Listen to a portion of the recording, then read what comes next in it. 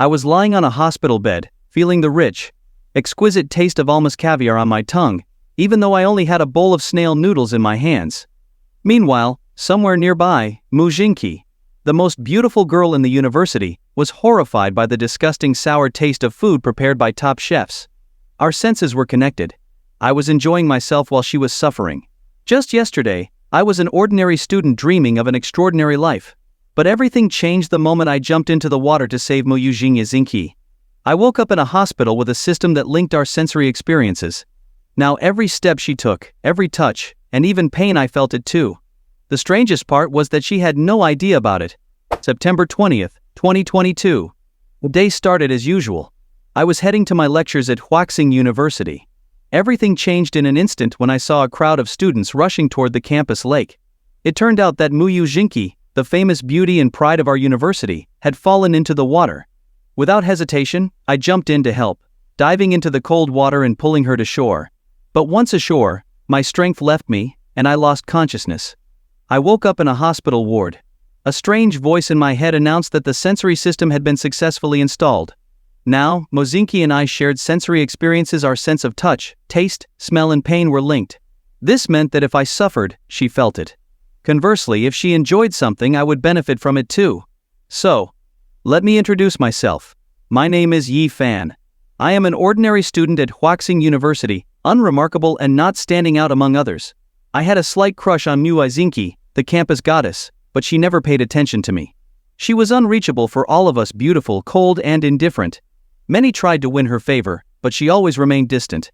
And now it turned out that I was the one whose senses were directly connected to her life. But that wasn't all. The system warned me that if I tried to use this connection for selfish or intimate purposes, I could earn points which could be exchanged for rewards. As I tried to comprehend all of this, my thoughts started racing ahead. Would I be able to feel what Mu Jinki felt? My imagination immediately pictured her in the shower, with water drops sliding down her slender body. No. I shook my head, trying to get rid of dirty thoughts. But the system seemed to be teasing me deliberately. The connection would last for 2 months, and each of our interactions, whether it be a touch, hug, or kiss, would trigger shared sensations. Just as I began to regain my composure, the ward door opened. A well-dressed man entered, introducing himself as the secretary of the Mu family. He thanked me for saving the young lady, and handed me a check for 300,000 yuan. I was at a loss for words. This sum seemed enormous to me. With this money, I could buy everything I ever dreamed of. My thoughts quickly drifted to fantasies of new electronics, collectible figures, and meals in the best restaurants. My mood lifted, and everything seemed just perfect. Meanwhile, in the neighboring VIP ward, Mu Jinki was also starting to regain consciousness. Her father was nearby, anxious and grateful that his daughter was alive. He surrounded her with care and ordered the best gourmet menu. However, something went wrong. When Mu Jinki took a spoonful of the scallop and shrimp porridge, her face contorted from the sharp, sour taste. She immediately pushed the dish away, trying to figure out what was happening. Her usually refined taste suddenly changed, and now everything she tried seemed disgusting. I, unaware of anything, sat in my ward eating a simple bowl of snail noodles. But on my tongue, I could taste the rich, sophisticated flavors of the delicacies being served to Mu Jinki. It was incredible. I was enjoying all of it without realizing that I had found a way to experience elite dishes without spending a dime. The luxurious taste of almost caviar and other dishes seemed like a gift of fate. And yet, despite this unusual connection, I knew that something would soon go wrong. In the VIP ward, Mr. Mu anxiously asked, "Doctor, how is my daughter?" The doctor, after reviewing the test results, replied, "Based on our examination, Miss Mu is fine, just physically weak. Her disordered sense of taste is likely due to fatigue. She simply needs to rest properly." Hearing this, Mr. Mu breathed a sigh of relief. He turned to Mu Jinki and said, "You're just too tired, my dear. Go home and get some proper rest." Mu Jinki, after confirming that the test results showed no issues, also believed that her recent exhaustion was causing her to experience strange sensations. Even though she wasn't doing anything at the moment, her muscles felt sore, her body weak, and especially her legs, they felt heavy and tired. It seemed like she really did need a good rest. Mr. Mu completed the discharge procedures, planning to take Mu Jinki home for a period of quiet recovery. As they exited the hospital, Mu Jinki, feeling her eyelids grow heavy from fatigue, accidentally bumped into a passing figure. Ouch! Yi Fan instinctively covered his forehead. He had just gone out to handle his own discharge and didn't expect to collide with someone. Now, his forehead was throbbing slightly. Congratulations to the host for an intimate collision with the target. You've earned 300 points. Yi Fan immediately went to use his points for a prize draw. Congratulations. You've won a Kawasaki H2 motorcycle. It is now parked in the hospital garage, along with advanced riding skills and a motorcycle license. A Kawasaki H2. Yi Fan's dream bike. And now, not only did he have superior riding skills, but he didn't even need to take a license test, he could start riding right away. This was awesome. Yi Fan suddenly heard a soft, alluring moan. He looked up to notice the beautiful girl surrounded by a group of bodyguards in black.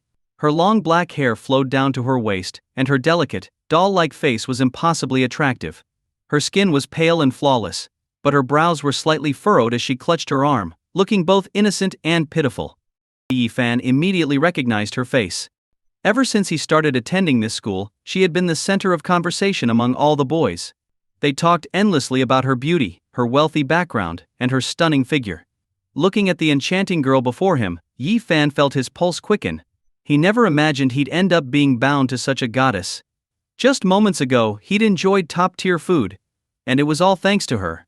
He had just eaten snail noodles. Maybe she would like them too?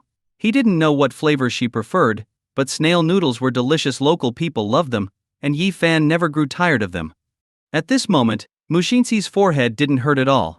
Even though her forehead had bumped against his arm, her arm now felt like it had hit something hard, leaving it numb and sore. She was startled to hear a deep, sexy grunt. Looking up in surprise, she saw a handsome young man in front of her, gently rubbing his forehead. He was tall and slender, with a strong masculine build. His short black hair gleamed faintly under the sunlight, and his dark eyes and thin lips curved into a charming smile. He had a fresh, energetic aura about him. "Are you all right?" Even his voice was pleasant, making Muzinsi's ears tingle. "I'm fine," Muzinsi responded coolly, though she was still a bit flustered. "Sorry for bumping into you."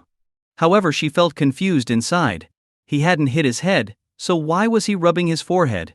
Then something even more surprising happened to Muzinsi. She could feel the smooth skin of his forehead with her fingers. Her movements were synchronized with his. While Muzinsi was lost in thought, her father called out from the hospital entrance, "Sweetheart, what's going on? Hurry up and get in the car." "Coming." Muzinsi replied, and walked toward her father.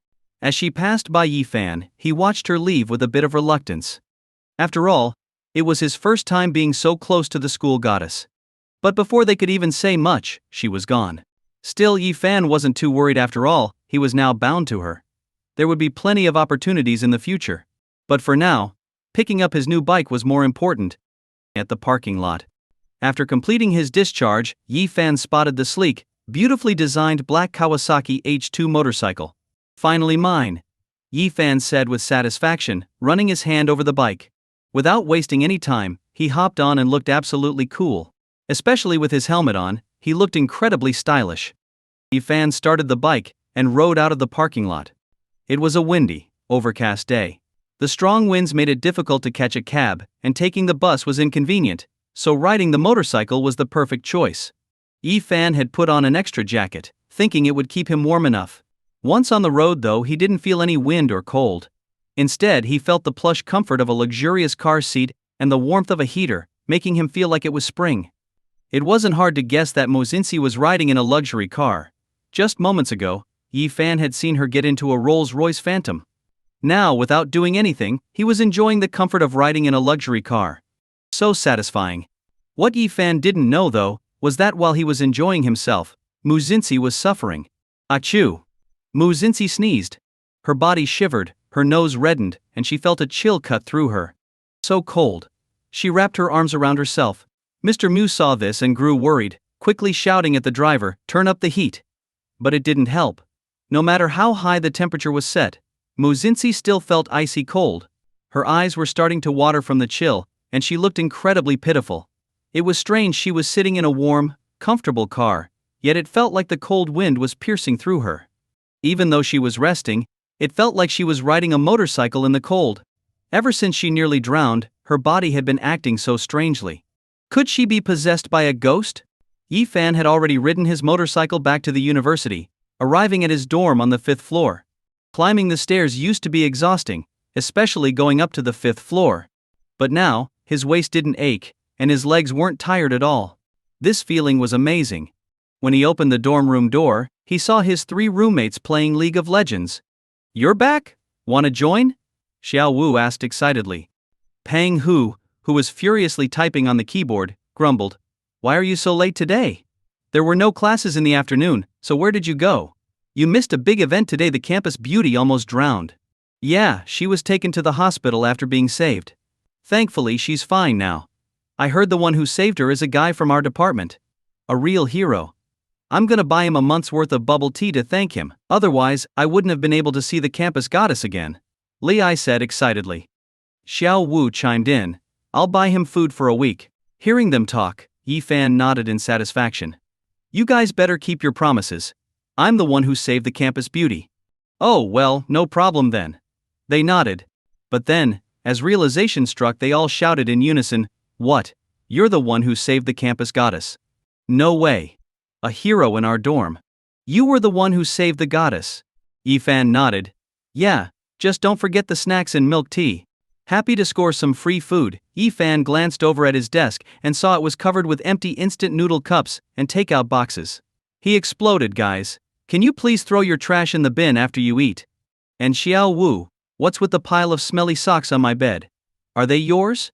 Have you been working on some biochemical weapon? You've worn them for days. Go wash them already." Normally, Yi Fan would have been disgusted by the smell. But now, since he had swapped senses with the campus beauty, he couldn't smell anything. This was no longer his problem. Fantastic. Instead, he caught a whiff of floral perfume and the fresh, clean scent of a girl's room. Finally, he thought, he could escape this dirty, stinky dorm and enjoy some nice smells for a change. How pleasant. He imagined Mu Xinxi was probably living in a luxurious mansion right now. But Yi Fan still needed these slobs to clean up. Dorm life was already a disaster, and as the dorm leader he had a lot of responsibility. However, now his roommates stopped playing games and gathered around him, curious. "What happened? How did you save the campus beauty? Was her body soft? Did you give her mouth to mouth? Did you kiss her?" Yi Fan raised an eyebrow. "Beauty is dangerous. It breaks a man's will and heart. Please, don't be so perverted, okay? Come on. Tell us all the details." "Yeah, we're brothers. No secrets." Faced with their badgering, Yi Fan replied seriously. "The desk is too dirty, the socks stink, the dorm's a mess, the trash hasn't been taken out, and no one's done their homework."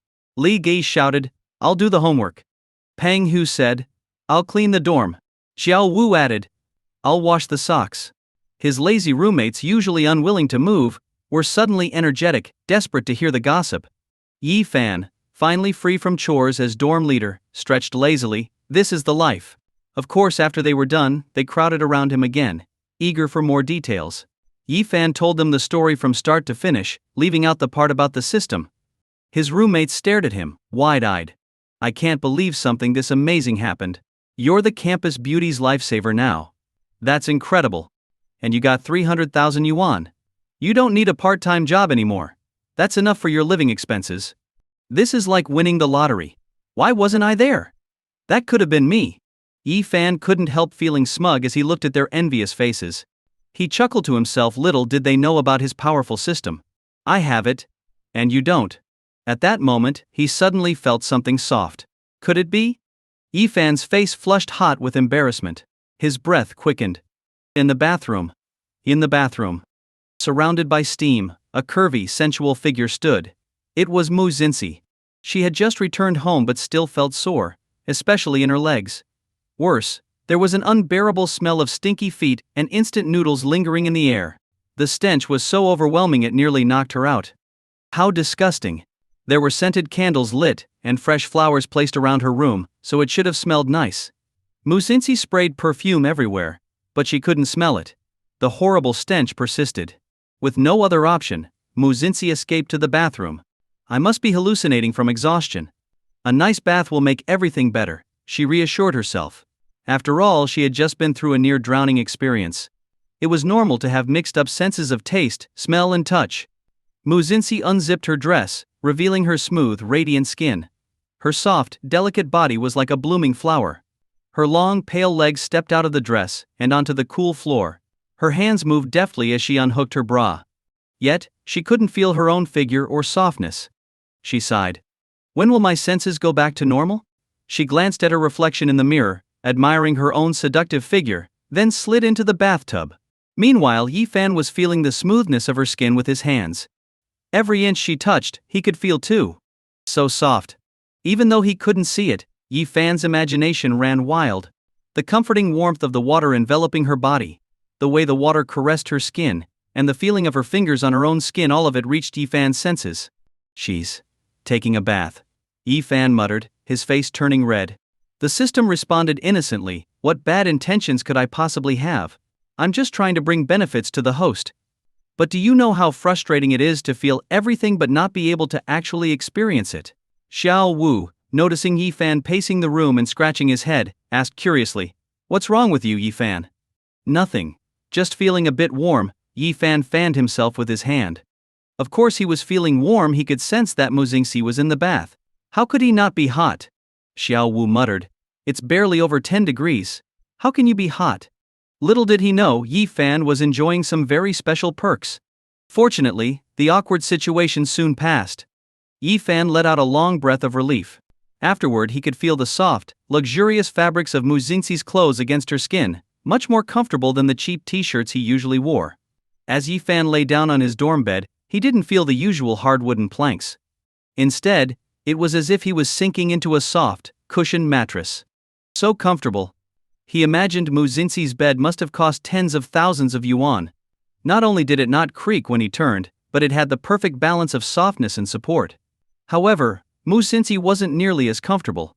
Even though she was lying on a mattress worth tens of thousands of yuan, she couldn't feel its softness.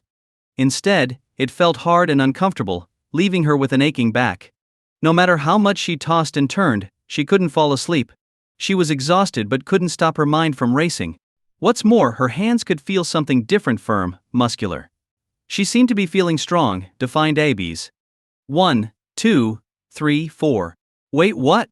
Then, suddenly the sensation shifted. What was going on? Mu Xingxi's face flushed deep red as she shook her head in disbelief. Oh my god, am I having that kind of dream now? The next morning, in the cafeteria, Xiao Wu and Peng Hu stared gloomily at their bowls of congee. Is this congee, or is it just water? There's barely any rice, it's all liquid. And the cafeteria lady's hand was shaking, she only gave me half a bowl. Plus, this steamed bun is hard as a rock, and there's barely any meat in it. The cafeteria food is really getting worse.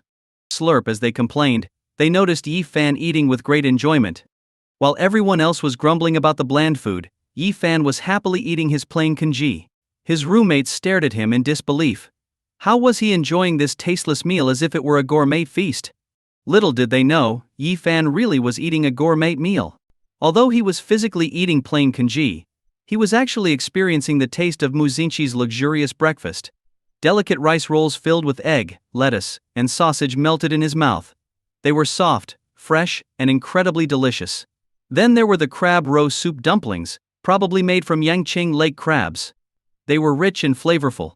The dumpling skin was so thin that with one bite, a rush of hot, savory chicken soup and delicious crab roe filled his mouth. The temperature was just right, and each slurp was more satisfying than the last. Yi Fan couldn't help but smack his lips in satisfaction. It seemed that Mu Xingxi had also eaten a crystal shrimp dumpling. The translucent wrapper had a soft, chewy texture, and the shrimp inside was incredibly fresh, likely made just that morning. Dipped in a little vinegar, it was simply perfect. Who else could enjoy such a luxurious breakfast so early in the morning? It was pure indulgence, especially for a student, who usually just grabs something quick to fill their stomach. Yi Fan was beyond satisfied. While he appeared to be drinking plain congee, it was only because it was the cleanest option in the cafeteria. Most students would start their day with congee, as it was easy on the stomach. Today Yi Fan had spent quite a bit on food. He bought a variety of items: fried dumplings, shumai, seaweed rolls with meat floss, and tofu pudding, eating a little of everything. What he didn't know was that Mu Xingxi, who was used to the finest gourmet meals, was highly particular about food. Even though her breakfast was prepared by a top chef, she wasn't fully satisfied with it, let alone the bland cafeteria fare she was now tasting through Yi Fan. To her, it all tasted odd and unsatisfactory. She might as well have been eating nothing at all. After breakfast, Yi Fan returned to the dorm, planning to ride his motorcycle and run some errands. As he stepped outside, he noticed a few pretty girls gathered around his Kawasaki motorcycle, chatting excitedly and taking pictures. This motorcycle is so cool. The design is really unique. It must be expensive. My brother loves racing bikes. Just then, a male voice chimed in. Nah, it's not that expensive. It's just some off-brand bike, probably only costs 4 or 5,000 yuan. It looks flashy, but what's the point? It's out in the sun and rain all the time. My Wuling Hongguang van is way more practical. Who was this guy, showing off? It definitely wasn't Yi Fan. Yi Fan looked up and saw a smug-looking guy in glasses strutting over. It was his class monitor, Hong Yi. This guy loved to show off his supposed knowledge, but in reality he was a fake know-it-all. He had even bribed the counselor to get his class monitor position. Hong Yi's words made the girls around him sigh in admiration. No wonder he's the class monitor. He really knows a lot. It's impressive that he's already driving a car as a student. Right? There aren't many guys at our school who own a car. Having a car really gives you a different perspective. We thought this motorcycle was expensive, but it's just customized to look nice. While the Wuling Hongguang wasn't exactly valuable, it was still better than riding the bus or subway, so at least Hong Yi was considered part of the car-owning crowd. For a moment, all the attention and admiration were directed at Hong Yi. Hong Yi smugly rubbed his nose, pretending to be humble. It's nothing really. If you work hard, you can have one too. Motorcycles may look cool, but they're just flashy. My Wuling Hongguang is way more practical. Yi Fan scoffed and walked over. He didn't say a word, but the girls quickly shifted their attention to him. After all, Yi Fan was incredibly handsome, the heartthrob of his department. And his heroic act of saving the campus beauty was already well known throughout the school. Not only was he good-looking, but he was also a hero, admired by countless girls. Yi Fan, do you want to go for a walk around campus with us? We heard you saved the campus beauty. How amazing. I don't know how to swim, and it seems really dangerous. Could you teach me, Yi Fan? I even bought a super sexy bikini for practice. Yi Fan, have you had breakfast yet? Let's go to the cafeteria. They've got new dishes today. If you don't want to go, I can buy something for you. The girls practically threw themselves at him, their intentions clear. This made Hong Yi grit his teeth in frustration. Just moments ago, the girls had been fawning over him, but as soon as Yi Fan appeared, their focus shifted completely. Ever since school started, Yi Fan had been extremely popular with the girls. Even though Yi Fan was near the bottom of the class academically, it didn't stop the girls from flocking to him. And now that he had saved the campus beauty, his reputation had soared. Before, only the girls in his class admired him. Now, the whole school was obsessed with him. But Yi Fan wasn't interested in the beautiful, flirtatious girls surrounding him. He calmly said, "Excuse me, you're blocking my Kawasaki." Huh? The girls were stunned. Yi Fan raised the key in his hand and said, "This is my bike." The shock was palpable. Even Hong Yi was in disbelief. That cool motorcycle belonged to Yi Fan? Wasn't Yi Fan broke just a short while ago? How could he afford such an expensive bike now? Hong Yi found himself in a tough spot. The girls immediately turned their angry gazes on Hong Yi. Kawasaki? I've heard of it. My brother said those bikes cost hundreds of thousands of yuan, not including the customization costs. I can't believe Yi Fan has one.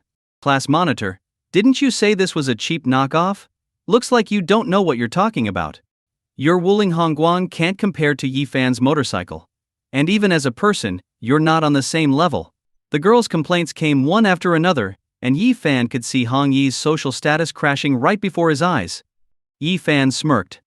That's what you get for showing off. Now you've been exposed. As Yi Fan put on his motorcycle helmet, the girls batted their eyelashes at him, flirting shamelessly. Yi Fan, can I ride on your bike? Take me for a spin, Yi Fan. My legs are so tired today. I'm wearing black stockings. Take me for a ride, please. But Yi Fan remained unfazed by their advances and responded simply, "No back seat."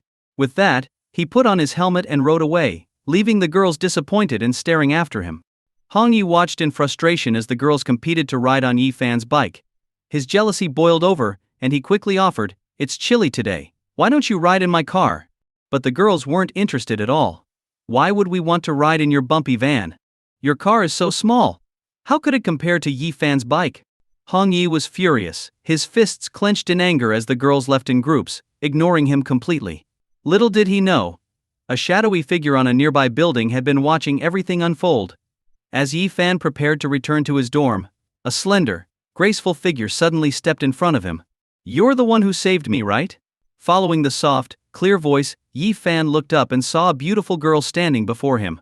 She was wearing a white dress that perfectly outlined her curvy, seductive figure. Her 36D chest and slender waist were hard to miss.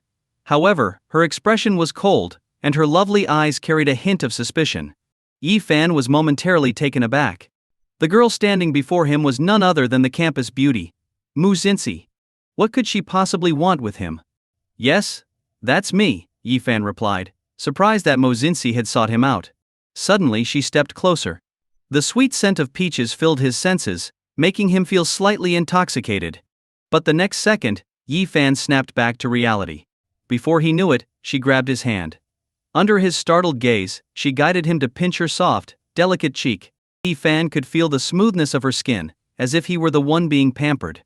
Her slightly puffed cheeks, which betrayed a hint of cuteness behind her usual cold demeanor, added to her charm. The system chimed in. "Congratulations, host.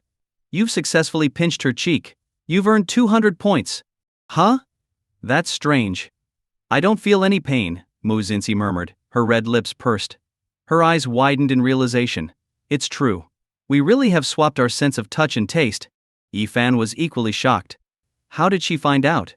This bizarre situation was something he hadn't dared to mention, fearing people would think he was crazy. He had planned to tell her at a more appropriate time, but she had discovered it on her own. Just as Yi Fan braced himself, thinking Mu Xinxi was about to lash out in anger, she suddenly looked at him with tear-filled eyes. Her delicate face showed a hint of grievance. "I haven't been able to eat properly or stay warm these past few days, and it's all because of you." Yi Fan wasn't afraid of much, but seeing a girl cry? That was his weakness. The way she looked at him now, with tears brimming in her eyes and an air of vulnerability, instantly softened his heart. "I'm sorry. I didn't want to swap senses with you either. But it just happened." It was all the system's doing.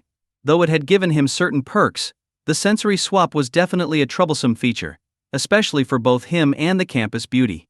Unexpectedly, Mu Xinxi grabbed a fistful of Yi Fan's shirt, her voice soft and pleading. "I don't care. You need to give my senses back to me." A moment later, Yi Fan felt the warmth of her lips pressing against his. He stared at the beautiful girl before him in disbelief. She had closed the distance between them and kissed him. A kiss from a goddess. His heart raced uncontrollably, adrenaline coursing through his body. His mind screamed for composure, but his pulse pounded in his ears. He was completely captivated. Her lips tasted sweet. The campus beauty had just kissed him, right here, right now. "Congratulations, host. You've successfully kissed her and earned 2,000 points." When she finally let go, Yi Fan gasped for air, still reeling from what had just happened. He could still taste the lingering sweetness of Mu Xinxi on his lips. She was bold. But he liked it. A grin tugged at Yi Fan's lips, despite his attempt to remain composed. However, Mu Xinxi looked at him, wide-eyed, her face flushed with embarrassment. Why hasn't it worked? In TV shows, kissing is supposed to reverse things. She had just given her first kiss, gathering all her courage to do so, and it hadn't even worked. Recalling the passionate kiss, Mu Xinxi felt her cheeks burn with shame. Yi Fan held back a laugh. That's not how it works, he thought. This whole thing was because of the system's odd mechanics, and a kiss wasn't going to change it. They would have to wait until the 2-month period was up for the senses to return to normal. Still determined, Mu Xinxi frowned. "No, we need to find another way. You're coming with me. You saved me from drowning last time, right? Maybe if we recreate the scene and fall into the water again, things will go back to normal?" she suggested, a hint of desperation in her voice. Yi Fan shook his head. "No way. What if it doesn't work and something worse happens? Then what are we supposed to do?" The memory of nearly drowning last time still haunted her. "We'll just have to wait a little longer. Maybe everything will go back to normal on its own." Yi Fan felt sympathy for Mu Xinxi's situation and tried to comfort her. After all, the system had said the swap would only last for 2 months. Mu Xinxi's usually cold face softened slightly with defeat. She didn't like the idea of waiting but had no choice. "Fine, we'll wait for now, but we need to figure something out before then." She looked up at him, her gaze steady. "I still need to thank you in person for saving my life. But now, can I ask another favor?" "What is it?" "Please. Take good care of my senses while they're still linked," Mu Xinxi said, her pale cheeks flushing red. "Until we switch back, could you at least try to be considerate?" The usually aloof and distant campus beauty was now humbly pleading with him, Yi Fan, of course, wasn't heartless. He nodded. Sure, I'll do my best. Let's exchange WeChat contacts. I need to know where you are and what you're doing at all times, she stammered, her ears turning bright red. Her mind flashed back to last night, making her feel even more embarrassed. She had barely slept, haunted by the vivid, intimate sensations she had experienced. Despite trying to convince herself otherwise, she couldn't help but think about it. All right, no problem, Yi Fan agreed readily. After all, this whole mess was partly his fault. It was only fair that he take responsibility. Besides, with the system's perks, staying close to Muzi could work out in his favor as well. Soon enough, they exchanged WeChat contacts. Yi Fan couldn't help but feel a bit giddy. After all, countless guys had chased after Muzinsi, begging for her contact information, only to be turned away. And here he was, casually adding her as a friend. Her profile picture was a simple but stunning photo of herself, her cool and elegant demeanor effortlessly captured. It looked like an art portrait. Yi Fan grinned as he labeled the contact Mujinsi.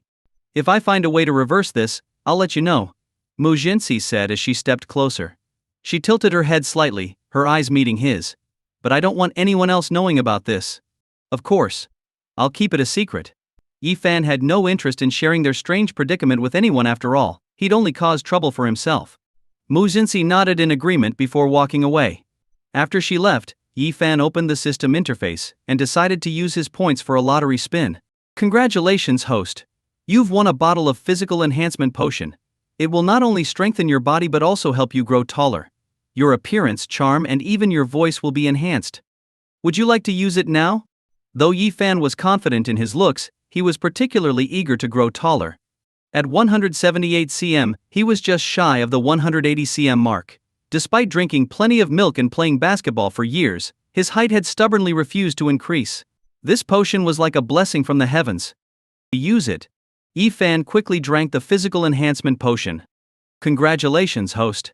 The potion has been successfully consumed. You will gradually experience noticeable changes over the next month.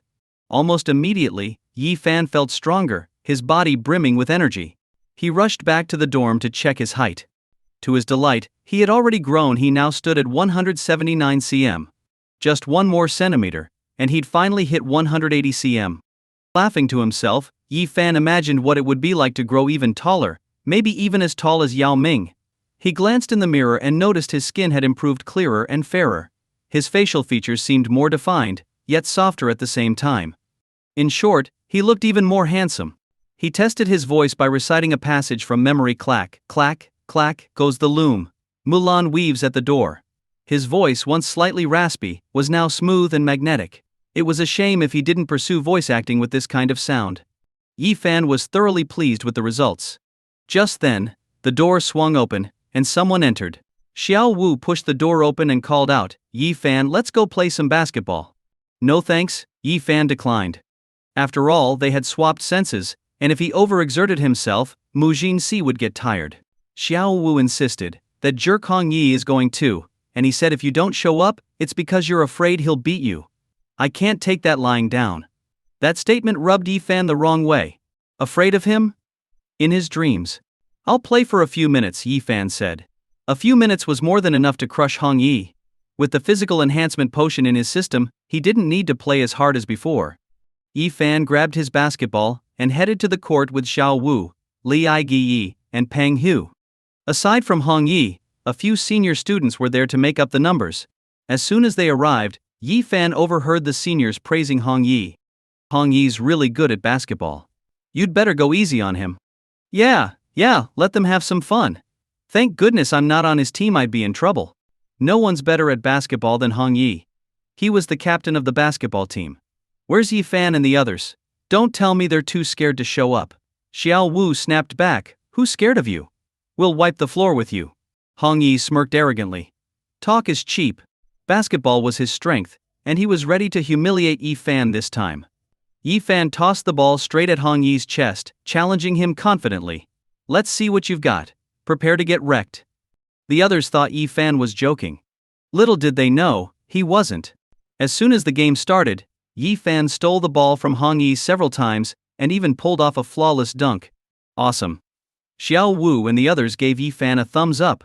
Thanks to the physical enhancement potion, Yi Fan's basketball skills had improved dramatically, and the best part was, with the sensory swap, he didn't feel tired at all. That was his secret to victory. Even if he played against 30 Hong Yis, he'd still come out on top. Frustrated, Hong Yi was panting heavily. He had been determined to show off, but not only had Yi Fan stolen the spotlight earlier in the day, now he was dominating the court too. No matter how Hong Yi and the seniors tried to block him, Yi Fan moved swiftly, faking them out and sinking a long-distance shot with ease. Hong Yi groaned. Out of breath and completely outplayed, Yi Fan's roommates were thrilled. Yi Fan, you're amazing. You're on fire. You're killing it, man. Even the seniors were impressed. Who knew you were this good? Yi Fan rubbed his nose and couldn't help but smile. Just average, top 3 in the world, he chuckled. Anyway, I've got things to do, so I'm done for now. Although it had only been a few minutes, Mu Xinxi was the one feeling the physical strain. Yi Fan felt a little guilty and didn't want to push her too far. Despite the seniors begging him to stay, Yi Fan refused to keep playing. Alright, I'm done too. My girlfriend is waiting for me, we're going to see a movie, Hong Yi said, trying to steal the attention back as everyone surrounded Yi Fan.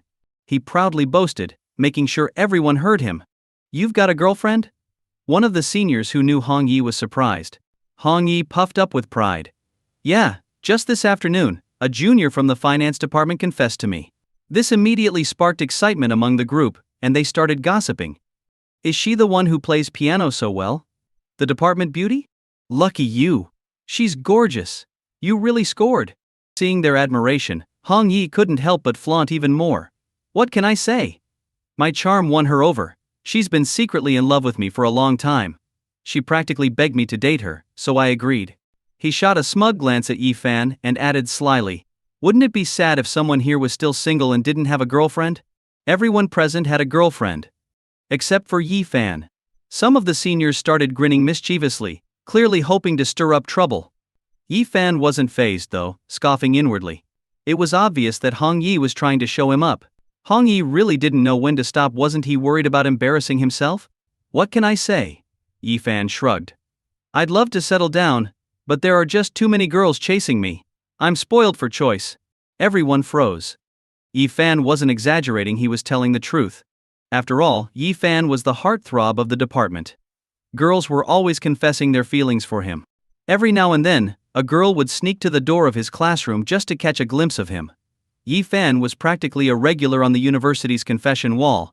Once again, the attention shifted back to Yi Fan, and envy filled the air. Sure, the others had girlfriends, but they had little to no competition. In contrast, girls of all kinds were vying for Yi Fan's attention.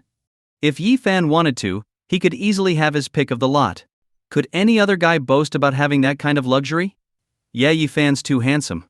I'd love to have him as my brother-in-law. I heard Yi Fan's name came up again on the confession wall yesterday. Yi Fan's luck with girls is insane. Being that good-looking is a blessing and a curse. He probably has to pick a girlfriend like choosing a princess. The group showered Yi Fan with praise, and in an instant, everyone seemed to forget about Hong Yi. Seeing the spotlight shift once again to Yi Fan, Hong Yi clenched his fists in frustration. The girls chasing him aren't exactly top tier. No wonder he's so picky. Anyone would want a pretty girlfriend, Hong Yi grumbled bitterly. The group pondered this for a moment. After all, Hong Yi's girlfriend was a department beauty, gorgeous and talented.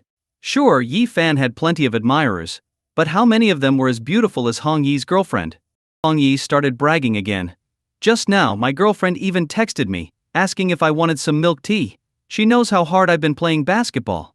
The group collectively sighed with envy. Having a thoughtful, beautiful girlfriend like that, what a dream. Too bad they didn't have one. Hong Yi might not be as handsome as Yi Fan, but winning over a department beauty clearly proved he had some game. Everyone crowded around Hong Yi, eager for his advice. Come on, Hong Yi, share your secrets. How did you land such a perfect girl? My girlfriend's great, but she's not as pretty. Plus, she's kind of mean. How do you train your girlfriend? Hong Yi smugly raised his eyebrows at Yi Fan. He was finally back on top. See? I've got a beautiful girlfriend, and you don't. What good is your good looks if they can't feed you? Before Yi Fan could respond, someone suddenly shouted, Oh my god, it's Mu Xinxi, the campus beauty. Everyone turned to look at the entrance of the basketball court. A stunning girl with a graceful figure appeared before them. Her long dark hair cascaded down to her waist, and she wore an off-the-shoulder dress that highlighted her fair skin and slender waist. Her 36D bust and delicate curves were impossible to miss. In her hand she held a cup of milk tea, as if it were a work of art. However, her expression remained cold, as distant and alluring as a flower on a high cliff, untouchable and radiant. Her mere presence had everyone staring in awe. She's so beautiful. My heart's racing just looking at her. She's my dream girl. If she even glanced at me, I'd die happy. I'd give up everything just to be with her. Heck, I'd steal a bike to support her if I had to. I wish I could be the milk tea in her hand, just to be close to her. Even Yi Fan's roommates were excited. Xiao Wu clutched Yi Fan's sleeve in excitement. This is the closest I've ever been to the campus beauty. Pang Hu blushed, his heart pounding. She's walking in our direction. No way. Who's she here for? Don't tell me she's delivering milk tea to someone here. Lei Di speculated. Xiao Wu scoffed. Yeah, right. Have you ever seen the campus beauty show interest in anyone? She's probably just passing by. Li Aigi quickly dismissed his ridiculous theory. After all, Mu Xinqi was the school's famously cold-hearted beauty. She had countless admirers, but no one had ever seen her get close to a guy, let alone deliver milk tea. It just wasn't possible. Even having a guy deliver milk tea to her was a once-in-a-lifetime event worth bragging about. Normally, Mu Xinqi didn't even stay on campus, and running into her was rare. The fact that they could even see her up close felt like a blessing. But as they all admired her from afar, they realized that Mu Xinqi was indeed walking toward them. Wait, was she really delivering milk tea? To whom? As everyone held their breath, Mu Xinqi stopped in front of Hong Yi. Hong Yi's face turned bright red. Could it be that the campus beauty had a secret crush on him and was bringing him milk tea? If that were the case, why would he need to stay in his current relationship? If Mu Xinqi was interested, he'd break up immediately to be with her. The others, seeing Mu Xinqi stop in front of Hong Yi, were filled with envy. No way. Is Hong Yi really this lucky? He's already got a department beauty after him, and now the campus beauty is interested too. Hong Yi really hit the jackpot. If the campus beauty gives him milk tea, he could brag about it for a whole year. But what's he going to do if the campus beauty confesses? He already has a girlfriend. Hearing these comments, Hong Yi was feeling great. Let them be jealous, his charm was irresistible. Hey, Hong Yi said smugly, trying to start a conversation. But Mu Xinqi's icy voice cut him off. Move, you're in the way. Hong Yi? The boys who had been envying Hong Yi couldn't help but burst out laughing. Hey haha. As if the campus beauty would be interested in Hong Yi. There was no way her standards were that low.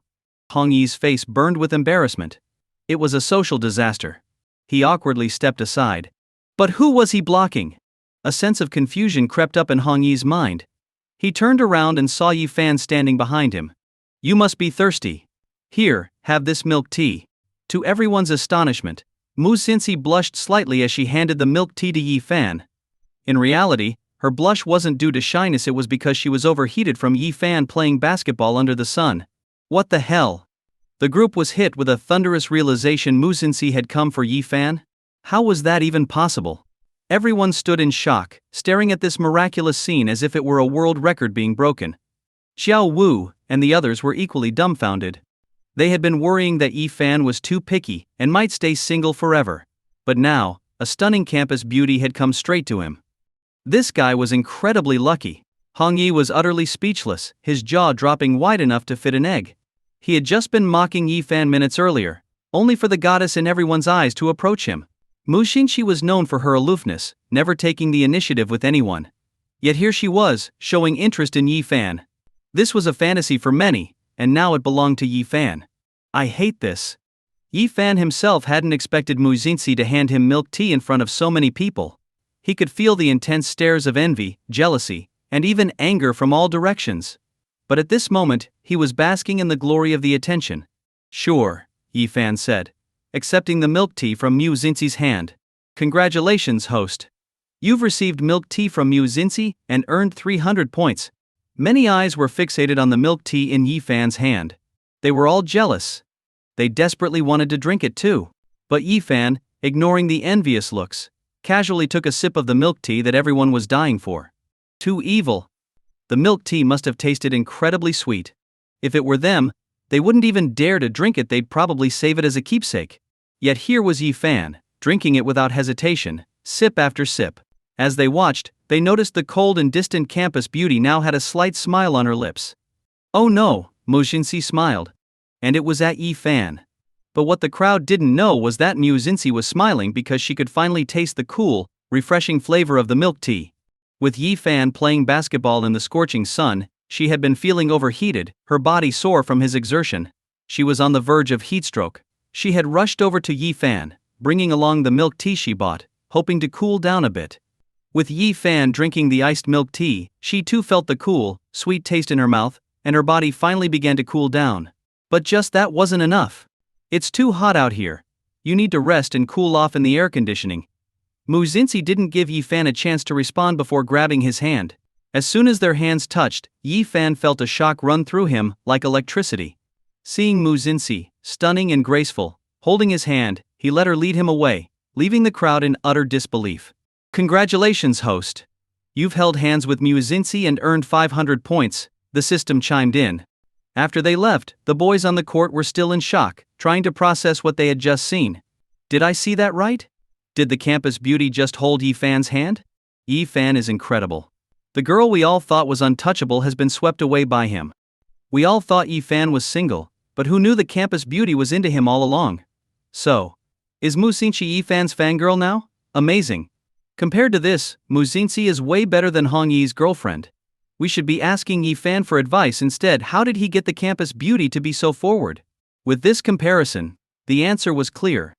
Mujinsi was not only breathtakingly beautiful, like a goddess, but also rich and academically outstanding, a perfect combination. In contrast, Hong Yi's girlfriend didn't even come close to Mujinsi's level. Everyone knew that Mujinsi rarely spoke to boys, let alone initiated contact. And yet, the historic moment had unfolded right before their eyes, proving just how much charm Yi Fan possessed. A girl this gorgeous and cold-hearted had come to him, offered him milk tea, and even held his hand without a second thought. Yi Fan was like a love saint, a god among men. Hong Yi was fuming. He had long had a crush on Mujinsi, but she had never shown any interest in him, nor had she ever accepted his gifts. Hong Yi had always kept his feelings hidden, treating Mujinsi as an unattainable goddess. But now, Yi Fan had made her take the first step toward him. Damn it! Yi Fan managed to steal the spotlight again. At the entrance to Blue Moon Cafe, as Yi Fan walked inside, the doorman, without much expression, said, "Sorry, we're not hiring for part-time jobs at the moment." He had sized Yi Fan up, clearly a student, wearing what looked like cheap market clothes, even if he was somewhat good-looking. But good looks couldn't get you a meal. This cafe had one of the highest-priced menus in the area, with an average meal costing over 1,000 yuan. The people who dined here were either rich or famous. This guy must have come to ask for a part-time job or to take some photos for social media, and then leave. Either way, it was best not to let him in. Feeling judged by his appearance, Yi Fan protested, "I'm here to eat." Just then, Mujinsi caught up to him. Her elegant and refined demeanor immediately caught the doorman's attention. Not only was she wearing designer brands, but she also carried a Chanel bag. He quickly recognized who she was, the daughter of the Mu family financial empire, a regular at the cafe. "Miss Mu, welcome." The doorman greeted her eagerly. However, Mujinsi coldly responded, "From now on, when he comes, don't block him." With a single sentence, the doorman was left speechless. He watched as Mujinsi led Yi Fan inside, stunned. This guy was something else. Could it be that he had some extraordinary skill that had made Miss Mu so willing to follow him around like this? It was well known that Miss Mu had dined here countless times but never brought a male companion. Yet today, she brought him along. There was no way someone dining with Miss Mu, the daughter of such a wealthy family, could be just a poor student. This handsome guy must be hiding his true identity. Perhaps that simple t-shirt wasn't from a cheap store but rather a custom-made, high-end piece. "Please come in. I'm sorry for not recognizing you." The doorman quickly apologized and respectfully opened the door for them. Thanks to Mujinsi, Yi Fan was now enjoying the treatment of a VIP. How satisfying. The doorman who had judged him moments ago was now eating his words. As they entered, Yi Fan couldn't help but admire the restaurant's ambience. The atmosphere was elegant and refined, and just by looking at the decor, it was obvious the place was expensive. Yi Fan had never imagined he'd be dining in such a place. After all, as a student, he couldn't afford to splurge on an afternoon tea that cost thousands of yuan. Once seated, Mujinsi relaxed under the cool air conditioning, finally feeling the heat from earlier fade away. Ah, that feels good, she murmured, her lips curving into a small, satisfied smile. She looked as relaxed as a cat basking in the sun, her previous coolness replaced by a soft, girlish charm. Her flushed cheeks made her look less like the untouchable campus beauty, and more like an adorable girl. Sorry for making you almost pass out from the heat, Yi-fan apologized, scratching his head awkwardly, realizing he had overdone it with the basketball. Good that you know, she pouted slightly, leaning forward, her eyes wide and pleading. Can you take it a little easier next time? You've worn me out. Her voice was soft and gentle, making Yi-fan's heart skip a beat. Sure, but sometimes it's hard to control, Yi-fan cleared his throat. But hey, exercise is good for health. He felt a bit embarrassed. After all, he didn't want to admit that controlling his impulses was difficult, but for her sake he'd have to manage. Musinsi blinked her long lashes in frustration. This whole body swap thing is so annoying. Why haven't we switched back yet? She looked directly at Yi-fan and said, since you know you were wrong, you should make it up to me. Without waiting for a response, she handed the menu to him. Order. Yi-fan glanced at the menu. Whoa! Everything was insanely expensive. This place was practically daylight robbery. The cheapest thing on the menu was a black coffee for 320 yuan. Why pay for that when he could make his own at home for free? As Yi-fan stared at the menu in disbelief, Mushinsi asked, having a hard time? Fine, I'll order. Geisha pour over coffee, a fresh mimosa orange cake, Valrhona chocolate souffle, donut with veal and tuna sauce, white truffle gelato. Yi-fan was dumbstruck. Was she reading off a gourmet list? Muzinsi ordered more than 10 dishes in one go, each more expensive than the last. When all the food arrived, Yi-fan felt like he was about to go broke just by looking at it. The beautifully plated dishes looked delicious, each more mouthwatering than the next. This must be heaven.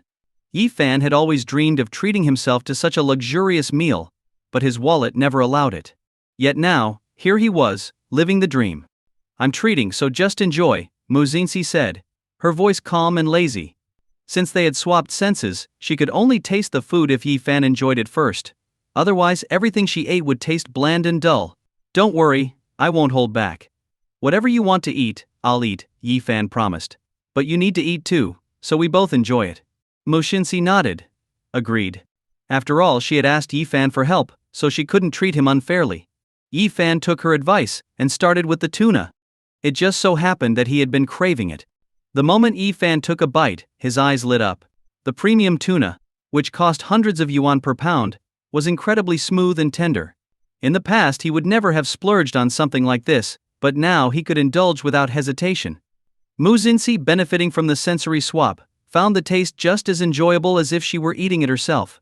The soft, flavorful fish in her mouth brought a long-awaited sense of satisfaction.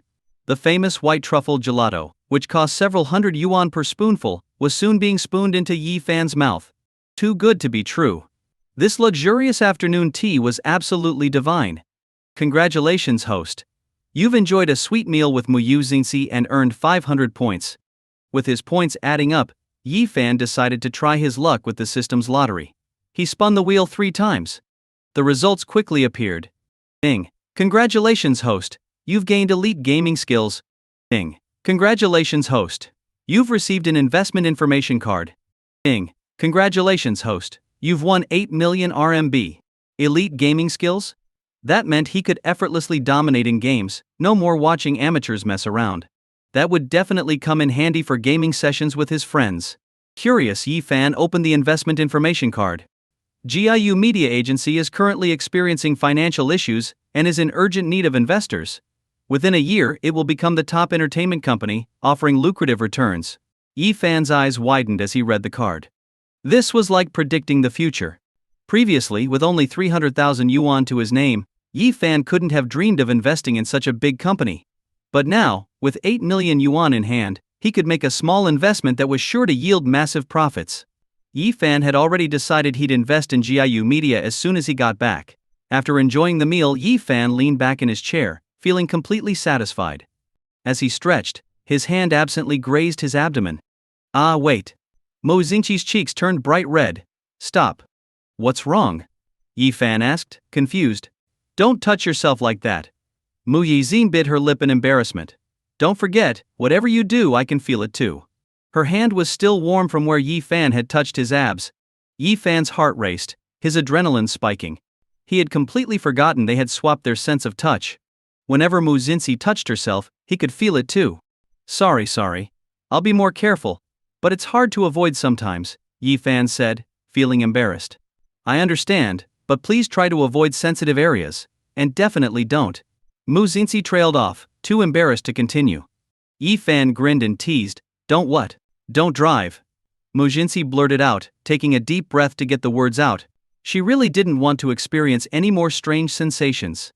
Last time, it must have been when Yi Fan was taking a shower, and she had felt something that left her thoroughly embarrassed. Don't worry, I'm single, Yi Fan paused for a moment. So I haven't had the chance yet. Coincidentally, so am I, Mu Xinxi sighed in relief. I guess that makes us even. Yi Fan smirked. Anything else you want to warn me about? We should live together. Yi Fan, in the middle of drinking water, immediately started choking. Live together? What was she talking about? Was this some kind of twisted joke or a breach of ethics? Was the campus beauty about to confess her love and make their relationship official? Mu Xinxi gently rubbed her throat, still feeling the discomfort from being choked by the water. Yi Fan apologized, Sorry, what you said was just too shocking. He took another sip of water, trying to ease the sensation for her as well. Mu Xinxi's complexion slowly improved, but her cheeks remained flushed, and her slightly squinted eyes gave her a sultry, alluring look. I meant that you should come live at my place, Mu Xinxi finally said, her face turning even redder. Not for the reasons you're thinking. The situation we're in is pretty tricky, she continued. To ensure I get proper sleep, I need to control your living environment. It's the only way I can rest easy. Mu Xinxi had never been to the male dormitory, but she could already imagine the unpleasant smell of dirty socks and the general lack of hygiene. Plus, Yi Fan's uncomfortable wooden bed was something she had to endure through the sensory swap. If Yi Fan lived at her place, she'd be able to sleep in a comfortable environment, improving her quality of rest as well. That won't work, Yi Fan quickly rejected. I can't just move into a girl's home like that. It felt inappropriate to him. He couldn't just casually live in the campus beauty's house, it would hurt her reputation. Besides, with a man and a woman under the same roof, who knew what could happen? Yi Fan admitted he had some self-control, but it would be tough to resist temptation, especially since Mu Xinxi was such a stunning 36D beauty. No dirty thoughts. Yi Fan reminded himself. Seeing his refusal, Mu Xinxi's eyes lit up. If it were any other guy, they would have jumped at the offer immediately. The fact that Yi Fan hesitated showed he wasn't someone who would take advantage of her. He's really reliable. Mu Xinxi thought, her opinion of Yi Fan improving further, and she became more determined to convince him. If you stay at my place, you'll enjoy the same comforts I do. The servants will treat you like family, and I'll even give you a monthly allowance. Please, just help me out. Mu Xinxi gazed at Yi Fan with hopeful, pleading eyes. Yi Fan, seeing her so desperate, softened. Why stay in the cramped, dirty dorm when he could live in a mansion? Sure, his roommates were fun, but the dorm environment was awful. Lights out at 10:30 p.m., and the electricity shut off just as his phone needed charging. Sometimes he couldn't even finish a shower before the water stopped. Plus, the dorm was always a mess. His 3 roommates never cleaned up, leaving trash and leftover food everywhere, attracting mosquitoes and flies. And Yi Fan, as the dorm leader, was responsible for ensuring cleanliness. Then there was the constant smell of dirty socks, especially from Xiao Wu, who rarely washed his feet. The stench was unbearable. To make things worse, his roommates were notorious for their flatulence. Pop, pop, pop, pop, pop, pop, pop, pop. It was like a never-ending symphony of farts, making the already terrible dorm conditions even worse. Sorry guys, but I'm out. It wasn't just the allure of the mansion. Yi Fan could no longer endure the chaos of dorm life. Besides, how could he turn down Mu Xinxi's heartfelt request? So, Yi Fan nodded. Alright, I'll move in. Congratulations, host. You've accepted a cohabitation invitation and earned 300 points. Thank you, Mu Xinxi said, satisfied. This had gone much smoother than she'd expected. She just hoped things would go smoothly from now on, though she didn't realize that everything would soon take a wild turn once Yi Fan moved in. When it came time to settle the bill, the waiter instinctively approached Yi Fan. Hello, would you like to pay by scan or card? The waiter glanced at the handsome Yi Fan, then at the beautiful Mu Xinxi sitting across from him. There was no doubt in his mind that Yi Fan was trying to court Miss Mu. After all, Miss Mu was so stunning, even the waitress herself felt a little smitten. Under normal circumstances, the guy would insist on paying. While the waiter silently praised his own perceptiveness, Mu Xinxi pulled out her black card and handed it over. I'll pay. The waiter froze, eyes wide in disbelief. Did he hear that right? Mu Xinxi was paying the bill? Wasn't the guy supposed to be pursuing the girl? Was it the other way around now? Was Miss Mu pursuing him? Who was this guy? After all, Mu Xinxi was the goddess every guy dreamed of dating. The waiter, still stunned, took another look at Yi Fan. She hadn't gotten a good look at him earlier, but now, seeing him up close, she was blown away by his good looks. Wow, he's handsome. His eyes sparkled like stars, his eyelashes were long, and his nose was perfectly shaped. Was he a celebrity? No wonder Miss Mu was so taken by him. Even the waitress herself felt drawn to him. If he wasn't a customer, she would have asked for his WeChat. Mu Xinxi tapped the table lightly, snapping the waitress out of her trance. The card? The waitress blushed and quickly apologized, sorry. Before swiping the card and returning it to Mu Xinxi. Ding. Soft Living detected reward 500 points, the system chimed in. Let's go, Mu Xinxi said to Yi Fan. He nodded and followed her out. As they left, the waitress watched Yi Fan longingly, wishing she could work up the courage to ask for his contact information. He must have more to offer than just good looks. After all, many handsome men had pursued Mu Xinxi, including top-tier celebrities, but none had caught her attention like this guy had. When they reached the entrance, Yi Fan turned to Mu Xinxi and said, I'll take the bus back to the dorm to pack my things. You can't take the bus. Mu Xinxi frowned, shaking her head. Why not? Yi Fan asked, puzzled. It's really hot right now, and buses are crowded and smelly. You'll ride in my car, Mu Xinxi insisted.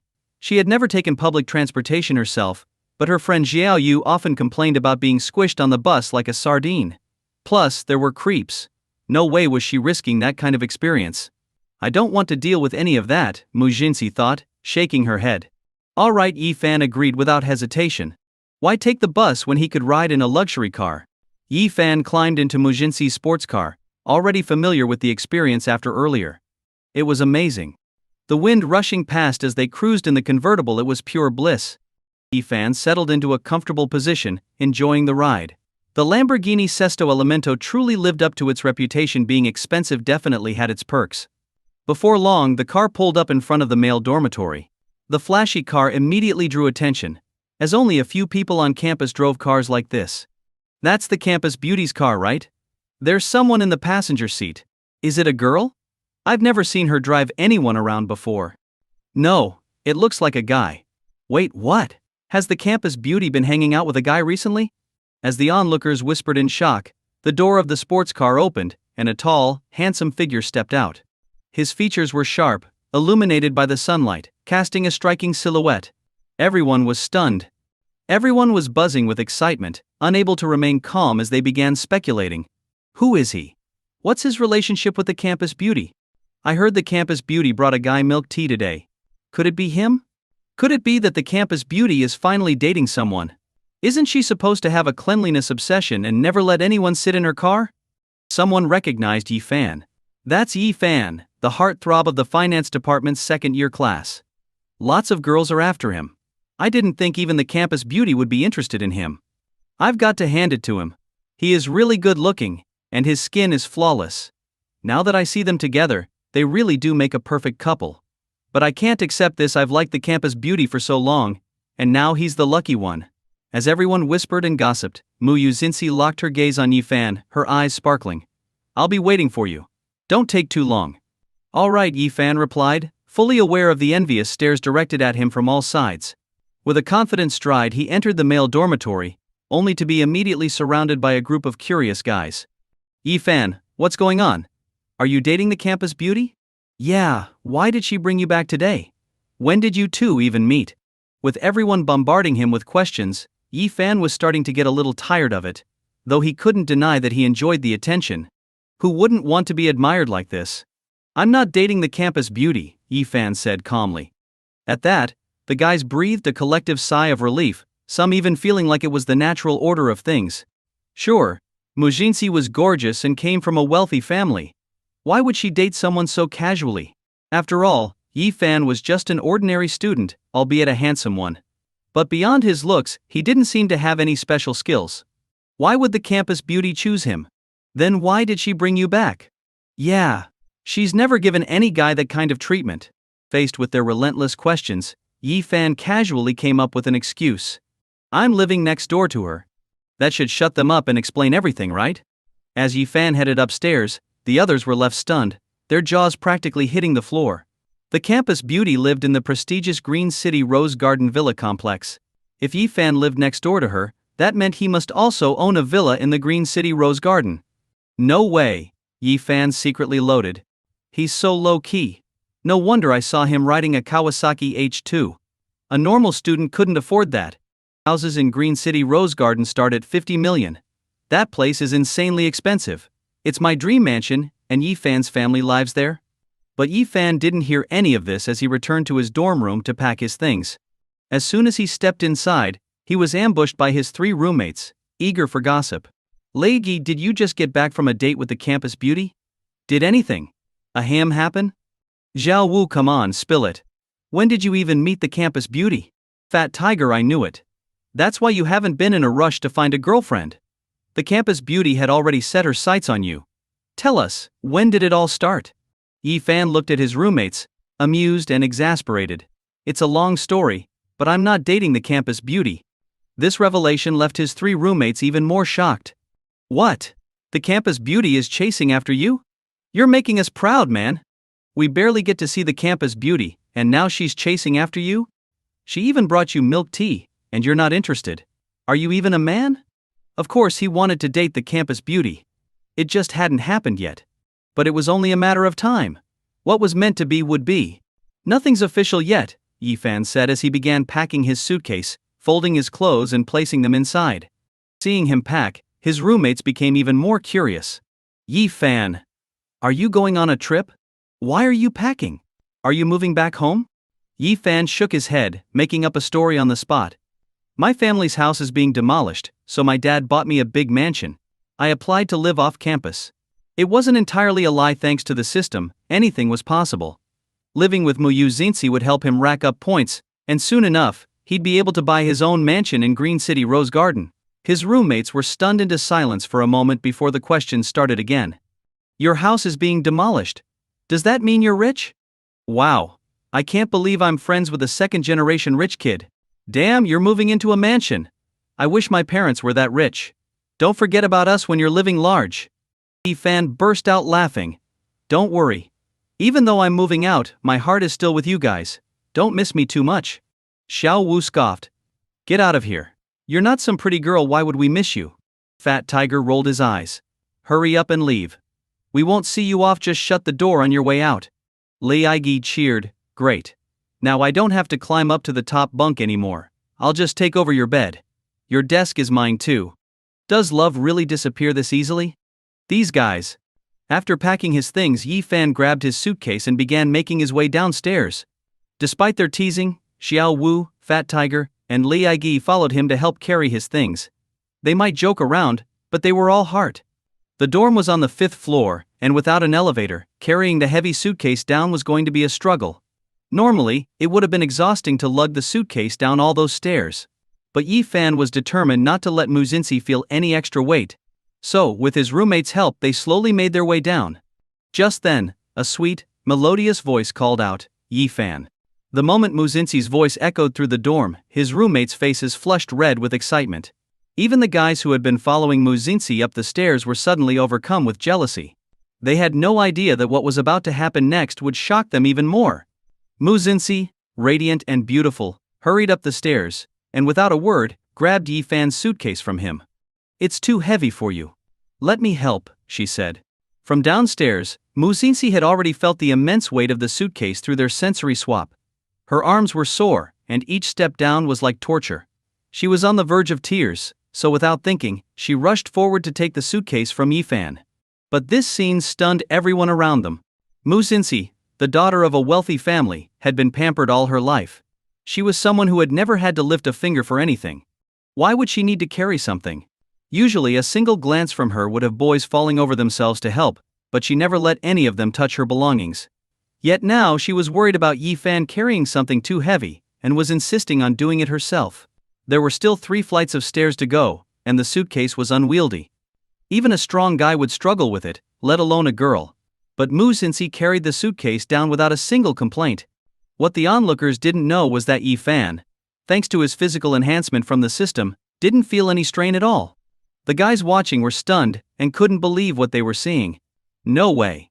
The campus beauty actually came into the male dorm just to help carry a suitcase. If I hadn't seen it with my own eyes, I would have thought it was a joke. Pinch me. I thought Yi Fan and the campus beauty were dating. But it turns out she's the one chasing after him? This is unreal. The campus beauty has become a simp for him? And she's doing it with no complaints? I'm heartbroken. Yi Fan, the object of everyone's envy, remained unfazed by all the attention. Xiao Wu, Fat Tiger, and Li Ji were so shocked their jaws nearly hit the floor. In an instant, they surrounded Yi Fan, shouting in disbelief. Damn. Did you save the galaxy or something? I knew something was up when you rushed to move out of the dorm. Turns out the campus beauty came to pick you up. This is insane. The campus beauty is chasing after you. Yi Fan hadn't expected that his sensory swap with Mu Xinxi would be interpreted as her pursuing him. But it felt pretty great. So, he decided to just go with it. Yi Fan shrugged, pretending to be nonchalant. What can I say? My charm is hard to resist. I've already turned her down, but she won't take no for an answer. That comment instantly made him the target of everyone's jealousy. The guys felt like cursing him. Damn it. That's the campus beauty we're talking about. She was the dream girl of half the school, and here she was, supposedly pursuing Yi Fan, while he seemed almost indifferent. Not only had she been rejected, but she was still chasing after him. She must really love him. By the time Yi Fan reached the ground floor, Mu Xinxi was already waiting for him. She had loaded his suitcase into the car's trunk and was sitting in the driver's seat. She gave Yi Fan a quick glance, signaling for him to get in. However, from the perspective of the crowd of clueless bystanders, it looked like Mu Xinxi was giving him a flirtatious wink, as if she were playfully begging him to hop in. The onlookers were stunned. Yi Fan's life is too good. The campus beauty really loves him. Under the envious stares of everyone around, Yi Fan casually climbed into the car and drove off with her. The crowd was left heartbroken. How could he take our dream girl away like that? Meanwhile, the entire Huaxing University was abuzz. Not only were the classrooms and dorms full of gossip, but the university's online forums and social media exploded with talk about the campus beauty entering the male dorm to carry Yi Fan's suitcase. Everyone was talking about it. Did you hear? Yi Fan is living next door to the campus beauty's house. Turns out he's secretly loaded. He's moving out of the dorm today, and the campus beauty came to personally help him move, even carrying his heavy suitcase. Within minutes, rumors spread like wildfire, and the story became even more exaggerated. Hey, did you hear? Yi Fan is living in the campus beauty's house. And eventually, it morphed into something even wilder. Did you hear? Yi Fan slept with the campus beauty. The entire campus was in shock. The male students felt their hearts shatter. The goddess they admired had been defiled by Yi Fan, and she had willingly gone to such great lengths for him. Was this a moral collapse, or just human nature at its worst? But Mu Xinxi, the center of it all, was completely unaware of the rumors spreading like wildfire. She had already driven Yi Fan to her home. Yi Fan was in awe when they arrived at Mu Xinxi's luxurious 5-story villa, complete with a garden and a private golf course. The size and opulence of it all left him speechless. The villa was located in Green City Rose Garden, one of the most prestigious and expensive neighborhoods in the city where land was worth its weight in gold. The Mu family must be incredibly wealthy. Host has moved into the Mu residence. You've earned 500 points, the system notified him. Welcome home, miss. A group of elegant maids greeted Mu Xinxi at the entrance. This is Yi Fan. He's a guest in our home. Treat him well, Mu Xinxi said calmly. Yes, miss. Welcome, Mr. Yi, the maids responded respectfully. Yi Fan felt like he had stepped into paradise. The maids, dressed in classic maid uniforms, were all stunningly beautiful, each with their own unique charm. Some had a sweet, innocent look, while others were more sultry and seductive. Yi Fan was thrilled. As a kid, he had always fantasized about being surrounded by beautiful maids who would follow his every command. And now, that fantasy was coming true. But as excited as he was about the maids, the interior of the house left him even more amazed. The villa's design was elegant and luxurious, but not overly flashy. Even the paintings on the walls gave off an air of wealth and sophistication. Wow. From today onward, this was his home. It was unbelievable. Mu Xinxi, meanwhile, had already settled down on the couch but still felt a lingering soreness from earlier.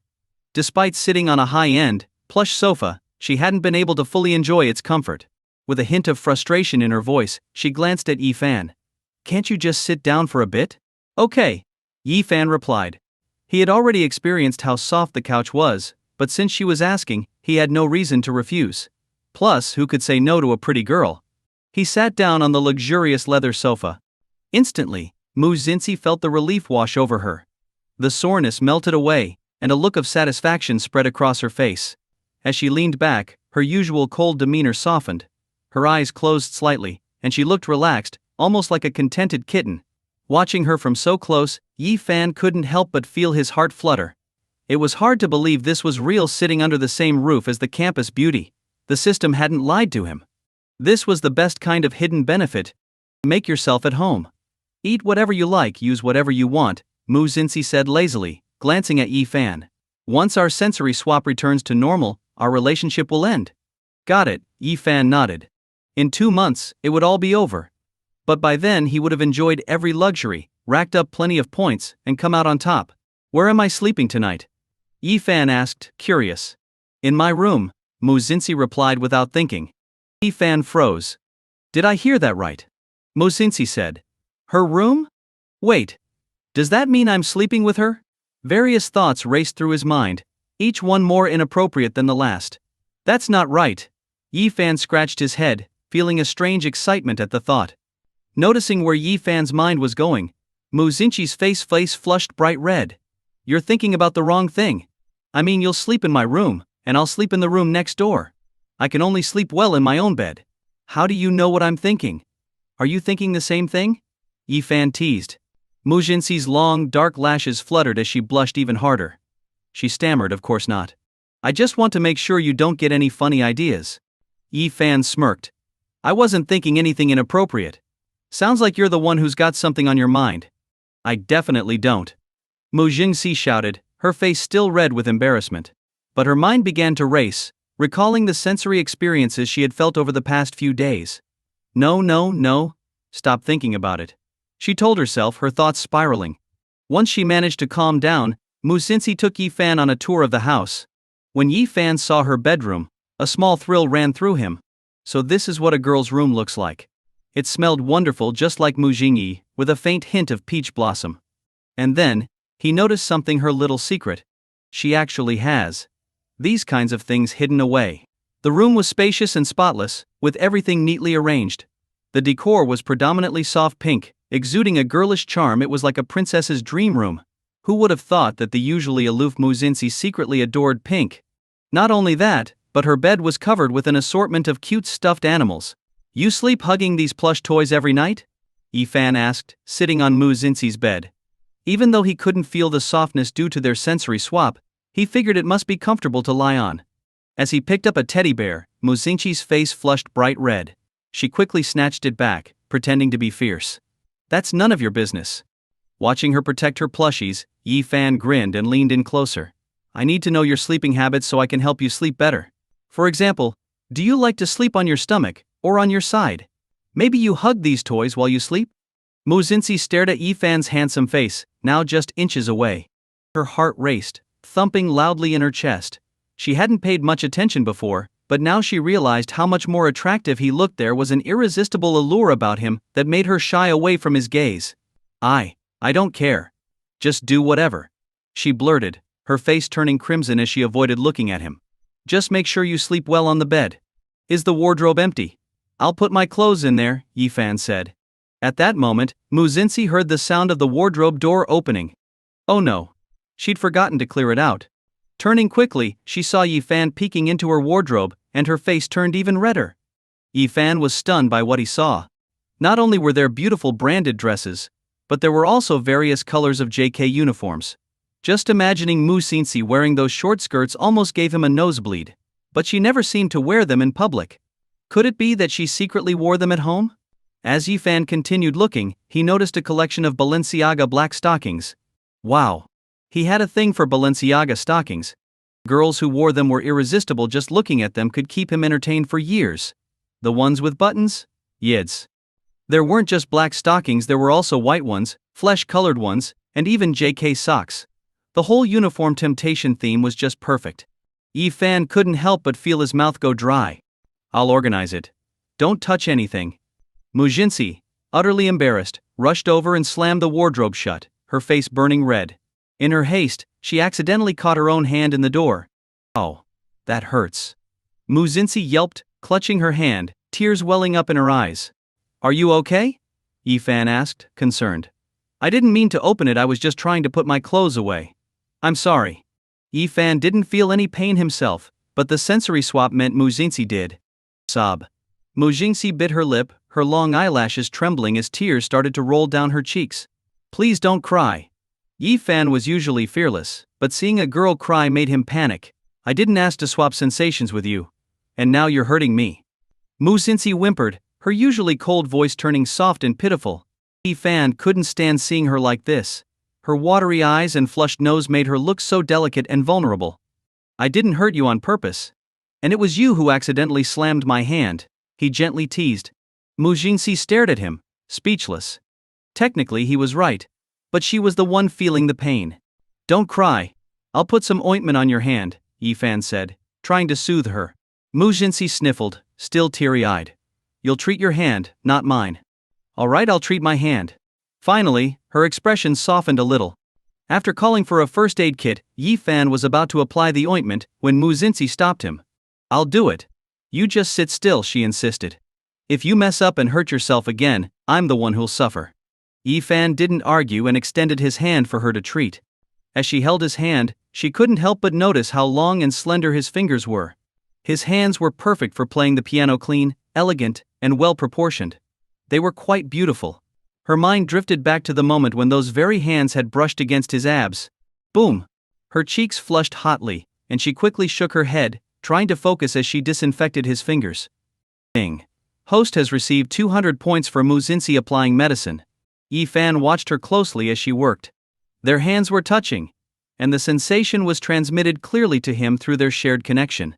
Mujinsi, her face slightly pink, carefully applied the ointment, and then blew gently on his fingers with her soft lips. Yi Fan's heart raced. Mujinsi was being so gentle right now, softly blowing on his injury. How adorable. The once aloof campus beauty seemed to have dropped her cold persona completely. Now, she was nothing but pure sweetness. Her lips looked so soft. He remembered how they had felt when he kissed her last time. And now, Mujinsi was attentively caring for him, which made Yi Fan feel even more thrilled. Was he the first guy Mujinsi had treated with such care? Make sure not to get it wet today, Mujinsi reminded him once she was done applying the ointment. Got it. Yi Fan nodded. Oh, and stop rummaging through my room. I'll clear out the wardrobe for you to put your stuff in, she added, still blushing. Okay, Yi Fan agreed. He watched as Mujinsi hurried to the wardrobe, gathering up her personal belongings to move them to the room next door. When she opened a drawer, Yi Fan caught a glimpse of something very private, delicate lingerie. His face instantly heated up. It was the first time he had seen so much of that kind of thing up close. There were lace ones, silk ones, and even sheer, see-through pieces. Don't look. Mujinsi, noticing his gaze, blushed furiously. She quickly used her body to block his view as she stuffed her lingerie into a bag. Yi Fan shifted uncomfortably, his skin heating up. He had forgotten to mention that they shared sensations. Even though he couldn't see the items, he could feel their texture. Those silky fabrics felt so smooth. Based on the sensation, he could almost tell what kind of design they had. This one feels cute. This one's sexy. And this one seems lacy. Wow. He felt like he had just discovered a new world and was both excited and embarrassed. This system really did offer some unexpected perks. Once Mujinsi had packed up her things, she bolted from the room, her face as red as a tomato. Yi Fan chuckled to himself. The campus beauty is actually kind of fun. After she left, he lay down on the bed and opened the system interface for a 5-item draw. He quickly received some surprise rewards. Ding. Congratulations, host. You've drawn a double deposit reward card. Ding. Congratulations, host. You've unlocked the ability to purchase limited edition game skins. Ding. Congratulations, host. You've acquired advanced combat skills, equivalent to those of a professional boxer. Yi Fan felt pleased with the results, as all 3 rewards were highly practical. He immediately activated the double deposit reward card, which doubled all the money in his account. Currently, Yi Fan had around 8 million yuan. With a single use of the card, that number doubled to over 16 million. Wow. This was amazing. Yi-fan couldn't help but marvel at how easily he had become a multi-millionaire. He wished he could get more of these double deposit cards. They would make earning money effortless. But with his investment information card in hand, there was no need to worry about future income. Yi-fan quickly searched for the contact information of GAU Media, the company he had identified for investment. Soon, he set up a meeting for the next day to discuss partnership opportunities. Done. Yi-fan grinned. Everything was going smoother than expected. Once he invested in GAU Media and became the majority shareholder, his wealth would grow exponentially. He could buy limited edition luxury cars, grand mansions, or even travel the world whenever he wished. Feeling ecstatic, Yi-fan remembered that he had also been granted advanced combat skills. He felt eager to try them out. A maid informed him that the mansion had not only a gym but also a boxing room, so he immediately headed over to check it out. Wow! Yi-fan was shocked by what he found. The boxing room looked like a professional arena, fully equipped with everything he needed for a proper workout. Forgetting all about the sensory swap with Mu-Zinzi, he eagerly put on the boxing gloves and began practicing on the punching bag. Bang! Bang! Bang! Incredible! His punches were powerful and precise. With these new skills, Yi-fan felt invincible. He could probably knock out several people in one punch. He couldn't help but feel a rush of excitement. Who would dare to challenge him now? If anyone tried to start trouble, he'd easily beat them into submission. He didn't even need bodyguards. He could handle any threat with his bare hands. Just as Yi-fan was about to wrap up, the door to the boxing room swung open. "Please, stop for a moment," came a tired voice. Yi-fan looked over to see Mu-Zinzi leaning against the wall, panting. Her hair was tied up in a ponytail, and her delicate face was flushed, a light sheen of sweat making her features even more radiant. Damp strands of hair clung to her pale cheeks, highlighting her perfect skin. Her curvy figure was accentuated as her chest rose and fell with each breath, her body covered in a thin layer of sweat. Yi-fan swallowed hard, feeling his throat go dry. He hadn't realized how stunning and, well, sexy Mu-Zinzi looked. Her body was incredible, and the way she was gasping for breath was making it hard for him to concentrate. At the same time, guilt hit him hard. He had forgotten about their sensory swap again. Mu-Zinzi, clearly exhausted, grabbed a fistful of Yi-fan's shirt, biting her lip. "Could you at least take a break?" Her eyes were glistening with unshed tears, looking as if she was about to cry from sheer frustration. She had only just begun to relax on the soft mattress when a barrage of intense punches left her feeling sore and breathless. Her arms ached, and she could barely stand. "I'm so sorry, I completely forgot," Yi-fan quickly apologized, realizing how much strain he had caused her. "Do you know how tired I am?" Mu-Zinzi's voice trembled with fatigue, and she looked like she was on the verge of tears. "I can't take it anymore." Yi-fan winced. He hadn't realized just how rough he had been. "I'm really sorry, I just got carried away. I only punched for a minute. I'll stop now and rest," Yi-fan promised, noticing how utterly drained Mu-Zinzi looked. "How about I help you get to bed?" "You should be the one going to bed," Mu-Zinzi retorted, frustration evident in her tone. After all, if he rested, she could rest. But if he kept going, she'd end up collapsing from exhaustion. All right, I'll go sleep." "Happy now?" Yi-fan soothed her.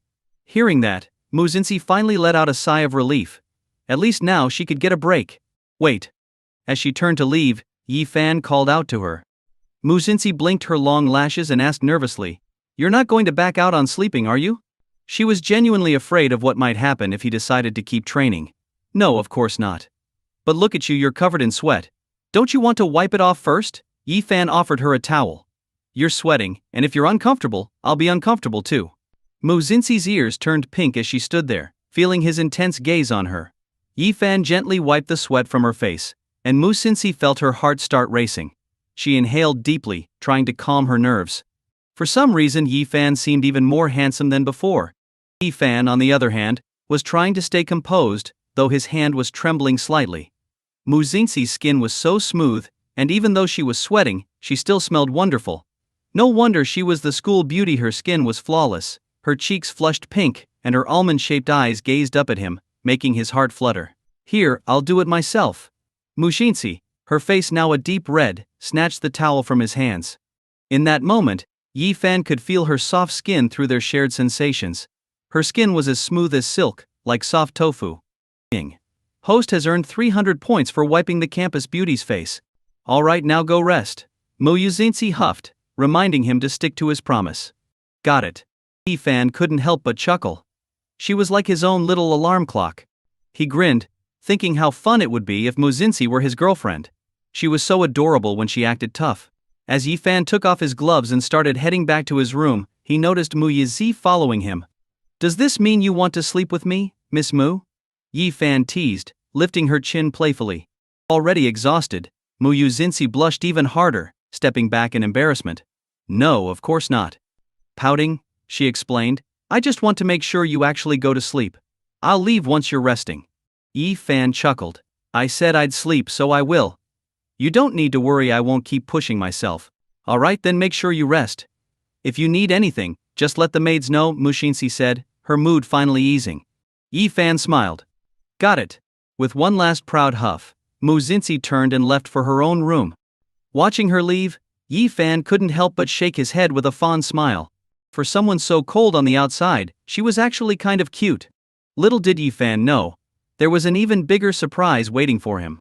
After returning to her room, Muzinsi immediately felt the softness of her luxurious mattress and the soothing coolness of the air conditioning. It was blissful. She nestled her face into the blanket, relishing the sense of comfort as the heat and exhaustion began to dissipate. Her body, previously aching, relaxed into the cozy sensation of rest. A satisfied smile spread across her lips. Looks like you kept your word this time. Her almond-shaped eyes curved with joy, and a soft, contented look appeared on her delicate face. Yi-fan woke up after a long nap to find the world outside completely dark. Checking the time, he realized it was already 8 p.m. He had been asleep for several hours, which explained why he felt hungry. He quickly got up from the bed, now focused on one thing satisfying his hunger. Rummaging through his suitcase, Yi-fan found a packet of instant noodles, his go-to, old tan pickled cabbage beef noodles. He decided to make it since he wasn't sure if there was any other food available. He hurried downstairs, boiled some water, and made his instant noodles, adding 2 sausage links for extra flavor. A decent balance of protein and carbs. As he gazed at the steaming bowl of noodles and pickled cabbage, Yi-fan's mouth watered. It smelled delicious enough to make anyone envious. He eagerly took his first bite only to be met with an utterly bland taste, like plain water. Of course. He had forgotten that his sense of taste was still swapped with Mushinsi's. As long as she had eaten well, he was left with this bland experience. No choice but to endure it for now. Just as Yi-fan was resigned to slurping down tasteless noodles, he heard the rapid thud of footsteps approaching. Stop that right now. A voice called out. Muzinsi suddenly appeared, running over and stopping in front of him, her expression filled with both shock and frustration. She pressed her hands on the table, staring at him in disbelief. How can you eat instant noodles? Mushinsi's voice trembled slightly, her delicate nose wrinkling at the pungent smell of pickled cabbage noodles in the air. What's wrong with instant noodles? I'm hungry. I don't need anything fancy. It's got sausages too, and I can add a boiled egg if you want. Yi-fan responded, confused by her reaction. Muzinsi looked like she was about to cry. It's not about the sausages or eggs. I just hate instant noodles. She couldn't stand the smell or taste of instant noodles, let alone the heavily flavored pickled cabbage version. The smell was enough to make her feel nauseous, and upstairs, she had been rudely awakened by the overwhelming aroma. Not wanting to suffer any longer, she rushed downstairs, grabbed the bowl from Yi-fan's hands and announced, "No more instant noodles. You're not allowed to eat them anymore." Yi-fan, still confused, asked, "If I can't eat noodles, then what should I eat?" In his mind, instant noodles were perfectly fine and convenient. "Come with me," Mujinsi said, tossing the noodles into the trash. She then led Yi-fan to another part of the villa. What they walked into was something that blew Yi-fan's mind. It was a dining room that looked like a scene straight out of a high-end restaurant. The decor was lavish and intimate, with soft lighting and elegant furniture. Muzinsi sat him down and soon, the head chef of the household appeared, bowing respectfully to them. "Miss Mu, Mr. Ye." The chef had already heard whispers around the house about Miss Mu bringing a male guest home, an unprecedented event. Normally, Muzinsi had no interest in men, but this young man seemed different. Not only was he invited into her home, but he was also treated with special care, including Muzinsi moving out of her own bedroom for his comfort. Everyone in the household was shocked. Not even Muzinsi's father, the head of the Mu family, was treated with such favor. Yet here was this young man, enjoying her attention and kindness. The chef glanced at Yi-fan and was struck by his appearance. He was handsome, tall, and carried himself with an air of confidence that rivaled that of any celebrity. It was no wonder Miss Mu seemed smitten. "What's on the menu tonight?" Yi Fan asked, unsure of what to expect from such a high-class setup.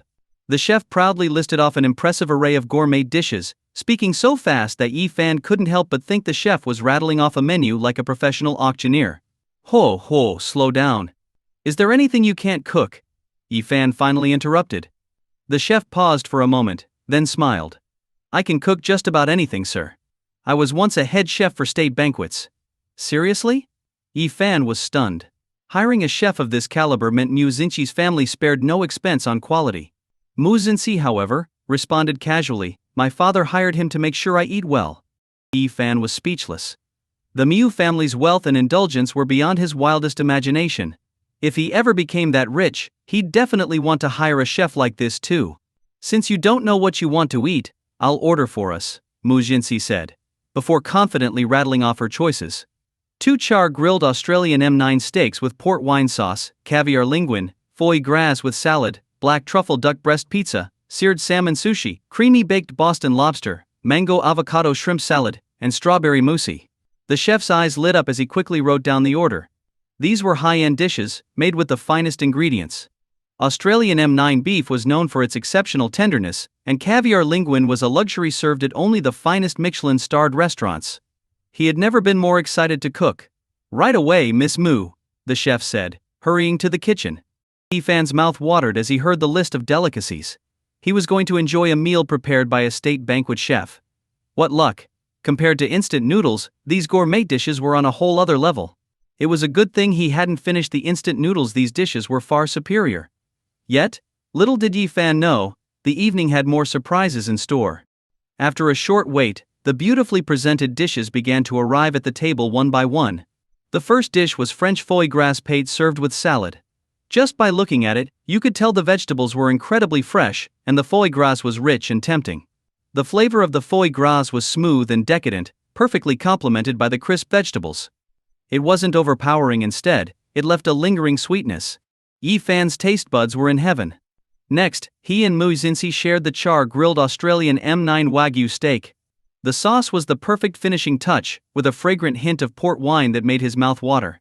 The steak itself was tender and juicy, and as soon as he cut into it, the meat's natural juices spilled out.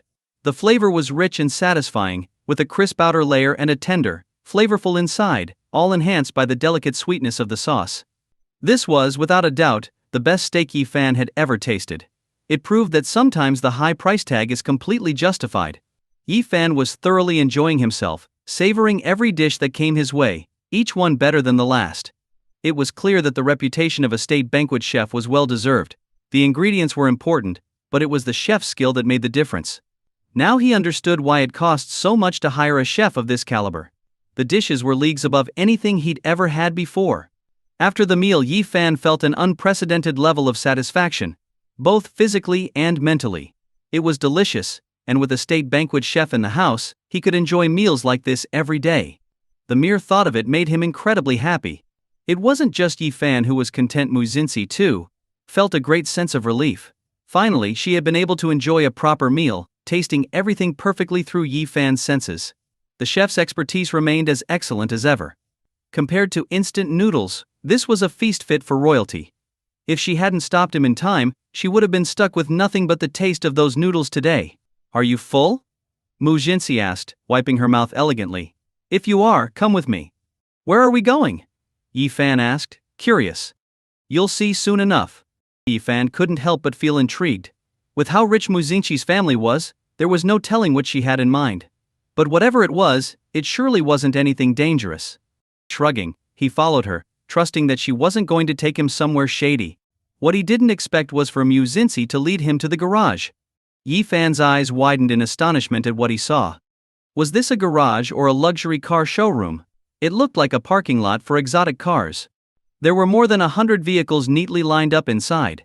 Ferraris, Lamborghinis, Maseratis, Aston Martins, Bentleys, Rolls-Royces, Bugatti Veyrons, Pagani McLarens. Yi Fan couldn't contain his excitement. Is that a Koenigsegg 11?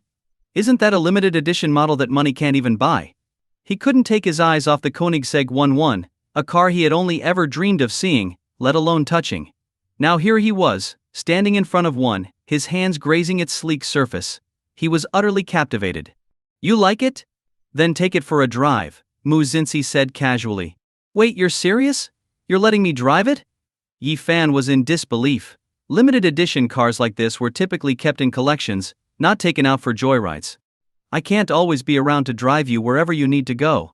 As long as you have a driver's license, you can take any car here whenever you want," Mu Xinxi replied calmly. "I only have one condition." "Don't crash it?" Yi Fan asked, jumping in before she could finish. "No," Mu Xinxi corrected, glaring at him.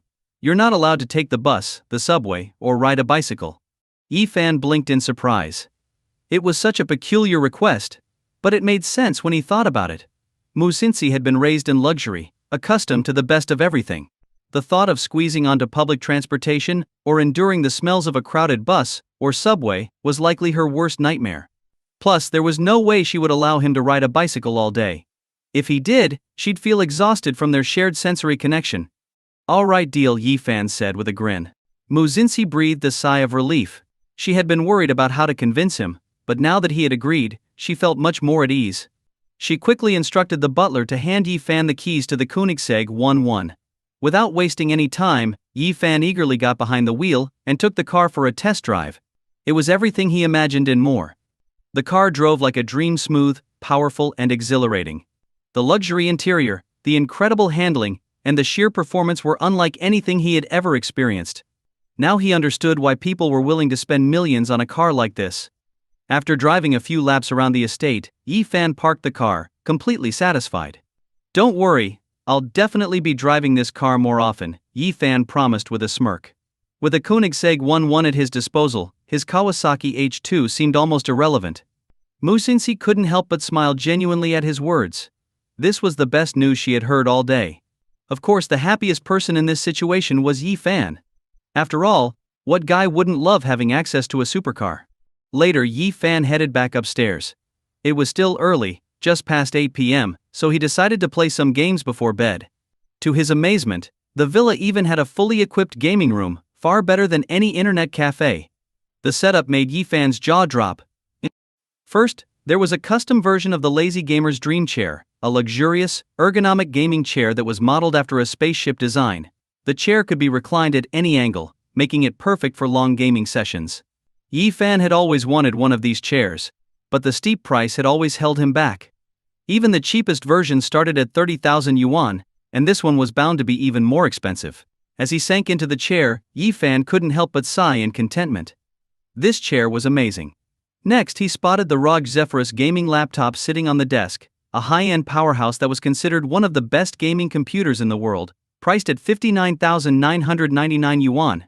And if that wasn't enough, the room also boasted an Alienware AW2521H monitor, known for its incredibly high refresh rate, perfect for competitive gaming. Every peripheral in the room was top of the line, from the mechanical keyboard to the state-of-the-art headphones. For a gamer like Yi Fan, this was heaven. With everything he needed to dive into gaming, he decided to fire up League of Legends and try out his new system abilities, supreme gaming skills, and exclusive skin access. He had always been late to the League of Legends scene, and many of the game's limited edition skins had passed him by. Now, with his newly acquired skills, it was time to make up for lost time. To his surprise, there was also an unexpected bonus waiting for him. After using the special item, Yi Fan found that the previously locked limited edition skin store had opened just for him. There were rare skins like Dunkmaster Darius, Silver Kale, Dragon Fist Lee Sin, Star Guardian Jinx, Pax Jax, the 3rd anniversary exclusive Arcade Misfortune, Arcade Ari, Blood Moon Talon, and more. Every rare and highly sought-after skin was available. Yi Fan was ecstatic. With a click of his mouse, he purchased everything, only to realize he hadn't spent a cent. It was all free. This was a dream come true. The system truly understood him. He quickly added all the skins to his collection, and felt incredibly satisfied. After obtaining every skin he had ever wanted, Yi Fan opened his phone and sent a message to his dorm's WeChat group.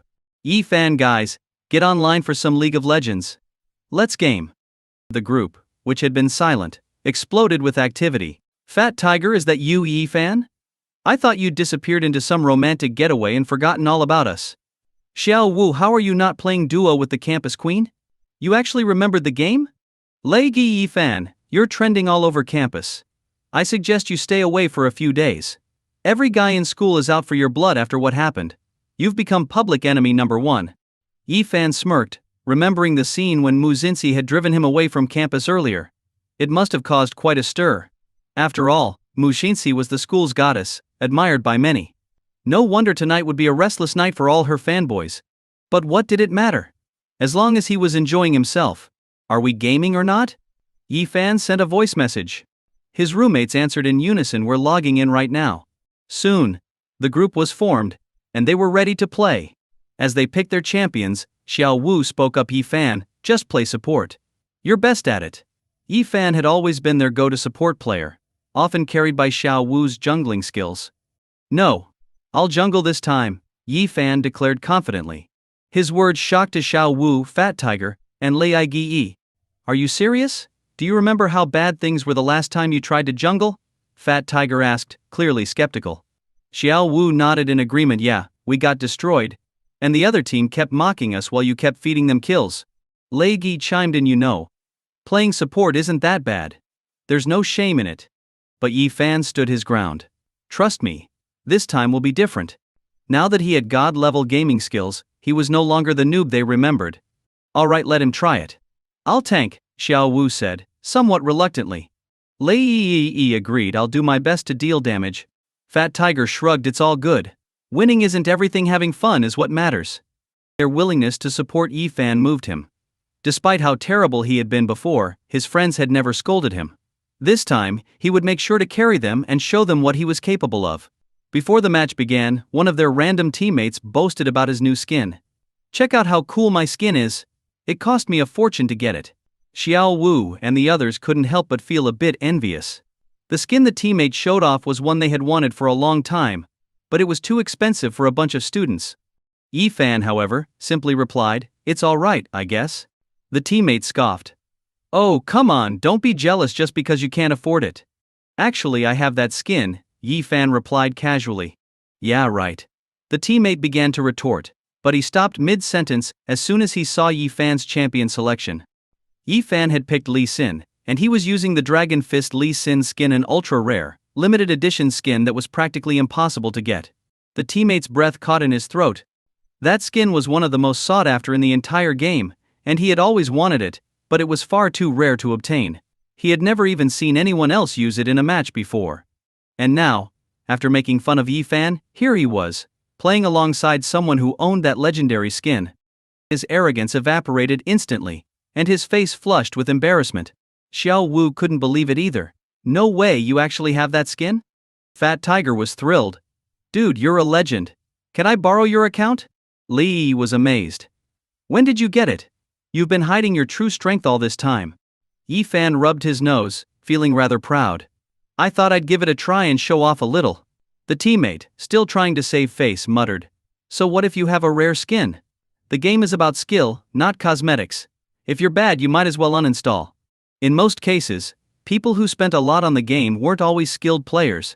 But Yi-fan only smirked. Watch and learn. Initially, his roommates were worried. They silently hoped that Yi-fan would at least have a decent game so they wouldn't lose too badly. But as soon as the match began, they realized their worries were unnecessary. Yi-fan dominated the game from the very start. He tore through the enemy team like a hurricane, taking down one enemy after another. No matter how many came at him, he slaughtered them all. Within just 10 minutes, the enemy team surrendered. There wasn't even a need to push their base. His roommates were in total shock.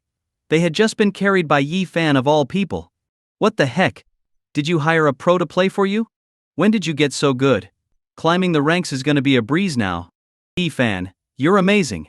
You're the best, teach me your ways. Yi-fan smiled modestly. It's all about the skin. The hand feel is just better. Of course, it also helped that Mu Xinxi's house had incredible internet speeds and a top-tier gaming setup, but he kept that to himself. No need to attract any more jealousy than he already had. Just as Yi-fan was preparing for the teammates' usual insults after the match, something unexpected happened. His notification lit up with a friend request. Big bro, please carry me. I'm begging you. Can I be your apprentice? I was blind before I didn't realize who I was talking to. Some people just had no shame.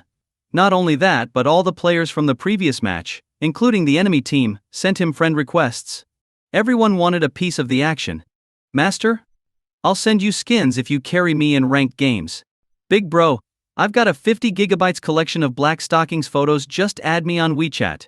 And they're yours. Hey man, I can help you get discounts on everything. I have a cute sister. Need I say more? As night deepened, Muzinsi took off her Balenciaga black stockings and changed into a light, comfortable nightgown. She lay down on her bed, trying to fall asleep, but her mind was wide awake.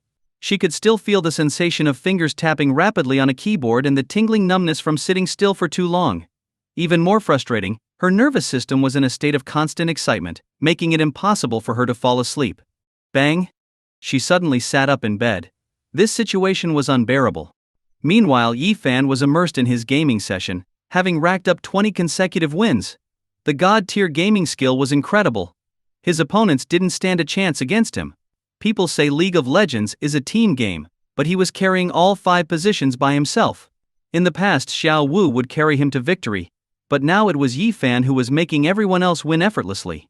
As one match began, over 40 people were spectating, which only fueled his excitement further. This was the best gaming moment of his life. Just as he was engrossed in the heat of battle, a figure appeared before him. Thump, thump, thump. Someone tapped on his desk. Yifan looked up, only to be stunned by what he saw. Standing before him was Muzinsi, dressed in a V-neck spaghetti-strap nightgown.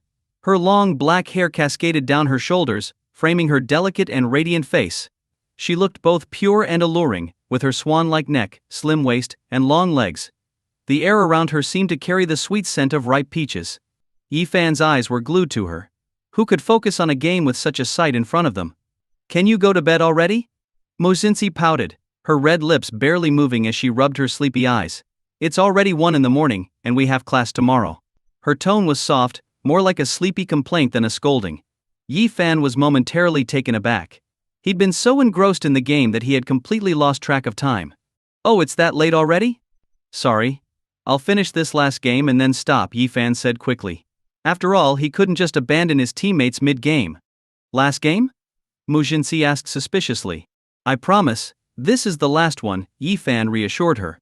Alright, I'll sit here and watch, Muzinsi replied. With no chair nearby, she simply sat on the edge of the desk next to his computer. She knew boys loved their video games. If she didn't watch him, he might end up playing all night. She let out a small yawn, her tired face only making her look more enchanting. The sight of her so close, her long legs just inches away from him, made Yifan's breath quicken. He only needed to glance to see her fair skin. He didn't even need to touch her, he could feel the softness just by looking at her. Yifan's body began to heat up. How could anyone keep playing a game with a girl like Muzinsi sitting next to them? He couldn't understand those guys who could still focus on gaming with a girl around. If it were up to him, he would have already made his move. Now his body was tense, and ever since Muzinsi had sat down next to him, he had been thoroughly distracted. To make matters worse, the voices of his roommates echoed through his headphones. What's going on? Why did you go quiet all of a sudden? Xiao Wu asked, confused. Yeah, what's up? Gone silent for no reason. Haha, don't tell me you've got a girl hiding in the room. Fat Tiger teased. Yifan's face flushed even more. If only they knew how close to the truth they were. He really did have a beautiful woman sitting next to him. Especially since Muzinsi, already drowsy, looked at him with sleepy, half-lidded eyes, as if she were gazing at him tenderly. The pressure of having such a stunning girl beside him was almost too much to bear, but there was no way he could tell his friends that the campus goddess was sitting in his room. That would cause an uproar. Thinking quickly, Yifan turned on his mic and replied, You're overthinking it. I'm just focused on killing enemies. Worried they might overhear something suspicious that would give him away, Yifan quickly muted his mic again. His roommates continued their banter, but Yifan didn't pay attention. He wanted to finish the game as quickly as possible. Luckily, it didn't take long. Yifan pushed the tower and won the game. With the game over, he logged off, took off his headset, and breathed a sigh of relief. It felt like he had been sneaking around, constantly afraid of being caught. It's over, Yifan said to Muzinsi. Muzinsi, who had been fighting to stay awake, smiled happily. Finally, she could go to bed. She was exhausted. But then she noticed Yifan wasn't heading to bed. He seemed to be looking for something. What are you doing?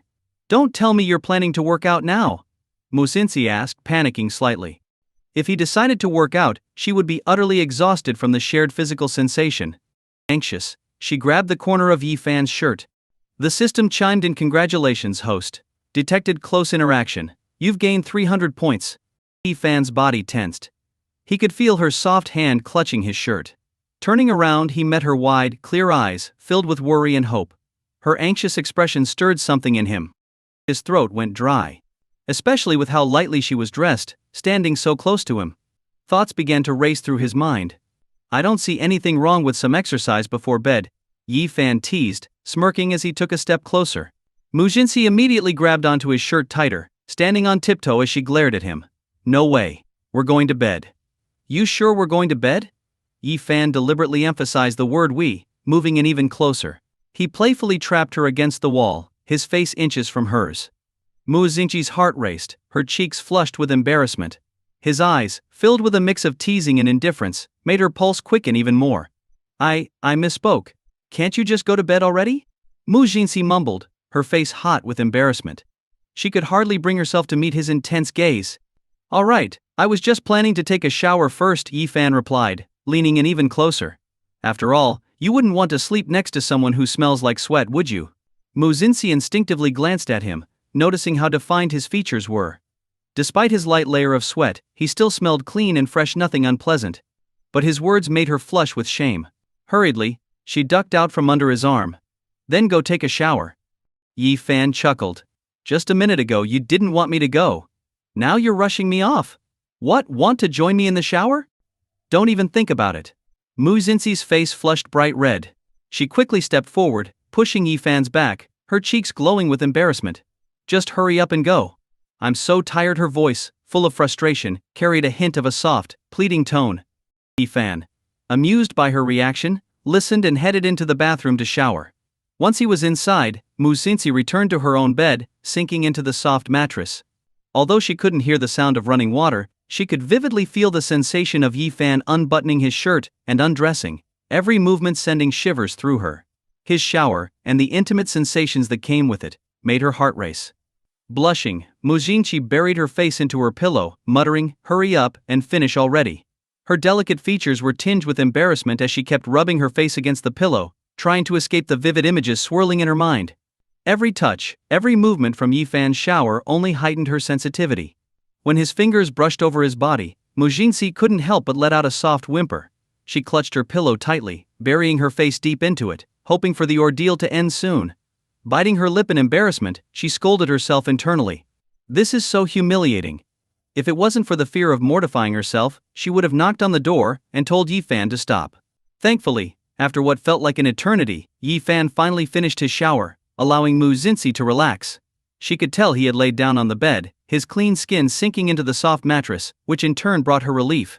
Her face softened, and she smiled slightly, satisfied. The next morning, Yi Fan woke up in the large, luxurious bed. It was incredibly comfortable, unlike the cramped wooden bed in his school dorm that never allowed him to stretch out fully. He could roll around in this bed without worrying about falling off. It was huge.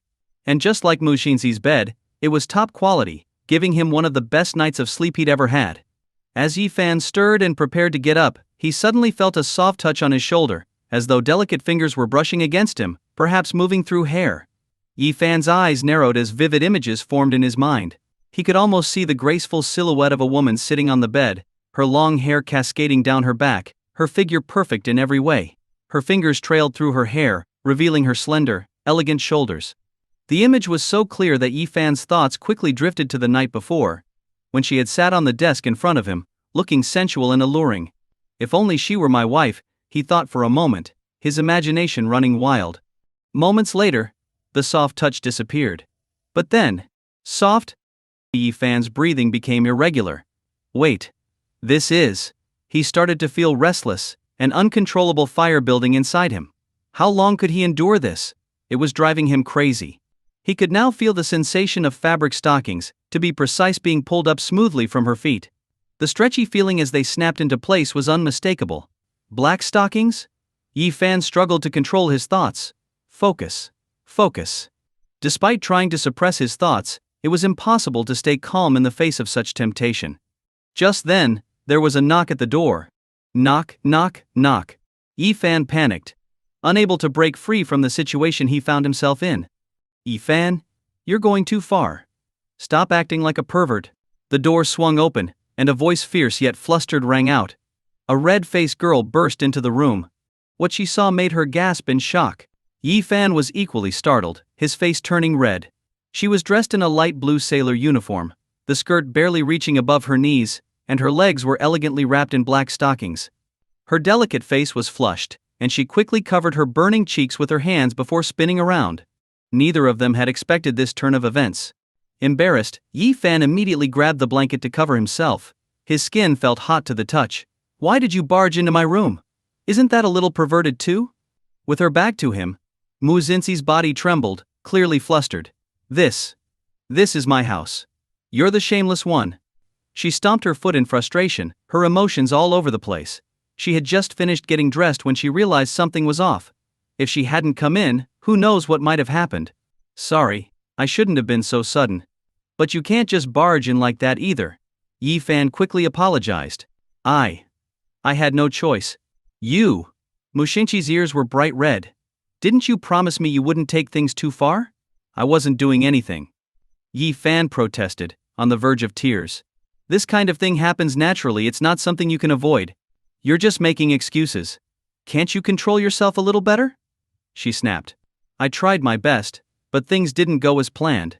After all, I am a guy. Yi Fan looked genuinely apologetic. Most things could be negotiated, but controlling his reactions in this situation was a real challenge. He had tried, but sometimes, no amount of effort could prevent it. If you feel like it's unfair, I'll let you do the same. I promise I won't say a word, then it'll be even, Yi Fan suggested, coughing awkwardly as he tried to make things fair. That might be true in theory, but how could a girl possibly compare to a guy in this kind of situation? Pervert. You're nothing but a big pervert. Mu Xinxi exclaimed, her face flushed crimson. Deep down she was convinced Yi Fan was messing with her. Her face grew redder as she thought about how she had unintentionally shared sensations with Yi Fan. Whatever he felt, she felt too. And now she had to endure this kind of embarrassment. What am I supposed to do? Mu Xinxi thought, nearly in tears. Can't you at least do it less often? I could, but if I hold back too much, it might affect me in the future. What if I can't get married because of it? Yi Fan sighed.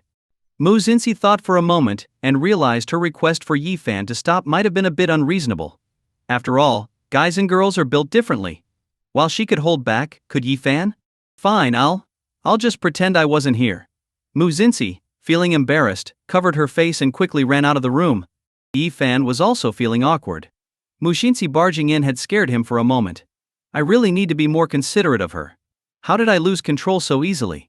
Especially with someone like Mu Xinxi, who was so pure and innocent. She must have been completely taken aback. Sighing, Yi Fan wiped his hands with a tissue and decided to stop before things went too far. He didn't want to actually be labeled as a pervert. After washing up, Yi Fan headed downstairs for breakfast. Mu Xinxi was already sitting at the table, her face still flushed red, staring intently into her bowl of porridge. Seeing her, Yi Fan felt guilty. About this morning. What morning? I don't remember anything. Don't bring it up, she interrupted quickly, downing her porridge at lightning speed. I'm heading to school now, she mumbled hurriedly before making a hasty exit. Watching her scurry off, Yi Fan couldn't help but chuckle. He could still picture the way her ears and cheeks had turned red. She's really not as cold as people think, she's actually kind of cute. Later that morning, Yi Fan drove his Koenigsegg 11 to school. The sleek, eye-catching car immediately turned heads as he cruised through campus. All eyes were on the car. Students couldn't believe what they were seeing. Is that a Koenigsegg? Who would bring such a flashy car to school? That's insane. I have to get a picture for my social media. I wonder which rich kid owns it. Do you think just any rich kid can drive this? That looks like a Koenigsegg 11. There are only a few of those in the entire world. Not even money can always get you one.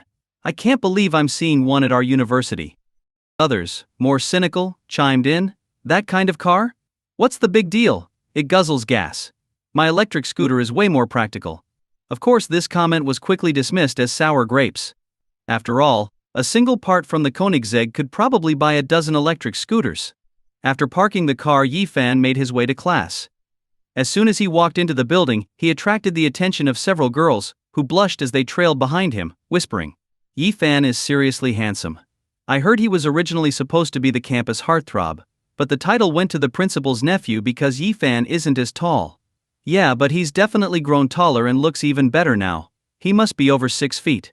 If I were dating him, I'd probably have to stand on my toes to kiss him. Wake up from your dream, someone splash water on her. In broad daylight too. Don't forget, the campus queen is already after him, we don't stand a chance. Right. I'm so jealous that my rival is the campus queen herself. I heard she's completely smitten with him. I don't stand a chance. The girls sighed in disappointment, knowing they could only dream of being the one Yi-fan liked. After all, he hadn't even looked their way. At the same time, the boys on campus were talking too, though their tone was less admiring and more bitter. How the hell did he end up with the campus queen? Just because he's good looking? One of the guys chimed in to correct him. You think it's just because he's handsome? Did you see the car keys in his hand? That's a Koenigsegg 1-1. I heard his family's loaded, and he's just here to experience life. I even saw him riding a Kawasaki H2 once. They squinted and sure enough, Yi-fan was holding the keys to the supercar. The realization hit them hard. Seriously? How are we supposed to compete with that? He's rich and good looking. The only thing I had over him was grades, and now that doesn't even matter. Do grades even count when you've got that kind of money? He can just inherit the family business. We're the ones who'll end up working for him. Yeah, no kidding. Honestly, with that kind of wealth, he's more than a match for the campus queen. Faced with the truth, no one dared badmouth Yi-fan anymore. They didn't have his looks, his money, or his social status. What could they possibly say? As Yi-fan walked into the classroom, he immediately felt the stares of several boys. Yi-fan, you're here. Your exploits are all over campus, man. The campus queen brought you milk tea, and even carried your luggage. You're a legend. You've made all of us proud. Seriously, man, it's always been us chasing after her, and now the tables have turned. It feels amazing. So, are you actually dating her? I heard you two have already hit a home run. Surrounded by curious classmates, Yi-fan looked bewildered. Home run? What are you talking about? I'm still single. His words sent a shockwave through the group. Wait, seriously? You managed to keep your cool around the campus queen? So she's just chasing after you while you play hard to get? That's insane. Everyone's been saying you and the campus queen were a done deal. You're really still single? Come on, man, there are so few girls on campus and you're taking all the good ones. Cut us some slack. Just get it over with and start dating her. You two are a perfect match anyway. The boys were starting to get desperate, worried that their own chances with the girls on campus were slipping away. If Yi-fan stayed single, they were doomed. Yi-fan hadn't expected such an intense reaction from the guys. As the group pressed around him, another student named Hong Yi stood on the sidelines, feeling a growing sense of frustration. He couldn't understand how Yi-fan had gotten so lucky. How could the campus queen be pursuing him? Jealousy gnawed at Hong Yi, and he couldn't help but wish he were the one everyone was paying attention to. Just then, he spotted a familiar figure entering the room. It was a girl with brown hair cascading over her shoulders, dressed in a white dress. Her figure was petite but curvy, and her face was soft and delicate, exuding elegance. As she walked in, holding breakfast in her hands, the boys' attention quickly shifted from Yi-fan to her. Isn't that the campus beauty from our department? What's she doing here? She looks adorable in that dress. Who's she here for? Hong Yi smirked, puffing out his chest. Of course she's here for me, my girlfriend. The boys couldn't help but feel a bit envious of Hong Yi. Even if he didn't have the campus queen, having the department beauty as his girlfriend wasn't a bad deal at all. After all, she was well known for her talent, particularly her skill with the violin, and now she was bringing him breakfast. What more could you ask for in a girlfriend? With all eyes on him, Hong Yi strutted confidently over to the department beauty, a smug grin on his face. Shuexu, why are you here? You didn't have to bring me breakfast, you know? I've already eaten. His voice was loud enough for everyone around to hear, clearly wanting to show off. But just as he reached out to take the breakfast from her, the department beauty pulled it away, looking displeased. Who said this was for you? Hong Yi froze, his grin vanishing in an instant. If it's not for me, then who's it for? Of course. The department beauty smiled sweetly and turned toward the classroom, walking over to Yi-fan, who was sitting at his desk. In front of everyone's shocked gazes, she handed the breakfast to him. Blushing slightly, she said shyly. I waited in line for a long time to buy this for you, Yi-fan. I wasn't sure what you liked, so I got a little of everything. I hope you like it. Yi-fan was taken aback. What kind of confusing situation is this? He couldn't believe his charm was strong enough to make the department beauty switch her affections. Hong Yi's face turned as dark as a storm cloud. The other students were equally surprised, whispering amongst themselves. Wait, wasn't the department beauty supposed to be Hong Yi's girlfriend? Yeah, what happened? Did she suddenly fall for Yi Fan? Isn't this like putting a green hat on Hong Yi? Hearing this, the department beauty quickly spoke up to clear the misunderstanding. What? Since when was I Hong Yi's girlfriend? One of the students chimed in. Didn't Hong Yi brag to us the other day, saying you'd been crushing on him for ages and begged him to date you? The department beauty glared furiously at Hong Yi, who looked like he wanted to disappear. How dare you spread lies? It was you who kept bothering me, and I rejected your confession. How did that turn into me liking you? She was so worried that Yi Fan might misunderstand that she turned to him with a flustered expression, eager to set the record straight. Please believe me, I've never dated anyone. I've only ever liked you, Yi Fan. I've had a crush on you for a long time. The truth was out. The students around them finally understood Hong Yi had made up the story to save face after being rejected. He'd fooled them all. Wow, Hong Yi, you're really shameless. You just make stuff up to sound impressive. You really think you deserve to be with the department beauty? Know your place, man. The truth is she's into Yi Fan, not you. How could you smear her reputation like that? We all fell for your lies, but who knows how many other lies you've been telling. The whole classroom began to turn on Hong Yi. Seeing his crush furious with him, and declaring her feelings for Yi Fan in front of everyone, Hong Yi felt his world crumble. He had been chasing the department beauty for so long, only to find out she had feelings for Yi Fan all along. It was more than he could bear. Yi Fan watched as Hong Yi's facade crumbled, feeling a sense of satisfaction. That's what you get for acting like a big shot, Hong Yi. Now look at you. Class rep, got anything to say for yourself? Yi Fan asked, his voice laced with amusement. Flustered, Hong Yi stammered, I just liked her so much. In my mind she was already my girlfriend. It was only a matter of time before I won her over. He turned desperately toward the department beauty. UXU, please just give me a chance. But the department beauty's face was set in stone. No way. I don't have any feelings for you. Even if I ended up with someone else, it would never be you. My heart belongs to Yi Fan. She looked at Yi Fan, her cheeks flushed as she stammered, Would you be willing to be with me? I could bring you breakfast every day, no matter the weather. Everyone in the room was stunned. It seemed like every attractive girl on campus was head over heels for Yi Fan. First the campus queen, now the department beauty. It was enough to make anyone jealous. Hong Yi couldn't believe his ears. His face contorted in frustration. He had been trying to woo the department beauty for ages, showering her with gifts, only to find out that all his efforts had been for nothing. She liked Yi Fan instead. It felt like his prized treasure had been stolen from under his nose. Sorry, I'm not looking to date anyone right now, Yi Fan replied simply. As a student, I just want to focus on my studies. The department beauty looked heartbroken, her eyes cast down. Hong Yi thought this would finally end her infatuation with Yi Fan. Now maybe she'll realize that I'm the one who actually cares about her, he thought. But before he could say anything, the department beauty stepped closer to Yi Fan, her eyes filled with determination. Yi Fan, you're so focused and driven. I admire you even more now. I'll go with you to the library every day if you want. Hong Yi's jaw dropped. What? She's still going after him? No need for that, Yi Fan said, politely turning her down once again. I don't care. I'm going to keep liking you, and I'll wait for you to change your mind, the department beauty said, before covering her face with her hands and running out of the classroom in tears. Yi Fan sighed. Being so popular has its downsides. He had just turned down yet another pretty girl. Meanwhile, Hong Yi was left heartbroken.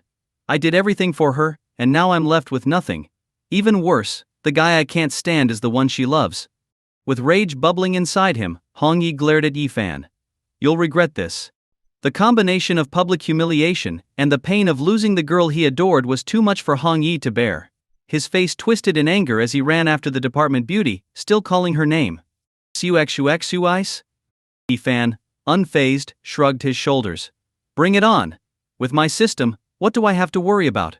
A little later, Yi Fan's dormmates arrived and were stunned when they heard about the drama that had just unfolded. Man, with your potential to be a player, why are you sticking to being single? You're gonna be the #1 target for all the guys here.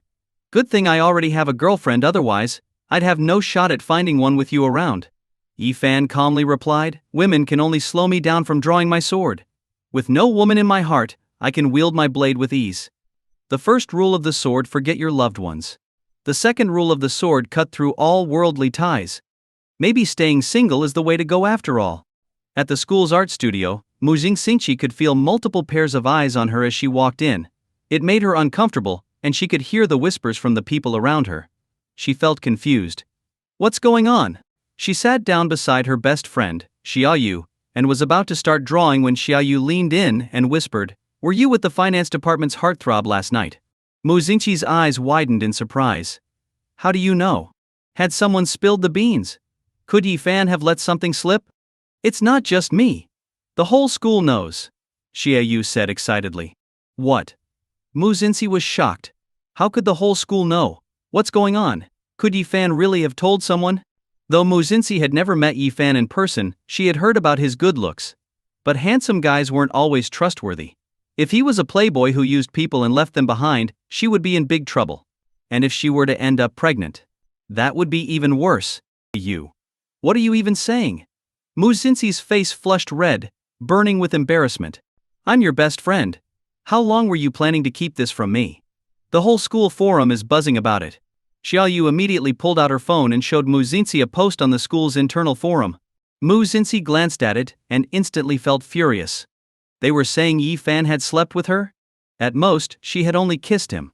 And even then, the furthest things had gone was accidentally seeing him without clothes, something that only happened because she was trying to stop him from doing something indecent. How could these people on the forum make up such absurd stories? This is pure slander. Mu Jingqi's face was flushed with anger and embarrassment. So nothing like that happened. Xiaoyu sighed in relief but still looked puzzled. But are you his fangirl? What kind of question is that? I heard you brought him tea at the sports field, barged into the boys' dormitory, and even carried his suitcase just to make him smile. Xiaoyu teased. Mu Jingqi massaged her temples. It's a long story. But no, I'm definitely not his fangirl. She couldn't tell Xiaoyu about the bizarre situation she was in with Yi Fan, where they had somehow exchanged sensations. Even if she did explain, who would believe her? Xiaoyu would probably think she'd gone mad and might even get her sent off for experiments. Good, Xiaoyu muttered. In my eyes, there's no guy worthy of you anyway. I mean, Yi Fan may be good looking, but what else does he have going for him? His grades are a disaster. He barely made it into the school with one of the lowest scores. And all these girls confessing to him? He's probably gay. Mu Jingqi immediately shot back. So what if his grades aren't great? He can improve. And just because he doesn't have a girlfriend doesn't make him gay. If that logic holds, you've been single since birth, so are you a lesbian? Still claiming not to be his fangirl, huh? I need to contact the administrator and get them to delete these posts, Mu Jingqi said angrily, glaring at the slanderous comments. How could so many people be spreading rumors like this overnight? This was the first time she'd ever been accused of something so absurd, and now people thought she had slept with someone. How was she supposed to get married after this? Wait, look, Yi Fan just posted. Xiaoyu interrupted her, pointing at her phone screen. Mu Jingqi quickly looked over and was surprised to see that Yi Fan had made a post himself, clarifying that he hadn't slept with her, and that their relationship was completely innocent. Instantly, the post gained countless replies, and the forum administrators pinned it to the top. Xiaoyu raised her eyebrows, somewhat impressed. Honestly, most guys would probably let these rumors keep going. You're so amazing, they'd want to brag about it. But Yi Fan actually stepped up and clarified right away. Guess he's not so bad. Those words hit Mu Jingqi right in the heart. She hadn't expected Yi Fan to defend her like that. As she scrolled through the replies, she noticed some trolls bashing Yi Fan, even calling him a freeloader. How unfair. Freeloader? He's not living off anyone. It's not like he's eating from their rice bowls. Why do they care so much? Mu Jingqi was even more furious now. Without hesitation, she created a new account to defend Yi Fan. Then, she called the school's forum administrator. Not only did she demand the removal of all posts spreading rumors about her, but she also instructed the administrator to expose and ban the accounts of anyone who had insulted Yi Fan. Ban those user accounts permanently, she commanded. No, actually, don't just ban them, completely delete them. Xiaoyu was dumbfounded by what she was hearing. All this trouble just because some trolls insulted Yi Fan? Didn't you just say you weren't his fangirl? She mumbled. The forum administrator, faced with Mu Jingqi's demands, immediately complied. Of course, no problem at all. Mu Jingqi wasn't just any student, she was the heiress of the Mu family, which had heavily invested in Huaqing University. Her father was one of the school's shareholders and had contributed significantly to its funding. Offending her was out of the question. especially if the school wanted to keep benefiting from her family's investments. Within 5 minutes, the administrator had efficiently cleared the forum of any posts about Mojinsi.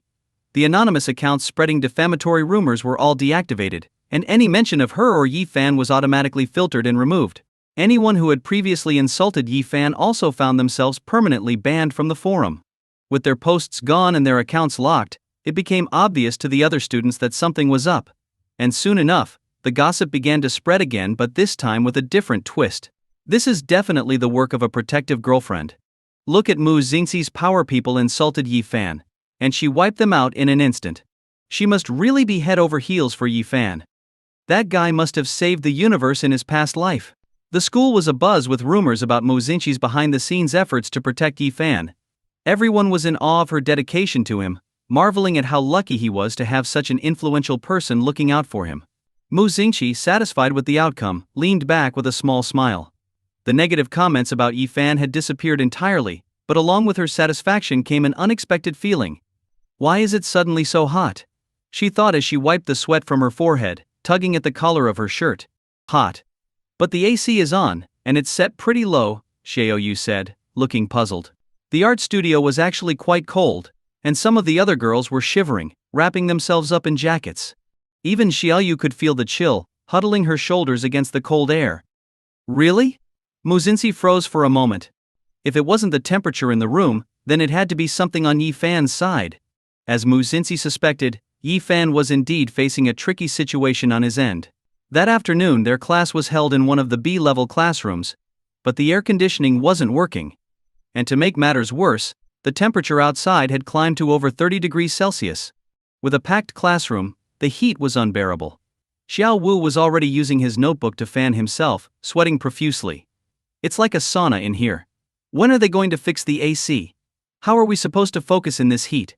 Exactly. Fat Tiger agreed, taking a gulp of iced lemonade.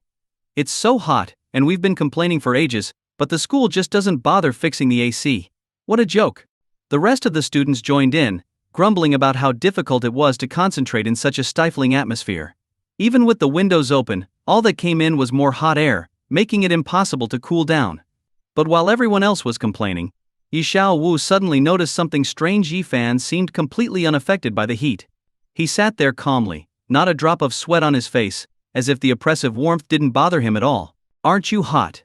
Xiao Wu exclaimed in shock. Fat Tiger looked at him, puzzled. Lao Yi, did you get heat stroke or something? But Yi Fan wasn't feeling hot at all, since he had swapped his body sensations. All he could feel now was the refreshing coolness of the air conditioning and the crisp taste of soda. It was truly a chilling relief, making his heart feel light. In any case, all of Mu Xingxi's comforts were his to enjoy. Yeah, I'm hot, Yi Fan said, pretending to feel the heat so his roommates wouldn't get suspicious. He complained, hasn't anyone come to fix the air conditioner yet? Looking around at everyone sweating from the heat, Yi Fan felt a bit guilty, knowing that Mu Xingxi must be uncomfortable too. He quickly unbuttoned a few buttons on his shirt. If it weren't for the fact that he was in class, he would have taken his shirt off completely. To make things a little better for Mu Xingxi, he drank some cold soda and fanned himself with a book. Hopefully Mu Xingxi could feel a bit of the coolness. But the real issue was, when would the air conditioner get fixed? I have no idea. Xiao Wu, seeing Yi Fan sweating, was no longer worried about him hallucinating from heat stroke. He joined in the complaint, we've reported it, but no one's come. They just think they can bully us students. Exactly. How are we supposed to survive this heat? Lei Ji chimed in. It's impossible to focus in class, everything smells like sweat. Even standing in the hallway would be better. While the roommates grumbled, Yi Fan's phone buzzed. He looked at it, and saw a message from Mu Xingxi on WeChat. Mu Xingxi, what's going on? It's so hot. What happened? In Yi Fan's mind, an image of Mu Xingxi's beautiful face, flushed and covered in sweat, flashed by. Clearly, all the heat he wasn't feeling was being suffered by her instead, making him feel sorry for her. Yi Fan explained honestly that the air conditioner was broken. Mu Xingxi replied, got it. I'll handle it. A few minutes later, two workers carrying toolboxes suddenly entered the classroom. Hello, we're here on Miss Mu Xingxi's request to fix the air conditioner. Yi Fan was stunned. He hadn't expected Mu Xingxi to act so fast. She really was incredible. It made him realize how inadequate he was by comparison. The moment those words were spoken, the entire class was shocked. They had reported the issue many times, but no one ever came to fix it. Yet as soon as Mu Xinxi made a request, the school immediately allowed it. It was obvious the only reason Mu Xinxi intervened was because of Yi Fan. The campus bell was pursuing Yi Fan. Then, a system notification appeared in Yi Fan's mind. Congratulations to the host. Mu Xinxi has arranged for the air conditioner to be repaired. You've earned 500 points. Satisfied with the points, Yi Fan immediately started a lottery draw. Ding, congratulations, host. You have won a villa in the Yan family garden. Ding, congratulations, host. You have won a black card with an unlimited spending limit. Yi Fan was ecstatic. The Yan family garden was the city's most expensive and luxurious neighborhood. Owning a villa there would cost at least 80 million yuan. Yi Fan didn't own any property, and he had been planning to save up for a house. Now that he had won a villa, there was no need to buy one anymore. Many people worked their entire lives without being able to afford such a house, yet he had acquired one effortlessly. It felt amazing. As for the black card with an unlimited spending limit, Yi Fan had heard about it from some influencers. It was a symbol of status and an absolute treasure. Even wealthy people often struggle to get a black card, and fewer than 50 people in the country owned one. But now he had one, and with no spending limit. It fulfilled one of his biggest dreams. The paperwork for the Yan family garden villa has been processed successfully, and the black card has been placed in your bag. The host can check it now. Yi Fan immediately reached into his backpack. Sure enough, there was a property deed and all the necessary documents.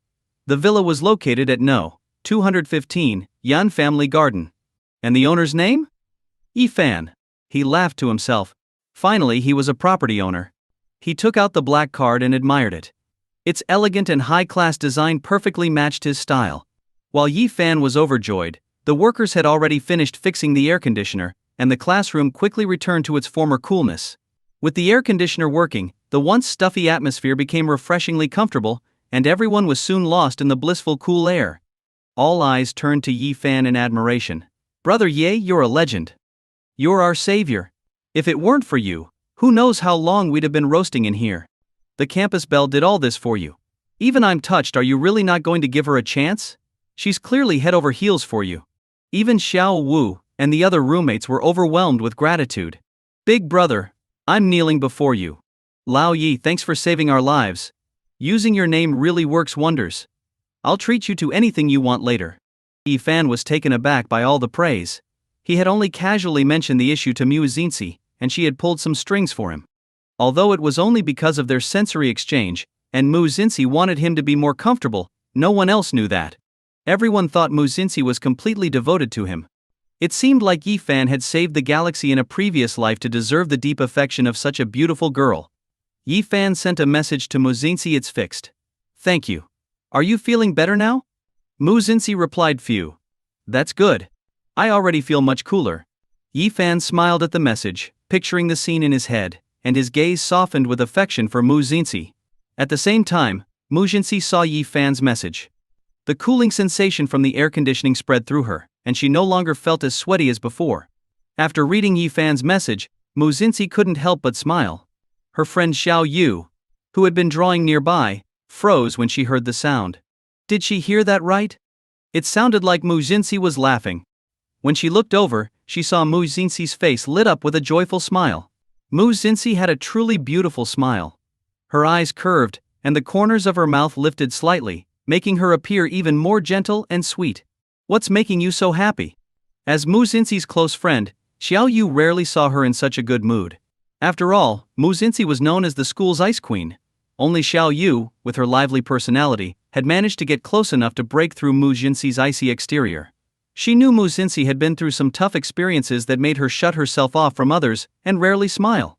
Xiao Yu tried to peek at her phone, making Mu Xinxi's face flush with embarrassment. She quickly pocketed her phone, avoiding Xiao Yu's gaze. Oh, it's nothing. Just saw a funny joke. Let's get back to drawing.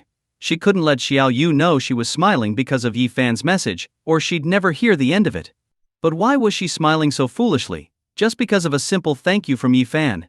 How ridiculous. After school, Xiao Wu stretched and got up from his seat. Ah, finally free. Yi Fan, let's go to the internet cafe and play some games. You were awesome yesterday. Fat Tiger was equally excited. Yeah. I even recorded it and uploaded it to Bilibili. It's gotten thousands of views. you should really consider becoming a professional streamer. I can't today. I've got something to take care of, Yi Fan declined. Maybe next time. He hadn't forgotten his upcoming meeting with the president of GIU Media. He couldn't afford to miss this opportunity to make some serious money. Inside an upscale cafe, a woman with skin as white as snow was sipping her coffee. She looked like a fairy, with radiant skin and striking beauty. Her black hair was tied up at the back of her head, secured with a crystal hairpin, revealing her graceful swan-like neck and delicate collarbones. She wore a black strapless gown, exuding elegance and nobility, her hands crossed in front of her, radiating an aura of power. The men in the cafe couldn't help but steal glances at her, but she paid no attention, her gaze fixed on the window, seemingly waiting for someone. "Are you Miss Zhu, the CEO?" Hearing a deep voice, Zhu Kaiwen lifted her eyes and saw a handsome young man standing before her. He had a slight smile at the corner of his lips, forming a charming curve, the type of look popular with young girls these days. His complexion was fair, his features delicate, and he had a tall, strong build. Despite wearing just a black t-shirt, his entire demeanor exuded the vitality of youth. Zhu Kaiwen was momentarily stunned. Feeling that her reaction was too abrupt, she quickly stood up. "Yes, that's me. Hasn't your father arrived yet?" The young man looked like a student. How could he be the one to invest in her company? He was probably just accompanying his father. "No, it's me. I'm the one who wants to invest." Yi Fan shook his head, speaking with calm sincerity. Next, Zhu Kaiwen was shocked. She looked Yi Fan up and down. He was very young and incredibly handsome. He could pass for a pop idol. And he was saying he wanted to invest in her company, to become a shareholder? How could that be? Zhu Kaiwen had imagined what an investor might look like, not an elderly man, but at least someone middle-aged. This young man didn't fit the image at all. Plus, looking more closely, he didn't seem to have that much money. Feeling a bit annoyed, Zhu Kaiwen said, "If you think it's fun to play games with me, I'm not in the mood." Her company was facing a financial crisis, and the situation was dire. In the past, she might have entertained the idea of keeping a young man around, but now, with everything happening, she had no interest in such games. As she grabbed her bag to leave, a shadow blocked her path. It was Yi Fan. His deep eyes looked at her with confidence. "Who said I was joking? I'm serious about discussing a partnership with you." With a soft thud, Yi Fan placed a black card and a set of car keys on the table. Zhu Kaiwen froze. A black card, an ultimate status symbol for the world's wealthiest. It was known for its exclusivity, only issued after strict evaluations by banks. Zhu Kaiwen herself had applied for one multiple times, only to be rejected. The fact that this young man had a black card showed that he was extraordinarily wealthy. And the car key, it belonged to a limited edition Koenigsegg. There were only a few in the world, and Yi Fan owning one was undeniable proof of his wealth and influence. Yi Fan could easily read the astonishment on Zhu Kaiwen's face. With determination and confidence, he crossed his arms and gazed down at her. "Now, do you believe in my sincerity, Miss Zhu?" Zhu Kaiwen, who had been so dissatisfied just moments before, quickly became excited. She humbly apologized. "I'm sorry for my rashness. Please, you have to help me through this difficult time. My company desperately needs your assistance. Here's our company profile and the contract. Feel free to review it, or let me know if you have any other requirements." She laid out a stack of documents in front of Yi Fan.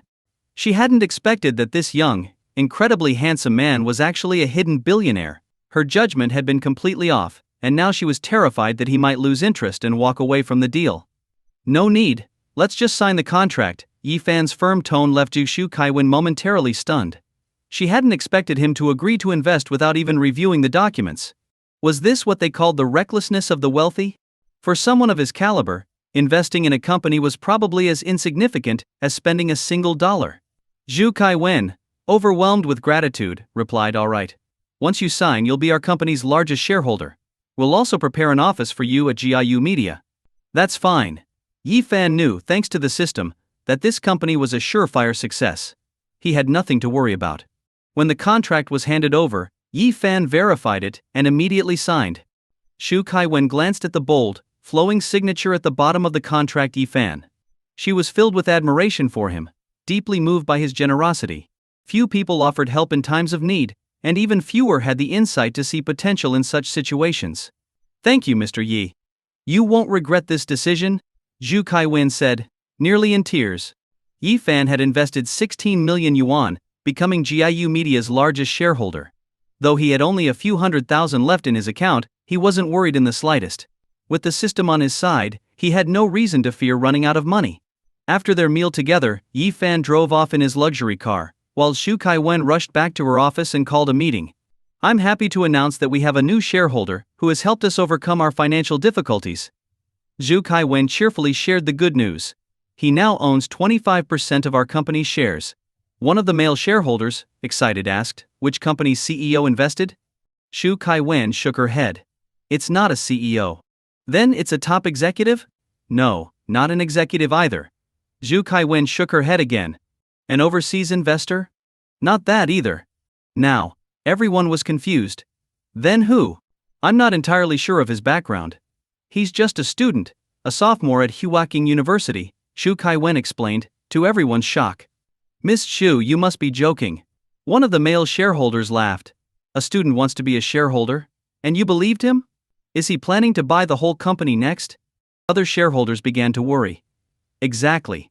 These days, even students struggle to find jobs. How could one possibly invest in a company?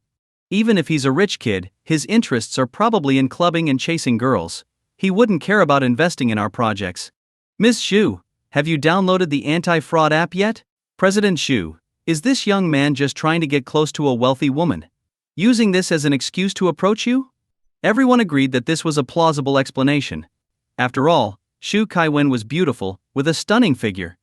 Many had tried to pursue her but none had succeeded, leaving her single. Plenty of male executives and employees admired her. It wouldn't be surprising if a university student found this method to approach her. He won't. The documents have already been signed, Xu Kaiwen said confidently, waving the papers in her hand. He's not lying. However, the male shareholder who had feelings for Xu Kaiwen scoffed internally, thinking to himself, what if he used a fake name to fool you? The documents would be invalid, and he'd just be playing with you. Kaiwen, you're too naive. Others in the room also sensed that something was off. But Xu Kaiwen, clearly displeased, retorted to the male shareholder, even though he's a student, he's driving a Koenigsegg and owns a black card. He also transferred 16 million yuan into my account in one go. Her words left everyone in the room stunned.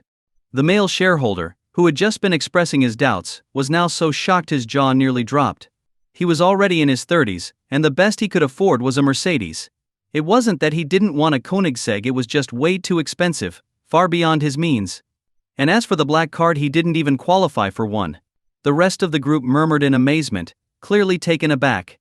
A student with a black card. Couldn't it be a counterfeit? Didn't you hear what Miss Xu said?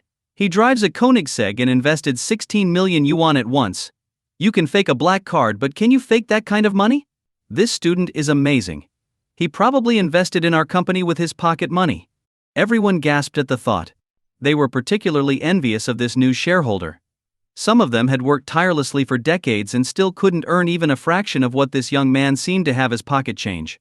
Seeing their attitudes shift, Xu Kaiwen added, even though he's a student, he saw the potential in our company and decided to help us. That proves his insight and capability. I don't want to hear anyone saying anything bad about him. If I do, I'll hold you accountable. With such a strong statement from their boss, no one dared to speak ill of the new shareholder. Especially since he clearly had both money and influence, he was now seen as a benefactor to the company. The company had been on the brink of bankruptcy, but with this new investment of over 16 million yuan, they could finally weather the storm. Everyone was immensely grateful for the new shareholder's involvement. When can we meet the new shareholder? He's amazing. Yeah, I really want to know what he looks like. We should properly welcome him. He's helped us out so much. Xu Kaiwen, seeing their enthusiasm, nodded. That's right. We need to hold a welcome event to celebrate his joining the company. I'll ask him when he's available and arrange for him to visit. Great. The team's morale was high, and they eagerly looked forward to meeting the new shareholder in person. However, the male shareholder was far from pleased. So what if he's a rich second-generation kid? He just had the luck to be born to a wealthy father. Without that, how would he have the money to invest in our company? If I had been born into a rich family, I could invest in any company I wanted. Does he really deserve to be praised so highly? What annoyed him even more was that Xu Kaiwen seemed to admire this young man, which made him dislike the student even more. When that kid shows up, he thought, I'll make sure to teach him a lesson and put him in his place. He'll learn that I'm still the most respected figure in this company. After finishing her work, Xu Kaiwen opened WeChat. She quickly found Yi Fan's contact and sent him a message. Mr. Yi, we are planning to hold a welcome event for you at our company this week. Are you available? This was the first time she found herself waiting for a reply from a young man. She ended up waiting for more than 10 minutes. Finally, a response came. Just got out of the shower. No need for the event, I have exams. His tone was cold and indifferent, unlike other men who always tried to please her. Shu Kaiwen immediately pictured the relaxed and carefree look on Yi Fan's face. It was clear that Yi Fan had no interest in her. So, all the jokes from her subordinates about him spending money to impress her were completely baseless. This made Shu Kaiwen admire him even more. He wasn't trying to pursue her, he genuinely believed in the potential of the company. His intentions were pure, and his investment was a vote of confidence in the company's future. Shu Kaiwen couldn't help but smile. Her respect for Yi Fan deepened. For a student to invest in a small, relatively unknown company, even if he was a rich second-generation heir, showed great foresight. She had met many wealthy heirs before. Some were incredibly stingy, while others were generous but wouldn't invest a cent in risky ventures. Yi Fan's investment wasn't impulsive, it was clearly well considered. Feeling determined, Shu Kaiwen sent another message. As our company's top shareholder, we really should hold a formal welcome for you. Could we arrange a time that's convenient for you? We can accommodate your schedule. Yi Fan hadn't expected Shu Kaiwen to be so insistent. He typically avoided unnecessary trouble and didn't care much for formalities. But given her sincerity, he decided to go along with it. Next Friday morning? I don't have any classes then. Shu Kaiwen immediately replied. Great. Her secretary, who had been watching from the side, stared at Shu Kaiwen in shock. Miss Shu was actually holding her phone, waiting for a message, and smiling. As a strong, career-focused woman, Shu Kaiwen rarely touched her phone during work hours to avoid distractions. Yet here she was, waiting for a message and smiling like a schoolgirl. It was totally out of character. Who could possibly make Miss Shu so attentive? That evening, Yi Fan lay back on the bed, enjoying a movie projected onto the wall. He was incredibly comfortable. His dorm room was cramped and had no space for a projector. But Mu Xinxi's room was spacious, with a large bed and a high-end projector, a top-notch brand from abroad. He could watch any movie he wanted without needing to buy a membership. There was no need for him to spend money on subscriptions, as her projector had access to an extensive film library with every movie imaginable. Plus, the room had a state-of-the-art sound system, making the viewing experience just as good as watching a movie in a theater. As Yi Fan enjoyed the film, there was a knock on the door. Come in, Yi Fan called out. It was late, who could be visiting him now? A slender, graceful figure entered the room, her expression slightly annoyed. Yi Fan, do you seriously not dry your hair after washing it? Huh? Yi Fan hadn't even noticed that his hair was still damp. He never had the habit of drying his hair right after a shower. With the hot summer weather and his short hair, it would dry on its own soon enough. There's no need to blow dry it, he replied. That'll give me a headache. If you catch a cold, I'll have to suffer for it too. Lying down with wet hair is really uncomfortable, Mu Xinxi complained as she walked over to him, grabbing his hand and pulling him up. Alright, I'll dry it, Yi Fan relented, seeing how persistent Mu Xinxi was. She immediately grabbed a towel and a hairdryer. In the next moment, she gently pushed Yi Fan down in front of the bed. She sat cross-legged on the bed, gently towel drying Yi Fan's hair. Yi Fan could vaguely feel the smoothness of her fingers, especially as they brushed through his hair. It was a comforting sensation, and he closed his eyes in contentment. This was the first time he had experienced such care from the campus beauty, and it was surprisingly tender. So relaxing, Yi Fan murmured, clearly enjoying himself. At that moment, he felt a warm gust of air. Ding detected that Mu Xinxi is blow-drying the host's hair, awarded 300 points. Mu Xinxi had turned on the hairdryer, her tone carrying a bit of annoyance.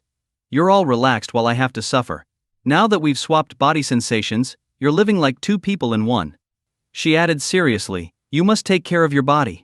If something happens to you, what about me? Her soothing voice made Yi Fan's heart race. Although he knew she didn't mean it in that way, his mind couldn't help wandering to other thoughts. Hey, why does this feel so sweet?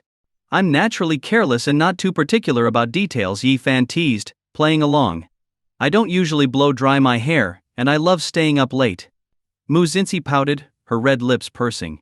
Can't you just be a little more careful? Your health is important, don't you know that? My body's strong, don't worry, Yi Fan boasted proudly. You. Mu Xinxi was almost at her wits' end with him. Besides, with you looking after me, You can dry my hair and make sure I go to bed early, Yi-fan added with a mischievous grin. That's too much trouble, Muzinsi muttered, biting her lip in frustration, clearly torn. She'd always been the one taken care of by servants. When had she ever taken care of anyone else? Oh, can't handle it. Then I guess I'll have to find a girlfriend to look after me. Once I'm driving around, you won't be able to boss me around anymore, Yi-fan teased with a sly tone. In less than a second, Muzinsi panicked. No way.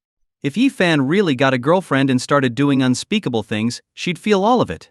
If Yi-fan kissed a girl, she would feel it. If Yi-fan touched a girl, she would feel it. If Yi-fan got intimate with a girl, it would be her experiencing those sensations too. Just the thought of it was mortifying. Muzinsi immediately shook her head vigorously, utterly rejecting the idea. Seeing her cheeks flush red, Yi-fan couldn't help but feel delighted. She was just too cute. Right now she was like a little kitten, adorable and clumsy. Then you better behave and take good care of me, Yi-fan hummed contentedly. Muzinsi clenched her teeth. I'll endure you. Anyway, once we swap our sensations back, things will go back to normal. After making sure his hair was dry, she nudged him, urging, hurry up and get to bed. I need someone to tuck me in, Yi-fan quipped, raising an eyebrow. Muzinsi, who had been about to leave, stopped in her tracks. Though reluctant, she returned to pull the blanket over Yi-fan. My arm feels a little sore. Could you give me a massage? Yi-fan asked with a playful grin. And you? All right then, I'll just go find a girlfriend, Yi-fan chuckled. I'll massage your arm. Muzinsi quickly sat down beside him and started massaging his arm. Normally she would have punched him by now. But with their sensations swapped, any pain Yi-fan felt would be felt by her, so she carefully massaged his arm with delicate attention. Yi-fan closed his eyes, enjoying the personalized service from Muzinsi. Her small hands were soft yet surprisingly strong as she massaged his arm. Her nose twitched slightly and her face puffed up a little, clearly annoyed, but she still let out a soft hum as she worked. Yi-fan feigned displeasure with a grunt. Not happy about it? I'm happy, she quickly responded, turning into a little lamb, her tone obedient. Hey, so soft and cute. This one's definitely marriage material. Though their body sensations would only be swapped for 2 more months, Yi-fan was confident that he could win Muzinsi over within that time. And if he couldn't, well, he'd joke about marrying the author instead. Now will you go to sleep? Muzinsi asked, a bit flustered. Though her hands weren't tired, Yi-fan's teasing look made her want to run away from embarrassment. I'm not sleepy. It's boring being alone, Yi-fan said with a lazy grin. Keep me company and finish watching the movie with me. You. She glared at him. No? Well then, who knows what time I'll go to bed, Yi-fan smirked. Fine. Muzinsi grumbled. After weighing her options, she reluctantly agreed, I'll stay with you. If Yi-fan stayed up late, she wouldn't be able to sleep either. If she didn't sleep well, she'd be exhausted the next day. Come on, hop in, Yi-fan patted the spot next to him on the bed. Muzinsi hesitated, but eventually lay down beside him. As soon as she sensed the warmth of his body, her nerves tightened. Sharing a room with a guy late at night was one thing, but lying next to him? She had never experienced anything like this before. Yi-fan glanced over at Muzinsi, her delicate face flushed with embarrassment. She was wearing a nightgown, her long hair cascading over her shoulders, her downcast face glowing with a soft pink hue. Under the projector's light, her figure was accentuated, her lips looking soft and full. The sight of her made Yi-fan feel a surge of heat. Aren't you watching the movie? Muzinsi asked, noticing Yi-fan's intense gaze. She instinctively pushed his face away with her palm. Yi-fan chuckled quietly. You're more interesting than the movie. How can I not look at you? Boom! His deep, magnetic voice sent ripples through Muzinsi's heart. Her heart pounded in her chest, and she had no idea what was even happening in the movie. All she could feel was how hot her face was, and how stiff her body had become. Yi-fan could see her biting her lower lip, her face glowing like a ripe peach. An irresistible shade of pink. I was just kidding. You didn't take me seriously, did you? Yi-fan teased, deliberately messing with her. She immediately shot back, flustered. I wasn't taking it seriously at all. In her agitation, she kicked Yi-fan with her foot. Yi-fan, sitting near the edge of the bed and enjoying watching her squirm, didn't expect the playful kick. The next moment he fell off the bed. Of course it didn't hurt him at all. Because it was Muzinsi who felt the pain. Audo, that hurts. Muzinsi groaned, rubbing her sore bottom. She hadn't expected him to fall, let alone that she would feel the pain from it. Lying on the floor, Yi Fan burst out laughing. Serves you right. You're such a brute. Mu Xinxi sat up on the bed, glaring at him. Yi Fan leaned in close, his handsome face drawing near, and teased. I've always been a brute. You know that better than anyone, don't you? What? What are you talking about? How would I know? Mu Xinqi's face flushed as she looked at Yi Fan's incredibly handsome features, her skin burning with heat. This morning, Yi Fan hinted with a mischievous smile. Mu Xinxi's eyelashes fluttered quickly as the memory of that suggestive scene immediately flashed through her mind, making her face grow even hotter. You. Stop thinking dirty thoughts, she stammered. Yi Fan chuckled lazily. I think it's you with the dirty mind. Who would have thought that the campus belle is so impure? Mu Xinxi, embarrassed by his teasing, covered her face with her hands and glared at Yi Fan. I wasn't thinking anything. Stop leading me astray. I'm going to bed now, and you should go to sleep too. I'm not going to sleep. What are you going to do about it? Yi Fan teased, a smug grin on his face. Mu Xinxi was so frustrated that she was practically gnashing her teeth, but there was nothing she could do to stop him. Her fair skin, now flushed, only made her look even more adorable. Mu Xinxi puffed up her cheeks. Why can't you just go to sleep? Staying up late is bad for your health. I'm in great shape, Yi Fan said arrogantly. A man can't admit he's weak, after all. I'll give you 50,000 yuan if you go to bed right now. I don't need money, Yi Fan replied confidently. With his system he could get as much money as he wanted. You. Mu Xinxi was on the verge of tears, not knowing what to do with him. In frustration she turned to leave, but Yi Fan patted the spot next to him on the bed, smiling. Why don't you help me fall asleep? Don't push your luck, she muttered, waving her hand dismissively as she made to leave. Yi Fan sighed dramatically. All right, if not, I'll just stay up all night then. Mu Xinxi stopped in her tracks. All night? She wouldn't be able to survive the next day if Yi Fan didn't sleep tonight. If he stayed up she would feel exhausted too. She turned back towards him, glaring. Weren't you just leaving? I changed my mind, can't I? She huffed, still holding on to her pride. How am I supposed to help you sleep? Yi Fan's eyes narrowed with a playful glint. Are you asking about the premium version or the free version? Mu Xinxi's ears instantly turned red. You pervert. Yi Fan smirked. I haven't done anything yet, and you're already calling me a pervert. What would you call me if I did do something? He leaned forward and wrapped his arm around Mu Xinxi's slim waist, teasing. How about husband? Congratulations to the host for unlocking the waist-hugging action, earning 300 points. With a satisfied grin, Yi Fan leaned in and inhaled the sweet scent from her neck. Her waist was soft, and her skin was smooth, so delicate and perfect. Mu Xinxi's face flushed a deep red, the unique scent of Yi Fan enveloping her, filling the air with an undeniable sense of intimacy. Hearing his deep, seductive voice, her ears turned bright red. The warmth of his fingers sent shivers down her spine, and she quickly pushed him away. Be serious. I am serious. Now, are you going to help me sleep or not? Otherwise I'll head to the internet cafe and stay up all night. Yi Fan made as if to get up. Immediately, Mu Xinxi wrapped her arms around his, stopping him in his tracks. Come back. I never said I wouldn't help you. Her shy voice, barely above a whisper, sent a pleasant shiver through Yi Fan. He turned to look at her, now sitting cross-legged on the bed. Her cheeks were flushed, her delicate face turned down slightly. Her black hair, with its soft curls, cascaded over her shoulders. Yi Fan noticed her long, fluttering eyelashes like the wings of a butterfly, making her look even more sweet and innocent. She was wearing an off-shoulder top, her collarbone faintly visible, and though she was dressed in a short skirt and black stockings, her long legs were pale and elegant, ending in delicate feet. Yi Fan couldn't help but smile as he lay back beside her. All right, how about this? You don't have to call me husband, but at least call me big brother, then we can both sleep peacefully.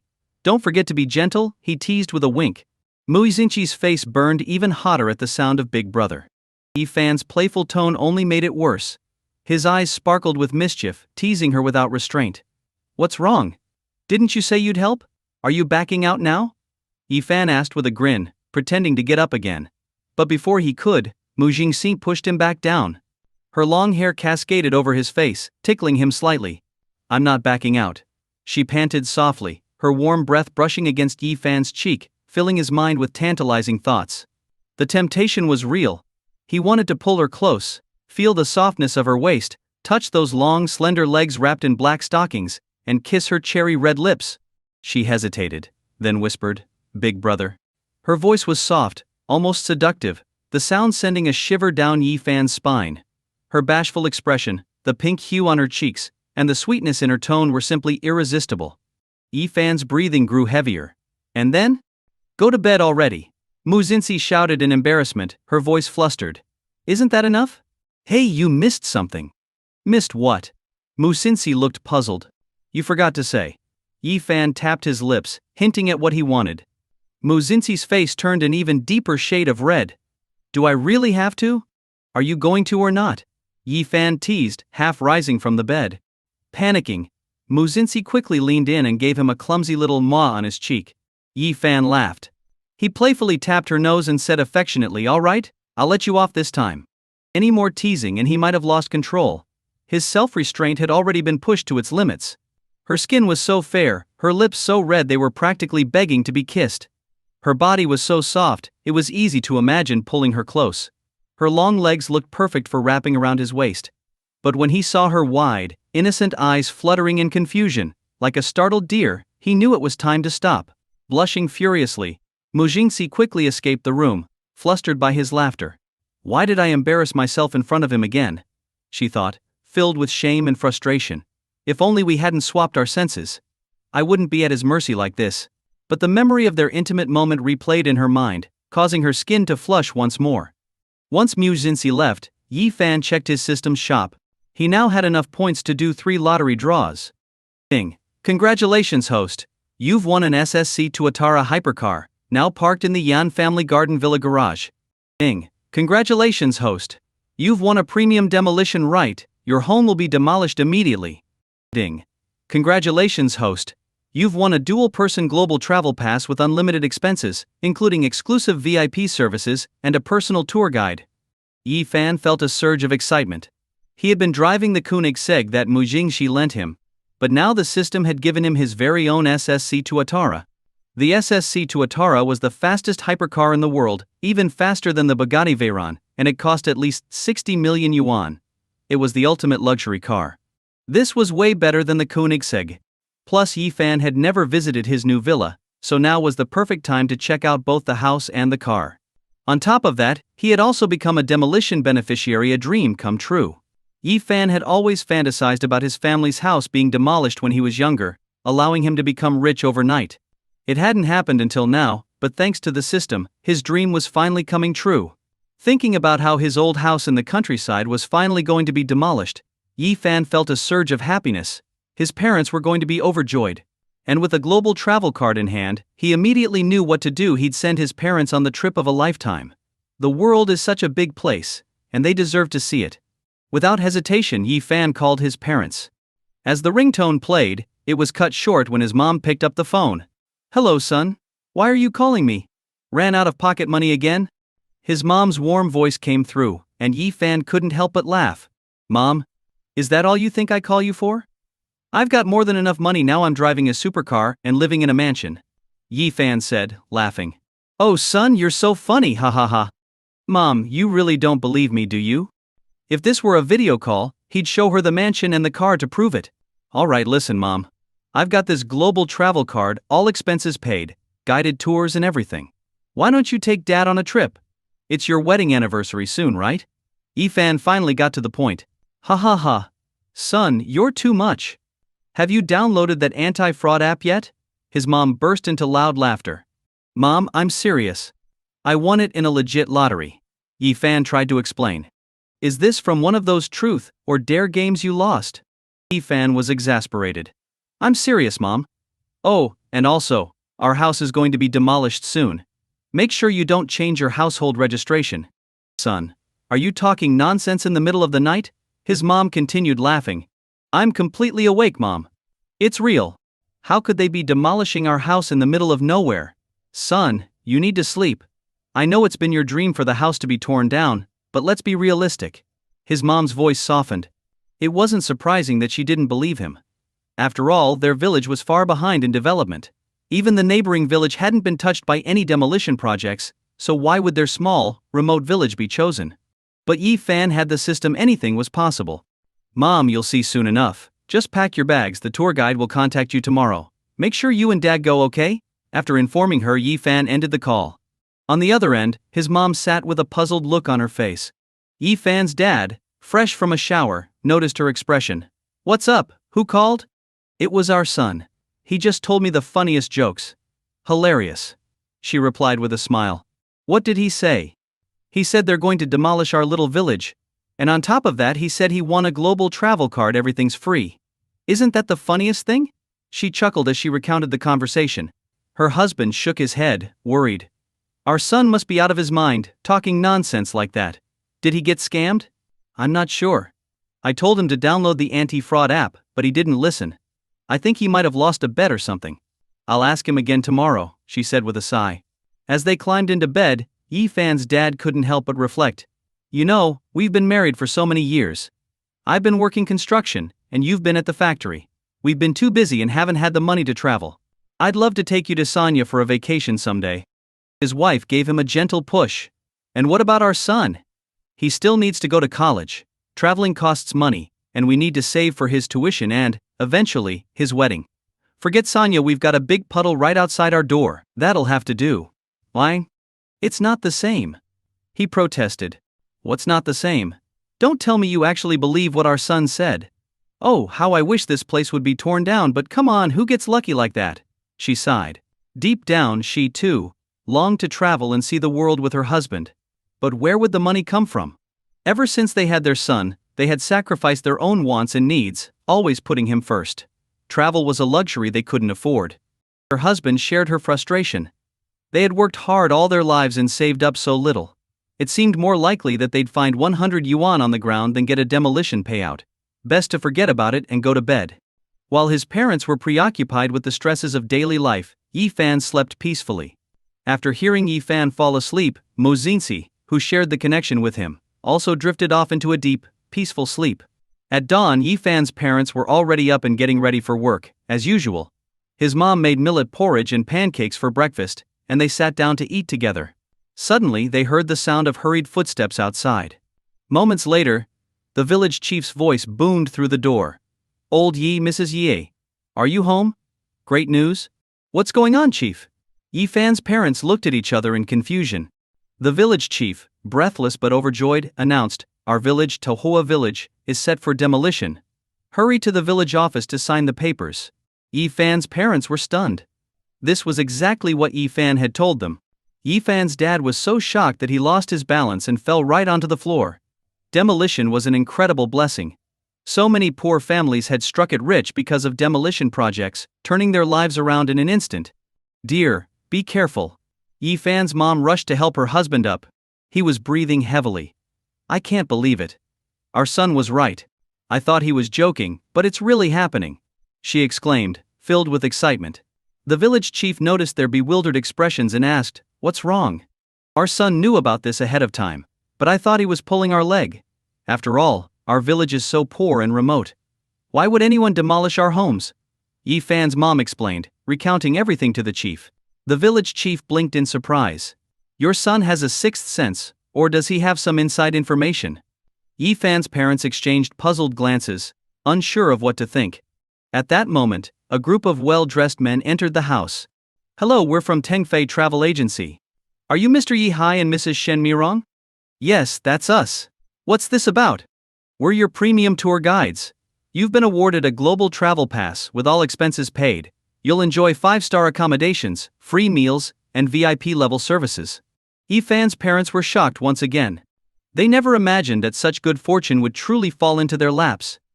While Yi-Fan was still sound asleep, his phone began to ring. Groggily, he fumbled for his phone and answered, still half awake. "Hello," he mumbled. "Son." The excited shout on the other end jolted him awake. Rubbing his ears, Yi-Fan replied, "Mom, could you tone it down a bit? Ha ha ha. I can't believe it. You weren't joking, we really did win the global VVIP travel package." His mother's cheerful voice made Yi-Fan smile. "Yeah, see? I told you it was real." It seemed the premium tour guide he'd arranged had contacted his parents as planned. "We're about to board the plane to Sanya right now. And it's first class. This is my first time flying first class," his mom said excitedly. His dad chimed in as well, "Everything's covered. We're even having a fancy dinner tonight and staying in a presidential suite. There's also a luxury cruise planned." His mom added with a hint of regret, "It's just a shame there's only room for two. You couldn't come with us." Yi-fan felt a sudden pang in his chest. No matter what good fortune came their way, his parents always thought about him first. "I don't need a vacation. I'm already exhausted, and I still have classes to attend. You two just go and have fun. Just take lots of pictures for me, so I can feel like I'm there with you," Yi-fan said with a grin. "Of course. Oh, and there's more good news. The village is really being demolished. You're amazing. How did you know it was going to happen?" his mom asked, clearly amazed. Yi-fan hadn't expected the demolition news to reach his parents so quickly. The system worked faster than he thought. "Ha ha ha, I have a friend in the demolition office. He mentioned that they were planning to develop the area, so I told you ahead of time." "Too bad you didn't believe me at first," Yi-fan said, making up a quick excuse. His mom, now slightly embarrassed, apologized, "Sorry son. I really thought you were joking. How could I not trust my own son?"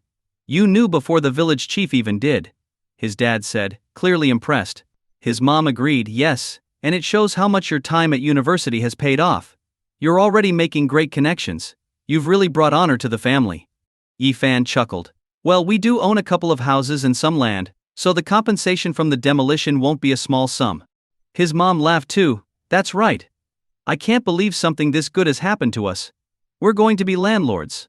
His dad added, "Your aunt used to look down on us for staying in this village, moving her household to the neighboring village because she thought it was better. But now, our village is getting developed while theirs is still the same. When she heard about the demolition, she was so jealous." His mom laughed even harder. "And that's not all. When she found out your dad and I are going on a world tour, you should have seen the look on her face." Thinking about his vain and snobbish aunt, Yi-fan couldn't help but feel pleased. She must be regretting moving away and missing out on the benefits. In the past, when his family was struggling, they had asked her for help, but she had arrogantly refused, unwilling to lend them even a penny. Now karma had come full circle. But this was just the beginning. With the system on his side, there would be plenty more for her to envy. After ending the call with his parents, Yi-fan got ready and headed off to class. After finishing his classes, Yi-fan was on his way to the bathroom when a group of large guys suddenly blocked his path. At the center of the group was the school bully, sporting a menacing scar across his face. Chewing gum, he swaggered up to Yi-fan with a cocky expression. "You must be Yi-fan." Just as this scene unfolded, Hong Yi, one of Yi-fan's classmates, saw the confrontation and couldn't contain his excitement. Finally, Hong Yi had always resented Yi-fan for stealing the spotlight, especially for winning over the faculty's flower, the prettiest girl in their department, who used to be Hong Yi's crush. No matter what he tried, she wouldn't give him the time of day anymore. Now, seeing Yi-fan cornered by the school bully, Hong Yi saw a golden opportunity for revenge. He quickly pulled out his phone and started live streaming the scene. Hong Yi had a decent following, made up mostly of students from Huaqing University. He figured this would be the perfect way to show everyone the real Yi-fan getting beaten to a pulp by the bully.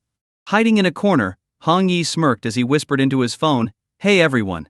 Hit that like button because something big is about to go down. Our college's golden boy Yi-fan is about to get crushed by the school bully. Let's see how long he lasts."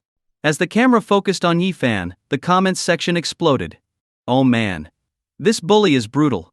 Last time I saw him fight, he knocked someone out with one punch. Host, go help him out. Poor Yi-fan. He's about to get turned into a punching bag.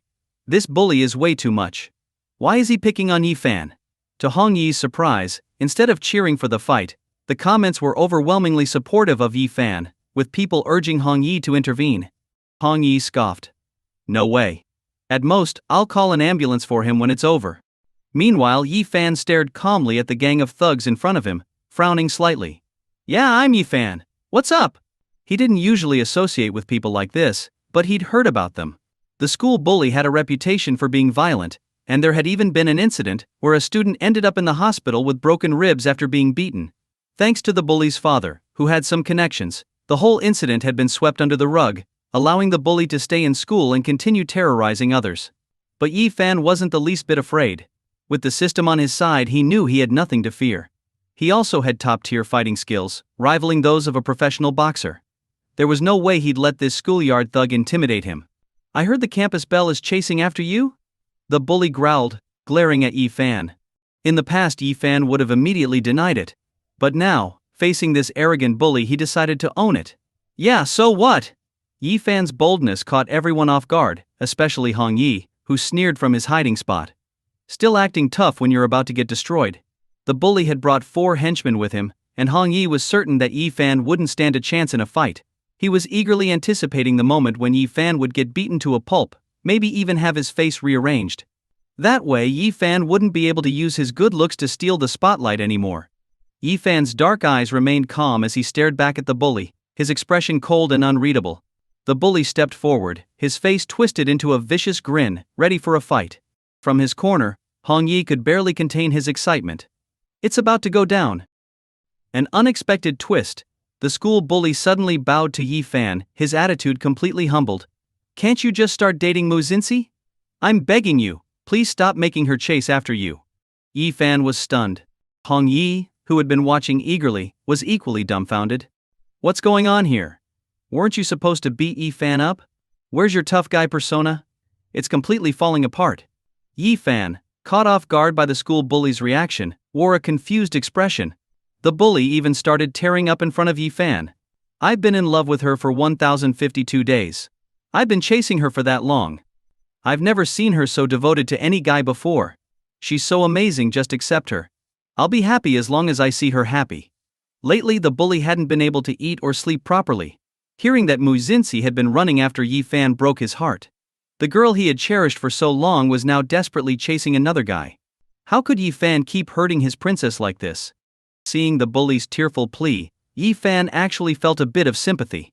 This once feared tough guy had become a heartbroken lovesick fool, a total pushover for love. As long as you get together with her, I'll hand over all the protection fees I collect to you. You'll be my big brother. Just let me know if you need anything. Seeing the bully go this far, Yi Fan sighed. I'll try my best. It wasn't that he was unwilling, it was that Mu Xinxi wasn't interested in him. She wasn't some love-struck fool chasing after him. If it weren't for the system messing around and swapping their sensations, they probably wouldn't even interact. When Yi Fan nodded, the bully's tears flowed even more freely in gratitude. Meanwhile, Hong Yi's livestream viewers were equally shocked. What the hell? Did Yi Fan just make the school bully cry? Yi Fan's on another level, no wonder the campus beauty is chasing him. This has got to be the first time someone tamed the school bully. I'm speechless. 666. Hong Yi was panicking. He had started the livestream hoping to humiliate Yi Fan in front of everyone, but things weren't going as planned at all. Suddenly, his phone rang, catching him off guard. Both Yi Fan and the school bully turned to look at him in unison. Hong Yi tried to flee, but within moments, the bully's henchmen had caught him. They quickly snatched his phone away. Were you secretly recording? The school bully frowned. Yi Fan, seeing Hong Yi caught, decided to stir things up. Was he trying to get you in trouble? Maybe he was planning to record you fighting, so he could get you expelled by the school. The bully's face darkened immediately. He had already been in trouble with the school several times, and had been trying to stay out of the spotlight. But now, here was someone trying to set him up. No, that's not what I was doing. Hong Yi shook his head frantically, his face full of fear. He had only wanted to humiliate Yi Fan, not get the bully involved. Without hesitation, the school bully shut off Hong Yi's livestream and threw the phone on the ground, smashing it with his shoe. The screen shattered, reflecting Hong Yi's terrified face. Then, the bully grabbed Hong Yi by the collar. You think you can mess with me? I'll show you what happens when you cross me. With that, he threw a punch, landing it square on Hong Yi's nose. Hong Yi was soon surrounded by the bully's henchmen, who began beating him mercilessly. Curled up in pain, Hong Yi gasped for help, his voice weak as he called out to Yi Fan, help me. Yi Fan watched coolly as Hong Yi was beaten, muttering just 2 words, serves you right. If Hong Yi thought he could take Yi Fan down without facing consequences, he was sorely mistaken. Yi Fan ignored Hong Yi's cries for help and walked away, leaving Hong Yi bruised and battered, lying on the ground in tears. The bully straightened his clothes and gave Hong Yi one last warning. I'm letting you off easy today. Next time, if you see me, you better walk the other way. If I see you again, I'll beat you every time. With that, the bully and his group stormed off, leaving Hong Yi on the ground, trembling with anger and frustration, his face swollen and bruised. It's all Yi Fan's fault. Hong Yi seethed internally. I'll never forgive him for this. Late at night, a soft whimper filled a large room. A young woman with snow-white skin lay on a bed in a thin, white nightgown. Her delicate face, usually calm and composed, was now twisted in fear. Beads of sweat formed on her forehead, dampening her dark hair as she clutched the bedsheets with trembling hands, her body shaking. Suddenly, a cold hand gently touched her wrist, shocking her awake. Click. The lights were turned on. Muzinsi looked up, startled, and saw a young man sitting by her bed. His dark eyes were filled with concern, his brows furrowed with worry. "Did you have a nightmare?" he asked gently. Muzinsi was still panting heavily, clearly shaken from her dream. Her hair was a mess, and her pale face made her look fragile and pitiful. Why are you here?" she asked, her voice trembling. "We're connected, remember? When you have a nightmare, I can feel it too," Yi Fan replied, raising an eyebrow as if it were the most natural thing in the world. "Here, drink some water." Yi Fan had been sleeping in the room next door when he was suddenly overcome with an overwhelming sense of dread and panic. Fearing that something had happened to Muzinsi, he rushed over, only to find her trapped in a nightmare. "Okay," Muzinsi said softly, still feeling a dry throat. But her heart was still racing from the vivid images of her nightmare. The more she thought about it, the more her emotions spiraled out of control. Seeing Yi Fan's tall, reassuring figure, she felt a small sense of safety. Slowly, the lingering effects of the nightmare began to fade. Yi Fan handed her a glass of warm water, and Muzinsi took it with shaky hands. She brought it to her lips, but the taste was dull and unsatisfying. As she frowned slightly, Yi Fan leaned closer with a playful smile. "I'm the one who needs to drink it for you to taste it, remember?" He took her hand, guiding it so he could take a sip of the water.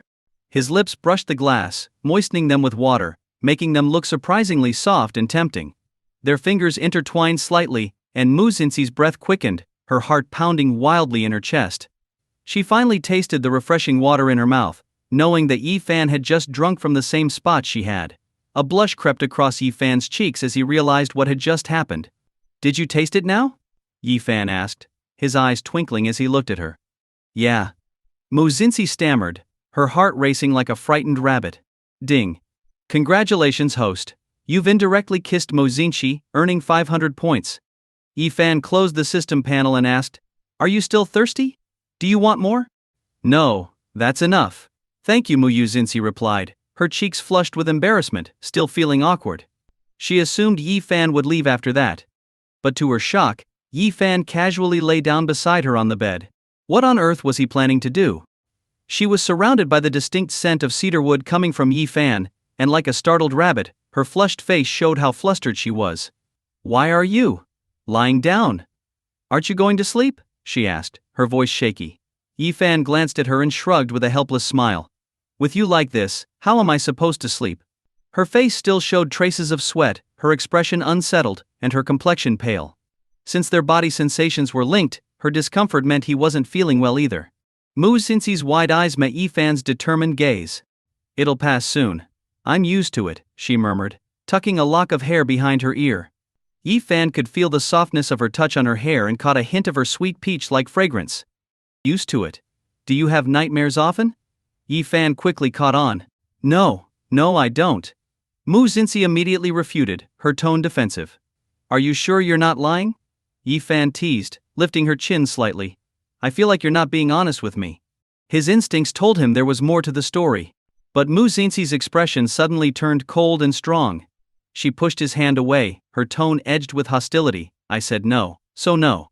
Her face remained icy. But her eyes reddened, betraying her true emotions. "You're so fierce," Yi Fan remarked with a laugh. "You hit me, but the pain is in your heart, isn't it?" Muzinsi bit her lip, refusing to back down, though she knew Yi Fan had seen right through her. Yi Fan wasn't the type to push for answers if she wasn't willing to talk. If she didn't want to say more, he wouldn't force it. Still stubborn, Muzinsi turned her head away. But just as she averted her gaze, Yi Fan pulled her into his warm embrace. "I guess I'll make an exception and help you fall asleep tonight," he said lazily, his hand gently stroking her soft hair. "Ding. Congratulations, host. You've unlocked the hug action and earned 300 points. Muzinsi's heart raced like a deer bounding in her chest. Her face was completely red, flushed with embarrassment. He actually hugged her. And in such an intimate way. You're taking advantage of me." Muzinsi stammered, her face still crimson. "Taking advantage of you? Are you sure? If I were, my hand wouldn't be on your head, it'd be somewhere else entirely," Yi Fan said teasingly, pretending to move his hand down, just to scare her. Terrified, Muzinsi quickly covered her chest with her hands. "Don't even think about it." Originally just teasing, Yi Fan couldn't help but notice the fullness of her figure through her defensive gesture. His throat tightened. Wow. 36D, indeed. If we have kids, there'll be no worries about milk. Heck, she could probably even feed me. Yi Fan licked his lips, chuckling mischievously. Oh? Playing hard to get, are we? And where are you touching? Realizing what he meant, Mu Xinxi's face turned an even deeper shade of red.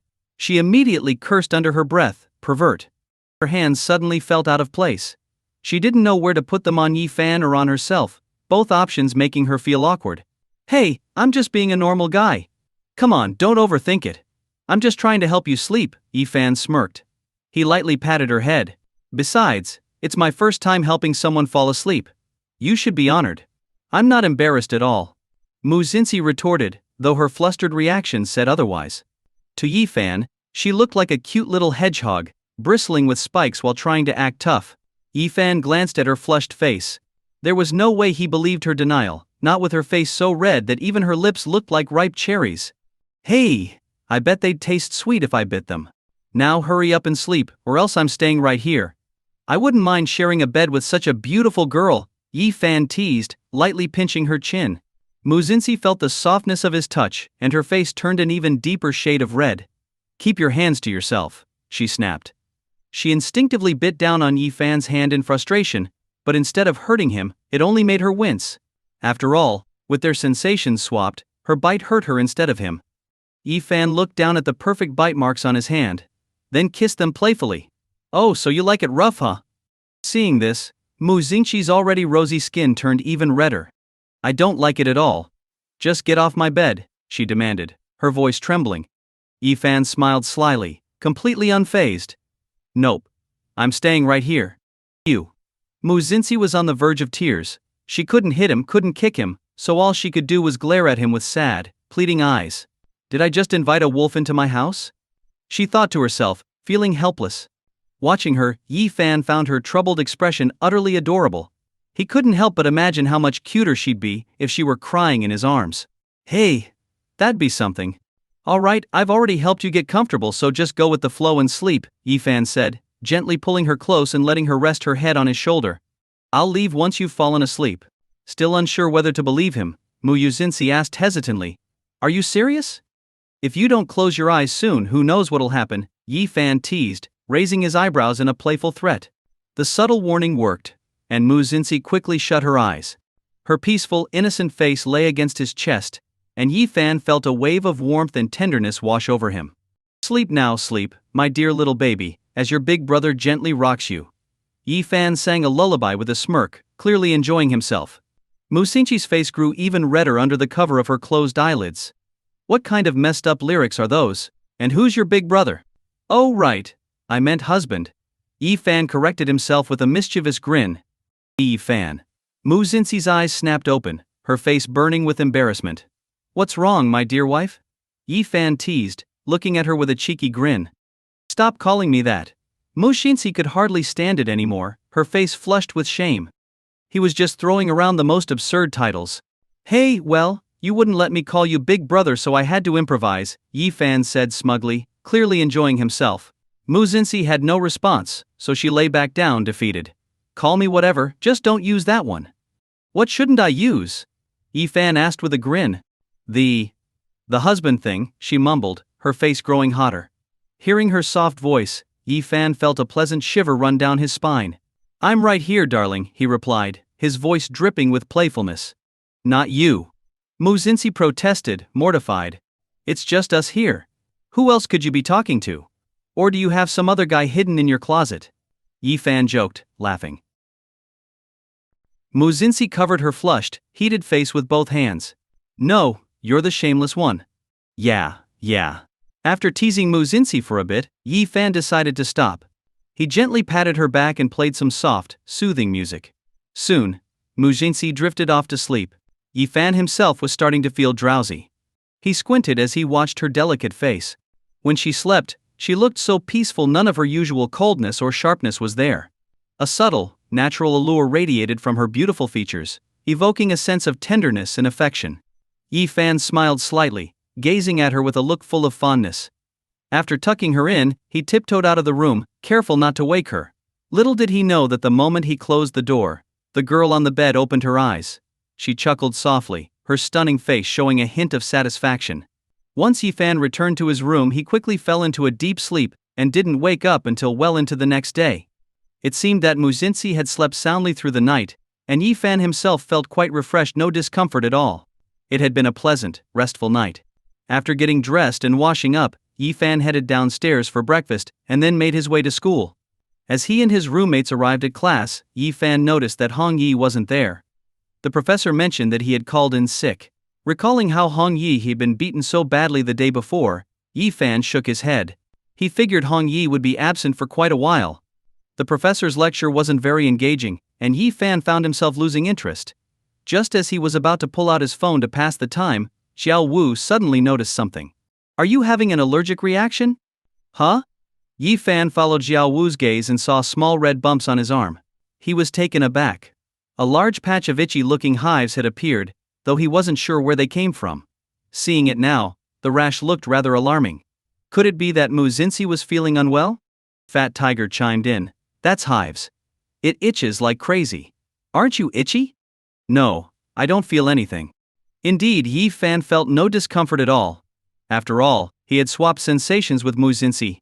He couldn't feel the itchiness, but Muzinsi must have been very uncomfortable. Feeling guilty at the thought, Yifan's concern for her deepened. His roommates were bewildered. "Hives are unbearable. I had them before, and I thought I was going to lose my mind from the itching." "Same here. It's awful. I scratched so much that I broke the skin and now I've got scars. How are you managing to not feel a thing?" Yifan had seen Xiao Wu's hives before. He looked like he was suffering terribly. Starting to worry, Yifan decided to go to the school clinic to get treated. He didn't want Muzinsi to keep feeling uncomfortable. Just as he was about to stand up and ask for permission to leave, the classroom door swung open with a bang. A stunningly beautiful girl appeared at the door, immediately disrupting the class. Even the professor stared in shock. "Do you need something?" the professor asked, clearly surprised by her sudden appearance. The other students were equally astonished.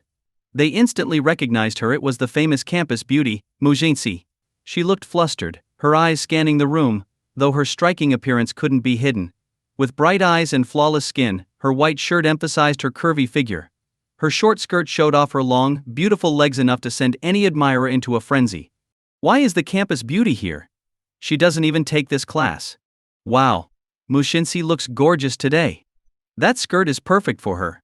Maybe she's here to audit the class? She doesn't take our class, but didn't you notice Yifan is here? She's definitely here for him." As soon as someone said that, all eyes turned to Yifan, full of envy and jealousy.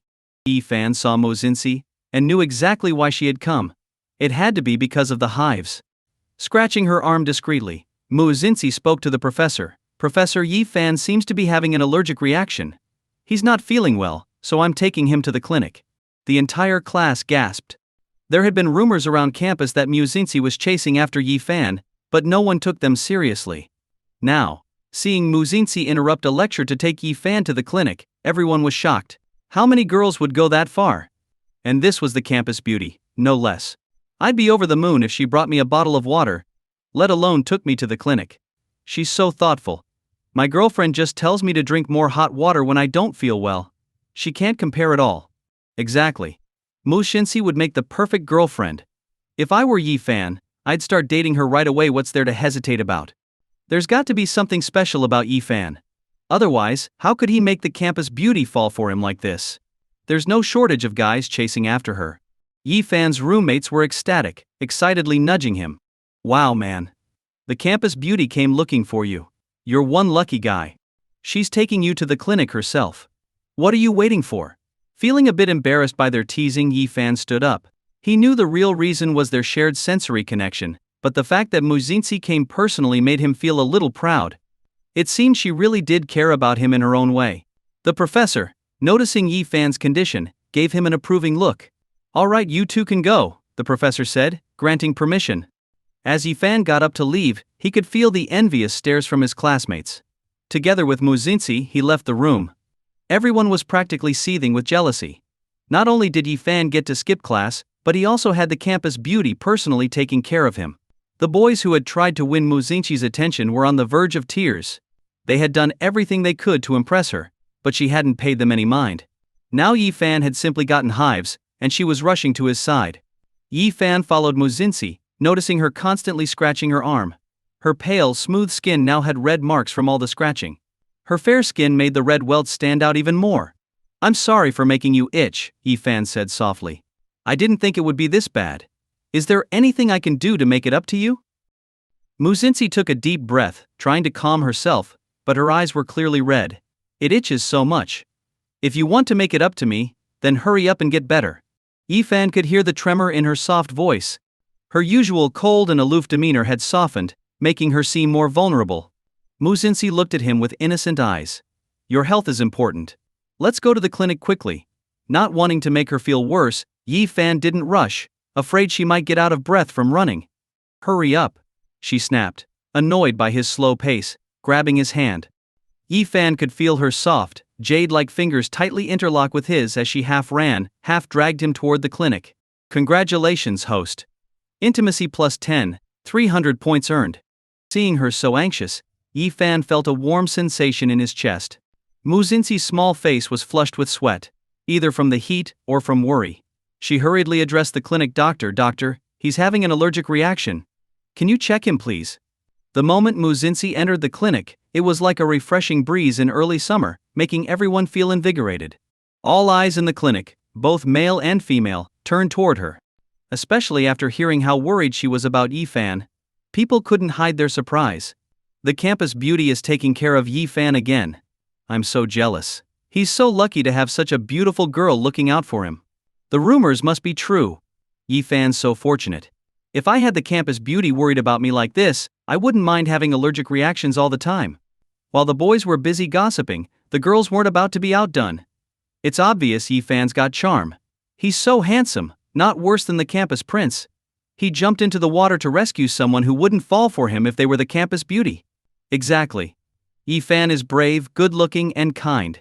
When a girl was in danger, he jumped in to save her without hesitation, even though the situation was dire.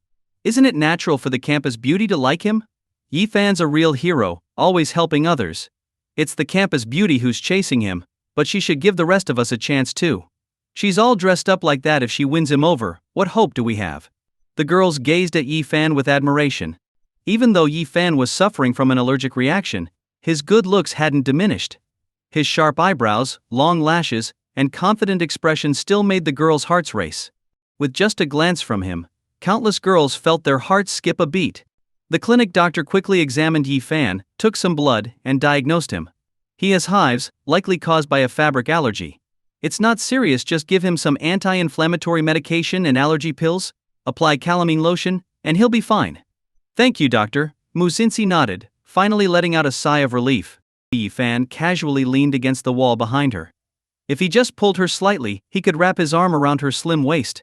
He narrowed his eyes and smiled as he looked at her. "You were really worried about me, huh?"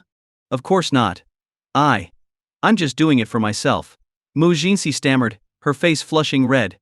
It was him who was unwell, but somehow she was suffering too. What nonsense was he talking about? She just wanted his allergy to clear up quickly so she could feel better. Yi Fan smiled knowingly at her proud and stubborn attitude, saying nothing more. The doctor began preparing the IV drip for Yi Fan. Muzinchi, seeing the needle, visibly tensed. Her brow furrowed tightly, and she looked terrified just by the sight of the needle. Yi Fan noticed her fear. She was genuinely scared. Her pale face and trembling hair gave it away, even though she was trying to stay calm. Her eyes had already reddened, making her look like a frightened little rabbit, soft, adorable, and in need of protection. "Doctor, be gentle please." Muzinchi's anxiety was impossible to hide.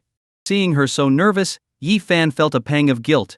He knew she cared for him deeply. Everyone else in the room couldn't help but sigh in admiration. The campus beauty was clearly smitten with Yi Fan, even worried that the doctor might hurt him with the needle. The boys sighed, realizing how inadequate they felt compared to Yi Fan. Even if Muzinchi had smiled at them once, they would have been content. But Yi Fan got more than just a smile. He had Muzinchi's full, tender care. "It'll be quick." As Muzinchi's anxiety grew, Yi Fan gently covered her eyes with his hand. That way, she wouldn't have to see the needle and could feel less scared. His fresh, pleasant scent wafted around her, and his deep, soothing voice made her cheeks blush slightly. She felt a slight prick from the needle, but it wasn't as painful as she had feared. She quickly got used to it.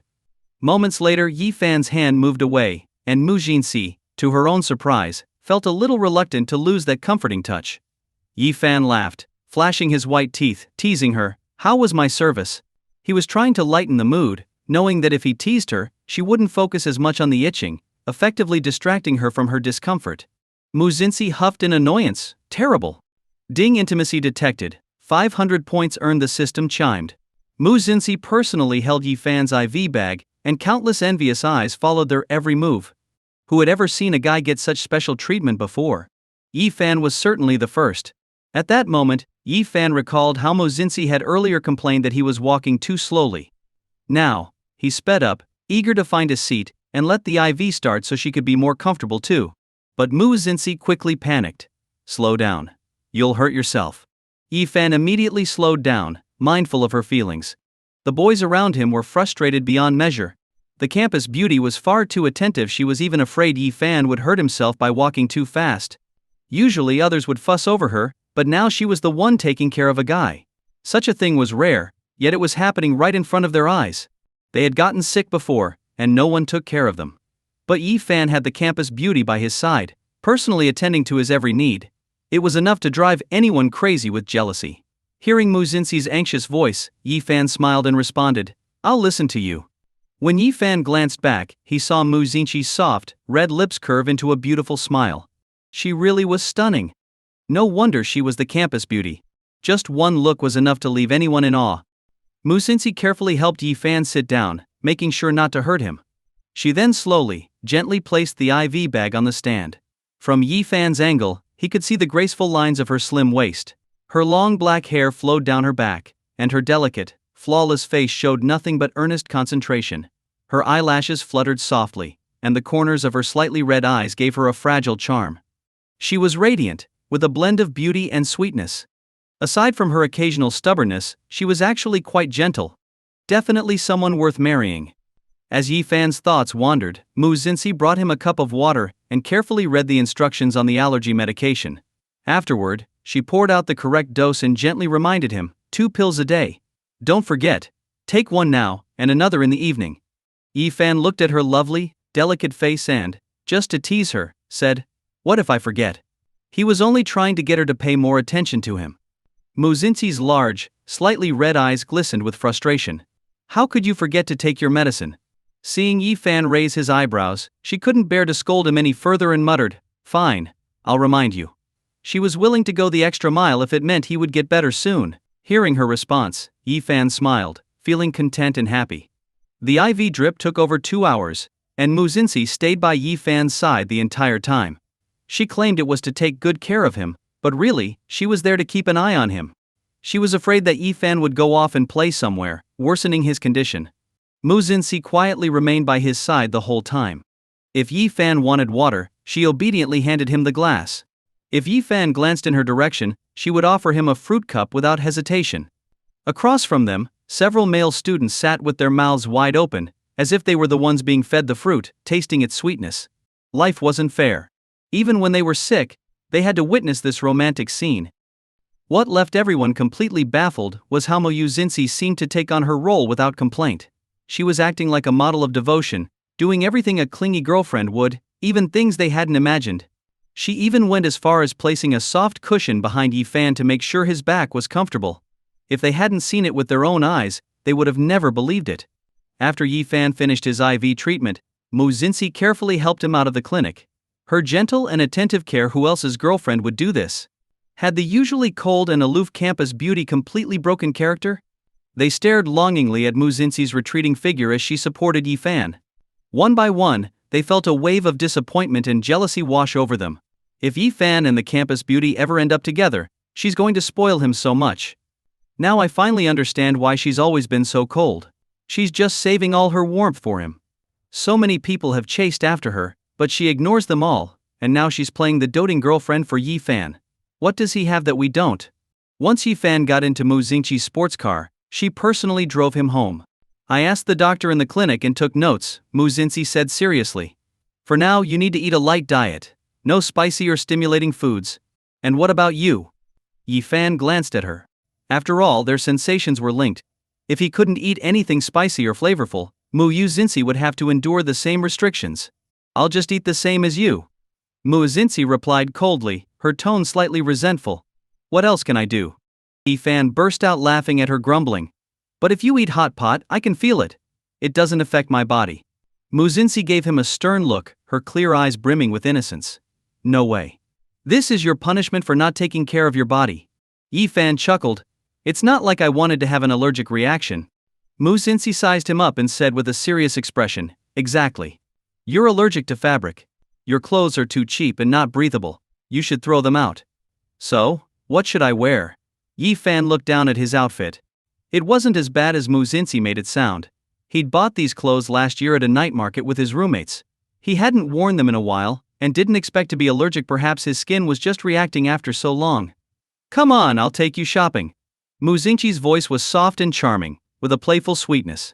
Soon Yi Fan found himself at a luxury department store.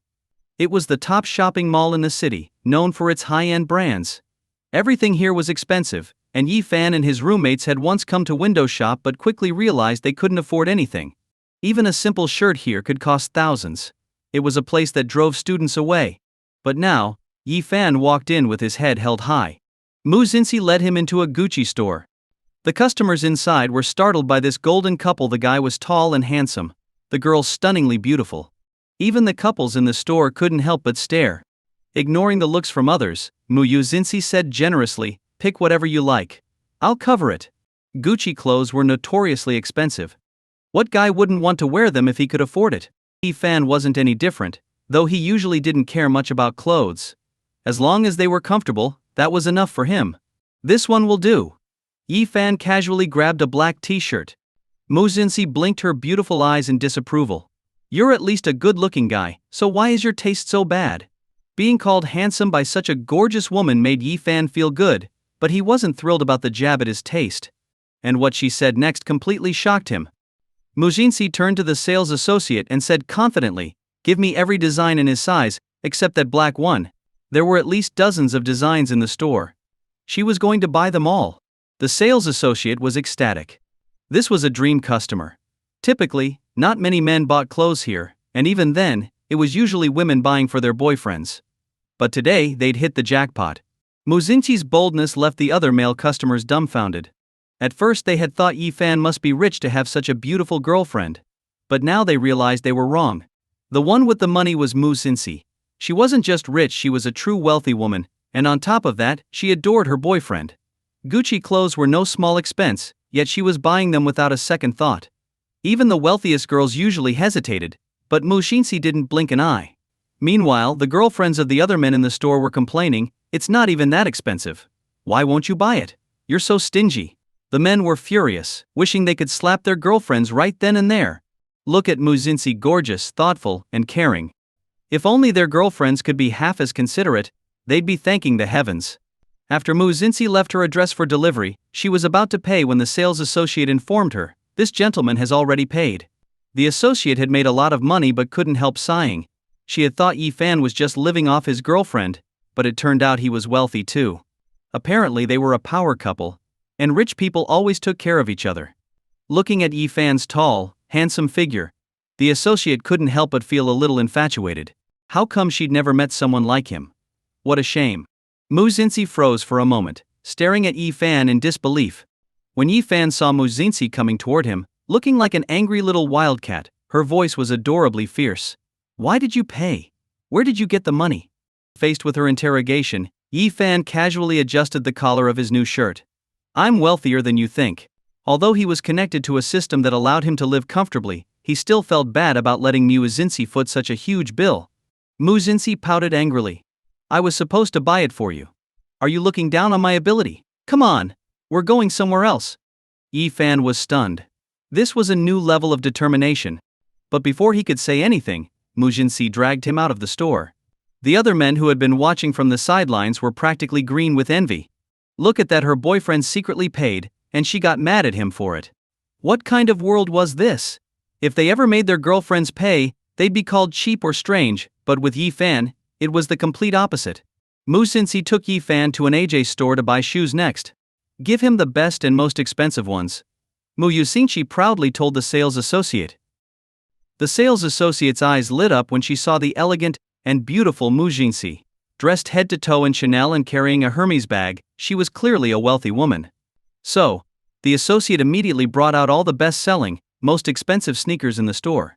Try them all. Buy whichever fits, Mu Xinxi said, casually flicking her hair back. Her clear, beautiful eyes carried a hint of authority. This was about her pride. Yi Fan, who was so much poorer than her, wouldn't even let her pay. How could she, the eldest daughter of the Mu family, face her upper-class peers if she didn't stand her ground? Yi Fan couldn't help but laugh. It seemed Mu Xinxi was determined to foot the bill. Who wouldn't want some new AJs, especially when someone else was eager to pay? This situation wasn't bad at all. So Yi Fan began trying on the sneakers. Most of them fit, and Mu Xinxi immediately told the staff to pack up all the pairs he liked. She even insisted he wear a new pair out of the store. The male sales associate looked at Yi Fan with envy. Having a wealthy, beautiful girlfriend who took care of everything was truly something. She didn't hesitate to buy him the latest sneakers without blinking an eye. Meanwhile, the sales associate's own girlfriend had never bought him a pair of AJs. Instead, she constantly dropped hints about wanting him to buy her Swarovski jewelry. The difference in treatment was staggering. When Yi Fan bent down to tie his shoelaces, to his surprise, Mu Xinxi knelt down and tied them for him, as if it was the most natural thing in the world.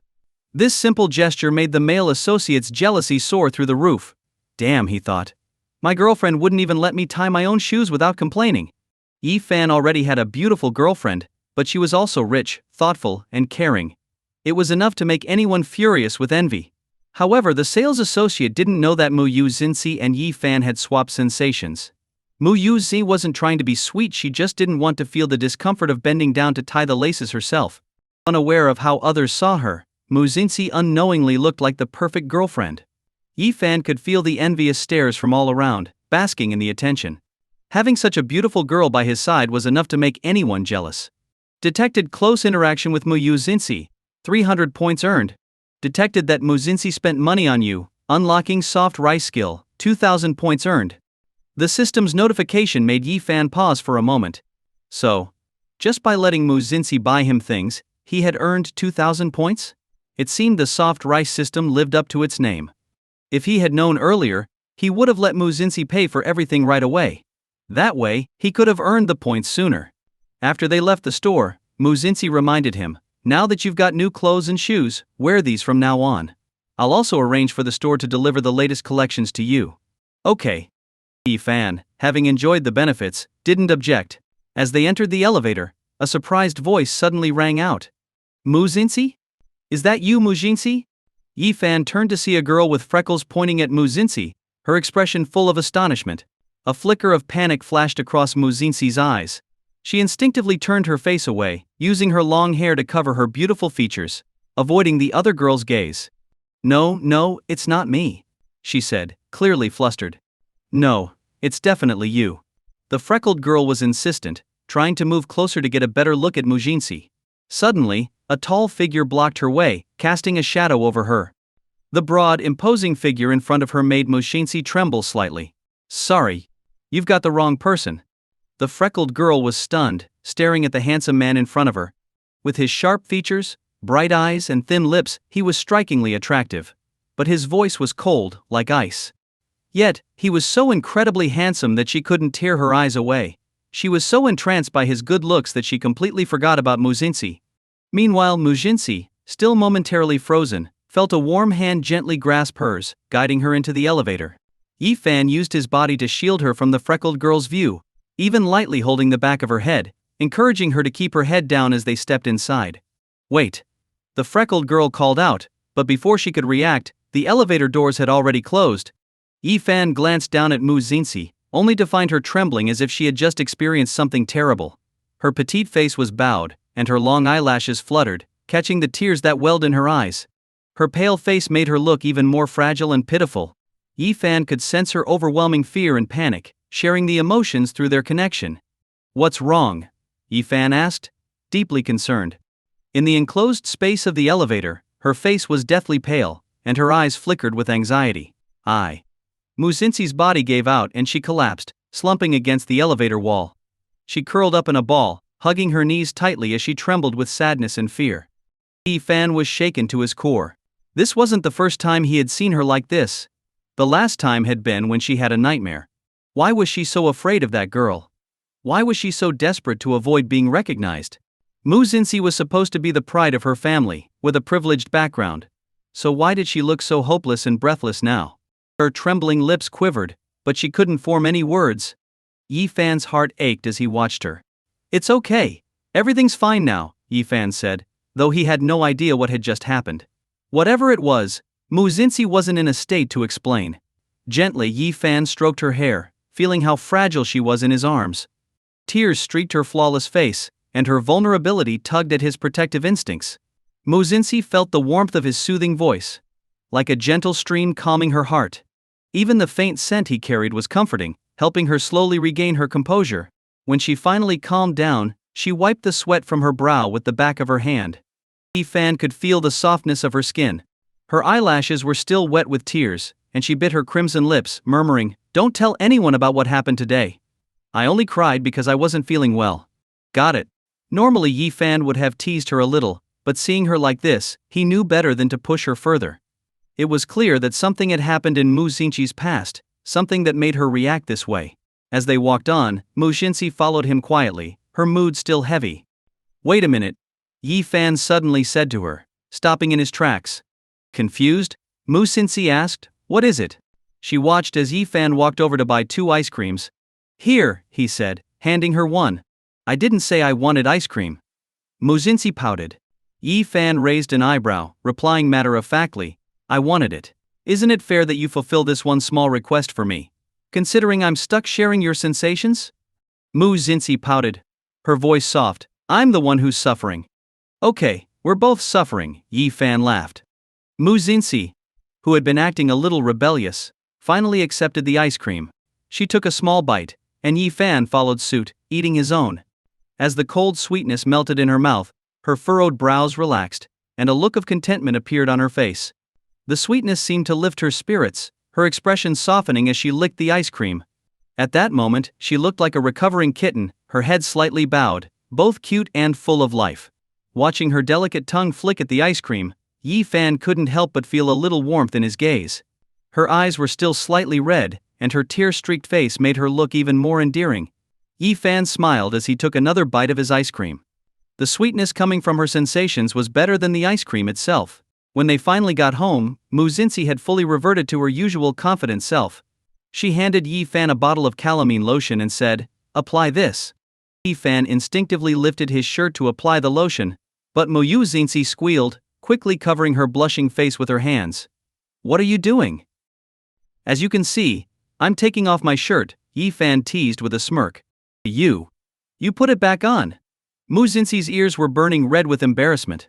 Even though they had been sharing each other's sensations for a while, she was still not used to Yi Fan touching his body, especially since she was a girl and he was a guy. Yi Fan chuckled. "Weren't you the one who told me to put on the cream? How am I supposed to do that with my shirt on?" He propped himself up on the bed, grinning at Mu Xinxi.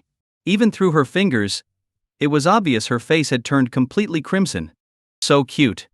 Then, she looked so soft and delicate, like she could be squeezed and teased. Yi Fan had half a mind to take things further, but he was afraid he might scare her away. "Fine, I'll leave." Mu Xinxi was on the verge of fleeing, but Yi Fan called out to her, "Stop." And just like that, Mu Xinxi froze, her graceful figure halted in place. "What?" she asked, sounding both frustrated and bashful. Yi Fan couldn't help but laugh to himself. She was so obedient, saying tough words with that cute voice, but her actions betrayed her. "Put the cream on for me," Yi Fan said casually. "Why should I do it?" Mu Xinxi stomped her foot in frustration, embarrassed beyond belief. "My back is itchy too, and I can't reach it. I guess I'll have to call one of the maids to help me out. They've got nice bodies and pretty faces," Yi Fan replied nonchalantly, clearly trying to rile her up. Mu Xinxi panicked immediately. Yi Fan was such a shameless pervert. If he really called a maid over and something indecent happened, she would feel it too through their shared sensations. No way, she couldn't let that happen. "Fine. I'll do it." Mu Xinxi's face flushed even redder as she reluctantly agreed. Yi Fan sat down in front of her, a faint smile tugging at the corners of his lips. Go ahead. Mu Xingxi was mortified. In front of her was Yi Fan's bare, broad back, his muscles visible beneath his skin. The little red allergic rashes dotted across his back looked strangely like strawberry marks, adding an intimate, ambiguous tone to the scene. Her ears burned bright red as she carefully picked up a cotton swab and began applying the cream. Through their shared sensations, Yi Fan could feel her soft, delicate hands gently moving across his back. The sensation was incredibly smooth and soothing. Yi Fan closed his eyes, enjoying the feeling. Especially with a pretty girl tending to him, his thoughts began to wander. Hey, why are your hands moving lower? Are you checking out my butt? Yi Fan teased mischievously, unable to resist provoking her. Mu Xingxi's face instantly turned as red as a boiled shrimp. I wasn't. Stop accusing me. With that attitude, maybe I should ask one of those pretty maids to help me. They'd be much gentler. Yi Fan continued to tease her. No. I can be gentle too. Mu Xingxi pouted, her lips trembling slightly as she tried to be more careful. Yi Fan savored her attempts to be more delicate. These moments were rare and enjoyable. After she finished applying the cream, Mu Xingxi's long eyelashes fluttered, and in a soft, shy voice she said, all done. Hurry up and put your shirt back on. Yi Fan chuckled inwardly, observing her embarrassed face. She was so shy just because he took off his shirt. What would she do if something more intimate happened? Yi Fan licked his lips, feeling a bit thirsty all of a sudden. He deliberately buttoned his shirt slowly, one button at a time, making Mu Xingxi grow more flustered. Her face was practically on fire as she tried to look away. But her peripheral vision still caught glimpses of his bare skin. Can't you hurry up? Mu Xingxi could feel his every movement through their shared sensations, his fingers brushing against his skin, his abs. It made her feel even more embarrassed. If you want me to hurry, why don't you help me put it on? Yi Fan teased. No way. Mu Xingxi shot back, though her voice lacked conviction.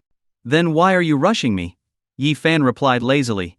He intentionally ran his hand over his abs in front of her. Ah. You're bullying me. Stop touching yourself. Mu Xingqi's face turned crimson, her lips quivering as she scolded him, utterly flustered. It's my body. If I don't touch it, who will? Besides, I'm just putting on my shirt. If you can't handle me touching here, what will you do if I touch somewhere else? Yi Fan smirked as he continued to tease her. As he reached for the waistband of his pants, Mu Xingqi's ears turned so red it looked like they might bleed. I'm not rushing you anymore. I'm leaving. She stammered, turning and running off like a frightened rabbit, her small fists clenched as she darted away. Yi Fan couldn't help but burst out laughing at her reaction. So innocent. He was sure the campus beauty had never experienced anything like this before. Her first kiss was probably with him. Haha, she was so pure, like a blushing little flower. Yi Fan thought to himself how much he'd love to see her all flustered, but he knew it wasn't the right time yet. The best hunters always play the part of the prey. It would be much more satisfying if Mu Xingxi made the first move. After she left, Yi Fan turned to the system to draw his rewards. He did 3 spins. Ding, congratulations host, you have received the Super Scholar ability. Ding, high memory retention unlocked. Ding, advanced level English proficiency unlocked. Wow. What a great haul. Yi Fan had always struggled with English. Despite being patriotic, his English test scores had never surpassed 50 out of 120. Even his English teacher had given up on him, shaking their head in dismay. Not just in English, Yi Fan had failed most of his other subjects as well. He was known for giving back exactly what the teachers taught him, without retaining anything. Yi Fan had often worried if he would even be able to graduate, given how many courses he was failing. If it weren't for some leniency from the teachers, he might have been held back. The only reason he had managed to get into a top university like Huaking was because his high school teachers had predicted the exam questions well. Fearing he might not get into a good school, Yi Fan had crammed hard, and thanks to his teachers, he barely scraped through with the lowest passing score. But once he got to university, he had given up on studying entirely, focusing only on having fun. Now, with these new abilities, his worries were gone. He wouldn't have to worry about being a bad student anymore. Yi Fan casually flipped open a textbook and scanned a few pages. When he closed it, he realized he had memorized everything clearly. Amazing. This was the ultimate cheat code. If this system's skills could be sold, Yi Fan figured he could make a fortune. He could save every struggling student out there. The next day, it was midterm exam week, and as Yi Fan walked into the dormitory, he saw that everyone was already deep into their books. Even his usually lazy roommates, who rarely studied, were panicking and cramming for the exams. Xiao Wu rushed over to Yi Fan. "Hurry up, let's go." "Where to?" Yi Fan asked, confused. Xiao Wu rolled his eyes. "Are you dumb? We're going to the library to save seats." Fat Tiger, looking disheveled with a piece of bread in his mouth, seemed to have just woken up. "Guys, I'm heading out. My girlfriend said the library seats are going fast. If we don't hurry, we won't get any." He didn't even bother putting on proper shoes, slipping into flip-flops as he dashed out. "Isn't this a bit extreme?" Yi Fan said, feeling bemused. "It's just a midterm exam. Have you gotten cocky now that the campus beauty is chasing you?" Lei Ig roared. "Girls are important, but midterms are too. Midterms make up half of our final grades." Xiao Wu nodded anxiously. "Exactly. If I screw up the English exam, I'm basically done for. I gotta run. Fat Tiger already left, and I need to catch up." Xiao Wu sprinted out like a rocket, with Li Yi close behind. Unlike his panicked roommates, Yi Fan strolled leisurely, taking his time. He wasn't worried at all. With the system's help, he wasn't a struggling student anymore. Bored, he decided to join the chaos and follow his friends to the library. When he got there, he found Xiao Wu and the others sulking, waiting for a spot to open up. "I can't believe this," Xiao Wu groaned. "We're too late, the place is packed." "No kidding. If I'd known, I would have lined up before the doors opened," Fat Tiger grumbled, clenching his fists. "My girlfriend barely managed to save one spot." "When are we ever going to get a seat?" Fat Tiger sighed. "I'm getting all depressed. I thought I was done with all this cramming after high school, but college is just as competitive." "Exactly. The teachers said university would be fun, but here we are, still studying hard. If I fail this time, my mom will beat me." Xiao Wu shrugged, clearly frustrated. As the group of friends continued to complain, a shadow appeared before them. "You guys didn't get seats?" It was a girl's voice, soft and melodic. All the guys immediately looked up, including Yi Fan. There stood Mu Xinxi, dressed in a lace mini skirt, looking stunning. Her sparkling eyes were fixed on Yi Fan. The other guys quickly nudged Yi Fan, whispering excitedly, "It's Mu, the campus beauty." Yi Fan almost rolled his eyes. Of course he knew it wasn't like he was blind. "We got here too late. No seats left," Yi Fan admitted honestly. "You guys can come upstairs. There are VVIP seats on the second floor," Mu Xinxi suggested. "Standing around will get tiring." She was subtly hinting that she was getting tired from standing, implying that she didn't want to keep suffering while waiting with Yi Fan. But to Yi Fan's friends, it sounded like she was worried about him. What kind of angel was she? Last time she personally took Yi Fan to the clinic when he had an allergic reaction. Now, she was offering him and his friends VVIP seats so they wouldn't have to stand. Xiao Wu, feeling honored, asked, "Can we really sit in the VVIP area? Isn't that reserved for faculty?" "Yeah, last time we tried, the security guard scolded us," Fat Tiger added, clenching his fists at the memory. Mu Xinxi answered calmly, "My father is one of the school's shareholders, so I can use and allocate the seats however I like. In fact, the library was funded by him." Her words left everyone in awe. The cost of building the Woking University Library was enormous. Clearly a luxury project. And it was the Mu family who had funded it. They knew Mu Xinxi came from a wealthy family, but they hadn't realized just how rich. "Oh my god, did you hear that? The library was built with the campus beauty's family money," Xiao Wu whispered excitedly to Yi Fan. But Yi Fan remained calm, as if it was no big deal. He was used to it by now.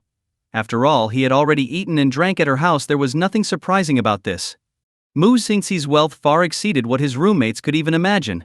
When they reached the second floor, the guys were even more amazed. "This place is so luxurious. It's way better than the student section downstairs. Yeah, look at these chairs, so much more comfortable. And it's so quiet up here. I never thought I'd get the chance to study in a place like this." Even Yi Fan was impressed. The atmosphere was elegant, the air was fresher, and the seats were plush, like those in a high-end cafe. "Anytime you guys want to study, feel free to come up here. If anyone tries to stop you, just mention my name," Mu Xinxi said with a smile. Yi Fan's roommates shot him knowing looks. "Look at that, Yi Fan. The campus beauty is not only beautiful but also so kind. Aren't you going to thank her? Yeah, she's done so much for you. Aren't you going to show some appreciation?" Yi Fan couldn't help but laugh. They thought Mu Xinxi was doing all this out of affection for him, but really she was just looking out for herself, making sure she didn't suffer. Still, it wouldn't hurt to thank her. Thanks Mu Jinsi, Yi Fan said sincerely. Mu Jinsi, clearly not used to his genuine tone, blushed a little, her face turning red. Yi Fan, let's go find some English textbooks, Xiao Wu suggested. Sure. I'll go. Mu Zhishi quickly volunteered. Yi Fan looked at her, puzzled. The books are heavy. You guys focus on studying and I'll grab them for you. Plus, I know exactly which ones are useful at this stage, she said hurriedly. The others suddenly understood. Right. The campus beauty is a top student. Last time she scored full marks in English. She's already passed her English level 6 exams. She studied abroad from a young age and grew up in a bilingual environment. This is totally her area of expertise. The more they thought about it, the more envious they became of Yi Fan. Mu Jinsi wasn't just beautiful and wealthy, she was also incredibly smart. The only flaw she had was her cold demeanor. But around Yi Fan, she wasn't cold at all. She was attentive and warm. It was as if, with Yi Fan, the campus beauty had no flaws. After Mu Jinsi left to find the books, Xiao Wu and the others grew increasingly frustrated with Yi Fan. Yi Fan, what are you waiting for? Why haven't you made a move on her? Yeah. What more do you want? The most beautiful girl in school is practically throwing herself at you, and you're just sitting there. Are you really going to reject her? Listen. If I wasn't already in a relationship, and the campus beauty was chasing me, I'd be all over her in a second. Yi Fan could only laugh at their comments. Guys, do you really think I don't want to win Mu Jinsi over? The problem is, she's not as easy to get as you think. You're all being fooled by appearances. If it were that simple, I'd have made my move ages ago. But Yi Fan couldn't explain all that to them, so he just said, right now, I'm focusing on my studies. It's my duty to study hard. The room erupted in groans and eye rolls. Seriously? You? Study hard. You've failed every class so far. Yeah. And without a good deskmate to copy from, what are you going to do during exams? You always rank dead last in the exams, Yi Fan. Just give up on studying already. Failing exams and failing in love, it's like a double whammy. I almost feel like I should take your place as the last ranked student. One after another they teased him, all implying that he should take advantage of Mu Jinsi's affection while he could.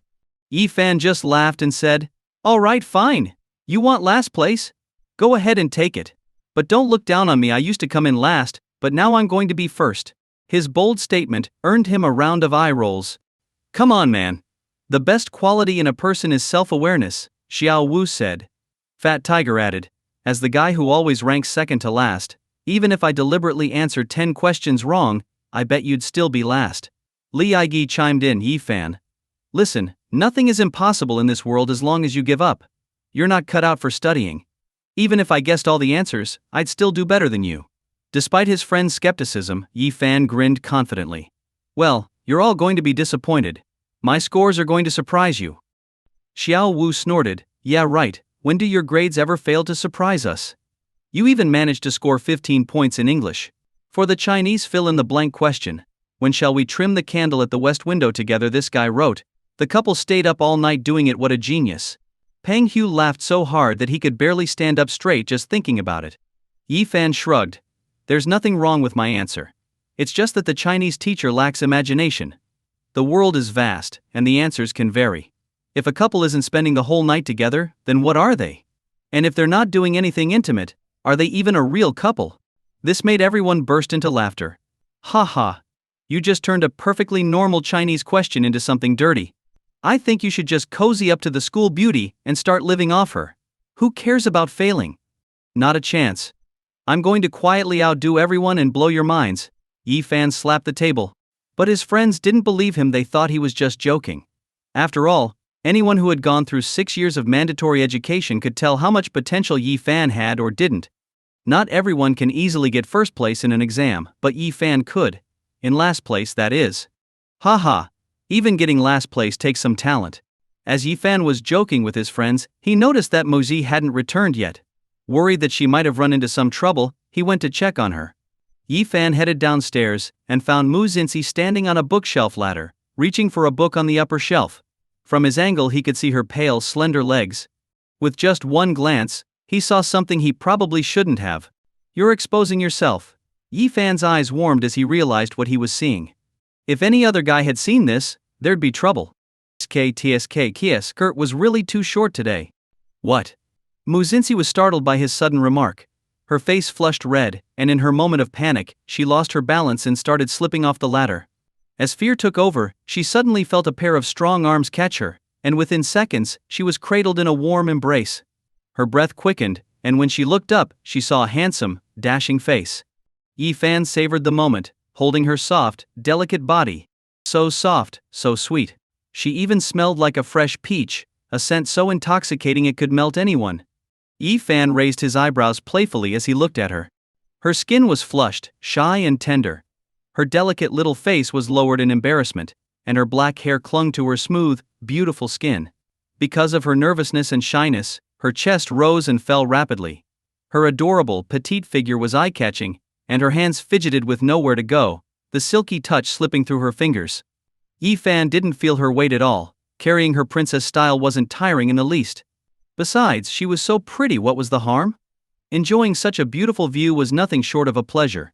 This was definitely a moment to savor. Ding. Princess Carrie detected, rewarding you 300 points. Just as Yi Fan was feeling pleased, he noticed Muji starting to kick her legs. She shyly raised her voice, "P, put me down. I'm too heavy." After all, she was the one feeling the weight. Yi Fan laughed. "So you know you're heavy, huh?" He purposely whispered this right next to her round, pretty ear. Visibly, her ears turned bright red. A deep crimson, like a delicious ripe fruit. Her once smooth, jade-like skin was now flushed with a pink hue, looking irresistibly tempting. That pink was enchanting. What guy wouldn't love this sweet girlish pink? Even Yi Fan felt the urge to kiss her tender earlobe, biting down softly, wanting to feel her shudder and hear her sigh in delight. "No. I'm not heavy at all. It's just that we've switched how we feel the weight," Mu Xinxi stammered. As she explained, her body grew increasingly warm and flushed. Yi Fan burst out laughing. Without teasing her further, he put her down. "What book do you need? I'll grab it for you," he asked, still smiling. 3 years of Gaokao, 5 years of simulation. Are you a demon? That book was Yi Fan's worst nightmare. His high school teachers had relentlessly forced him to work through it again and again. After the exams, he had eagerly burned his copy. But now, here it was, back in his life. Mu Xinxi stomped her foot, her face bright red. "The questions are similar, it's useful. Hurry up and get it." All right. With ease, Yi Fan reached up and grabbed the copy of 3 years of Gaokao, 5 years of simulation. Being tall had its advantages, no need to climb any ladders when you could just stretch your arm and reach the top shelf. Even Mu Xinxi glanced at Yi Fan with envy. She hadn't noticed his height before, but now, it was clear he'd grown quite a bit. He must be over 6 feet tall now, right? Standing next to him gave her a sense of safety and reassurance. His jawline was sharp, his youthful features striking, and there was a faint, refreshing scent of mint coming from his shirt, making her blush even more. He looked much more handsome up close. "Do you need anything else?" he asked. "The second one to your right." Yi Fan grabbed the second book as she requested, and their eyes met. Mu Xinxi quickly lowered her head in embarrassment, clutching the books to her chest. Her shy, bashful expression was irresistibly cute, making Yi Fan's heart itch. He leaned down, bringing his face close to hers. "What's the matter? Why is your face suddenly red?" "It's not." Mu Xinxi hastily pressed the back of her hand to her cheek. That small touch made Yi Fan gasp softly, gritting his teeth to hold back. Her hand was so smooth and soft, and combined with the visual appeal of the moment, the temptation was strong. Fortunately, Mu Xinxi, holding her stack of books, turned and walked away before Yi Fan lost control and kissed her on the spot. He let out a low chuckle. The school beauty, now acting like a timid little lamb, was indeed quite adorable. As Yi Fan and Mu Xinxi walked down the stairs, they caught the attention of many students. They were shocked to see Mu Xinxi holding a large stack of heavy books. Oh my god! Yi Fan was being so inconsiderate. That was the school beauty, delicate and refined. Even if she was cold, she was still a beautiful girl. Not to mention she liked Yi Fan. She was the one pursuing him, yet he wasn't doing anything in return. Was he really that much of a clueless, iron-hearted guy? Several male students, eager to gain her favor, rushed forward. One of them offered excitedly, "School beauty, let me carry those books for you." Mu Xinxi's eyes flickered coldly. No need. She even moved aside disdainfully, avoiding any contact. Was this really the same Mu Xinxi who had been walking so closely with Yi Fan just moments ago? The boy's heart shattered on the spot. Others looked on sympathetically. "Ah, poor guy. But honestly, he was reaching too far.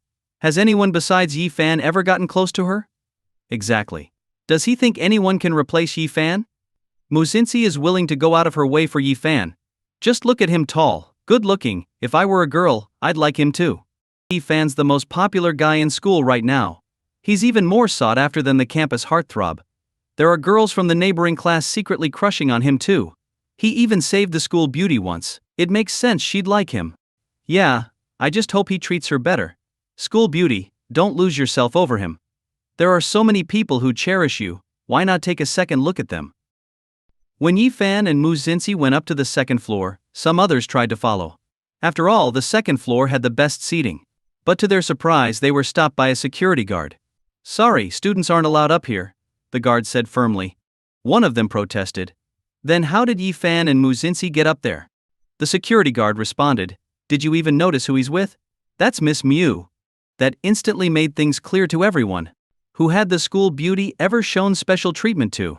Only Yi Fan. It seemed like if Yi Fan wanted, not only would he get VVIP treatment, but the whole school might belong to him. Jealous whispers broke out among the crowd. Yi Fan's so lucky. They're not even dating yet, and if they do, the school beauty will spoil him rotten. I wish I had a beautiful girl like her who was crazy about me. Look at her, she only has eyes for Yi Fan. Who else could have that kind of charm? You're right. Yi Fan must have something special to make her fall for him like this. After all, who else would have dared to rush into that raging river and save her? Meanwhile, completely unaware of how fortunate he was, Yi Fan returned with Muzinsi, who was carrying a pile of books. His roommates were practically rolling their eyes at him. How could he let the school beauty carry such heavy books? Dude, you're the guy here. She's carrying those books because of you, and you don't even offer to help. What the roommates didn't expect was that Muzinsi was about to do even more. Are you thirsty? Want something to drink? She asked Yi Fan, subtly hinting that she was thirsty too. Yi Fan thought for a moment and said, how about an orchid latte milk tea? With plant-based cream, some crushed nuts on top, half sugar, light ice, add pearls and coconut jelly, and make sure there's a paper sleeve on the cup so my hands don't get cold. Thanks to his system skills, Yi Fan had a perfect memory and immediately recalled Muzinsi's favorite order. His roommates, who were unaware of all this, were now mentally cursing him. Look at her. The poor girl was offering to get him a drink in this hot weather, and he made such a complicated request. They could already picture the school beauty losing her patience and blowing up in anger. Xiao Wu, concerned, tried to intervene. Hey, maybe just a simple orchid latte will do. No need for all those extras, right? He was hoping to prevent Muzinsi from snapping at Yi Fan. To everyone's shock, Muzinsi smiled and shook her head. No, I actually like it that way. I'll order it just like that. Peng Hu and Lei Ji were equally astonished. How was this possible? Not only did Muzinsi not get mad, but she looked even happier. This was too strange. All right then, go ahead, Yi Fan said, clearly pleased as he noticed his roommate's stunned expressions. What they didn't realize was that Muzinsi had made the complicated request herself. It wasn't Yi Fan being picky. Muzinsi turned to the others. Do you guys want anything? I can get it for you too. The roommates were completely caught off guard. The school beauty was offering to buy them milk tea. This was unbelievable. She had never bought anyone else milk tea before. The only reason she was doing it now was because they were Yi Fan's friends. The school beauty was really head over heels for Yi Fan. She was even trying to win over his friends just to get closer to him. Ha ha ha, anything's fine. We're not picky, they said, thrilled beyond belief. After Muzinsi left, the roommates surrounded Yi Fan, practically jumping over him. Dude, let me massage your shoulders. Teach me how to get a girl like that. How do you make the school beauty follow your every word? Yeah man, you've got mad skills. You should start teaching a class on relationships. No one but you could get the school beauty to act like this. I swear. I'm in awe of you. Just by being your friends we're benefiting too. She's so in love with you it's crazy. Yi Fan grinned smugly. It's hard to explain, you just have to feel it. Then give us the short version. The three of them looked at him eagerly. Yi Fan hadn't expected his friends to be so persistent. He couldn't exactly tell them about his system, so he brushed them off. I'm going to check on her and see what she's buying. As Yi Fan left, the three roommates exchanged puzzled looks. Is this a miracle? He actually seems worried about the school beauty? I can't believe I'm rooting for the school beauty now. Is this what it feels like to finally see things clearly? I bet $1 he's just pretending to be tough. but in reality he's going to help her carry the milk tea. By the time Yi-fan reached the milk tea shop, he saw Mu-sinsi holding several large bags of milk tea. He stepped forward, ready to help. "Let me carry those." But Mu-sinsi, her face pink and full of spring warmth, shook her head and protested sweetly, "No, I've got it. It's heavy." Yi-fan chuckled softly. Heavy. Did she really feel the weight? The one truly carrying the burden was him, but it didn't feel heavy at all. However, to the students watching from the milk tea shop, it was absurd. The school beauty, who never accepted drinks from other guys, was now buying milk tea for Yi-fan, and she was worried about him being tired? The school beauty was completely whipped. When Mu-sinsi returned with the large bags of milk tea, Yi-fan's roommates were utterly stunned. Just moments ago they had joked that Yi-fan would help Mu-sinsi carry the milk tea, but now she was back, both hands full, while Yi-fan strolled in empty-handed, more relaxed than anyone else. What a confirmed iron-hearted guy. How did he expect to find a girlfriend like this? Wait, scratch that. Yi-fan didn't need a girlfriend. He already had countless admirers, especially this gorgeous girl chasing after him. Who needed a girlfriend when you had someone like Mu-sinsi? After distributing the milk tea, the roommates got their drink simple pearl milk tea. But they were already more than satisfied. After all, this was milk tea from the school beauty. Then they saw Yi-fan's drink and nearly exploded with envy. His orchid latte milk tea was topped with a thick layer of plant-based cream, crushed nuts, pearls, coconut jelly, and it even had the paper sleeve he had asked for. Mu-sinsi had remembered everything Yi-fan had asked for and followed his preferences to the letter. It was clear how much she cared about him. Xiao Wu, feeling bitter, thought about his own experience. His girlfriend would complain if he didn't remember to adjust the ice in her matcha milk tea during her period. And here was Mu-sinsi, not even officially Yi-fan's girlfriend yet, doing everything he asked. Who wouldn't want a girlfriend like that? As Yi-fan happily sipped his milk tea, he noticed the resentful looks from across the room. Grinning, he paid no mind and continued reading his manga. "Aren't you going to study for the exam? What if you fail? We won't be able to save you then." Peng, who noticed Yi-fan had brought back a stack of comic books instead of study materials, and couldn't help but ask. Yi-fan raised an eyebrow and smirked. "Don't worry, the exam won't be a problem for me." Xiao Wu laughed. "If you really manage to get first place, I'll write my name backward. Keep dreaming, buddy." That's not necessarily true. People need to have dreams, they might just come true. Yi-fan casually glanced at the exercises on the table. They were all problems he already knew how to solve, and he came up with the answers in just a second. Why bother looking at them again? His roommates sighed. After teasing Yi-fan a bit, they returned to their books. Yi-fan had let go of any pressure, but they still had to focus on the upcoming exams to ensure they didn't fail. Yi-fan sipped his milk tea, hearing the sound of a pencil being sharpened nearby. He felt a slight pressure on his hand. Looking over, he noticed Mu-sinsi sitting next to him. But instead of studying, she had taken a small knife from her pencil case and was carefully sharpening pencils, one by one, making each pencil sharp and then neatly placing them back in the case. Finally, she handed the case to Yi-fan. "You'll need these for the exam." Her voice was calm and gentle, but the roommates sitting across from them heard her words clearly. What? Mu-sinsi had just spent all that effort sharpening pencils, and it was for Yi-fan? Goodness! What did Yi-fan do to deserve this? Yi-fan was a little surprised as well, but looking into Mu-sinsi's bright eyes, he accepted the pencils with a cheerful smile. Thanks. He understood her intentions. She didn't want him to hurt his hands by sharpening pencils himself. As Yi-fan took the pencil case, his roommates looked on with envy. Who wouldn't be jealous? Sigh, not everyone has Yi-fan's kind of luck. Later that evening, it was obvious that his roommates were trying to create an opportunity for Yi-fan. They came up with a bunch of poor excuses to leave early. Yi-fan couldn't help but laugh. Could they be any worse at acting? Their performance was full of holes. Let's go, Yi-fan said, noticing it was already dark outside. He signaled to Mu-sinsi that it was time to leave. Mu-sinsi had no objections. As they walked outside together, Yi-fan suddenly gave her a look. Sit down. Mu-sinsi looked up in confusion. Before she could react, Yi-fan placed his hand on her thigh. The smoothness of her skin lingered on his fingers. Her skin was so white, so soft. What are you doing? Mu-sinsi blurted out in embarrassment. Flustered, she bit her lip in shame as she looked at his handsome face. She could feel every sensation from his touch, and her body trembled slightly, as if an electric current had run through her. If I really wanted to do something, you'd be screaming until you lost your voice, Yi-fan said with a teasing smile. Mu-sinsi's face turned even redder. her delicate features now fully flushed with embarrassment. Her lashes fluttered anxiously as she muttered, "You! Scoundrel!" Yi-fan burst into laughter. "Scoundrel? Be careful, or you'll regret calling me that." Mu Jinsi thought Yi-fan was about to do something improper, but instead, he simply picked her up and gently placed her on a bench near the flower bed. "Sit here and don't move. If I find out you've left, you'll regret it."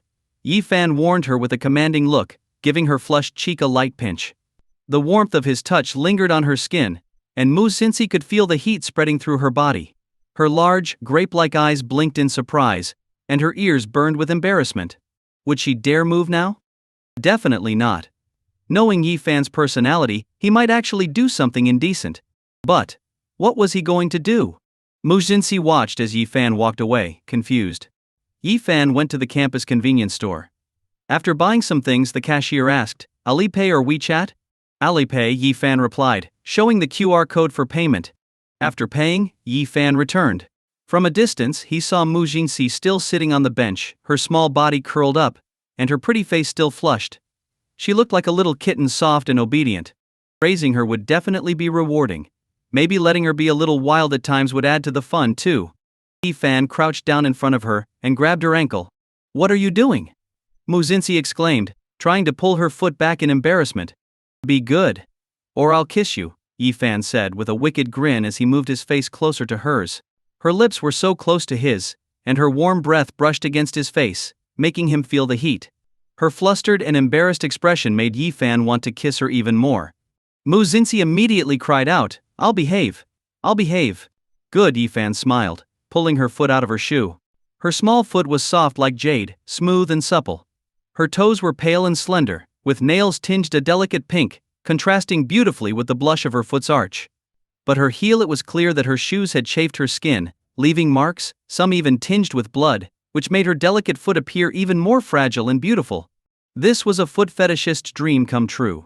Yi-fan stared at her foot, his breathing becoming heavier. He wasn't normally into feet, but now he had the urge to kiss them. No wonder she looked so good in stockings, with feet like these. "What are you doing?" Mu Jinsi tried to pull her foot back again, clearly embarrassed. She wasn't used to having a man stare at her feet like this. "Disobedient again, huh?" Yi-fan raised his eyebrows, pretending to be annoyed.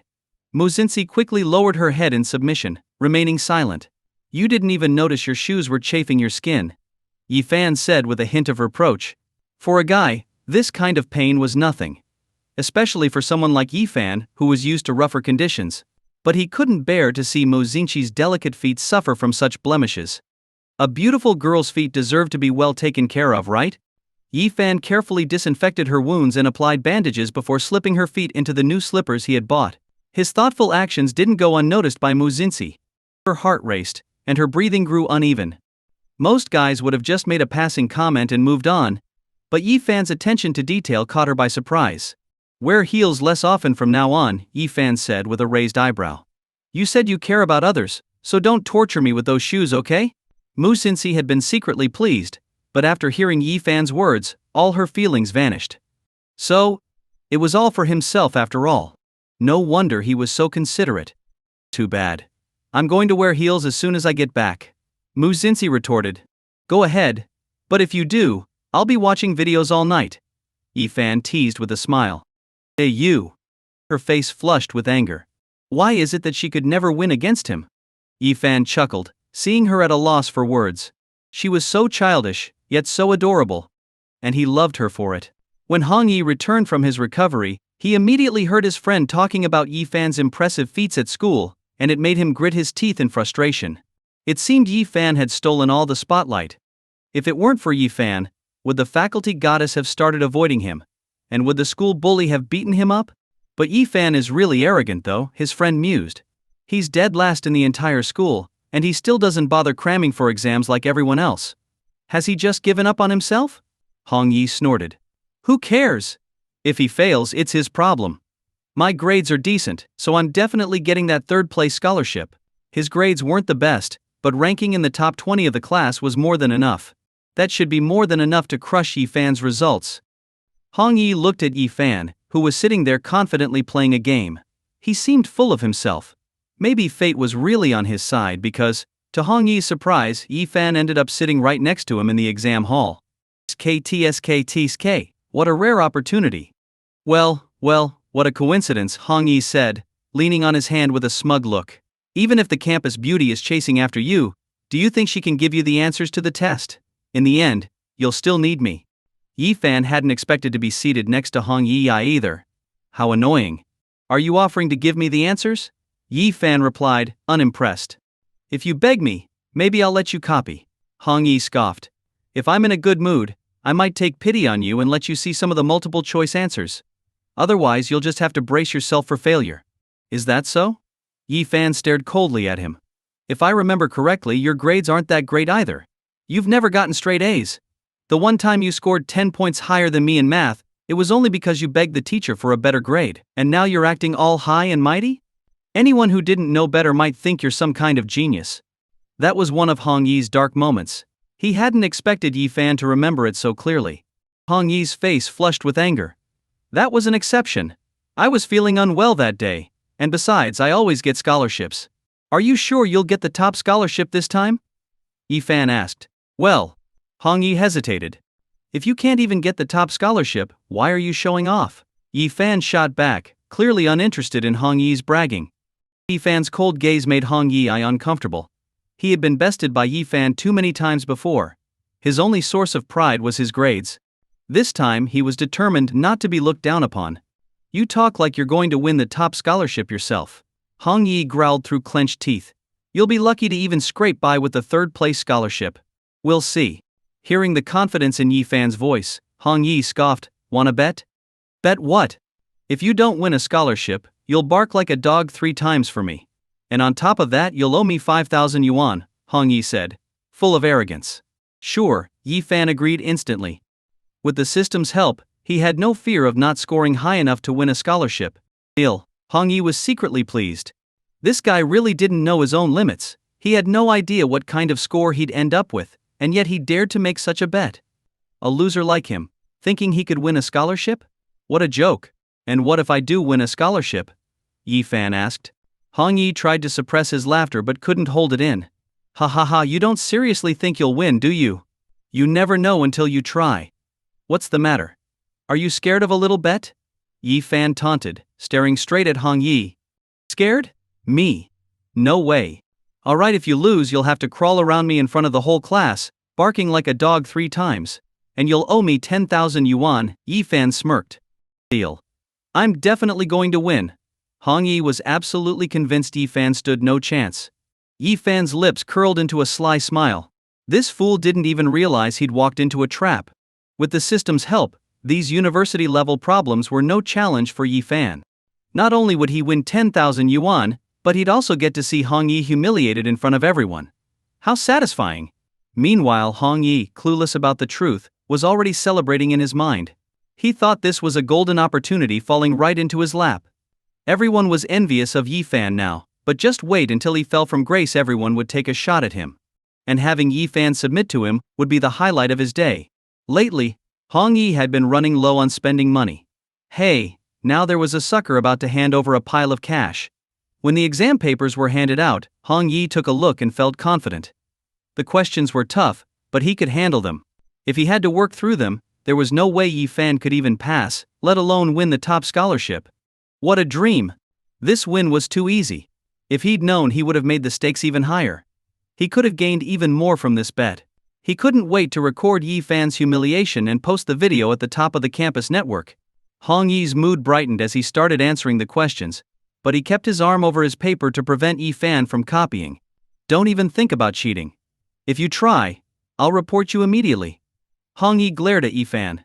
He expected to see Yi Fan looking flustered.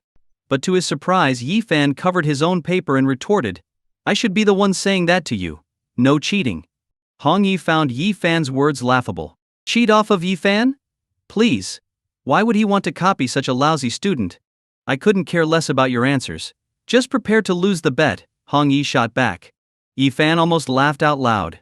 The more boastful Hong Yi was now, the harder he'd be hit when reality came crashing down. Once you lose, even if you beg, I won't go easy on you, Yi Fan replied casually.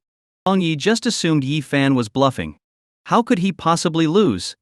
This was a guaranteed win. There was no way Yi Fan, with his terrible grades, could pass this test, let alone win a scholarship. Yi Fan ignored him and focused on the exam. These questions would have been difficult for him in the past, but with the system's help, he knew exactly how to solve them with just a glance. He breezed through the exam, solving each problem with ease. While other students were still scribbling notes and calculating on scratch paper, Yi Fan had already finished. "Teacher, may I turn in my paper?" Yi Fan's voice rang out, stunning the entire room. Was he joking? These were 4 full pages of math problems had he really finished them all. And in less than 20 minutes. Everyone turned to look and saw that it was Yi Fan who had spoken. Oh, never mind. Clearly he was giving up early. Hong Yi was even more pleased. Giving up already? Yi Fan raised an eyebrow. Who said I'm giving up? I've finished. Hong Yi glanced at Yi Fan's paper, ready to mock him. But to his surprise, he saw that Yi Fan had answered every question, even the difficult ones at the end. There's no way he solved them all correctly. Yi Fan must have just scribbled random answers. There was no chance a guy like him could solve these problems. While Hong Yi was in shock, the exam proctor gave Yi Fan a doubtful look. You should go over your answers again. Even guessing could get you a few more points. The proctor had seen this type of student before giving up early because the exam was too hard and failing miserably as a result. The teacher's remark made a few people chuckle quietly, including Hong Yi. Even the teacher could see that Yi Fan was hopeless. Yi Fan looked at the invigilator and calmly said, "Didn't you say we could submit our papers after finishing the questions? Well, I've completed everything, so there's no need for me to guess." The invigilator walked over, his expression darkening. He didn't appreciate students who disrupted the exam hall's order. Hong Yi noticed the stern look on the invigilator's face and secretly snickered. Hey, this invigilator was notorious for being strict. Now, he was sure Yi Fan was going to get chewed out. But just as Hong Yi was gleefully anticipating Yi Fan's scolding, something unexpected happened. The invigilator glanced at Yi Fan's test paper, and his severe expression morphed into one of surprise and joy. He had thought Yi Fan had submitted a blank paper. However, to his astonishment, the paper was filled with answers. Curious. The invigilator took a closer look at one of the more difficult problems. Boom! To his surprise, it was correct. Not only that, but Yi Fan had solved the problem using 3 different methods, as if mocking the question's complexity and the examiner's intelligence for daring to pose such an easy challenge. The invigilator quickly skimmed through the rest of the paper. Unbelievable, every answer was correct. He looked at Yi Fan with a mixture of surprise and admiration. This wasn't some slacker, this was a genius. Good. You can leave now. Keep up the excellent work, the invigilator said proudly. Hong Yi was dumbstruck. He couldn't believe what he was seeing. The invigilator wasn't scolding Yi Fan? He was? Proud of him? And now Yi Fan was allowed to leave early. What was going on? Hong Yi's initial smugness turned into frustration. Before leaving, Yi Fan glanced at him meaningfully. Don't forget about our bet. Hong Yi clenched his pencil in anger. You're definitely going to lose. Yi Fan simply ignored him, knowing that getting a high score was already a certainty. He left the exam room confidently. Everyone else was still reeling from the shock of Yi Fan finishing so quickly, but realizing time was running out and their own exams were unfinished, they hurried back to answering questions. Meanwhile, Xiao Wu, Fat Tiger, and Li Aigi exited their exam room and headed toward Yi Fan's. As usual, they figured Yi Fan would be the last one out. That's how it had always been.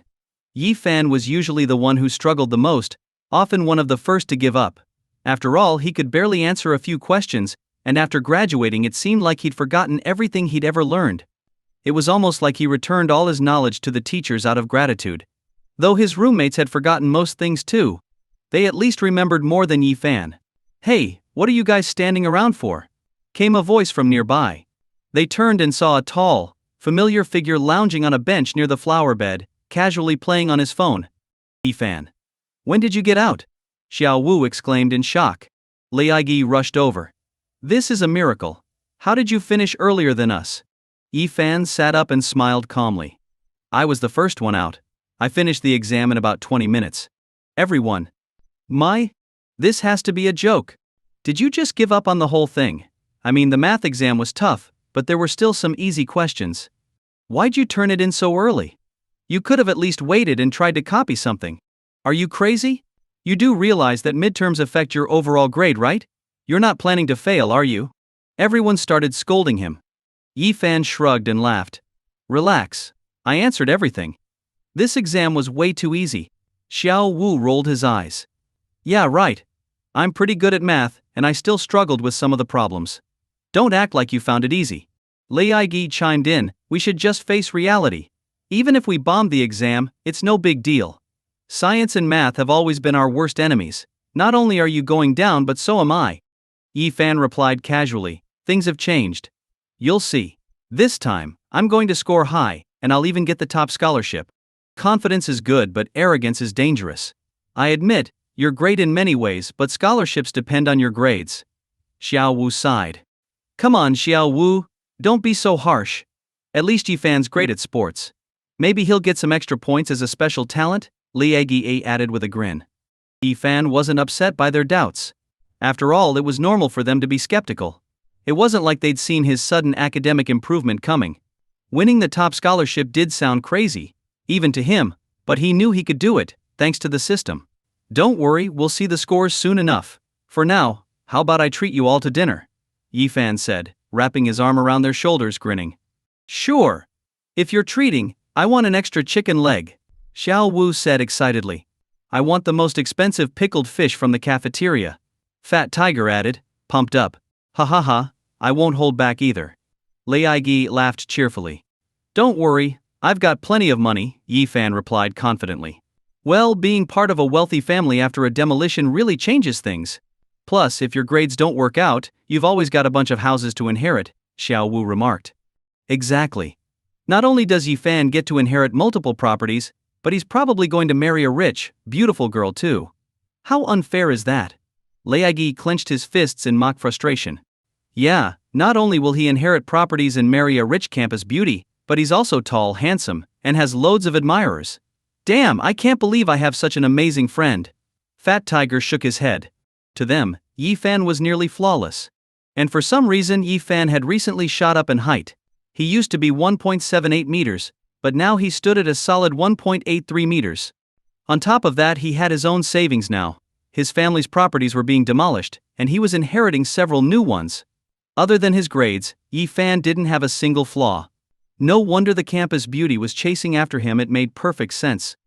Yi Fan couldn't help but laugh at how his friends were praising him. Cut it out, you guys. When they reached the cafeteria, Yi Fan let them order whatever they wanted. As he tapped his meal card on the reader, the cafeteria lady suddenly paused and took the card out again. What's the matter? Yi Fan asked, confused. Maybe the card had been demagnetized. But it seemed fine when he checked it. No, it's just. Is something wrong with this card reader? The cafeteria lady was stunned. She had just seen an absurd number of zeros on the screen. It was the highest amount she'd ever seen on a meal card. Is that right? Yi Fan responded calmly. Yeah, I recharged it with that much. His friends crowded around, curious. Xiao Wu counted the digits and gasped. 10, 100, 1,000. Holy crap, did you just load 50,000 onto your card? Fat Tiger's eyes went wide, and he blinked several times, unable to believe what he was seeing. It was true 50,000. Why'd you put so much on your meal card? Xiao Wu asked, astonished. Yi Fan casually replied, well, we still have 2 years until graduation, and I'm too lazy to keep topping up my card. As soon as he said that, the jealousy in the room was palpable. For most students, having 2,000 yuan for living expenses per month already made them feel rich. But here was Yi Fan, topping up 50,000 yuan on his meal card. That was enough to eat at the cafeteria until it went bankrupt. Damn. That's insane, man. Xiao Wu's jaw practically hit the floor. I have to show this off on social media. How much did you get from that demolition? Lei Gi snapped a photo, amazed. Fat Tiger excitedly shouted, I'm sticking to you from now on. Yi Fan replied nonchalantly, not much, just a few tens of millions. Just a few tens of millions? You actually said that with a straight face? Lai Gi nearly swore in disbelief. Yi Fan used to be the poorest among them, always borrowing money from his friends. Now, thanks to the demolition, he'd flip the script and become a landlord overnight. Who wouldn't be envious? I guess I just got lucky, Yi Fan said, still feeling like getting the system was even luckier than winning the lottery. After his roommates showered him with more exaggerated praise, Yi Fan waved them off. Enough already, let's order some food. I'm starving.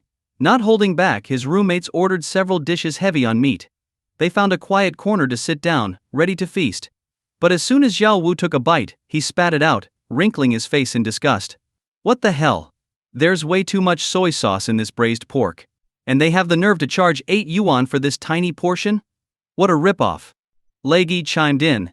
The cafeteria lady's hand must have been shaking again. I ordered a plate of boiled shrimp, and there's barely anything on it. These shrimp are so small, they're not even enough to get stuck in my teeth.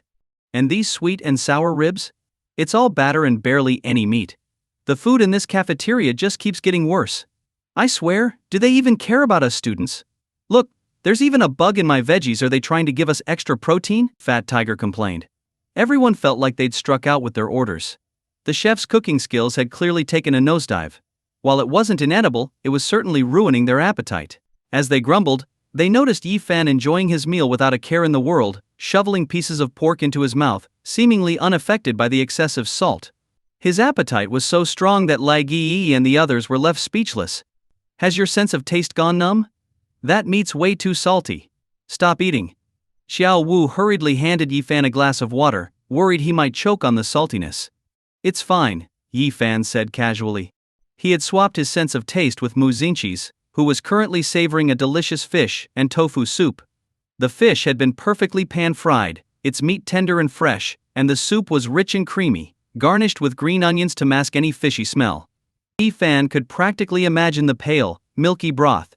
As for the salty food his friends complained about, Yi Fan didn't taste it at all. Understanding their concern, Yi Fan graciously took a sip of water, but he couldn't help smacking his lips, still craving the taste of that savory fish soup. Meanwhile, Mu Xinqi wasn't having nearly as pleasant of a time.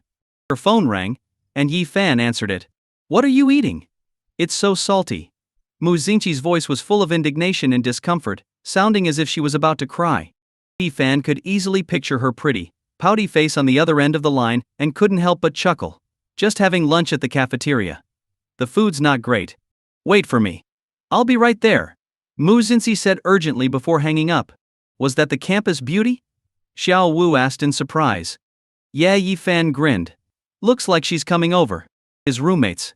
Not long after, they saw Mu Xinqi storm into the cafeteria. But instead of heading straight for Yi Fan, she marched right up to the food counter. Her presence immediately brightened the entire cafeteria. All the male students couldn't take their eyes off her figure, completely forgetting about their food. What they didn't expect was for Mu Xinqi to slam her hand down on the counter and demand, "Bring out whoever's in charge of this cafeteria. How can you serve such terrible food to students?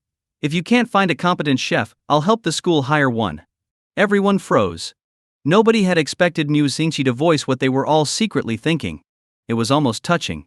Not only was she beautiful, but she was kind-hearted too. Yi Fan nearly choked to death on how salty this food is. And there's a bug in the vegetables. How's that acceptable? This place needs serious improvement. Mu Xinqi declared, her voice ringing through the cafeteria. Suddenly, it all made sense to the students. I've heard of men going to battle for a woman's honor, but I've never seen a beauty standing up for a guy like this. Mu Xinqi's doing this for Yi Fan. Yi Fan's really living the dream. How did he get someone like her to care about him so much? If this actually leads to changes in the cafeteria, Yi Fan will be a hero to all of us. All eyes were on Yi Fan, filled with admiration and envy. Even Xiao Wu and the others gave him thumbs up. Dude, you've got some serious charisma. The campus beauties even got your back. Yi Fan rubbed his nose, a bit embarrassed but undeniably proud. It's nothing really. But inside, he was over the moon. It felt amazing. The cafeteria manager, thoroughly intimidated, wasted no time apologizing when he saw Mu Xinqi. He immediately offered to waive all of Yi Fan's meal costs and promised to overhaul the cafeteria's standards, including hiring new chefs to meet Mu Xinqi's satisfaction. Her intervention worked. That evening, not only was the cafeteria offering discounts, but the food quality had improved dramatically. The ingredients were fresher, the dishes tastier, comparable to restaurant fare. It was a cause for celebration. And Yi Fan? He became a legend, a hero in the eyes of every student at Hua Qing University. Everywhere he went, people looked at him with gratitude and admiration. Do you know him? He's the guy who got the campus beauty to tear into the cafeteria staff, which led to all these improvements. Now we have cheap, delicious meals thanks to him. Yeah, I used to hate eating here and always ordered takeout because the cafeteria was expensive and terrible. But after Yi Fan had one bad meal here, Mu Xinqi stepped in, and now everything's changed. I don't even feel jealous of him anymore. I love him for this. The cafeteria ladies don't skimp on portions anymore, and they even ask if I've had enough. We owe it all to him. This should go down in history. Those words of praise reached Hong Yi's ears. Grumbling to his friend, Hong Yi muttered, "What's so special about that? All he did was get the campus beauty to complain about the cafeteria. It's not like he did anything himself." But his friend gave him an angry glare. "I could punch you for saying that. Can you imagine how much he helped us? Thanks to him, we've been freed from the misery of cafeteria food." Hong Yi was stunned. He couldn't believe his own friend was siding with Yi Fan. But it was the campus beauty who complained, not Yi Fan. He didn't do anything. Hong Yi gritted his teeth, unwilling to accept it. "Can you get the campus beauty to complain for you?" This. Hong Yi was at a loss. Sure, he wanted the campus beauty to support him, but she wasn't interested. "If you say one more bad thing about Yi Fan, I'm going to punch you." His friend was clearly angry and left without giving Hong Yi another glance. Hong Yi was fuming inside. Why was everyone suddenly taking Yi Fan's side? It wasn't like Yi Fan was anything special. But the higher Yi Fan was lifted, the harder he'd fall. After all, tomorrow was the day when everyone's scores would be revealed. The next day came quickly, and the school's website posted all the exam results. Students could check their scores by entering their student numbers. When Yi Fan, Xiao Wu, Fat Tiger, and Li Igyi entered the classroom, they saw mixed reactions. Some students were thrilled, while others were clearly disappointed. I failed English again. And I only got 30 points in math. I probably won't even earn enough credits for the semester. It's all the fault of that impossible math exam. How was anyone supposed to score high on that? Right? All I want is to win a scholarship. But it's like an unattainable dream. Hong Yi, however, was feeling very pleased with himself. What's so hard about winning a scholarship? It's in the bag for me. Class rep, how much did you score? Everyone was curious. Hong Yi handed over his phone casually. Not that much, really. I didn't do as well as I could have. You're being modest. How is this not much? You passed everything. And you even scored a perfect 100 in English. That's amazing. Your math score is 20 or 30 points higher than mine. Class rep, no wonder the teachers never worry about you. I wish I could trade places with you. Your scores are incredible. You're probably in the top 5 of the class. I'm so envious that you'll get the scholarship. For someone like me, winning a scholarship is just a pipe dream. Hong Yi rubbed his nose, trying to downplay his obvious pride. It's all right. If I hadn't run out of time on the last question, my score would have been even higher. Yi Fan let out a quiet, mocking laugh. Hong Yi still couldn't kick his habit of bragging. It wasn't just Yi Fan. Xiao Wu and the others weren't too fond of Hong Yi either. TSK. So he did okay, but does he have to brag like that? Exactly. There are plenty of students who scored higher than him. He acts like he's the top of the grade. Hong Yi overheard their comments and his expression darkened. Fine, if you're so great, let's see who scored higher than me. Seeing Yi Fan walk in, Hong Yi raised his eyebrows triumphantly. You didn't forget about our bet, did you? What bet? A curious student asked. Hong Yi, puffing out his chest, explained. He arrogantly bet that he could win the first place scholarship. If he loses, he has to bark like a dog 3 times and give me 5,000 yuan. Everyone, including Xiao Wu and the others, was shocked. Wait, you really made that bet with him? Xiao Wu asked, clearly concerned. Fat Tiger leaned in and whispered to Yi Fan, first place scholarships have really high requirements. You have to be in the top 10 of the entire grade at least. Why would you make a bet like that? Even Li Igyi looked troubled. He didn't want to see his good friend humiliated. Losing the bet would be a permanent stain, an embarrassing moment Yi Fan would never live down. Losing the money wasn't the issue. The real problem was being forced to bark like a dog in front of everyone. That would crush Yi Fan's pride. Seeing the worried looks on his friends' faces, Yi Fan reassured them, don't worry. I haven't lost yet. TSK, you're just in denial, Hong Yi sneered. Other students tried to intervene, speaking to Hong Yi. Come on, it was just a joke. Don't take it seriously. Yeah. The exam was tough this time. Let's just drop it. Be reasonable. Everyone says things they don't mean sometimes. Why make such a big deal out of it? But Hong Yi was firm. No way. I'm serious about this. If he made the bet and now refuses to own up to it, that's a problem with his character. If he won't honor the bet, it means he doesn't respect me as class rep. Hong Yi was genuinely angry. He was about to win, and now everyone was trying to let Yi Fan off the hook? What was so special about Yi Fan that everyone was defending him? The rest of the class exchanged uncomfortable glances, unsure what to do. They wanted to support Yi Fan, but if he backed out it would seem like he was cheating on the bet. At the same time, they didn't want to see Yi Fan suffer such an embarrassing punishment. I haven't lost yet, Yi Fan replied coldly. Haha. So how many points did you get? Hong Yi asked smugly. I haven't checked yet, Yi Fan answered simply. Hong Yi scoffed. Afraid to check, are you? Let me do it for you. Without a second thought, Hong Yi rushed over to the classroom computer. The screen was already set up for viewing results, so he eagerly typed in Yi Fan's student number. Hong Yi's face was lit with excitement. This was it, Yi Fan was about to lose, and in front of everyone. Yi Fan would be humiliated beyond belief. Haha. If it were him, he'd probably want to crawl into a hole out of shame. Hong Yi was practically giddy with excitement. Even some of the girls in the class looked away, unwilling to watch. They didn't want to see their school idol lose the bet and be embarrassed like this. The boys sighed too, fearing the worst. Thud. With a press of the enter key, Yi Fan's results appeared on the screen. A collective gasp filled the room. That score. Is that even humanly possible? Oh my god. It's unbelievable. The girls who hadn't been watching grew nervous. Their idol must have really failed the exam. They were about to plead with the class rep, please, just let it go. Let it go. Why should I? He lost fair and square. But the voice wasn't Hong Yi's smug drawl, it was Yi Fan's smooth, confident tone. Wait, what was going on? The girls were completely confused. How could the class rep have lost? They quickly looked up at the screen. What they saw shocked them. The exam was scored out of 120 points. Political studies 120 points. English 120 points. Math 119 points. Chinese 120 points. Finance 120 points. Comprehensive economics 120 points. Everyone was speechless. It was a perfect score sheet. Everyone was in total disbelief, except for Yi Fan, who remained calm. Even Hong Yi, in a state of shock, repeatedly hit the F5 key to refresh the page. Refresh, refresh, refresh. But no matter how many times he refreshed it, the screen still showed a row of near-perfect scores. His throat felt dry, his heart raced. Was something wrong with his eyes? Why was Yi Fan's score nearly perfect? The room buzzed with excitement.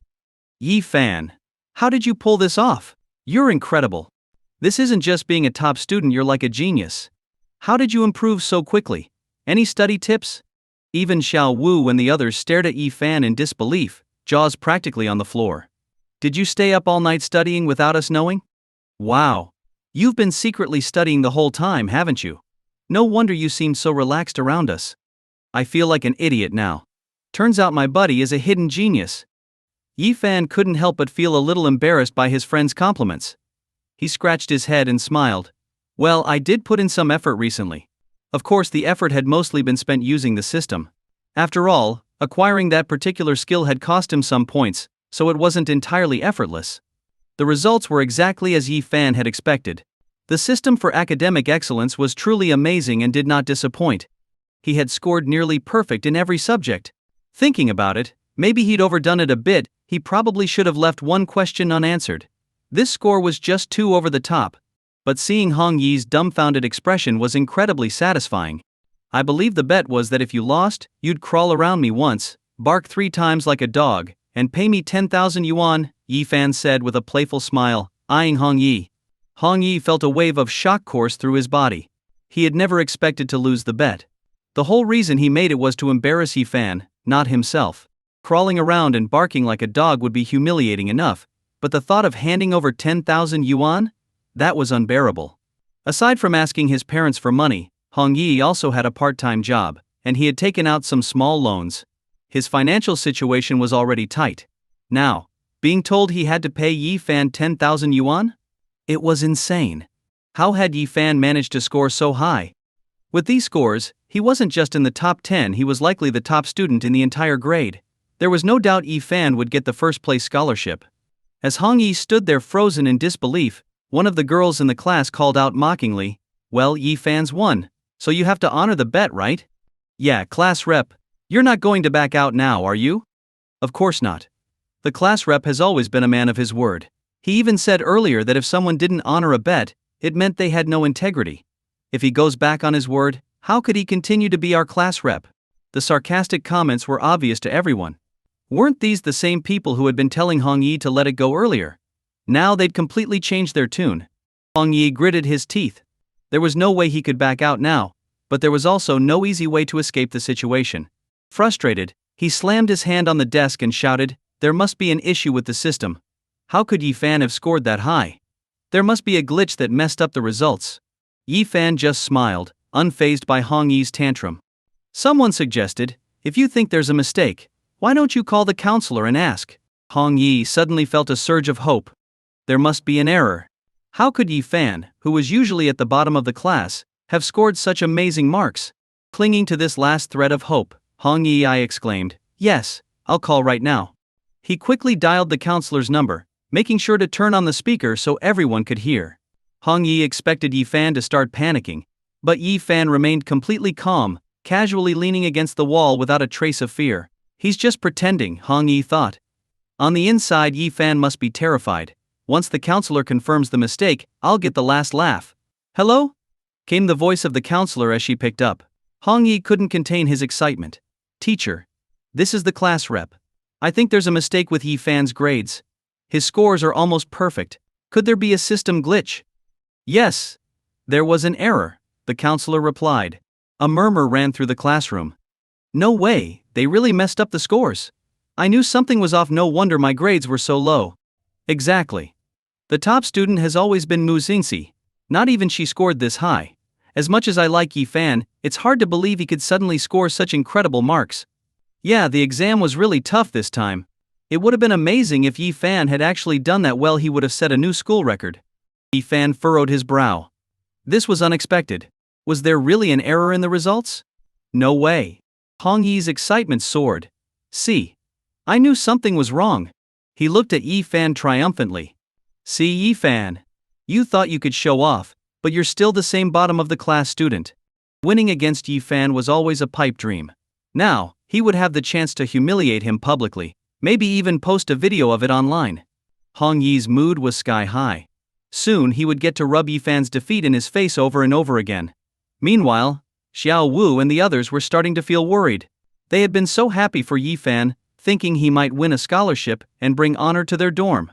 But now, it looked like it had all been a mistake. Yi Fan would probably be crushed. Xiao Wu patted Yi Fan on the shoulder, offering silent support. Fat Tiger gritted his teeth. "If Hong Yi tries anything, I'll knock him out." Lei Gi nodded. "I'll back you up. He won't lay a hand on Yi Fan." Seeing his friends stand by him, Yi Fan felt touched. Actually, the error was in the system. Yi Fan's math score should be 120. He's the only student to have scored perfect marks in every subject. The counselor announced, her voice full of excitement. "He's a total genius." The smile froze on Hong Yi's face. He could hardly believe his ears. Yi Fan had a perfect score? "Teacher, you must be joking, right?" Hong Yi stammered, unable to accept the reality. "Of course I'm not joking. Who would joke about grades?" There was a small error with the 5th question in the math section. The teacher had written the wrong answer, but it's been corrected now. Yi Fan's score has been adjusted to reflect that he's the only student with full marks, the counselor explained. He felt like he was going to pass out. Not only had Yi Fan not failed, but he had also gotten perfect scores in every subject. If Hong Yi had known, he wouldn't have made that call, he had only humiliated himself. The classroom erupted with excitement and awe. Wow! Full marks in every subject? I can't even imagine that. I've always known Yi Fan was smart, but he never really applied himself. Now that he's actually studying, he's outclassed the entire school. No wonder I never saw him studying. He's a genius. We normal people can't even come close, no matter how hard we work. The campus beauty sure knows how to pick them. Some people used to mock Yi Fan, but it turns out he's the best of all. To Hong Yi, the praise ringing out around him was deafening and unbearable. Yi Fan could see the visible frustration on Hong Yi's face, and felt a deep sense of satisfaction. "Humph! Take that, Hong Yi. You've lost fair and square." "You lost," Yi Fan said, raising an eyebrow as he extended his hand. "So, how do you want to pay up Alipay or WeChat?" No way. You must have cheated." Hong Yi, refusing to admit defeat, yelled frantically at the counselor. "Wasn't there some sort of leak? There's no way Yi Fan could have improved so dramatically otherwise." The counselor responded sternly, "The exam questions were kept confidential, and there was no leak. At first we also thought maybe Yi Fan had memorized the answers. But after reviewing his math test, we found that for each problem, he provided at least 3 different solutions, ones that even the math teacher hadn't considered. The entire room gasped in disbelief.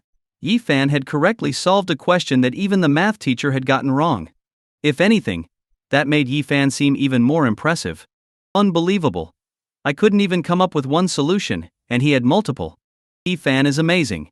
And to think some people accused him of cheating. If you think you can do it, then why don't you try? This just proves Yi Fan is a treasure. I used to think he was crazy for not accepting the campus beauty's affection, but now I realize how wise he was.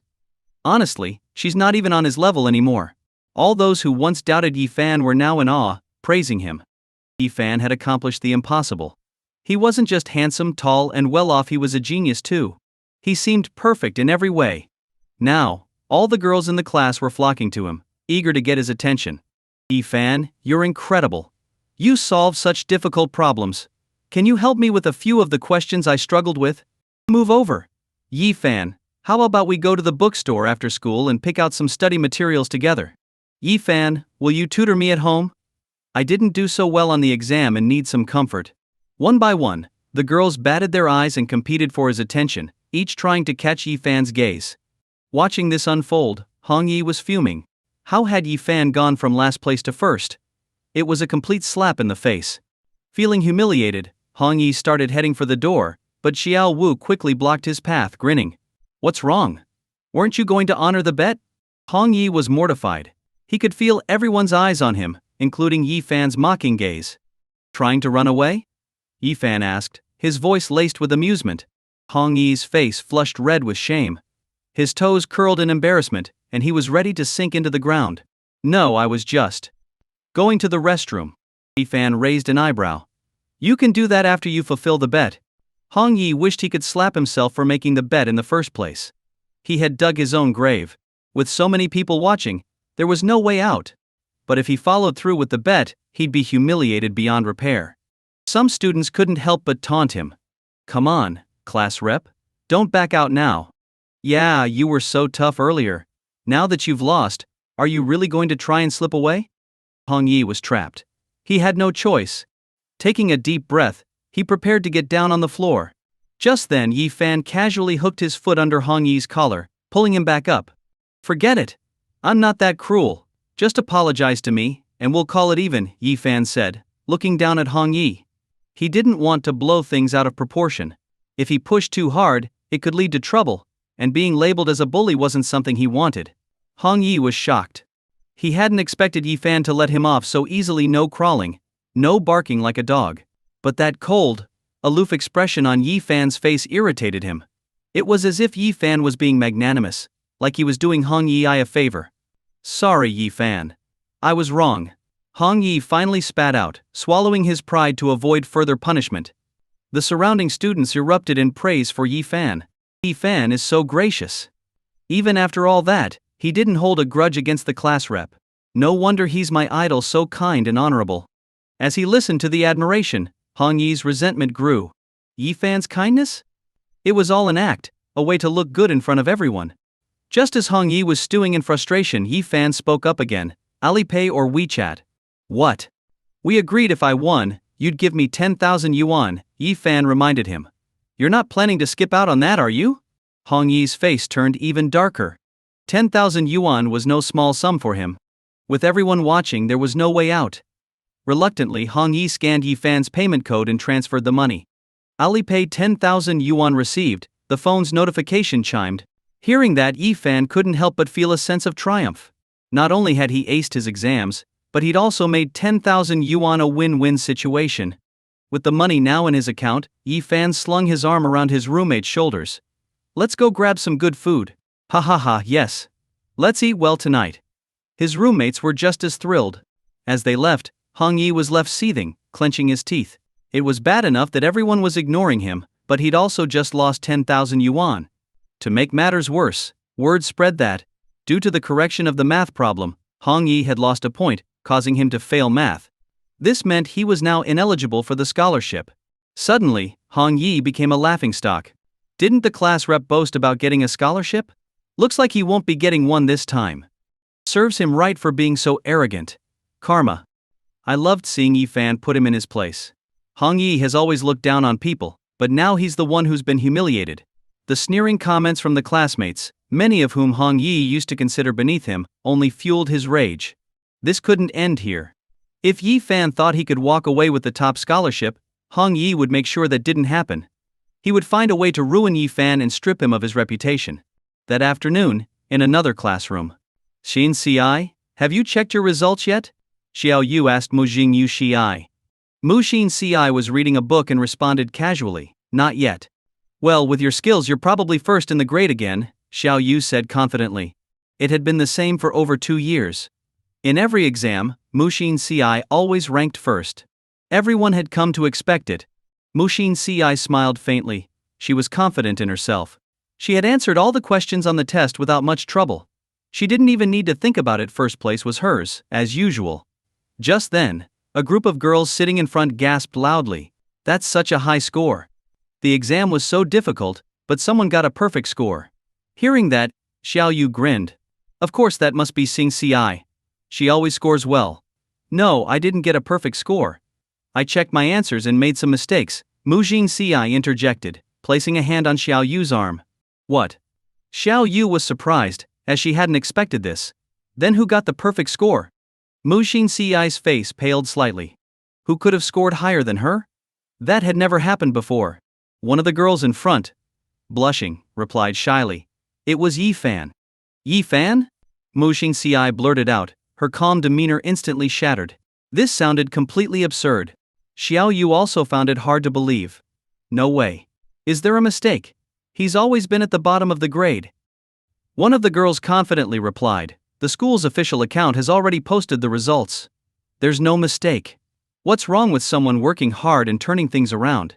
It's like they say, life has its ups and downs. Another girl added admiringly, he's exactly my type, tall, handsome and smart. How can someone be so perfect? Mu Xinxi immediately checked the school's official page, and what she saw left her stunned. Perfect scores in every subject.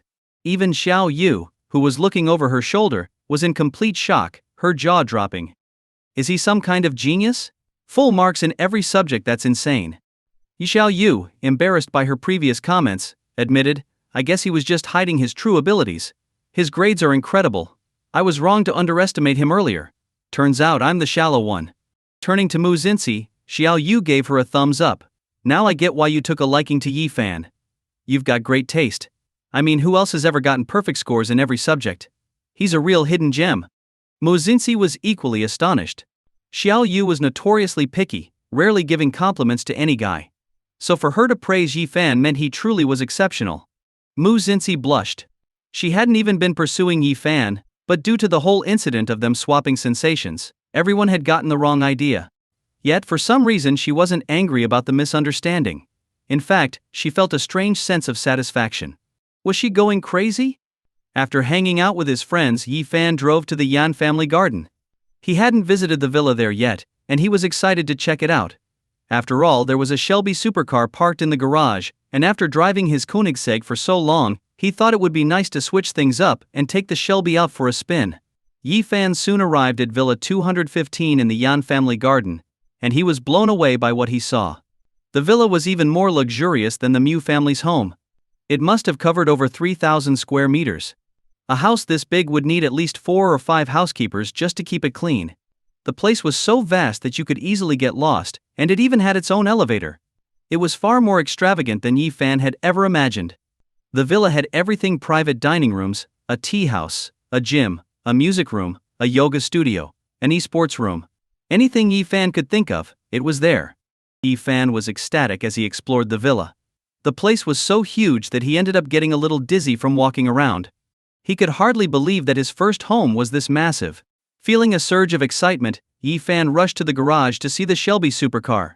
The car was sleek, stylish, and luxurious, even more impressive than his Koenigsegg. Taking the car for a spin, Yi-fan felt the adrenaline rush of speeding down the road. It was thrilling. The system had really hooked him up this time. What a car. After enjoying the ride, Yi-fan decided it was time to leave. The house was too large to manage by himself, and it seemed a waste to leave it unattended. He realized he would need to find a butler and some staff to take care of the place. But that would take some time. For now, he decided to leave the property in the care of the local management office. Heading to the property management office, Yi Fan approached the manager and handed him the keys to the villa. "Hi, here are the keys to Villa 215 in Yan Family Garden." The manager, sizing Yi Fan up, spoke dismissively. "Oh, you must be the butler. Just leave the keys and go." He gave Yi Fan a once-over, noting his youthful appearance. Too young to be the owner, he thought.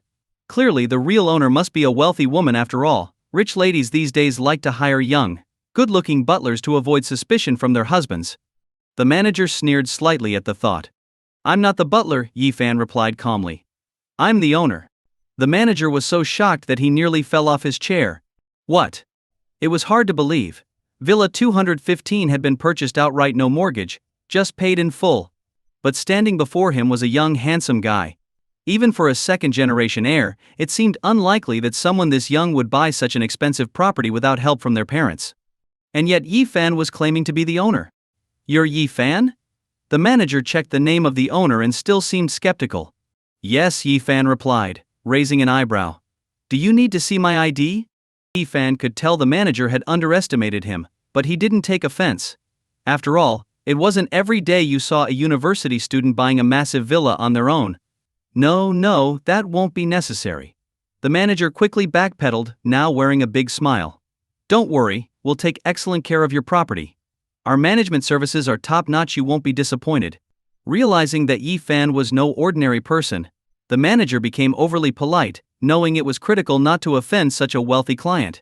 If Yi Fan filed a complaint, his job could be in jeopardy. "Good to hear," Yi Fan said, handing over the keys.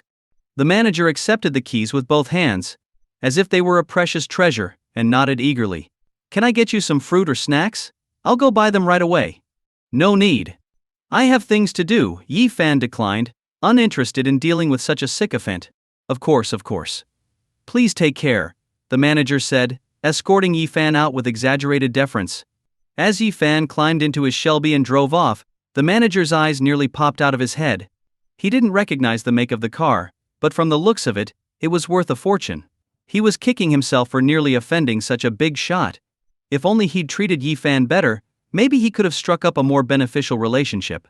While the manager regretted his actions, Yi Fan drove away, completely unaware that this key handover might cause him trouble in the future. Yi Fan, still buzzing with excitement from the speed and power of his Shelby, eventually returned to the Mu family home. The moment he stepped inside, he saw Mu Xinxi coming down the curved staircase. Without warning, she asked, "I heard you ranked first in the grade?" Her pouting red lips and fierce expression, paired with her long legs in black stockings, gave her a commanding presence that was impossible to ignore. She looked like a queen standing on the stairs. Yi Fan's heart skipped a beat at the sight of her. It looked like she was here to settle some scores. After all, Mu Xinxi had always held the top spot in the grade. Now Yi Fan had outdone her without even meaning to, taking her place at the top. Given Mu Xinxi's strong personality, she was bound to be upset. "Ahem, yeah," Yi Fan said, standing tall and trying to act unfazed. With the system backing him, why should he be afraid of Mu Xinxi? Mu Xinxi stormed down the stairs, rushing toward Yi Fan. Yi Fan braced himself, expecting her to unleash a tirade of angry words. But instead, she surprised him. "Well done. How did you manage to get perfect scores in all subjects? I messed up the last question in math, but you managed to solve it with 3 different methods," she said excitedly. Yi Fan was stunned. This was not the reaction he had anticipated. Mu Xinxi's eyes sparkled with admiration, completely captivated. Who wouldn't enjoy being admired by such a stunning campus beauty, especially someone like Yi Fan? It was the first time he had ever seen this look of admiration from her. Scratching his head, Yi Fan said modestly, "It wasn't a big deal. I didn't study that much." "Then it must be pure talent." Mu Xinxi gasped in amazement. She didn't doubt him for a second, given that she had experienced everything Yi Fan did during their sensation exchange. Every move he made was clear to her. Yi Fan didn't deny it. After all, with the system, wasn't he essentially gifted? "You're a genius." "It's incredible that I swapped sensations with a genius," Mu Xinxi said, looking at her hands in disbelief. "I never realized you were hiding so much." Initially, Mu Xinxi had thought exchanging sensations with someone was an awful experience, but now her opinion had completely shifted. Yi Fan was amazing, she had just failed to see his brilliance before. She had always appreciated talented people, and now it was clear that Yi Fan was exceptional. If anyone was in the wrong for overlooking him, it was her. Yi Fan was beyond excited by her praise. This was a clear sign that he had won Mu Xinqi's approval, and it felt amazing. While Yi Fan was basking in the moment, he suddenly felt a light touch on his throat, causing him to flinch. "You're still sensitive here. Come on, I'll put some medicine on it," Mu Xinqi said, her tone warmer than ever. Yi Fan was taken aback. Before, getting Mu Xinqi to help with something as simple as applying medicine had been a challenge. But now, she was so eager that she practically pushed him onto the bed. Seeing the beautiful and alluring Mu Xinqi up close, Yi Fan swallowed nervously. Suddenly, it struck him just how dangerous it was for a guy when a girl was this enthusiastic. It was just about applying medicine, but glancing at her stunning face, Yi Fan began to feel embarrassed. "Hey, this was like an unexpected bonus. Before I was a bit harsh and reckless," Mu Xinqi said shyly, her voice soft. "But I didn't mean any harm." "Huh?" Yi Fan looked up, confused. Had she really changed her attitude this much? "And in the future, could we study together?" Mu Xinqi asked, her face slightly flushed. "I didn't do as well as you this time, but that doesn't mean I can't beat you next time." Despite her embarrassment, her determination was evident. Yi Fan's moment of excitement quickly faded. Ah, so that's what this was about. Mu Xinqi wasn't interested in him romantically, she just wanted to study with him to improve her grades. So this is what it's like in the world of academic overachievers. "Sure, no problem," Yi Fan replied. After all, how could he refuse a request from the campus beauty? Plus, she was just too cute. Who wouldn't want to be the tutor of the most popular girl in school? The system has detected intimate interaction with Mu Xinqi. You have been awarded 500 points.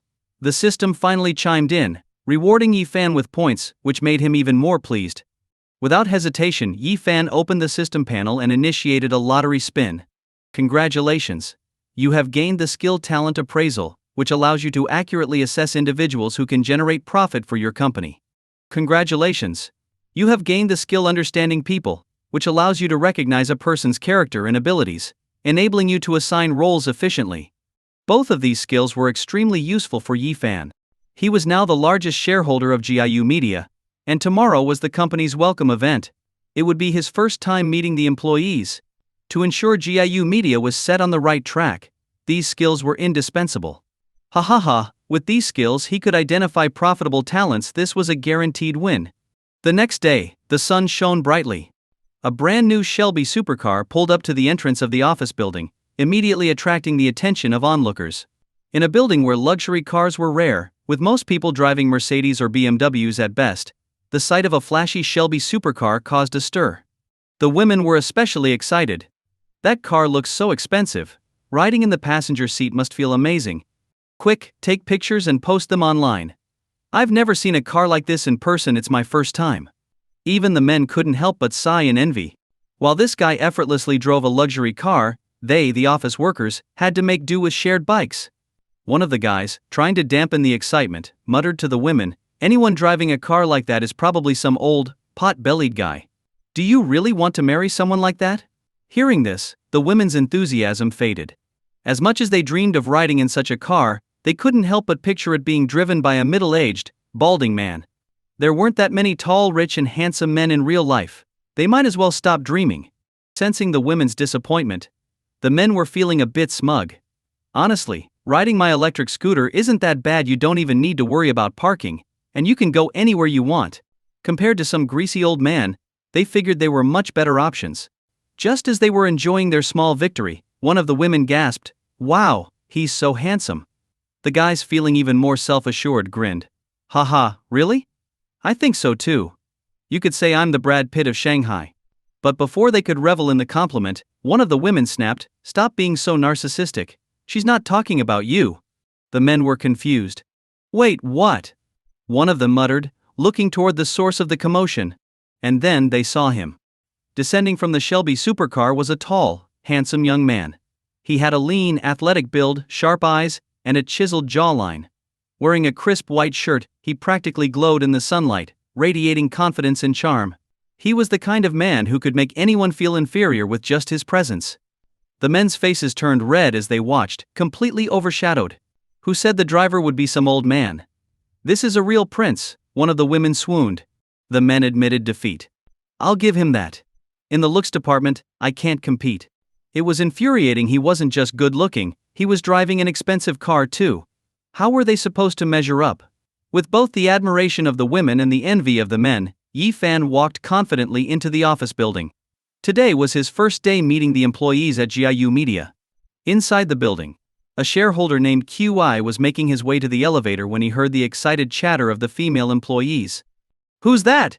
He's so handsome." "Yeah, he's coming this way, and my heart is racing." In addition to their surprise, there was an unmistakable excitement in their voices. QI frowned. Could this be the new shareholder? The one with the surname Yi? Shareholder QI was not fond of the newcomer, especially knowing that Zhu Kaiwen, the company's executive, held the new shareholder in high regard. This only made QI more resentful. Previously, QI had been the largest shareholder in the company. But ever since this young man came along, he had taken over that position, becoming a revered figure in the company. QI couldn't stand it. What irked him even more was that today, Yu Shu Kaiwen had gone out of her way to organize a special welcome event for this new shareholder. The entire company seemed to be making a big deal out of it. QI thought bitterly when he first arrived, there was no such fanfare for him. Why should this newcomer get such a grand reception?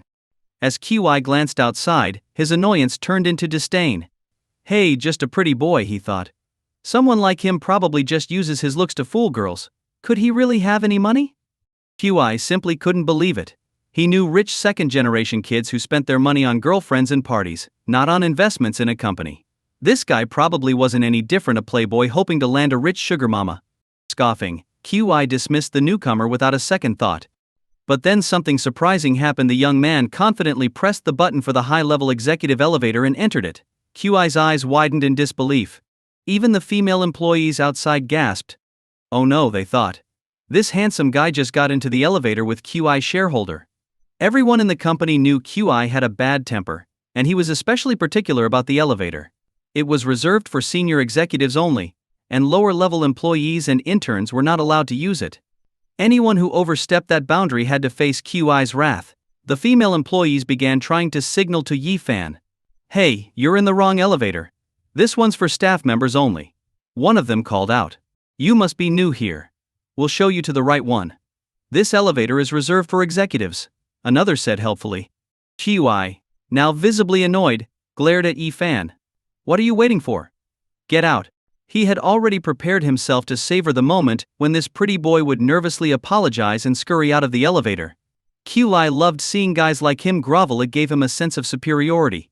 Sure, the young man might have looks that attracted women, but in the end, he'd still have to bow down to someone like QI. But instead of backing down, Yi Fan looked at QI calmly and said, This is the executive elevator, right? Then I'm exactly where I should be. The female employees were left speechless, and even QI found himself stunned, his mind going blank. Was this guy out of his mind? You? An executive? Who do you think you are, daring to share an elevator with me? QI barked, his voice rising in frustration. What department are you from? I'm going to report you. QI was confident that the mere threat of a complaint would send the young man scrambling to apologize. Outside, the female employees began to worry for Yi Fan. QI was really going to make life difficult for him. But to everyone's surprise, Yi Fan shrugged and said, What department are you from? I'll fire you. QI's jaw dropped. Was this kid insane? As QI fumed, Yi Fan nonchalantly pressed the button to close the elevator doors and selected the 5th floor. Now QI was really furious. This pretty boy was completely ignoring him. This was too much. Hey, what's your name? You think this is a joke? You're about to get fired, QI shouted, stepping closer. Ding, ding. The elevator doors opened. Without sparing QI a glance, Yi Fan walked out. Seething with rage, QI rushed after him, grabbing Yi Fan by the shoulder. Hey, I'm talking to you. But before QI could say anything else, Yi Fan swiftly threw him over his shoulder, slamming him hard onto the ground. Thud. QI landed painfully on his back, his body immediately stiffening in pain. Mess with me, and this is what you get, Yi Fan said icily, glaring down at him. QI groaned, clutching his back in agony. At that moment, the sound of footsteps echoed down the hallway, followed by a familiar voice filled with surprise. The shareholder. It was Zhu Kaiwen. QI looked up to see Zhu Kaiwen, shocked by the scene in front of her. She wasn't alone, several other employees had gathered as well. In that humiliating moment, QI realized that not only was his boss witnessing his downfall, but so were his subordinates. The sight of them struggling to hide their smirks only added to his shame. But what truly crushed QI's spirit was what Zhu Kaiwen said next. "Yi shareholder?" In disbelief, QI's gaze locked onto Yi Fan. Yi Fan stood tall and composed, his expression cold and intimidating, with an air of authority that dwarfed QI's presence entirely. You're the new shareholder," QI stammered, his voice shaking. No wonder this kid dared to ride the executive elevator and act so brazenly. He was the new shareholder. Ignoring QI, Yi Fan turned to Zhu Kaiwen and said coolly, "You should discipline your subordinates better." Zhu Kaiwen shot QI a disdainful glance. "What did you do?" QI's face burned with shame as he scrambled to his feet. "I didn't do anything. He hit me first. If I recall correctly, you were the one who insulted me and made the first move." "I was simply defending myself," Yi Fan replied, raising an eyebrow. The surrounding employees couldn't help but admire Yi Fan's boldness. So impressive. Everyone in the company had suffered under QI shareholders' tyrannical behavior. He was notorious for mistreating subordinates and making them run errands for him. But now, the new shareholder had arrived and immediately put QI in his place. It was incredibly satisfying. Not only was Yi Fan rich, but he was also incredibly handsome. The female employees who had encountered Yi Fan earlier were now buzzing with excitement. "So he's Yi's shareholder? Wow. He's even younger than we expected. And so handsome. He just raised the company's overall attractiveness level. He's so cool. If he stays at the company, I'll never take a day off. Just seeing him would motivate me to work harder." Even the male employees couldn't help but respect Yi Fan after witnessing the takedown. That over-the-shoulder throw? Flawless. It was something they had all secretly dreamed of doing to QI at some point. How could one guy have it all: good looks, martial prowess, and wealth? Life really wasn't fair. Meanwhile, Zhu Kaiwen didn't even bother siding with QI. Instead, she reprimanded him, "You need to work on your attitude. Apologize to Yi shareholder immediately." QI felt like the world was collapsing around him. "You've got to be kidding. He's the one who hit me, and now I'm the one who has to apologize?" Shareholder QI had been investing in the company for a long time and considered himself a veteran. How could this newcomer overshadow him? "I stand by what's right, not who's been here the longest. If you don't apologize, you might as well not come back to the company," Zhu Kaiwen said coldly, her tone leaving no room for negotiation. She had worked with Yi Fan before and knew that if he had acted, it was because QI must have done something wrong. She had tolerated QI's arrogant and overbearing behavior in the past because of his connections and investments. But this time, he had gone too far. Seeing Zhu Kaiwen upset, QI panicked. He had liked her for a long time, and the whole reason he had invested in this company, which clearly wasn't very profitable, was to impress her. If she started avoiding him because of this, all his efforts would be in vain. "Fine. I'll apologize." Q grumbled reluctantly, turning to Yi Fan and forcing out the words, "I'm sorry." Even though he apologized, his tone was filled with arrogance, as if he didn't mean it at all. Yi Fan had seen plenty of people like QI in university arrogant and insincere. He didn't bother engaging any further. "Yi shareholder, this way," Zhu Kaiwen said with a graceful smile, inviting Yi Fan into the company. She subtly signaled to her assistant and the staff. Within moments, a celebration began. Confetti and streamers filled the air, and the employees lined up neatly in 2 rows, bowing respectfully toward Yi Fan. "Welcome, Yi shareholder." They greeted in unison. Another staff member quickly approached to offer refreshments. "Yi shareholder, would you like coffee, black tea, orange juice, or perhaps pure tea? We also have fresh fruits, cakes, macarons, and snacks. Please feel free to take whatever you like," another added. Watching all of this, shareholder QI felt his resentment growing. Why didn't he get this kind of treatment when he joined the company? It was completely unfair. "I'll take black tea," Q blurted out in frustration. But Zhu Kaiwen shot him a cold glance and said, "We weren't asking you." Her focus remained entirely on Yi Fan. Seeing the envy in QI's eyes, Yi Fan couldn't help but smile slightly. "I'll have black tea as well. Would you prefer it iced or hot?" Zhu Kaiwen asked attentively. "Iced, given how warm it is today," Yi Fan said, thinking briefly of Muzinsi. She loved iced drinks, and he couldn't help but imagine her cute face, likely making a fuss if he had chosen something hot. The thought of her playfully complaining made Yi Fan smile with affection, even though she wasn't there. Seeing Yi Fan's soft expression, Shu Kai-wen spoke again. Great. I'll personally make you a special iced lemon black tea. QI's jaw dropped. You'll make it yourself? When I asked you before, you wouldn't do it. Now you're making tea for him. Shu Kai-wen responded calmly. It's different. He's a VIP. She gave QI a stern look, silently warning him, don't mess with Yi shareholder again, or I won't be so polite. After all, Yi Fan had saved the company from financial ruin. Shu Kai-wen was extremely grateful, and if QI kept picking fights with him, she wouldn't hesitate to cut ties with QI. QI clenched his teeth. He asked for tea, and didn't get it. Yi Fan asks, and Shu Kai-wen happily agrees. The unfairness of the situation gnawed at QI. His bitterness only grew when he went to the break room and saw that Shu Kai-wen was using Dihang Pao tea leaves, an expensive blend that cost several $100s per pound. You're using Dihang Pao. That stuff is so expensive. When I asked for it, you wouldn't let me have any, and now you're just giving it to him? Isn't that a waste? QI shouted, barely containing his frustration. Shu Kai-wen looked at him with annoyance. I think it's worth it. Besides, I bought the tea, so I'll decide who gets to drink it. QI balled his fists in anger, feeling like fate itself was mocking him. Before Yi Fan had come along, Shu Kai-wen hadn't treated him this badly. But now, everything had changed. Unable to bear the humiliation any longer, QI stormed outside to get some air, only to be met with an even more infuriating sight. A group of employees, especially the attractive female ones, were huddled around Yi Fan, showering him with attention. Yi shareholder, you're so handsome.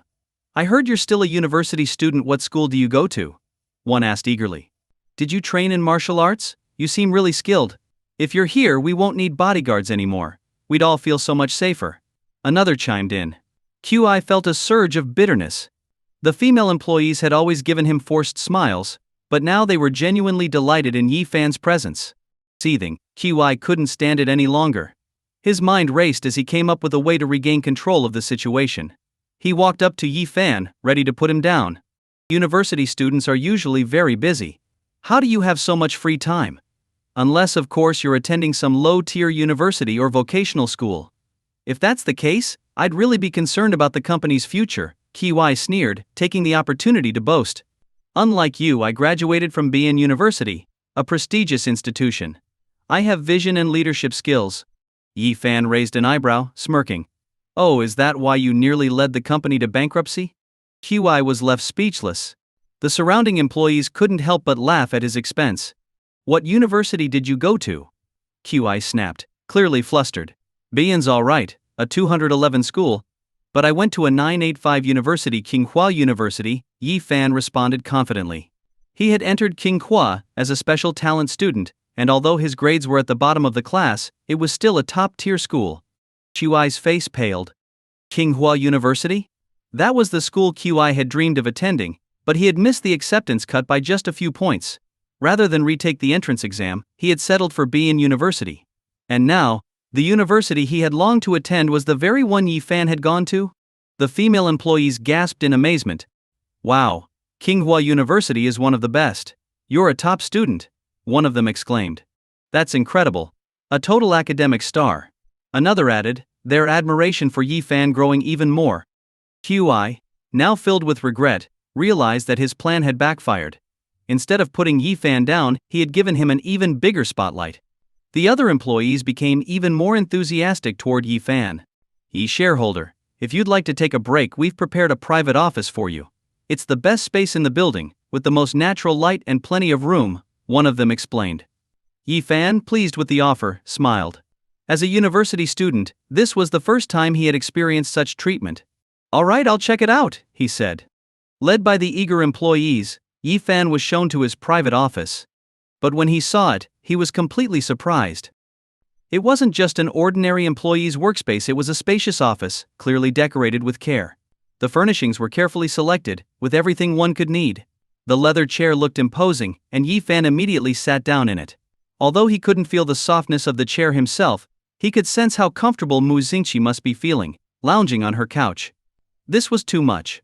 Yi Fan gazed out the window, taking in the view. From here he could see the tall buildings and the bustling traffic below. It felt grand, just like the scenes he had seen on TV. If he looked far enough, he could even catch a glimpse of the sea. This was perfect. It felt cool and pleasant in the summer, and would be warm and cozy in the winter. No wonder so many people wanted to be a big shot. The experience was truly amazing. They're giving him this office. Is this a joke? Q Gudong gritted his teeth in anger. He had his eye on this office before, but Zhu Kaiwen had said it was already reserved, and now, it was being given to Yi Fan. The jealousy ate at him. Unable to hold back, Qi Gudong stormed out to confront Zhu Kaiwen. What's going on? Why are they giving him this office? He's just a student. How many days can he even show up here? Isn't this a waste? Qi Gudong angrily shouted at Zhu Kaiwen. Zhu Kaiwen's eyes narrowed with a hint of displeasure as she placed her hands on her hips and looked at Qi Gudong. Giving him the office is not a waste. Don't forget, he's the majority shareholder. He has significant influence here. I'm the CEO, and I've made the decision. If you don't like it, you can leave. It was clear that Zhu Kaiwen was genuinely unhappy. Qi Gudong had anger boiling inside him, but the mention of leaving made him back down. Although he hadn't invested in the company for profits, he was still making some returns. When the company had issues, he had considered pulling out. But now that things were stabilizing, he saw the opportunity for real money making. Why would he give up on a chance to make profits now? That would be foolish. Kaiwen, I'm not asking for special treatment. But at least be fair. I'm your friend. Qi Gudong's tone softened noticeably. There's no such thing as fairness in the workplace. I gave you a workspace without hesitation.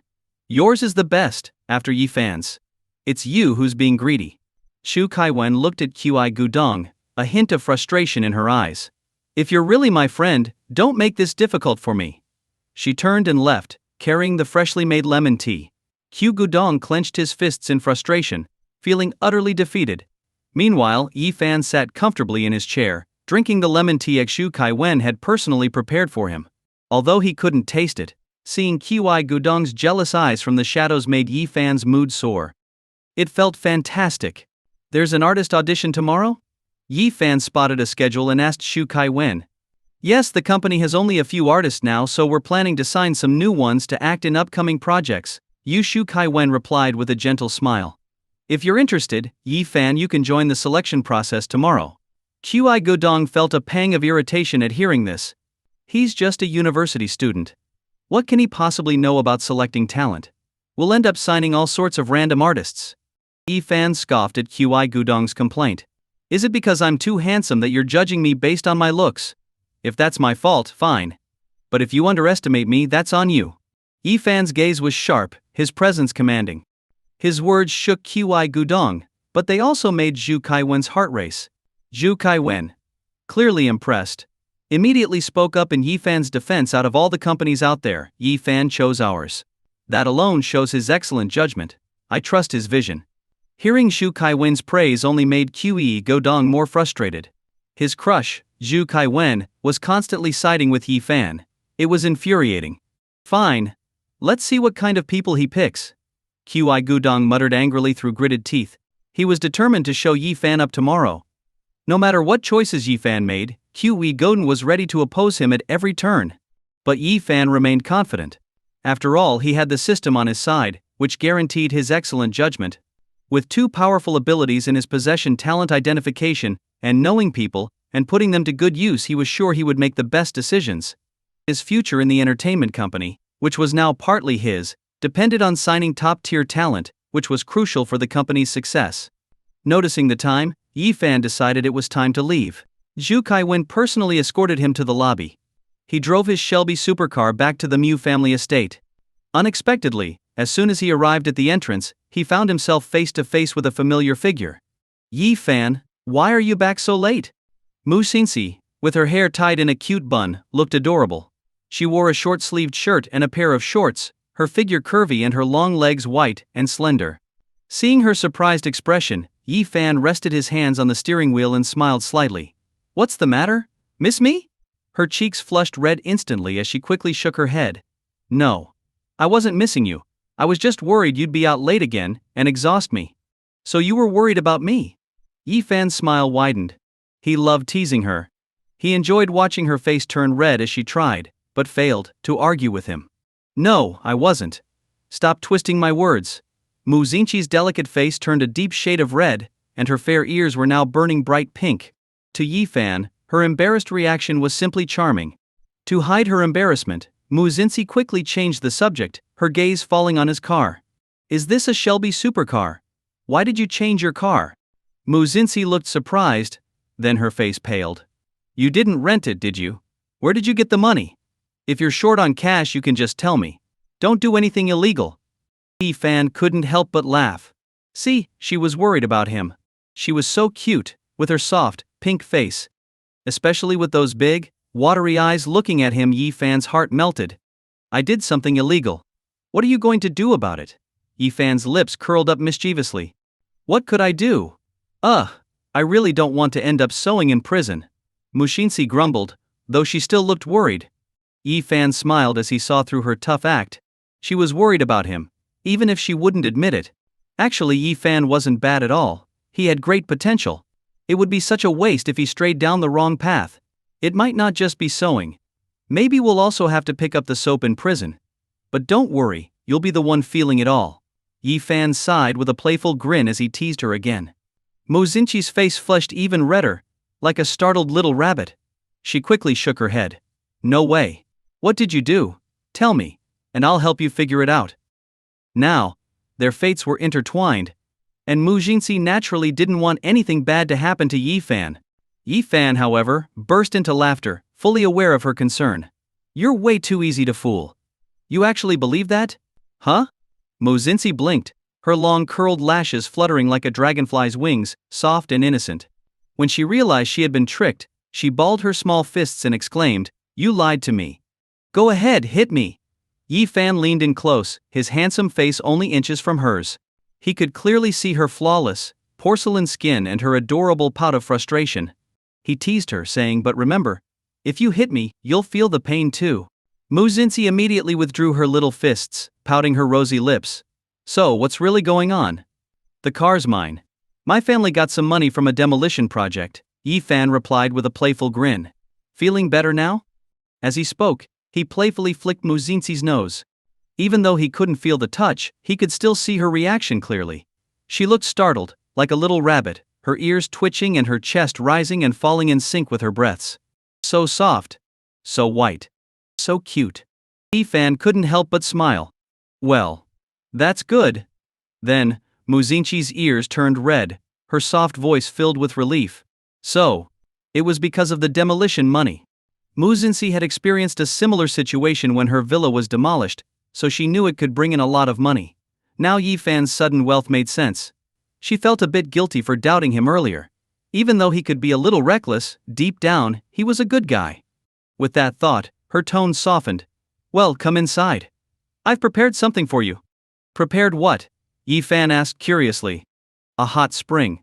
Really? Yi Fan's face lit up with excitement.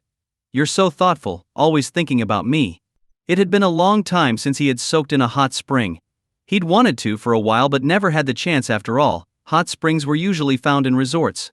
He never imagined the Mew family home would have one. But then again, the Mew family mansion was enormous, and he hadn't even explored all of it. Don't get the wrong idea, Mu Xinxi blushed, her flawless skin turning a shade of pink. She avoided his gaze, her large eyes refusing to meet his. I'm just tired and sore. I wanted to relax. All right, Yi Fan shrugged, a bit amused. He didn't quite understand her thoughts, but it would be foolish to pass up the chance to enjoy a hot spring. After parking the car, he waved her over. Why are you just standing there? Come with me. Mu Xinxi looked puzzled. Where? A couple's bath, Yi Fan replied without hesitation. Mu Xinxi's face flushed red again, and she wondered if she had heard him wrong.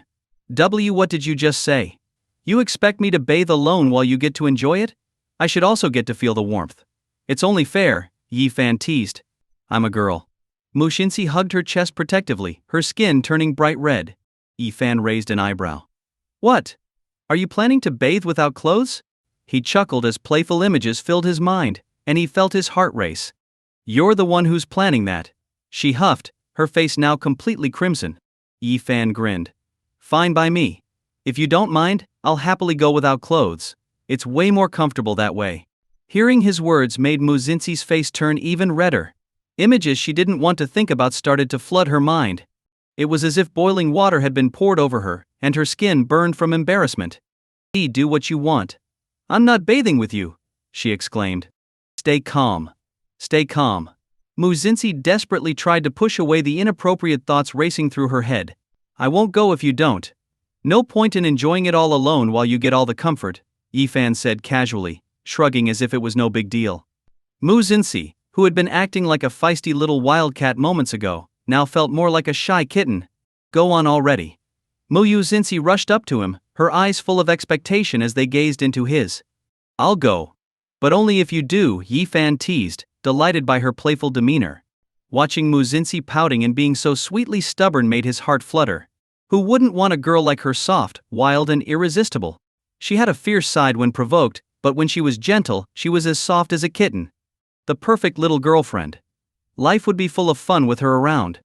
As Yifan's thoughts wandered, Mu Xinxi bit her lip, her crimson lips trembling slightly. Fine, fine. I'll do whatever you want. Her voice was so soft and delicate that it sent a wave of warmth through Yifan's heart. And that innocent, wide-eyed look she gave him as she bit her lip, it was almost too much. Yifan could even feel the sensation of her biting her lip. Her lips were soft, sweet, and her delicate teeth lightly pressing against them made him feel like a feather was gently brushing against his skin. He felt his entire body go numb with excitement. He wanted to grab her hand, pull her into his arms, and kiss those soft lips until she stopped mumbling. Taming a little wildcat was far more thrilling than cuddling a tame house kitten. It was a challenge, but the reward was so much sweeter. All right, let's go. Yifan licked his lips, suddenly feeling a little parched. If he wasn't worried about scaring her off, he would have already made his move. The Mu family's hot spring area was massive, rivaling the best spa resorts. The air was thick with steam, and while everything was shrouded in a white mist, the faint outlines of people could still be seen. Yifan had already settled into the warm water, but there was no sign of Mu Xinxi yet. Apparently she had gone to change into a swimsuit. He grinned to himself, imagining what kind of swimsuit she'd be wearing. Would it be lacy? A bikini? Or maybe something soft and sailor-themed? The anticipation was killing him. He could almost feel her delicate hands sliding over her smooth back as she changed, her fingers brushing along her graceful neck. Even though he couldn't see it, the sensation of experiencing it in real time was far more intoxicating. And when her swimsuit finally hugged her skin, Yifan's excitement reached its peak. Any moment now, she'd be stepping into the water. After waiting for what felt like an eternity, he finally saw a graceful silhouette emerging from the mist. His heart raced in excitement. This was the first time he'd ever see a girl in a swimsuit. And it wasn't just any girl, it was Mu Xinxi, the school's most beautiful girl. As far as he knew, no one had ever seen her in a swimsuit before. She wasn't a strong swimmer, and she never took swimming classes. Lucky me, he thought excitedly. What would she be wearing? A cute lace swimsuit? A daring bikini? Yifan didn't dare blink, feeling both nervous and excited. He was frustrated by the steam clouding his view, blocking the beauty before him. He felt like a groom on his wedding night, eager and anxious, ready to savor the moment when his bride revealed her carefully chosen appearance just for him. As he waited in anticipation, Mu Xinxi finally appeared. Her long, thick hair was elegantly tied up, her fair skin glowing with a pinkish hue, whether from the heat or shyness, he couldn't tell. She was dressed in a striped one-piece swimsuit. While it wasn't a bikini and didn't reveal her midriff, her curvaceous figure was perfectly outlined. Her long, slender legs looked even better than they would in black stockings. Her toes, painted with a soft pink polish, made a soft click-clack sound as they tapped the floor, each step seeming to land directly on Yifan's heart. With her flawless beauty, she embodied the perfect balance of innocence and allure, fresh and ripe like a peach, tempting anyone to take a bite. Her ears blushed as she caught Yifan's intense gaze, and out of reflex, she grabbed a towel to cover herself. This was her first time wearing such revealing clothing in front of a boy, and although it was the most modest swimsuit she owned, she still felt incredibly self-conscious under Yifan's heated stare. Yifan, oblivious to her nervousness, was slightly unsatisfied. He hadn't seen enough yet. But he couldn't push her if she wasn't comfortable. As a gentleman, he had to respect her boundaries. There would be time for more later. Come in, he said, gesturing for her to join him in the water. Mu Xinxi's delicate face nodded, and she timidly dipped her toes into the water, testing the temperature, clearly worried it might be too hot. Watching her cautious movements, Yifan chuckled. You do know we've swapped sensations, right? You can feel exactly what I feel. Blushing even more, Mu Xinxi pouted. I'm scared of water. Can't I just be careful? Yifan realized she had a point. Everyone has their fears, and Mu Xinxi's fear of water was understandable, especially since she'd had bad experiences with it growing up. As she hesitated at the edge, Yi-fan reached out, gently lifting her into the water with strong hands. Her palms pressed against his for balance, and as her eyes met his bare chest and handsome face, her breathing quickened. Ding detected intimate contact. Awarded 300 points.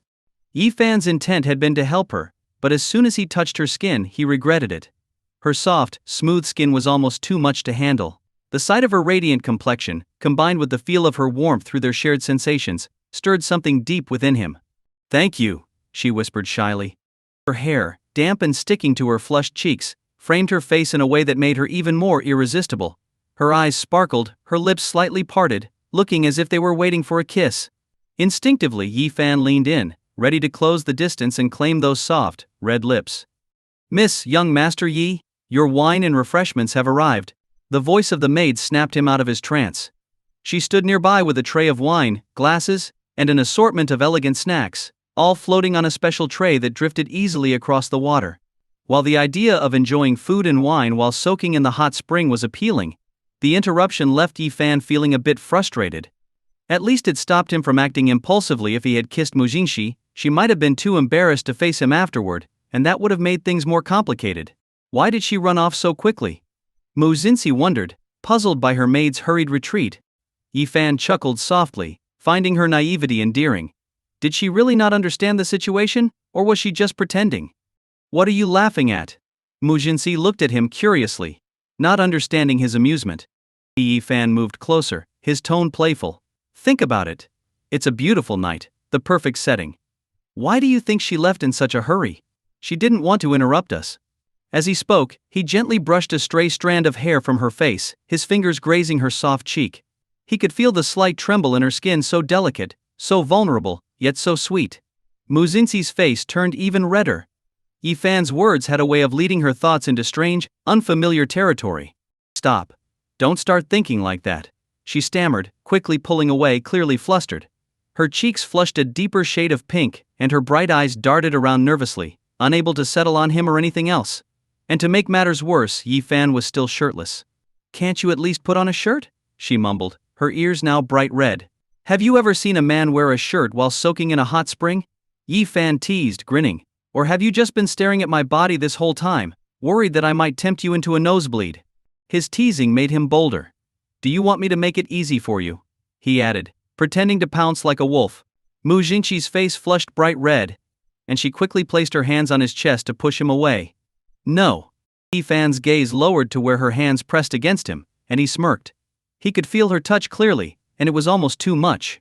"You know, with you touching me like this, I'd say you're the one making the moves," Yi-fan teased, his breath heavy with amusement. "No, I'm not." Muzinshi squeaked, her voice rising in panic as she pulled her hands away. She regretted touching him instantly. Now he was laughing at her. Watching her, flustered and cute as ever, Yi-fan tried to suppress his own excitement. "Haha, you're just too adorable." Muzinshi's wide, innocent eyes blinked at him, and she pouted. "I've always been cute." Though embarrassed, she couldn't help but feel secretly pleased by his compliment. "Ding, you've gained 500 points for sharing a couple's hot spring with the school beauty." Yi-fan closed the system panel, feeling completely at ease. The atmosphere was relaxed, and his body felt rejuvenated from the hot spring's warmth. The soothing steam enveloped his skin, making him feel utterly relaxed. "Let's eat," Mujinshi said, her eyes twinkling with excitement as she leaned closer like a lazy, adorable kitten. "The jelly looks so good." Yi-fan couldn't help but laugh. It was obvious she wanted to eat the jelly but was waiting for him to offer it. She was too cute. Of course he would spoil her.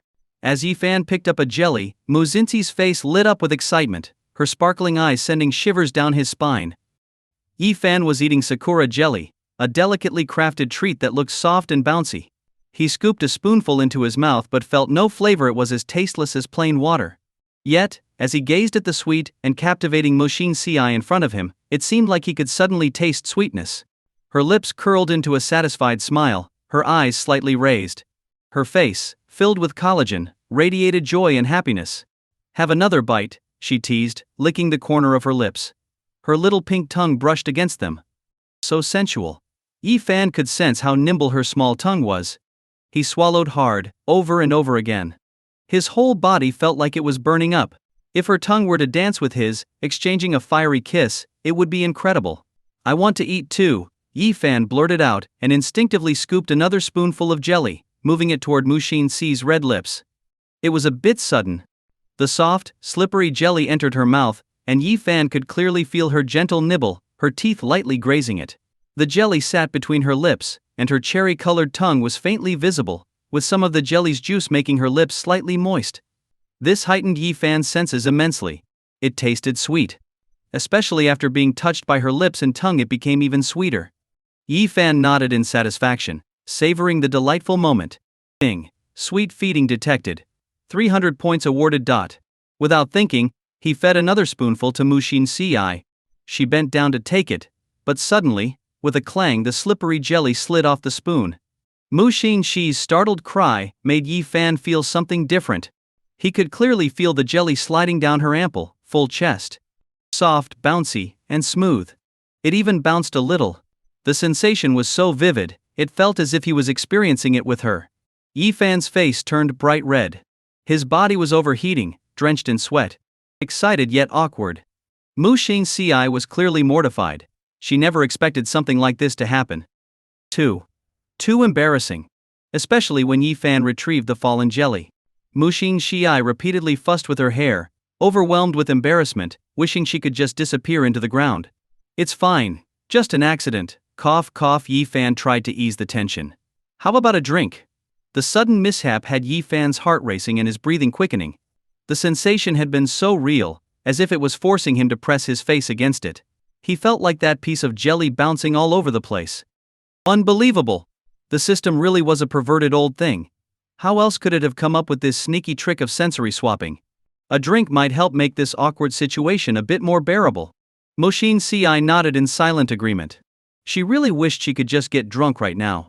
What a disaster! Yi-fan poured 2 glasses of red wine, handing one to Mu-shin-si. She gulped it down in one go. Yi-fan tasted the crisp, slightly bitter flavor, but it was still deliciously sweet. It was a glass of expensive Lafite, worth thousands per bottle, and Mu-shin-si downed it all at once. Yi-fan chuckled and teased, "Thirsty?" Mu-shin-si glared at him, her cheeks flushed red. Yes! He was just teasing her, knowing full well why she was embarrassed. It was all his fault. He had made her feel so ashamed. Remembering what had just happened, she lowered her head, blushing furiously. She wanted to run away. What should she do? Yi-fan saw the whole thing. What a silly girl. Right now she was completely harmless. She made him want to just hug and cuddle her. There's plenty more wine. Do you want more? I can pour you some, Yi-fan said, grinning at Mu-shin-si. You drink it. Mu-shin-si handed the glass Yi-fan had just poured back to him. Who could refuse a drink offered by a beauty? Yi-fan could even smell her light fragrance as he drank. He happily took a sip. Due to the sensory exchange, Yi-fan could only feel what Mu-shin-si was feeling as she drank. As they drank together, it wasn't long before he felt a soft, delicate body pressing against him. She had nestled into his arms, catching him by surprise. Yi-fan looked at her, her face flushed red from the alcohol, looking silly and cute. Ding. Mu-shin-si's embrace detected. 300 points awarded. Hey! She smiled, her eyes squinting in a pure, sweet expression. Her finger beckoned to Yi-fan, her drunken allure making her smile even more captivating. Come here. Yi-fan chuckled helplessly. Silly girl, she's drunk. She really didn't know how vulnerable she was. After all, he was a man. Yi-fan leaned closer, smiling. What is it? He felt Mu-shin-si's sweet, intoxicating breath on his face. There was a hint of alcohol, but mostly a fresh fragrance. Hee, you're so handsome, your eyelashes are so long, your nose so high, haha, your lips are so nice, your skin. How is it even better than a girl's? Mu-shin-si giggled, lifting Yi-fan's chin. Yi-fan's gaze locked onto her drunk, beautiful face. Her alluring pink lips, both sexy and innocent, were irresistible. He was completely captivated. As Yi-fan felt desire rising within him, she suddenly cupped his face with both hands. Without warning, she pressed him against the stone wall of the hot spring. She climbed on top of him and gave him a fiery kiss. Splash. Yi-fan's mind went blank. This wasn't the gentle kiss from last time. It was a full-on, passionate French kiss. And she was the one taking control. Especially in the water, where both of their senses were heightened. Her wet, soft body clung to his chest, and Yi Fan had no idea where to put his hands. As he tensed up, she eagerly nibbled and kissed him with her lips. She was completely in charge. And it made Yi Fan feel utterly mesmerized. Between her lips, there was still the lingering taste of red wine. Sweet and utterly intoxicating. Hot kiss detected. 500 points awarded. Yi Fan never imagined that Mushin Ci would take such an initiative. After all, he was the guy. How could he let a girl take the lead? Soon enough, Yi Fan took control, kissing her back fiercely. He had never kissed many girls before. But kissing seemed like something one instinctively knew how to do. Driven by male instinct, Yi Fan wrapped his arms around Mushin Ci's slender waist, kissing her over and over again. Until they were both gasping for breath. Yi Fan realized that Mushin Ci's arms and legs were now wrapped around his waist. "I want more kisses. Woo woo." She whimpered softly, her eyes moist, her lips pouting in a way that was incredibly seductive. This was driving him crazy. All right, kisses," Yi Fan said, giving her another peck on the lips. Mushin Ci smiled, her pretty little face glowing with satisfaction. After that, things quickly spiraled out of control. Yi Fan carried her out of the warm water, and the silly girl immediately jumped onto his back, demanding, "Carry me to bed." Yi Fan shivered as her chest pressed against his back. Did she not realize how dangerous this was? Was she not worried he might do something? Yi Fan chuckled helplessly and carried Mushin Ci back to her room. Then, the next day, Yi Fan was in the middle of buttoning his shirt when the door suddenly flew open. "Yi Fan, what did you do to me last night?" A panicked, soft voice rang out. Yi Fan looked up and saw Mushin Ci standing there, her face bright red.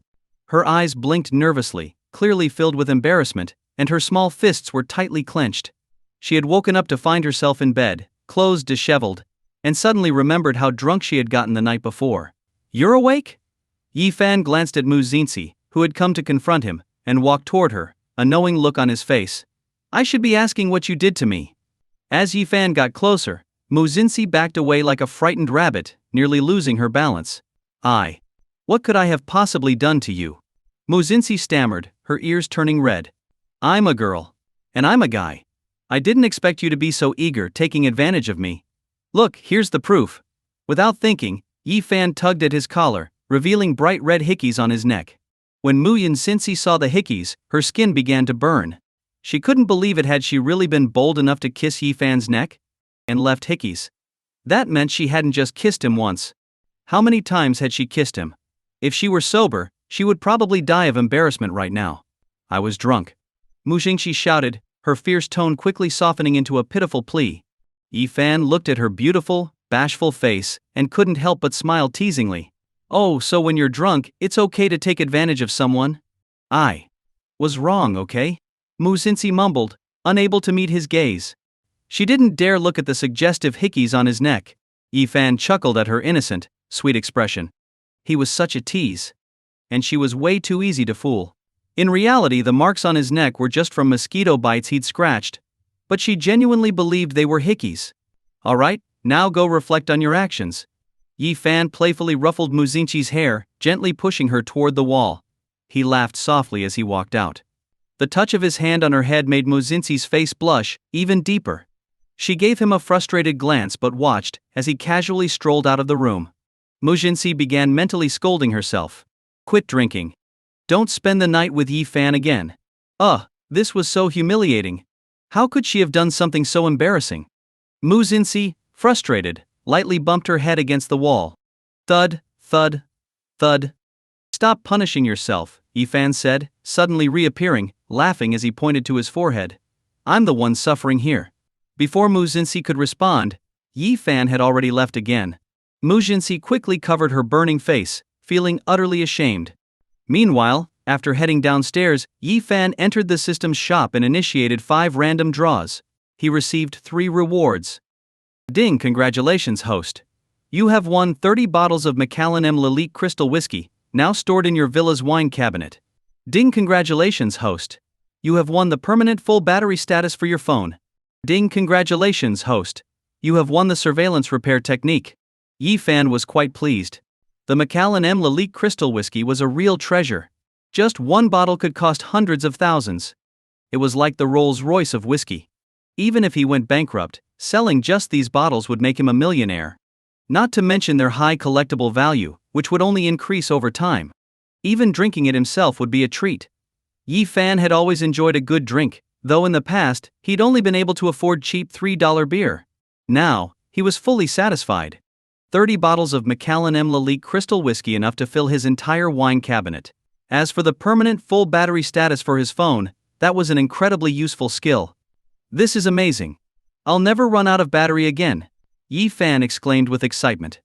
Although power banks were available nowadays, they cost around $3 an hour and charged phones ridiculously slowly, just a rip-off, really. And when your phone dies, it's such a hassle. In this 5G era, who can live without their phone? Now, with this skill, Yi Fan didn't have to worry about that anymore. He tested it on his phone, and it worked perfectly. No matter how much he used it, the battery didn't drain. It stayed fully charged all the time. Compared to other useless skills, this one was incredibly practical. But what's the surveillance repair technique for? Yi Fan wondered, slightly confused. It didn't seem all that useful. This skill allows you to recover footage from surveillance cameras, even if they're turned off or damaged. The original files will be sent directly to your USB drive. After hearing the system's explanation, Yi Fan realized this skill might come in handy after all. It wasn't as useful as the previous ones, but it could prove valuable in certain situations. When it was time for class, Yi Fan headed to school. As soon as he reached the hallway, a shy girl with short hair, her face blushing, approached him and handed him a love letter. "This is for you." Seeing the girl's bashful expression, Yi Fan remained indifferent. This had become part of his daily routine. Being too popular was a bit of a burden. He was constantly rejecting girls, everywhere he went. "I don't like you," Yi Fan said bluntly. Yi Fan had learned from past experiences. He couldn't give any girl hope if he didn't like her. It would only cause him more trouble. Better to cut ties quickly, so he could have some peace. The short-haired girl was surprised by Yi Fan's rejection, her eyes welling up with tears. "Then can we at least be friends? Please, I really like you." "I don't date my friends," Yi Fan responded coldly before walking away. The short-haired girl stood there, feeling rejected, clenching her fists in frustration. Just as she was feeling utterly hopeless, a shadowy figure suddenly appeared in front of her. "I have a way to help you get together with Yi Fan. Do you want to try?" The girl hesitated, unsure. "Really? He's ignoring you right now, and you don't have any other options. Why not give it a shot? You might succeed." The girl let go of her doubts and asked, "What's your plan?" When the shadowy figure revealed the plan, her eyes widened. "Isn't that going too far?" "Too far? Or would you rather watch him get together with someone else? I heard the campus queen is really going after him." Panic flashed across the short-haired girl's face. "No, I'll do it your way." She had no other options left. She really wanted to be Yi Fan's girlfriend, and couldn't stand the thought of him being with someone else. Maybe this plan would work after all. An afternoon during gym class, Yi Fan was assigned to fetch sports equipment from the storage room. Just as he was about to leave, his sharp ears picked up the sound of the door closing behind him. "Who's there?" Yi Fan asked, his guard up. Yi Fan suddenly saw a shy face staring back at him. It was the short-haired girl from the day before. Now, she nervously covered her chest with both hands, her expression hesitant. "Yi Fan." Yi Fan frowned. "Did I not make myself clear? I'm not going to date you, sorry." As Yi Fan tried to leave, the girl blocked the door, her eyes brimming with tears. She stubbornly said, "Even if you don't like me, I still want to be with you." Before Yi Fan could react, the short-haired girl, under his stunned gaze, ripped open her shirt, revealing her smooth, beautiful skin. What was she doing? Was she trying to seduce him? Yi Fan felt no excitement, just disgust. Girls should have more self-respect. However, things took a turn he didn't expect. The girl clutched her chest, and with tears streaming down her face, she started screaming, "Help! Someone's trying to assault me." Yi Fan instinctively moved to stop her, but it was already too late. The door burst open. Light flooded the room, and the gym teacher, along with Hong Yi and several male students, rushed in. The short-haired girl, seeing her rescuers, immediately ran toward them crying, "Teacher, help me. Yi Fan tried to hurt me. Is this real? Has she completely lost her mind?" In the office, Hong Yi and several male students stood by as witnesses, watching. The short-haired girl sat nearby, quietly sobbing. The counselor was deeply troubled. She couldn't believe that Yi Fan would do something like this. Even though he could be mischievous, he always seemed like an upstanding person. But with the girl filing a complaint, and so many witnesses present, the counselor couldn't show favoritism. She had to stand up for the girl who claimed to have been harmed. Rubbing her temples in frustration, she sighed. Yi-fan.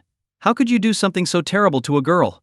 Yi-fan, expressionless, replied. I didn't do anything. She's framing me. Framing you? What girl would joke about something like this at the cost of her own reputation? Hong Yi pressed aggressively. The other boys looked at Yi-fan with disappointment.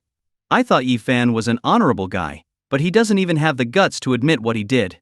Yeah, what kind of man are you, Yi-fan, to do something so despicable? I feel ashamed to have you as a classmate. We should just call the police. The short-haired girl quickly shook her head in fear. No, please don't call the police. If my parents find out, they'll kill me. Tears streamed down her face, making her look pitiful and helpless. The counselor immediately tried to comfort her. It's all right, no need to cry. This only increased the anger everyone felt toward Yi-fan. Yi-fan, feeling particularly irritated, responded, I'm not afraid to admit anything. You can check the surveillance footage, there's a camera in that room, isn't there? He hadn't expected to be set up by a girl. A girl who supposedly liked him. It seemed being a guy these days was dangerous. You had to protect yourself. The camera's broken. You probably smashed it yourself. Hong Yi accused, glaring at Yi-fan. Looks like you planned this from the start, trying to cover your tracks. How shameless. Did you really think you'd get away with it? Thank goodness Xiao Yuan was smart enough to escape. Otherwise, who knows what might have happened. The boys all chimed in, blaming Yi-fan. Yi-fan chuckled coldly. This was clearly a trap, and they were all pushing him into it. It was clear they were trying to trap him. If this had happened before, Yi-fan would have had no way to defend himself. But now, he had the system. Today the system had given him the ability to restore surveillance footage. He could reveal the entire incident in just a few moments. Actually, teacher. Yi-fan started to explain, but then the sound of hurried footsteps came from outside. Teacher. I can prove that Yi-fan is innocent. That sweet, familiar voice. Everyone turned to the door in unison. Muzinsi rushed in, her face flushed from running, her hair slightly messy, and her expression filled with anxiety. It was obvious she was worried about Yi-fan. Yi-fan was a bit surprised to see her. What had been a frustrating situation now felt a little lighter. A little sweeter because of her. But the other boys immediately felt bad for Muzinsi. Muzinsi, don't defend him. You deserve someone better, don't waste your feelings on a scumbag. Exactly. He went too far this time. He's not worthy of your love. Don't be so blind. Look at what he's done to another girl. Do you really want to be his next victim? He's a disgrace to all men. The sooner he's expelled, the better. As everyone voiced their opinions, the short-haired girl continued to cry innocently, making Yi-fan seem even more guilty. But Muzinsi remained firm. He didn't do anything. Stop accusing him. Hong Yi, seeing her confident stance, retorted angrily, you weren't even there. How can you be so sure he didn't do anything? I was with him. Muzinsi shot back, annoyed. But as soon as the words left her mouth, she realized she had almost let their secret slip. Who would believe the absurd truth about their shared sensory experience? What? Now you're speechless, huh? You don't know how to cover up Yi-fan's crimes anymore, do you? Hong Yi said smugly. He was thrilled. Yi-fan deserved this. It didn't matter how many people had once stood by his side, soon, everyone would turn against him. As long as Yi-fan stayed in school, his reputation would be ruined, buried under waves of public scorn. Muzinsi felt a little frustrated. She had rushed over as soon as she'd heard the accusations, without gathering any evidence. If Yi-fan was really sent to jail, what would happen? Would she have to cry by his side behind bars every day? Muzinsi's eyes filled with worry as she looked at Yi-fan. Yi-fan, seeing her pitiful expression, couldn't help but smile. She really did look like a little kitten that had just been bullied, so soft and delicate. I didn't do anything wrong, so what's there to clear up? Yi-fan said lazily, turning to the short-haired girl. You gave me a love letter today and confessed your feelings. Now you're accusing me of assault. Is this some kind of revenge because I didn't like you back? The counselor stared at the short-haired girl. Is this true? The girl immediately panicked, her shoulders trembling with fear. Seeing this, Hong Yi grew anxious. He couldn't let this rare opportunity slip away and allow Yi-fan to get off scot-free. Even if she liked you, does that give you the right to deny what you did? Maybe she didn't realize what a scumbag you are, always trying to take advantage of girls. Even if you were her boyfriend, if she didn't consent, it's still assault, Hong Yi snapped. The short-haired girl, seizing the chance to escape, nodded. I didn't expect him to make a move on me. But I do still kind of like him. If he agrees to be my boyfriend and take responsibility, I'll forgive him, and we can forget this ever happened. The sound of clapping echoed through the room. Everyone turned to see Yi Fan clapping, a sarcastic smile on his face. Teacher, it seems she's finally revealed her true intentions. I've been waiting for this moment for so long. A girl who's been assaulted would still want to be with her attacker? Normally she'd want to send him to jail, right? Or is it that this whole drama was staged just so she could date me? Each of Yi Fan's words made everyone pause and think. Even the counselor, who had been comforting the short-haired girl, now looked skeptical. Xiao Yuan, are you faking this? The short-haired girl was completely terrified, stammering, and when she saw Hong Yi's urging glance, she quickly shook her head in panic. No, I didn't do anything. I'm really scared, teacher, you have to believe me. She started crying again, trying to gain the counselor's sympathy. The counselor, seeing her tears, softened a little. It seemed too absurd to be a setup. The girl really did seem scared, not the type to plan something like this. But Yi Fan didn't seem like the type to randomly assault girls either. He appeared like an upright, sunny young man. Hong Yi, however, wasn't about to let up. I think we should call the police and have him punished. If we don't, he'll just keep doing this, and all the girls at school will be in danger.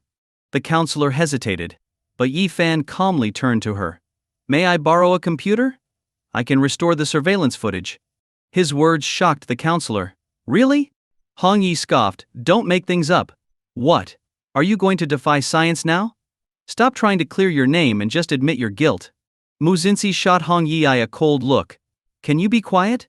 Being rebuked by the school beauty made Hong Yi feel extremely frustrated. Had all the girls gone mad? Why were they all speaking up for Yi Fan? What was so great about Yi Fan anyway? He was already being accused of being a creep, and yet the school beauty was still defending him. Mu Xinxi turned to the counselor. Let him try. He might actually be able to do it. The counselor knew that Mu Xinxi came from a powerful family, with her father being a shareholder of the company. There was no way she could offend her. Since Mu Xinxi had spoken, the counselor couldn't find an excuse to refuse. So Yi Fan was given the computer. Under the guidance of the system, his fingers flew across the keyboard. TSK, ESK, keys key. Look at him, acting like he knows what he's doing. Does he think he's some kind of computer genius? Hong Yi sneered from the side. But as Hong Yi continued to mock him, Yi Fan pulled up a video. The footage showed the entire scene where the short-haired girl had framed Yi Fan. Not only had Yi Fan done nothing inappropriate, but the girl had ripped her own clothes to falsely accuse him. Now, does this clear my name? Yi Fan asked, raising an eyebrow at everyone. The short-haired girl's face turned pale. She had never expected Yi Fan to actually restore the video. She had smashed the camera herself, so how had Yi Fan managed to recover the footage? The boys who had just been scolding Yi Fan now felt ashamed. They immediately apologized. Sorry Yi Fan, you're a good guy. It's just hard to tell people's true intentions. I was so dumb, following along with others and misunderstanding you. Yi Fan, I'm sorry. Don't be mad, I owe you one. Even the counselor, embarrassed, apologized. I'm sorry Yi Fan. I shouldn't have doubted you.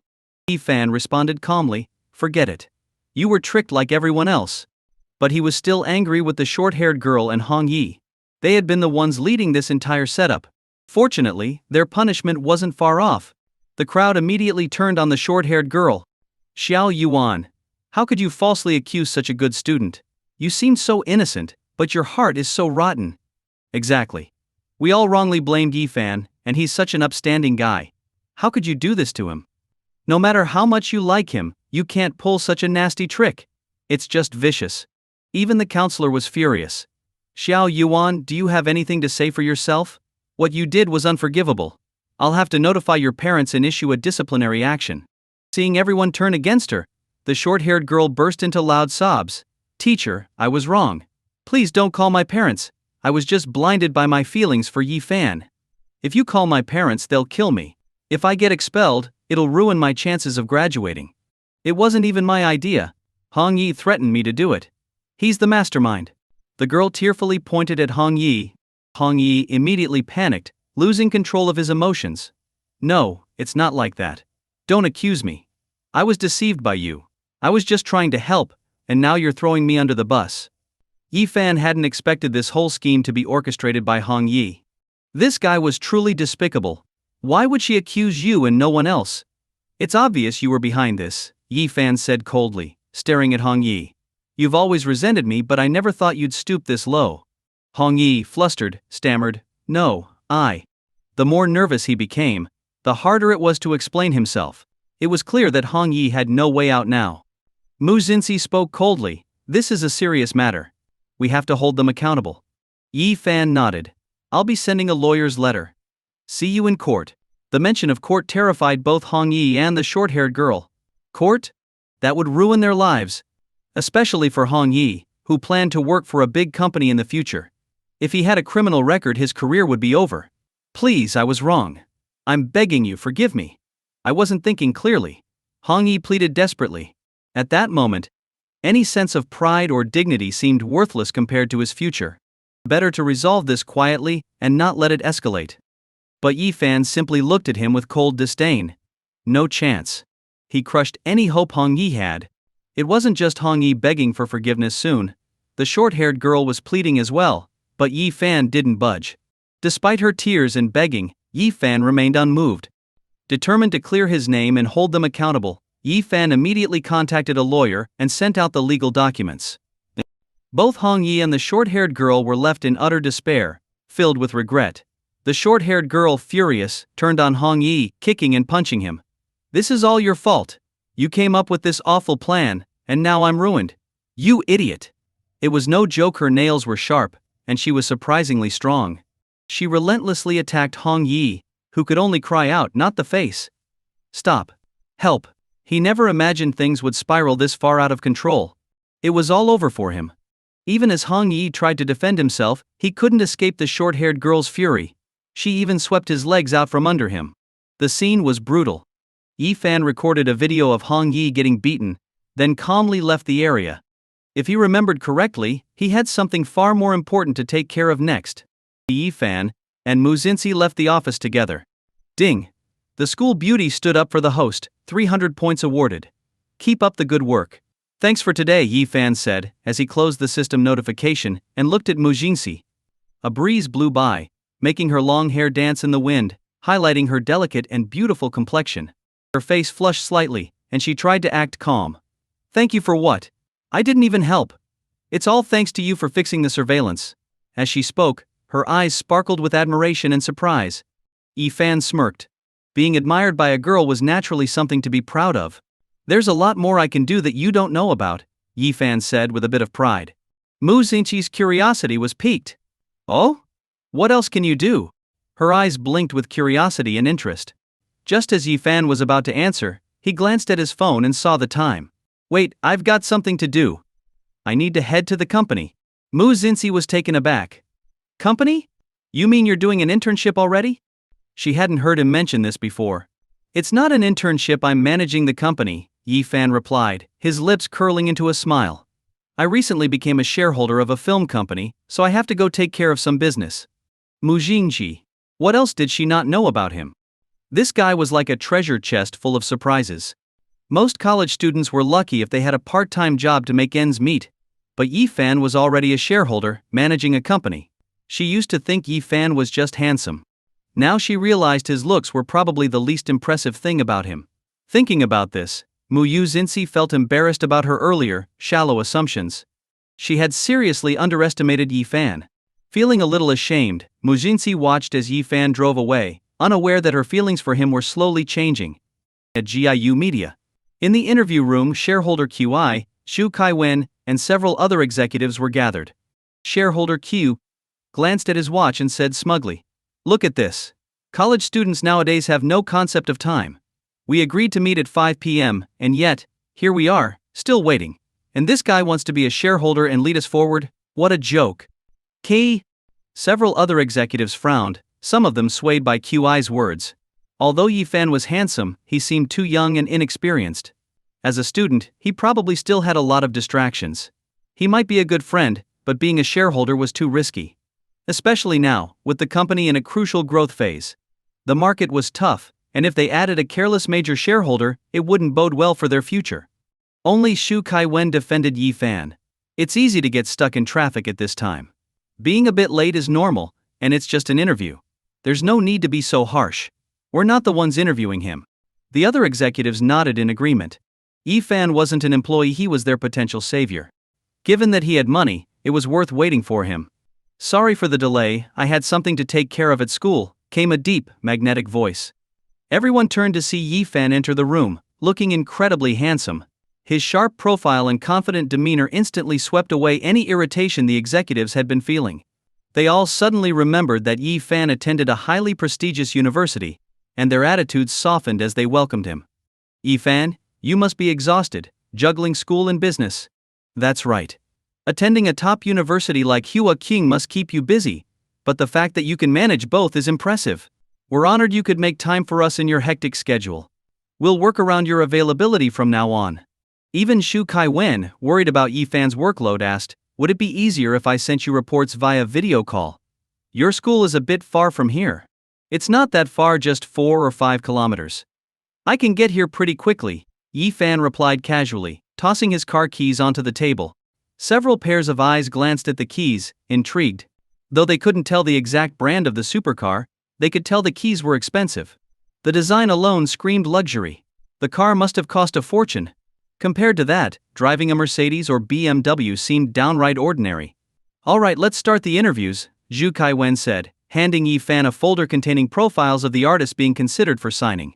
Yi-fan didn't even need to conduct interviews. Thanks to his talent identification skill, he could simply glance at their photos and instantly see their evaluation. One by one, the artists came in for their interviews. Zhu Kai-wen introduced the first candidate. Chen Zhenzhen. She won the 25th supermodel contest, and had a role in the hit drama Royal Power, which brought her some exposure. Not signing? Yi-fan said without even looking up, immediately rejecting her. Shareholder QI was practically drooling over the tall, beautiful model standing before them. He had been looking forward to signing her. A girl this stunning could be useful in other ways. And Yi-fan was just going to reject her? You didn't even look at her. How can you make that decision so quickly? You're being reckless. He gritted his teeth. We're selecting artists, the lifeblood of this company. This isn't a game. Even some of the other executives chimed in. I think she has a lot of potential. She'd be great for acting roles, especially with the current trend of casting pure, sultry types. Yi-fan looked at QI with an indifferent expression. If she's so great, why hasn't she made it big yet? According to Yi-fan's system evaluation, the model's talent score was only 20, with the label minor background character, and she would bring a net loss of 500,000 to the company. His words left QE speechless. Chen Zhenzhen had been featured in many projects, but despite the exposure, she never seemed to become popular. She had already jumped from one agency to another several times. If I'm handling the interviews, then you need to respect my decisions. If you don't like it, deal with it, and if you can't, leave. I'm the majority shareholder, so I have the final say, Yi-fan said firmly as he turned the page. Next. The other executives couldn't help but gasp. His words were bold, assertive, and exuded an aura of authority. Though he was younger than shareholder QI by many years, Yi-fan had completely dominated the room. It was clear to everyone now that Yi-fan was born to be a leader. Even Shu Kai-wen nodded in support. Listen to him. With Shu Kai-wen backing him up, no one dared to object. QI was burning with rage inside. Did he want to leave? Of course not. He hadn't been able to win over the girl, and if he left now, all the money he had invested would go down the drain. His only hope of breaking even was to stay. Besides, where else could he find a position as a shareholder? He'd be lucky to land a job as a mid-level executive somewhere else. Reluctantly, QI turned the page, sulking as he said, "Fine, let's continue." Everyone else was excited, invigorated by Yi-fan's strong presence. He had the confidence and decisiveness to lead, and seeing him put QI in his place only made the executives respect him more. Once skeptical of Yi-fan, they were now secretly impressed. Yi-fan glanced at QI, who was now sulking like a scolded cat, and nodded in satisfaction before continuing the interviews. One by one, cute girls, sexy divas, fresh-faced newcomers, and elegant beauties were all swiftly passed over by Yi-fan. Eventually, they came across a stunning woman with fair skin and a dazzling smile. This one is great. She's a popular influencer, Song Wei, with over 5 million followers. QI said excitedly, slapping his thigh. Surely we can sign her. She'll bring in a ton of revenue for the company. We're not signing her, Yi-fan said, barely looking at the profile. What? You've rejected every good candidate. Now you're even turning down Song-wei? Do you know how hard I worked to bring her in? Q pounded the table in frustration. Song-wei, standing in front of them, was also upset. QI only came here out of respect for you. Not just anyone gets to dictate to me. QI quickly tried to placate her. He's new and doesn't know what he's doing. He turned to glare at Yi-fan. Do you even know what you're doing? Sign her right now? Shu Kai-wen, clearly annoyed, reprimanded shareholder QI. Shareholder QI, please show some respect. Don't undermine your superiors. Yi-fan lazily glanced at the furious shareholder QI, and then turned to Shu Kai-wen. It seems he's not happy. Let's set him free and give him the termination papers. Were they actually kicking him out now? Alright, I'll have the legal team prepare them. Shu Kai-wen nodded. Shareholder QI was left speechless. He raised his hands in protest. Wait a minute. Are you two just deciding my fate without even asking for my opinion? I already told you, if you're not happy, leave. You made your choice, Yi-fan shrugged, leaning back in his chair, radiating an air of dominance. All the women in the room immediately blushed. He was so charming, so handsome. For a moment, he even looked like a top-tier heartthrob. Even Shu Kai-wen, despite her professionalism, found herself admiring Yi-fan and couldn't take her eyes off him. Shareholder QI, left with no choice, gritted his teeth and shouted, "My team is here, and I'm a senior. I'm not leaving. I'm thinking about the company's best interests. You're letting him run wild and soon, he'll run this company into the ground." He continued, "Look at how long this interview process has taken. And yet we haven't signed a single artist. Are you sure this isn't just a joke?" Some of the other executives exchanged worried glances. It was true that the company was in dire need of new talent. Without any signings, it would be hard to push forward. Maybe we should consider signing Song-wei, Shu Kai-wen suggested, respecting Yi-fan's decisions, but acknowledging that Song-wei was one of the most well-known and attractive candidates. Not happening, Yi-fan said flatly, rejecting the idea immediately. I have my own plans. While Yi-fan agreed that Song-wei had popularity and commercial value, she was a risky choice. The system had evaluated her as a banned artist with negative reputation. Her contribution to the company -2 million. Why would he sign someone who could drag the already struggling company closer to bankruptcy? Even though Yi-fan had money now, it was all thanks to his hard work through the system. He wasn't about to throw it away. Song-wei, furious, clenched her fists and snapped at Yi-fan. "You may look handsome, but clearly you don't have much going on in your head," she shouted. "Forget it. I don't need to work with your company. What a waste of my time coming here today." She stormed off in anger. But shareholder QY quickly blocked her path. "Don't be upset. I'm very interested in signing you. Let me take you to dinner to make it up to you. We can sign you under my studio instead." "He won't have any say in it." Song-wei, still pouting but slightly mollified, crossed her legs and huffed, "Fine. But I'm still angry." She glanced at the undeniably handsome Yi-fan, blushing a little. "But he's the one who should take me to dinner to apologize." Finally, an opportunity was within his grasp, and yet QI couldn't believe that even Song-wei seemed to have a thing for Yi-fan. Damn it, if Yi-fan stayed around, was he going to charm all the beautiful women in the company? "I'm not interested," Yi-fan replied coldly. "Having dinner with her would ruin my appetite." His icy gaze turned to shareholder QI. "You can sign her yourself if you want, but you'll bear the consequences." As long as it wasn't under the company's name, Yi-fan didn't care. QI could lose money if he wanted to. Song-wei's heart skipped a beat. Some of the executives were already chuckling quietly. He had just said that having dinner with her would spoil his appetite. Was she really that unappealing? Song-wei, clearly insulted, retorted, "I'm so beautiful, and you have the nerve to say that? I wasted my time coming here, and this is how you treat me? Plenty of companies out there would kill to sign me." The executives, however, were growing concerned. They were supposed to be signing new artists. But Yi-fan had turned everyone down. Who was the company going to invest in? Yi-fan, it's normal to have high standards, especially for someone as good-looking as you. But you can't treat this like you're picking a girlfriend. Exactly. Just lower your standards a bit, and give someone a chance. It might turn out well. Even Shu Kai-wen softened her tone, asking, "So, what kind of artist are you looking for?" Yi-fan's gaze swept across the room until it landed on a figure hiding near the door. "Sign her," Yi-fan said, pointing decisively. Everyone turned to look and was immediately stunned.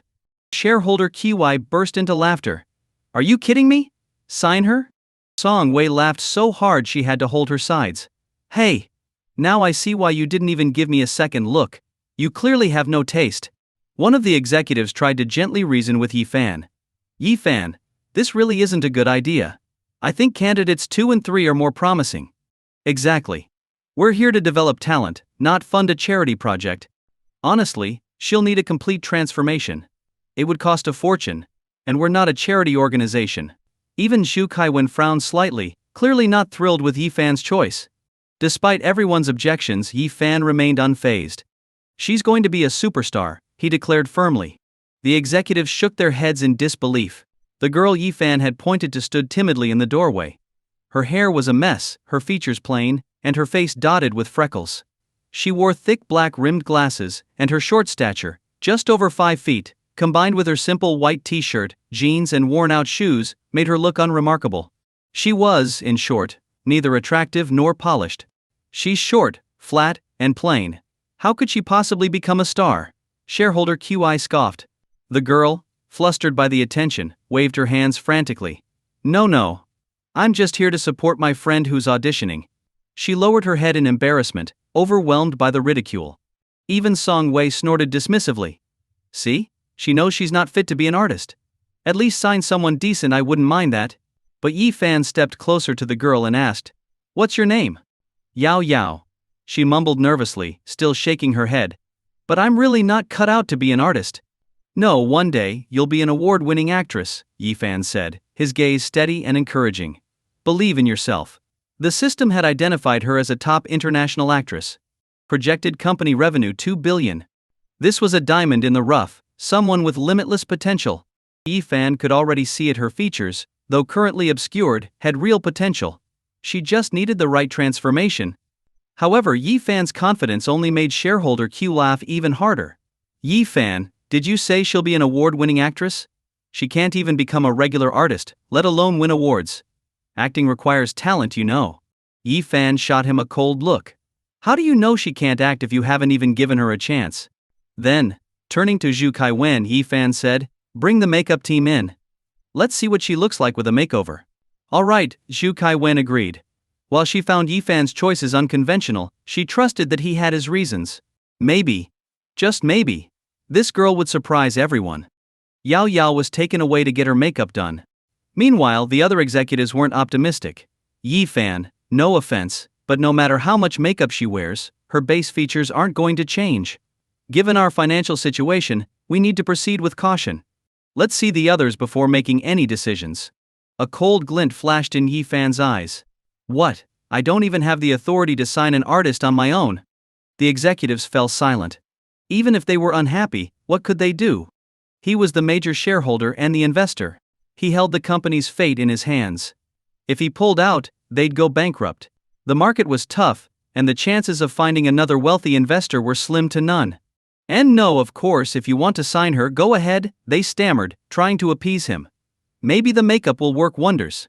But deep down, they all knew it was wishful thinking. They had all seen Yao's natural appearance, and she didn't even qualify to be a background extra. Shareholder QI seized the opportunity to add fuel to the fire. Well, Song Wei is certainly much better, naturally beautiful, and a perfect model. Unlike a certain someone's country bumpkin choice, which is a bit tricky to deal with.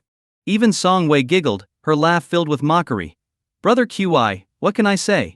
He clearly has a taste for the rural movie star type. Yi Fan simply smirked. Wait and see. He knew they'd eat their words soon enough. As Yao was getting her makeup done, Yi Fan continued interviewing the remaining candidates and ended up signing 2 more. One was a top-tier singer, an A-list king of the music industry. The other was a live streaming queen, who could earn millions in a single day from her sales. What kind of joke is this? He can't even articulate his words clearly, and you're making him a singer. Shareholder QI was baffled. And this one, she has social anxiety, and you're going to make her a live streamer. Yi Fan raised an eyebrow. If you don't like it, invest your own money. Put up a few million and replace me as the major shareholder. Shareholder QI instantly deflated. He didn't have the money. No matter how he looked at it, Yi Fan's resources far surpassed his own. It was infuriating. He had no idea what Yi Fan's background was, but his financial power was undeniable. I regret letting you take charge of these interviews. You're just signing random nobodies and wasting company resources. QI muttered, still fuming. We'll see how they perform when they get started. Yi Fan remained unfazed. The other executives sighed in resignation. Yi Fan was smart and capable in many areas, but his judgment seemed a bit lacking when it came to talent. Thank goodness Zhu Kaiwen still managed the company, otherwise, Yi Fan might have drained their resources with his decisions. At that moment, Zhu Kaiwen returned, her eyes sparkling with excitement. Yi Fan, your instincts are incredible. How can you say that when he's been signing random people? What about that Yao Yao? Hasn't she finished her makeup yet, or is she too embarrassed to show herself because she looks ridiculous? Shareholder QI scoffed. Zhu Kaiwen shot him a withering look. Embarrassed? Yes, because she's going to blow you away. She called out, come in. All eyes turned toward the door. A stunning silhouette entered the room. Her skin was porcelain white, her long black curls cascading over her shoulders. Her delicate sculpted features were flawless. Her eyes sparkled, her nose was perfectly shaped, and her lips were full and vibrant. The off-the-shoulder lace dress she wore hugged her slender frame, and every step she took was like a graceful dance. Beautiful. Shareholder Q was dumbstruck. He couldn't take his eyes off her. The room buzzed with amazement. Where did this goddess come from? She's stunning. Is she here to audition? Sign her immediately. She's the most beautiful girl I've seen today. Just look at her skin, it's perfect. Even shareholder QI, filled with excitement, pointed at her. She's got it. Sign her and get her into acting right away. He couldn't contain his excitement. She had the fresh-faced charm of a first love, the kind of look that would captivate any audience. That's Yao Yao, Zhu Kaiwen said with a smirk. That's why I praised Yi Fan for his brilliant foresight. Upon hearing this, Zhu Kaiwen felt a twinge of regret for having doubted Yi Fan's judgment earlier. Clearly his eye for talent was exceptional. Everyone in the room gasped in disbelief. Shareholder QI nearly fell out of his chair. He circled Yao Yao, unable to believe his eyes. Are you serious? This is the same girl? Yi Fan, though already aware of her transformation, was still a little taken aback. Makeup truly was one of the most magical skills in Asia. These girls could look like entirely different people before and after makeup. Yao Yao had become absolutely stunning, a true film-worthy beauty. No wonder she was destined to become a top actress. With some proper grooming, her future was limitless. Song Wei was left speechless. The girl she had mocked had turned into such a beauty. She was envious. How could Yao Yao's skin be so fair, and her figure so perfect? The executives, now convinced that this breathtaking woman was indeed Yao Yao, felt like they had been slapped in the face. They had all laughed at Yi Fan's judgment earlier, but now it was clear that Yi Fan had the best eye for talent. Yi Fan, you truly are an expert. I'm convinced she'll be a star. I feel so ashamed. We almost overlooked a gem like her. We have to sign her right away. Shareholder QI, however, was now in an awkward position. He hadn't expected Yao Yao to become so beautiful after her makeover. Compared to her, Song Wei was nothing special. He suddenly lost interest in Song Wei and wanted to claim Yao Yao for himself. But he had already spoken too soon and couldn't backtrack now. So, what do you think? Yi Fan asked, raising an eyebrow, clearly pleased with himself. She's all right, I guess. Nothing special. Song Wei's still better. You'll regret this, shareholder QI grumbled. Yi Fan shrugged. Whether I regret it or not, I know you'll regret it. He handed the contract to Yao Yao. Are you interested in signing with us? Yao Yao was stunned. I can really become an artist? Of course you can, Yi Fan assured her. Yao Yao, while intrigued, hesitated. Can I think it over and get back to you? Sure, Yi Fan said confidently. Given that the system had labeled her a top international actress, he was certain she'd sign with the company eventually. This was a sure win for him. After Yao Yao left with the contract, Yi Fan was showered with compliments from everyone, and Zhu Kaiwen was so delighted she even offered to take him out for a celebratory meal. As Yi Fan basked in the attention, shareholder QI felt increasingly isolated. In a loud voice he shouted, Well, I've still got Song Wei. I'll use my own money to cast her as the lead in The Legend of Princess Chu. I've already bought the rights. Shareholder QI quickly became the center of attention. Shareholder QI, you actually bought The Legend of Princess Chu? That's the hottest show right now. Yeah, it's insanely popular. Even my grandma is hooked. If Song Wei stars in it, her fans will definitely support it. Shareholder QI, you've outdone yourself. Shareholder QI'd heartily, Oh, it's nothing. It's just that it'll run under my own studio, so I'll be the one making all the profits. The other executives became eager. I'd like to invest a little and get a share of those profits. Count me in too. Feeling proud of himself, shareholder QI shot Yi Fan a smug look and said, "Too bad someone here doesn't recognize a good opportunity when they see one. Missed out on the benefits." Yi Fan merely smiled, amused by the arrogance. The Legend of Princess Chu? Sure, it's popular right now. But Yi Fan had the system and could see the future. With Song Wei starring in it, this project would be a disaster doomed to fail and lose money. It would crash hard. Shareholder Q was nothing more than a rich fool throwing away his money. Yi Fan could already imagine QI crying over his losses later. The thought alone made him feel satisfied. Meanwhile, shareholder QI was still lost in his fantasies. He was convinced that Song Wei, being one of the hottest influencers, would guarantee high viewership. With the right production team, the show would become a massive hit, earning him a fortune. He even imagined his status skyrocketing within the company, and maybe, just maybe, Shu Kai-wen would be drawn to him. The future seemed bright and full of possibilities in his daydreams. After leaving the company, Yi Fan noticed a flood of messages in his dorm's group chat. Xiao Wu at Yi Fan. "Hey old Yi, did the class president try to frame you? It's all over the school's internal network. Fat Tiger Xiao Wu. Don't call him president anymore. Hong Yi has been stripped of his title and even punished. The school revoked all his part-time positions too. I heard his parents were just called in, and he's crying his eyes out like a baby. Lei Ji, good riddance. I've disliked him for a while. He went way too far this time, and I almost wanted to beat him up myself. Serves him right that the department beauty rejected him. His reputation is in tatters across the entire campus.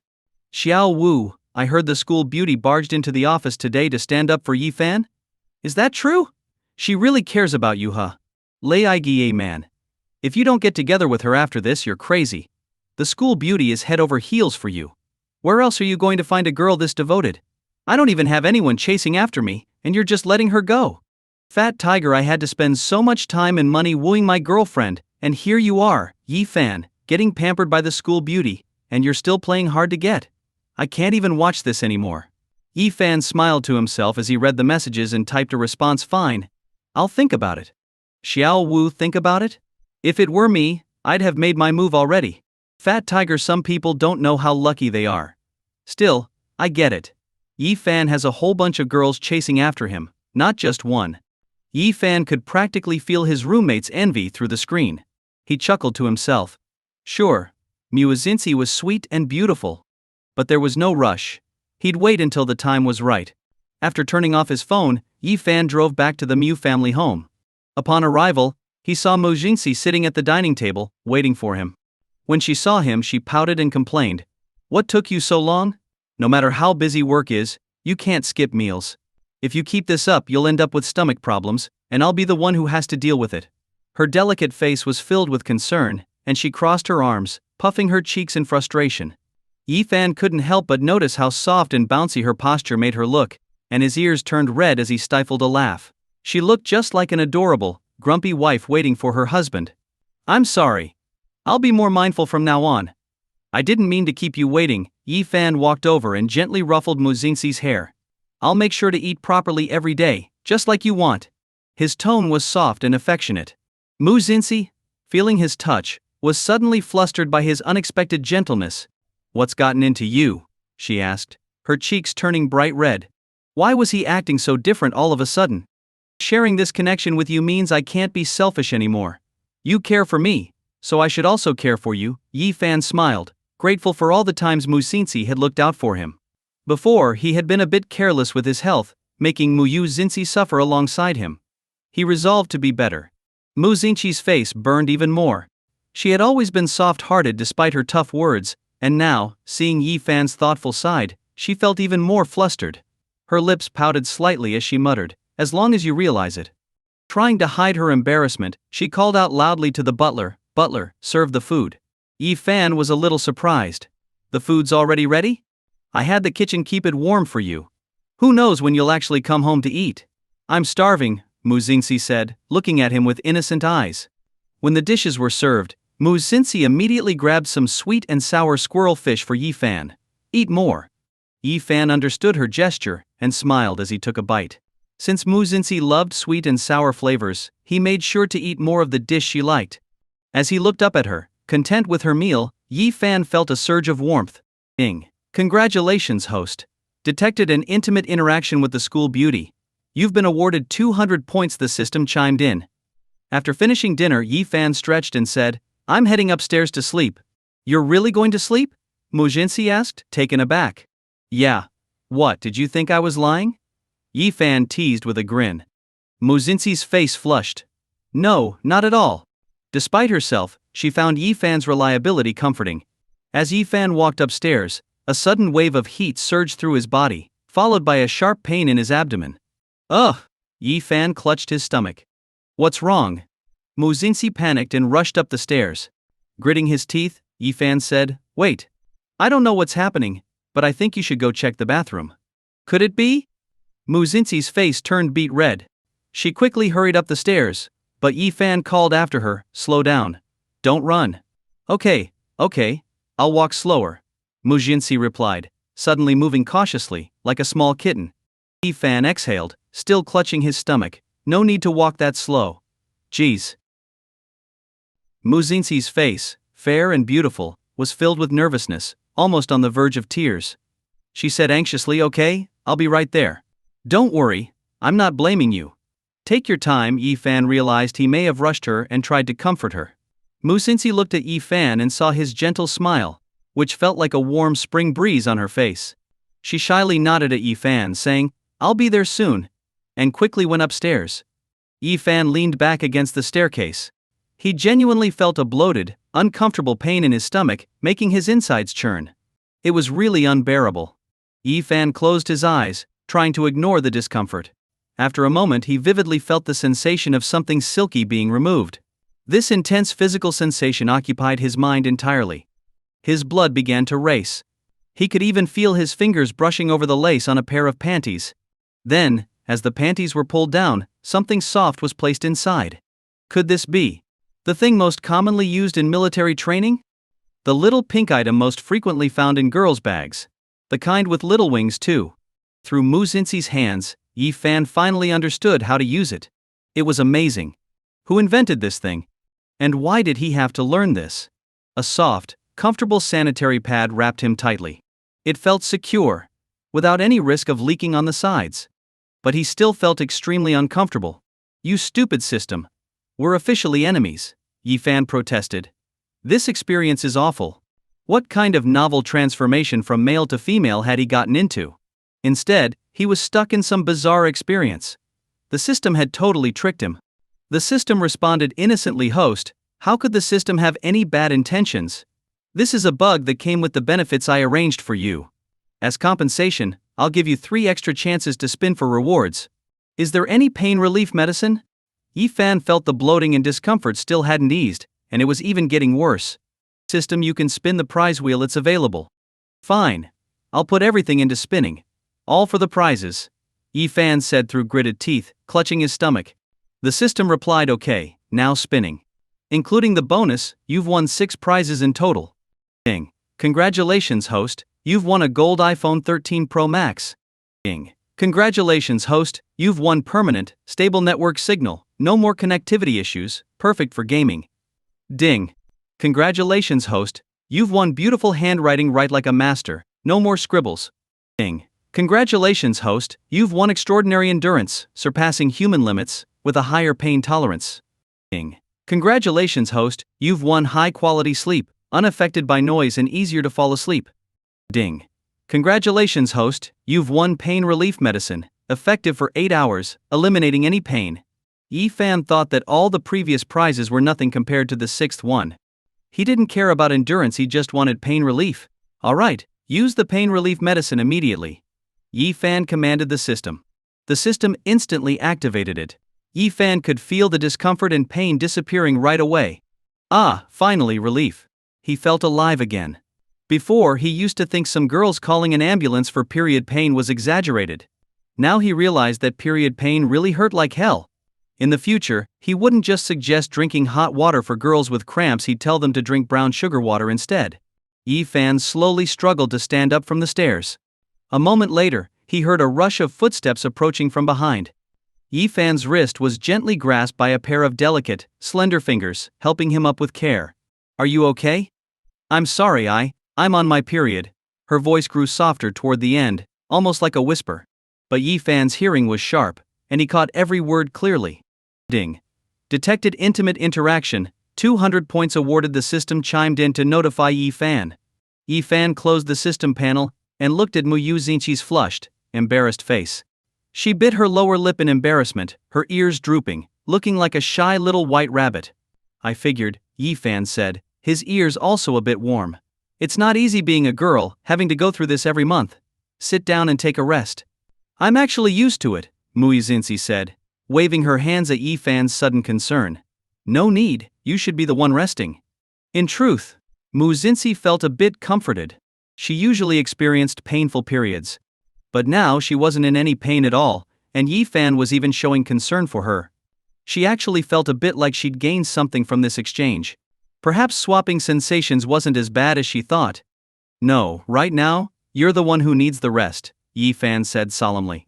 But wasn't it you who was feeling the cramps? Mu Yuxinqi's delicate, fair face was full of concern, her brows furrowed. I'll go make you some brown sugar ginger tea. No need? I'm totally fine. Yi Fan stopped her. Really? Mu Yuxinqi was a bit surprised. Usually her period pains were intense. But Yi Fan seemed totally unfazed. Did this mean she wasn't experiencing cramps now? But just a moment ago, Yi Fan's face had been pale.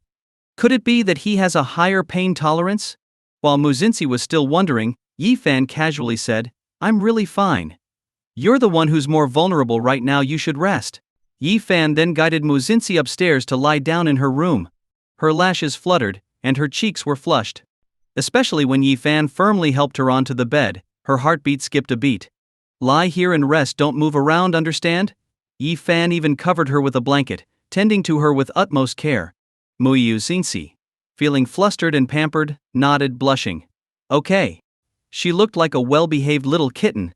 Aside from her beautiful face, which was pleasing to Yi Fan's eyes, he also felt a soft comfort as she lay down, which put him at ease.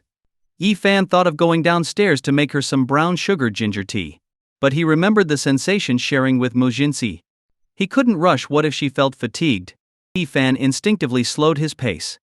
He went to the kitchen to find the ingredients but couldn't locate them after a quick search. Young master, what are you looking for?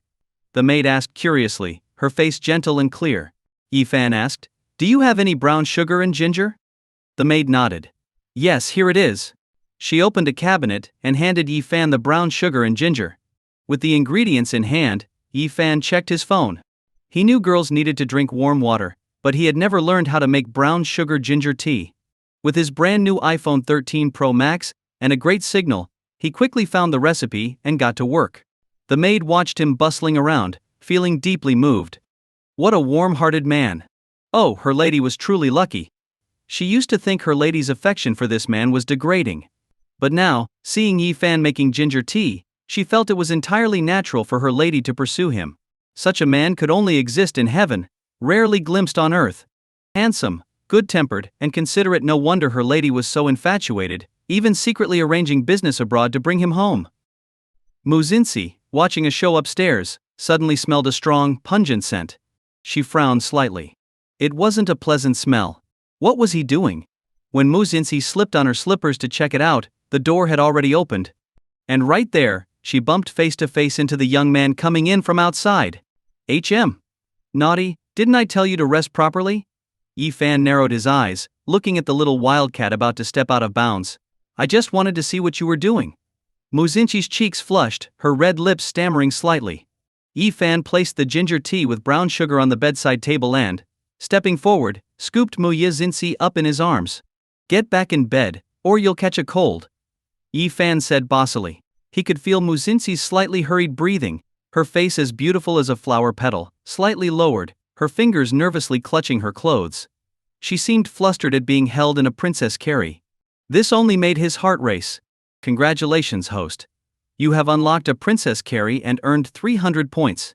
Mu Yuxinqi, with her face burning, was gently placed on the bed by Yi Fan. She smelled the ginger tea coming from Yi Fan and asked in surprise, You made ginger tea with brown sugar? Yes, drink it while it's hot. Yi Fan urged her. Mu Yuxinqi's watery eyes blinked. I don't like the taste of ginger tea. Remember, we're sharing senses now. You drink it, and I'll taste it.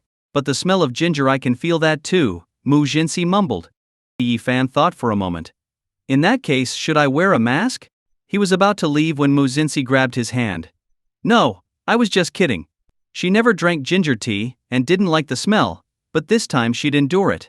Yi Fan's heart skipped a beat even though it was her touch. It made his adrenaline surge.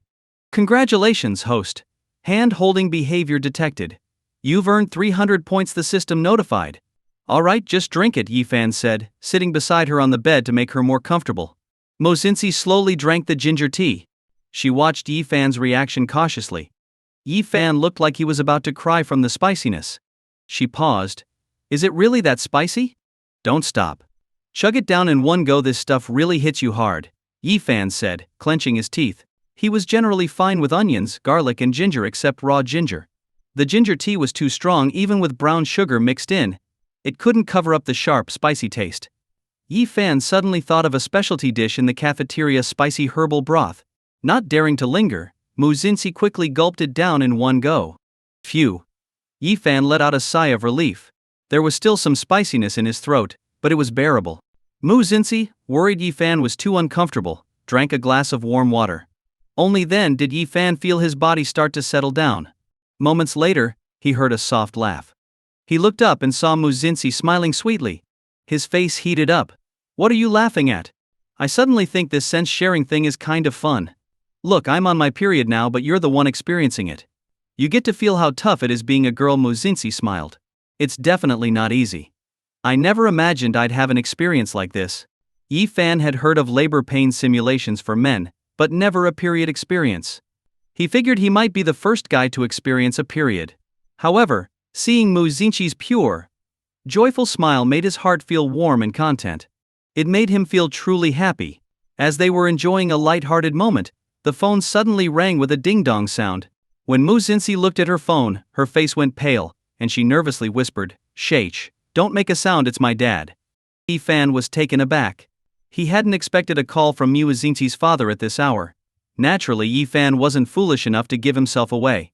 After all, here he was, in a room late at night with someone's daughter. What father wouldn't be suspicious? He'd probably end up on the guy's hit list. It was important to remember that Mu's father was the chairman of the Mu Corporation, a powerful figure in the business world, not someone to mess with. Dad, what's up? Why are you calling so late? Mu Xinxi kept her composure and put the call on speaker, allowing both of them to listen. Who would have thought he'd start with a bombshell? Sweetheart, are you hiding someone at home? Both Mu Xinxi and Yi Fan tensed up. Yi Fan's heart skipped a beat. He'd been found out so soon? But Mu's father was well known as a doting dad. It was likely he'd been keeping an eye on Mu Xinxi's movements all along. Mu Xinxi's palms began to sweat slightly in surprise. Huh? Dad, what are you talking about? She had already bribed the servants to keep Yi Fan's stay a secret, especially from her father. There was no way he should know. Do you really think you could keep anything from me, your father? You don't actually believe that just because I work abroad, I don't know what's going on at home, do you? Mu's father laughed heartily. Dad, aren't you angry at all? Mu Xinxi asked, unable to believe it. Since her mother had passed, her father had doubled as both a mother and father, showering her with love. But when it came to dating, he had always been strict. He guarded against men like a hawk, afraid she'd be deceived or hurt by some heartless guy. His protectiveness over her was incredibly strong. The fact that he wasn't flying into a rage took Mu Xinxi completely by surprise. Even Yi Fan was stunned. Could the chairman really be this open-minded? Was he truly not angry that his daughter was living with a guy? Why would I be angry? This is great news. Mu's father sounded excited. I just wish you'd told me sooner. HM? The more Mu Xinxi listened, the more things didn't seem right. Dad, I was just about to tell you. Could it be that her father had become more open-minded since moving abroad? Actually, Dad, Mu Xinxi began to explain. But then Mu's father interrupted her. Sweetheart, I know you're lonely now that you're grown up, so you've invited Jiayu to live with you. I'm so glad you have a close friend you can talk to. It means you've moved on from the difficult past. Mu's father sounded thrilled. Aren't I clever? I figured it out from this month's grocery and electricity bills. They're twice as high as usual. Mu Xinxi ... Yes, Dad. You guessed it. Close call. She almost spilled the beans. Yi Fan felt a bit frustrated. So that was it. He had actually thought Chairman Mu was that progressive. Turns out he thought the one staying over was Mu Xinxi's friend, Xiao Yu. But what did the difficult past that Mu's father mentioned mean? Yi Fan furrowed his brows, feeling a deep sense of curiosity. His mind immediately went back to the times he'd seen Mu Xinxi avoiding other girls and her recurring nightmares. One thing was clear: Mu Xinxi had a past that few knew about, and it was still weighing heavily on her mind. As Yi Fan was lost in thought, Mu's father continued, "Since you're so lonely, how about I fly back next week to keep you company, and I can thank Xiao Yu properly too." Hearing this, both Yi Fan and Mu Xinxi broke into a cold sweat. Mu's father suddenly coming back. What would they do? Even Mu Xinxi found it tricky. She definitely didn't want her dad discovering she'd been hiding a guy at home. If he did, he'd absolutely flip the roof. More importantly, if Yi Fan left and had to go back to the dorms, she'd be the one suffering. With him at home, at least she could keep an eye on him. But if he left, he'd be like a wild horse set free, impossible to control. And if he went too wild, what would she do? Mu Xinxi quickly said to her father, "Dad, there's no need. Your career in the US has just started, and you've barely broken into the overseas market. You can't just give up now." "Ah, you really are my little darling, always thinking of your dad. Even though you're so lonely, you still think of me. The more I hear, the more I want to come back to keep you company. I've even bought a lot of gifts for you." Mu's father was so moved that his voice choked up. Mu Xinxi felt exasperated. She knew how terrible the consequences would be if her dad actually came back. He'd definitely go after Yi Fan. It would cause endless trouble for Yi Fan. No way, she had to stop him. But when her dad made up his mind, he rarely changed it. He was probably already checking plane tickets. Suddenly, Mu Xinxi had a flash of inspiration and quickly came up with an idea. "Dad, of course I'd love for you to come back, but I'm worried you might scare Xiao Yu off. We've gotten really close, and if you came, it might make things awkward for her. What if she doesn't want to hang out with me anymore?" Mu Xinxi continued, "I need to try to grow up too.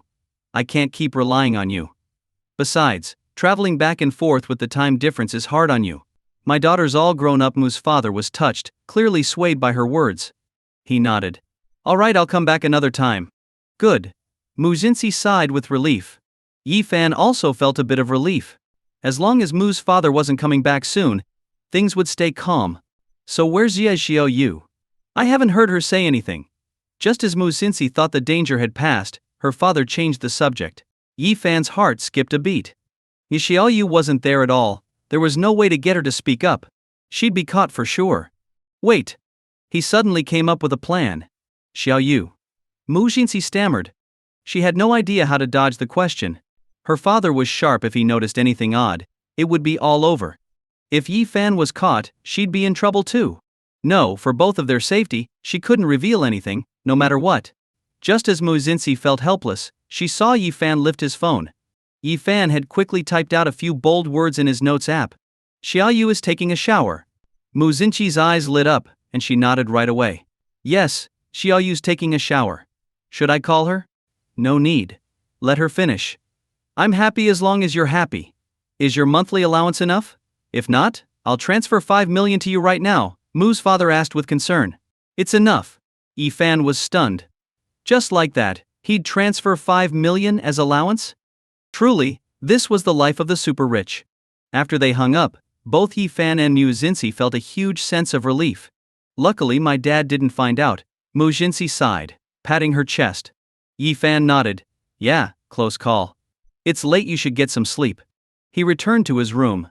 Just as he lay down, he saw a message on WeChat from Xiao Wu calling for a game. "Xiao Wu, Yi Fan, League of Legends, we're missing one, hurry up and join us." Yi Fan replied, "Going to sleep, it's late." This message left everyone shocked. Xiao Wu, the Night Owl Prince, is actually going to sleep now. Pang, who am I seeing things? It's only 9:30. Leggy bro. You're not even old yet. And you're already going to bed early. Drinking goji berries from a thermos too. Despite his friend's surprise, nothing would change Yi Fan's decision to sleep. Yi Fan turning over a new leaf. "Good night." After turning off his phone, Yi Fan really went to bed. At first it was hard to fall asleep, but as Mu Xinxi's smiling face appeared in his mind, he drifted off peacefully. He slept all the way through until morning. The next day, the school bulletin board displayed a public criticism notice. It was clearly about Hong Yi and the short-haired girl. A large crowd gathered around the bulletin board, talking excitedly.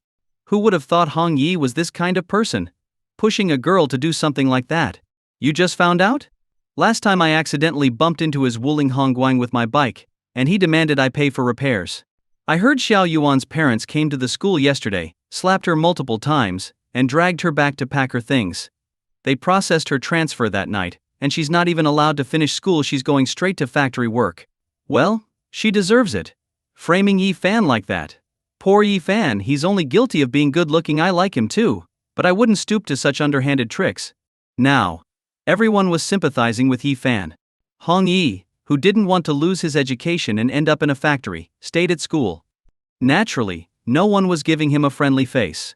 People began airing all the dirty things Hong Yi had done, criticizing him non-stop.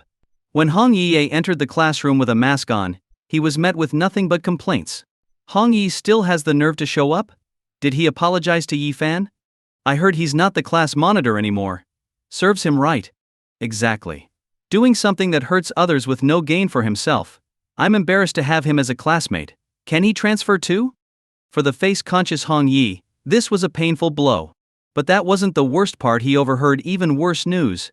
Did you hear? The advisor just promoted Yi Fan to class monitor. Hong Yi's eyes widened in shock. He immediately refuted, "That's impossible." The other student rolled his eyes. "What, you think you'll keep the role? Yi Fan is the most qualified person in the class to be monitor now." Others chimed in, "Exactly, there's no one better than Yi Fan. He's so much more upright than you." At the mention of Yi Fan, everyone's eyes were full of admiration. Hong Yi was furious. Class monitor was his proudest position, and now it had been taken from him. While he was feeling upset, he suddenly heard someone shout excitedly, "Yi Ji Yi, you're here." A tall figure walked in. The students swarmed around him, offering snacks, and even pulling out a chair for him. "Yi Ji Yi, congratulations on your promotion to class monitor. Here, have some snacks." "Yeah, have something to eat. You'll be looking out for our class now. Yi Ji is not only the hope of our class, but also the face of it. Which other class has such a handsome monitor?" "Monitor Yi. Are you feeling okay? You don't look well. Did you not sleep well?" Everyone was expressing their concern. Hong Yi's anger was boiling. He had to find a way to turn this around. Otherwise, how arrogant would Yi Fan get? Just then, Hong Yi's phone dinged with a message. As he checked it, a glimmer of hope returned to his eyes. Hey! His time for a comeback had arrived. Yi Fan was quite surprised to be chosen as class monitor. After all, from a young age, he'd never had anything to do with class leadership roles. Who would have thought that, in college, he'd end up as class monitor? Not only would he oversee the entire class, but he'd also gain extra credits and priority for postgraduate recommendations. Just seeing Hong Yi's frustration made him feel invigorated. Yi Fan said, "Now that I'm class monitor, I'll make sure to serve the class well." His roommates were thrilled too. "Old Yi, you're truly the boldest guy in our dorm." Haha. Now we've got Old Yi watching out for us. With Old Yi as class monitor, it feels so right. He'll definitely be responsible, unlike certain people who abuse their power. Amid the stream of compliments, an unpleasant voice broke in. "Being class monitor isn't that great. It's best to just be an ordinary student, free from responsibilities. If something goes wrong, it's all on you." Following the sound, Yi Fan looked over and saw Hong Yi sitting with his legs crossed, looking smug. Yi Fan frowned. He thought Hong Yi would keep a low profile after his recent lesson. Who knew he'd still be so arrogant? It seemed the previous lesson wasn't enough. Xiao Wu, annoyed at Hong Yi's sour attitude, shot back, "Someone just got demoted and can't handle it, so he's trying to comfort himself." Peng Hu snorted. "Using those nasty tricks to frame people, karma came knocking, and you deserved it." Li Aigi rolled up his sleeves. "Just thinking about how you egged on that green tea girl to ruin Old Yi's reputation makes me want to get even with you. I'd love to teach you a lesson. Go ahead, try it. Everyone's watching, and there are cameras. If you hit me, you'll be held fully responsible.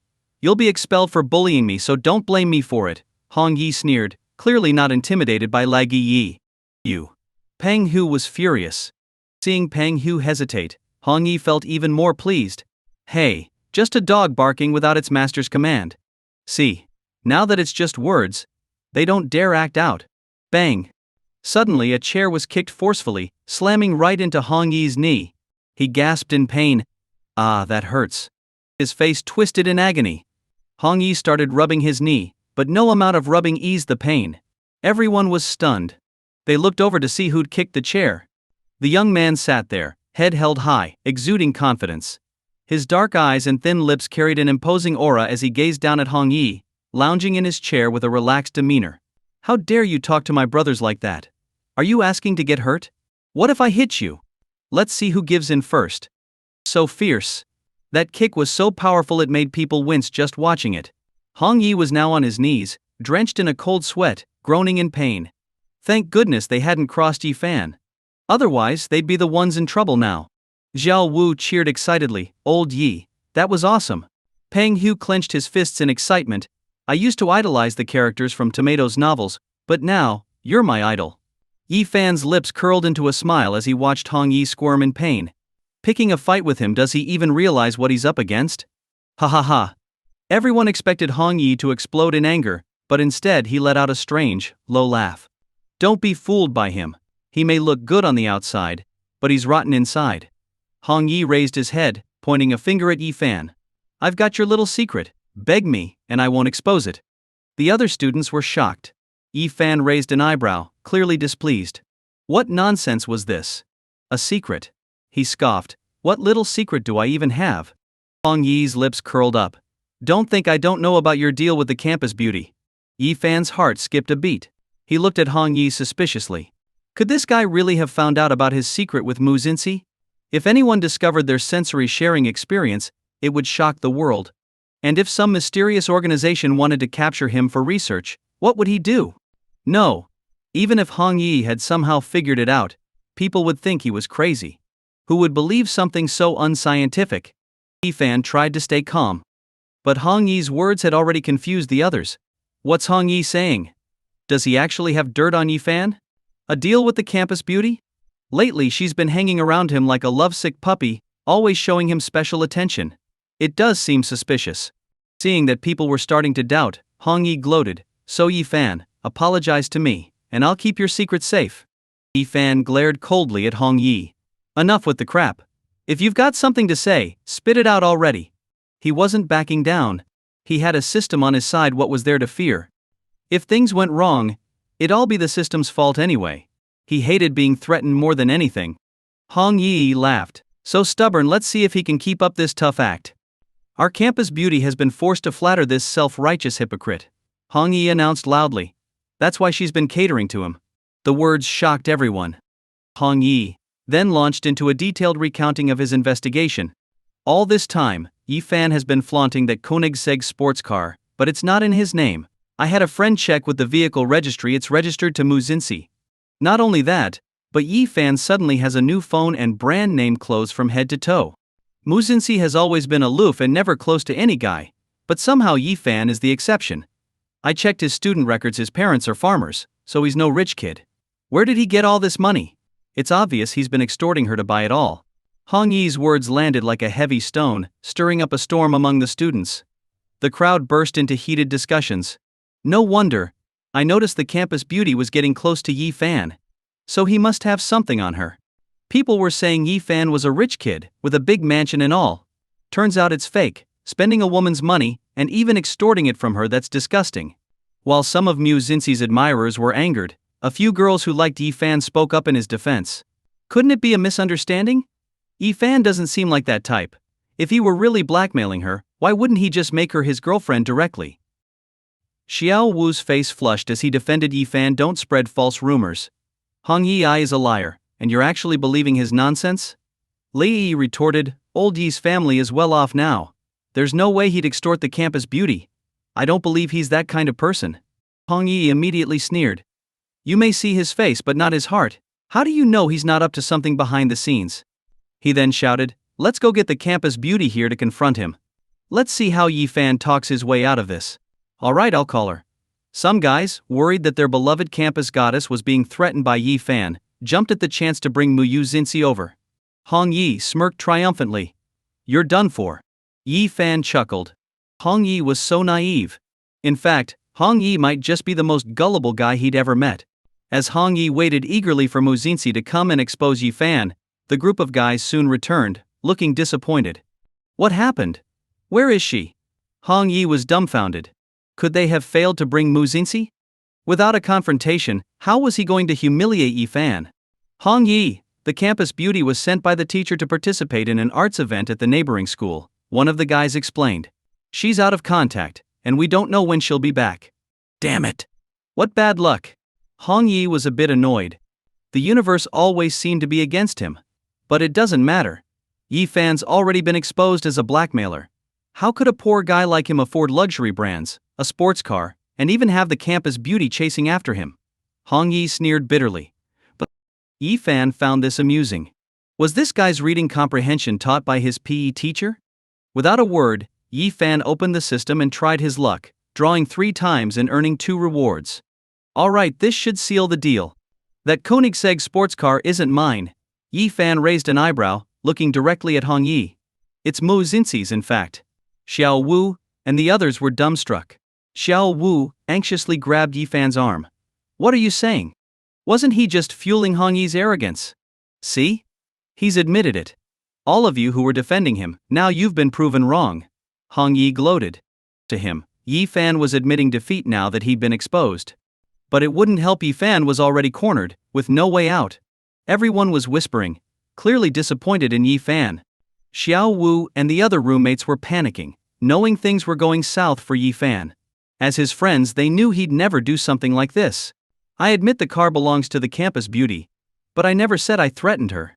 She lent it to me willingly. Yi Fan pulled a black card out of his wallet and slapped it onto the table. Also, since you're so eager to investigate, why not check out who owns this black card? As the black card hit the table, Hong Yi's eyes went wide. Everyone else was equally stunned. A black card? This is the first time I've seen one. It's supposed to be a symbol of ultra wealth. My uncle's a factory director, and when he applied for one, he wasn't even allowed to fill out the form. I heard it has an unlimited credit limit. But Yi Fan's just a student. How could he have a black card? Could it really be from the campus beauty? Amid the growing discussions, Hong Yi was left speechless. He didn't even qualify for a credit card. Yet Yi Fan actually had a black card? Impossible. With Yi Fan's family being so poor, there was no way he'd be approved for a black card. This thought put Hong Yi's mind at ease. Fine, let's go to the bank counter right now. That card must belong to the campus beauty. Could he really be so foolish as to bring this on himself? No need. Yi Fan raised an eyebrow. Don't your parents work at XX Bank, Hong Yi? Checking a black card should be a piece of cake for them, right? With that, Hong Yi's expression turned dark. Sweat even started to bead on the tip of his nose. The surrounding classmates caught on, clapping their hands. Yeah, why go to the bank counter? Just call your parents directly. Hong Yi clenched his fists, feeling incredibly torn and anxious. What's the problem? Forgot the number? Don't tell me your phone's dead. As class monitor, I happen to have your parents' contact info. Should I call them for you? Hong Yi panicked. No. Others eagerly egged him on. Come on, class monitor, just say something. Yeah, you're driving me crazy here. Hurry up and call. I can't stand seeing the campus beauty being blackmailed. Expose him already. Hong Yi was now cornered, forced into action. He felt intense discomfort and frustration. Yi Fan raised his phone, showing him Hong Yi's father's number on the screen. His finger hovered over the call button. If Yi Fan made that call, who knew what he'd say to twist the story? Fine, I'll call. With no other choice, Hong Yi growled through gritted teeth. A smug smile spread across Yi Fan's face. Good. Let the storm come. The show had begun. Under the pressure, Hong Yi dialed the number. All eyes were on him. His palms were drenched with sweat. He silently prayed that his father wouldn't say anything wrong. Hello? The call was on speaker. Everyone could hear a middle-aged man's voice with a strong accent. The background noise suggested he was in some noisy environment. Hong Yi swallowed hard. Dad, I need to ask you a favor. What? Don't tell me this is about you wanting to buy a BMW again. Absolutely not. Hong Yi's father sighed. Our family's finances are tight. We already scraped together everything to buy you that Wuling Hongguang. It'll have to do. Your mom and I work all day, only earning 100 yuan from assembling parts. My son, we've given you everything we can. But buying you another car is out of the question. Maybe if our place gets demolished, we'll have the money, so just wait a little longer. Hong Yi's eyes widened in shock. Terrified, he quickly hung up. His father had spilled everything in one go. The corners of Yi Fan's mouth curled up into a slow smile. The 2 skills he had just drawn were a 1-day secret insight card, a stock surge card. While he couldn't use secret insight on Mu Xinxi, he could use it freely on anyone else. When he used it on Hong Yi, he immediately discovered Hong Yi's secrets. Hong Yi boasted that his parents were highly educated bank executives, but in reality, they were factory workers assembling screws. Both only had elementary school educations. Hong Yi relied entirely on his parents' money, while pretending he earned it all himself, including the Wuling Hongguang. So Yi Fan decided to use these secrets to expose Hong Yi's vanity and hypocrisy. The black card idea had worked perfectly. Sure enough, the classmates listening were shocked. Hong Yi, didn't you say your dad was a high-ranking bank executive and your mom a senior bank teller? And that they didn't give you much allowance to teach you to be thrifty? Liar. You said they were Zhejiang University graduates. Yeah, right.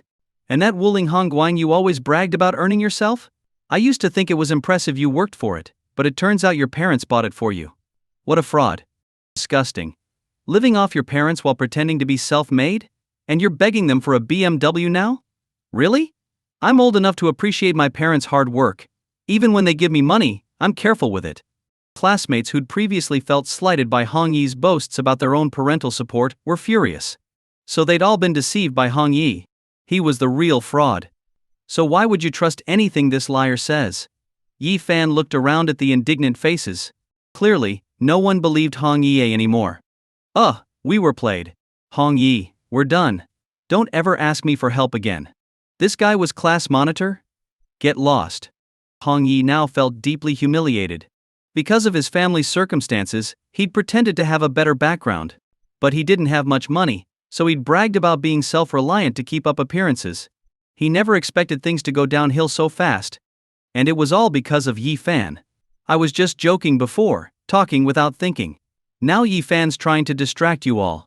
Even if my parents are workers, does that prove Yi Fan didn't blackmail the campus beauty?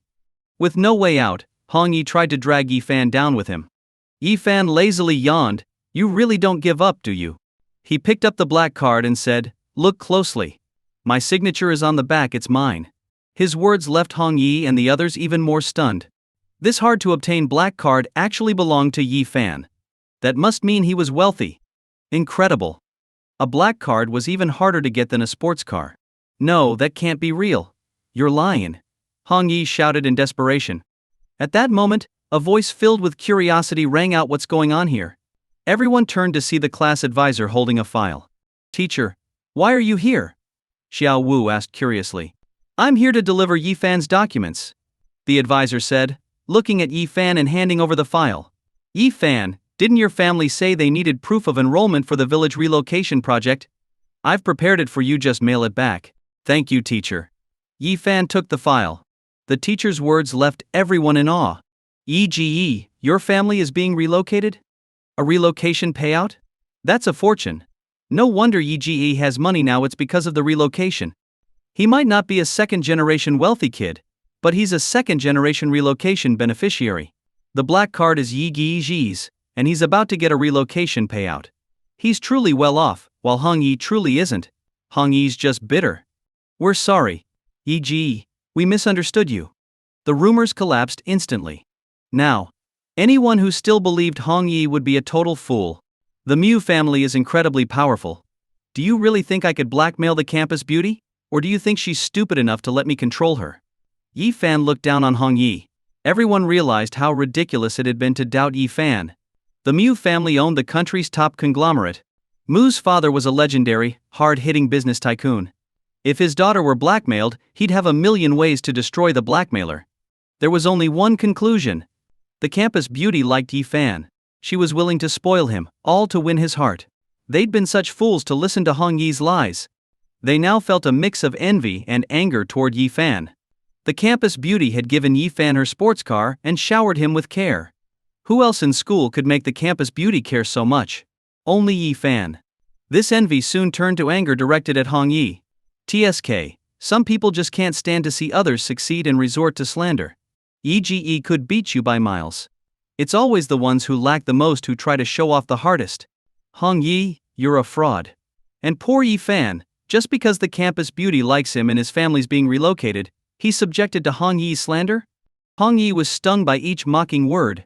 All he ever wanted was for people to think he was wealthy and admire him. And now Yi Fan was effortlessly getting everything he'd ever wanted. Hong Yi wanted to be liked by the campus beauty, but she was chasing after Yi Fan. He wanted his family to get rich from a relocation payout.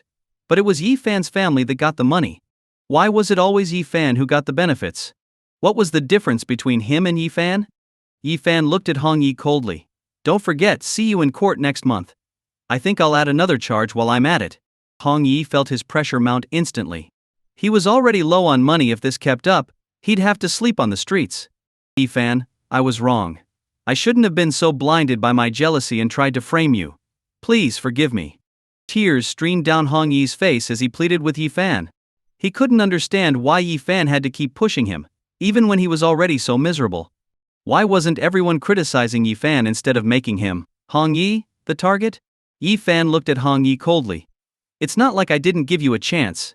But everyone has their limits, and you crossed mine. If Hong Yi had kept a low profile, Yi Fan might have let it go. But Hong Yi had overstepped, so Yi Fan would repay him double. Especially since Hong Yi had slandered Mu Xinqi's reputation. He couldn't tolerate that. Only he could mess with Mu Xinqi, no one else. No matter how much Hong Yi apologized and begged, there was no way to turn things around. Because of his self-destructive behavior, he'd earned the karma he deserved, becoming isolated at school. When Mu Xinqi returned to campus and heard what Yi Fan had done, she was momentarily stunned. She hadn't expected him to be so capable. Without even lifting a finger, he had humiliated Hong Yi completely. What a shame she'd missed such a good show. So, as she sat reading with Xiaoyu in the library, she was in a particularly cheerful mood. Xiaoyu looked at Mu Xinqi in puzzlement. Why was she grinning while reading Marxism-Leninism? But Mu Xinqi wasn't even aware of her odd behavior and continued smiling blissfully. Then her phone rang. Seeing it was Yi Fan calling, she answered, keeping her voice low to avoid disturbing others. Hello? Where are you? Help me. Please. A weak, hoarse voice came from the other end, making Mu Xinqi's heart clench. What happened? What was wrong with Yi Fan? Where are you? She was more anxious than anyone. She couldn't help but raise her voice, trembling with worry. Her face turned pale. She was terrified something had happened to Yi Fan that would be a disaster. Hearing the pain in his voice made her heart ache. Even Xiaoyu was stunned, having never seen Mu Xinqi so panicked and distraught. I'm in classroom 203. Hurry. Yi Fan's voice faded out in pain. Okay, I'll be right there. Mu Xinqi hung up immediately. Xiaoyu looked at her, worried. What's going on? I have to go, Mu Xinqi said, dashing off without a second thought, phone in hand. Hey, your bag? Xiaoyu called out, shocked. That was a Hermes bag. She was leaving it behind. It must have been Yi Fan calling. Mu Xinqi was risking everything for this guy. And she claimed she wasn't obsessed with him. This was practically love-struck. Others watched as Mu Xinqi ran off, gossiping immediately. Where's the campus beauty going in such a hurry? She didn't even take her bag. Isn't it obvious? She's off to see Yi Fan. The campus beauty has been all over him lately. She's practically his fangirl. Yi Fan is really something. Even I wish I could be his fangirl, but I'm nowhere near as pretty as the campus beauty, so he wouldn't even look at me sigh. A girl sighed, while a guy muttered in response, is Yi Fan really all that? I think he's pretty average. Average? If he's average, then what are you, worthless? You might look however you want, but at least have better taste. The girls immediately pounced, defending Yi Fan.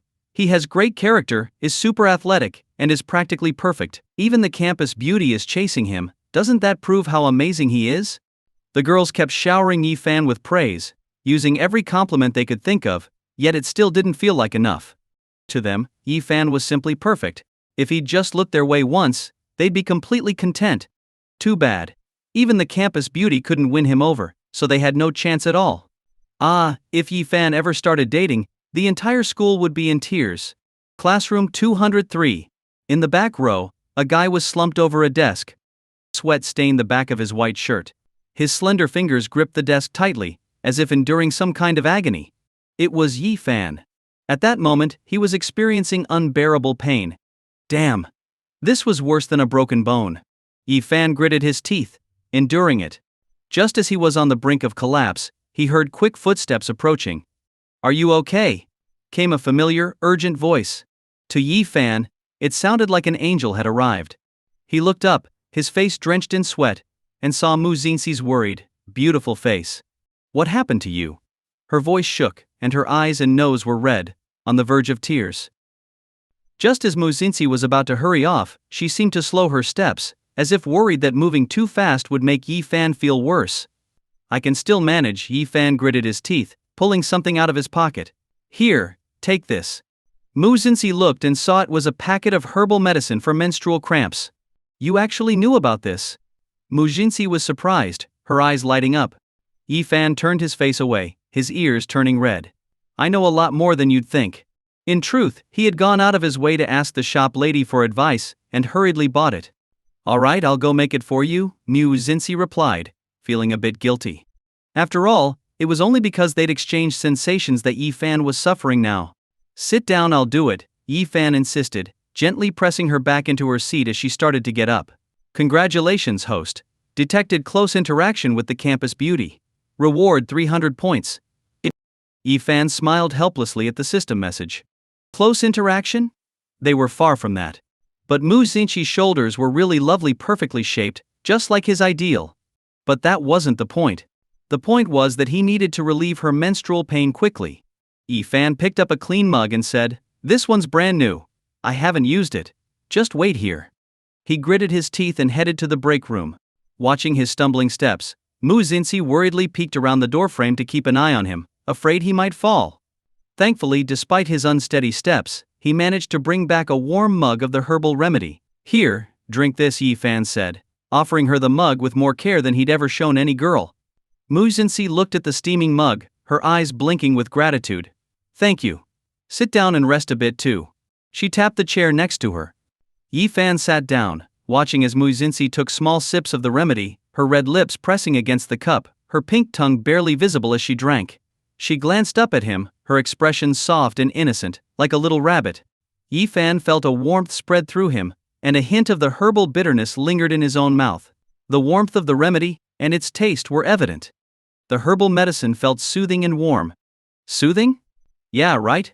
He wanted to file a complaint for false advertising. Why was he still in pain after drinking it? Bent over, Yi Fan was sweating through his shirt. This is unbearable. Yi Fan bit his lip. It was worse than any pain he'd ever experienced. Then he noticed Muzinchi's fair, flawless hand reaching toward him. She gently pressed her hand to his stomach, massaging it softly. What? What are you doing? Yi Fan's ears flushed red. He hadn't expected this move from her. Though he felt her touch, it made him feel like a volcano ready to erupt. The ground felt like it was shaking beneath him. Massaging your stomach. It helps a lot with cramps, Muzinchi said softly, her gaze gentle, with a slight dimple showing as she smiled. Her face was a rosy pink. Detected stomach massage. Reward 200 points. I get it. But why are you touching me? Yi Fan asked, his eyes fixed on her. Muzinchi froze for a moment, then it dawned on her. Oh, right. Even if rubbing the stomach helps with cramps, it should be her stomach. I got it wrong. Let me try again. Muzinchi's hand quickly shifted to her own stomach. Ha ha ha, Yi Fan burst out laughing. She was so adorably naive. Everyone usually saw Muzinchi as cold and distant, but now her serious image seemed to be falling apart. Stop laughing. Muzinchi, embarrassed and slightly annoyed, lightly tapped Yi Fan's shoulder. Yi Fan leaned to the side as if dramatically affected, her tap only ending up on her own shoulder. Hey, don't go hurting yourself, Yi Fan said, propping his chin on his hand while clutching his stomach. Haha, you're so cute, it's making my stomach hurt even more. Muzinchi's cheeks flushed red at his words. You were already in pain. That's true. So hurry up and show me the proper way to massage the stomach. I'm a very willing student, Yi Fan said, looking at her eagerly. He wasn't thinking anything weird, he just wanted to help her. If she felt better, then so would he. Plus, it was no small feat for girls to deal with this every month. Learning a few tips could come in handy, especially to comfort her later if needed. When their sensory link ended, he could at least help her manage her cramps better.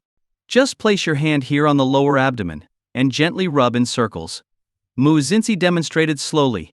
Yi Fan felt a distinct warmth in his own abdomen from her touch. Her hand was incredibly soft, and her waist so slender and smooth, like polished jade.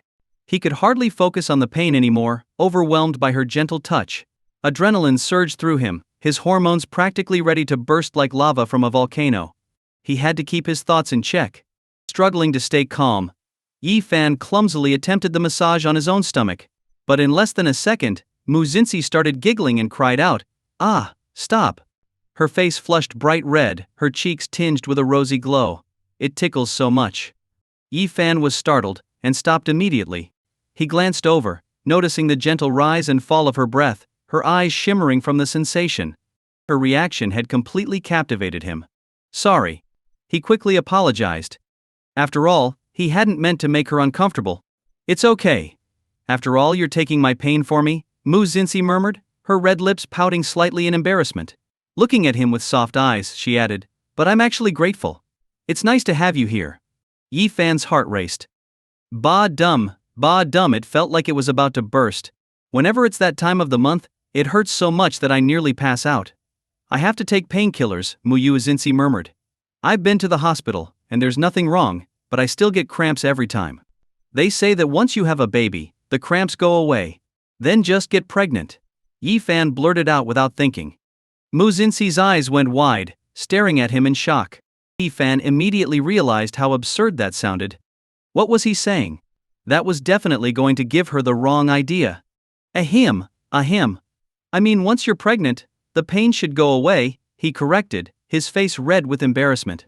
Mu Xinxi covered her mouth, holding back laughter as she watched him flustered. Her bright, amused smile lifted his spirits. Are you offering to have a child for me? She asked. Yi-fan was instantly deflated by her words and blurted out, no way. Him, a grown man, giving birth? It was already absurd enough dealing with this strange period pain experience. If he had to go through childbirth too, he'd probably die. But since we've swapped sensations, wouldn't that mean you'd be experiencing childbirth for me? I heard it's a level 10 pain, and period cramps are only a level 4, Mu Xinxi explained seriously. Yi-fan was stunned. Period pain was already this bad, and it was only level 4? What would level 10 be like? Probably not. In just 2 months, Yi-fan started to argue but realized he almost revealed his system's secret. Mu Xinxi picked up on it. 2 months. What about it? Yi-fan cursed himself for letting it slip. I mean, we might switch back in 2 months. Besides, it's not like you could get pregnant in that time anyway, he quickly covered. True, we shouldn't lose hope. Maybe we'll swap back soon, Mu Xinxi said, feeling a surge of optimism. Then she suddenly realized something and asked, is the pain gone? Yi-fan took a moment to notice. It doesn't hurt as much now, just feels a little bit tight. Let me press on the period cramp relief point to ease the pain. Mu Xinxi lowered her head, pressing a point on her hand. The period relief point? There's such a thing? Where? Yi-fan leaned in, curious. Just as he moved closer, Mu Xinxi lifted her head, and her lips accidentally brushed against his cheek. Yi-fan froze. He could feel the soft warmth of her lips on his cheek. At the same time, he could sense the softness of her lips through the sensory link. It felt like a gentle breeze, making his heart race. Ding, detected cheek kiss. Reward 300 points. Mu Xinxi's face turned bright red. She looked like a steamed prawn, completely flustered. I'm so sorry. She instinctively backed away, but her thoughts were still in a jumble. The image of that accidental kiss played over and over in her mind, making her palms feel hot. So embarrassing. She'd accidentally kissed him without even realizing it. Ahem, Yi-fan coughed to cover up his erratic heartbeat. It was an accident, understandable. Mu Xinxi lightly pinched her earlobe. Anyway, you're okay now, right? How could he be okay? The sight of her gently pinching her ear made Yi-fan's pulse race even more. Who knew her ears were so fair and delicate? Her earlobes were round and translucent, gleaming like pearls, now tinted a warm red. Her slender fingers were softly brushing her earlobe. It was driving Yi-fan crazy. His mouth suddenly felt dry. The atmosphere between them grew more and more ambiguous. The pain's mostly gone, but just in case, I'll leave these here. There was a thud as Yi-fan placed a large bag in front of Mu Xinxi. What's all this? She'd noticed the bag earlier but hadn't asked. Opening it, she was stunned. Inside was a large stash of snacks, along with a variety of products like Whisper, Sofi, multiple packs of pain relief granules, even painkillers, and warm patches for menstrual cramps. Just take it, Yi-fan said casually. Snacks make people feel happier, right? Girls always feel a bit down at that time of the month, and sweet things help release dopamine. He added, grabbing a jelly cup in front of Mu Xinxi, peeling back the foil with his teeth, and swallowing it down. I'll go along with what you need. I'll avoid intense activities and even be careful about my sugar levels. I was being careless before, so don't hold it against me. Watching him say this so nonchalantly, Mujinshi felt a warmth spread through her. She was genuinely surprised. Yifan was actually so considerate despite his usual carefree attitude. The sweetness of the jelly on her tongue made her heart feel warm too. Thank you.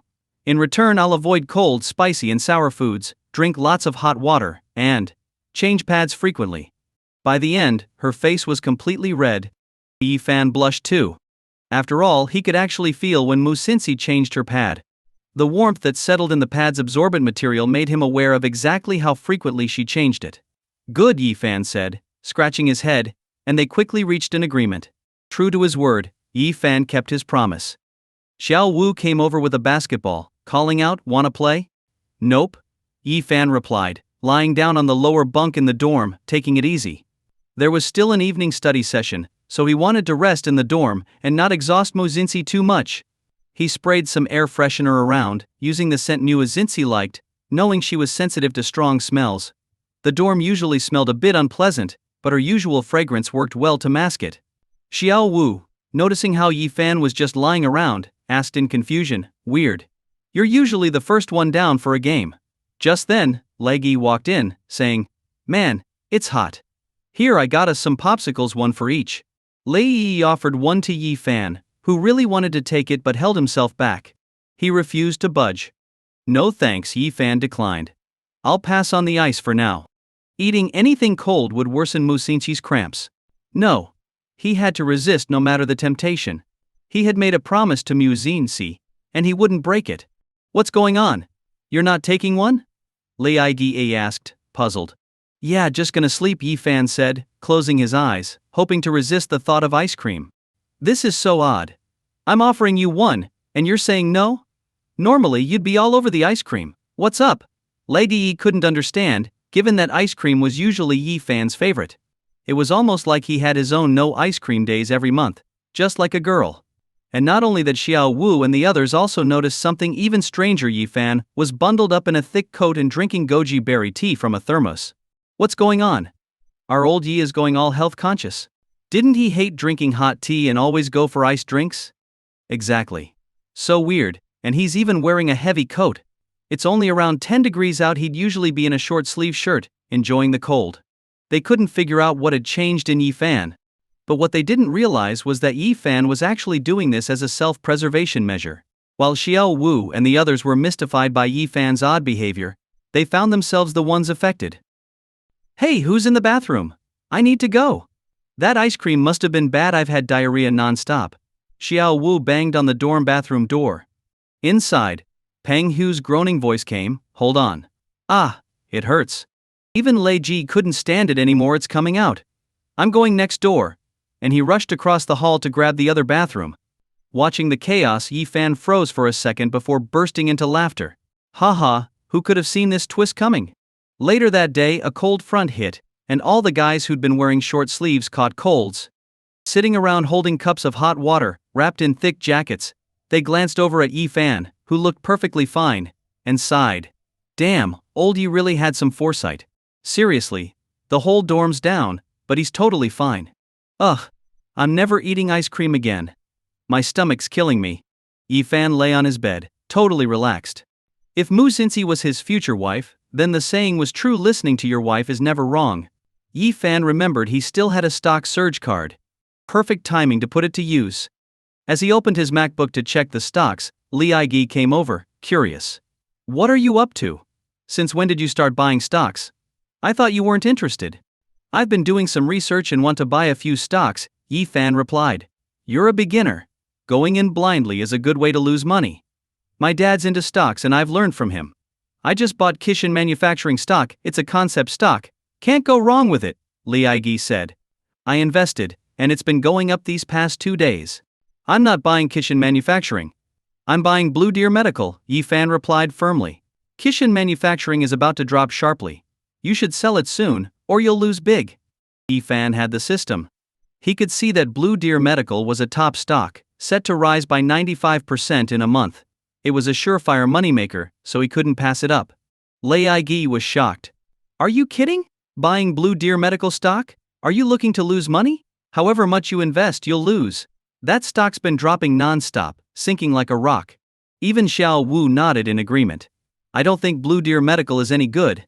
It's a niche stock, and I heard the company's almost bankrupt, barely staying afloat. Just follow Li Yi's lead. You can't go wrong.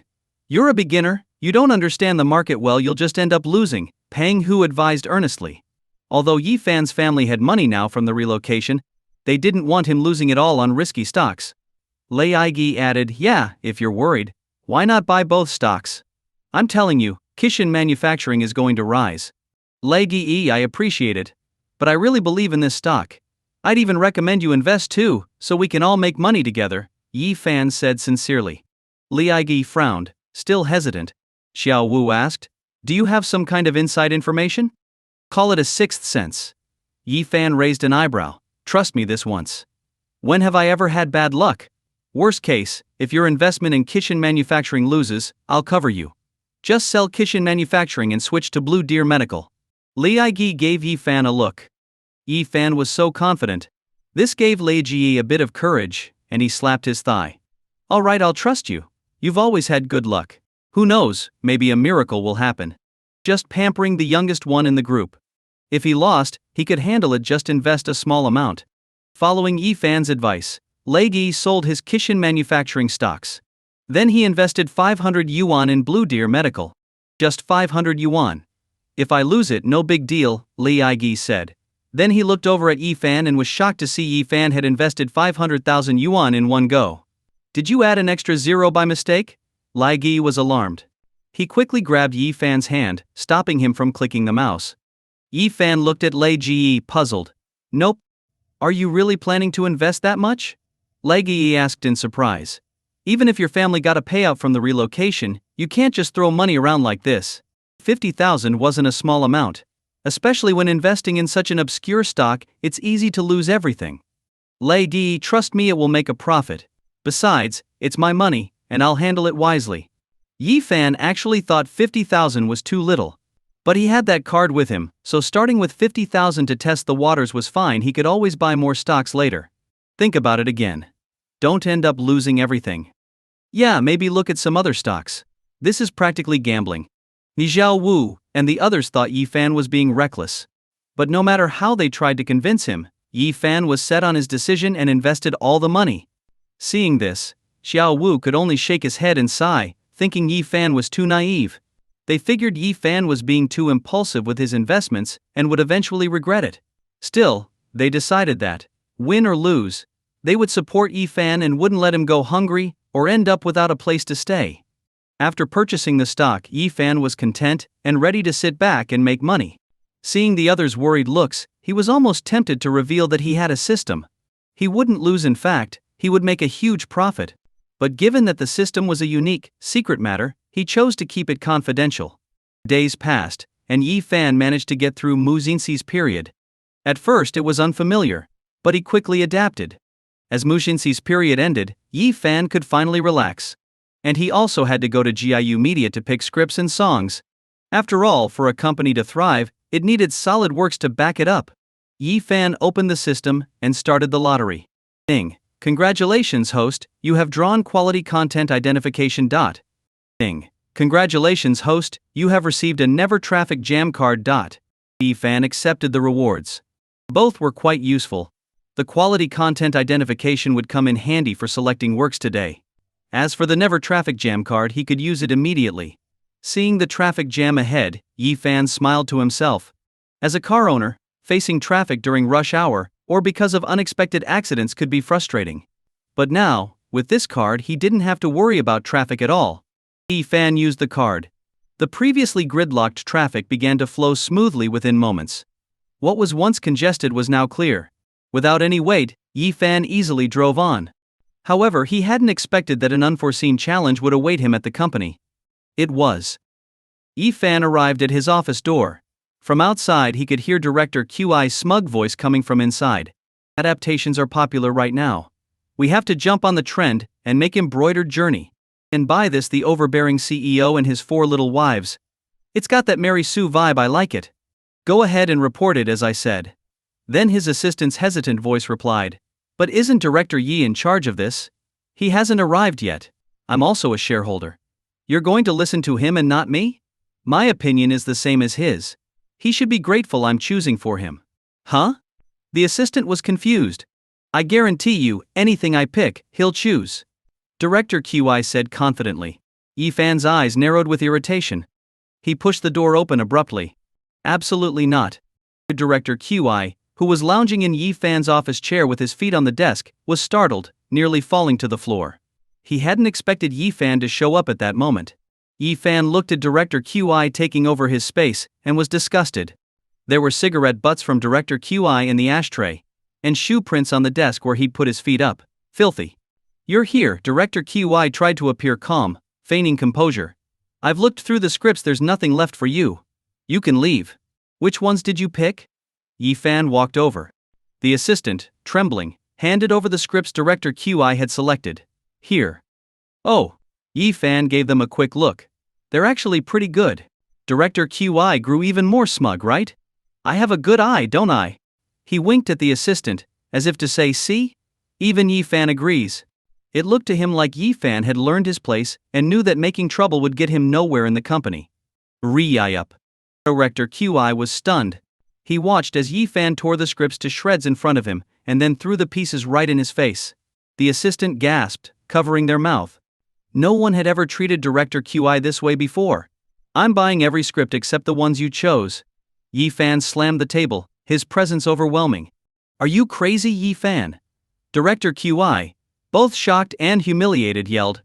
Yi-Fan's eyes were ice cold as he looked at Director QI. QI Ming-Swan, consider this your notice. You're out. Originally he'd held back because QI was one of the company's original founding members, but now Q was overstepping, refusing to respect boundaries. As a shareholder, why should he hold back? He was the majority shareholder. Why should he put up with this? That would be the real madness. You can't be serious. Does Karen know? Director QI exclaimed, thinking Yi-Fan was being absurd. Yi-Fan answered easily, no need to tell her. I'm the company's primary executive. Firing someone is perfectly normal.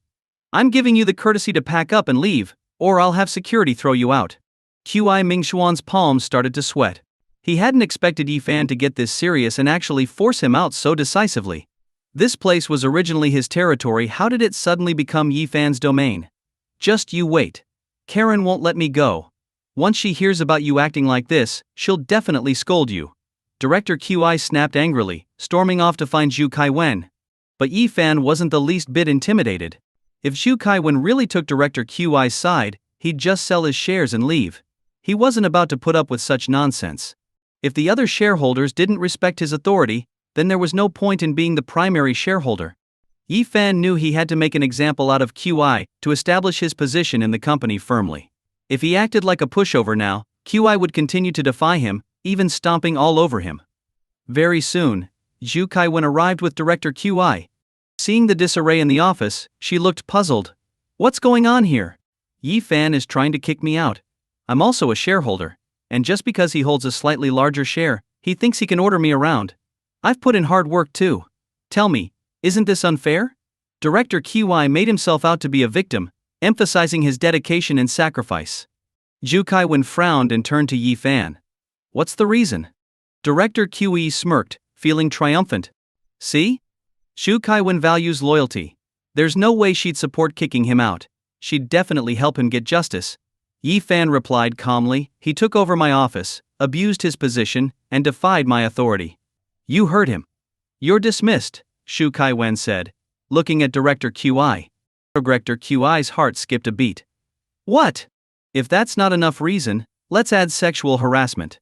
Zhu Kaiwen's eyes welled up, her long-suppressed grievances finally coming out. When she'd first started the company from scratch, QI Ming-Xuan, her senior from school, had joined as an investor.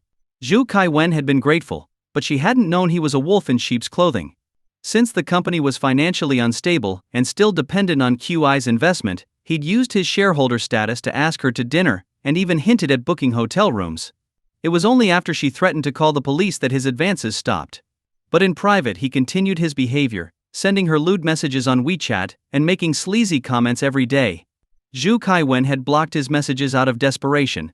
Each day was painful and exhausting. For the sake of her company and employees, she couldn't completely cut ties with him, knowing he had connections with powerful figures.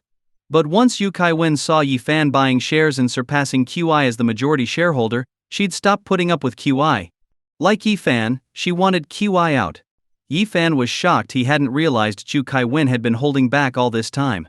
Shu Kai-wen, I like you. How is that harassment? Stop slandering me. Director QI stammered, awkwardly trying to move closer to her. Shu Kai-wen stepped back, but in the next instant, she felt a warm hand pull her behind. As long as she's unwilling, it's harassment, came Yi Fan's resolute voice. Shu Kai-wen trembled. She looked up to see Yi Fan's tall, strong figure standing in front of her, giving her a deep sense of security. Yi Fan didn't back down at all. He glared at Director QI. If you don't want me to beat you until you're picking up your teeth off the floor, get out now. Director QI shot a fierce look at Shu Kai-wen, hiding behind Yi Fan. Shu Kai-wen, are you sure you want to cross me? You know I have connections. Shu Kai-wen bit her lip, her face pale. I don't care who you know. I know people 100, 1,000 times more powerful than you. You want to threaten me? You'd better think twice about who's got my back. Yi Fan shouted. Shu Kai-wen's eyes lit up. Exactly. Even if Director QI knew people, could they really compare to someone like Yi Fan? Yi Fan had a black card, drove luxury cars, and could invest millions without batting an eye. The people Yi Fan knew were surely far more powerful than those QI Mingxuan could ever connect with. So, what was there to be afraid of? Director QI's face paled as a shiver ran through him. Why hadn't he thought of that before? Yi Fan was clearly someone of high status, possibly a wealthy second-generation heir. But QI still had no idea about Yi Fan's true background. If he turned out to be the heir of some prominent family, then it was all over for him. Fine, I'll go. You think I wanted to stay here anyway? I've had enough. This place just slows down my money-making. Director QI said, softening his tone a bit, though still putting on a brave face. He shot a menacing glare at Shu Kai-wen. You'll regret this. With that, Director QI turned and left. Now, only Yi Fan, Shu Kai-wen, and the assistant remained in the office. The assistant was at a loss. Where was she? What had she just witnessed? She'd just seen a real drama unfold. And her main takeaway? Director Yi was so cool. A real protector of the ladies. As the assistant looked on in admiration, Yi Fan turned his gaze to Shu Kai-wen, whose face was still pale. Her eyes brimmed with tears, her delicate features now tinged with a touch of vulnerability. Wipe those tears. QI Mingxuan is gone, and from now on, anyone who dares mess with us will regret it, Yi Fan said to her nonchalantly. Being a shareholder was great. He could fire whoever he wanted, and didn't have to put up with anyone's attitude. It felt amazing. Thank you, Shu Kai-wen said, lifting her beautiful face with a smile. Taking the tissue, she wiped away her tears. If it weren't for you, I really wouldn't know what to do. Although Shu Kai-wen was a CEO, she was also a beautiful young woman. It felt good to have earned her trust. You're one of my employees. I'll always back you up. Stick with me, and I'll make sure you're well taken care of, Yi Fan said with a grin. All right? Shu Kai-wen felt confident in Yi Fan's support. The assistant then asked hesitantly, so, Director Yi, are we still going to pick out the projects? Yes, let's do it. With his quality content identification skill, Yi Fan wasn't going to waste any opportunity. Using the skill, he quickly picked out a few scripts.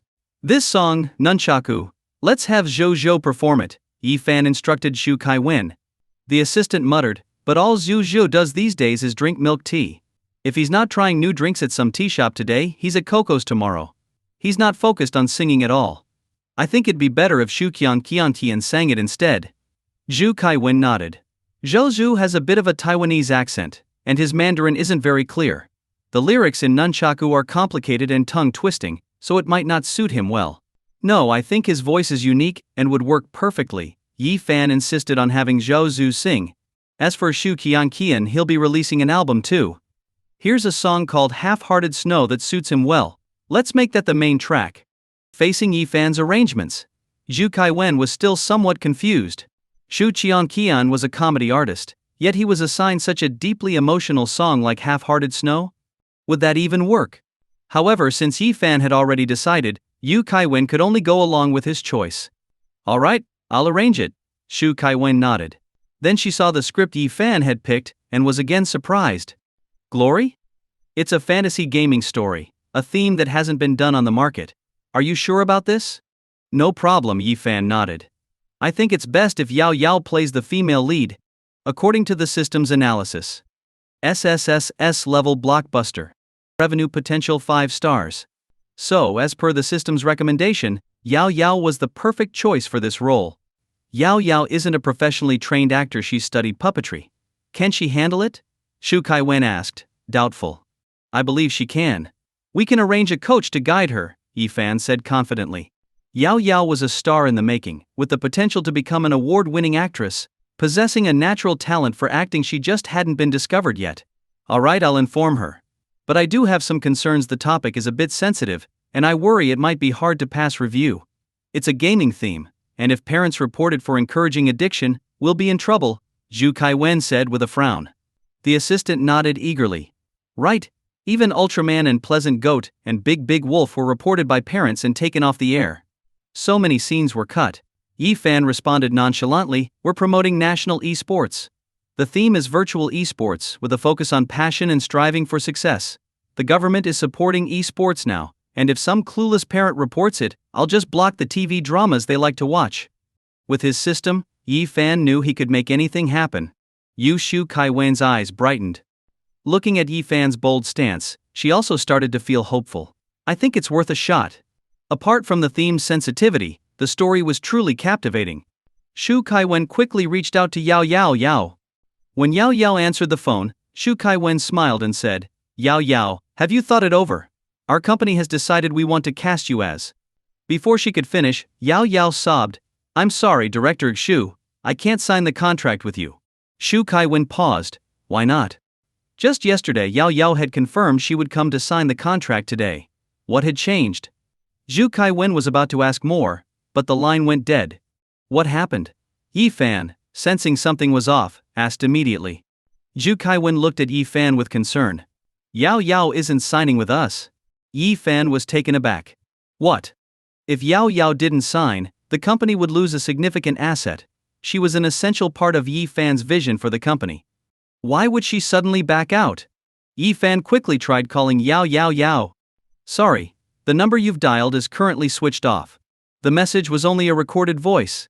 Feeling the pressure, Yi Fan looked at Zhu Kai-wen. She turned off her phone. So what do we do? Forcing it won't help. Should we start looking for someone else? Shu Kai-wen asked. No, she cannot be replaced. How many top actresses have come out from within the country? Let alone those who have achieved the Grand Slam. Yao Yao is a potential star. He would never give up on her. So, how do we contact her now? She didn't leave any home address, Zhu Kai-wen asked anxiously. Yi Fan frowned slightly. Then the corners of his mouth curved into a smile. There will be a way. Shu Kai-wen was stunned. For example? For example. Yi Fan said slowly. Director QI received the stock withdrawal agreement. To avoid further complications, Director QI had no choice but to sign it. After all, he had already made harsh remarks. He couldn't just end up with nothing at all, right? But when he saw the settlement amount, he was in disbelief and confronted HR. What's going on? Why is there 10,000 less in my account? Mr. Yi changed the desk and chairs, and the expenses charged to you. HR replied blankly. Why should I pay for it? He buys things and it's on me? Director QI roared. What does this have to do with him? And what kind of desk and chairs cost 10,000? HR imitated Yi Fan's tone. Director Yi said you dirtied his desk and chairs, so the cost is on you. If you disagree, you can take it up with him, but you bear the consequences. Director QI clenched his jaw. Truly, it was like a noble tiger fallen into enemy hands. Now Yi Fan's backing was unclear, and clashing with him might not end well. But he simply couldn't swallow this. So after packing his things and leaving, he made a call. Old Ma, yes, it's me, Ming Xuan. I need you to find out about someone for me. Know your enemy and yourself, and you will win every battle. Once he knew Yi Fan's background, he wouldn't fear dealing with him. And in front of the main teaching building at Magic City Normal University. So handsome. Is this guy a celebrity? When did our school get someone this good looking? He seems to be looking this way. Should I go ask for his WeChat? I want to strike up a conversation, but I'm a bit scared. If I had a boyfriend this handsome, I wouldn't mind failing exams or AFK in games. All the girls around were blushing as they looked at the tall, handsome young man standing in the distance. He had a striking face, wore a designer shirt, and stood tall, like a living clothes hanger, drawing admiration from all around. In this university, the quality and number of male students were typically lacking.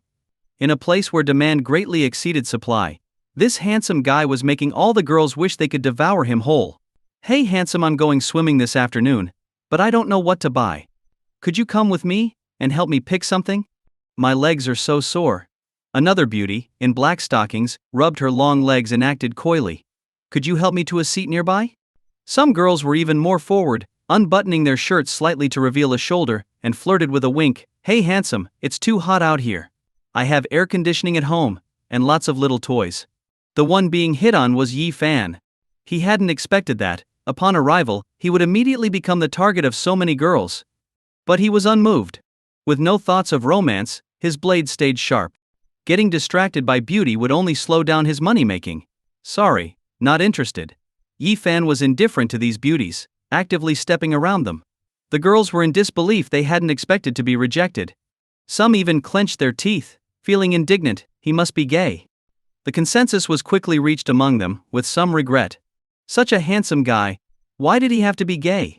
But could he still be swayed? As they gazed longingly at Yi Fan, they suddenly saw him light up, walking towards something. "Yo yo yo." The magnetic voice nearly made the girls faint. They thought he was calling out to some stunning beauty, but when they looked closer, it was an average girl with black framed glasses, dressed plainly, with no hint of beauty whatsoever. And this handsome guy came looking for her? Looks like he's not gay, just has poor taste. I really envy this Yao. I want to change my name to Yao too. If this girl were even a bit pretty, I'd understand. But where does she beat me? Yi Fan didn't care what others thought now. He only wanted to understand why Yao refused to sign the contract. Yao signing the contract was a key decision for the company. "How did you know I was here?" Yao looked at Yi Fan in surprise. Yi Fan replied to Yao, "I asked the friend who came with you last time for the interview." "But why did you refuse to sign the contract?" Yao's gaze shifted evasively, avoiding Yi Fan. "I'm not suited for the entertainment industry." "Are you afraid of the hidden rules?" Yi Fan asked Yao. "No, I'm not that pretty, and I can't act. I want to find a stable job." Yao quickened her pace, clearly feeling down. Yi Fan followed closely. "If it's a matter of money, we can negotiate. If you have difficulties, I can advance you some money, and your base salary can be tripled. Your profit split with the company will be 70-30 in your favor." With these conditions, surely Yao would be tempted. Yao immediately stopped. Yi Fan breathed a sigh of relief. It seems money can indeed solve many things. It must be a financial issue, after all. "If there's no problem, you can sign the contract right now. I brought it with me." Yi Fan smiled at Yao. But unexpectedly, Yao shook her head. "It's not about the money. If money could solve it, it wouldn't be a problem." Yi Fan was puzzled. "Then what is the reason? What exactly is stopping her from signing?" Yao hesitated, her eyes reddening quickly. "I'm sorry, Director Yi. I really appreciate your confidence in me, but I will never enter the entertainment industry. Please give up." Yi Fan felt like crying but couldn't. You can't guess a woman's heart. It's too difficult. She could have just said it directly, but instead, she hesitated and didn't say anything. Who could understand her real concerns? Yi Fan thought that by coming today he could easily get Yao to sign. But he hadn't expected to hit a wall. Fortunately, Yi Fan had a system. And now he had a one-day secret insight card.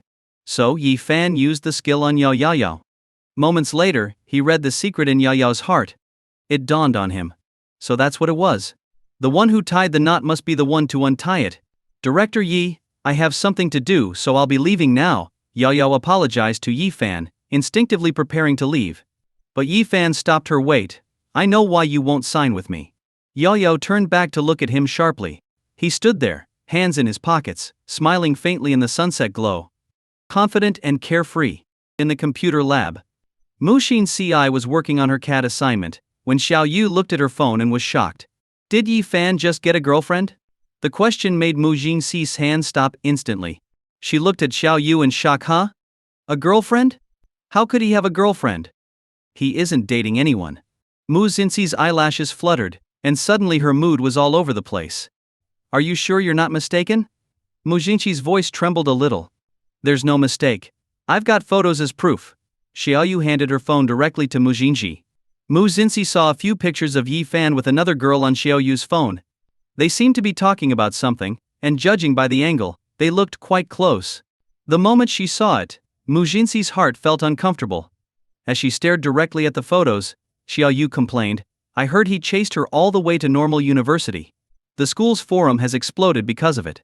Seriously, what is Yifan thinking? He doesn't like you but instead likes someone like that?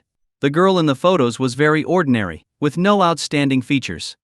Compared to the refined and beautiful Mujinsi, it was like night and day. Mujinsi lowered her gaze and said softly, this girl must have some special qualities, maybe a good personality and kindness. Hearing this, Xiaoyu felt sorry for Mujinsi. Who could have a better personality or be kinder than you?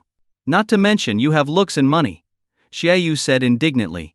Look at her good friend, who's been pining over Yifan for so long, even chasing after him. And yet, he's not interested. Before, Xiaoyu thought Mujinsi was cold and distant, like an untouchable high flower on a mountain, pushing others away. But after getting to know her, Xiaoyu discovered that Mujinsi was a delicate, kind-hearted, and passionate person. She was honestly an amazing girl. If Xiaoyu were a guy, she'd definitely fall for Mujinsi. Pretty face, slender figure, easygoing. And yet Yifan still didn't want her. Ridiculous. Mujinsi's face turned red, and she muttered, what does it have to do with me? Whoever he likes has nothing to do with me. It's okay. Xiaoyu comforted Mujinsi, the next one will be better. Oh, her good friend must be feeling really hurt now. Still pretending to be strong. She says that, but in reality, it must hurt inside. Mujinsi indeed felt a bit of a heavy feeling in her heart. After she and Yifan shared their sensations, they made a 3-point agreement that he wouldn't date other girls for now. Who knew he'd have a girlfriend so quickly? Ugh, all men are unreliable. You just can't trust them. Completely uncontrollable. Mujinsi puffed up in anger, and her hands hit the keyboard harder. Forget about him. Let him suffer. Doesn't matter if he lives or dies. Meanwhile, Yifan was sitting with Yao in a cafe. In addition to Yao, her friend was also there. Yao, are you backing out because of your friend? Yifan fixed his eyes on Yao.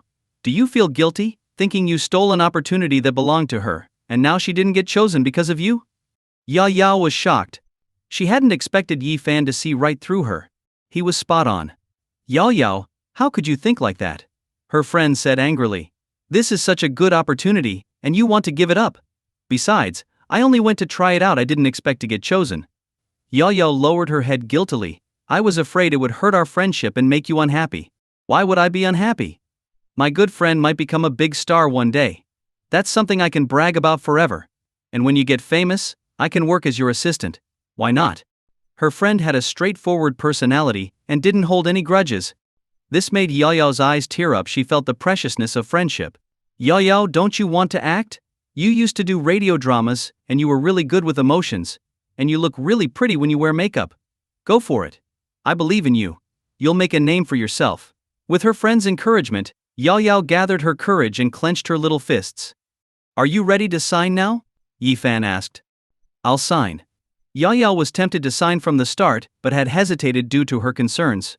Now that her friend didn't mind, it would be wrong to give up such a good opportunity. If she regretted it later, it would be too late. Yifan was very satisfied.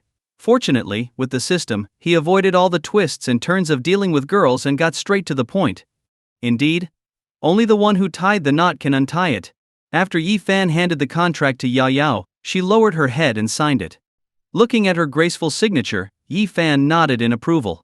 Pleasure doing business. I've prepared a TV series for you called Glory. I'll send it to you when you get home, you can take a look. Yifan paused. I plan for you to play the lead female role. Yao was stunned upon hearing this lead role. No way. I can't handle that. I thought I'd just start as a minor character. You're the main talent our company is promoting, and I think this script is perfect for you. Don't underestimate yourself. I'll arrange for an acting coach to guide you. Look over the script first, then we can talk. Yifan patiently reassured Yao. Yao looked up at Yifan's handsome, gentle expression, feeling a bit entranced. She shyly nodded, all right. Yao's friend was also genuinely happy for her, and the two of them shared in the joy. Yifan also felt a sense of relief. But moments later, he felt pressure on his fingers. Thump, thump, thump. Previously, the sensations Yifan felt were soft taps, likely from using a mouse. But now, it was harsh and forceful. Why was she typing so aggressively? Did something upset her? Yifan felt a slight soreness and tingling in his fingers, Even shaking them didn't relieve the discomfort. Where was Muizinsi right now? He'd better message her. Yi Fan started to send her a message on WeChat. No reply. She didn't block him, so why no response? Feeling puzzled, Yi Fan dialed her number. A sweet voice sounded through the phone. Hello, the number you have dialed is currently powered off. Yi Fan sighed. She wasn't answering and had turned off her phone? He didn't know where she was. Fortunately, he had the system. Is there a way for me to find someone? The system replied. The host can use the lottery. I will accurately reference your desires to provide appropriate prizes. Yi Fan grew excited. That was perfect. Then I'll draw 3 times. After redeeming, Yi Fan began the lottery and won 2 prizes. Ding! Congratulations to the host for winning a limited edition Paite Philippe commemorative watch.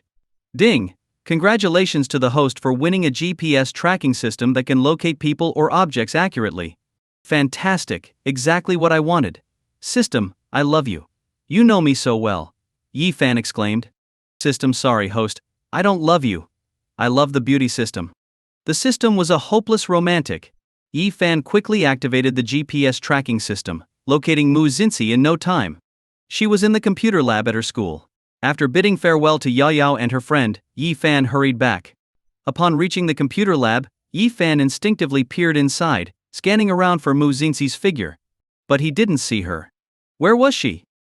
There were barely any people in the computer lab, with only 2 dimly lit computers left on. Strange. The system had indicated she was here, so where was she? Just as Yi Fan was about to use the GPS tracking system to locate her again, someone lightly tapped him on the shoulder from behind. Yi Fan? Yi Fan quickly turned around and saw a charming girl. She had a high ponytail, an apple-shaped face, and delicate features, though her gaze looked a bit annoyed as she stared at him. What are you doing here? And you are? Yi Fan asked, puzzled. I'm Li Xiaoyu, also Cincy's best friend. Xiaoyu huffed. Yi Fan suddenly understood. So, this was the best friend Xiaoyu that Muizinsi often mentioned. It was his first time seeing her. Have you seen Muizinsi? Yi Fan asked. Where did she go? You're looking for her, but she doesn't want to see you. Xiaoyu crossed her arms with a hint of hostility. Things have come to this, so why are you still bothering her? What do you mean? Yi Fan was confused. He suddenly realized he completely didn't understand the inner thoughts of girls. Sometimes, couldn't girls just be straightforward? Making guys guess was really exhausting. If a girl says no, she might actually mean yes. If a girl says yes, she probably means no. If a girl says whatever, it absolutely means she wants you to do something, exactly how she wants it done, not just however you feel like. Xiaoyu immediately started defending her friend. How do you expect to be a Casanova like this? Playing with 2 boats at once, leading our Cincy on while getting cozy with other women, disgusting. Huh? Yi Fan was even more confused. What are you talking about? He couldn't understand why Xiaoyu was saying all this. He didn't think he'd mistreated Muizinsi, let alone gotten cozy with other women. Why did Xiaoyu seem to have this inexplicable hostility toward him? As Yi Fan looked bewildered, Xiaoyu huffed, stop pretending.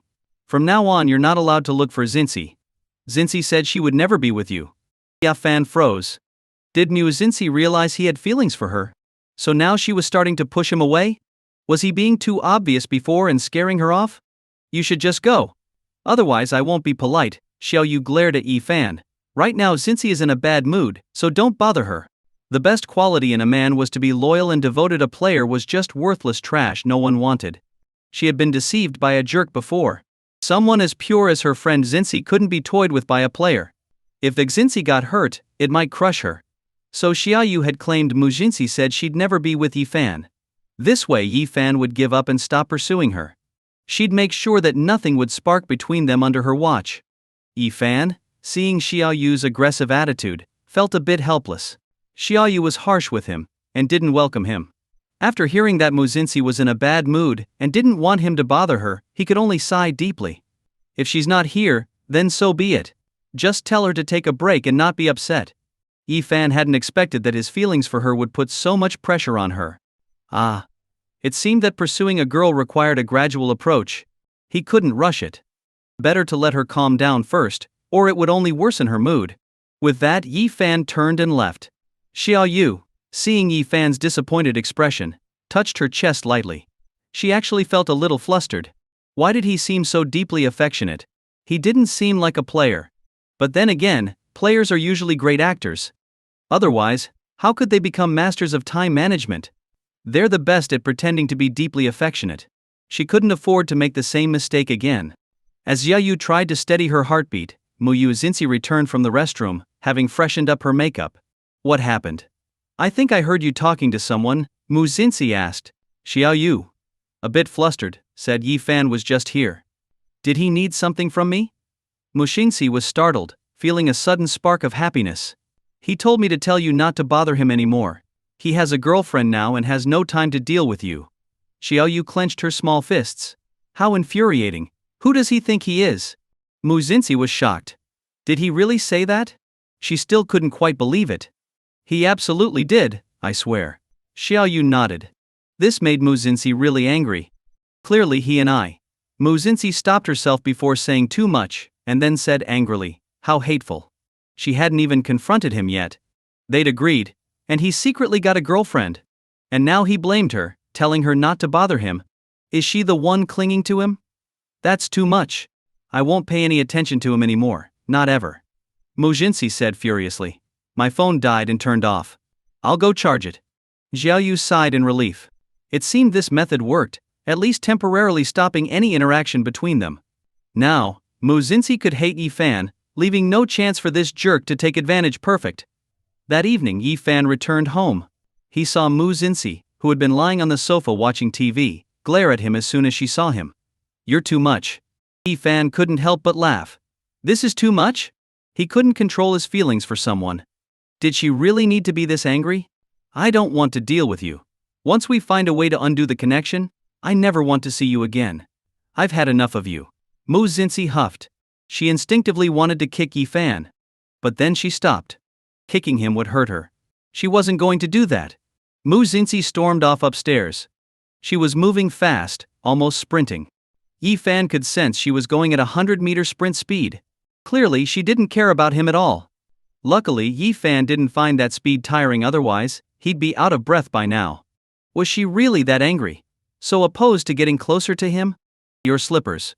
Just as Yi Fan was lamenting that his first love might be crushed in the cradle, he noticed that Muji had been running so fast that her slippers flew off on the stairs. I don't need you to care. Thinking of Yi Fan's harsh words, Muxingxi felt utterly wronged. If he'd been a bit nicer, she wouldn't be so angry. She wasn't a clingy or fierce woman. Who gave him the right to be so rude? And now, especially embarrassing herself in front of Yi Fan, how humiliating. Muxingxi's eyes were red with frustration. She snatched the slipper Yi Fan had picked up, put it back on, and continued running upstairs. Yi Fan sighed. A woman's anger truly was something to be feared. He finally got a glimpse of Muxingxi's cold and distant side. But, recalling the way she picked up her slipper, he thought she looked adorably fierce. What could he do? He was even more interested in her now. But how to ease the tension between them? It seemed Muxingxi was pushing him away more and more. Feelings really are a difficult puzzle one even Einstein might struggle to solve. And that night, Hua! A loud shout echoed throughout the dormitory. Lei Aigi, who had been lying on his bed looking at his phone, suddenly sat up like a spring. What's wrong? Xiao Wu, who had been playing games, was so startled that his phone nearly hit his face. Even Fat Tiger paused his conversation with his girlfriend, looking over at Lai Ji in confusion. Lei Aigi's face was flushed with excitement. Hurry up and say something we can understand. Xiao Wu cursed. Fat Tiger rolled his eyes at Li Aigi. Going crazy in the middle of the night. Tian Manufacturing has been hit hard internally. The CEO is in jail, they've declared bankruptcy, and the stock has completely plummeted. It's impossible to even sell now. Anyone who bought it is ruined. Li Aigi was excited. You lost money? I remember you invested quite a bit in that company. Xiao Wu said with concern. The stock market is risky, and investing requires caution. Turns out there's a reason they say that. It looked so promising, and now it's bankrupt. Lei Aigi, what are you going to do? Do you need us to lend you some money? Fat Tiger asked, worried. But Li Aigi, instead of looking distressed, slapped his thigh and laughed. Ha ha ha, lend me money? I'm treating you guys to dinner, especially old Yi. He's the real hero. What do you mean? We don't understand. Didn't you buy that stock? Xiao Wu asked. Don't you remember? It was old Yi who told me to sell it. and to buy Blue Deer Medical instead. Lai Gi said cheerfully. Oh, that's right. But why are you so happy? Blue Deer Medical wasn't that great of a stock either, it can drop a lot too. Xiao Wu said, bewildered. Fat Tiger turned to Xiao Wu and said, You fool! Did you forget that Blue Deer supplies masks and recently came out with a new medical solution? The stock's been soaring like crazy. It's now one of the hottest stocks, and so many people regret not buying it. Xiao Wu was stunned. Oh right. How did I forget that? Ha ha ha ha, I invested 500 yuan after listening to old Yi. Guess how much I made?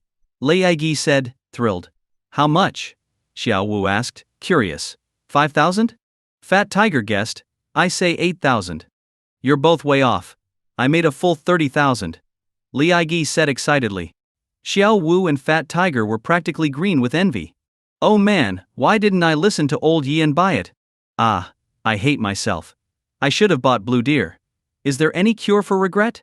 Now, who wouldn't envy Lei Ji for making money? Who wouldn't want to have 30,000 yuan? For a college student, making 30,000 from a few days of stock trading isn't a small sum. That's amazing. How did old Yi even think of buying this stock? His luck is incredible. Xiao Wu exclaimed excitedly. Lei Ji nodded. I doubted him at first, but it turns out I was the one with shallow vision, not seeing what he did. Luckily I listened to him and sold off QITN stocks, or I'd be in big trouble right now. He sighed. I even thought old Yi was a beginner who wouldn't handle it well, but he plays the market better than I do. Right? Trusting old Yi brings eternal life. Xiao Wu nodded vigorously, suddenly recalling something and getting excited. By the way, didn't old Yi invest 50,000 last time?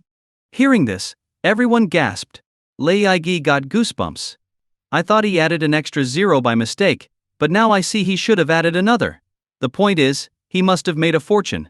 Xiao Wu became thrilled. Oh man, what kind of luck is he riding this year?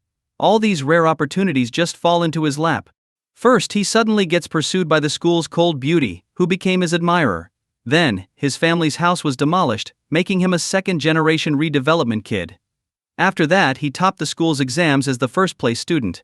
And now, he struck it rich in the stock market. Fat Tiger felt a pang of jealousy.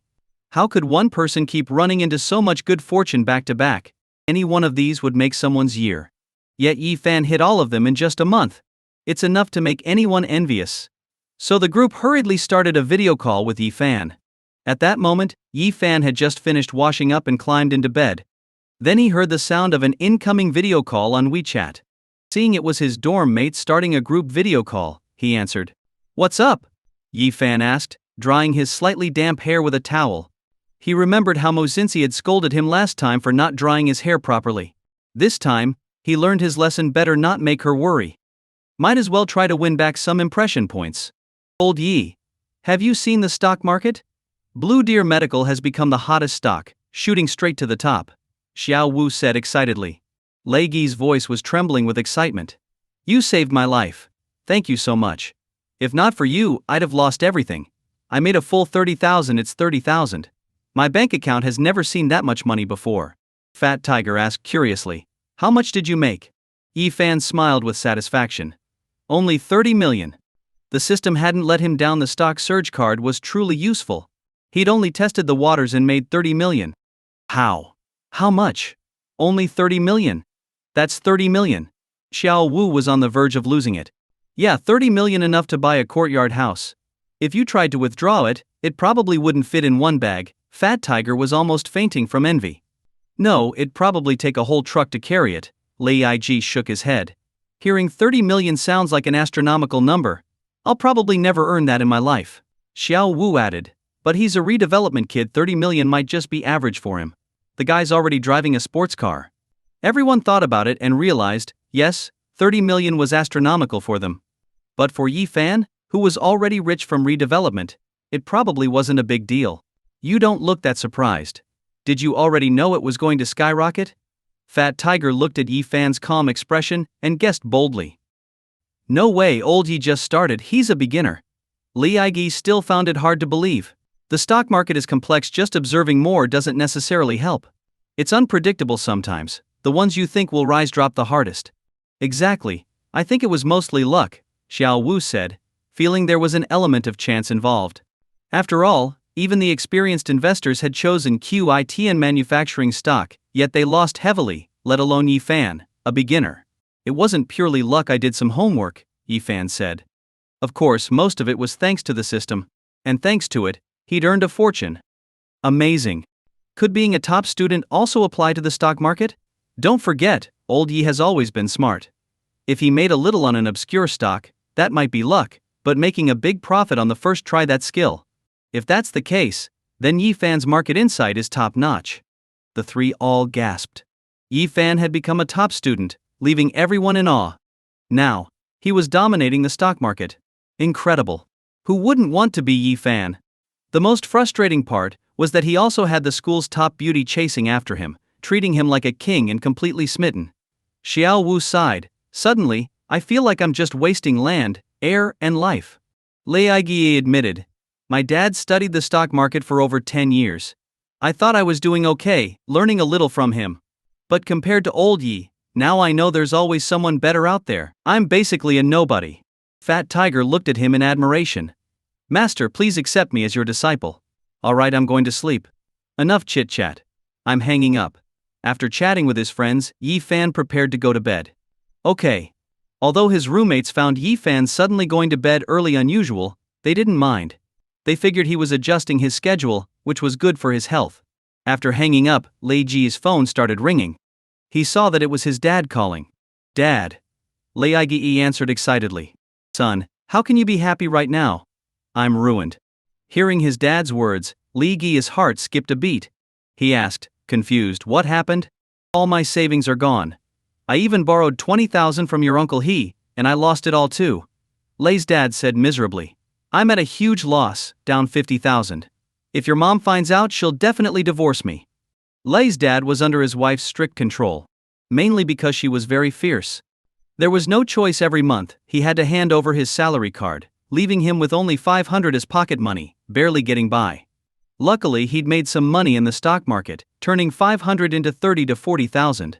But then he had a setback. He invested in QIT and manufacturing, which went bankrupt, taking all his money with it. Son, I'm so sorry. I even dragged you down, making you invest over 10,000. Lei's dad deeply regretted it. Back then, he had followed some inside tip, thinking QIT and manufacturing was a sure win, so he invested everything. He never expected to lose so completely. After hearing his dad's remorse, Lei Aigie sighed. Dad, really? Why did you put all your eggs in one basket? I have 30,000 here, take it to pay back Uncle He. Lei's father was stunned. You're not joking, right?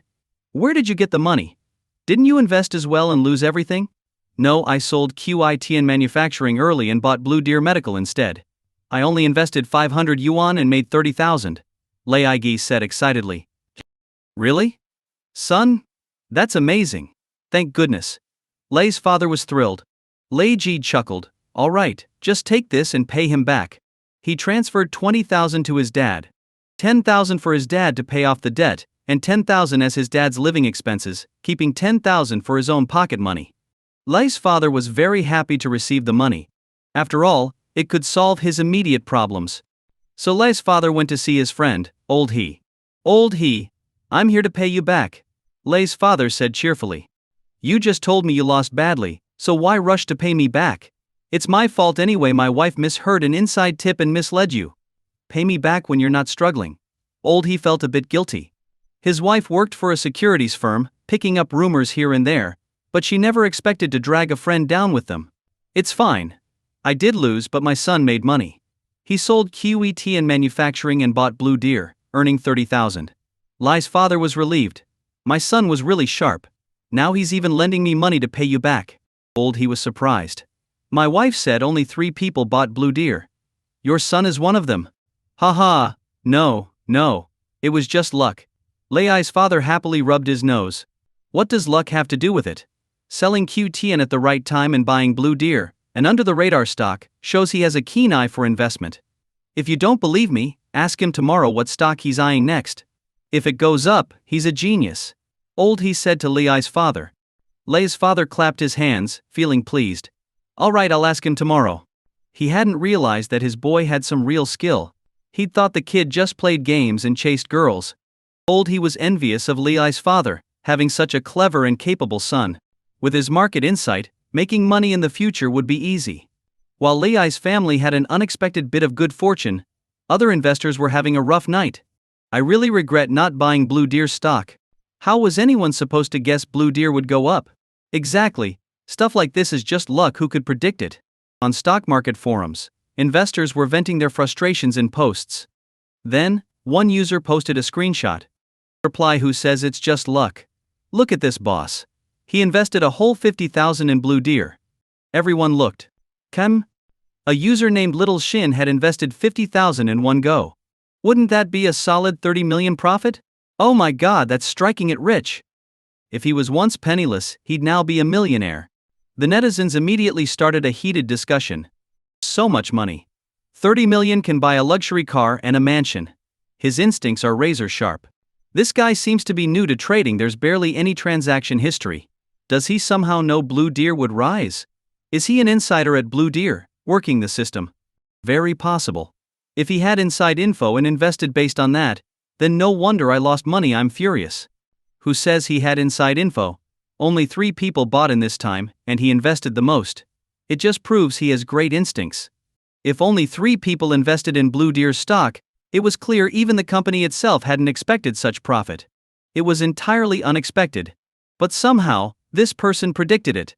Everyone gasped. Who was this mystery genius? I've been in the stock market for 7 or 8 years, and a newbie beats me. I've barely figured things out, and he's already leagues ahead. Mom asked why I'm staring at my phone while kneeling. It's because I'm worshipping a god. Am I the only one wondering how he had 50,000 in cash to invest in one go? Indeed, for an average person, having 30 or 40,000 saved up is already impressive. Let alone 50,000 in savings. And even if you had 50,000, who would risk it all on stocks? Stocks are risky, as we see now. Some earn steadily, while others lose everything. Not only that, but he dared to invest 50,000 in such an under-the-radar stock. Incredible courage. A unique vision. And clearly not short on cash. Amid the praise, a well-known trader, Lin Ming, posted a comment. This guy's no genius. He knows nothing about the stock market. He's now invested in Shisheng Enterprises. I'd say he's just a rich upstart randomly throwing money around and got lucky this time. Lin Ming had helped many wealthy people earn money and held a highly respected position among stockholders. Now that Lin Ming himself spoke up, everyone was sure the guy was just throwing money around and lucked out. Investing in Shisheng Enterprises? Shisheng is on the verge of bankruptcy. Their projects are failing. Haha. I thought he was a genius. Turns out he's a fool with money and no brains, investing in Shisheng, which is a total loss. Is his dad Wang Duoyu or something? Haha, like he'll inherit billions once he spends a few million.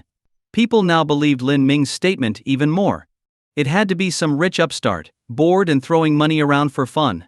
Some were even taking pleasure in imagining him losing everything by investing in Shisheng Enterprises. After all, what goes around comes around. Don't envy someone's profits the next moment. They might be penniless. Lin Ming really calls it like it is. No wonder he's a master. Exactly, Lin Ming's the top trader in the industry. If there were truly a stock market genius, they'd already have been snapped up to work as a trader. Who wouldn't agree? There aren't that many geniuses in the stock market. However, the stockholders had no idea that Yi Fan was sleeping soundly at that moment. At around 8 the next morning, he finally woke up. Yi Fan checked the time and, seeing he had classes in the afternoon, got up to wash. When he went downstairs, he saw Mu Xinxi sitting at the dining table, clearly ready for breakfast. Her long hair flowed over her shoulders, her eyes were bright, and her features were beautiful. Just seeing her face brightened his mood. But she was obviously ignoring him, with her lips pouting, leaving Yi Fan feeling a bit helpless. Still upset? Good morning, Yi Fan said as he walked over to greet her. She glared at him but didn't respond. Yi Fan felt quite frustrated. He liked her. But did that make her feel so burdened? Besides sharing sensations, she probably didn't have any good feelings toward him. Yesterday Yi Fan was about to express his feelings when Mu Xinxi interrupted him. Eat this. Mu Xinxi pushed the delicious breakfast in front of Yi Fan. Yi Fan was delighted. Was she trying to make up? Giving him such a rich and delicious breakfast? I'll eat this, Mu Xinxi said. Yi Fan then saw her take a bowl of plain porridge. This instantly dampened his joy. Just plain porridge, with no flavor, and Mu Xinxi was eating this? Isn't porridge too little? Eat something else, like some dumplings. Yi Fan thought that just porridge was too plain, so he pushed some dumplings over to her. I think porridge suits you well. It cleanses the stomach. You used to drink porridge before too. I'm just catering to your taste. Mu Xinxi gave a fake smile, or are you not willing anymore? Now she was settling old and new scores together. Yi Fan had eaten plain porridge at the cafeteria before, and it had left her feeling tasteless. So now that she was eating it, it wasn't too much to let Yi Fan also taste the plain porridge experience. After all, he had said those strange things, broken their agreement, and messed around outside. It's fine. As long as you like it. Yi Fan realized Mu Xinxi was taking revenge on him. Ah, truly, one should never offend a girl once she gets angry, it's hard to handle. This was definitely not the time to argue with her, or the consequences would be even worse. While Yi Fan was eating delicious food, his mouth only tasted the plain, bland flavor. So plain. Now he felt all kinds of regret. So, this is what Mu Xinxi experienced before. Thinking back to the terrible cafeteria food, he really hadn't done well. No wonder Mu Xinxi was so resistant to the idea of him liking her. What girl doesn't like a nice guy? It must have been his actions before that left a bad impression on her. Thinking this, Yi Fan decided to make a real change and make it up to Mu Xinxi. Everything could improve from now on. And there'd surely be a chance. Congratulations, host, for a sweet meal together. You've gained 300 points. The system popped up. Yi Fan was gloomy. A sweet meal? Sweet where? Sweet home maybe? After the meal, Mu Xinxi hummed, I'm going to school now. I'll go with you. Yi Fan wanted to improve their relationship. But as he got closer, Mu Xinxi glared at him and pulled out her trump card, I'm taking the bus. Hey! That would scare him, right? Buses are crowded, and the smell isn't great. Yi Fan, now used to luxury cars, surely wouldn't want to ride the bus. Let's take the car instead. Yi Fan shook his head. If he drove his sports car, at least Mu Xinxi would have a better experience. After all, rush hour buses were pretty uncomfortable. I've never taken a bus before. There's a first time for everything. Life is about trying new things. I want to try it myself. Hearing his response, Mu Xinxi was secretly pleased. See, Yi Fan didn't want to. Mu Xinxi didn't actually intend to take the bus, she just wanted to scare him a little. A bit of punishment to see him back down.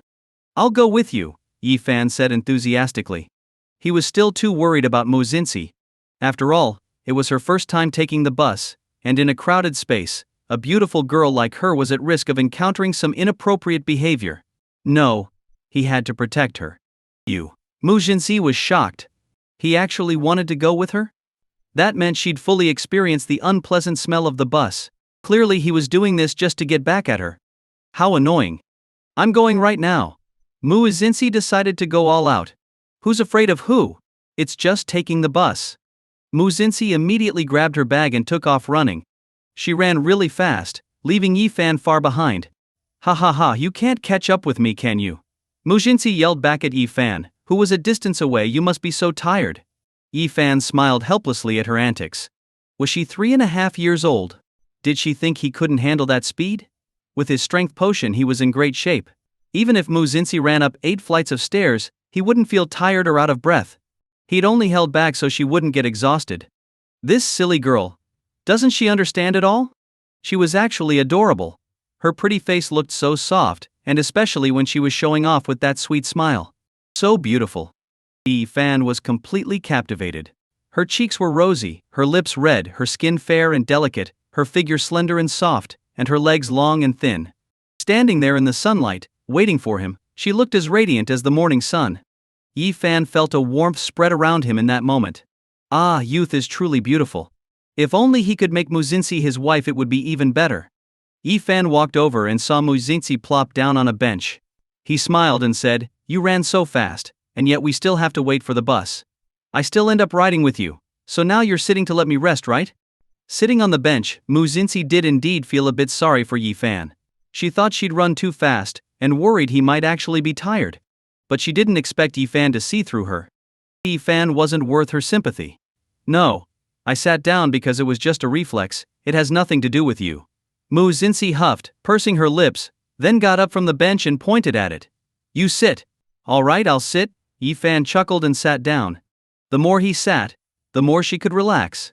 A couple nearby looked at Mu Xinxi's actions in surprise. The boyfriend was quite envious.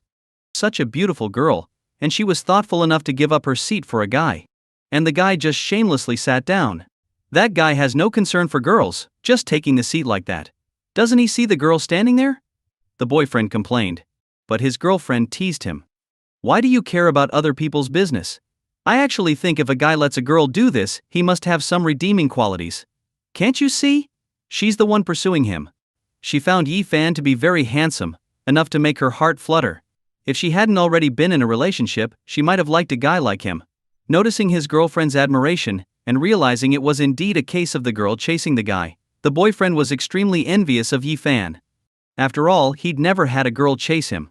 He'd spent plenty of time and effort just to win over his own girlfriend. When they squeezed onto the bus together, it was always him giving up his seat to her, and she would sit comfortably. Look, all guys. But such different situations. If only his girlfriend were half as considerate as the girl in front of him. Soon, the bus arrived. Mu Xinxi took a deep breath. A total beginner, she cluelessly followed the crowd onto the bus. Yi Fan followed right behind her. As Mu Xinxi boarded with the others, she saw the packed bus and noticed the unpleasant smell. She wanted to back out, but seeing Yi Fan watching her, she didn't want to give him the satisfaction, so she forced herself to go on. Miss, please pay the fare, the driver called to Mu Xinxi. Huh, here? Mu Xinxi was a bit surprised. She thought you paid when you got off. Yes, it's 2 yuan per person, the driver patiently replied, seeing such a beautiful girl. Feeling awkward, Mu Xinxi took out her wallet and searched for coins but found only 100 yuan bill. Just as she was about to put the 100 into the fare box, Yi Fan stopped her. 100 is way too much, that could cover dozens of bus rides. I don't have any coins, Mu Xinxi mumbled. By now a man behind them started urging her to hurry, scolding. What's the holdup? Move it along. Yi Fan turned and glared at the bald man. There's just a small issue. Be patient. Why yell at a girl like that? Didn't he see how pale Mu Xinxi's face had gotten? I have coins. I'll pay for you, Yi Fan said, dropping 4 coins into the fare box. Mu Xinxi felt grateful for Yi Fan's help. Otherwise, she wouldn't have known what to do. You take that seat, Yi Fan said, noticing an empty spot nearby and quickly gesturing for her to sit. You sit, Mu Xinxi firmly insisted, her gaze daring him to refuse. Yi Fan smiled helplessly. All right, I'll sit. And he sat down on the seat. This way, Mu Xinxi could stand comfortably without having to strain herself. Ding! Congratulations to the host, detected seat given by Mu Xinxi, awarded 300 points. At that moment, Yi Fan noticed that Mu Xinxi had subconsciously slipped something into his hand. Here, take it. Yi Fan heard Mu Xinxi huff in her usual prideful tone. Looking down, he saw a 100 yuan bill in his hand. Why are you giving this to me? Yi Fan asked, puzzled. I don't need you to pay for me. Mu Xinxi flipped her hair, muttering under her breath. Yi Fan chuckled. Had she eaten something sweet? How could she be this cute?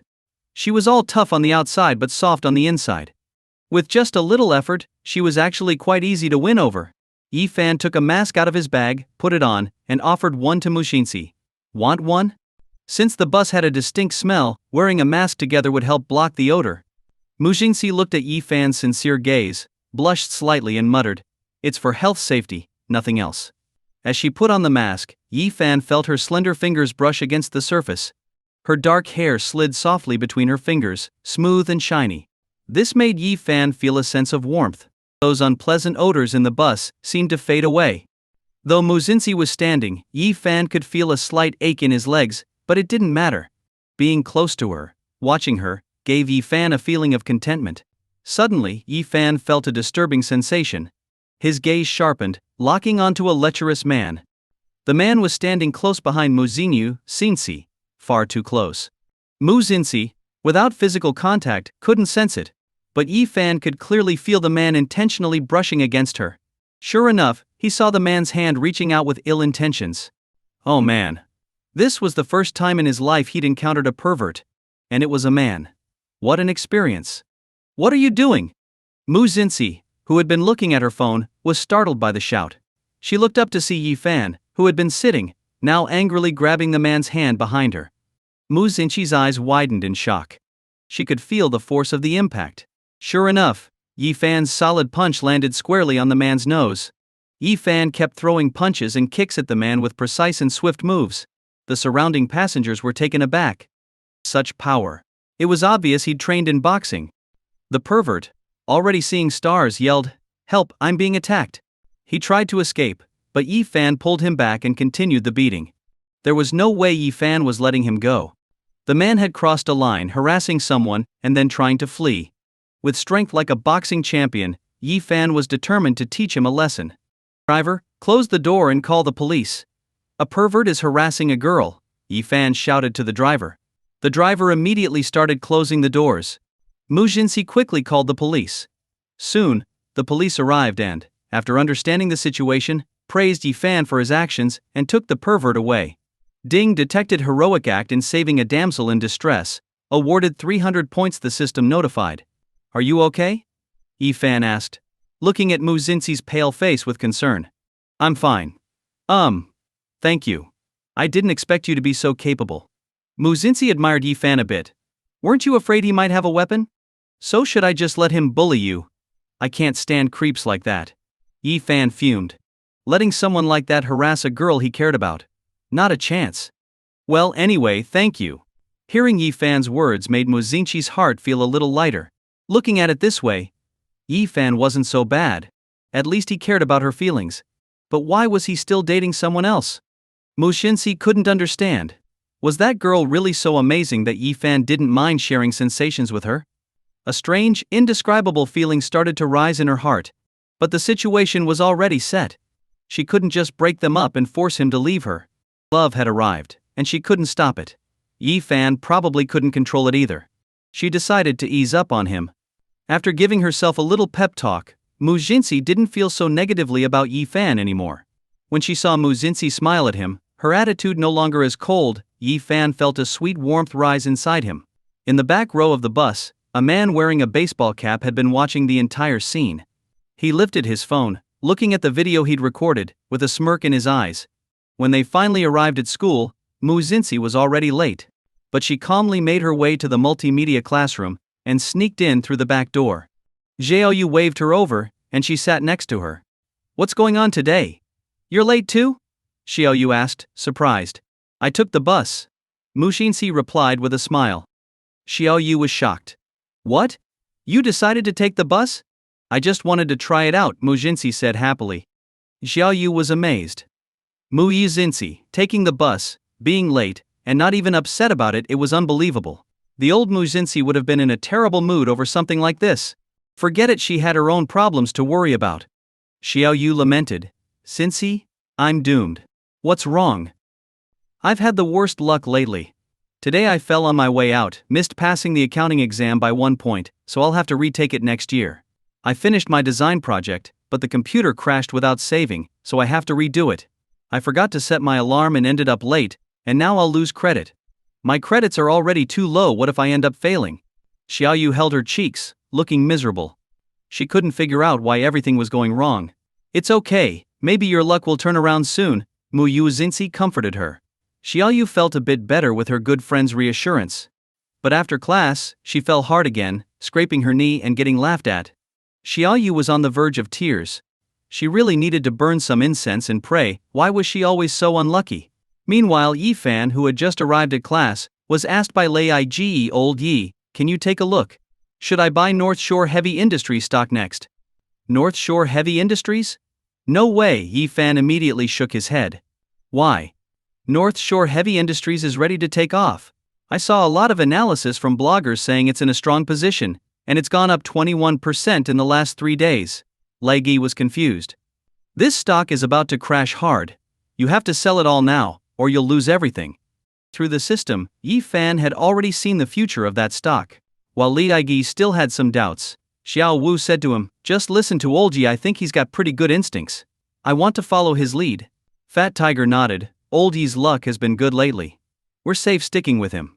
"Old Yi, which stock are you buying?" "Sishing Enterprises," Yi Fan replied without hesitation. Before going to sleep last night, he'd used his phone to invest 2 million yuan in Sishing Enterprises stock. If it hadn't been for his bank's transaction limit, he could have invested even more. Starting tomorrow, Sishing Enterprises would skyrocket, yielding impressive returns. Lei Ji hesitated. After all, Sishing Enterprises was a small company and hadn't been doing well. but since Yi Fan suggested it, he decided to follow along. So, Li Aigi, Yi Xiao Wu, and Fat Tiger all used their pocket money to buy Ziking Enterprises stock. During class, Li Aigi got a WeChat message from his dad. Lei's dad, son, what stock did you want to buy? Lei Gi replied, I've already invested 10,000 in Ziking Enterprises stock. Hearing this, Lei's father was taken aback. Was he serious? So, what did your son buy? Uncle He, who was sitting beside Lei's father and eating fruit, asked. Lei's father replied sourly, he bought Ziking Enterprises stock. Uncle He choked, coughing. What?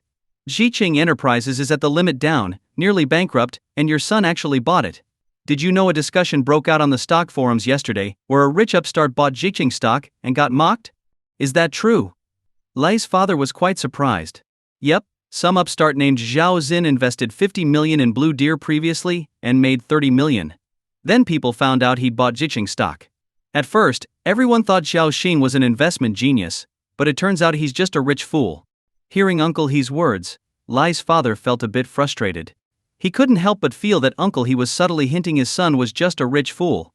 I thought my kid was pretty amazing, but I guess he's just a regular guy who happened to get lucky, Lei's father sighed. Uncle He happily continued eating his fruit. Geniuses aren't that common. But I think my luck's about to turn. I bought Hewichen stock and it's looking good. Lin Ming also recommended it, so it should rise. Are you in? His wife knew Lin Ming. According to Lin Ming's tone, that stock was bound to skyrocket, becoming a top-performing stock. I won't invest, Lei's father shook his head. I hardly have any money left, and my foolish son went and bought a lousy stock. Who knows how much he'll lose? I'd better persuade him to sell quickly. Despite all his attempts, Lei's father tried to convince his son to sell the stock and buy Hewichen instead. But his son was stubborn. Dad, even if I lose, it's no big deal. What if I hit the jackpot? I've got to take the risk. Seeing his son not listening, Lei's father sighed. His foolish son. Why couldn't he understand? Fine, he thought. Let him lose some money first to learn his lesson. Watching Lei's father's discouraged expression, Lin Ming felt quite smug. He genuinely wished his friend well, but he certainly didn't want his friend's family to do better than his own. He'd quietly make a fortune from this round.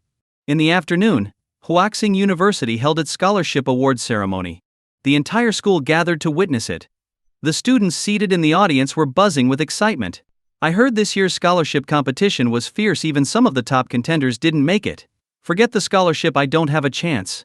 I'll work hard for the financial aid instead. Ah, I envy those who can win scholarships, they must get a lot of money.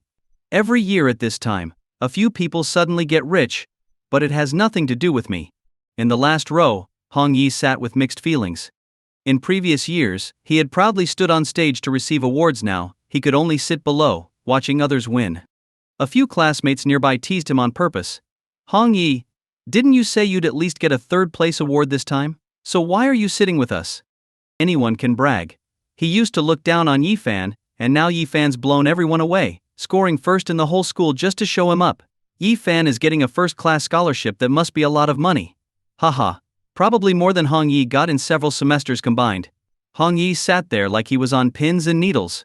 Especially when he saw Yi Fan standing at the front of the line, receiving his award, Hong Yi was filled with envy and jealousy, feeling deeply unbalanced.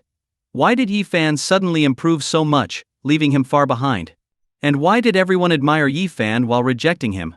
He hadn't done anything wrong, and it was Yi Fan who kept pushing him back, deliberately overshadowing him. Hong Yi clenched his fists, feeling miserable. At that moment, Yi Fan was already on stage with Mu Xingxi to receive their awards. Both he and Mu Xingxi had received first-class scholarships. She walked in front, her ponytail bouncing as she moved, looking fresh and beautiful. Being a dance student, her posture was graceful, with a straight back, slender waist, and fair, shapely legs. Her ponytail swayed as she walked. It made you want to reach out and pull it. Yi Fan held back, he couldn't tease her in front of everyone. He could only gaze at her, watching as she stood beside him on stage, shorter than him, with a slightly flushed profile and soft red lips. He leaned in closer, noticing her delicate shoulder. He had a sudden urge to rest on it, to see her blush and scowl. Too bad their relationship wasn't established yet, he couldn't rush things. But Yi Fan's gaze showed even more affection for her. Pride, happiness, and joy. Standing with Mu Xingxi to receive an award in front of so many people was such an honor.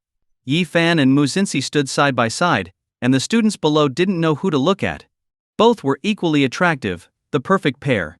It was a feast for those who admired beauty, a paradise for looks enthusiasts. The problem was that they could rely on their looks alone, yet here they were relying on their achievements. How annoying. When the principal began awarding the red certificates for first-place scholarships to Yi Fan and Mu Xinxi, Yi Fan slightly squinted, holding the certificate up in front of her face, and teasingly said, "Doesn't this look like we're getting our marriage certificate?" Mu Xinxi's face immediately turned red. Behind them was a red backdrop. The certificate in her hand was also red.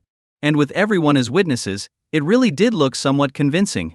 But how could Yi Fan tease her like that? Especially when he supposedly had a girlfriend. Wasn't that too timing? No, even without a girlfriend, he shouldn't tease her like that. With a blush on her face, Mu Xinxi glared at Yi Fan with her beautiful eyes. "It's not like that. Don't say such things." She raised the certificate, wanting to smack him with it. But realizing they shared sensations, his pain would be her pain, so she held back. He laughed freely, watching her every little movement. What a cute little fool. He felt an urge to tease her even more. "I was talking about a simple certificate. Did you think I meant a marriage certificate?" Yi Fan said with a mischievous smile. Mu Xinxi grew even more embarrassed, her tone tinged with irritation. "You already have a girlfriend. Stop teasing others so casually." Yi Fan furrowed his brow. "Girlfriend? I'm single. I don't have a girlfriend." Mu Xinxi was stunned. "You're not in a relationship. But last time, someone took a photo of you at the teacher's college meeting a girl." Yi Fan quickly realized Mu Xinxi was talking about Yao. "She's an artist I've taken an interest in. She suddenly decided not to sign with the company, so I went to her school to find her. But we're just in a boss-employee relationship, not romantically involved," Yi Fan explained seriously. Mu Xinxi's eyes widened in shock. "Then why did Xiaoyu tell me you were ignoring me because you had a girlfriend, telling me not to bother you?" Yi Fan was incredulous. "And she said you'd never be with me. So Xiaoyu lied to both of us." Mu Xinxi suddenly realized, her face turning pale. She couldn't understand Xiaoyu's motives. Why would she do that? Xiaoyu was supposed to be her best friend. And she lied. "When we get off stage, we'll clear this up." Also, Yi Fan paused, realizing something important. "Were you jealous?" "Jealous? Why would I be jealous of you? Don't even think about it." She blurted out in a flustered explanation, her breathing unsteady, her face redder than ever. Yi Fan chuckled at her reaction. "But with how you're acting, it's easy to misunderstand. Are you interested in me? Stop imagining things. I'm not." He took it as shyness. What an adorable little fox, her face flushed, truly tempting. Even her voice had a slight tremble, with a cute hint of bashfulness. "So what should I do? I think I'm starting to like you a little." Yi Fan's lips curved slightly. He spoke softly. But Mu Xinxi's ears still caught it.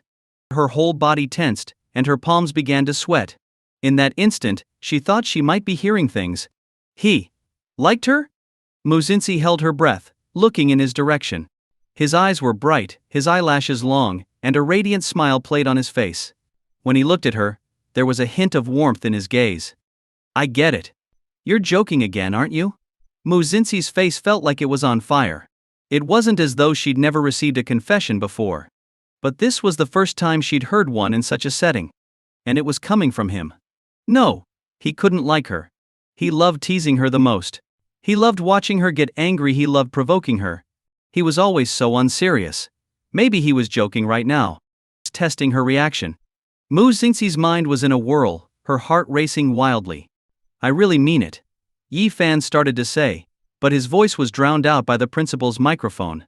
The principal spoke passionately here. "I'd like to especially commend Yi Fan. He used to rank last in the entire school, but through determination and hard work, he's now at the very top, even ranking first in the entire school.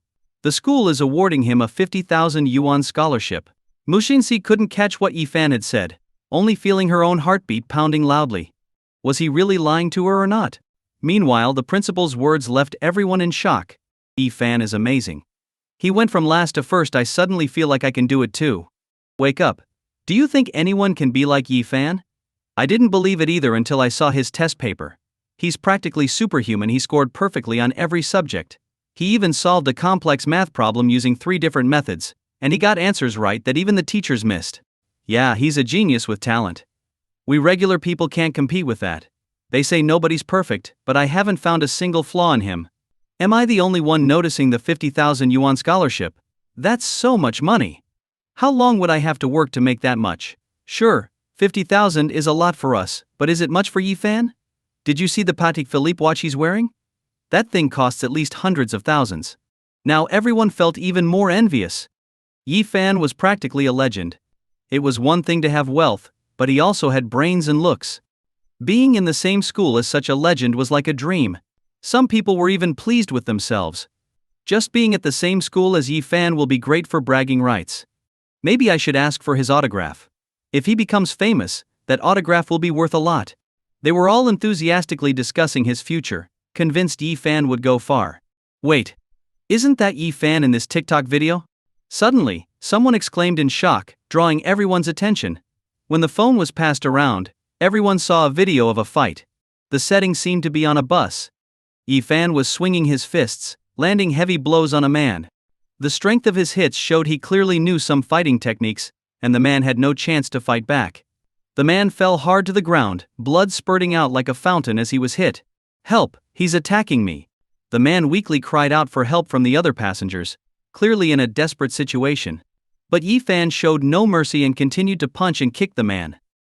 The screen went black, and there was no continuation. But the shock it left on everyone lingered. That's really Yifan. Why is he hitting someone like a mad dog? So fierce. Watching it gives me chills.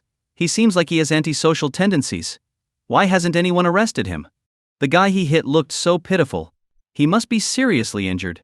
Some girls who admired Yifan tried to defend him. Maybe there's some misunderstanding. Yifan doesn't seem like someone with violent tendencies. That's right. I've never seen him hit anyone before. There might be something going on here. Yifan usually seems quite calm. Are we sure we aren't jumping to conclusions? But others quickly rebutted. Are you kidding? The blogger who posted the video said they saw Yifan randomly start punching and kicking a stranger on the bus, showing no mercy.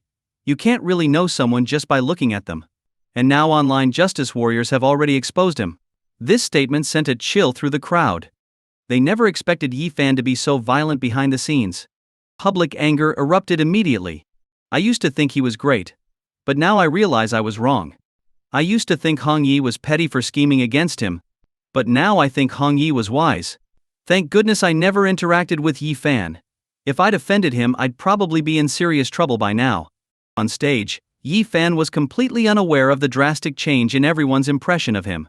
As he prepared to give his acceptance speech at the principal's signal, someone from the crowd protested loudly. Yifan assaulted a stranger without reason. With such poor morals, how can he represent the school as an outstanding student? Yifan was baffled. When did he ever assault a stranger? Clearly someone was spreading malicious rumors. Seeing the rising chorus of accusations, Xiao Wu and others shouted angrily, "My buddy isn't the type to do shady stuff. He'd never attack someone for no reason." Exactly. It's obvious someone's trying to frame him. Previously downcast, Hong Yi was now thrilled. Seeing Yifan basking in the spotlight had annoyed him, but now he couldn't believe his luck seeing so many people denounce Yifan. He added fuel to the fire. That's right. Yifan has a shady character, always causing trouble behind the scenes. He even tried to sabotage me. I just defended myself a little, but he still managed to ruin me. Mu Xinxi looked shocked. She couldn't understand why there was suddenly so much opposition. That's right. Yifan randomly attacks people, damaging our school's reputation. He shouldn't get a scholarship. I don't care who wins, as long as it's not someone with antisocial behavior. Principal, let's call the police and have him arrested. Seeing the chaos, Mu Xinxi felt extremely worried for Yifan.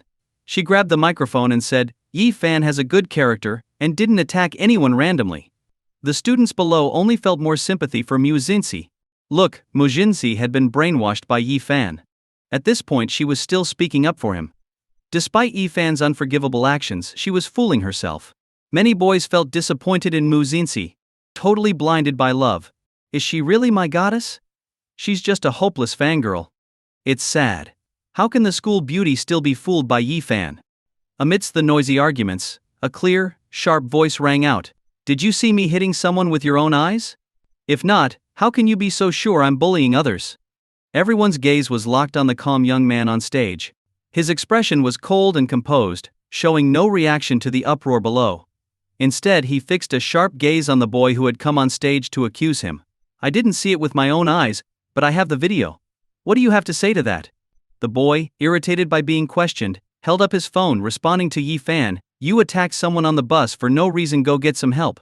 Yi Fan looked and realized it was the footage of him helping a girl on the bus earlier. He hadn't expected someone would post it online with malicious editing to distort the truth. No wonder everyone had been so easily misled. You think you know the truth, but what you're seeing is someone's fabricated version, Yi Fan said bluntly. I was subduing a harasser on the bus. If you don't believe me, go check. Muyu Xingqi nodded in support. I can testify. Yi Fan was acting heroically. The crowd froze in surprise. So, had they really wronged an innocent person? Is Yi Fan here? Just then, 2 police officers entered the scene carrying a banner. That's me, Yi Fan replied calmly. Great. Thank you for assisting the police. Your brave act of subduing a harasser on the bus helped us solve a major case. The man you apprehended turned out to be a suspect in a 6-year string of assault cases we've been searching for. Thanks to you, we finally apprehended him. The officers were visibly thrilled. They turned to the principal. Thank you for raising such outstanding students. They presented Yi Fan with a banner reading Nemesis of Criminals and awarded him a 30,000 yuan reward. The police rarely give out commendations to civilians, but Yi Fan had earned this unique honor. The principal beamed with pride, unable to contain his joy. No need to thank us. It's our duty. Yi Fan hadn't expected the harasser to be a fugitive, nor that the police would personally come to honor him. Seeing the situation clarified, the crowd was filled with respect for Yi Fan and started reflecting on their own behavior. I feel so ashamed. I was just following the crowd and accused a hero. How awful. Yi Fan did the right thing, and yet people misrepresented his actions. It's outrageous. That criminal deserved every hit. Too bad he didn't get more. Everyone here jumped on Yi Fan. I feel so sorry for him. He was doing a good deed. I'm proud of him. People were just calling the campus beauty delusional for defending him. Look who was right. She's got great taste, and I might even want Yi Fan for myself now. The boy who had accused Yi Fan was stunned, not knowing what to do. He never imagined things would turn out like this, and his face turned red with embarrassment as he felt everyone's scorn. Originally, he'd just been annoyed that his crush was interested in Yi Fan, so he tried to stir up trouble. But now he had become the target, facing everyone's condemnation. You actually accused a hero. He was doing the right thing. You call that antisocial? That's what I call standing up for justice. Why shouldn't Yi Fan get a scholarship? He earned first place fairly, and on top of that, he did a great deed. The school should owe him a prize. The pressure mounted, and the boy felt close to tears, unable to defend himself. With no other options, he forced an apology to Yi Fan. I'm sorry, I believed the rumors and attacked you without thinking. It was just a few words. Surely you're big-hearted enough to forgive me. I'm just an ordinary student. Yi Fan scoffed inwardly. Now he wanted to play the sympathy card? Sorry. But he wasn't buying it. If an apology were enough, what would we need the police for? Yi Fan raised an eyebrow, then turned to the officers as the boy stared in shock. I'd like to file a report. What's the case? The officer asked. According to Article 246 of our law, anyone who deliberately fabricates and spreads false information to damage someone's reputation is guilty of defamation, especially if it's severe. I want to press charges against him, and everyone who spreads slander about me. Yi Fan's gaze was stern as he pointed at the boy. I also want to hold the TikTok user Fei accountable for spreading malicious lies. His video has already gotten over 5,000 views, meeting the standard for criminal charges. The words left everyone in shock. All the students who had insulted Yi Fan earlier began to panic. No one expected Yi Fan to be so clear-minded and decisive. If he held them accountable, they'd be in serious trouble. One by one they felt like crying, regretting how they'd carelessly joined in the insults against him, easily swayed by others. The boy on stage who had questioned Yi Fan was almost in tears himself. As the police took him for questioning, he broke down, clinging to Yi Fan's leg, sobbing. Yi Fan, I was wrong, please don't report me. But Yi Fan remained unmoved, firm in his stance. Without any hesitation he pressed charges and filed a formal complaint, holding everyone accountable. The crowd burst into applause. Meanwhile, at home, Fei, who had gained attention by editing the video maliciously, was bragging to his friend over drinks. Man, these online folks are total fools. I recorded that video on the bus, and it got 3 million views. It's earning more than all my other clips combined. My follower count shot up by 100,000. If this keeps up, I can start doing live stream sales soon. His friend buttered him up saying, bro, you're amazing. Soon you'll have a luxury car, a big house, and girls all over you. Don't forget about me. Feige rubbed his hands together, thrilled. Haha, of course. When I get a luxury car, I'll let you borrow it for a few days, so you can feel what it's like to have girls throwing themselves at you. Awesome, bro. Dinner's on me, his friend said, delighted. Feige casually picked his teeth. He'd finally hit the jackpot. No more rejection at matchmaking events soon, he could just throw his money around. I think I need a fancy watch. All the rich guys wear those. Let's go get one later, gold and top notch. Feige declared, smug. Absolutely. You need it to show off your status. As Feige, thrilled with the flattery, was about to get up to buy a watch, several police officers burst in. We're the police. Based on the complaint we received, we're here to arrest you. In a flash, a pair of handcuffs clicked onto Feiji's wrists. He turned pale and stammered, wait. There must be some mistake. I didn't do anything illegal. But he was forcibly taken away. Feiji's Douyin account was wiped, and a public apology to Yifan was posted. On top of that, he was sentenced to pay fines and face nearly a year in jail. Feige was filled with regret. Why did he have to go and mess with Yifan? Now he was ruined. After restoring his reputation, Xiao Wu and the other roommates threw a celebration for Yifan. Come on, Yi. You should have seen those guys' faces today when you decided to press charges. They were scared stiff. Exactly. Yifan's clearly a hero, but they had the nerve to slander him. That grudge had to be settled. Now no one will dare defame our Yi. People are not only afraid of saying anything bad about him, they're treating him like an idol. Some girls are even saying they want to marry our Yi. It turned out to be a blessing in disguise. Right. I even saw that Hong Yi takes a detour whenever he sees Yi now. He's clearly afraid of our Yi. Let's drink to this victory. When the guys raised their drinks, Yifan waved them off, saying, my stomach isn't great, so I'll skip the alcohol. Tea instead. It was just an excuse. If he drank, Mu Xinxi, with her low tolerance, would definitely end up drunk. And while she was adorable and open when tipsy, she'd surely be embarrassed afterward. Forget it, I won't drink. I'll just have the milk tea that Mu Xinxi likes.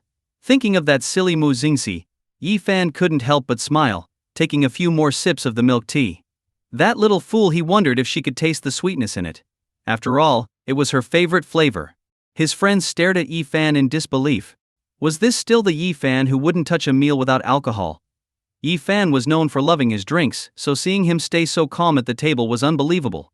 But since Yifan didn't want to drink, Xiao Wu and the others didn't push him. Instead, they toasted him anyway. Being mindful of Mu Xinxi's taste, Yifan avoided kidneys and pork hearts, knowing she didn't like those kinds of things. Instead, he stuck to some skewers so she wouldn't feel too uncomfortable. After the awards ceremony, Mu Xinxi found Xiao Yu in a secluded corner. Xiao Yu, did you hide something from me? Mu Xinxi looked at her anxiously. Xiao Yu looked guilty, her eyes darting around. No. Why would you say that? Her stammering, disappointed Mu Xinxi. Really? Then why did you lie to me, telling me Yifan didn't want me bothering him? Yifan doesn't even have a girlfriend, it was just rumors. Mu Xinxi's eyes were red. Seeing her like this, Xiao Yu felt terrible. Yifan single? She asked, surprised and panicking. Yes, Mu Xinxi replied. So, we misunderstood him, and you made me misjudge him even more. Hearing this, Xiao Yu felt extremely guilty. I'm sorry, I just didn't want him to hurt you, so I made up those kind lies. Please don't be mad at me. Just because you think it's for my good, does that make it any less a lie? Did you ever think that maybe I don't want that kind of protection? Mu Xinxi's painful memories resurfaced, and she felt cold and shaky, even struggling to breathe. For a moment, she felt so hurt she could barely breathe, almost collapsing. Mu Xinxi's voice broke with pain. I thought you were different, but I realize now you're just like the rest. I despise being lied to, especially by those I trust. She had finally opened her heart, only to end up defeated. All she wanted was something real. Why was that so hard to find? I treated you as my friend and trusted you, all while I misjudged Yifan. It turns out the liar was you, and he was the honest one. Mu Xinxi felt foolishly naive. I didn't mean it like that. Xiao Yu, sensing Mu Xinxi's distress, panicked and tried to hold her hand, only for Mu Xinxi to shake her off forcefully. Xiao Yu. Let's cut ties. Xiao Yu was in disbelief. End our friendship? She had treated Mu Xinxi with sincerity, but never expected to be treated like this. I'll make it up to you. I truly know I was wrong. Please give me another chance, okay? Xiao Yu was in agony, her tears streaming down. But Mu Xinxi had already made up her mind. Her beautiful face was filled with determination. No matter how much Xiao Yu begged, Mu Xinxi stubbornly suppressed her soft-heartedness. It's impossible. Under Xiao Yu's shocked gaze, Mu Xinxi instinctively turned to leave. The moment she turned her back, tears began to fall from her eyes. Her earlier strength completely crumbled as she cried her heart out, feeling a pain so deep it was hard to breathe. Meanwhile, Yi Fan, chatting with his friends, suddenly felt the sensation of wiping away tears on his hand. She's crying? Who upset her? Yi Fan suddenly became a bit panicked. He tried calling Mu Xinxi. No answer. Tears kept falling, and he could feel her sorrow. Yi Fan's heart twisted in pain. Even though he couldn't see her crying, just the thought of her in tears made him feel terrible. The sky grew dim. At the seaside, waves crashed on the sand. When Yi Fan arrived, he saw a girl sitting on the beach, hugging her knees. Her long black hair, lonely silhouette, and sad aura all weighed on Yi Fan's heart. He slowly walked up to her and gently reached out to pat her head. Looking at the sea? Mu Xinxi trembled slightly, feeling a gentle touch on her head. Hearing his deep, magnetic voice, she looked up in surprise at the handsome face before her. How did you know I was here? She asked in astonishment. Yi Fan's lips curled up. We've exchanged senses, haven't we? If you walk on the sand, I can feel it too. When the sea breeze blows on you, I can feel it too. How could I not guess where you'd be? In truth, he'd only guessed a general location. He actually found her precise spot using the system's GPS. Mu Xinxi pouted, her mood still low, and rested her pretty face on her knees. Go away, I want to be alone. Who's Jingjing? You found someone else? Mu Xinxi glared at him with big round eyes. I'm fierce, you know. If you don't want to get hit, leave. Then hit me, I'll be your punching bag. Yi Fan sat beside her, stretched out his arm, and said cheerfully, hit me as much as you like, as long as it makes you feel better. I'm not some sadist, okay? Hitting you would just make me hurt. Mu Xinxi huffed. Yi Fan chuckled and nodded. Glad you understand. He continued. I'm like a goldfish with a 7-second memory, I forget things easily. If you have anything that's bothering you, tell me. Once you say it, you'll feel lighter, and I'll forget it in no time. Mu Xinxi scoffed, top of the class with a bad memory? I don't buy it. Looks like you're not that easy to fool. How about we trade secrets? You tell me what's bothering you, and I'll share one of mine, Yi Fan said with a sly grin, looking at her. What secret do you have? Mu Xinxi asked. Suddenly this idea seemed acceptable to her, she wouldn't lose anything by it. I like you, Yi Fan said, without even thinking. Mu Xinxi's face instantly flushed. She remembered what Yi Fan had said to her on the award stage earlier, and her heart began to pound, unable to stay calm as she replayed it in her mind. Host's confession detected. Host is awarded 500 points, the system prompted. Yi Fan, are you always this good at flirting with girls? Mu Xinxi's long lashes fluttered as she tried to control her expression, but the red on her cheeks refused to fade. I'm not much of a flirt, but I have pretended to be a girl in games to mess with guys. Yi Fan thought it over, answering honestly. He really had tried it, but it was more because a few of his goofy roommates convinced him to play pranks with a voice changer to mess with rude players in the game. Mu Xinxi let out a giggle. No one usually admits these things outright. That's so like you, having such a quirky sense of humor. Back to the point. It's your turn to tell me why you're upset, Yi Fan said, looking at Mu Xinxi. Mu Xinxi lowered her gaze, her small face dipping down, her eyes dim. I just feel like there's no one around me I can trust. It was like that before, it's the same now. She'd considered Xiao Yu her close friend, but Xiao Yu ended up deceiving and betraying her, just like that person from the past. Who said there's no one? Am I not here? Yi Fan replied casually. Mu Xinxi was stunned and quickly looked up at him. Yi Fan's gaze was intense, his face sincere. Do you know why I love teasing you? Do you know why I keep flirting with you? Do you know why I always give you a hard time? God knows, I actually like you, no reason, I just do. I'm not lying here whether you believe me or not, I'm telling you it's the truth. Despite his carefree demeanor, Yi Fan's bashfulness peeked through. He even scratched his head nervously when he noticed her looking at him. Mu Xinxi's eyelashes fluttered as she felt her breath mix with his. Her breath quickened, her heart pounding. You mean? It's true? Of course it's true. Why would I lie to you? You're the first girl I've ever liked. Even if I didn't want to admit it, you're my first love. Yi Fan answered directly. Mu Xinxi blinked rapidly. It felt unreal. Here was this handsome, carefree young man, someone who could be playful yet warm and genuine. If it had been anyone else's confession, she might have felt bothered. But after hearing his, her cheeks grew even hotter, and she felt strangely nervous. What about you? Do you like me? Yi Fan asked, eyes hopeful as he looked at her. He had already prepared himself for any answer, whether acceptance or rejection. But so what if she said no? Would that stop him from liking her? Not at all. He'd just keep trying. After all, if he liked her, he had to show it. I don't know. Mu Xinxi instinctively stood up in a panic from the beach. Her gaze was flickering, avoiding Yi Fan's eyes, yet her cheeks were flushed like a peach, and her hands nervously gripped the hem of her dress. Yi Fan watched her walk away and grew anxious. What do you mean you don't know? If you like me, just say so. If not, just say that too. At least give me an answer. Her response was leaving Yi Fan exasperated. What's the point of liking you? I'll carry your bags, take you out to eat when you're hungry, stand up for you when someone bullies you, keep you company when you're sad, celebrate with you when you're happy, make you laugh when you're bored, and take care of you when you're sick. Yi Fan rattled off everything in his head without thinking. I'm hungry. Huh? Yi Fan was taken aback. Mu Xinxi glanced at him. Aren't you taking me to eat something delicious? Hey you. Mu Xinxi's cheeks flushed red as she kept walking forward. Well, hurry up and lead the way. Wait. Yi Fan suddenly realized, then burst out with joy. So does this mean you like me? It's getting dark. Are you taking me to eat or not? Mu Xinxi's round eyes glared at him, her rosy cheeks tinged with shy pink. Yes. Absolutely. Yi Fan, overjoyed, immediately pulled Mu Xinxi into a spin. Host detected embracing Mu Xinxi. Reward 300 points, the system prompted. Seeing Yi Fan's enthusiasm, Mu Xinxi was shocked. Yi Fan. You jerk. Are you trying to wear me out? Ha ha ha. I got so happy that I forgot myself. Sorry, forgot we share sensory feelings. Did I wear you out, wifey? Yi Fan laughed. Mu Xinxi's face turned red. Don't call me wifey. It's so cheesy. Her voice grew quieter as she spoke, and she started walking again. Yi Fan quickly caught up, grinning. Then wife? No way, that's even cheesier. Hearing his warm, resonant voice made her blush even harder, her heart racing. She tried her best to act aloof and calm. But to Yi Fan, she was just adorably silly. How charming, how cute. What's cheesy about it?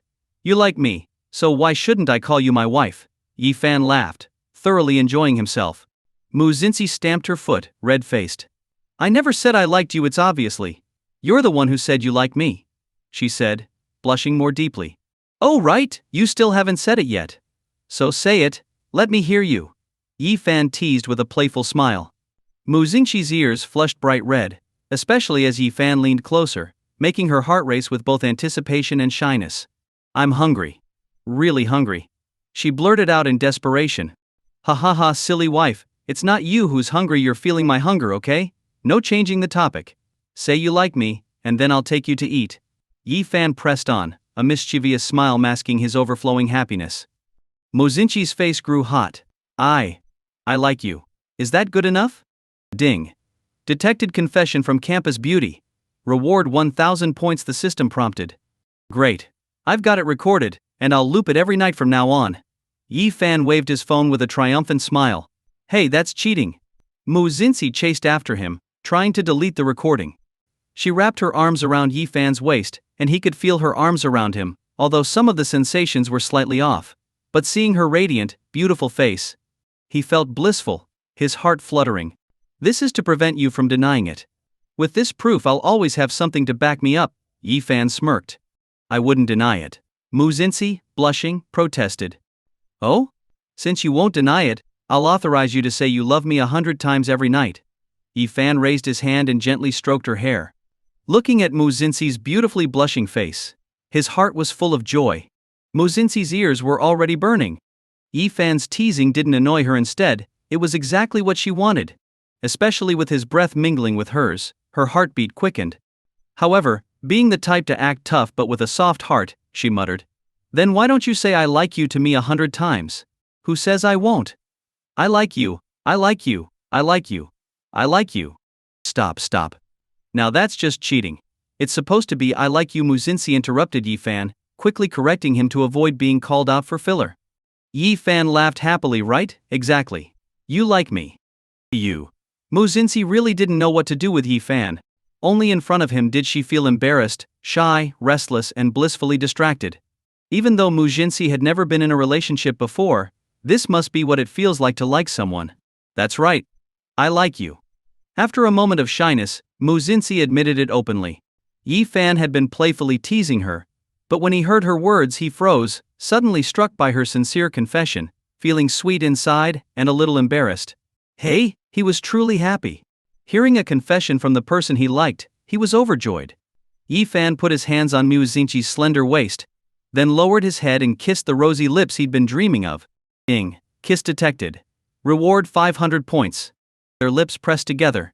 The feeling of the kiss was mostly the sensation of his own lips, but he could still faintly sense the softness of her lips. Sweet, like a peach.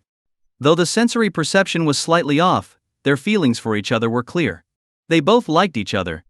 That alone was enough to make Yi Fan ecstatic. I like you too, Yi Fan murmured softly, deepening the kiss. Right now he felt like the happiest person in the world. Night fell. Inside the restaurant, Yi Fan and Muzinci sat together. Muzinci asked Yi Fan, "What would you like to eat?" Yi Fan picked up the menu, pointed at an item, and said to Muzinci, "This." The couple's set. I never had the chance to try it before, so this time I have to. He was still somewhat excited. It was his first time bringing a girlfriend out for a meal.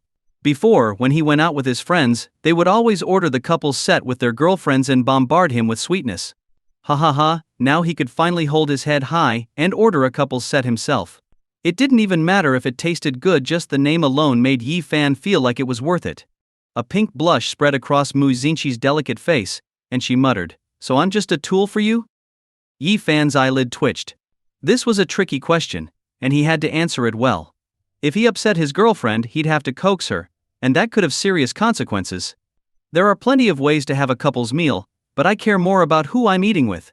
Besides, there's a dessert in the set that you like. Yi Fan smiled slightly at Muzinci. His words made Muzinci's cheeks turn red. She tried to act calm, though inside she was delighted. Fine, I'll let it slide this time. Thanks, girlfriend.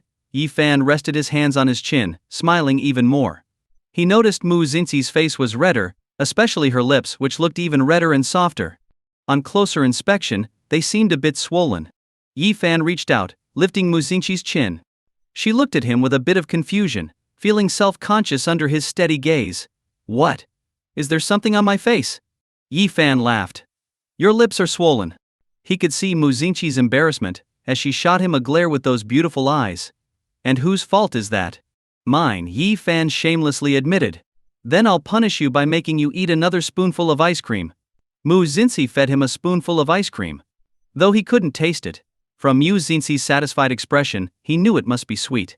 Especially with the envious looks from the guys at other tables as Muzinci fed him, Yi Fan smugly licked the corner of his mouth. Jealous? Well, his girlfriend was beautiful enough. Congratulations, host. You've unlocked the sweet feeding skill, earning 300 points. The system prompted. However, Yi Fan noticed that Muzinci seemed to get into feeding him, and couldn't stop. He looked seriously at her and said, "It's a bit chilly today. You're giving me so many bites, aren't you afraid I'll get a stomachache?" Muzinci immediately put the spoon down, her long lashes blinking. Then I won't feed you anymore. I was just eating ice cream to reduce the swelling. Yi Fan chuckled. Eating ice cream to reduce swelling? He raised an eyebrow. You can feel the cold, but you're not actually eating it. How could that reduce swelling? Reducing swelling requires this. Yi Fan leaned in and kissed Muzinci's red lips. The kiss left Muzinci breathless, her cheeks flushed as she pushed against his chest, signaling it was enough. Catching her breath, she glared at him. Isn't that just making it swell more? Yi Fan examined her closely, then shook his head with a smile. There's still a hint of coolness from the ice cream in my mouth, it'll reduce the swelling. Look closely, your lips are even pootier now. Ding. Host and Muzinci detected kissing. Earned 500 points. He traced her plump, tempting red lips with his fingers, feeling how soft and springy they were, perfect for kissing. Satisfied, Yi Fan grinned. Muzinci's cheeks were bright red. And you say that's not just making it worse? But it looks nice. Especially now, after his kiss, her lips were moist and even more beautiful. Who wouldn't want their girlfriend's lips to bear traces of their affection? Alright, time to eat. Mu Xinxi blushed, urging Yifan to eat. Yifan chuckled, deciding to listen to his girlfriend. At that moment, Mu Xinxi's phone suddenly rang. She flinched as she picked up her fork, which Yifan noticed right away. Yifan looked up and saw Mu Xinxi frowning at the phone screen. What's wrong? Not going to answer? Yifan asked her. He saw the contact name Xiao Yu flashing on the screen. Mu Xinxi bit her lip slightly, and Yifan could fully sense her hesitation and unease. The two of them must have argued otherwise. She and Xiao Yu used to get along quite well.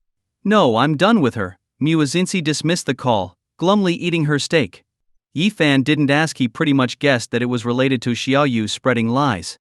Xiao Yu really was annoying, spreading false rumors between them. If things had gone differently, he could have lost his girlfriend. Still, it was a blessing in disguise. Thanks to that, they were able to clear things up and get together. Otherwise, who knows how much longer it would have taken for Mu Xinxi to understand his true feelings. Cheer up. You win some, you lose some. Look, didn't you end up with a handsome boyfriend out of it? Yifan teased, smiling to cheer her up. Mu Xinxi chuckled and teased. Your face is thicker than a city wall. Thick or not, you can pinch it to find out. Yifan leaned in closer. Mu Xinxi's face felt hot, and she pouted. No way. If I pinch you, I'd feel it on my face. I don't want to hurt myself. Yifan chuckled. His girl was so cute. When it came time to pay, Mu Xinxi instinctively reached for her card, but a black card was already in the waiter's hand. A boyfriend treating his girlfriend to dinner, that's pretty normal, right? Yifan raised an eyebrow. Mu Xinxi smiled. Fine, I'll let you. Before they were official, she didn't want to owe Yifan anything. But now that Yifan was her boyfriend, she was happy to let him treat her. After dinner, they walked out of the restaurant, and a gust of wind blew toward them. It's so cold. Yifan felt the chill through Mu Xinxi's senses. He noticed she was only wearing a thin dress, with no jacket. The temperature had dropped suddenly tonight, making it noticeably cooler. Girls really do choose style over warmth. Good thing you have me as your boyfriend. Yifan took off his jacket and personally helped her put it on. This is my first time, guess you get to have it. Luckily, he was dressed warmly enough, so Mu Xinxi wouldn't get cold, and neither would he. It was his first time putting a jacket on a girl, and though he could feel her sensations, he could see her gazing at him with those wide, soft eyes, standing there so adorably. It made Yifan's heart race, his breath unsteady. Especially as he buttoned the jacket from the bottom up, the higher he went, the more his nerves got the best of him. Are you that cold? Hurry up and get it on. Mu Xinxi, lost in her own girlish shyness, noticed Yifan shivering and quickly started fastening the buttons herself. One by one, she buttoned them up. But, you really are a little dummy. Look, you've mixed up the buttons, they're all out of place. Yifan laughed, teasing her. He saw her face flush, as red as if she'd been scalded by hot water, stammering, I didn't do it on purpose. It was an accident. Mu Xinxi reached out to fix the buttons for Yifan. Adorably silly. But for you, unbuttoning them is enough. Yifan laughed, holding her hand, and began undoing each button himself, then refastening them one by one. Mu Xinxi could feel the sensation of his strong fingers holding her hand. Her heart pounded so hard it felt like it might burst. Especially when she caught the meaning behind Yifan's words, her entire face went bright red. No flirting. The gas pedal isn't even pressed yet. Wait until you're really in the car, then your husband will take you on the highway. Yifan leaned close, whispering by Mu Xinxi's ear with a smile, right? You're too much.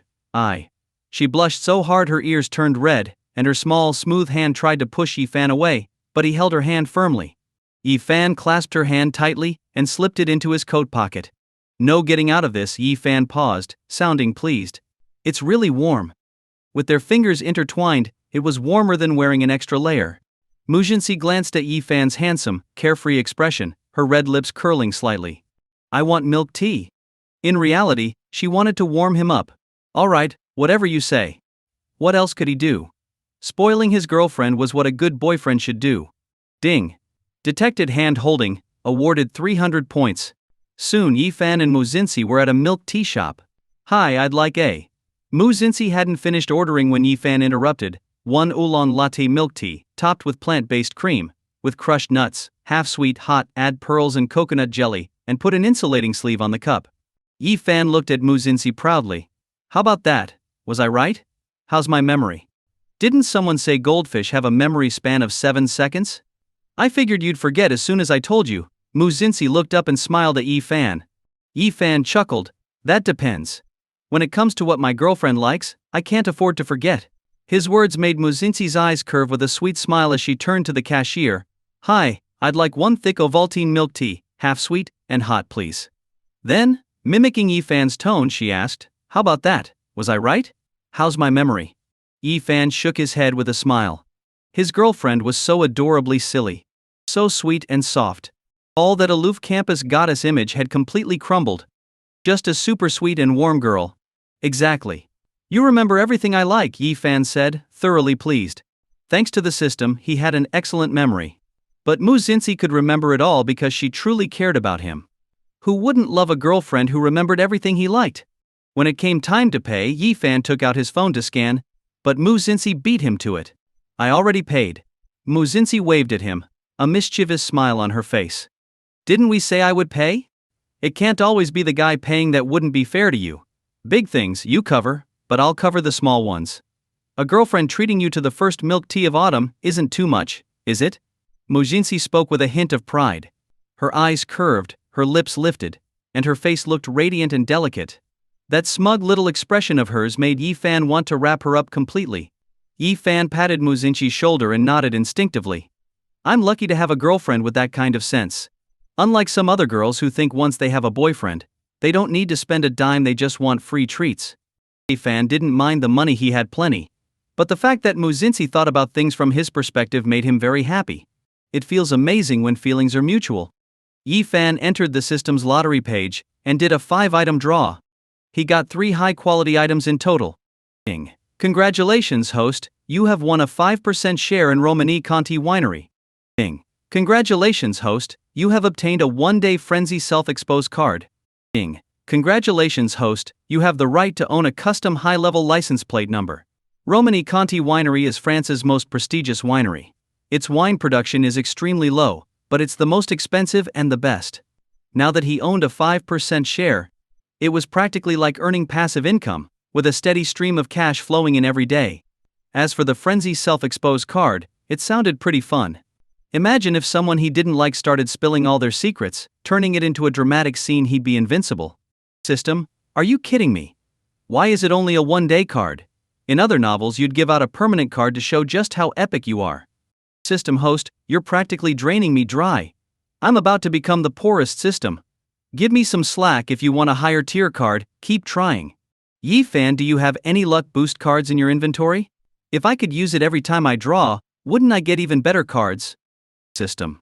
Host, does that not hurt your conscience? The system felt miserable, having such a sharp-witted host. Yi Fan was only teasing the system, and didn't take it too seriously. Having a 1-day card was better than nothing, after all. As for the custom high-level license plate, Yi Fan still had a question. What if the plate I want is already taken? Host, I have the ability to alter and delete world memories, and can free up any number. Whatever you want, I'll make it happen, you'll be the first owner with no duplicates. Yi Fan felt a surge of excitement. Getting a desirable license plate number was no small feat, it could take millions of tries to secure the one you wanted, especially if someone else had already taken it. Now, with this skill, getting any plate he wanted was a piece of cake. Yi Fan asked Mu Xinxi, when's your birthday? December 12th. Double 12? Yi Fan laughed. Mu Xinxi pouted. It's all Jack Massachusetts's fault. Now everyone remembers it as a shopping day and forgets it's my birthday. Her dad remembered, of course, and often prepared grand parties for her. But he was so busy with work that he couldn't always be there, which left her feeling lonely. Yi Fan felt a pang of sympathy, and he gently ruffled her hair. Don't worry, I'll remember your birthday. I'll take you shopping on that day, clear out your cart, so you can celebrate both your birthday and the holiday. He could see Mu Xinxi's ears flush red. She tried to act calm, but he still caught a glimpse of her shy and flustered side. Then you have to keep your word, no empty promises. Feel free to hold me to it. With his memory now, he wasn't going to forget.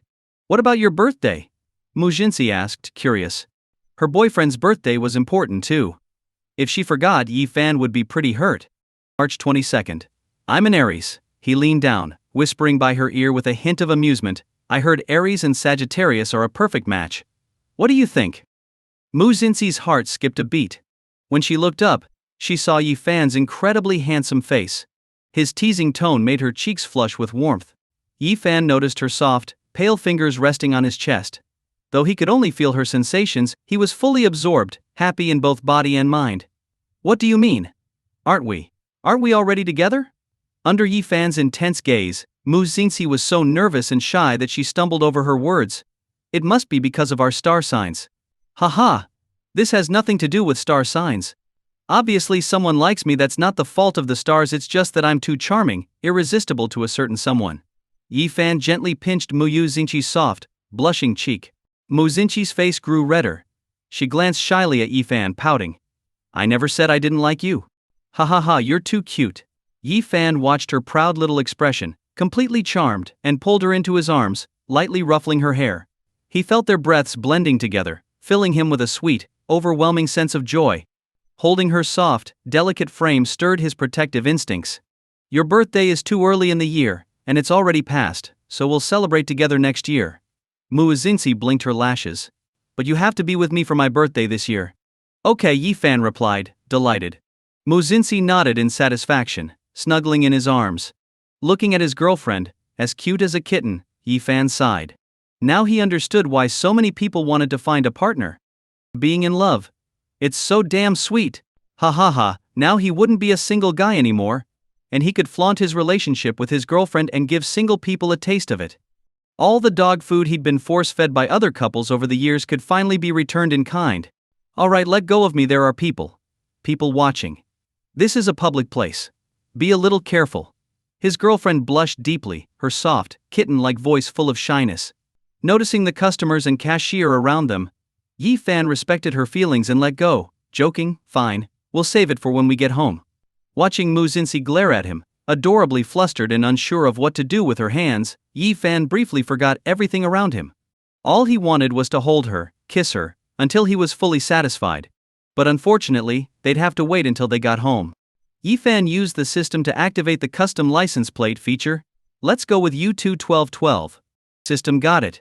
It's now submitted and will be replaced in 3 days. I'll have the motor vehicle department approve it for legal use. Perfect, no worries about being pulled over. Using his girlfriend's birthday for the plate would be a wonderful surprise. He could already imagine her reaction and felt a thrill of excitement. There were a lot of orders ahead of them, so since Yi Fan and Mu Xingxi had arrived later, the milk tea wasn't ready right away. While they waited, both of them suddenly noticed a strong smell of cigarette smoke. 2 bubble teas. A rough voice called out. Following the sound, they saw a heavy-set man with a gold chain around his neck and a gold watch on his wrist, holding a lit cigarette. He and his friend approached, showing no concern for the fact that others might be bothered by the second-hand smoke. Mu Xingxi, slightly annoyed, waved her hand to disperse the smoke. Can you please not smoke? This is a public area. The man was unhappy with her comment. What's it to you if I smoke? Mind your own business. What, do you live by the sea? But when he noticed Mu Xingxi's pretty, fair face, his fierce expression shifted to a lecherous one. Hey little beauty, you look nice. Want to grab a drink with me? Mu Xingxi disliked his sleazy gaze, especially as he leaned closer. She instinctively recoiled in disgust. In the next moment, a tall figure stepped in front of her. It was Yi Fan, who shoved the man back. Get lost, and stop bothering my girlfriend. Yi Fan was furious. Who was this trash? Smoking in a public place was bad enough, and now he was harassing his girlfriend. The man stumbled back against the wall and sneered angrily. Look at you, little pretty boy. Do you even know who you're dealing with? Look at the watch my buddy brought back from abroad for me, Rolex, worth hundreds of thousands. He eyed Yi Fan's Patek Philippe watch and scoffed. A watch is just an accessory. It's better to wear something than nothing, but it's pathetic to show off with a fake at your age. The man's friend chimed in mockingly. Nowadays, these kids who don't have money love to pretend. Even my little brother knows what kind of watch he can wear, he only wears a Casio. People need to understand their place. The man burst out laughing. Haha, he probably can't even afford a Casio. You're going too far. Mu Xingxi exclaimed angrily. Too far? How about this? The man flicked his cigarette ash onto Yi Fan's watch. Here, let me help you out. No need for that watch, take a few dozen and buy yourself a knockoff. A burn mark appeared on Yi Fan's Patek Philippe watch. Mu Xingxi felt both heartache and anger. How could someone be so despicable, bullying her boyfriend like this? No, she had to call her bodyguards to handle this. Just as she was reaching for her phone, she heard a sudden, agonized scream. Ah! It burns. She was shocked to see that Yi Fan had swiftly snatched the cigarette from the man's hand and jabbed it directly into his smug face with quick, precise force. Compensate me? Can you even afford it? This is an authentic Patek Philippe limited edition, worth 5.7 million. Prepare to lose everything. Yi Fan glared at the man, his words dripping with menace. Trying to humiliate him? Insult him? Claiming his Patek Philippe was fake. Telling him to buy a new one. Fine, as the guy wished. The man's face was scalded by the cigarette butt, the pain unbearable. Brushing off the ash, a nasty gray burn mark remained on his face, and he could still feel the sting. His friend backed away in horror, afraid he'd be next. Damn it, you're dead. I'm calling the police. Here I was kindly suggesting you get a new watch, and you ambush me. A fake watch, and you're telling me 5.7 million? You think I'm an idiot? The man fumed, pulling out his phone to call the police. Yi Fan stood there, completely unbothered, brimming with confidence. Fine, I wanted to call the police anyway. Saves us time. You'll definitely be that idiot. Others watching couldn't stand the fat guy's behavior. He was truly despicable. But Yi Fan was being way too impulsive. After all, Yi Fan was the one who attacked the man, so if they called the police, it might not end well for him. Some were even worried Yi Fan would get dragged into trouble, and tried to mediate. Let it go. It's not worth it. Right? Make peace. Why not just apologize to each other and avoid involving the police? This made the fat man feel even more triumphant. No way. We're calling the police. Yi Fan nodded firmly. That's right. The others shook their heads, giving Yi Fan an easy way out. This kid, why was he still acting tough? What if he got detained later? Only Mu Jinsi stayed calm, her pretty face full of composure. If Yi Fan was this insistent, then his watch must not be a fake. Let's go to the station. I won't let someone who insulted you walk away unscathed. Mu Jinsi's gaze was resolute as she gently held his hand. Her slender fingers rubbed his palm comfortingly. Although Yi Fan could only feel the sensation through her, her gaze was warm. Hey, having a girlfriend was great. Especially one who'd stand up for him. At the police station, the fat man slouched arrogantly in his chair. He shouted, "He burned my face with a cigarette. That's unforgivable. If my face, as handsome as Panan's, gets scarred, what will I do? I want medical costs, compensation for emotional distress, and he should be detained for a few weeks before we can let this go." The officers glanced at the fat man in disbelief. Fat, oily, not at all attractive. This guy thought he looked like Panan? Then they looked over at Yi Fan, who was sitting beside him. Now that looked more like Panan. They assumed Yi Fan would angrily retort, but instead he put on a helpless, innocent expression and said anxiously, "Officer, I'm just a student who wouldn't hurt a fly." The fat man, seeing the once proud Yi Fan backing down, felt elated. Haha. Now this kid was finally afraid, realizing the trouble he'd caused. But as he was enjoying himself, he felt more and more uneasy as he listened to Yi Fan's words. I was just taking my girlfriend out for milk tea when suddenly, this huge man showed up looking all fierce and menacing. He verbally harassed my girlfriend and even burned me with his cigarette. I was so terrified I didn't know what he'd do next, so I took his cigarette and burned him in self-defense. So, what did I do wrong? Seeing the questioning looks from the officers, the fat man panicked. No, I didn't burn this kid. Don't believe his nonsense. Oh, you didn't? Yi Fan raised his wrist to show the officers his watch. Look, there's a burn mark from his cigarette right on my watch. A beautiful, luxurious gold watch, with a clear cigarette burn on its surface. I only burned it with ash. The fat man yelled in frustration. Just burned my watch with ash? Officer, would you believe that? Isn't it more likely he wanted to burn me, and the ash just happened to fall on my watch? Yi Fan put on a timid expression as he spoke to the officer. The officer took one look at Yi Fan. This guy looked honest and straightforward. Not the type to go looking for trouble. Meanwhile, the fat man's face turned red as he furiously shouted at Yi Fan, "You brat, twisting the facts. You were so arrogant before, why are you pretending now?" It was obvious who was aggressive, and who wasn't. Mu Jinsi had been a little puzzled by Yi Fan's lack of direct confrontation, but with his few words, she was completely amazed. Her boyfriend was so clever. He was actually using a roundabout tactic. She quickly joined in to support him, looking pitiful as she told the officer, "They even harassed me, wanting me to go eat with him. My boyfriend was just trying to protect me." She started crying, or at least pretending to. She rubbed her eyes but didn't actually shed any tears. But the display was convincing enough to make everyone believe her. Seeing such a beautiful girl looking so sad and aggrieved, the officers couldn't help but feel sympathy. And with Yi Fan as her boyfriend, they figured the two men must have gone too far, pushing Yi Fan to defend Nu Xingqi. Immediately, the officer began scolding the fat man and his friend. "What do you two think you're doing, causing a scene in a police station? We live in a time of public order. This isn't the place to act out.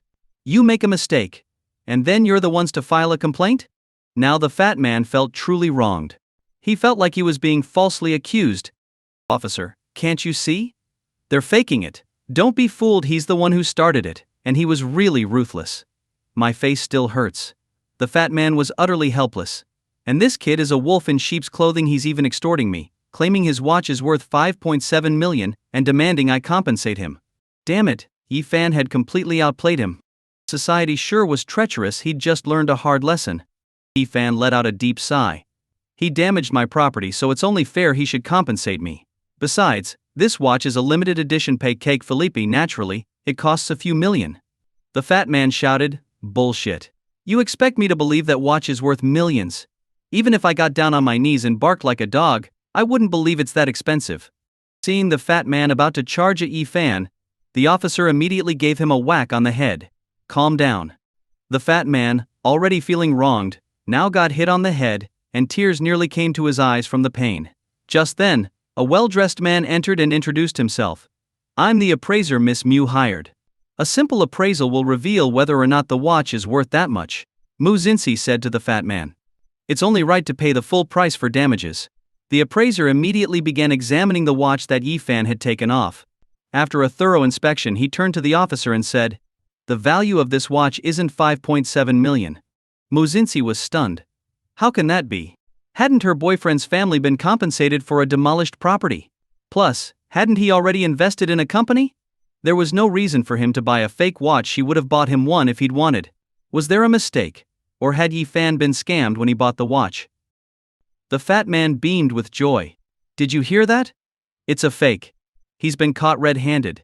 Even his friend chimed in. "That's right. This watch is faker than the toy watch my son has." "Officer, this seems like malicious fraud." The police officer looked a bit troubled.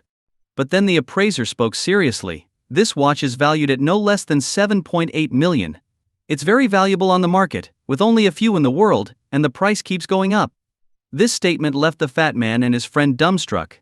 They'd initially been thrilled to hear the watch wasn't worth 5.7 million, but now they were terrified to learn it was actually worth 7.8 million. 7.8 million could buy a huge luxury home. No way. This appraiser is on their side, lying for them. He's not a real appraiser, he's an imposter. The fat man shouted angrily. In response, the appraiser pulled out his professional certification and replied curtly, "I've been in this business for 10 years. There's no way I'm a fake. And this is a police station. I assure you everything I said is true." Now the fat man was panicking. He never expected he had damaged a genuine luxury watch.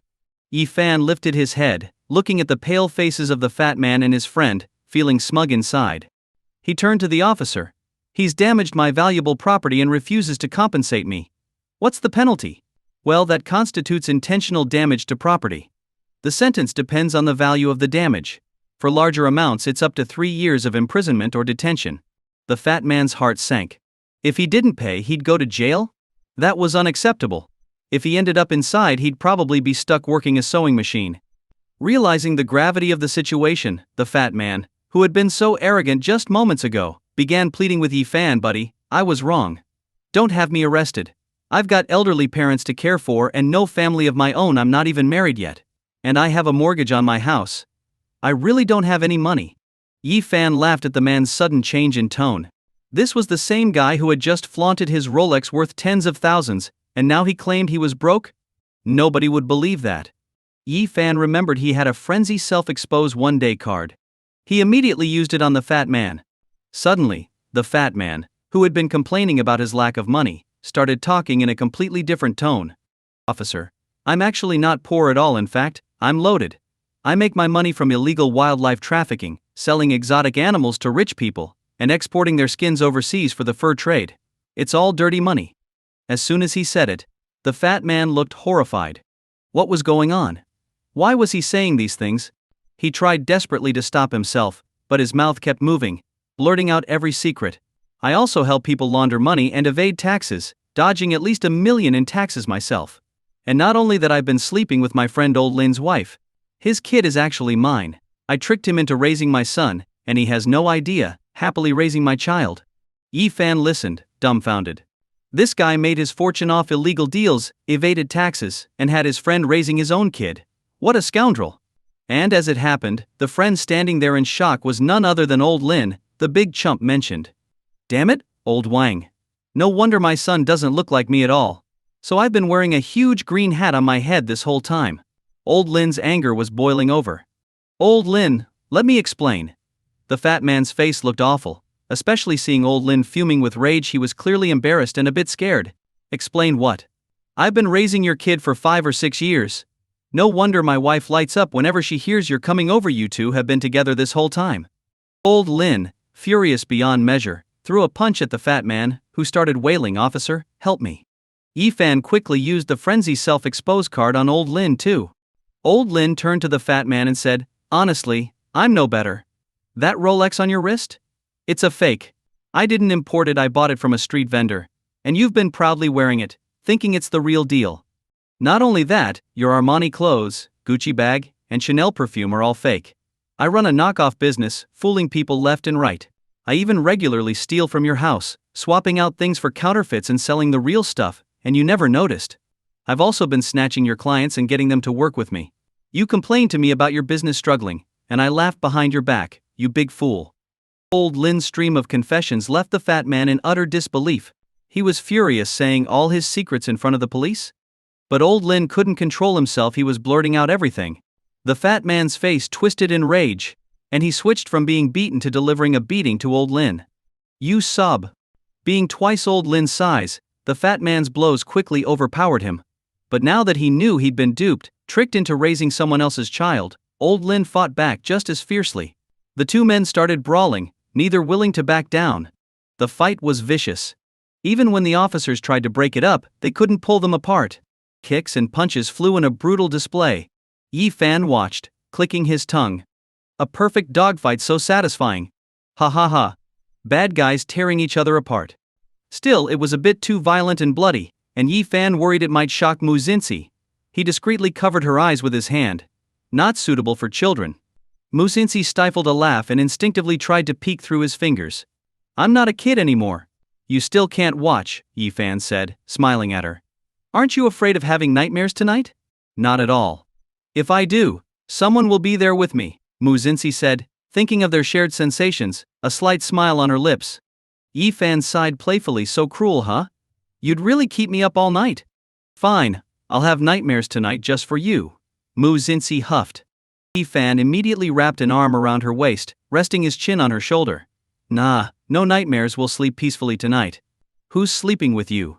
Mu Xinxi's cheeks turned pink, a deep blush spreading across her face. Although it was just their shared sensations, the intimate atmosphere between them was clear.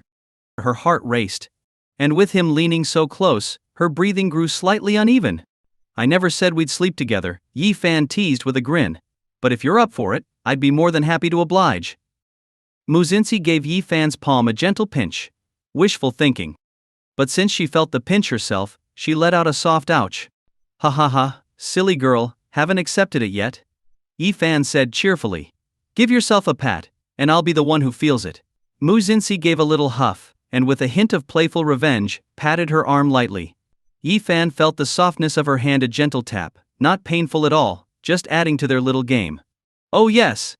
Yi Fan's mood lifted even more. Once the police had roughly separated the fat man and old Lin, both bloodied and bruised from their fight, Yi Fan let go so Mu Xinxi could see. The two were now beaten beyond recognition, glaring at each other, covered in blood. Couldn't be more perfect, they deserved it. Yi Fan added one last jab. Breaking my watch might be minor, but breaking the law is major. The officers frowned, finding the situation bizarre. These two had come in, making accusations with such confidence, but now it seemed they'd activated some switch and were exposing each other nonstop. And the things they'd revealed, each worse than the last. The police quickly cuffed the fat man and old Lin. We're placing you under arrest and will investigate your criminal activities. The two stood there, stunned. especially the fat man. He'd planned on teaching Yifan a lesson, but in the end, he'd dug his own grave and gotten himself thrown in jail. Now, the fat man regretted everything deeply. Why did he have to smoke? Why did he mess with Yifan? Damn, now he'd not only be without cigarettes, but also without money. The fat man's wildlife trafficking business was completely ruined. The police rescued hundreds of wild animals, including those that had been killed in the process. His crimes were endless, and his future would be a long time in prison. On top of that, he'd have to pay Yifan millions in damages and other hefty fees. In no time, he'd be facing bankruptcy. Old Lin wasn't any better off. His counterfeit goods business had defrauded over 800,000 yuan, leading to a prison sentence of over 3 years. His wife immediately filed for divorce, taking most of the family assets with her. But she too got scammed by a fake wealthy heir, losing everything and ending up with nothing. This outcome was incredibly satisfying to Yifan. Let's see who would still dare smoke in public and ruin the order. Yifan and Mu Xinxi happily went home. The butler, upon seeing Mu Xinxi, was surprised and asked, "Miss, are you feeling under the weather? Your lips look a bit swollen. Shall I make you some herbal tea to help?" Yifan tried to hold back laughter but couldn't contain it and let out a laugh. Her lips were swollen from his kissing, yet the butler thought it was from too much heat. It was too funny. Mu Xinxi's ears turned bright red when she saw him laughing. She moved to smack Yifan's shoulder in punishment, but realizing she'd feel the impact herself, gave herself a light pat instead. "Laugh one more time, I dare you," she pouted, glaring at him. "Ha ha ha. Okay, I'm done," Yifan said, struggling to keep a straight face, and explained to the puzzled butler, "It's nothing. She just had something a bit spicy. Don't worry, I'll take care of it and help her cool down." Ignoring Mu Xinxi's embarrassed glare, Yifan put an arm around her shoulder and led her upstairs. The butler sighed as he watched them leave. Young Master Yi really was a good guy, so considerate. But since when had the two gotten so close? Wasn't it always Miss Mu chasing him one-sidedly? Could it be? Realizing something, the butler suddenly broke into a knowing smile. Once they got to Yifan's room, Mu Xinxi plopped down on the bed. "See? It's all your fault," Mu Xinxi pouted. "Why did you have to kiss so hard? You were practically biting me. How am I supposed to go to class tomorrow?" Feeling embarrassed and shy, she grabbed a pillow and hid her face. Yifan, feeling the pillow's slight pressure, didn't mind and lay down next to her, pretending to struggle for air. "Ah, it's so stuffy. I can't breathe." "Really? I'm sorry." Mu Xinxi immediately removed the pillow in a panic. She hadn't meant any harm, she was just really embarrassed. "I know." Yifan smiled, stroking her cheek. "I was just teasing you." You're so bad. I'm not talking to you." Mu Xinxi bit her lip in embarrassment, turned her back, and twisted away from him. Yifan took the chance to scoot closer, putting his arms and legs over her. "Don't ignore me, okay?" Mu Xinxi blushed. "Aren't you uncomfortable lying like this?" "I don't care." Yifan buried his head deeper into her hair. Even though their scents mingled, he could still catch the fresh peach fragrance that clung to her. Girls always seem to smell better than guys. A sweet, delicious peachy scent. Yifan smiled, happily hugging her a bit tighter. He raised his hand and gently stroked her hair, resting his face against it, enjoying the moment. The two lay close, wrapped in each other's arms, completely comfortable. Detected host and Mu Xinxi sharing a bed. Reward 500 points. As Yifan turned off the system notification, he heard Mu Xinxi shyly mutter, "This is boring. How about we do something?" Yifan perked up, his eyes lighting up. "Do what?" Seeing him so lively, Mu Xinxi's face turned pink with shyness, and even her voice softened with embarrassment. "Nothing inappropriate. I never said anything inappropriate. Where's your mind at?" Yifan teased, nuzzling her soft arm. "It's you who seems to be thinking too much." Mu Xinxi's ears turned bright red, and she gave his shoulder a playful tap. "I'm not thinking too much." "All right then, what do you want to do?" Yifan grinned. "Let's watch a movie," she suggested after a moment of thought. "Sounds good." Yifan agreed, wondering if the movie choice would be as innocent as it sounded. Mu Xinxi had a projector in her room, making it easy to watch a movie with great sound and visuals. "I'll go get snacks. Watching a movie without snacks is no fun." Like a little kitten, Mu Xinxi eagerly scampered out to gather snacks, returning with a mountain of treats. The pile was so big it nearly hid her face. Yifan stared, surprised. "How many snacks have you been hoarding?" He quickly moved to help her, carrying some of the load to the bed. Mu Xinxi smiled playfully. "Hoarding snacks? The staff prepares them every day, all I have to do is ask, and there's plenty. She crawled onto the bed like a little wildcat, moving quickly on her knees. Her delicate bare feet were a soft pink, like jelly, as she slid over to the head of the bed. Yi-fan felt it all, from her graceful long legs sinking into the mattress to the bounce as she climbed up, which sent his adrenaline through the roof. Hurry up. Muzinsi patted the empty space beside her. Yi-fan eagerly joined her, lying down right next to her. Muzinsi's delicate figure was right next to him, and just leaning in a little, Yi-fan could see her beautiful face. At this moment, for Yi-fan, life couldn't get any better. Muzinsi grabbed a bottle of juice, and Yi-fan reached out. Want me to help? It's just a bottle cap, I can do it, Muzinsi replied cheerfully. Aren't girls supposed to be too weak to open bottle caps? I've seen plenty asking me to open them, Yi-fan said, frowning in confusion. Muzinsi had already twisted it open but silently closed it again and handed it to him. My hand's tired, I can't open it. Tired hand? He couldn't feel a thing. Hurry up, open it.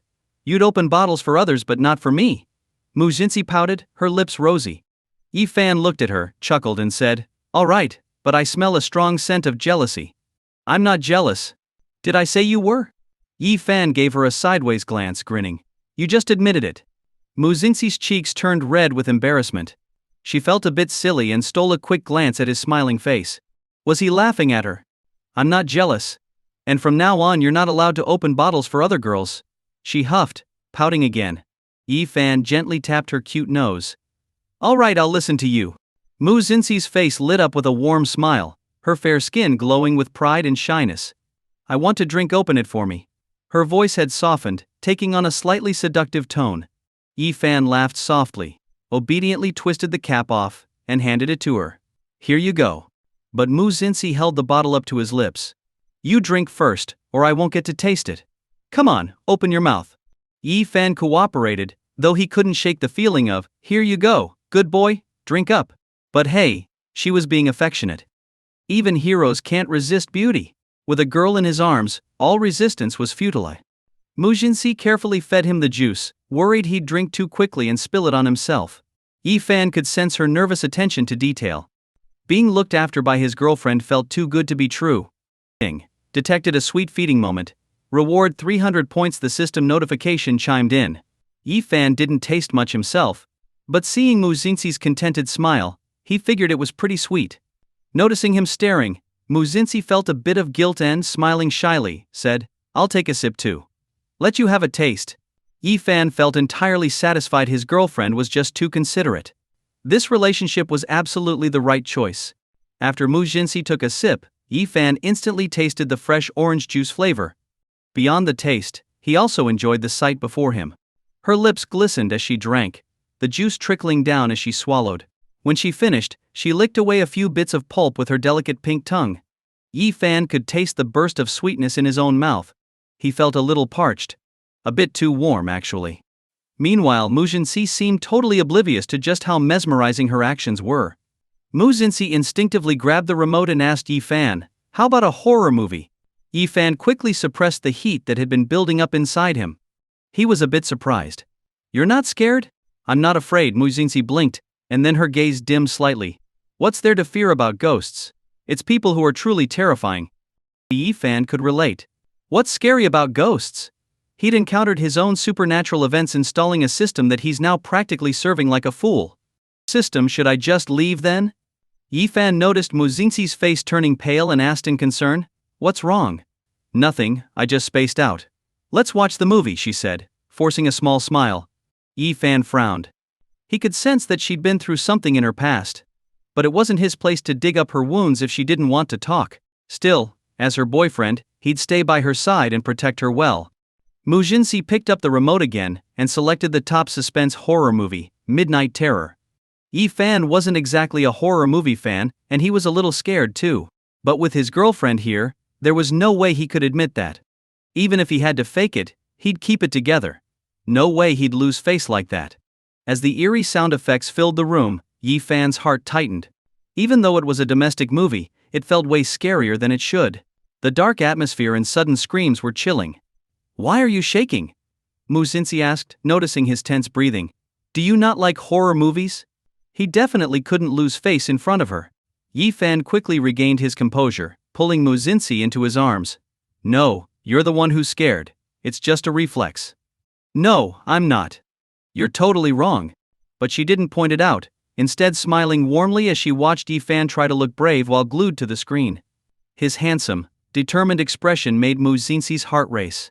Yi Fan could feel her watching him and looked down. In the dim light, the glow from the screen cast soft shadows on her flushed cheeks, illuminating her face in pink. Shy, lovely, and captivating. Yi Fan felt his heart stir. Suddenly, horror movie or not, it might as well be a romantic scene. Sweeter than ever. And holding Mu Xinxi close, Yi Fan felt a sense of security. Following an irresistible impulse, he lowered his head and kissed Mu Xinxi's lips. Ding, ding. A loud ringtone broke through the atmosphere. The sweet moment they'd built up so well was shattered instantly. It's my dad. Mu Xinxi exclaimed, seeing the number on her phone and quickly pulling away. She moved so fast it was like she'd teleported. Yi Fan's heart pounded. What? Now this was real midnight terror. A surprise check-in from his future father-in-law in the middle of the night. Mu Xinxi put her finger to her lips and whispered, I'll take the call. Yi Fan didn't like sneaking around, but being in someone's daughter's room this late at night, if he were her father, he'd probably be angry enough to skin him alive. Dad, what's up? Mu Xinxi answered, trying her best to sound calm.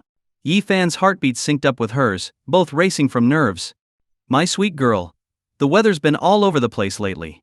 I checked the forecast, and it's supposed to rain tomorrow. Don't forget to bring an umbrella for class, don't get soaked, her father advised with a warm chuckle. Okay, Dad, take care of yourself too. That's my good girl, never giving me trouble. I was just boasting to your Uncle Lai today, saying you're beautiful, you study hard, and you don't get involved in any relationships. Unlike his daughter, she's dating a guy 15 years older than her, and even ran away with him. What? Mu Xinxi froze. Did they find her? Not yet. Your Uncle Lee was devastated, no clue how some scumbag tricked his daughter into running off with him. The guy doesn't even have a decent job, and she's dead set on marrying him. You can imagine that future. If that happened to me, I'd break the kid's legs, snap his tendons, and leave him half paralyzed. Let's see him try to steal someone's daughter then. Her father's voice grew harsher with every word. Yi Fan's eyes blinked rapidly as he listened. Just hearing her dad's fierce tone, he had no doubt he'd actually do it. After all, Mu Xinxi's father was a business tycoon. A man couldn't stay on top without a certain ruthlessness. Yi Fan and Mu Xinxi exchanged glances. Sweetheart, you won't let any punk take you away, will you? That'd break my heart, her father sighed. Mu Xinxi's heart skipped a beat. Dad, I wouldn't. It's late, though I'm getting sleepy. Good girl. All right then, sleep well, my precious daughter. The call ended. Mu Xinxi's face was full of worry, her long lashes blinking as she looked to Yi Fan for help. What should we do? My dad's very strict, he's against me dating anyone, but if he finds out we're together, and especially that we're living together, he'll go crazy. Not just crazy, he'll kill me, Yi Fan muttered in agreement. Just listen to what her dad said a moment ago. Breaking legs, snapping tendons, leaving half paralyzed. If that happened in real life, it'd be a real horror movie. I'm just thankful I can still walk. We definitely can't tell my dad that we're dating now, or he won't let you off the hook. Mu Xinxi's beautiful eyes were full of concern. Once he comes back, you can show him your best side, and I'll drop hints. It'll be better than him hearing about us suddenly and coming back in a rage. Sigh. We can't tell him. Yi Fan hung his head, sighing, obviously a bit disappointed. Her father really was a tricky obstacle, a true overprotective dad. We're not breaking up, we're just keeping it a secret. We're still a regular couple. And anyway, since we're mostly at home, you can still. Mu Xinxi stopped, realizing what she was implying, a blush spreading across her face as she swallowed her words. Yi Fan's eyes lit up. Still what? Go on, don't leave him hanging like this. Do whatever you want. Mu Xinxi's voice was barely audible. Her cheeks were flushed a deep pink, making her face look like soft petals. Even at that low volume, Yi Fan heard her perfectly. Feeling a rush of excitement, he wrapped his arm around her waist and, amid her surprised yelp, pulled her down onto the bed. What are you doing? Mu Xinxi's face turned bright red, her expression like a blooming flower. She kicked her legs, trying to break free from Yi Fan's hold. Yi Fan, however, smirked mischievously and brushed a strand of her hair behind her translucent, blushing ear, watching as her face turned red with embarrassment. Didn't you say we could do whatever we wanted? Yi Fan grinned playfully. Mu Xinqi's breath grew even quicker under his teasing. That doesn't mean you can just speed things up. If you keep this up, I'll tell my dad. Go ahead, might as well be direct about us. Let's see if you'd really have the heart to let him tear me apart. Fan looked at her, eyes gleaming with amusement. Her face flushed deeper. So being your girlfriend just means being bullied by you? No. In bed, it's not bullying, it's called showing love, Fan said, as he placed his hands on either side of her arms, pinning her gently. Seeing her shy, flustered look, unable to meet his gaze, only made her more endearing. Stop being ridiculous. Let me go, I want to watch the movie. Mu Xinqi bit her lip, her moist, beautiful eyes blinking rapidly as she tried to wriggle free. Fan chuckled, pulling her close into his arms. He raised his hand, gently stroking her dark hair. Baby, I'm just teasing you. You're even shyer and more innocent than I thought. He could feel Mu Xinqi relaxing in his arms, so small and delicate. Her heart pounded in her chest, and he could almost hear it. Her small face rested against his chest, and through her touch, he felt her soft little hands and her warm, supple body. Fan couldn't help but plant a gentle kiss on her pink cheek. Mu Xinqi closed her eyes briefly, then opened them sweetly. Though I want to tell your dad about us, things are a bit complicated right now. Don't worry. I believe that someday we'll be able to stand openly in front of him. I'll confidently tell him, I'm the boyfriend you've heard of, and I'm dating your daughter. Fan poured out all his thoughts. Given his current situation, he knew he was lucky to be with Mu Xinqi. Without the system, he'd still be penniless. Even with it, his business was only beginning, but Fan believed that with time, he'd build his own business empire. Maybe one day, he'd even stand on equal footing with her father.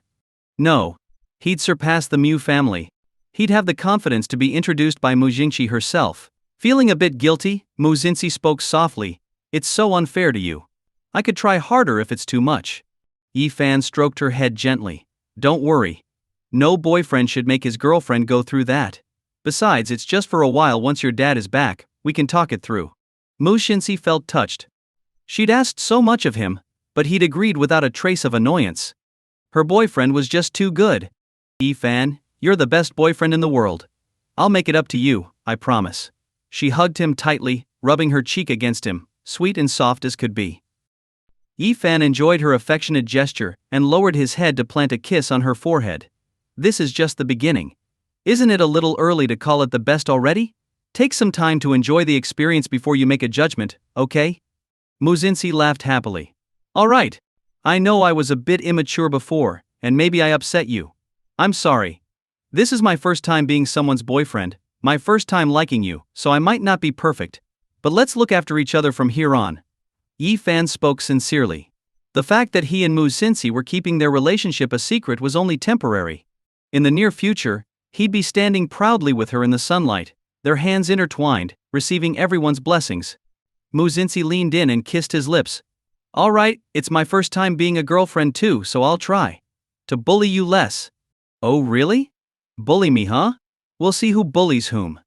Fan lifted his arm and gave her a playful pat. Even though he was feeling her sensation, he could still sense her bashfulness. You're so over the top. Mu Xinqi's face flushed red. How could you do that? Oh, I'm just going to keep teasing you. Remember you said you'd make it up to me, right? Don't tell me you forgot. Fan chuckled. Her face grew redder as she mumbled, That's not the way I meant it. My baby is so shy, Fan teased, moving closer and gently pinching her cheek. All right, I'm tired now. You should go to bed. Mu Xinqi bit her lip in embarrassment. She was worried he'd take things too far, and she didn't have much self-control. If things went too far, it'd be hard to turn back. If her dad came back and saw, he'd figure it out just from her swollen belly alone. That would make things even tougher. All right, I'll go to bed then. Good night. Fan stopped teasing her. Taking it too far was definitely too soon. He may have wanted to be close to her, but he wasn't dating her just to cross lines. Besides, with their shared sensations, he couldn't just act impulsively. He was only joking around with her. He loved seeing her shy reactions. She was so cute. Okay, sleep well. Mu Xinqi, cheeks still red, wished him good night. As Fan stood up, he took her by the wrist, pressed her arms gently above her head, and gave her a deep, heated kiss on her rosy lips.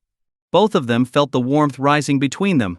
Mu Xinqi's eyes were tinged red from the intensity, and her voice was slightly raspy. Have you kissed enough? My lips are already like this, how am I supposed to go to class tomorrow? A goodnight kiss is a must, and so is a good morning kiss.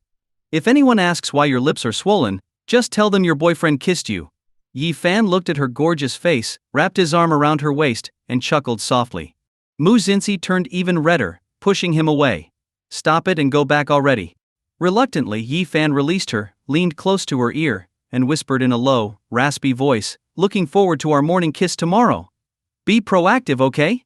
With that, Yi Fan leaned down and gave her soft, warm ear a quick kiss. In seconds, her creamy white ear turned crimson, hot to the touch.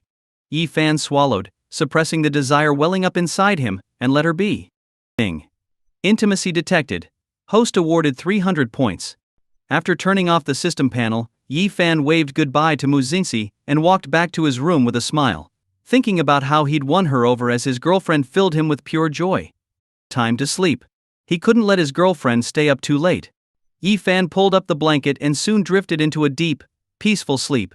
The next morning, Yi Fan woke up, still feeling the soft, cozy sensation of his bed. He chuckled quietly.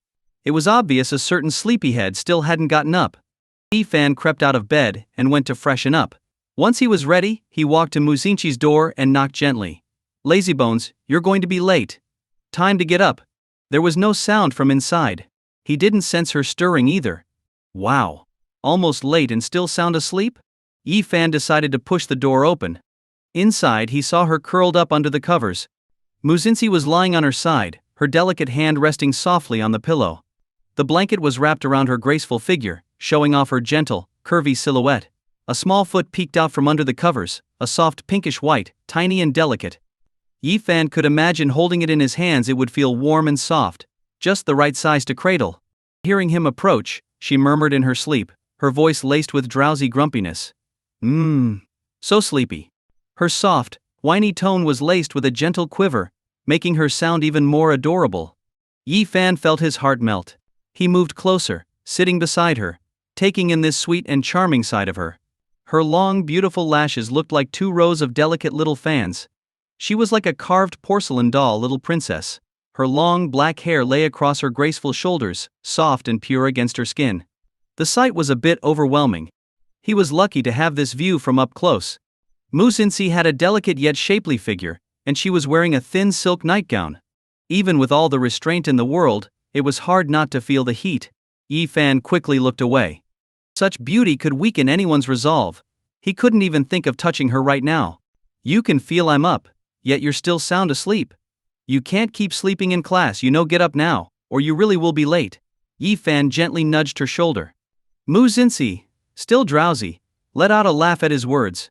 I'm a good girl if I take your bad advice. The teacher will be so disappointed in you. Well, then a good girl shouldn't be late, right? Yi Fan said, running his fingers through her dark, silky hair. He watched her stretch lazily, yawning with half-open eyes as she blinked herself awake. When she noticed him looking at her, she only reacted after a moment. Her face turned bright red, making her look even more beautiful. She immediately grabbed the blanket and pulled it up to her nose. Shoo, shoo! Get out, I just woke up, I look so messy. As his girlfriend, of course, she wanted to look her best around him. Especially since Mu Xinxi loved to look beautiful, she was no exception. Nobody had ever seen her half asleep and disheveled like this before. Yi Fan was the first. Watching her hide under the blanket, Yi Fan couldn't help but smile. Why are you hiding? You're already so pretty, how could you be anything else? Although Yi Fan appreciated beauty, he wasn't one to judge by looks alone. Especially with his own girlfriend being so beautiful, yet she still had worries about her appearance. If even she had anxiety over her looks, what would that mean for other girls?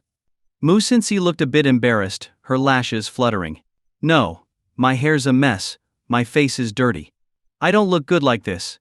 From now on, don't just barge in without my permission. Alright, that's on me. But I did knock and you didn't answer. I was only worried you'd be late, so I came in to wake you. Also, Yi Fan leaned in with a playful grin. I don't mind if you barge into my room even at night, you're welcome. As he teased her, he watched as her face flushed an even brighter shade of pink. She even lifted her little foot and gave his leg a light kick. I'd never do that. Of course, Yi Fan couldn't feel any pain. Naturally, Mu Xinxi was the one who felt it. She huffed and pouted, kicking at him again. Yi Fan burst out laughing. You're such a little cutie, you know that? He reached out and gave her cheek a light pinch. Alright, hurry up and get up, or you really will be late. If you keep dawdling, I might think you want me to carry you out of bed. With that, Yi-fan opened his arms, instinctively moving as if to pick her up. Muzinsi dodged quickly, her soft, peachy cheeks pink with embarrassment. No way. Besides, if you carry me, I'd feel exhausted too. Alright, then get up on your own. Yi-fan coaxed her gently, brushing a hand over her cheek, instinctively leaning in, as if to steal a quick kiss. But Muzinsi pushed him back, turning her face away. What's wrong? Yi-fan asked, suddenly worried. I haven't brushed my teeth yet. I'll go now. Her large, grape-like eyes blinked, and looking as flustered as a little hamster, she rushed off to the bathroom. As she dashed over in her slippers, she managed to lose one along the way, awkwardly turning back to slide her pink bunny slipper back on before hurriedly shutting the bathroom door with a slam. Yi-fan laughed out loud. Too cute. Whoever said Muzinsi was cold and aloof? Stand up so he could give them a beating. Wait, he'd actually said that once. Well, no beating then. Wouldn't want Muzinsi becoming a young widow. That'd be the end of the story right there. Ding. Congratulations, host, on unlocking the wake-up service, earning 300 points. Starting the morning with points. Nice. When you get dressed later, what are you going to wear? Yi-fan asked curiously, as he glanced at Muzinsi's camisole when she returned from washing up. Muzinsi's face turned rosy as a peach, her heart pounding at his question. She immediately wrapped her arms around herself. Why? Ha, you've seen me plenty of times. Every time I shower, haven't you gotten a good look? Yi-fan smirked. Since you're my girlfriend, I'll let it slide. How is that the same? Muzinsi replied shyly. It's exactly the same. Equality, right? Yi-fan chuckled. What, are you not satisfied with my physique? Her face flushed a deep red as she mumbled, satisfied or not. It's fine either way. Oh? Fine? Is it that my biceps aren't defined enough, my abs aren't obvious enough, or my 8-pack just isn't impressive? He tugged at his shirt slightly. Thanks to the physique-enhancing potion, Yi-fan's body was now even more toned and muscular. Going from a single AB to a full 8-pack had only taken him a week. Apart from showing off, he also wanted to tease her a bit. Her reaction was exactly as he expected, adorable and amusing. She was like a little rabbit, so soft and sweet. She blushed, stamping her feet in her bunny slippers, covering her face with her hands. If you're going to talk, just talk. Why are you pulling on your shirt like that? Have some decency. Oh, is that so? Then why are you sneaking a look through your fingers? You say no, but your actions say yes. Yi-fan raised his eyebrows at her. Her ears turned bright red. Flustered and annoyed, she protested, I am not. I didn't see anything. Yi-fan laughed heartily. Come on, take a look. Give me a review. I've hit a plateau lately, can't seem to lower my body fat any further. Or should I stop training here? I'm not looking. We're going to be late. I'm leaving. Muzinsi's ears burned as she instinctively turned to go. But Yi-fan held onto her hand. He pulled her into his arms, wrapping her waist tightly, his face buried in the curve of her smooth neck. Who was just lazing around, saying they didn't care about being late? And now, when it matters, they want to escape. He scanned her beautiful face, closing his eyes, feeling a surge of warmth. I'm not your trainer. How should I know if you're in shape? I can't train you. Muzinsi bit her lip shyly, her mind in a whirl of panic and embarrassment. If you want to be my trainer, I'd be more than happy, Yi-fan said with a soft smile. Muzinsi blushed, giving him a gentle, playful push on the head. Her touch was light and affectionate. Alright, back to the point. Why did you ask me about my clothes just now? Take a guess. Yi-fan's lips curved up involuntarily as he looked at her, his eyes full of warmth. Ding. Neck kissing action detected. 300 points awarded. The system came online. Guess what I'm thinking? Muzinsi's face turned bright red. It's morning, try to be proper. She hadn't expected him to be this full of energy so early. Her fingers gently pressed against his forehead. Yi-fan leaned back instinctively. Well, do you think I'll guess what you're thinking? Yi-fan asked playfully. If this isn't proper, then what is? No interest. Muzinsi pouted, moving away from him as she opened her wardrobe. Yi-fan watched her pout adorably and laughed, moving closer. I'm just teasing. I asked what you're wearing because I was thinking we could match. Amused? Muzinsi's eyes sparkled. You mean you'd wear girls' clothes? Yi-fan ... Are you a demon? You brought it up wearing the same as me, she chuckled sweetly. I meant matching outfits, of course. Finally having a girlfriend, I can't pass up a chance to show it off, Yi-fan said with a pleased smile. It's my first time, so it has to be with my girlfriend. What do you say? Let's wear matching outfits. Yi-fan was excited about the idea. After all, his roommates had done this with their girlfriends and even posted 9 grid photos in their friend circles. The sight of them showing off had left Yi-fan itching to return the favor.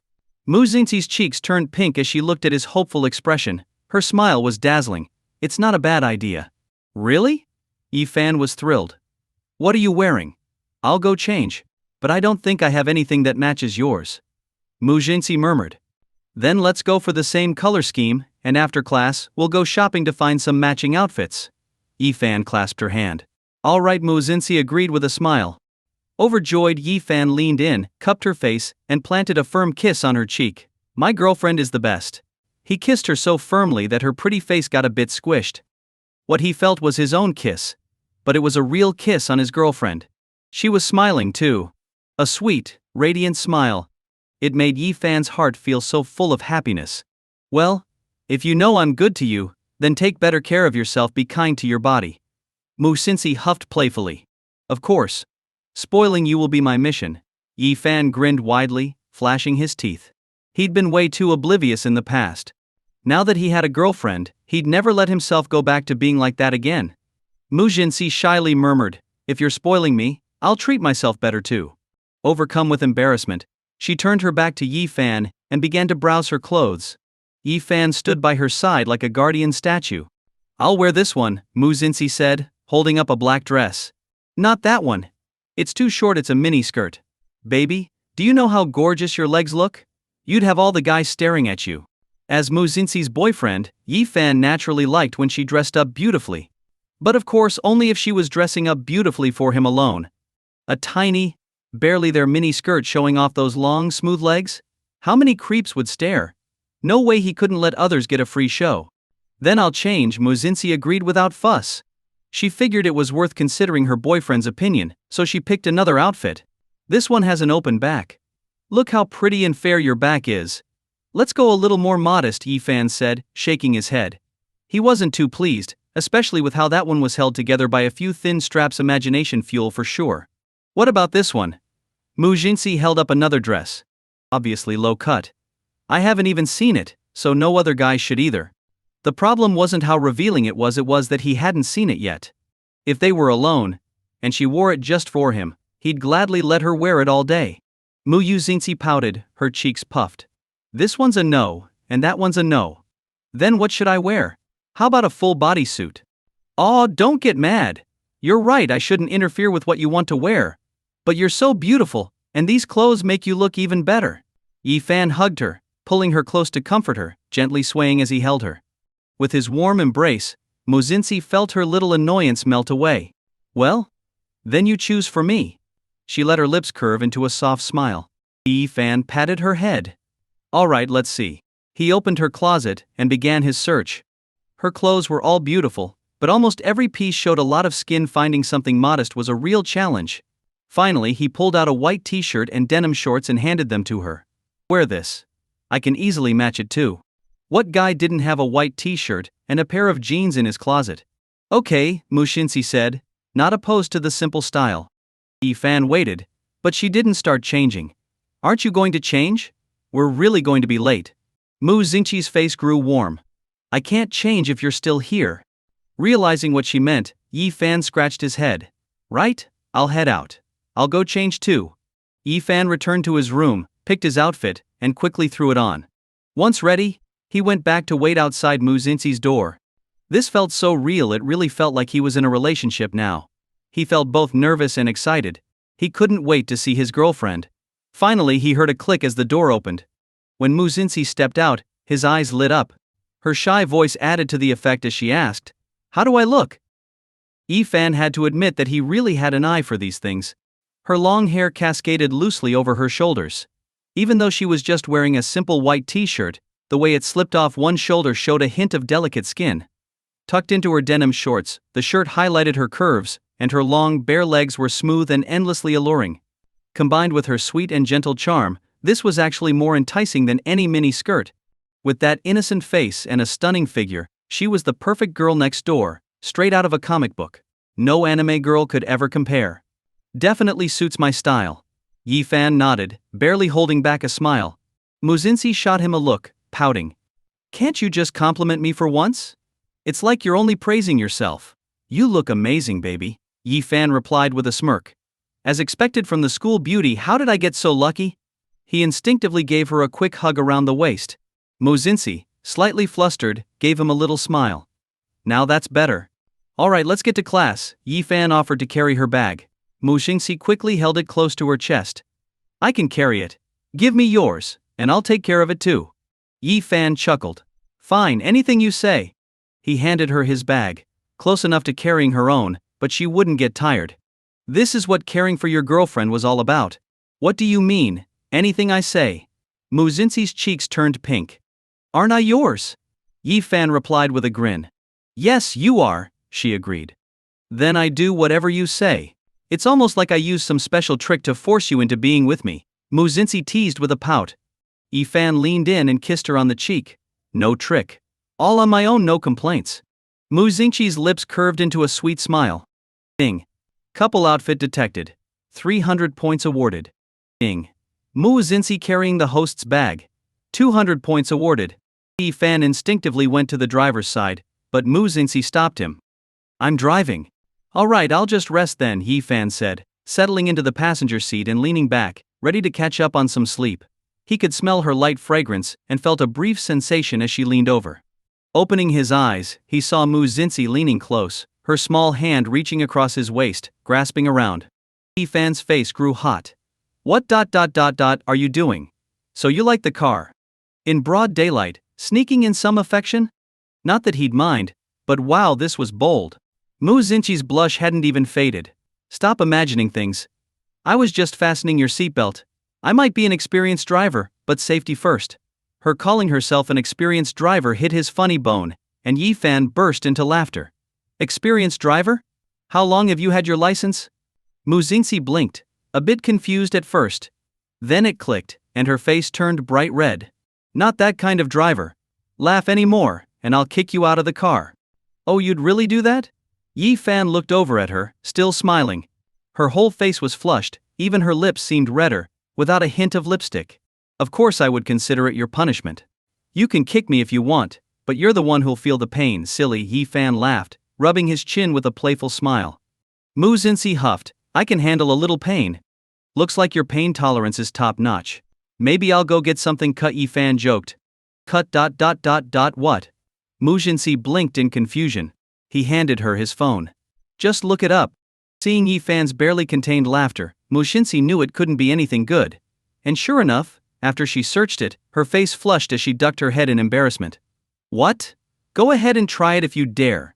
If I go through with it, maybe you can try having a kid for once. Mutual sacrifices, you know, Yi Fan teased. Mu Xinxi smacked her own face in mock frustration. You wish. You're terrible. Of course it didn't hurt at all, it was just a light pat. But her skin was so fair that her cheek instantly turned a soft rosy red. Yi Fan lifted her chin gently, gazing at her face. Baby, are you always this rough with yourself? Look, your face is all red now. Hearing the tender tone in his voice, Mu Xinxi's cheeks turned even redder. I meant to hit you, not myself. Not the same thing at all. Pretty and smart, but with me, still a little bit of a goof, Yi Fan chuckled. A beautiful dummy, just the kind of girlfriend I wanted. Guess it's true that being in love makes people's IQs drop. Mu Xinxi blushed but retorted shyly, I'm not a dummy. If I am, so are you. Alright, fine, I'm a dummy too. Two dummies in love, carefree and shameless, Yi Fan laughed. Mu Xinxi was too flustered to reply, and turned her face away. But a smile crept onto her pretty face. Fine, whatever you say. After helping him fasten his seatbelt, Mu Xinxi started the car and drove him to school. As Mu Xinxi's sports car pulled into the school lot, envious glances followed them. When students spotted Yi Fan in the passenger seat, there were sighs all around. Ho, looks like the school beauty's still picking up Yi Ji for class. Hasn't she given up on him yet? I'm not even into guys, but even I'd turn for him. He's ideal boyfriend material. If he came out, I'd sign up in a heartbeat. Not necessary. After they parked and got out, Mu Xinxi checked the time, her expression turning anxious. We're really about to be late. Run for it. We can still make it, Yi Fan urged. There were still 2 or 3 minutes left, but they'd lingered a bit too long after getting up, delaying things. I don't want you to overexert yourself, Mu Xinxi replied, worried. It's only a few hundred meters, it's hardly exhausting. And besides, Guy's stamina is a lot better than yours, Yifan said with a smile. Okay, I'll run ahead, but hurry and catch up. Mu Xinxi shot him a worried glance before dashing toward her classroom. Yifan, on the other hand, took his time. Being late didn't bother him, he was already at the top of his class, with more than enough credits. The only thing that mattered was making sure his girlfriend wasn't late. Why rush? He wouldn't want her out of breath over something so trivial. Though in private, he didn't mind hearing her a bit breathless now and then. Imagining her catching her breath, with her face flushed, she was prettier than any celebrity. And her voice, sweet and soft, as she caught her breath. Yeah, that was quite something to think about. Yifan headed to class with a bright mood. The classroom wasn't far, but instead of taking the stairs, which might have worn his girlfriend out, he waited patiently for the elevator. Once he was inside, a WeChat notification popped up from his girlfriend. Girlfriend, didn't you run? Yifan playing dumb, silly girl. Girlfriend, fine, I'm not asking anymore. I'm gonna sprint the last 100 meters, exhaust yourself for all I care. I'm taking the stairs now, don't blame me for being ruthless. Taking the stairs? As if he'd be fazed by that, he was more than up for the challenge. But she was such a lovable goof, she had definitely taken the elevator. What a little hypocrite. Arriving as expected a bit late, Yifan walked confidently into the classroom. Sorry I'm late, he announced at the door under the professor's gaze. The seated students all looked up at him, and his friends Little Five, Fat Tiger, and Li Aigi tensed nervously. They knew this professor was notorious as a hell king, someone strict and nitpicky, especially with late students. Little Five muttered, Yifan's toast. Fat Tiger shivered. Exactly. He should have tried to sneak in, but instead he announced himself, practically inviting the professor's wrath. Li Aigi sighed. We should probably just convince him to live on campus. That way he wouldn't risk being late, and we could keep an eye on him. In the back, Hong Yi looked delighted. He'd been looking for the professor to give Yifan a lesson after all. Yifan had been in the spotlight too much recently, making Hong Yi feel frustrated and resentful. He secretly wished for Yifan to slip up and fall. The professor's thick glasses flashed with a sharp gleam as he looked Yifan up and down, pushing his glasses up. Yifan? I was just about to ask for you, and here you are. Yifan, without a hint of nervousness, responded honestly, I'm sorry. I was delayed by something. I'll make sure to arrive earlier from now on. He was fully prepared for a lecture. No worries. It's normal to be busy, the professor replied, his expression softening. You must be tired with all your studies lately. I'm an understanding person, and I don't mind. You don't even have to come if you don't want to, just take a seat and get some rest. He looked at Yifan with surprising affection. After all, the professor knew of Yifan's impressive record. Top of his class. Acknowledged by law enforcement with an honorary banner for good deeds. Perfect scores in the professor's own subject, certified genius. The professor couldn't help but feel admiration. Why should he be harsh with someone so exceptional? If anything, having such a student attend his class was an honor. The entire class gaped, rubbing their eyes in disbelief. Understanding? Compassionate? Since when? Didn't he just make the last late student cry? Yifan was also a bit surprised. The professor was in a good mood today? Thankfully, there was no scolding. He dodged a bullet and took his seat, attracting envious glances from the others. If only they could get off as easily with the king of hell, they'd be eternally grateful. As he sat down, his roommates were buzzing. Old Yi, you're a legend. The Hell King actually laughed and joked with you. Well, of course. Our Old Yi even got an honorary banner from the police. But you've got real guts, Old Yi, coming in here so casually without worrying about the Hell King, and not even flinching when you were late. Yifan chuckled. It's nothing. But his thoughts weren't on the lecture, his mind had already wandered to Mu Xinxi. He was just counting down until class ended, so they could go out for lunch and buy matching outfits. Meanwhile, Mu Xinxi made it to her classroom in time. Over here. Xiao Yu waved to her with enthusiasm. Mu Xinxi hesitated for a second, then chose a seat further away. Seeing her avoidance, Xiao Yu's smile stiffened. She paused, then grabbed a strawberry yogurt from her desk and went over. Here, have some yogurt, Xiao Yu said, sitting down beside Mu Xinxi. Strawberry yogurt was her favorite, and Xiao Yu had picked it up from the store on purpose. No thanks.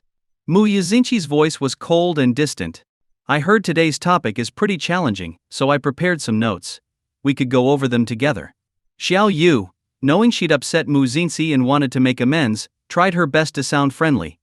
Mu Xinxi's heart softened a little. But she recalled everything that had happened, and her guard stayed up. No thanks. I don't need it, you can review on your own. She lowered her gaze, forcing herself to stay firm, pushing the notes back toward Xiao Yu. I'm sorry about before, Xiao Yu said, her face full of remorse. I shouldn't have assumed so much or acted on my own. If Yi Fan's attitude toward you was affected, I could explain it to him. Now she sincerely wanted to mend things with Mu Xinxi. They'd grown close over time, and Xiao Yu genuinely cherished their friendship. That's not necessary. We're already dating, Mu Xinxi said bluntly. The news hit Xiao Yu like a thunderbolt. She froze. You're dating? Mu Xinxi tried to look calm and indifferent. Her heart instinctively wanted to draw closer to Xiao Yu, but she forced herself to push her away. In the past, she had trusted someone and had been let down badly. It had taken her a long time to trust Xiao Yu, only to find out Xiao Yu had deceived her. Who's to say that one lie wouldn't lead to another? Once bitten, twice shy.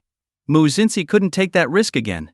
She didn't want to go back to the old days, being used and left broken. That's wonderful. I'm really happy you found someone, Xiao Yu said earnestly, truly happy for her. At first she'd thought Yi Fan was unreliable. But after learning about how he'd protected Mu Xinxi, and even earned a commendation, Xiao Yu realized she'd made a mistake. So, how about I treat you two to dinner as a way to make it up to you, and also to celebrate? She offered, still not giving up. Mu Xinxi shook her head, putting on a cool expression. That's not necessary. Okay then. Xiao Yu's smile faded, her gaze dropping. Mu Xinxi ignored her, though inside she felt some conflict. But Mu Xinxi's personality wouldn't allow her to take another step toward Xiao Yu. Xiao Yu was still eager to help Mu Xinxi. Are you heading to the library to save a seat? I can help hold one for you. Need to print your paper? I can take care of it. I have an extra water bottle here, never opened. It's hot out, you must be thirsty. Here, take it. Mu Xinxi just shook her head at each offer, declining them all. Then, the teacher ended class early. Mu Xinxi packed her things and stood up, saying coolly, Excuse me. I have something to do. All right, Xiao Yu stepped aside, watching Mu Xinxi leave with a sigh and feeling full of regret. How could she get Mu Xinxi to forgive her? How could she mend their friendship? Inside the multimedia classroom, Yi Fan was leaning on his desk when he noticed the nearby commotion. Wow. The campus beauty's at the door. She must be here for Yi Fan. Well, obviously. Who else would she be waiting for? Man, I'm so jealous of Yi Fan, this goddess is totally smitten with him. If it were me, I'd be laughing myself awake from a dream. Yi Fan looked over and, through the hallway window, saw her familiar figure. The moment she noticed him looking, she waved her soft hand at him. Her cute face beamed with a warm, sweet smile, instantly brightening Yi Fan's mood. Hey, Leggy said, surprised. The campus beauty is waiting outside for you again, Yi Fan, and you two are matching outfits today. Whoa, that's what they call a meeting of minds. It's like destiny. Xiao Wu chimed in, marveling. Yi Fan smirked. It's not a meeting of minds, it's planned. What? Xiao Wu, Li Aigyi, and Pang Hu all looked at him, confused. Wearing couple outfits, it's totally normal, right? Yi Fan said in the calmest tone, delivering the most shocking news.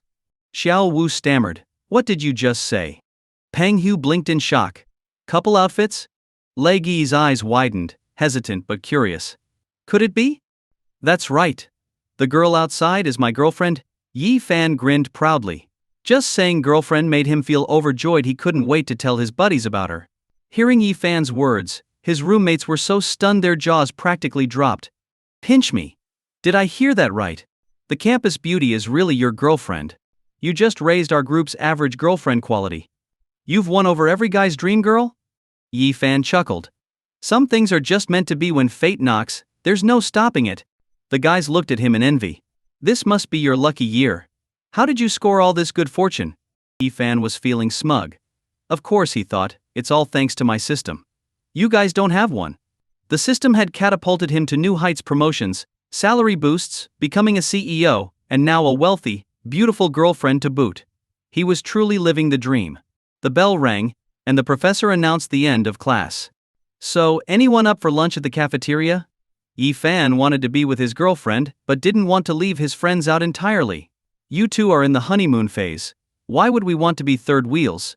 You go enjoy some time alone, Xiao Wu teased. Li Aigyi quickly agreed, exactly. We know her anyway, no need for introductions. Another time. Pang Hu felt the same. He'd rather keep a little distance for now and see how things developed. Since Mu Xingxi was truly beautiful and held a notable status, the others actually felt a bit self-conscious around her. Alright, next time it's on me then. I'll go keep my girlfriend company. Yi Fan grinned and waved to his friends, heading toward the door under everyone's surprised gaze. Seeing the lovely pink-cheeked Mu Xingxi, Yi Fan's mood lifted instantly. Have you been waiting long? Not really, I just got here. Let's go eat. Mu Xingxi smiled at him, a soft dimple appearing at the corner of her cheek as she extended her small, fair hand. She looked so adorable. Such a sweet smile. Did the campus queen really have such a soft side? The guys observing from the classroom were totally captivated. A few even felt tempted to reach for Mu Xingxi's hand themselves. Yet, under all those watchful eyes, it was Yi Fan who gently took her hand. Everyone was stunned, and some even let out gasps.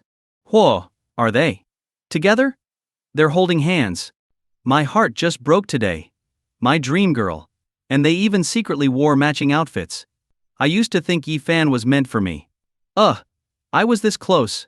I'm his classmate, shouldn't I have had the advantage? Man. I think Yi Fan's made me question everything about myself, and now he won't even take responsibility. Bro, that's pretty wild of you. Maybe lay off the drinks, you're way too drunk for midday. As Yi Fan and Mu Xingxi held hands, he naturally felt the stir around them, some guys looking on enviously, while others seemed resentful. Many of the girls, meanwhile, seemed almost sorrowful, as if he'd somehow let them down. Oh well, he supposed it was because of his own popularity, and that his girlfriend was just as adored. But Yi Fan felt nothing but happiness at that thought.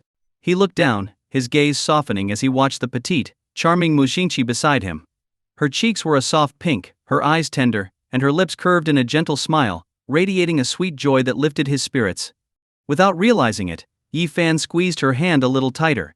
He could feel, through their touch, how large his hand was compared to hers so tiny and delicate, almost unreal in its soft fairness. Yi Fan's lips curled into a grin as he walked off hand in hand with Mu Xingxi, not caring in the slightest about all the eyes on them. Congratulations, host, for holding hands with your partner. You've gained 200 points. Walking through the crowd, holding Mu Xingxi's hand, Yi Fan became the focus of even more attention. Without needing to explain their relationship to anyone, it was clear from their closeness and their hand holding that they were together. They were the talk of the campus. Some students even trailed behind, taking pictures on their phones. They're so perfect together. This must be the best-looking couple on campus. I know, right? It's like the ultimate campus love story. They look amazing together. Haha. I've shipped them from the beginning, and now it's real. My OTP came true. But nearby, Hong Yi replied with a bitter note. Back when Yi Fan saved Mu Xingxi, it makes sense she'd want to repay him. Might even be guilt-tripping her into it. Someone immediately jumped in to retort, you're just being a sore loser. Yi Fan's heroism and Mu Xingxi's gratitude are totally natural. At least he's a hero, unlike someone sneaky enough to cause trouble from the shadows. People had begun to catch wind of Hong Yi's petty schemes, and his reputation was taking a hit. Now, most people avoided him, making it clear they didn't want anything to do with him. Seeing Yi Fan on a winning streak only added to Hong Yi's frustration. Yi Fan was doing well in every way, and now had the campus beauty on his arm. But Hong Yi told himself that Yi Fan's luck couldn't last forever. He felt certain Yi Fan would eventually falter, perhaps even face a harsh breakup. But for now, Yi Fan was fully immersed in the bliss of his budding romance. Holding Mu Xingxi's hand, he asked, what are you in the mood for, Japanese, Thai, Korean barbecue, or hot pot? Mu Xingxi blinked thoughtfully. I think Chinese food sounds good. Let's just go to the cafeteria. The cafeteria? Yi Fan was surprised. Mu Xingxi squeezed his hand and said playfully, didn't you say you wanted to show off? And as your girlfriend, I have to make your wishes come true. Besides, that place is packed with people. But you don't normally eat at the cafeteria. Yi Fan didn't mind showing off, but he wanted Mu Xingxi to be comfortable. Mu Xingxi smiled softly. True, I don't usually eat there, but there's a first time for everything. And with a quick lunch we can save time and won't be late to class. Since the menu changed, the food there is pretty good now. It's all about adapting, right? We call that following your husband's lead. Yi Fan chuckled. He smiled at her warmly, making her blush as she muttered, we're not married yet. Are you dropping hints? I could bring the marriage registry office right here if that's what you want. Yi Fan grinned wider, staring at her intently.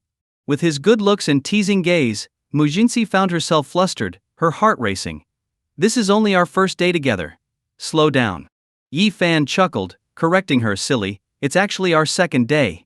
And after this we'll have a third day, a fourth day, and then the nth day. All the way into our married life. So confident you can make me yours, huh? Muzinsi replied with a hum, her vibrant face tilting toward him. Yi Fan gently tapped her nose, saying, of course. How could I not have that confidence if I'm going to be your husband? Muzinchi's ears turned beet red. She could feel the teasing in his voice, and his affectionate gestures only made her heart race more. We'll see, she huffed. Maybe I'll find someone even better. If you're not good to me, I'll slip away. Yi Fan instantly recognized her playful tone. In your dreams. I'm the best you'll find, so just settle down and get ready to be my wife. He hugged her around the waist. Muzinsi stuck out her tongue playfully. So full of yourself. I wouldn't be so sure. Oh? Should I kiss you in front of everyone here to establish my claim? Yi Fan leaned in with a mischievous glint in his eyes. Seeing him lean closer, Muzinsi felt her face heat up, and she quickly put a hand over his lips, her face turning pink. Keep it low-key. You're the one who wanted to show off. Now you're not even giving me a kiss? Yi Fan sighed in mock disappointment. He didn't force her. Just looked a little let down. Then, to his surprise, she planted a quick kiss on his cheek. Yi Fan felt the brief touch of her lips, and through their shared senses, he could almost feel their softness. The small gesture left him overjoyed. I'm not stingy. Her shy voice whispered into his ear. Yi Fan looked down at her glowing face, noting how irresistibly cute she was. Yi Fan was beyond satisfied, grinning from ear to ear. I know. Come on, let's go eat. Whatever you want, your man's paying. Yi Fan, brimming with excitement, happily led Muzinsi to the cafeteria. People in the cafeteria were watching them. But who cares? He didn't mind. Let them whisper all they want. He was happy. Holding his girl, he didn't care what anyone thought. Muzinsi, however, seemed a little shy as she stayed nestled by his side. Yi Fan could feel it. Her face was blushing, her gaze a little downward. After all, this was her first time in the cafeteria. The last time she'd come, it was to demand some improvements to the place. But this time she was coming as a girlfriend, to have lunch with her boyfriend. Muzinsi looked around, curious. What's good to eat here? I'm the guide today. I'll show you all the best dishes in the cafeteria. Yi Fan confidently led Muzinsi to the food counter for rice bowls. Auntie. The usual one lion's head meatball rice bowl. Yi Fan flashed a bright smile. Lion's head rice bowl was one of the cafeteria's signature dishes. Since the menu got revamped, it had become even more popular. The cafeteria auntie recognized Yi Fan right away. With his strikingly handsome face, he was one of the school's icons. Even the strictest teacher would smile if he gave them one of his famous grins. Got it. Here, let me add some broth, and an extra boiled egg. The lunch lady, who'd usually skimp on portions, was now all smiles with Yi Fan. Auntie, that's a lot. Yi Fan looked at the heaping bowl, nearly overflowing. Is it? You're still growing, you should eat more. She chuckled. Is that enough? If not, I'll add another meatball. A nearby student with a freshly portioned plate was stunned. Auntie, I'm younger than him. I'm growing too. You didn't even offer me extra soup, just told me to eat less and watch my weight. When the lunch lady noticed Muzinsi standing next to Yi Fan, she smiled and asked, Is this your girlfriend? Yep, Yi Fan answered proudly. You have good taste. She's really beautiful, you two look perfect together. Here, a blessing from me, one more meatball for the happy couple. The lunch lady couldn't be more enthusiastic. Meanwhile, the other student's disappointment deepened. Not only was he single without a gorgeous girlfriend, he'd never once received such a generous helping of food. Auntie, don't you have a heart? Auntie, that's plenty. Yi Fan laughed, looking down at the overfilled bowl. Worried it might be too heavy, he instinctively handed the bowl to Muzinsi. Here, you take it. Some students watched with raised eyebrows. Oh, that's gonna backfire. As her boyfriend, shouldn't he be the one holding it? In his experience, they'd be arguing in no time. Maybe the campus beauty would even break up with him on the spot. When Yi Fan's classmates saw this, hoping for a bit of drama, Muzinsi actually broke out in a warm smile and said, You're so sweet. The classmate couldn't believe it, doubting his own ears. Had he really just seen Muzinsi not minding at all? In fact, she took the bowl with a big smile on her face. Was the school beauty in a relationship, and even in a subordinate role? Such a stunning girlfriend, Yi Fan wasn't putting her on a pedestal, but even giving her tasks. If it were them, they'd probably treat her like a queen by now. The classmates couldn't help but feel envious to the point of bitterness. At school, the teachers favor Yi Fan. In the cafeteria, even the lunch ladies favor Yi Fan. And now, Mu Xinxi, his girlfriend, dotes on him too. How did Yi Fan get so lucky? Born to be spoiled by girls, apparently. Thinking of his own lack of attention, the classmate suddenly felt a pang of sympathy for himself. Besides the lion's head meatballs, Yi Fan had also bought a bunch of other dishes to satisfy both his and Mu Xinxi's appetites. The classmate, sitting a bit further back, couldn't take his eyes off them. After all, the school beauty had made her relationship with Yi Fan public. Both were so attractive that them eating together in the cafeteria was creating quite a buzz. Ignoring it? Impossible. Everyone was bound to be curious. The classmate noticed Yi Fan peeling shrimp. He felt a bit better seeing that. Yi Fan probably realized he'd gone a bit too far, and was now trying to make it up to Mu Xinxi. Such a beautiful girl with a cool personality, who turned into a soft, gentle person around Yi Fan, was now waiting on him hand and foot. She was clearly devoted. Confidently, the classmate whispered to his friend, "I'd bet anything he's peeling those shrimp for the school beauty. Look, he's even peeled a few already." His friend nodded in agreement. Of course, she's his girlfriend, and everyone's goddess. How could he not spoil her? But then chomp. Yi Fan popped the shrimp right into his own mouth. One after the other, eating happily. They were stunned. "You've got to be kidding me." Yi Fan ate them himself. The school beauty is definitely going to get mad at him. He's done for. She's got to be upset Yi Fan's such a typical guy. They all felt a bit anxious for Yi Fan, and even had a brief moment of silence on his behalf. This was sure to spark a storm. Look, she put her chopsticks down. Oh no, it's about to turn into a world war. Did they really just publicly announce their relationship, only to end it right after? Not just the two of them, but everyone else was waiting for some drama. But in the next moment, Mu Xinxi picked up the juice on the table and brought it to Yi Fan to drink. Yi Fan sipped it, clearly pleased. And if that wasn't enough, Mu Xinxi even picked the bones out of a piece of fish and put it on Yi Fan's plate. "Here, eat a bit more." They couldn't believe their eyes. She was so attentive, doing it all quietly. She really adored him. She was taking such good care of her boyfriend. Apparently her cold attitude was a front. This was the real her, thoughtful and caring. Whoever had said the school beauty was icy and hard to approach should come forward, because they were ready to fight him. It was obvious that her coldness was directed at others, not at the one she liked. Just look at how much of an ideal girlfriend she was for Yi Fan. The guys nearby were either biting their chopsticks out of jealousy or looking so heartbroken they were on the verge of tears. Some guys have girlfriends who not only don't let them serve them, but also throw little tantrums all the time. Who would ever help pick out fish bones or hand feed them drinks? After Yi Fan had his fill, he opened the system's lottery page. He did 8 draws in total, and received 4 items. Ding. Congratulations, host, you've obtained the God-level composition ability. Ding. Congratulations, host, you've received a clever trick pouch. Ding. Congratulations, host, you've acquired max-level psychological guidance training. Ding. Congratulations, host, you've received a Rolex Sea Dweller. It's now in your pocket. The system had been quite thoughtful, it seemed. Knowing that his last watch had been ruined, the lottery now gave him a new Rolex. He felt pretty lucky to have scored a Rolex Sea Dweller right away. Yi Fan immediately took out the watch. It was a sleek design, perfect for his age, tasteful and understated on the wrist. As for the God-level composition ability, Yi Fan understood that one, but he was less sure about the clever trick pouch and max-level psychological guidance training. What are these? Yi Fan asked the system. The system explained, host, the clever trick pouch is for when you encounter a tricky problem. Based on the situation, the system will advise you on the next step. Yi Fan understood it would give him the right moves to handle urgent situations. That sounds useful. Now, what about the max-level psychological guidance training? With this, host, anything you say will sound reasonable to others. They will unconditionally find you convincing, and it prevents argumentative types from resisting.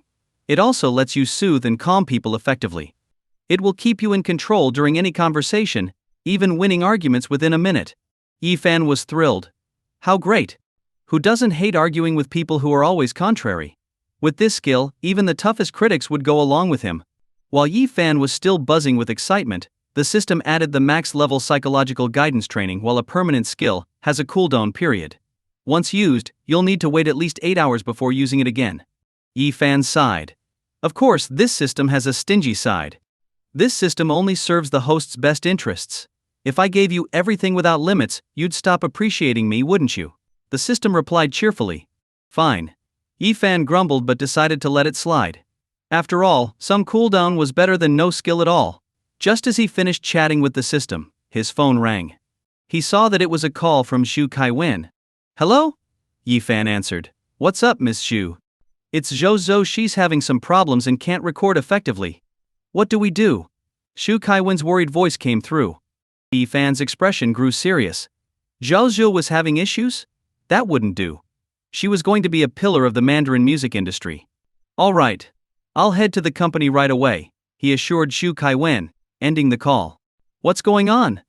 Mujinsi looked at Yi-fan's concerned expression, puzzled. Seeing her worried eyes, Yi-fan's heart warmed. He reached out, gently stroking her cheek to reassure her. It's fine, just some small issues at the company. I need to go sort them out. Do you need my help? Mujinsi asked. Of course I need your help. Just focus on your classes though. It's getting colder today, so don't catch a cold. Rest when you need to, and wait for me to get back. Yi-fan smiled at Mujinsi. Mujinsi's face flushed as she mumbled, That's not what I meant. Yi-fan leaned down and planted a firm kiss on her forehead. But it's important to me. As long as everything's fine with you, I can go out and face things without worry. Her heart began to race. Looking at Yi-fan's handsome face, she nodded, blushing. All right, I'll go along with it. But if things get out of hand, make sure you call me. I'll be there to help. Got it. Looking at his beautiful, blushing girlfriend, Yi-fan really wanted to stay by her side. But love was important, and so was his career. If he wanted to successfully marry such a wealthy, remarkable girl, he needed a solid career. Only then might her father accept him. Mujinsi reluctantly accompanied him to the parking lot downstairs. Just as Yi-fan was about to get in the car, he heard her call out. Wait. He thought she might have something important to tell him, but then she leaned through the car window, took his arm, and kissed him on the cheek. Yi-fan's heart skipped a beat. Be careful on the road. Watch the traffic lights, don't speed, and remember that safety comes first, okay? She was pouting slightly as she went through all these reminders. Yi-fan's gaze softened as he looked at her. Thanks for the concern, darling, he said, smiling. I'm not worried about you. I just don't want to get hurt. If you get yourself killed, I'm done for too, she grumbled playfully. But her words melted Yi-fan entirely. So stubborn yet so endearing, she was too cute with her little contradictions. Okay, I'll listen to you. Although Yi-fan knew the system kept him safe, following his girlfriend's advice couldn't hurt. Being a good man would bring him good luck, he thought. Bye. Come back soon, she said, her eyes lingering on him as she waved her soft, fair hand. Yi-fan chuckled, waved back, and took one last look at her through the rearview mirror before reluctantly driving away. Ding. A sweet interaction detected, awarding 300 points. He closed the system window and focused on the drive, eventually arriving at GIU Media. Soon after, he met up with Xu Kaiwen. Where's Zhou Zhou Zhou? He asked. Xu Kaiwen replied, he's in the recording booth, but his performance has been really off. When he was singing casually, he sounded fine. But as soon as he got in there, he's distracted, either forgetting lyrics or going off key. His singing is really tense and unclear. He's super anxious. Yi-fan frowned. He knew that in the future, Zhou Zhou would be a titan in the music industry, a superstar in the Mandarin entertainment world, but Zhou Zhou himself, and everyone else around him, had no idea. Right now, Zhou Zhou was still growing, gaining experience. But to become a true star, he had a lot to overcome, and these issues had to be dealt with one by one. Otherwise, this potential would be wasted, and the amazing songs he could create might never see the light of day. No problem, I'll handle it, Yi-fan said calmly, then pushed open the door to the recording studio. However, Zhou Zhou was nowhere to be seen. Where'd he go? Xu Kaiwen looked surprised. He was just here. The other recording engineers looked confused as well. We didn't notice him leave. The producer sneered. He ran off. What else? I've seen people like him before. Honestly, I don't think he's suited for this industry at all. This song would be better off with a different artist. I think working with him is just a waste of time. Yi-fan looked at the producer with dissatisfaction. If you think it's a waste of time to work with him, then you're just wasting time here too. The producer was taken aback. He hadn't expected a shareholder like Yi-fan to stand up for a junior singer and confront him, a producer with 7 to 8 years of experience and several awards under his belt. Well, I don't see it in him. My judgment is solid. I've been in this business for a long time and won plenty of awards. I know what I'm talking about. A guy who stumbles in a recording booth and can't get through a single song is wasting my time. Annoyed, the producer grabbed his jacket, getting ready to leave. Seeing this, Shu Kai-wen became anxious. Please, don't go. We really need you right now. Without you, what are we supposed to do? After all, it had taken a lot of effort and connections to bring in a respected and highly skilled producer like Liu. He had a reputation for creating top-selling albums, and if he left, the entire album could fall apart. My time is valuable. If you hadn't pulled strings, I wouldn't be here at all. Since you all seem to believe so much in this Zhou, why don't you make him the producer? I'm sure he'll deliver a hit album that sweeps every award. The producer snarled, giving Yi Fan a hard time on purpose, hoping to make him desperate enough to try to persuade him to stay, maybe even offer him a higher pay rate. Don't stop him. Let him go. Instead, Yi Fan's voice rang out calmly, leaving the producer stunned. Shu Kai-wen was equally taken aback. What did you say? She could hardly believe her ears. This is Liu, the producer behind Crazy Love and Haste Makes Waste. I know, Yi Fan said firmly. But we don't need him. The producer didn't know where to look. He hadn't expected Yi Fan to be so unwavering. I'm a top producer in the industry. I've produced some of the best albums out there. Without me, you won't find anyone better. And you'd better not use my tracks without permission, or I'll sue you. Liu stormed out, saying, I'd love to see how you all handle this now. He left, fuming.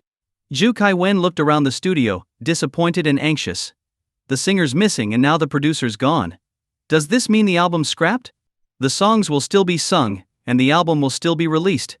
But now we don't have a qualified producer. Zhu Kai-wen said, exasperated. Who says we don't? We have one right here, Yi Fan said casually. Shu Kai-wen looked around, confused. Where? Did you bring in another producer? Yi Fan's lips curled up. Me? You've studied composition? Shu Kai-wen asked. No. Do you know a good composition teacher? Not really. Is your major in music? Not at all. Then why do you think you can be a producer? Zhu Kai-wen gave a bitter laugh. After all, even graduates from specialized programs wouldn't confidently jump into a full-on production role, especially for a commercial album. Quit joking around. Shu Kai-wen suddenly realized he had to be joking. This wasn't a time for jokes, there were too many problems on her hands right now. Whether it's a joke or not, you'll see soon enough, Yi Fan said calmly. A good boss knows how to make music. I know more than you think. With his system, Yi Fan had just acquired master composition skills, so producing an album was no challenge at all. Zhu Kai-wen was still somewhat skeptical, though she saw the confidence in Yi Fan's eyes so unshakable, as if he could handle anything. Well, let's start by finding Zhou, Zhu Kai-wen said, yielding to him, though thinking to herself that she'd bring on an experienced producer later to support Yi Fan, just in case. Thinking about Zhou again, Shu Kai-wen almost wanted to cry. She'd felt uneasy about signing Zhou from the beginning. He wasn't a trained singer, he had no formal musical education. On top of that, his accent was thick, his words slurred, and his enunciation unclear. He was also terribly shy. How could someone like that ever produce a hit? The idea that Zhou might become a music superstar sounded far-fetched. But Yi Fan was so sure about it, as if he could see the future. He's still in this room, Yi Fan said confidently. He had already used the system's locate skill to track Zhou's position. No way, there's no one in here. Shu Kai-wen looked around, seeing no one. She muttered, I'll go check the cameras and have some of the staff look around the building. Just as she turned to leave, she heard Yi Fan's voice call out. What are you doing hiding in there? Zhu Kai-wen stopped in her tracks and turned back around. She saw Yi Fan crouched in front of a cabinet outside the recording booth, which he opened to reveal Zhou, curled up inside, his face full of fear. Zhou's eyes were wide, his pale face slick with sweat. As he looked up at Yi Fan, he whispered, How did you know I was here? Just a hunch. Yi Fan looked at Zhou's pale, frail appearance and felt a pang in his heart. Clearly, Zhou was dealing with some serious anxiety. Otherwise, he wouldn't have hidden himself away. Come out, all right? Yi Fan softened his tone, trying to calm Zhou down. He held out his hand to help Zhou out, but Zhou quickly shut the cabinet door. Yi Fan swiftly withdrew his hand to avoid getting it caught. Close call. Just a little closer, and it would have hurt. If his hand had been caught, he knew Muzinsi would be heartbroken. Luckily, he pulled away in time. Yi Fan couldn't help but smile at the thought of Muzinsi. Yi Fan almost forgot about the pressing issue at hand that still needed to be solved. No, I can't. Can I just be a lyricist and not sing? Came Zhou Zhu's voice, timidly from inside the cabinet. His sensitivity and insecurity were palpable. Zhu Kaiwen sighed and said to Yi Fan, he really can't sing right now. Let's just forget it. He's still talented and can write songs for other singers. No way he's meant to be on stage, Yi Fan insisted firmly. That's a joke. Letting Zhou Zhou, a future superstar, stay behind the scenes writing songs? What a waste of his talent. Yi Fan couldn't bear that thought. Zhou Zhou's voice was unique and irreplaceable. He was convinced that once Zhou Zhou debuted, there'd be no one who could compete with him in the next 2 decades. Hearing Yi Fan's words, Zhu Kaiwen felt that he was being far too stubborn. Zhou Zhou clearly wasn't suited for performing on stage, but Yi Fan was dead set on pushing him. Forceful solutions were rarely sweet ones. With all this time, they could have launched a promising singer to earn money for the company. So what do we do now? Zhu Kaiwen asked Yi Fan helplessly. Should I look for a psychologist to help him? A psychologist? Yi Fan had a system that was better than any psychologist. He thought of the max psychological guidance card he had on hand. Perfect timing to put it to use. Yi Fan immediately activated the max psychological guidance card and quickly came up with a solution. He pulled over a chair and sat down. After all, Mushinsi could feel his movements, and if she squatted for too long she might feel uncomfortable. He needed to be considerate of his girlfriend's well-being. Jojo, what's your dream? Yi Fan asked earnestly. Zhu Kaiwen looked at him, bewildered. Weren't they supposed to focus on getting Zhu Zhu to come out? Why the heart-to-heart all of a sudden? This clearly wasn't going to help. Yi Fan had never studied psychology. Thinking it was pointless, Zhu Kaiwen started searching her contacts for a suitable psychologist who could come and give Zhu Zhou some guidance. Just then, she heard a strong, decisive voice. I'm not letting K-pop keep rising. C-pop is the real deal. It was Zhou Zhou speaking. Had the nervous, stammering kid from before really spoken so clearly, with such determination, and with such confidence? Well then, we can't just sit back and do nothing, Yi Fan said gently. I believe in you. One day you'll be a superstar. In 20 years no one in C-pop will have songs that can compete with yours. If you don't believe it, know that I do. I heard you're great at playing cards, Yi Fan continued. Can you show me a few tricks? I'd love to see. Zhu Kaiwen froze. She heard the cabinet door open. The boy who had been hiding inside just moments before crawled out, looking a bit shy. Not only Zhu Kaiwen but everyone else around them was stunned. No one had expected Zhu Zhou, who had been hiding and refusing to listen to anyone, would come out after just a few words from Yi Fan. Yi Fan was pleased. The max card from the system really was amazing. Once Zhou Zhou was out, he immediately started arranging a deck of cards. As he began performing his magic tricks, his confidence beamed, radiating energy. Well, how was it? Zhou Zhu looked at Yi Fan with hopeful eyes. It was great. You see, you can perform. You're skilled at magic, and that's just as much about showing yourself. Singing is no different, Yi Fan said approvingly. Can I really? Do it. Zhou Zhou still seemed unsure. I'm afraid people will laugh at me. The arrangers and music directors said my pronunciation was unclear. Who says that? Your singing has soul, you're the best. No matter what they say, we're the kings, Yi Fan declared boldly. As he encouraged Zhou Zhou, he turned to the secretary and said, Go get us 2 milk teas. One for Zhou Zhou, one for me. The secretary froze. Weren't they just trying to comfort Zhou Zhou? Why milk tea now? But if the boss says it, there must be a reason, right? No way to refuse. All right. The secretary instinctively turned to leave, only to be called back by Yi Fan again. Oh, and make mine an orchid latte milk tea, with plant-based cream, crushed nuts, half-sweet hot, with pearls and coconut jelly, plus an insulated sleeve on the cup. Thanks. He hadn't forgotten this was Mu Zinchi's favorite. She'd be thrilled when she got her tea. The secretary nodded, making sure to remember Yi Fan's detailed request, and hurried to get the tea. When it arrived, Yi Fan handed a cup to Zhu Zhou. Here, drink up. You can sip while you record. Huh? Really? There aren't any rules about that in the studio, Zhou Zhou asked, a little doubtful. This is my territory. I make the rules, Yi Fan declared with authority. I'm your boss, so listen to me. If anyone hassles you, they're fired. He was the boss, why should he listen to anyone else's grumbling?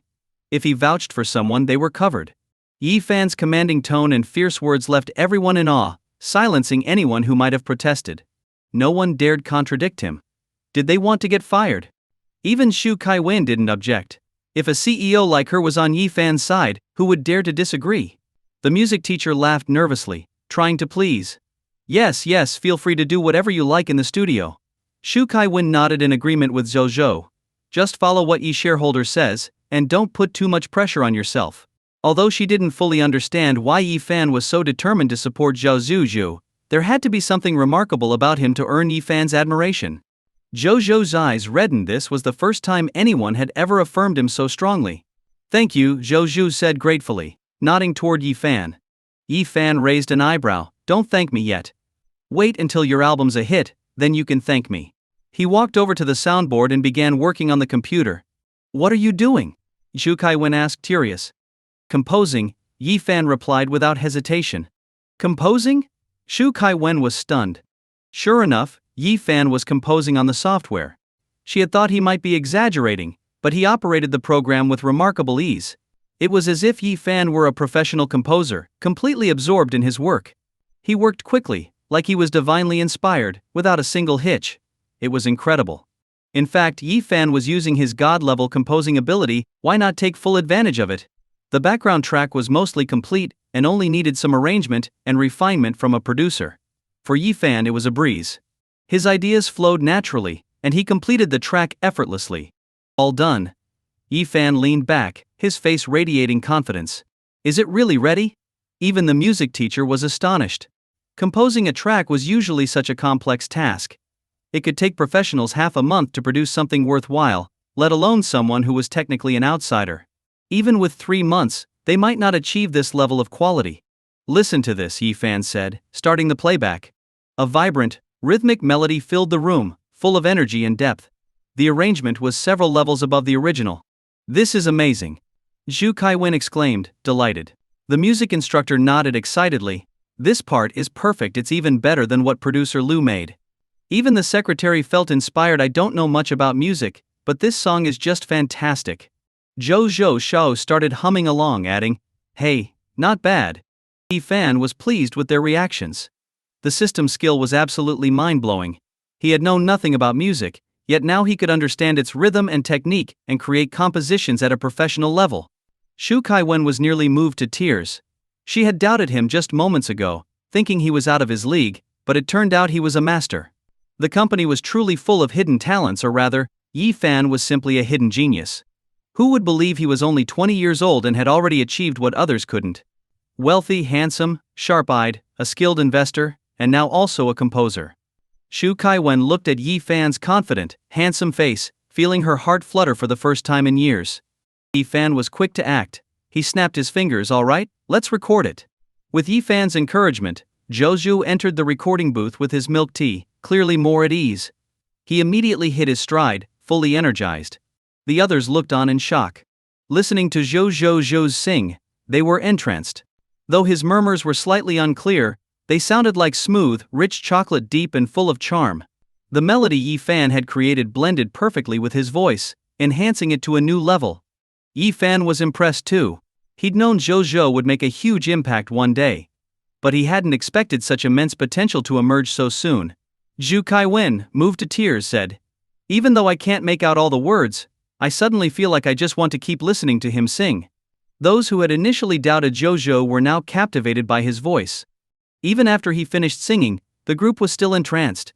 That's it, Xu Kaiwen said, still wanting more. The assistant, her face flushed with excitement, clapped and cheered, encore. The music instructor added, this is sure to be a hit. Yi Fan smirked. I think so too. Zhou Zhou had a promising future, and Yi Fan could already picture him dominating the music industry. It was bound to be phenomenal. Zhou Zhou's recording of Nunchucks barely needed any post-production. Just a bit of polishing by the professionals, and it would be ready to release. Yi Fan had already prepared several singles for him to record next. With a short production cycle, the album could be released in no time, riding the wave of popularity. After settling Zhou Zhou's situation, Yi Fan turned to the secretary. How's Zhu Qianqian doing? Zhu Qianqian's working on a variety show now. The song you set up for him, A Careless Snow, will likely begin recording tomorrow, the assistant replied after checking the schedule. Yi Fan frowned slightly and said, The variety show can be postponed. But some of those shows are high profile and could really boost Xu Qianqian's exposure. I think it would help build his reputation. The secretary hesitated. Are you going to listen to me or not? Yi Fan gave the secretary a firm look. The secretary was stunned and immediately lowered her head. I'm listening to you. It was obvious that going against the boss would only end badly. While she thought her idea made sense, she had no choice but to defer to Yi Fan. Good, then follow my instructions. Tonight, have Xu Qianqian record Careless Snow and next, find an actress to film the MV. This single has to be released quickly, Yi Fan said calmly. Yi Fan had no intention of turning Xu Qianxianhian into a variety show regular. Sure, variety shows could boost fame and bring in money, but as a singer, you need your work to speak for itself.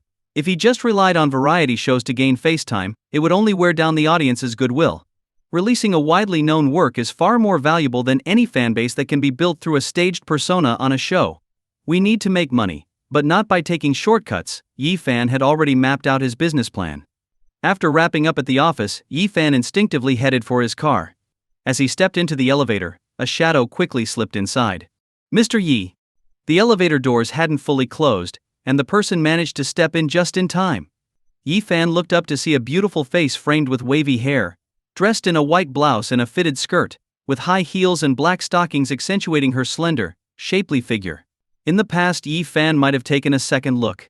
But now, with a girlfriend, he found himself thinking only of her. If his girlfriend wore an outfit like this, well, he figured he'd like that even more. What's up? Yi Fan asked. Thanks for what you did for Zhu Zhu today. It really saved me from a major headache. How about a meal together? Xu Kaiwen gave him a charming smile. I'll pass on the meal, but if you really want to return the favor, I could use your help with something, Yi Fan considered. What do you need help with? Xu Kaiwen's heart fluttered a bit as she looked at Yi Fan. It's actually quite simple, and I know you can do it. 10 minutes later, full of excitement, Yu Kaiwen followed Yi Fan into a jewelry store, her curled lashes fluttering in anticipation. She was thrilled he had brought her to a jewelry store. Yi Fan was focused as he examined the display case. After scanning the selection, he quickly settled on a finely crafted diamond bracelet. It had a 360-degree shimmer with an impressive cut, and was over a carat, with a high-end design. White skin would really set it off. Let me borrow your hand, Yi Fan requested. Xu Kaiwen didn't need to be asked twice, she offered her hand immediately. Yi Fan took the bracelet the sales clerk handed him and gently put it on Xu Kaiwen's wrist. Her breathing grew faster. Despite being a sophisticated woman, Xu Kaiwen suddenly felt like a young girl, her heart pounding. His fingers were long and slender, and he was so gentle as he fastened the bracelet. Her lips curved slightly, feeling captivated by his gentle touch. She had assumed he was a straightforward, unromantic type. It turns out he could be quite charming. What's the point of this help? It's obvious he's buying it for me. She had seen moves like this before. But when Yi Fan did it, it didn't feel cliché at all. In fact, it made him seem especially charming. Just right, Yi Fan nodded. Xu Kaiwen blushed slightly and nodded back. It suits me well. All right, then I'll buy it, Yi Fan decided without hesitation, asking the sales clerk to bring a new bracelet for packaging. No need to wrap it up.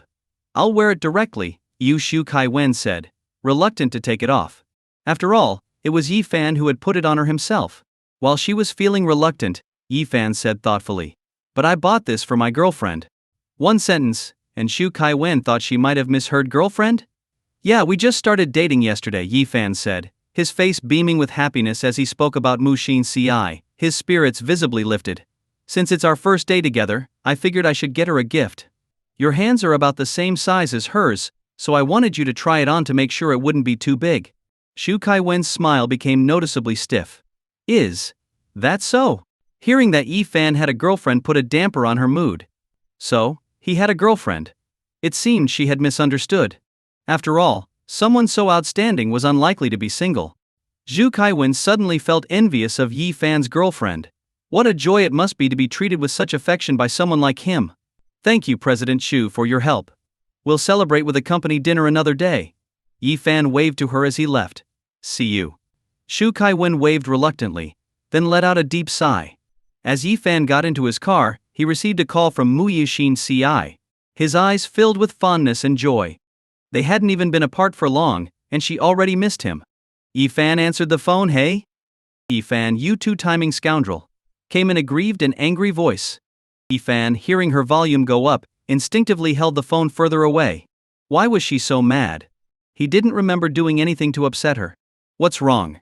Yi-fan softened his tone. Didn't you say you were working? Why were you with another woman, holding her hand? Hearing Mushin Yu-sin Ci's accusation, Yi-fan burst out laughing. So, she had sensed him holding Zhu Kaiwen's hand, and was calling to question him. Why are you laughing? Mushin Ci huffed. I'm mad. Confess and be lenient, resist and face the consequences. And if I confess, how lenient? If I resist, how strict? Tell me.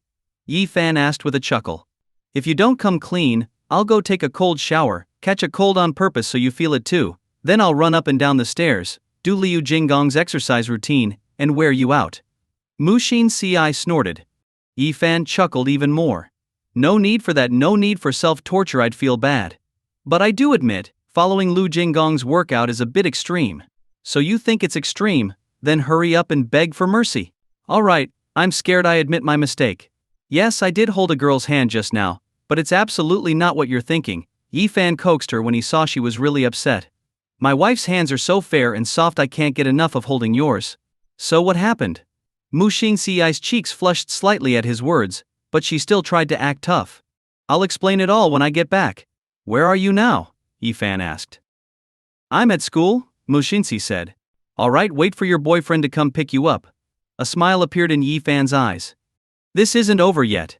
You come here and explain it clearly. The soft voice, with a hint of frustration, was pleasant to Yi-fan's ears, filling him with joy.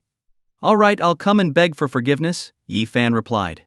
Mushin Ci's voice softened a little. Hurry up. Yi-fan hung up and shook his head. So cute. Right now she's probably all puffed up and waiting for him to smooth her out. Haha. It's like raising a little wildcat. But the fact that she's upset with him, well, that's because she's jealous. Though that jealousy was quite intense.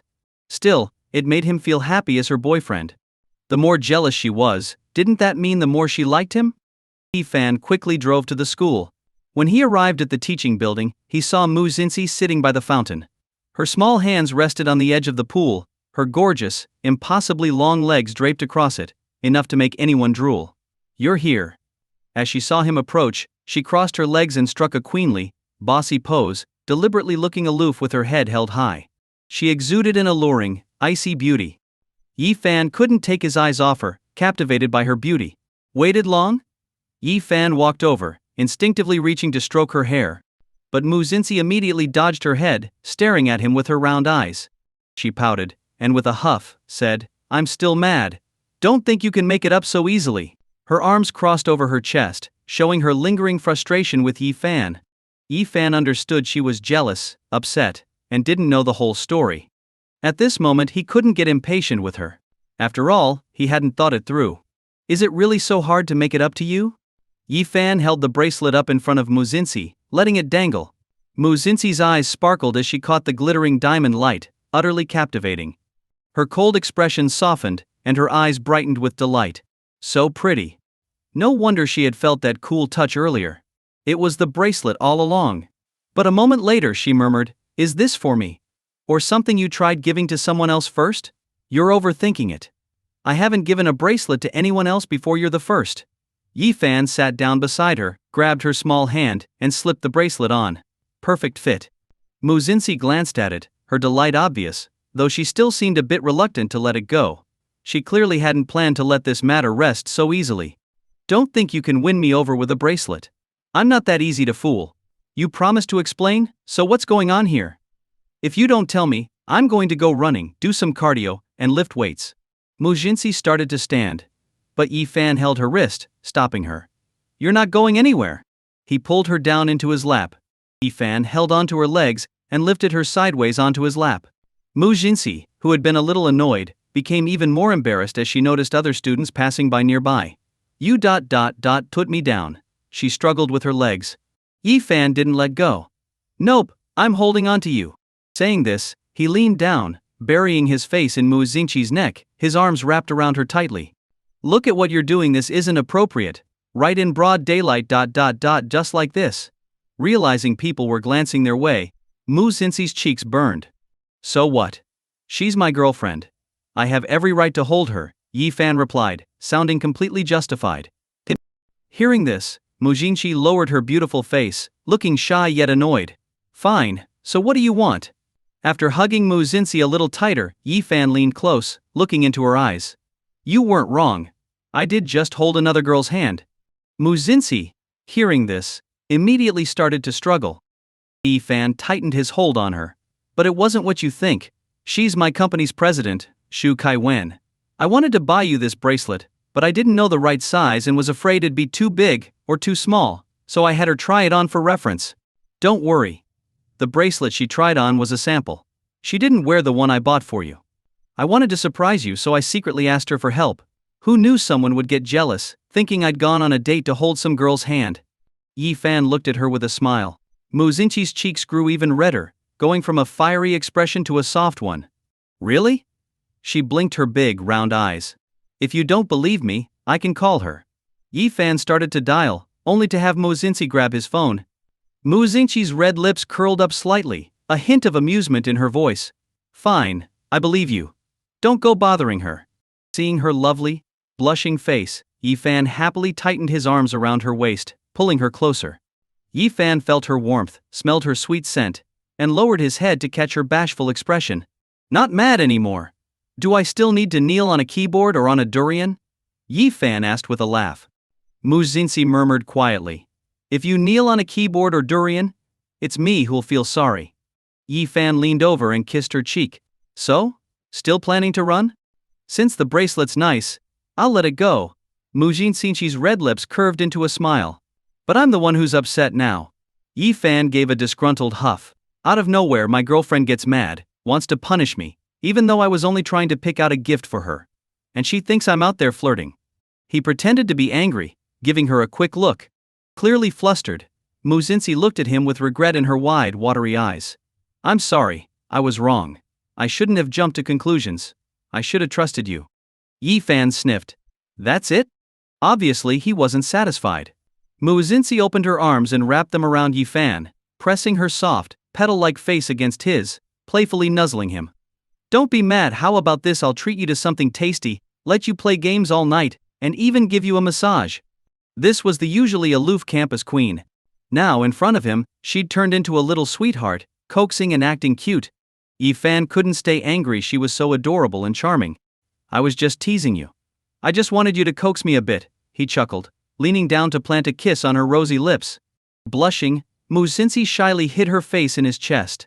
Yi Fan stroked her hair gently. But about what you just promised, is that all for real? What? She replied, feigning ignorance. I'll treat you to something delicious, let you play games, and give you a massage, Yi Fan said expectantly. Mu Xinxi huffed. I have the memory of a fish, only 7 seconds. I've already forgotten. Oh really? Since your memory is so short, how about you forget that I gave you that bracelet too?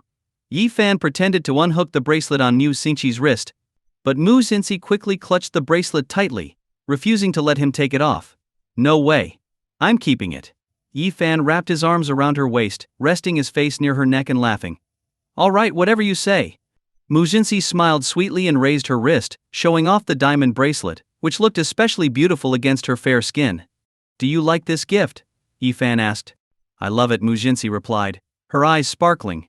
My wrist felt a bit empty before, but now with the bracelet, it looks so nice. Good, Yi Fan's lips curved into a smile. Then wear it well. Since my boyfriend picked out such a nice gift for me, I should give you a gift too. Mu Xinxi playfully winked at Yi Fan. A gift?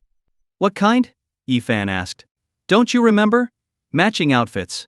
Mu Xinxi leaned in close to Yi Fan's ear, whispering seductively, fulfilling one wish of my boyfriend's isn't too hard, is it? Yi Fan felt like all the noise around them disappeared. All he noticed were her red lips and sweet voice. The breeze blew gently, and her eyes sparkled as if they'd been freshly washed. I have quite a few wishes. Which one do you mean? Are you allowing us to make love? Yi Fan leaned in closer as he spoke, only for Mu Xinxi to laugh and start tickling him. You perv, what are you thinking? She tried to tickle him, but Yi Fan didn't react. Instead, Mu Xinxi started laughing uncontrollably as Yi Fan tickled her, her eyes tearing up. It's so ticklish. Ha ha ha. You're such a little fool. Yi Fan laughed. Mu Xinxi, pouting, raised her small pink fist and lightly punched Yifan. You're still laughing. But it didn't hurt Yifan at all. Instead, Muzinzi let out a little sound of pain. As I thought, calling you a little fool was overestimating you. How can you get so silly when we're dating, my top student campus queen? Yifan teased, gently pinching her cheek. Is this supposed to be punishment for me? With her cheeks squished, Muzinzi's face looked even pinker and more adorable. Naturally, any pain she felt transferred over to Yifan. Yifan didn't feel much pain at all. Muzinzi's cheeks turned a deeper shade of red, and she replied, "This is what I call mutual damage." Ha ha ha, bonus points for you, Miss Class Representative, Yifan said, wrapping his arm around her shoulders. Come on, let's go get those matching outfits. He'd been looking forward to it all day, and fortunately, Muzinzi remembered too. While their current outfits looked similar, they weren't quite the same as actual matching couple outfits. Ding. The system has detected an intimate interaction with the campus queen, awarding you 600 points. Yifan immediately opened the system panel and started drawing 5 lottery items. Since he had enough points, this time he got 2 items. Ding. Congratulations to the host for drawing the $1 purchase perk, where tonight all purchases at physical stores will only cost $1. But ding. Congratulations to the host for drawing the 100% guaranteed parking perk, which means you will always find a parking spot anywhere you go. $1 won't cost you a fortune, and $1 won't scam you. Turns out whoever buys it gets scammed. As a child, he was scammed by unscrupulous vendors who claimed everything was just 1 yuan, only to find out it was 1 yuan and up. But fortunately, now he had the system. What was there to worry about? He could go on a shopping spree in any store, and no matter how much he bought, it would all cost just 1 yuan. Yifan was also grinning widely at the 100% guaranteed parking perk. What a jackpot! He often struggled to find parking, especially during peak times. With this skill, he'd never have to waste time looking for a spot again. When Yifan left school with Muzinzi on his arm, the people around them sighed with admiration. Did you see that? People were saying that if the campus beauty ever got into a relationship, she'd be icy cold, and the guy would have to endlessly appease her. But it turns out she's so sweet when dating. This isn't some cold goddess, she's a total sweetheart. Just watching them makes me want to date someone too. Yifan's definitely got away with his girlfriend. Totally. If she were dating anyone else, I wouldn't accept it, but with Yifan, I can wholeheartedly approve. Some guys even consoled themselves if my rival is Yifan, then it makes sense I'd lose. With that thought, the gloom of rejection faded away. After all, Yifan was handsome, rich, and top of his class. As long as he hadn't graduated, there was no one better. Who else could, in such a short time, achieve a reputation even greater than that of the campus beauty, Muzinzi? Only Yifan. He was the only one capable of winning over Muzinzi, a match truly made in heaven. Soon Yifan took Muzinzi to the mall. The mall was packed, and the underground parking was full of cars and people. Muzinzi glanced around, a bit doubtful. Will we even find a spot? Should we go to another mall? There'll definitely be a spot, Yifan assured her. He had the 100% guaranteed parking perk, there was no way there wouldn't be a spot. Just as he finished speaking, a car pulled out. Take it, Yifan said to Muzinzi. Muzinzi beamed. You were right. She quickly maneuvered her car into the space, parking perfectly on the first try. Behind them, a frustrated driver grumbled, just missed it. The driver had been circling the lot with no luck, unable to find an empty spot. Unlike Yifan, who had great luck, the driver left the lot in defeat. While enjoying the envious looks from other drivers, Yifan ruffled Muzinzi's hair and said, Nice driving, not bad for an experienced driver. Muzinzi stuck out her tongue, her cheeks warm with pride. Of course. So, will you drive at night from now on? Yifan leaned close to her ear with a mischievous smile, causing Muzinzi's face to turn a deep red. She gave him a gentle shove. Shameless. Hey ha ha ha. How is that shameless? You're a good driver, so it only makes sense you drive, right? Or should I drive at night? Yifan said with a knowing look. Only then did Muzinzi realize he was making a suggestive joke, and her face burned even hotter. Fine, I'll drive at night. Good. It's a deal, no backing out, Yifan said, lifting her chin playfully. Muzinzi saw Yifan's sly smile and immediately realized what he meant. Her whole face flushed with heat, and she shouted shyly, What are you even talking about? Yifan coaxed her, giving her a gentle hug and patting her back. All right, you're really getting mad now? Let's go shopping. With a smile on her face, Mu Xinxi allowed herself to be led by Yi Fan into the elevator, and then into the mall. However, their smooth day took a turn when they disagreed over which brand of couple outfits to buy. I think we should buy Chanel, Mu Xinxi suggested. I think Gucci would be better, Yi Fan said, giving his own opinion on the matter. The main problem was that while Chanel's women's clothing looked great and suited Mu Xinxi, it didn't offer as many appealing options for men. When it came to choosing matching outfits, they couldn't seem to agree. The couple outfits at Gucci aren't as nice as Chanel's. I'm your girlfriend, can't you just let me have this?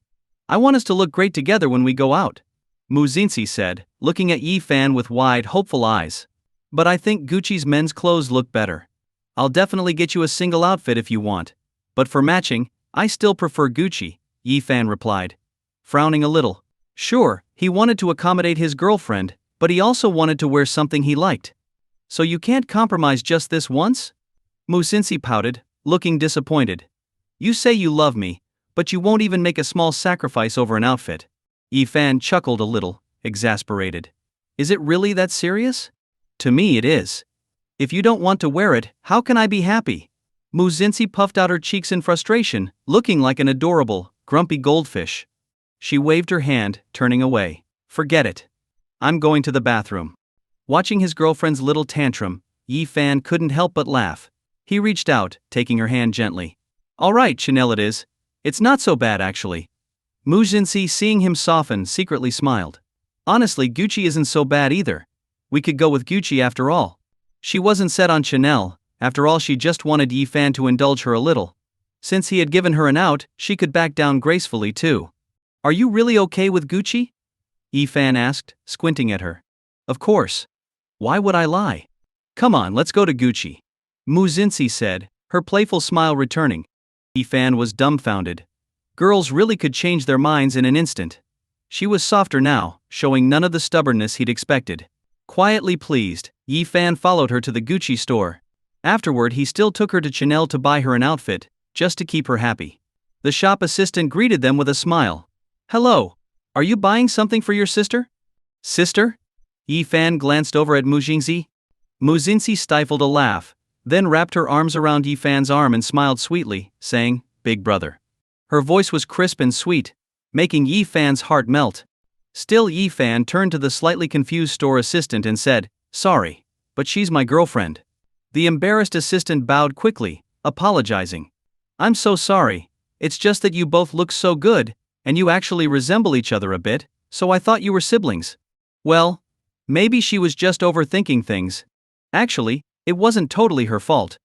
Usually in luxury stores like this, the couples were either Beauty and the Beast or a wealthy woman with her younger companion. When did they ever get such a picture-perfect couple? The odds were so low. If they had a kid, imagine how good-looking it'd be. The assistant thought this couple looked more like models or brand ambassadors than customers. No worries, as long as you didn't take us for father and daughter, Yi Fan said lightly, then raised his eyebrows proudly at Mu Xinxi. Did you hear that? We look alike, like a married couple. Hearing this, Mu Xinxi shyly leaned against his shoulder. Yi Fan heard her soft, cute voice pouting. Why didn't she call us a brother-sister pair? That'd make you the older one, you old cow chomping on young grass. Oh, am I an old cow now? Say it one more time, and we'll see what happens. Yi Fan lifted her delicate chin. Do you believe I won't just teach you a lesson? Mu Xinxi blushed, her heart beating faster at his bold words. You don't push it. You'd suffer too, remember? Our sensations are linked. Yi Fan noticed the sly look in her eyes, and his gaze darkened. Oh, this girl had found a loophole. She was getting spoiled. He placed his hand around her waist and lowered his head to whisper in her ear. Ever consider that you might suffer, too? Mu Xinxi's face fell. She'd overlooked something. She was feeling his sensations. Yi Fan watched her go from smug to embarrassed in seconds. Now, it was his turn to be smug, he asked. So, want to test it? I bet it's not as bad as you think. No way. Mu Xinxi shook her head, resisting as he led her toward the fitting room. She dug in her heels, clutching his hand tightly. Seeing her panicked expression, on the verge of tears, Yi Fan burst out laughing. You're so easy to fool. So innocent. He was only teasing her. He didn't have any weird ideas. Realizing he'd been tricking her, she pouted, mumbling in embarrassment. Well, otherwise, how would you have tricked me into being your girlfriend? Oh, did I trick your money or trick your heart? Yi Fan leaned in close, giving her a playful look. At least wait till I've done one or the other before you accuse me of anything. Seeing her blushing and avoiding his eyes, he couldn't help but tease her again. Cat got your tongue, Hugh, huh? Mu Zinzi blushed even more, mumbling, fine. I wasn't tricked. I volunteered. I'm also volunteering to spend money on you now. Let's go buy clothes. Her voice was so soft and sweet. She pulled him by the hand, heading toward the clothes section. From Yi Fan's perspective, he could see her beautiful profile, and even her ears and neck were flushed pink with shyness. Yi Fan couldn't help but smile. His girlfriend was just too innocent, too easy to make blush. Mu Zinzi looked around, her eyes finally landing on a casual outfit, and she noticed it came in a matching couple style. Let's go, let's try these on. She gave Yi Fan a little push from behind, holding onto the clothes and steering him toward the dressing rooms. Yi Fan chuckled, shaking his head. Don't rush, take your time. We're not in a hurry. Before long, Yi Fan had changed and stepped out, but Mu Zinzi still hadn't come out of her dressing room. He could feel the coolness of her fingers brushing across his chest and shoulders. An image came to life in his mind. Her skin was so fair, her figure so shapely, curves in all the right places. Right now, she would be feeling her way around her waist, hips, and long legs. Boom! Even seated in his chair, Yi Fan was starting to feel a bit unsteady. Although this wasn't the first time he'd experienced this shared sensation, which guy could resist reacting to his girlfriend's amazing figure? Especially when his girlfriend looked this hot. Just then, a guy with a crew cut sat down next to him, his arms weighed down with shopping bags. He sighed when he saw Yi Fan. Waiting for your girlfriend too? Yep, Yi Fan replied immediately. Ah, same boat. Look at all these bags my girlfriend's had me carry. My wallet's starting to hurt. She loves shopping so much, and she's been at it for hours, with no end in sight. I've got blisters from walking around all day, the crew cut guy complained to Yi Fan. Now she's trying on clothes again, probably about to buy a whole lot more. She's practically maxed out my credit card, and I'm ready to sell a kidney to keep up. As he said this, the crew cut guy wore a pained expression. Yi Fan glanced at the mountain of bags next to the guy. And yeah, it was kind of excessive. Especially if the guy was footing the bill for all of it, you'd need a good amount of cash to keep up with a girlfriend like that. Seeing this, Yi Fan appreciated his girlfriend even more. She didn't go overboard with shopping, and she didn't expect him to pay for everything. Isn't it exhausting waiting for her? The guy asked, looking for some understanding. Not at all. Waiting for your girlfriend is just part of being a guy, Yi Fan answered, shaking his head. He really wasn't tired. Besides, he could feel his girlfriend's sensations. What was there to be tired about? If anything, it was an unexpected perk. The crew cut guy stared at Yi Fan, puzzled. He looked Yi Fan over and noticed that he actually seemed to be enjoying himself. Hey, that's just because you're young, just started dating, huh? Sooner or later, reality's going to hit you hard. The crew cut guy scoffed, irritated by Yi Fan's calm, contented demeanor. Yi Fan simply smiled, saying nothing. Sure, their relationship was just beginning, but he knew with such a beautiful girlfriend, there was nothing to be frustrated about. When Yi Fan didn't respond, the crew cut guy grew smug. My girlfriend loves shopping because she's got the looks. Fair skin, great figure. Lots of guys go after her. Lucky I'm good looking and charming too, or I'd have no chance. That's great, Yi Fan replied. Hearing this, the crew cut guy assumed Yi Fan was envious. He figured Yi Fan's girlfriend must be pretty average since true beauties are rare, especially one as stunning as his. My girlfriend is a total standout. She used to be the campus queen. All the guys in her year were crazy about her, always waiting outside her classroom after school. She even did some modeling, her figure's perfect. The guy went on proudly. Babe, I'm ready. A slightly smoky, raspy voice came from the fitting room as a girl walked out. The guy smirked triumphantly. See? There's my girlfriend. Yi Fan looked up and saw a girl with a stereotypical internet celebrity face, big eyes, pointed chin, pouting lips, and a look that was quite generic. Her whole appearance felt like it was put together by high-tech procedures. For a moment, Yi Fan felt almost face-blind. He had a hard time remembering what she looked like, despite having a great memory. But the crew cut guy looked thrilled, wrapping his arm around his girlfriend's waist as he proudly turned to Yi Fan. What do you think? She's gorgeous, right? Since beauty is in the eye of the beholder, Yi Fan wasn't about to say anything rude, so he just nodded politely. Sure.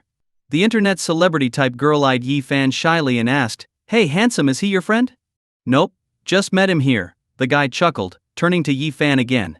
If you ever feel like your girlfriend isn't good enough, no worries. Break up and go for someone better. My girlfriend has tons of friends. She even has a group of besties who can hook you up. He wasn't trying to make friends with Yi-fan, he just wanted to show off. Maybe make Yi-fan a little envious. After all, it'd give him extra points with his girlfriend. No thanks, Yi-fan replied immediately. I'm more than happy with my girlfriend and would never break up with her. In his eyes, Mu Jinxi was already beyond perfect, fair-skinned, long-haired, great figure, good family, a top student, and a great personality. Someone better? Where could he even find someone better? Mu Jinxi was a one-in-a-million goddess, completely unique. Besides, Mu Jinxi was gentle, attentive, and the more he looked at her, the more he liked her. Other girls couldn't even compare. Man, you're really hung up on her. Got some kind of love spell on you? You could totally find someone better, the crew cut guy said, shaking his head. A girlfriend should be someone you can show off, someone who looks good. Seeing that Yi-fan's girlfriend still hadn't come out, he figured she must have overheard the conversation and felt too embarrassed to show herself, worried she'd look plain next to his own girlfriend. With this thought, the guy felt a little smugger. Sure, his girlfriend spent money, but she was beautiful and confident, and he could proudly show her off. How many guys would envy him? As the guy was basking in his pride, the fitting room door opened. Yi-fan, this dress is so complicated I struggled with it forever, came a soft, smooth female voice. The guy froze, immediately drawn to it. Such a beautiful, mature voice. It was leagues better than his girlfriend's raspy tone. A good voice doesn't guarantee looks though, he thought. She might not be that pretty. After all, online lots of people with nice voices turned out to be like Xiao Biluo. The crew cut guy was feeling a bit envious, trying to console himself until he looked up. Whoa, she's a total knockout. Her eyes were stunning, so bright and expressive, and her skin was incredibly fair. Her nose was perfectly straight and shapely, which made his own girlfriend's nose look a bit flat by comparison. And those soft, cherry lips looked so kissable. Then there was the swan-like neck, the prominent collarbone, a tiny waist, and long legs. Even her hair looked beautiful. He couldn't take his eyes off her, staring so intensely he nearly drooled. It was his own girlfriend who finally blocked his view, annoyed, but he kept craning his neck to steal a few more glances. Yi-fan noticed the guy's heated stare and, as her boyfriend, didn't appreciate someone eyeing his girlfriend like that. So he deliberately put his arm around Mu Jinxi's slender waist right in front of him and said, "This is my girlfriend." The crew cut guy was stunned. Such a goddess of a woman was actually Yi-fan's girlfriend? A gorgeous face, a perfect figure. And they were even dressed in matching outfits. They looked like they were made for each other. She barely glanced at him, but that one look made his heart race. He used to think his girlfriend was beautiful, but compared to Mu Jinxi, she just couldn't measure up. Remembering how he'd been bragging to Yi-fan about his own girlfriend, and even suggested he should trade up, he now felt like a complete fool. Trade in such a stunning girlfriend? There was no way any of his girlfriend's friends from her Teddy sisterhood could even hold a candle to Mu Jinxi. As envious as he felt, he couldn't help but feel a twinge of jealousy too. Why did Yi-fan get all the luck? With such a beautiful girlfriend, no wonder Yi-fan wasn't tired of waiting. If he had a girlfriend like that, he could shop all day without a single complaint. Feeling worn out? Only if he didn't know his own limits. Yi-fan, noticing the guy's envy, felt a rush of pride.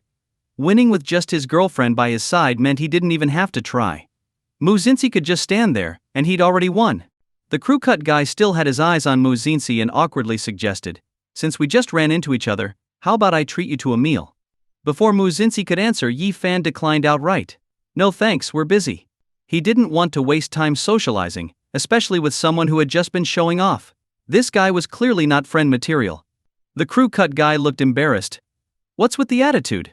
Sure, he has a pretty girlfriend, but it's nothing to be so smug about. With a bit of charm, who's to say I couldn't steal her away? He turned to his girlfriend and said, "Didn't you want that new dress that costs over 10,000? I'll get it for you." He was clearly trying to flaunt his generosity. His girlfriend's eyes lit up. Really? She hadn't expected him to be so extravagant. Of course. "Buy whatever you like, babe. Your man's got it covered," he replied, though he was wincing internally. 10,000 yuan wasn't exactly a small amount. Perfect. I'll have them wrap it up right now. The internet celebrity girlfriend beamed. "You're the best, babe." The crew cut guy glanced over at Mu Jinxi, hoping she'd look at him with some envy. But she didn't even spare him a glance, focusing all her attention on Yi-fan. "Here. Let me fix your collar," she said to Yi-fan, turning her back to the other guy as she carefully adjusted his collar. The crew cut guy was completely jealous now. What a thoughtful, goddess-like girlfriend. Meanwhile, his own girlfriend was only interested in luxury goods. But in fact, she held up a long dress and asked him, "Honey, why don't we get this one too? It's the latest style, and I just love it." Oh man, 20,000. What a spendthrift. But with Yi-fan and Mu Xinxi right here, the crew cut guy has to keep pretending. Go ahead, it's only 20,000. No big deal, whatever my girlfriend wants, I'll make it happen. But his heart is bleeding. He's really just one step away from lugging bricks and selling his kidney. Yi-fan, however, sees through every move. Hey, childish. He couldn't care less about the guy and kept his full attention on Mu Xinxi in front of him. Her delicate fingers carefully straightened his collar. Yi-fan put his hand on her back, leaned close to her ear, and asked, "Did you tie it properly?" "Yeah, finally got it.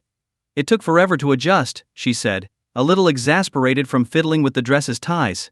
"Maybe I should double-check for you, just in case." Yi-fan's lips brushed her fair earlobe, breathing out warm air. He felt a tingle from her response, enjoying how his teasing always made her blush. Her face turned crimson as she softly pushed against his chest. "Stop it." Her voice was just for him, sweet and soft, like a little claw tickling his heart. His girl was pure charm. Sweet and soft like a kitten when she wanted to be, feisty and wild when it suited her. Yi-fan chuckled quietly, watching her flushed face, but then stopped teasing her. Detected an affectionate action. Reward 200 points. The system chimed in. Satisfied with the points, Yi-fan closed the system panel. After all the flirting, Mu Xinxi smiled sweetly. "Let's go check out. I told you I'm paying this time." Hearing this, the crew cut guy's heart sank. His girlfriend is a gold digger, never hesitating to splurge on his dime. But here, the other guy's girlfriend was the one footing the bill? So in the end, Yi-fan's just some kept man.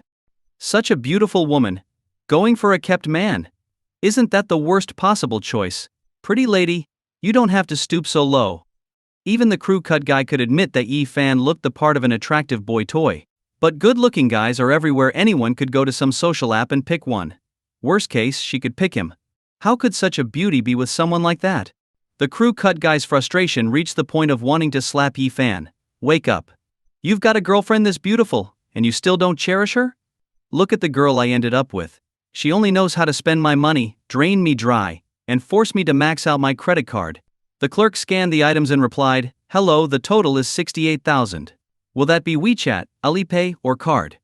What kind of clothes cost 34,000 each? And the gorgeous girlfriend is the one paying. Surely she's going to haggle a bit, given the price?" While the crew cut guy pondered this, Mu Xinxi had already handed over her bank card. Card. Simple, direct and decisive. "Sugar mommy? Yes please." "Oh man, look at the girlfriend I ended up with. What a mess." The crew cut guy felt even worse after comparing himself to Yi-fan. Wow. This girl really is a rich and beautiful type.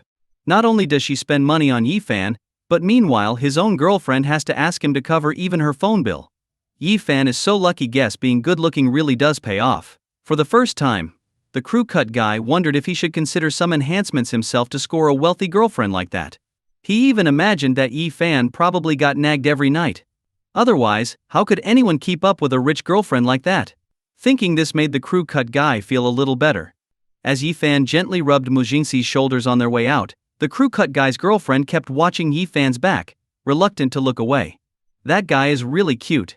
Standing at the counter, the crew cut guy snorted. So what if he's cute? He's just a kept man, living off someone else. The sales assistant, who had a good impression of Yi-fan from watching him dote on his girlfriend, couldn't help but defend him, saying, "Actually, he's one of our high-tier members. His spending here is well above average." The last time Yi-fan came shopping, she had been there too. Hearing this, the crew cut guy's face fell. A high-tier Gucci member? That takes a ton of spending. If Yi-fan were just some kept man, why would he need his own account? Wouldn't his girlfriend just be covering everything? Which means there's only one conclusion. Yi-fan isn't some lowly gigolo, he's a bona fide tall, rich, and handsome type. Realizing this, the crew cut guy felt like his world was crashing down. Not only is Yi-fan tall, rich, and handsome, but he also has a wealthy and beautiful girlfriend eager to pay for him. Alright, that'll be 45,000 yuan. How would you like to pay? The crew cut guy suddenly found the sales assistant's voice terrifying. 45,000 yuan. Even if he worked himself to the bone, he couldn't keep up with his girlfriend's shopping habit. And this was just one store among many she had already hit up. I've had enough. You're just a gold digger, always buying. Have you ever thought about me? Do you think making money is easy? I'm always spending it all on you. The crew cut guy finally lost it and started berating his girlfriend. She was stunned, looking at him in disbelief. The sales assistant was right there, and he was humiliating her like this. But she wasn't one to take it lying down. She fired back instantly. Oh, so buying things makes me a gold digger. Then what about you? Useless, ugly, and full of complaints. You're always bragging, saying how big you are, telling me to hold on. But you last all of 2 seconds. Yet lost. You're just spouting nonsense. Oh, save it. I've had enough. Back then, you were the one acting like a simp, following me around everywhere, and I just took pity on you. But you know what? We're done. Get lost. She grabbed her bags and stormed out. The crew cut guy's face turned all kinds of colors, like a paint palette. He was about to slip away when the sales assistant blocked him. Sir, you haven't paid yet. If you leave now, I'll have to call the police. Crew cut guy. Oh man, he was utterly out of luck. He'd lost his girlfriend and had a hefty bill to pay. Meanwhile, Yi Fan had no idea what had happened to the crew cut guy. After leaving the store, he received 300 points for the gift Mu Xinxi bought him. Holding her close, he suggested, "How about we head over to Chanel?" "Why there?" Mu Xinxi asked in surprise. "You made a compromise for me, so I'll make one for you. After all, why choose when we can have both?" He tapped her nose affectionately. Her face blossomed with a bright smile, and she wrapped her arms around his neck, pressing a soft kiss on his cheek. "Love you." Yi Fan beamed, completely satisfied. Yi Fan took Mu Xinxi to the Chanel store. Along with picking up the Chanel couple's outfit that Mu Xinxi liked, he generously said, "Whatever else you want, just get it." After all, he had the 1 yuan purchase perk tonight. How could he let this opportunity go to waste? "No need. This is enough," Mu Xinxi replied. She knew Yi Fan had money now, but she didn't want to waste it frivolously. Earning money wasn't easy, and besides, if there was something she wanted, she could just buy it herself. No such thing as enough. "Let's get this new bag too, and this dress looks great on you. We'll take it. Oh, and this one too." Yi Fan didn't even blink as he selected whatever he thought would look good on her. Mu Xinxi was stunned. She hadn't realized he could spend so freely. The sales assistant couldn't stop smiling. This was a major customer. All she had to do was follow along and get everything packed. Before they knew it, Yi Fan had bought a massive haul. The store would just send everything straight to his place. Yi Fan went to swipe his card. Bing. The total was supposed to be 150,000 RMB. However, when he swiped his card, the actual charge was just 1 yuan. The rest, naturally, was covered by the system. This 1 yuan perk was amazing. It meant he could buy whatever he wanted. Yi Fan, in a great mood, rubbed Mu Xinxi's shoulders and said, "Girls always need skincare and makeup, right? Let's get everything you need." Mu Xinxi's cheeks flushed a little. "I have enough. Having it and having me buy it for you are two different things." Yi Fan raised his eyebrows.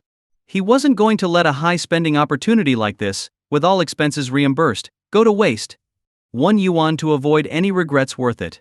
Without waiting for her to refuse, Yi Fan led her to the skincare and makeup counters, sweeping up everything from Skii facial essence to La Mer, Lancome, Clé de Peau. "Do you want lipstick?" he asked. Mu Xinxi looked at the options, hesitating over the shades. "Do you think 205 looks good, or 608? Yi Fan looked closely. They both seemed like the same color to him, red. "What's the difference between these two?" he asked, puzzled. "Of course they're different. See, 205 is strawberry red, and 608 is a vintage red. Let me put it on so you can see. It'll make it clearer." She applied the lipstick to her lips. Yi Fan felt a sticky sensation on his own lips, something he wasn't used to.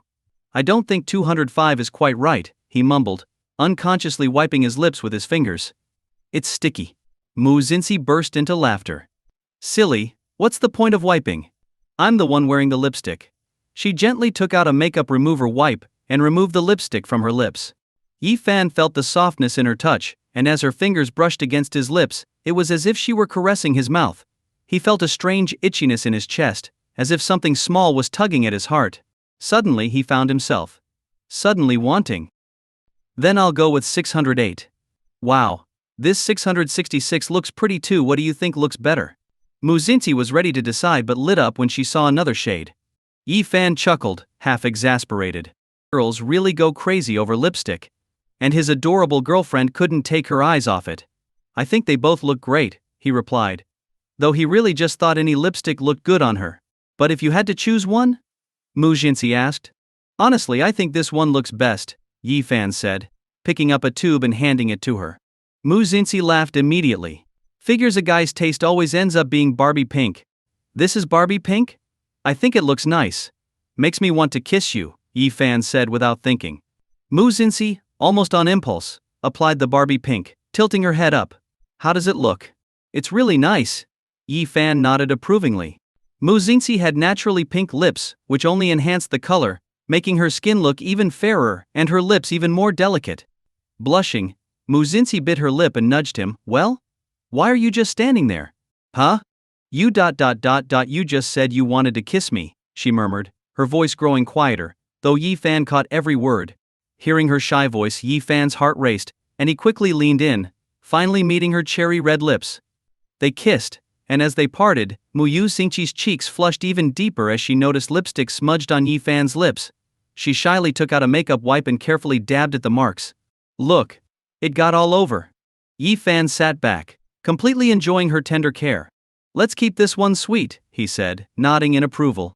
Mu Jinsi, still blushing, mumbled, I really wasn't planning on buying Barbie pink, but since you like it, I'll get one. Hey, should we try some more colors? I'll help you decide. I just need a taste test to make sure they're a good fit, Yi Fan grinned. Mu Jinsi shyly pushed him away. Stop it. I won't. She'd only meant to reward him once, but now he seemed addicted. What if he kept pushing for more?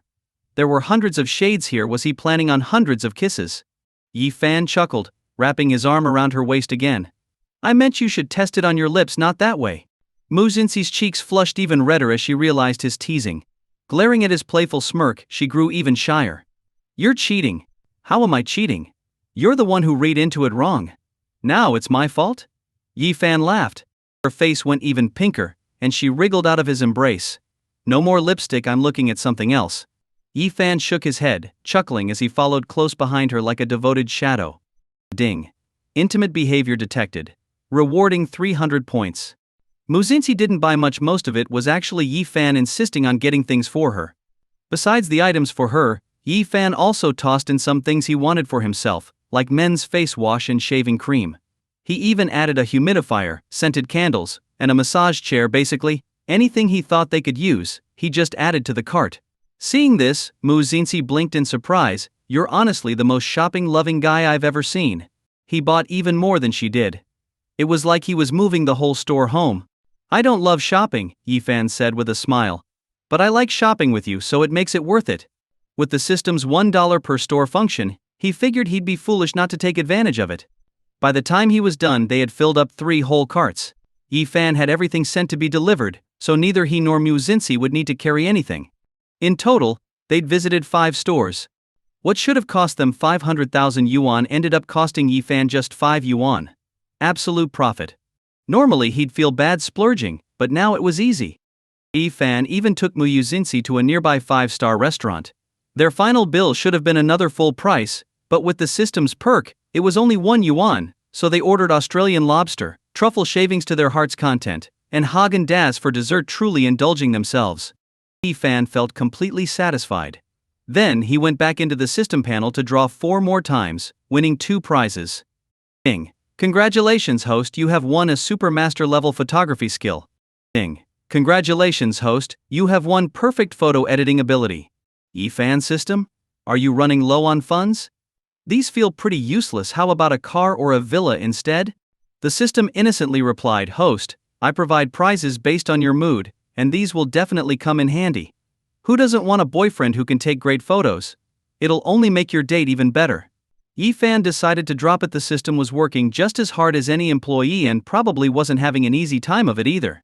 And truthfully, the system was giving him rewards suited to his current needs. How about I take some photos of you? Yi Fan figured this was the perfect time to show off his new skill. But Mu Jinsi quickly covered her face, looking a bit panicked. No, don't. Why not? Yi Fan asked, puzzled. This is our first time wearing matching outfits. He thought about it and realized Mu Jinsi rarely took photos. Why? I just don't really like taking photos, Mu Jinxi said, her face turning pale and a hint of sweat appearing on her forehead. Yi Fan noticed her sudden shift in mood and felt a pang of concern. He didn't know why she didn't like taking photos, but as her boyfriend he wasn't going to push her. Alright, no photos then, Yi Fan said, putting his phone down. But Mu Jinxi looked at him cautiously and asked, "Are you upset with me?" Yi Fan took Mu Jinxi to the Chanel store. Besides the couple's outfits she liked, Yi Fan generously added, "Anything else you want? Just go for it." Yi Fan still had the 1 yuan per store deal. No way he'd let this chance slip by. "That's enough, really," Mu Jinxi said.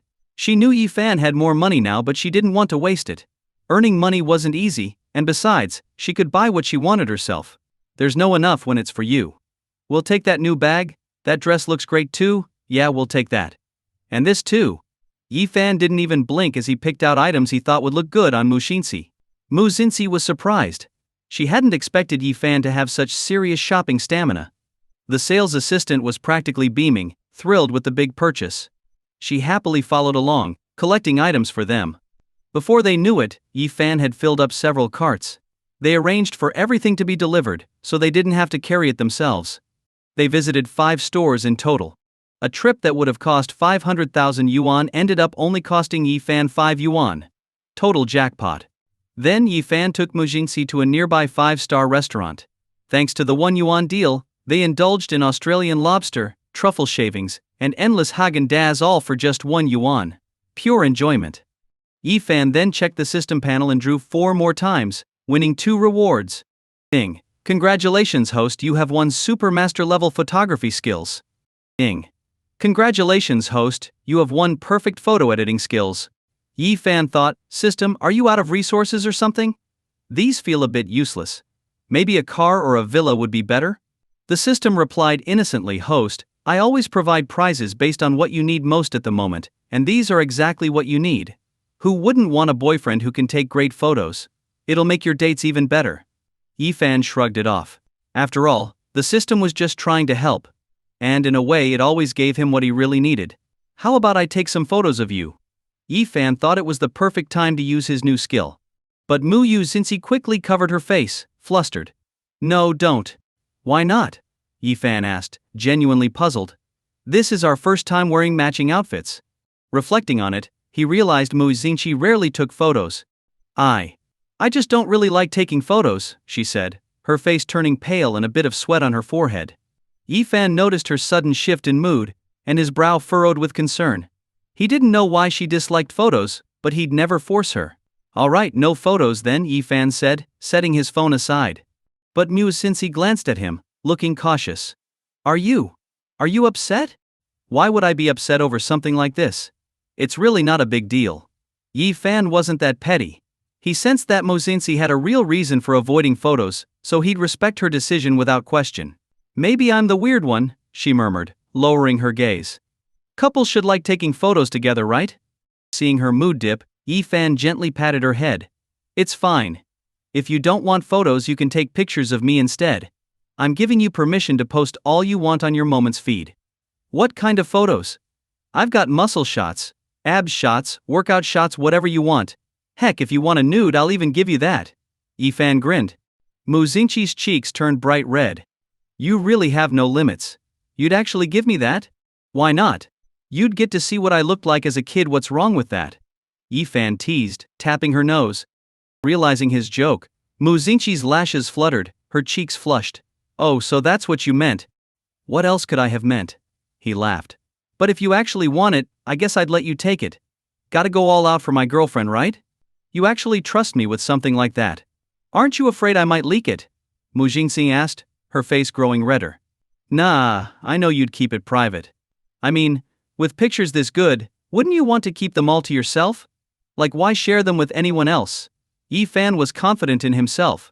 Mu Jinxi, flustered and blushing, called him out, You're so vain. Vain? Last time who was staring at me the whole time? You're making that up. I covered my eyes. Oh, you mean you pretended to cover them while peeking?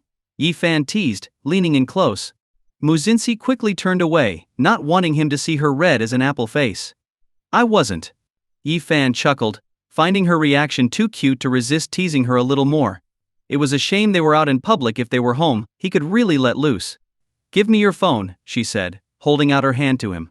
Looking at her fair, delicate hand, Yi Fan's heart skipped a beat. "Are you seriously planning to take those private photos?" Mu Xingqi's cheeks flushed. "No, I just thought.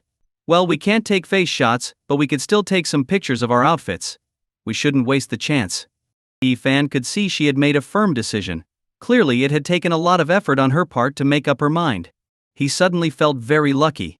He didn't know what Mu Xingqi had been through in the past, but this small gesture showed that he meant a lot to her. "All right," Yi Fan nodded. "Then let's just take photos of the clothes." Yi Fan didn't care whether they took pictures or not, but he knew he had to help Mu Xingqi work through her past shadows. He didn't want her to stand in the darkness of past hurts forever. He wanted her to step into the light. Without handing her his phone, Yi Fan placed his hand over hers. Their palms pressed together, warmth passing between them, filling them both with strength and resolve. Mu Xingqi's lips parted slightly, a bit surprised. "You used to be on your own, but now you're not," Yi Fan said softly, looking at her. "You don't have to carry it all alone. I'll protect you." Mu Xingqi's eyes turned slightly red. This was the most touching thing she had heard in a long time. She had been used to the darkness for so long that even a small bit of light from someone pulling her out felt like it was enough to brighten her world. Mu Xingqi leaned into Yi Fan's embrace. Using his master-level photography skills, Yi Fan found the best angles and took several photos in a row. He could sense her trembling a bit, even though the camera wasn't focused directly on her. But he held her hand tightly. With the feel of his strong grip, Mu Xingqi found herself less anxious facing the camera, gradually adapting to it. After taking the photos, Yi Fan handed her the phone. "Take a look. Don't worry, your face isn't showing." Mu Xingqi looked carefully at the photos. She was amazed. "Each shot is so clear, no blurriness at all. It looks like it was taken with a professional camera. The angles are great too. You're really good at this." She wasn't just giving him empty praise. The photos really were beautiful, with an aesthetic she admired. They looked like a professional photo shoot, not just some simple couple shots. "Haha, as long as you like them. I'll add a filter later and touch them up for you." Yi Fan's face warmed a bit at her praise. "He, sure," Mu Xingqi agreed sweetly. "Then let's post them together on Moments." "Huh?" Yi Fan was thrilled. "Are you serious?" Even though they'd held hands in public at school, they'd never officially announced it online. Blushing, Mu Xingqi nodded. "We're a couple, of course we can." Yi Fan chuckled happily, but then thought of something. "But what about your dad?" Mu Xingqi paused, her brows furrowing. Her father was indeed a big concern, especially since he doted on her so much. He wouldn't accept his precious daughter dating right under his nose, and he'd likely storm back the moment he found out. If she posted the pictures, their relationship would be exposed. "That's easy. I'll just hide it from him in my Moments," she smiled. Yi Fan's heart skipped a beat. A true pro. "Are you sure he won't get upset?" he asked. Mu Xingqi smirked. "I don't post much on Moments anyway. He's so busy he probably wouldn't notice and won't think anything of it." Yi Fan nodded. It was true, many people hid posts from their parents these days. And if she didn't post often, her dad wouldn't suspect a thing. "All right, let's do it." Yi Fan supported her decision. Just in case, he quickly adjusted his own settings to hide the posts from his parents too.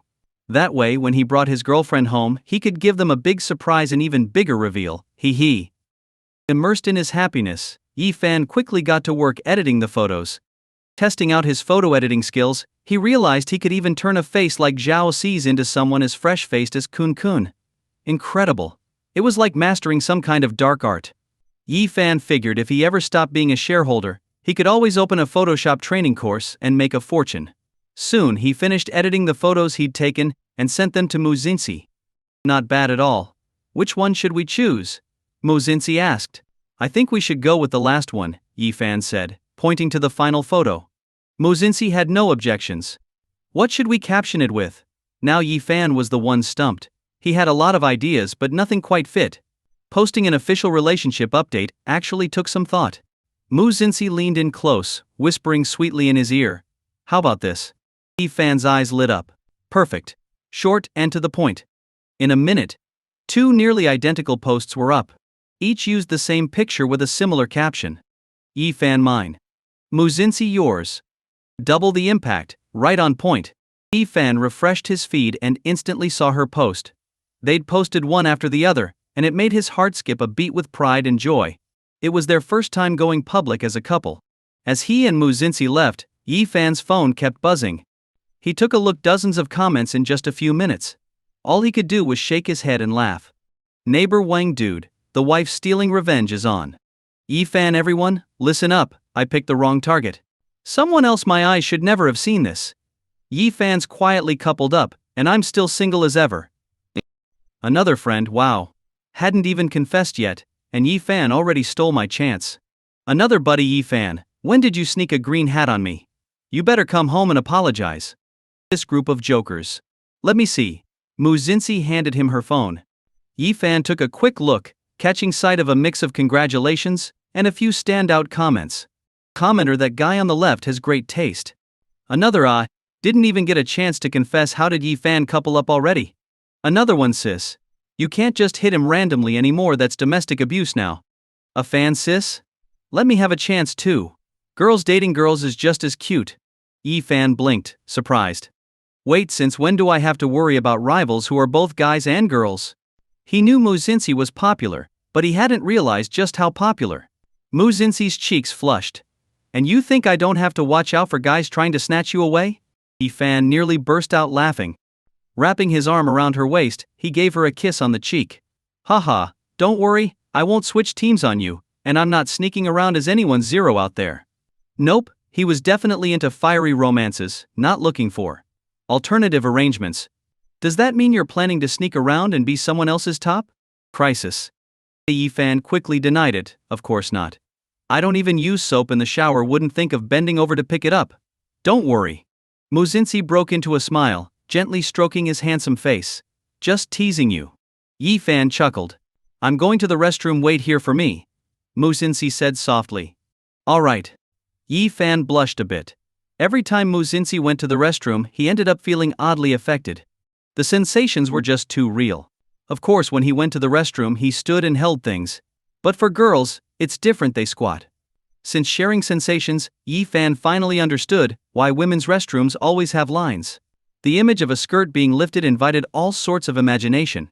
Yi-fan was feeling all sorts of discomfort, but thankfully, it eventually passed. He figured Muzinsi experienced something similar whenever he went to the restroom, and he could feel his own face heating up at the thought, his heart beating faster. When Muzinsi reappeared, Yi-fan tried to act nonchalant, like nothing had happened, even though his pulse was racing, still reeling from every vivid sensation. Let's go, he said, escorting Muzinsi along. Once they got moving, the embarrassing images began to fade from his mind. When they got home, Yi-fan eagerly asked, "Wanna play some games together?" "I'm not very good." Muzinsi's big eyes looked up at him innocently. Yi-fan's heart melted instantly at her adorable expression. "Doesn't matter if you're bad. I can carry you," he said confidently. "Alright," Muzinsi blushed. She actually loved spending time with him. She didn't mind gaming, it was just that she kept losing, so she'd uninstalled the game in frustration. Luckily, now she had a boyfriend. So, Muzinsi dusted off her old League of Legends account and teamed up with Yi-fan. When he and Muzinsi joined a game with his roommates, they immediately started teasing him. Xiao Wu piped up on mic, he carrying the campus goddess in game. "Aren't you worried she'll complain you're not spending enough time with her?" Fat Tiger added, "Right? I mean, our girlfriends don't care, but yours is still fresh out of the confession stage. Shouldn't you two be inseparable?" Li Aigi chimed in, "Plus, looking at this username, don't tell me she's a girl. Haha. Aren't you afraid the campus goddess will find out and scold you?" Hearing all this, Yi-fan glanced over at Muzinsi.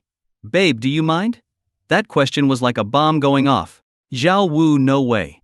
Is this actually Muzinsi? My girlfriend has zero interest in gaming, and you've got one who's willing to be your gaming buddy? Leigi, fresh romance is undefeated. I knew it. So jealous, man, I want a girlfriend to play with too. Fat Tiger, some romances are just too enviable to try and copy. I give up. Though the three of them all had girlfriends, their girlfriends were more interested in shopping and beauty products, not in games. Gaming skill wasn't even the issue, they just didn't care for it. Yi-fan listened, feeling more and more proud. Turning toward Muzinsi, he smiled and said, "I'm really lucky to have my girlfriend willing to make time for me." Muzinsi's cheeks warmed as she replied sweetly, "Glad you know it." While browsing the game store, she asked, "Want the new skin? I can get it for you." Yi-fan's eyes lit up. He hadn't expected that right from the start. She was offering to buy him a skin. Since Mu Xinqi's mic was on, Yi Fan's roommates overheard everything. Oh man, if only my girlfriend was that considerate. One sighed. Don't even get me started. It's a miracle if mine doesn't ask me to send her money, let alone buying me a game skin, said another. And she keeps telling me to stop gaming and take her shopping instead. Compared to this, all of Yi Fan's roommates were green with envy. Just look at Yi Fan's girlfriend, she's the campus queen, beautiful, smart, with a great background. Plus, she's financially independent and even plays games with him. Not only that, she wants to buy him a skin. This was a level of treatment they could only dream of. She was like a goddess girlfriend.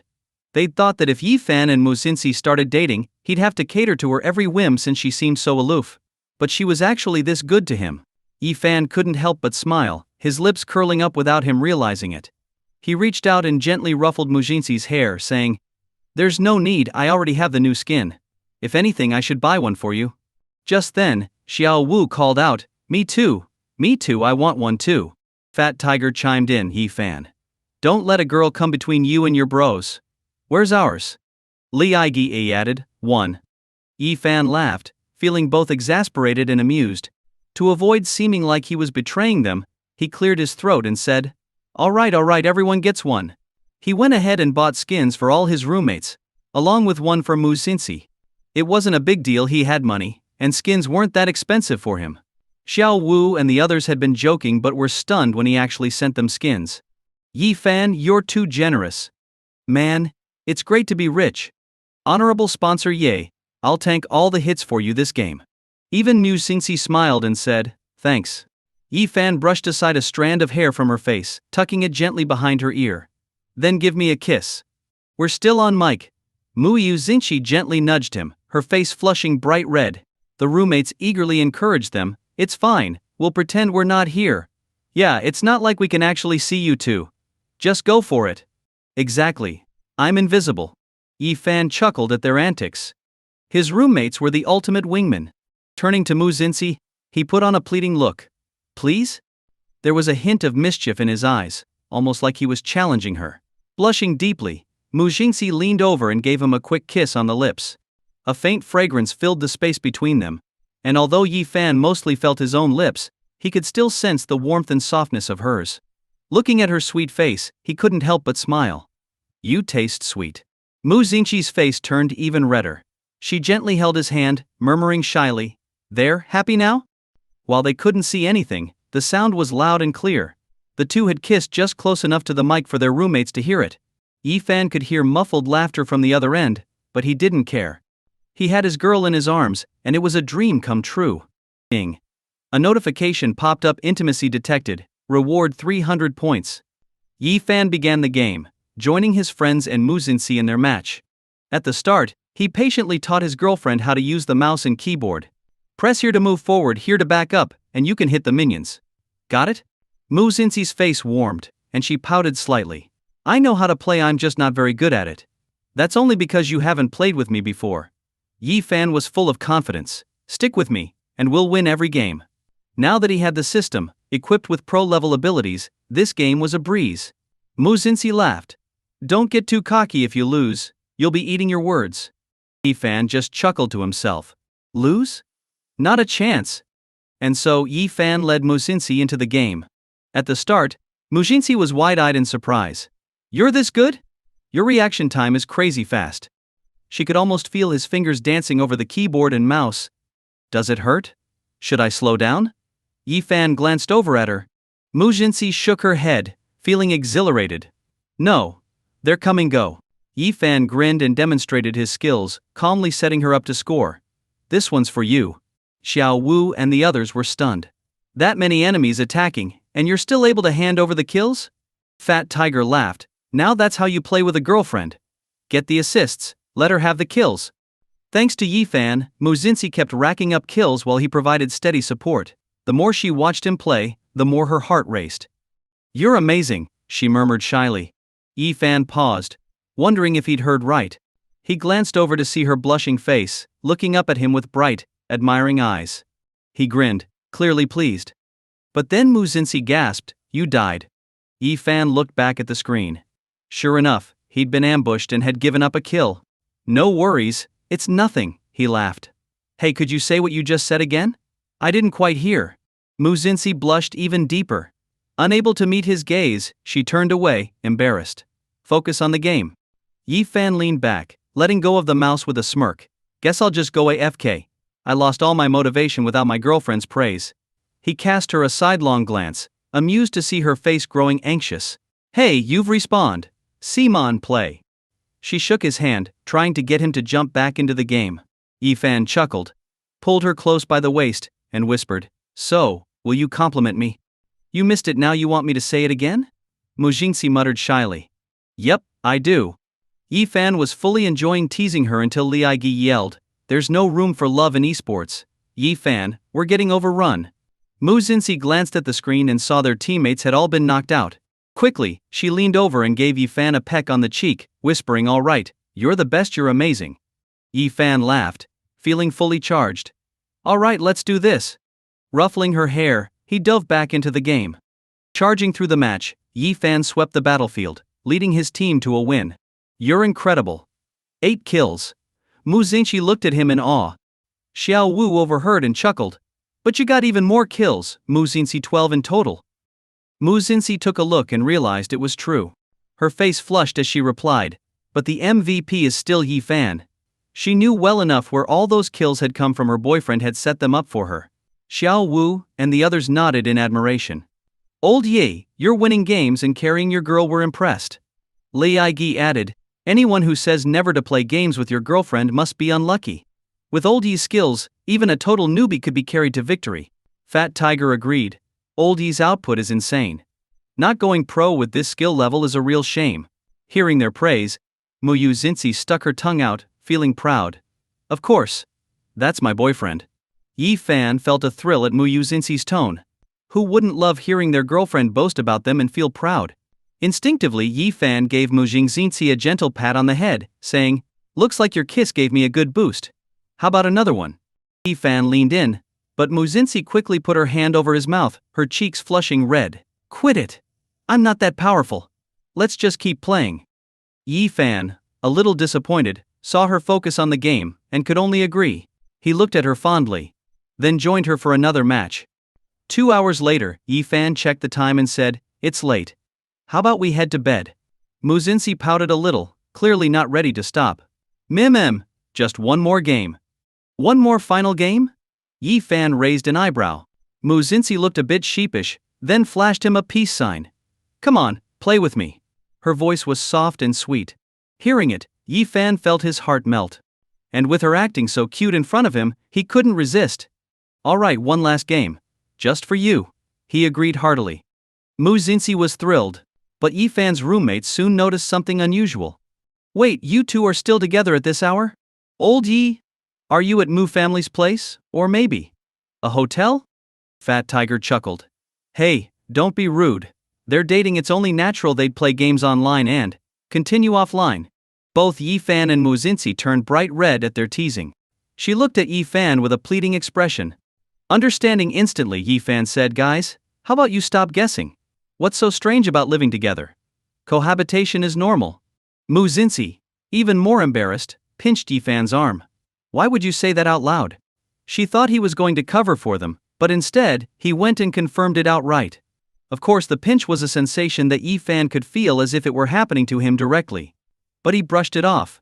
He took Muzinsi's hand and held it gently, saying, Secrets don't stay hidden forever, and these are my closest brothers.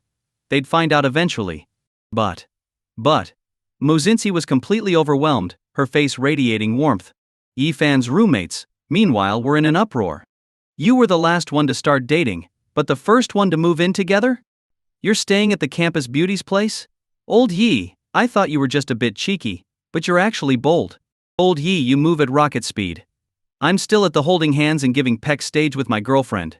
Their conversation, one sentence after another, was full of envy. Who among them didn't want to live with their girlfriend? But they weren't in a position to make it happen. Forget about owning a place, even renting was a stretch given their circumstances. Yi Fan felt pleased, naturally happy with his friend's envy, but didn't want them overthinking it. It's just living together, purely innocent. You guys are such old pros, don't make it dirty. Still playing, or do you want to carry me this time? Yi Fan's words brought them back to reality. After all, they were in the middle of a game, not gossip time. The enemy team was already invading. If this went on, they'd lose since the enemy lineup was particularly strong. With that, everyone urged Yi Fan to get back to playing. Unsurprisingly, Yi Fan led them to victory again. After muting the mic, Yi Fan scooped up Mu Xingxi, her fair legs clinging around his waist. Little gaming addict, it's time to sleep now. He had to keep an eye on her to make sure she didn't pick up his old habit of staying up all night gaming. Mu Xingxi let out a playful ouch, too heavy, put me down. While Yi Fan enjoyed the position, he realized she was bearing all the weight and didn't want her getting tired. He quickly set her down. Alright, then off to bed with you. Got it, my nagging boyfriend. Mu Xingxi chuckled softly. Yi Fan pulled her close. Nagging? He reached as if to scoop her up again. Mu Xingxi, surprised, immediately pleaded, her cheeks flushing red, I was wrong. Thank you, boyfriend, for caring? Yi Fan gave a satisfied grunt. Good. Get some rest. Ding. Hug detected. Awarded 200 points. After personally walking Mu Xingxi to her room, Yi Fan returned to his own to sleep. Before dozing off, he checked his phone and glanced at the stock market. The Zhiqing stock he'd invested in had surged, making it the top gaining stock. Logically, if he sold now, he could secure a high profit from the buy low, sell high strategy. However, through the system, Yi Fan knew the stock would continue to rise, meaning a guaranteed profit. So next he could simply sit back and wait for the return. But Yi Fan was unaware that trader Lin Ming was now on pins and needles. He'd already received numerous calls full of complaints. Chen Ming, what's going on? You said Huichen stock would keep rising, but it's been falling non-stop. I've already lost quite a bit. Selling now would mean a huge loss, and you swore it'd go up. Huichen stock dropping is one thing, but why is Zhiqing stock still climbing? I wanted to follow Xiaoxin's lead and buy it, but you told me to hold off. You even said Xiaoxin didn't understand stocks and was throwing money away. How do we settle this? Chen Ming was currently so overwhelmed that his head was spinning. He hadn't expected to misread the market so badly. Meanwhile, his criticism of Xiaoxin had backfired, frustrating his clients and friends. He couldn't ruin his reputation now, especially given his stubborn nature. He could only soften his tone and say, let's wait a little longer. Zhiqing stock might drop soon, and Huichen could rally. After a lengthy back and forth, he finally managed to soothe the crowd. With the immediate complaints handled, Chen Ming was still deeply anxious. Watching the stock price fluctuations, he could only worry and silently pray for the Huichen stock he bet on to rise quickly. The next morning, before Yi Fan's alarm even went off, he could feel Mu Xingxi moving as she got out of bed. The feel of Balenciaga stockings sliding over her beautiful feet, then wrapping around her slender, gorgeous legs. The sensation was almost frighteningly vivid.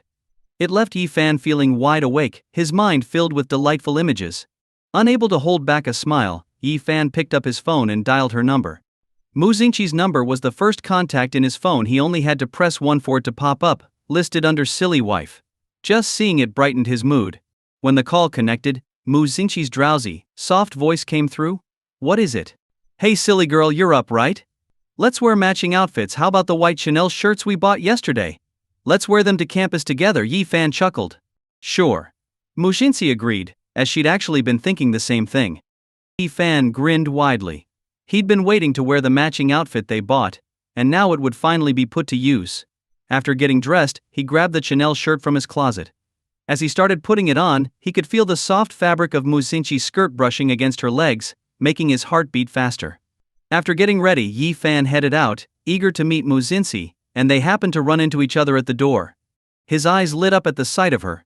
Mu Xingxi had her long hair flowing over her shoulders, and while he was wearing the shirt with jeans, she'd paired her white shirt with a short, pleated skirt.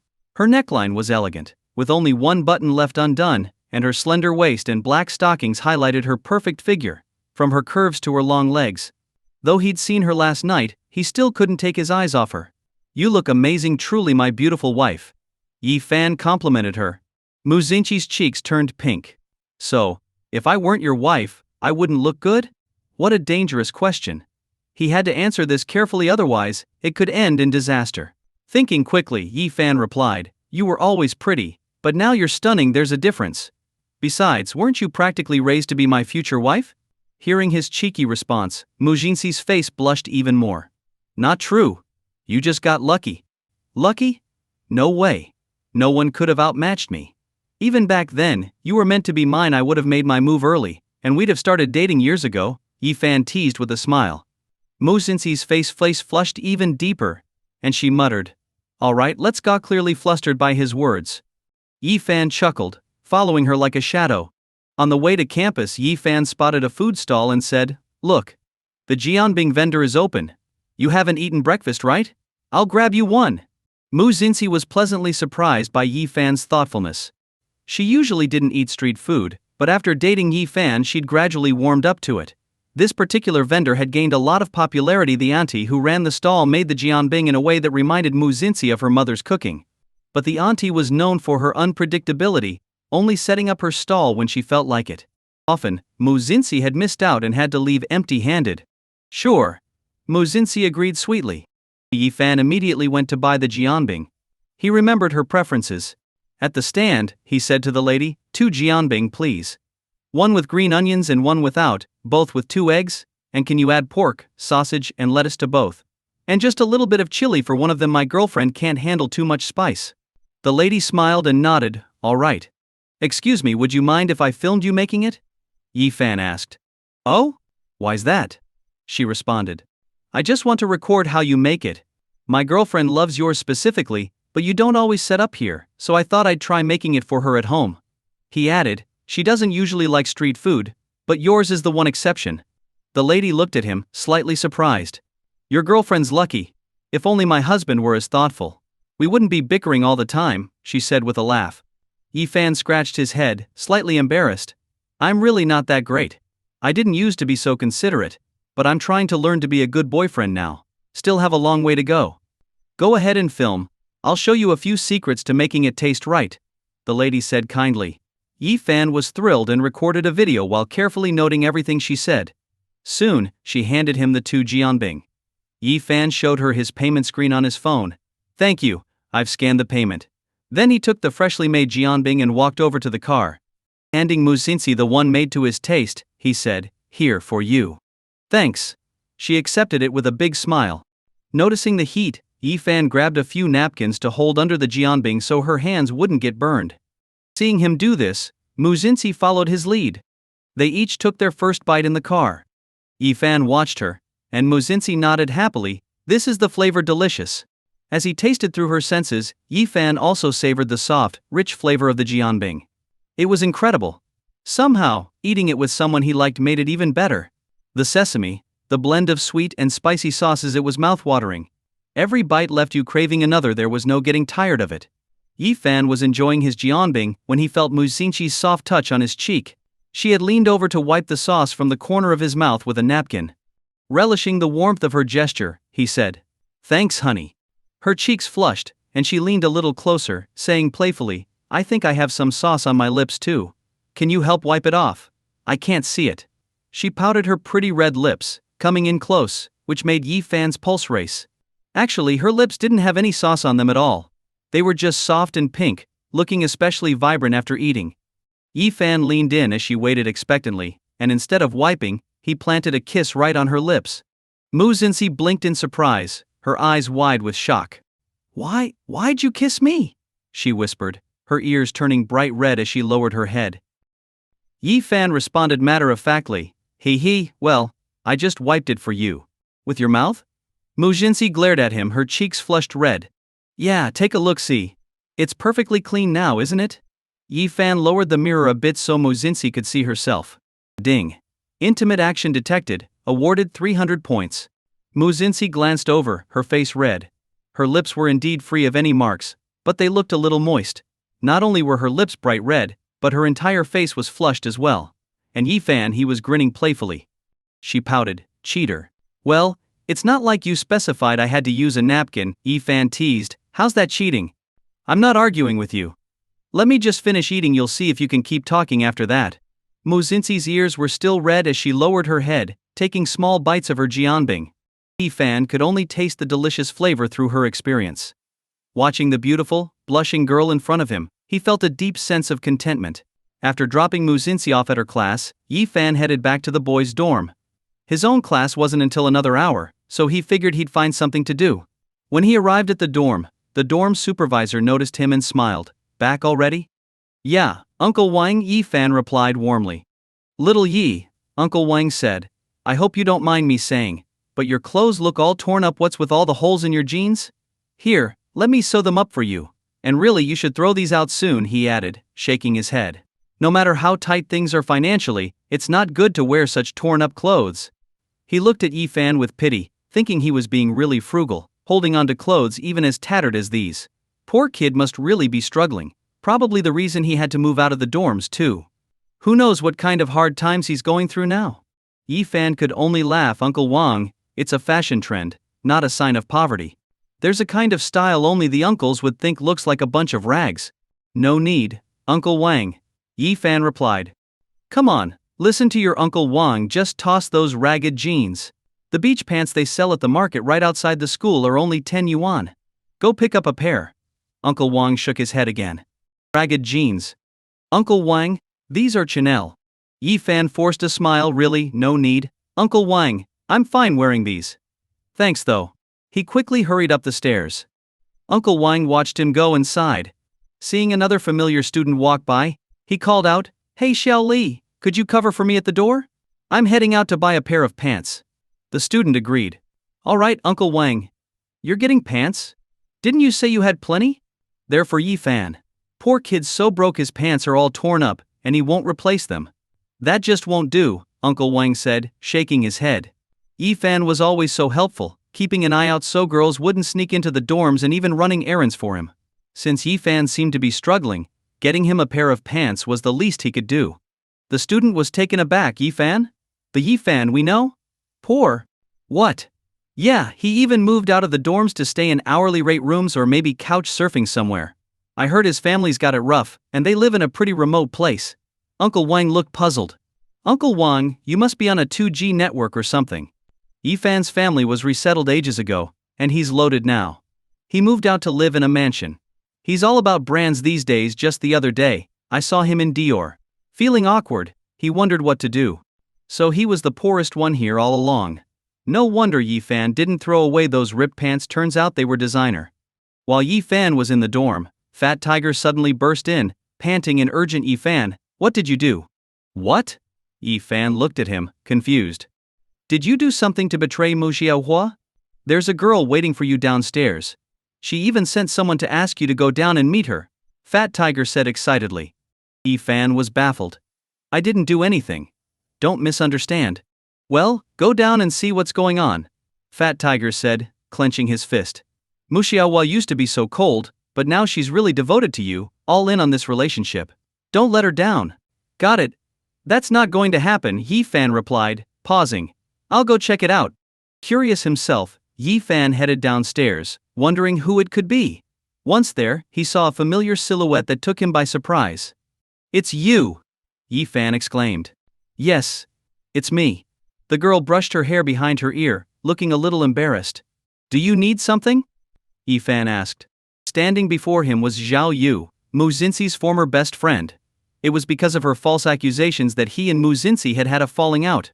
Xiao Yu looked at Yi Fan with a pitiful expression. Can I ask you for a favor? What kind of favor? Yi Fan replied cautiously. He knew if she was coming to find him, there was definitely a reason. Xin Ci and I had a falling out. Now she won't talk to me or forgive me. You're her boyfriend, so maybe you could help? Xiao Yu had tried reaching out to Mu Xinxi but had been met with coldness. Left with no choice, she had come to Yi Fan. I'm sorry for what I did.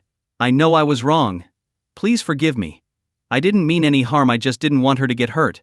I misunderstood you, and I really want to make up with her. Xiao Yu's voice choked with emotion, guilt evident on her face. Yi Fan's feelings were mixed. Xiao Yu wasn't entirely a bad person, just a bit clumsy and overthinking things. Her good intentions had backfired, but she hadn't done anything unforgivable. Besides, he knew Mu Xinxi cared about her, even if she wouldn't admit it. Fine, I accept your apology, but I can't guarantee you two will reconcile, Yi Fan replied after some thought. Xiao Yu brightened. Thank you. I'm just grateful you're willing to help. Yi Fan thought it over and decided to create an opportunity for Xiao Yu. At noon, Yi Fan took Mu Xinxi to the cafeteria for lunch, as usual. Noticing a figure watching from the corner, he turned to Mu Xinxi and said, Thirsty? I'll go get you some juice. A glass of orange juice is fine. Mu Xinxi replied after a moment. All right, I'll get it for you. Wait here and don't leave too soon. Yi Fan smiled at her, then glanced over at Xiao Yu, giving her a signal. He left his seat open, a perfect spot for Xiao Yu. Pretending to go buy something, he watched as Xiao Yu sat down across from Mu Xinxi. Mu Xinxi was still waiting for Yi Fan to return when she noticed a slender figure sit down in front of her. Scene CI. I made some snowflake crisps for you. I used only the best ingredients. You really liked them last time, so I made extra for you. Xiao Yu handed a beautifully wrapped box of snowflake crisps to Mu Xinxi. Mu Xinxi looked at the box with a slight pang of sadness in her eyes. Xiao Yu hadn't treated her all that badly. She remembered her favorite snack. But she truly couldn't understand why Xiao Yu had done what she did. Mu Xinxi had her own traumatic memories. She had forgiven people in the past, and was now extremely hesitant. She was afraid of being hurt again. With her eyes downcast, she felt deeply conflicted. Let's just make up. Please stop avoiding me, okay? Xiao Yu said sincerely, reaching out to hold Mu Xinxi's hand. Mu Xinxi felt a chill as goosebumps rose on her arms. This sentence, these words, were exactly what that person had said back then. It all came rushing back, replaying in her mind. Suddenly it wasn't Xiao Yu's gentle face she saw, but one twisted and sneering.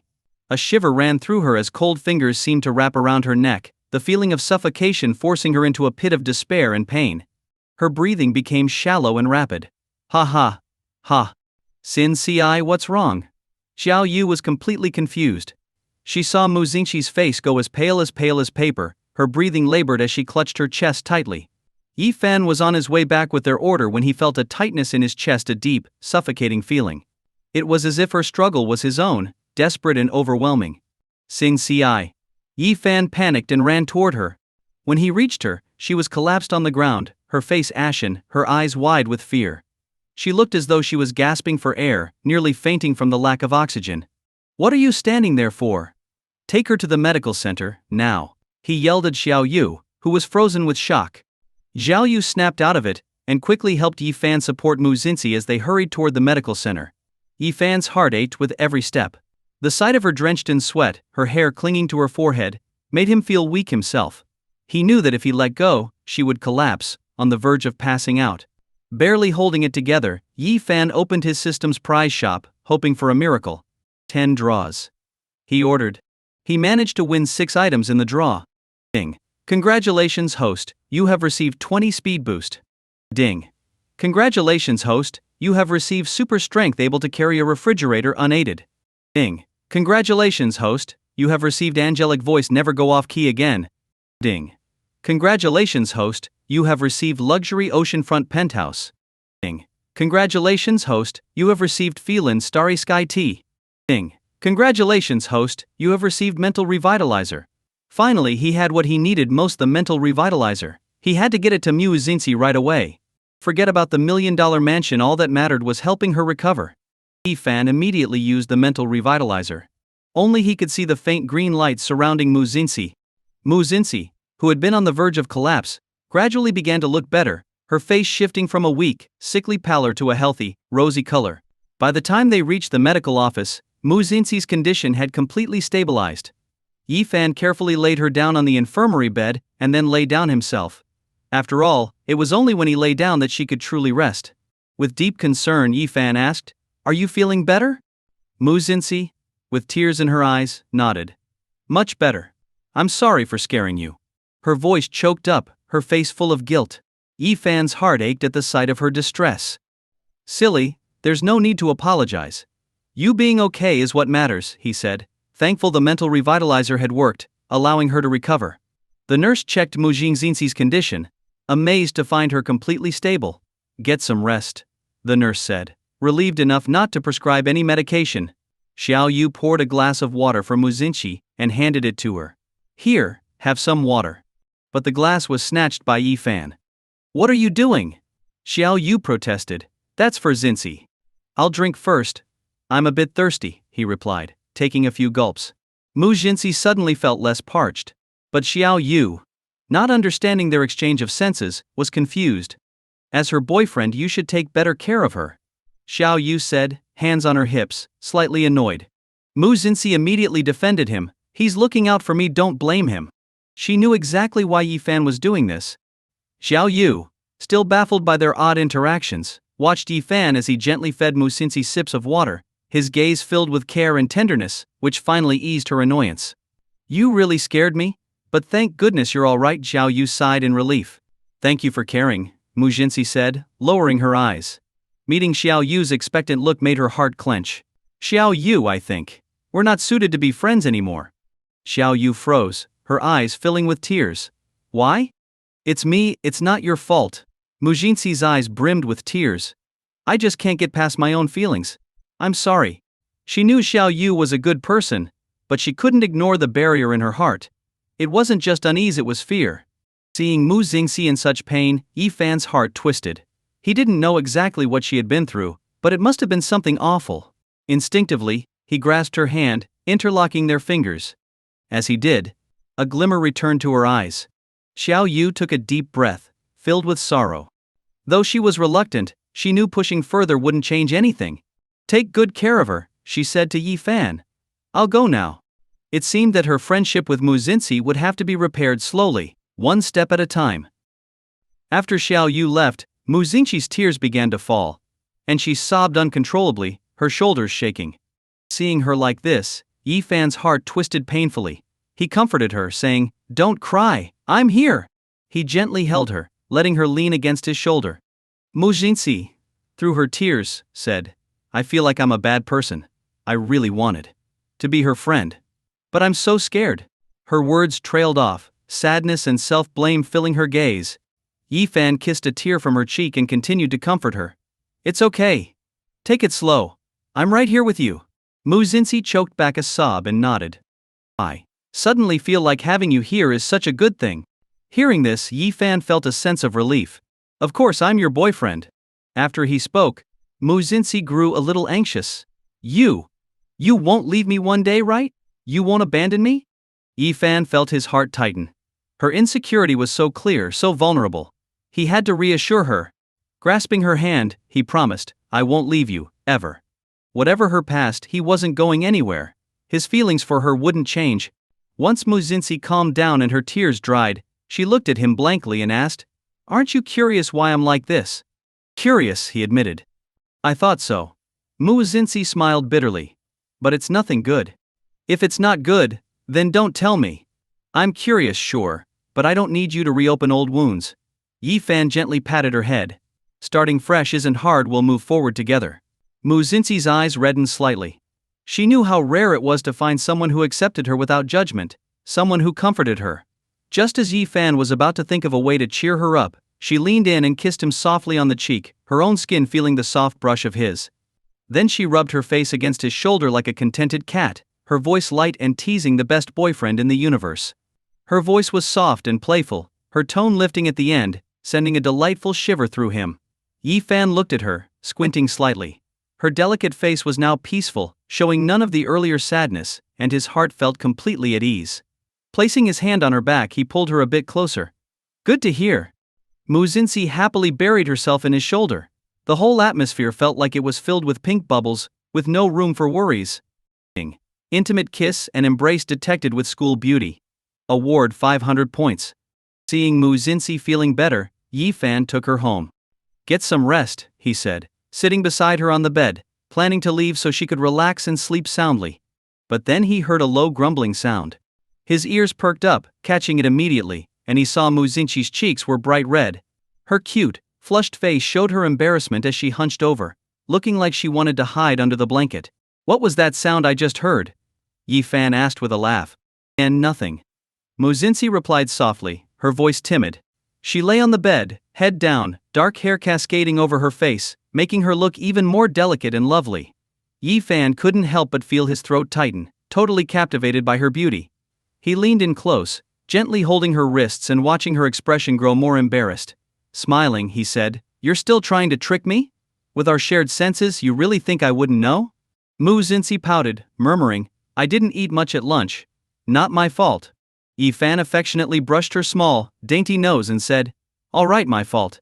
Just wait, I'll go make you something. Mu Xinxi's eyes lit up. You can cook? With a playful smile she teased, Hope it's not some dark cuisine. If it were, I'd suffer just as much as you, Yi Fan laughed, stroking her hair. If you get a stomachache, I'd feel it too. Mu Jinxi's ears turned pink. Look who's talking. When you go to the bathroom, I feel it too. Same here.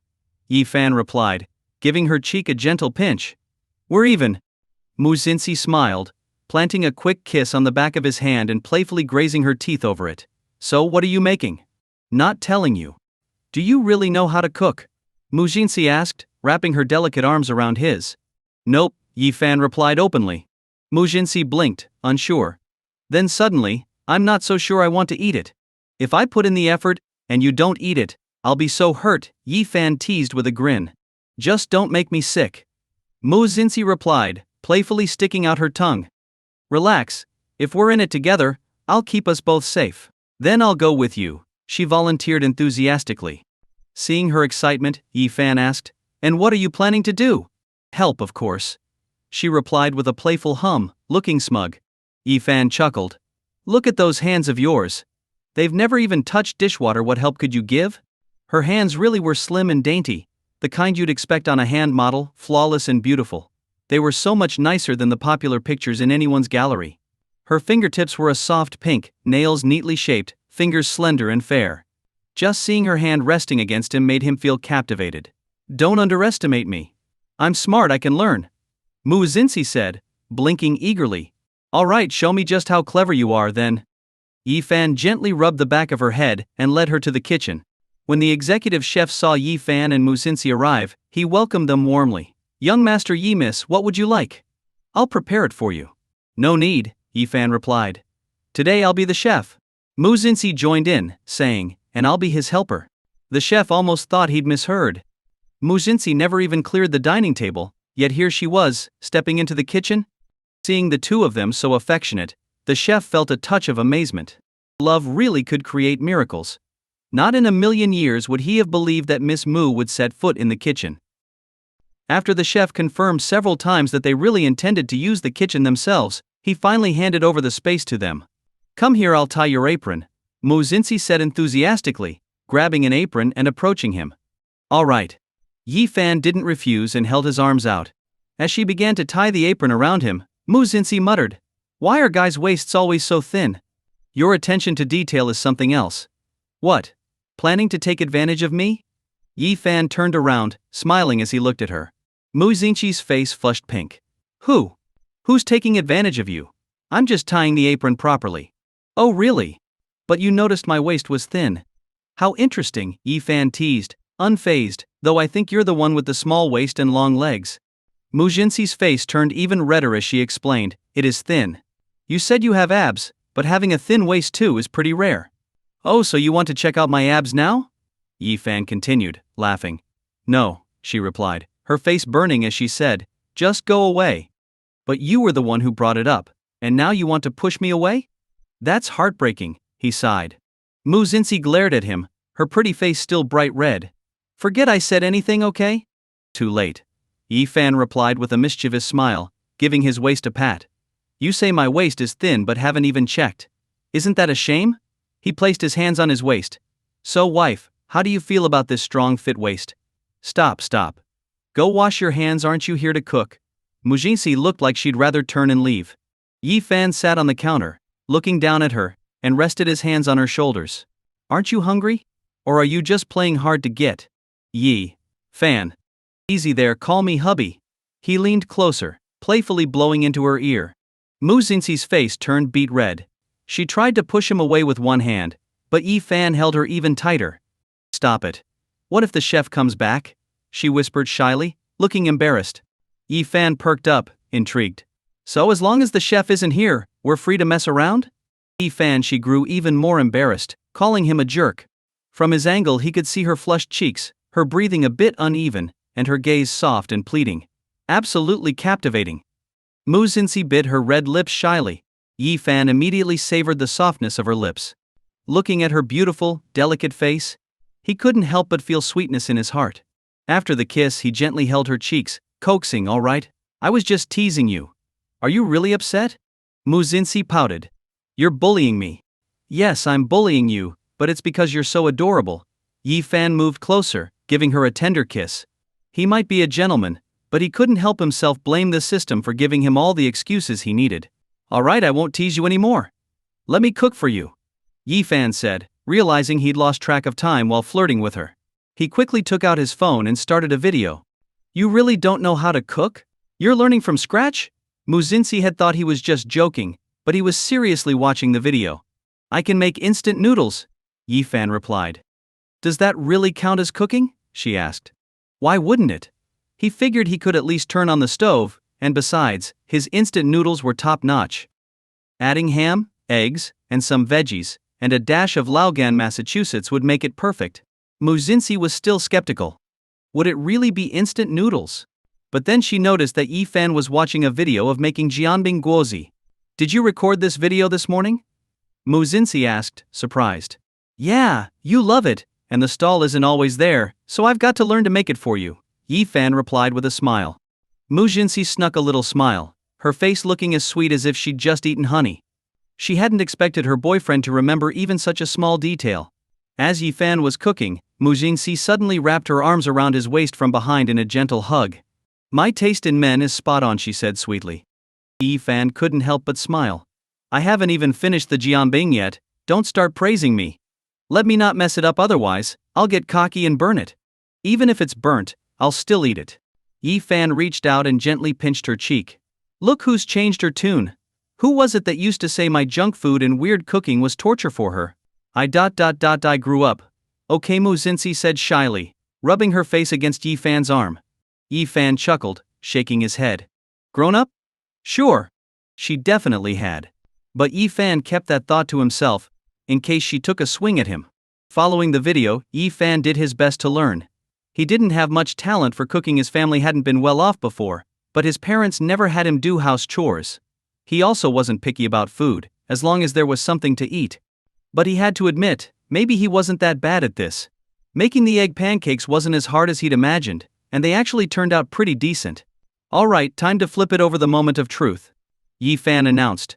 Muzinsi, watching intently from behind him, also held her breath. The two of them stared at the pancake in the frying pan. Splat. Yi-fan's confidence was matched only by his disappointment. The flip was a flop. The pancake broke into pieces, looking far less appetizing. It flopped. He felt his face grow hot under Muzinsi's gaze. I'll make another one. He should have gone to the system for a lucky draw first, maybe he would have pulled some cooking skill. Yi-fan was about to toss the pancake when Muzinsi stopped him. It's a little broken, but it still looks good. Don't waste it, I'll eat it. Really? You're not put off by it? Yi-fan asked, a bit uncertain. My boyfriend made this for me, why would I be? This is his first time cooking for me. Muzinsi replied honestly. Hearing this, Yi-fan's face warmed. Wow. He loved hearing his girlfriend say things like that. So down to earth. Born with a princess's life, yet without a trace of a princess attitude. And that last bit, she said, he couldn't help but feel proud of himself. He was killing it. Hey, let's keep it. Yi-fan was completely delighted by Muzinsi's cheerfulness. Muzinsi urged him, add a little more sweet sauce. Oh no, I forgot. I haven't made the sauce yet. I don't even have a recipe. Yi-fan smacked his own leg in frustration. Muzinsi let out a small whimper, her eyes welling up with tears. That hurt. She looked at him so pitifully that he immediately felt bad. I'll rub it, I'm sorry. I was too excited. Yi-fan gently tried to soothe her, instinctively reaching for her leg. You've got the wrong leg. Muzinsi reminded him, blushing with embarrassment. Realizing his mistake, Yi-fan chuckled and patted his own leg. Alright then, how about now? Feel better? Muzinsi's cheeks turned red. Much better, thanks. Back to the matter at hand, she said, what'll we do without the sauce? Hold on. Let me check on Baidu, that's where the collective wisdom of the entire nation is. Unfazed, Yi-fan searched and carefully studied a recipe. Once he finally found a good one, Yi-fan set to work making the sweet bean paste. Muzinsi helped clumsily by adding some starch, and following along with the steps from the internet, Yi-fan finally made it work. He tasted it. How is it? Muzinsi licked her lips in satisfaction. Delicious. Perfect. Now that he had her seal of approval, Yi-fan spread the sweet sauce on the pancake, added some chili sauce from the chef, sprinkled on green onions, and topped it with pork, sausage, and crispy bits. The first one had crumbled a bit, but it still looked pretty good. Encouraged, Yi Fan quickly made another one, and this time it turned out perfect. Amazing. You've got it down. Mu Xingqi's eyes sparkled with admiration. Feeling a bit shy after her praise, Yi Fan laughed. Actually, it's pretty simple. Mu Xingqi took the plate outside to show the chef, grinning with pride. Uncle, look, Yi Fan made this. The chef thought it must be some kind of gourmet dish.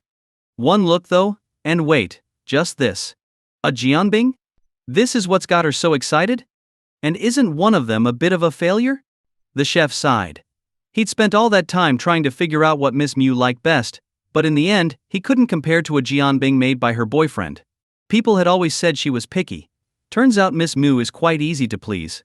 Yi Fan and Mu Xingqi sat down, sharing each bite, both thoroughly content. Ding.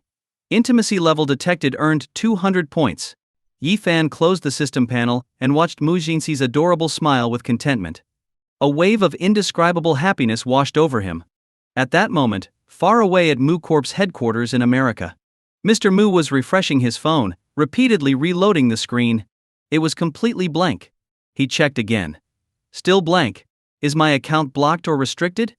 Mr. Mu asked, handing the phone to his assistant. The secretary awkwardly confirmed, yes, that's correct. Why would my precious daughter block me? Did I upset her, or was it just an accident? Mr. Mu wondered aloud, clearly perplexed. Should I call her to find out?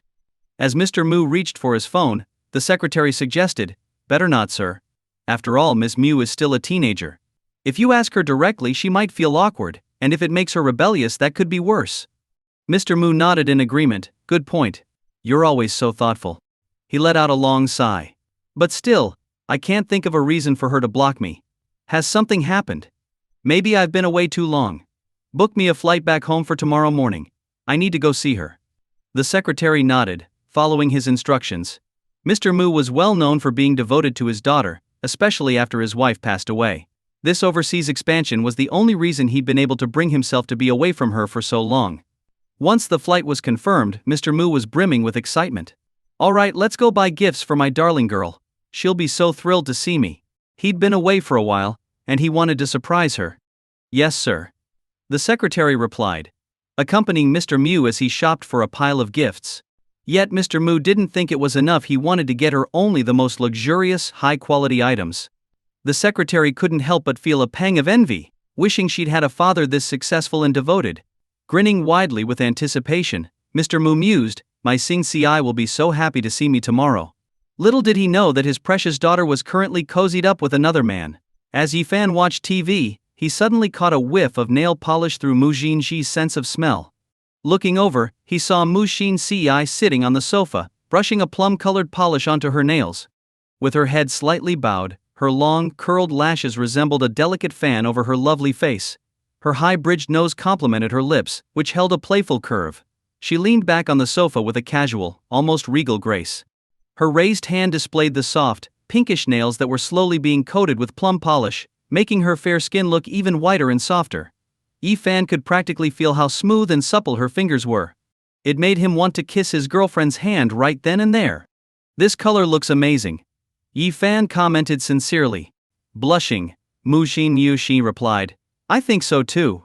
She'd finished her left hand but was having some trouble painting her right. Raising her slender right hand to him, she said, I can't quite reach ... Can you help me?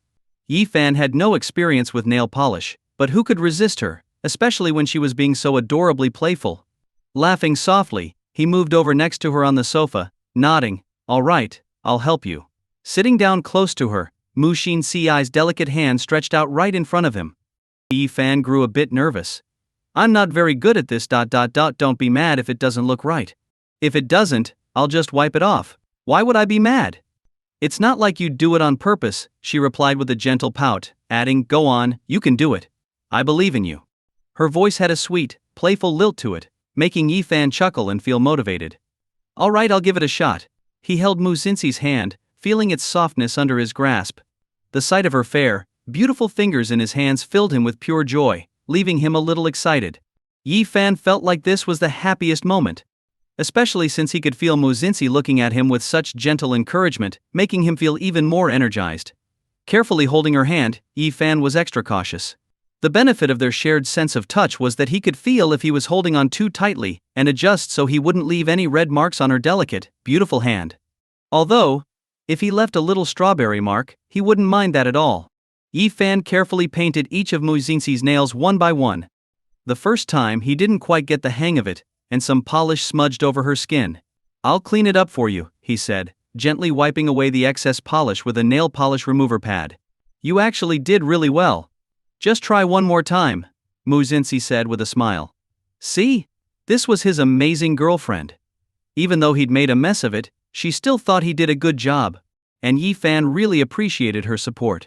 With a bit more focus, he'd always been good at piecing together Lego sets. He polished her nails perfectly. Ding. Painted your girlfriend's nails, earned 300 points. The system chimed in. The plum color made her hands look even more stunning. "They're so pretty," Yi-fan murmured, holding her hand and blowing on the polish, then playfully placing her hand on his cheek. Muzinsi tensed. "They're still not dry. You'll end up with nail polish all over your face." He looked into her eyes, seeing the care there, and couldn't help but laugh. "Then I'll have you clean it up," he teased. "It'll give me a little extra attention." Muzinsi's cheeks flushed red. "Wiping your face counts as extra attention?" Of course, Yi-fan grinned. "It's a special service from you, one I'm the only one to get. So yeah, it's a big deal to me." Muzinsi's ears turned a little pink. Well, how about I give you one more perk?" "What kind of perk?" Yi-fan asked curiously. "Give me your hand," Muzinsi said, struggling not to laugh. Watching her trying to hold back a smile made Yi-fan a little wary. This probably wasn't going to be anything good. "Just tell me first," he said, eyeing her. With a sweet smile, Muzinsi said, "Would I ever hurt you?" Of course, Yi-fan joked, "There are always rebels out to get me." "A rebel?" Muzinsi pouted, giving him a look. Yi-fan coaxed, No, you're my beloved consort." "Oh, cut it out." She laughed. "Who's your consort?" "Oh, you want to be the empress, don't you?" "Approved." Yi-fan laughed. Muzinsi couldn't hold back her laughter. "What makes you so sure you'd be the emperor? What if you end up a eunuch instead?" "If I were a eunuch, someone's entire lifetime of happiness would be gone," he replied with a playful grin. Yi-fan, with the system on his side, figured that even if he were transported back in time, he'd undoubtedly be the emperor. Or, if not the emperor, he'd at least be the crown prince, destined to inherit the throne. And at worst, he'd be a pretend eunuch still running the palace, with the imperial harem all to himself. But an actual eunuch? No way. Muzinsi's cheeks turned red as she scoffed, shameless. "Give me your hand.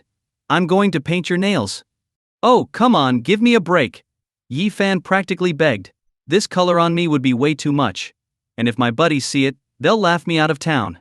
Muzinsi huffed. "Who says guys can't wear nail polish? Equality, remember? You're so good looking I bet you could pull it off." "What guy could possibly pull off plum-colored nails?" "Mercy." Yi-fan laughed in resignation. "I just want to see it," Muzinsi pouted. "Everyone's curious about things. Humor me, please. If it doesn't look good, we can always take it off." She snuggled up to him, rubbing against his shoulder with her soft, pleading voice. This little wildcat had turned into a kitten. A man really couldn't resist.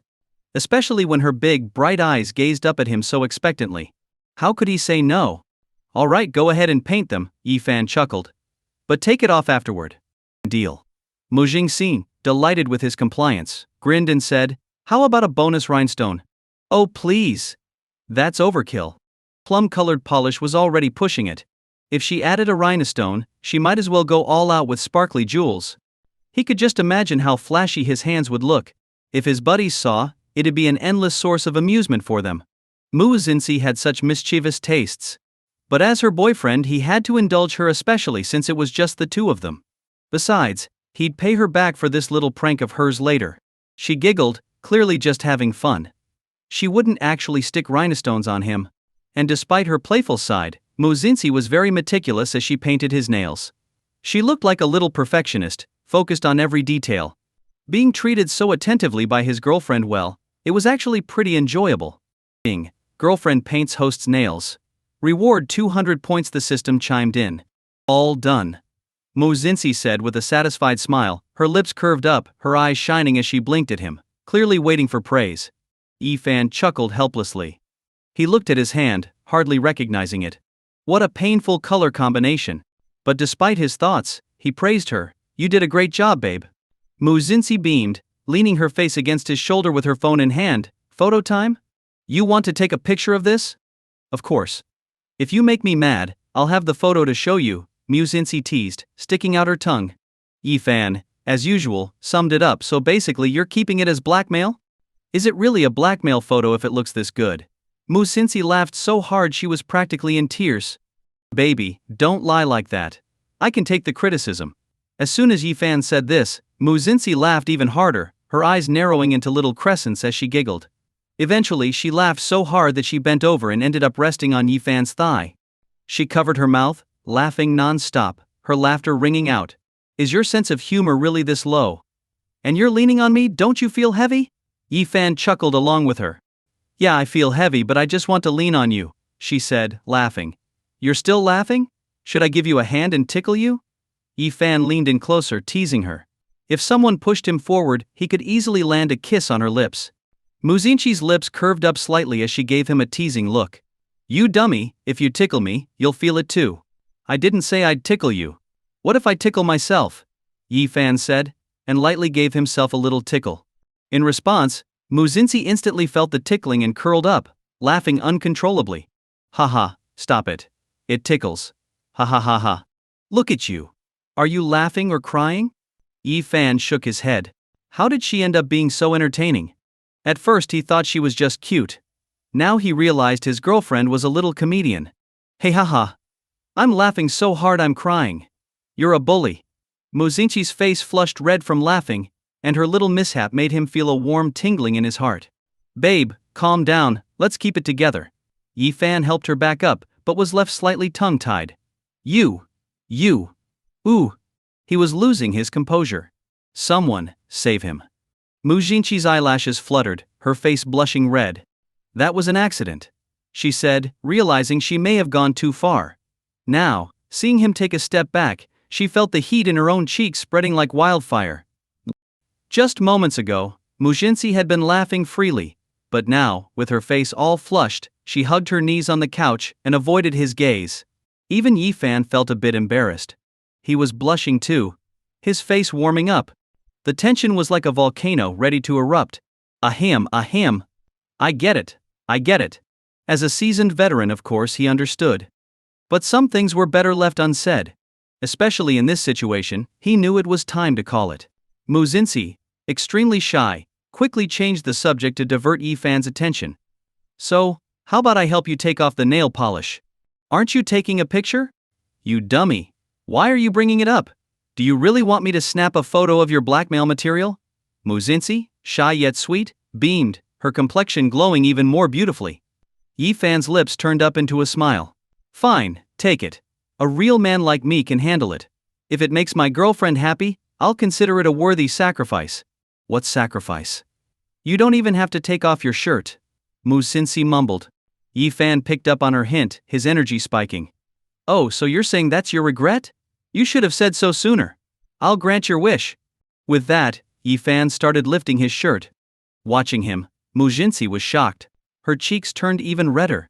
She was already feeling a bit embarrassed, but now her face was flushed, as alluring as a sunset. "Don't. That's not what I meant." "Then what did you mean?"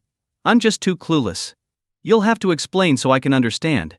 "Girls' thoughts are impossible to figure out," Yi Fan teased, leaning in closer to his girlfriend. The closer he got, the redder her face became. She licked her lips and blinked, looking all soft and flustered. "You're the top student in our year. How could you be clueless?" "If you're clueless, then what does that make me the second-place student?" Mu Xinxi replied, her cheeks flushed red. "Being my little dummy doesn't sound so bad." Yi Fan laughed and nodded. "I'm not a dummy, I'm very smart," she pouted. "Oh really? Not a dummy, just my little goofball." Yi Fan chuckled, giving her shoulder a squeeze, then suddenly planted a kiss on her lips. She tasted sweet. The feel of her shy and sensitive reaction made his pulse race. He couldn't get enough of kissing her, only stopping when she gently pushed against his chest, clearly a little breathless. Mu Xinxi, still flushed, gasped, "It's so stuffy." She placed a hand over her chest, and Yi Fan laughed. "Oh, you silly girl. You have to remember to breathe when you kiss. After so many kisses and you're still forgetting?" Her face turned even redder as she glared at him. You're the only one I've ever kissed. How would I know? Nobody taught me but you. You. Her voice trailed off, unable to finish her thought. Fan could guess what she meant, but he wanted her to say it out loud. What about me?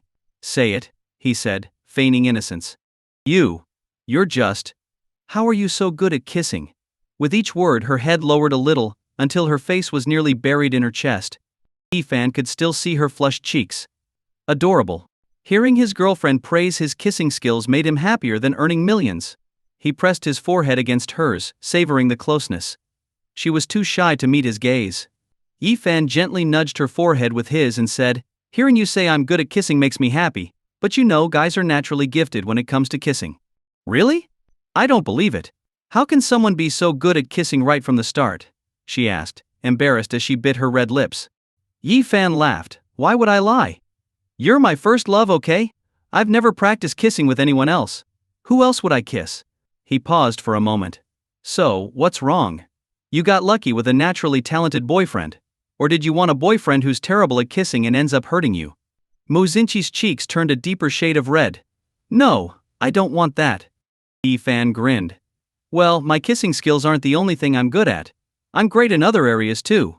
His low, magnetic voice clearly made her even more flustered. She clutched at his shirt. Stop being so dirty. Did I say anything dirty? Oh, your mind went there. Tell me, what were you just thinking about? He asked, tilting her chin up with a mischievous smile. Her gaze fell away, her cheeks flushed and embarrassed, and even the strands of her hair seemed to radiate an air of vulnerability. Don't twist my words. I wasn't thinking about anything. Mushinsi turned her blushing face away, her mind a tangled mess, like a ball of yarn rolling around, tickling and tempting her. Haha, you say that. But maybe your body's being more honest than you think, Fan teased, laughing. If you keep this up, I won't take off your nail polish. She retorted, face still red. I'll just take it off myself, Fan replied, grinning. Fine. Then I'll go for a run and leave you to tire yourself out. She shot back in mock frustration. Alright then, tonight, I'll stay up late playing games and take a cold shower. You bully. She wiggled a bit, waving her small hands in mock protest. Fan laughed, wrapping his arms around her and pulling her into his embrace. I was just joking. Look at you all red. I don't know if it's because you're embarrassed or if I'm making you mad. Muzinsi's face was burning, and her voice softened a little. You're making me mad. I don't get embarrassed that easily. Oh, so stubborn. Your face was so red earlier, and you were telling me not to think anything naughty. Fan kissed her on the top of her head. A small smile crossed Muzinsi's lips. Alright, so what if I blushed? I'm a girl. Haven't you ever blushed before? When I see my girl wearing absolutely nothing, I'll definitely blush, Fan replied, laughing. You say that as if you've already seen me like that. You're such a rascal. She grumbled softly. Fan laughed even harder. You can test it out, just don't wear anything and see if I blush. No way. I'm not falling for that, I'd have to be a fool to do that. She covered her face in embarrassment. Fan chuckled, giving her a light kiss on her cheek. Then, sweetheart, to make it up to you, how about I paint your toenails? Aren't my nails already done? She tilted her head, looking at him curiously. Fan took her foot in his hand, giving it a light squeeze. But your toenails aren't painted yet. Her ears turned bright red. I don't think that's necessary. Why not? Fan looked at her with a smile. If we painted your hands, wouldn't your toes look even prettier? Covering her face, she mumbled, they might smell. Oh? Fan leaned down and gave them a sniff, concluding, nope, no smell. You can't tell. We swapped sensations, remember? Muzinsi replied, still blushing. But when we're together, we're in shared sense mode, so I can actually smell it, Fan explained with a grin. She pouted, her cheeks even redder. My feet don't smell, but I'm just a little embarrassed. Even at nail salons, she hadn't had anyone paint her toenails, let alone her boyfriend. Your feet are so cute, what's there to be embarrassed about? I'm your boyfriend, remember? You'll have plenty of things to be embarrassed about with me, Fan said, grinning as he showed off his bright smile. Like driving. Muzinsi blushed and gently patted Fan's shoulder. Embarrassed. Fan laughed even more. It's only a matter of time. I haven't even done anything yet, just mentioned it, and you're already like this. If I actually did something, wouldn't you be even more helpless? Fan. Muzinsi's face turned as red as a chili pepper.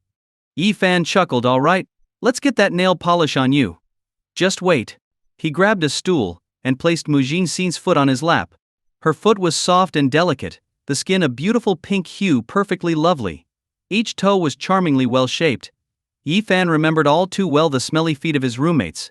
Those guys had leg hair so thick it looked like they were wearing Balenciaga tights, all fuzzy and full of odor, way worse than a sewer, a real case of athlete's foot. But his girlfriend's feet? They were fragrant. Even with their shared senses being close like this, he could still catch the faint, lovely scent of her feet. Baby! Did you put perfume on your feet too? Yifan asked, laughing mischievously. Mujinxi squirmed, pulling her foot back. You're such a rascal. What are you even saying? Haha? Embarrassed? I was serious, he replied sincerely. Mujinxi's cheeks grew even warmer. Stop talking about these weird things. Hurry up. My foot feels heavy resting here. The corners of Yifan's mouth lifted. All right, let's go. Yifan lowered his head and started painting her toenails. After her recent lesson, he found it easy enough, and it was going smoothly. Especially with Mujinxi's beautiful feet, elegant and so pleasing to look at. Yifan was as focused as if he were reading a novel. Her feet were pale and delicate, and with the plum-colored polish they looked even prettier, making it hard for him to take his eyes off them. Once he'd finished, he thought her feet were so beautiful that it would be a shame not to give her a foot massage. So, are you satisfied with my skills? Yifan looked up at her with a smile. Not bad. Then, do I get any reward? He leaned forward, clearly aiming for a kiss, but Mujinxi shyly placed her hand on his face. Sure, I'll reward you with an early night's sleep. That's it? Yifan sounded disappointed. I was serious about it. You saw how good I am. Yes, great job, now go to sleep. It's getting late. Mujinxi urged him, her face flushed. Yifan sighed. Girlfriend's so stingy. It's not like I'm asking for much, just a few little love marks. Then you definitely should go to sleep, maybe you'll see them in your dreams, she muttered, cheeks red. You're right here in front of me, but I have to dream about it. That's a little cruel, don't you think? Yifan protested, shaking his head. All right. Next time, she whispered, her face turning a deeper red, breath unsteady. Yifan's eyes lit up as he pulled her close, wrapping his arms around her waist. When exactly? Just next time. Give me a set date, then I'll have something to look forward to. Mujinxi was flustered. How about tomorrow? Yifan suggested. You're really that eager? Her heart was racing, like a deer in headlights. She felt the same, maybe just a little. Yes. I've even dreamed about it, Yifan admitted openly. My roommates' girlfriends have all left love marks on them, and I'm lowering the dorm's average. I'm the only one without one, and they're already teasing me. Seeing his hopeful puppy eyes, Mujinxi's heart softened. Blushing, she finally said, tomorrow night then. Got it. I'll definitely get all clean and wait for you. Yifan grinned widely. Go to sleep. Mujinxi urged, her face bright red. But before I go to bed, remember to take off this nail polish, or my roommates might just discover what kind of interesting taste my girlfriend has, Yifan said, holding up his long fingers. Mujinxi's face heated up. Fine, I got it. Although her tone was stern, she gently and carefully removed his nail polish. Yifan chuckled, watching his girlfriend's adorable expression, warmth spreading through his heart. Ding. Detected girlfriend removes nail polish, 200 points awarded. After claiming his reward, Yifan gently ruffled Mujinxi's hair. It's getting late, get some sleep. I'll head back now. All right. Mujinxi, looking as cozy as a lazy little kitten, flashed a sweet smile. Satisfied, Yifan went back to his room and lay down. Back in his room, he received a message from Shu Kai-wen. Shu Kai-wen, here's a sample of Careless Snow, take a listen, it's dropping tomorrow. The file followed. Yifan quickly hit play. Shu Qianqian's unique voice filled his ears, a rare, tender, and emotional performance from the usual comedian. The system's hit potential label didn't disappoint. He knew right away it was going to be huge. Satisfied, Yifan told Shu Kai-wen to proceed with the follow-up arrangements. When Shu Qianqian's single finally launched, the entire internet had low expectations. Isn't Shu Qianqian just a variety show guy? Why's he singing now? Ever since he debuted on that talent show, I haven't heard him sing. I'm not into these cheesy songs. I'm a fan, but if he's switching to ballads, I have a bad feeling about this. Bet he's dropping an album next to cash in. He should just stick to acting. I remember him forgetting lyrics on stage. But when Careless Snow went live. What's this song called? Is it by a newcomer? You don't know? It's by Shu Qianqianhian. It's called Careless Snow. What? Shu Qianqian can actually sing? First I've heard of it. More and more listeners realized Shu Qianqian wasn't just a variety show guy, he was a serious musician. Joyful events kept GAU Media busy around the clock. Zhu Kaiwen excitedly reported to Yi Fan, Careless Snow is now #1 on the streaming charts. 50,000 paid plays on the first day alone. The royalties are amazing, and other companies are already asking about licensing rights. Yi Fan nodded, satisfied. It'll only get better. And Zhou Zhou's album is nearly done, ready to release soon. I think she'll succeed just like Shu Qianqian. Shu Kaiwen's hands trembled with excitement. The company had been active before, but the income had always been modest. A huge, sudden profit like this was rare. Not only that, Yaoyao's project is also going well, she's already on set. The secretary reminded Zhu Kaiwen. Oh right, I almost forgot. Zhu Kaiwen laughed, recalling that she had seen behind-the-scenes clips. Yaoyao's acting was impressive, she was not only talented but dedicated. Most importantly, she fit her character perfectly, better than anyone had anticipated. Your eye for talent is spot on. Qi Mingshuan had his doubts about you before, now he must be fuming. Zhu Kaiwen laughed. What about Wei Xiaoya? Yi Fan asked, remembering the other streamer they'd signed along with Zhu Zhou. Wei Xiaoya.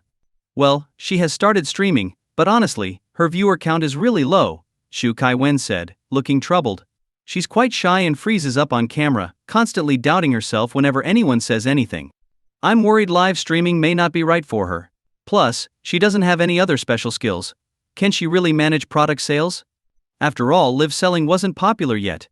People usually went straight to online stores to shop instead of watching streams for recommendations. The secretary suggested, how about putting Wei Xiaoya in some girl group outfits? Girl group auditions are really popular right now. Yi Fan shook his head. No need for her to resort to gimmicks or sensationalism. If her popularity is low, we can buy a high-ranking ad spot. People will watch, especially if there's a chance for bargain deals. He then proposed meeting Wei Xiaoya. The secretary quickly made the arrangements. Soon, Wei Xiaoya was brought before Yi Fan. She looked very nervous, stammering as she greeted him. Hello Mr. Yi. The secretary sighed. She was already stumbling over her words. How could she handle being on camera like this? No wonder her viewership was low. So, how do you feel about streaming? Yi Fan asked. Wei Xiaoya blushed, struggling to find the words. I just don't think I can be a streamer. I can't speak well, I don't know how to introduce things, and I'm not even good looking. The moment she began criticizing herself, she continued non-stop, listing one self-doubt after another. Actually, you can do it. Your stream can succeed, no question about it. Yi Fan then activated his max psychological coaching skill, using it to suggest confidence and encouragement to Wei Xiaoya. Immediately, she fell silent. It was as though she'd been hypnotized, wholeheartedly agreeing with Yi Fan. I can do this. You won't stumble over words. You'll do great as a streamer, and you can become a top sales streamer, Yi Fan continued. No more self-doubt from Wei Xiaoya. Her timid, self-deprecating expression shifted to pure confidence. Yes, I can do it. Yi Fan saw that his approach was working wonders. Meanwhile, the secretary watched this transformation in shock.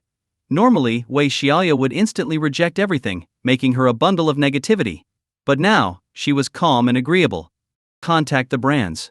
We're starting product selection now, Yi Fan instructed. The secretary blinked in surprise. Mr. Yi, are you going to handle this yourself? The staff can take care of it. Of course I'm handling it. Only by being hands-on can we know which products are reliable. If we fail, we're ruining our own reputation. For now, Wei Xiaoya was still new to the game and needed guidance. With Yi Fan's skills, he could lead her through it. When brand reps arrived to discuss samples, they were confident after all. They assumed a small company like this wouldn't push hard on pricing. Yi Fan made his offer clear, 50% discount. The brand reps. The secretary nearly choked. 50%? That's unheard of. Even during the biggest shopping holidays, we don't see prices that low. Yi Fan seemed unconcerned. If anything, it's too low. No discount, no deal, Yi Fan said calmly. He knew their profit margins were sky high. The retail price was inflated, and production costs were only a fraction of it. This approach is also fairer to consumers. Of course, to make the livestream popular, the products definitely have to be cheaper than other channels. That's the only way to attract a large audience to watch. The brand reps initially wanted to negotiate the price, but as soon as Yi Fan made his offer, they instinctively swallowed their objections and said, "Fine, 50% off." As soon as they said it, they regretted it. What were they thinking? With such a low margin, their profits would take a big hit. After that, Yi Fan guided Wei Xiaoya through the process personally. Initially, she was a bit shy, but under Yi Fan's lead, she quickly gained confidence and even began negotiating fiercely with the brands. By the end, even Yi Fan was impressed. He'd only set the tone and given her a push, but Wei Xiaoya really delivered. She secured discounts even bigger than his original offers. Clearly, nothing was out of reach for the future queen of live streaming. Yi Fan turned to his secretary. "So, this is your so-called socially anxious can't talk type?" The secretary was at a loss. I'm just as surprised. It was as if Wei Xiaoya had unlocked a new level, becoming a completely different person. After the selection process, Yi Fan encouraged her, "Do your best in the live streams." Wei Xiaoya was visibly excited, her cheeks glowing as she nodded eagerly at Yi Fan. "All right, I'll do my best." For some reason, she just couldn't disagree with Yi Fan. His encouragement made her feel full of energy. Still, the secretary wasn't entirely optimistic about Wei Xiaoya's potential. She thought that just because Wei Xiaoya seemed confident now didn't mean she'd be as relaxed on camera. Clearly, more practice was necessary. After confirming there were no issues with the company's operations, Yi Fan returned home. Meanwhile, at the airport in America, Mr. Mu Yu, in high spirits, checked in with his secretary. He'd bought lots of gifts for his dear daughter. Soon, he'd finally get to see his sweet girl again. He wondered if she missed him. Maybe she'd be so happy she'd even shed a tear upon seeing him. Smiling widely, he said to his secretary, "Once our business here in America is settled, I'll cut back on overseas work. I need to spend more time with my daughter and make sure none of those brats gets close enough to take her away." The secretary nodded, having met the young lady before. She was beyond beautiful, an absolute stunner. Compared to her, even the most famous celebrities would look average. She was so beautiful that even the secretary, as a woman, was captivated. So, it was no wonder Mr. Mu was so protective. Mr. Mu, full of anticipation, boarded the first-class cabin with his secretary. Now all he had to do was wait for takeoff. In 5 or 6 hours he'd finally see his precious daughter. However, just as he was happily waiting, he noticed that the scheduled departure time had come and gone, yet the plane hadn't taken off. "What's going on? Could there be a delay?" "No, we're already on the plane. Could something have happened?" he asked the secretary in confusion. The secretary looked just as puzzled. "I have no idea." At that moment, the captain's voice came over the speaker. "We apologize, but we've detected that a passenger on this flight has a contagious illness. To prevent further spread, we are canceling this flight. All passengers will need to cooperate by going to the hospital for testing and will undergo a certain level of quarantine." Mr. Mu was stunned. "What the? I'm supposed to see my daughter. Why is this ridiculous situation happening to me?" He couldn't understand it and was beyond frustrated. He'd heard about things like this happening, but he'd never thought he'd experience it himself.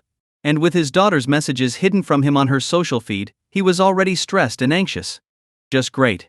Completely stuck. There was no way back. By then, officials had approached Mr. Mu, requesting his cooperation for testing. This contagious disease spread quickly, and even if the test result was negative, he'd still be required to quarantine at home for a week as a precaution. He was speechless, truly at a loss. But there was nothing he could do. "Looks like I can't go back. Forget it. I'll just send these gifts back to her." Mr. Mu sighed in resignation. But he still arranged to have the gifts delivered back, hoping they would at least cheer her up. He figured that if she missed him too much, seeing his gifts might ease her feelings. What he didn't know was that his beloved daughter wasn't missing him at all. Instead, she was nestled in the arms of a certain guy. Yes, that's right. This guy had a name. His name was Yi Fan. Yi Fan was completely wrapped up in a world of gentle comfort. With one arm around Mu Zinsi, he watched a Korean drama with her. And why a Korean drama? Because that's what his girlfriend loved to watch, of course. After all, she had such a soft spot for these things. "Wow, she's so handsome," she murmured, astonished at one of the lead character's appearance. "Handsome? Handsome like me?" Yi Fan asked jealously, pinching Mu Zinsi's cheek to make her look at him. Mu Zinsi laughed. "She's a girl just dressed up as a guy. She's disguised herself as a man. Are you actually jealous?" "Yep, jealous," Yi Fan nodded. "If she turns you, that would be a real loss for me." Not likely. I'm obviously into men. Muzinsi blushed slightly and muttered, besides, no one's as handsome as you. Her voice was soft, but Yi Fan caught every word. Hearing this affirmation from her, Yi Fan couldn't help but smile. Nothing beats a compliment from his girlfriend. Of course. Yi Fan smirked. If I went into acting, I'd probably be cast as the main lead in that drama. Look at you. All full of yourself. Muzinsi reached out and gave Yi Fan's cheek a playful pinch. Yi Fan laughed, then gave her finger a gentle bite. Muzinsi didn't pull back but simply looked at him with a sweet smile. Doesn't it hurt? A little pain makes it even better. Yi Fan laughed, nodding. After all, her finger was so soft, it made biting it even more satisfying, especially with the little marks it left behind. Muzinsi's cheeks turned pink. Cut it out. She picked up a cherry and held it out for him, saying, Here, eat this and keep your mouth busy. Yi Fan smiled and ate the cherry. Though he couldn't actually taste it, judging from Muzinsi's expression, it must be delicious. I'd like to try it myself, Yi Fan said with a grin, looking at her. All right, then I'll try one, Muzinsi said, picking up a cherry and bringing it to her lips, but before she could take a bite, Yi Fan grabbed her hand, leaned in, and kissed her lips. I'll taste it from your lips. Her lips were incredibly soft, with a hint of cherry sweetness left behind. Of course, what he was actually tasting was his own kiss. Yi Fan smacked his lips in satisfaction. Congratulations, host, kiss detected, earning 300 points. When he finally let her go, he looked at her slightly flushed face and said, What a pity. Muzinsi, catching her breath again, asked, What's a pity? My lips taste amazing, but because we've swapped sensations, you can't enjoy them now, Yi Fan sighed. Isn't it a shame? If you did taste them, you'd be hooked. Who says I can't taste them? We're in a shared state, so I can still feel it when we kiss. Muzinsi's face turned even redder. Yi Fan chuckled, watching her closely. Oh, confessing already? Well, what do you think delicious? Muzinsi turned away from his teasing gaze. No, not really. Now be quiet and watch the show. But it wasn't that easy to keep his attention off her and back on the screen. Eyes full of amusement, Yi Fan looked deeply at Muzinsi and asked again, Simon, tell me, was it good? Yi Fan. You're interrupting my show. Muzinsi's face was now fully flushed, and she covered her ears with her hands, trying to tune him out. But Yi Fan just leaned over, resting his head on her stomach. I'm not giving up. I want to know. Yi Fan, you're being unreasonable. How am I being unreasonable? Besides, you keep dodging the question. It's breaking my heart. You know, I may seem cheerful, but my heart is deeply wounded because my girlfriend isn't being honest with me. Yi Fan sighed dramatically, pretending to look hurt. Muzinsi balled her fists. Is it really that serious?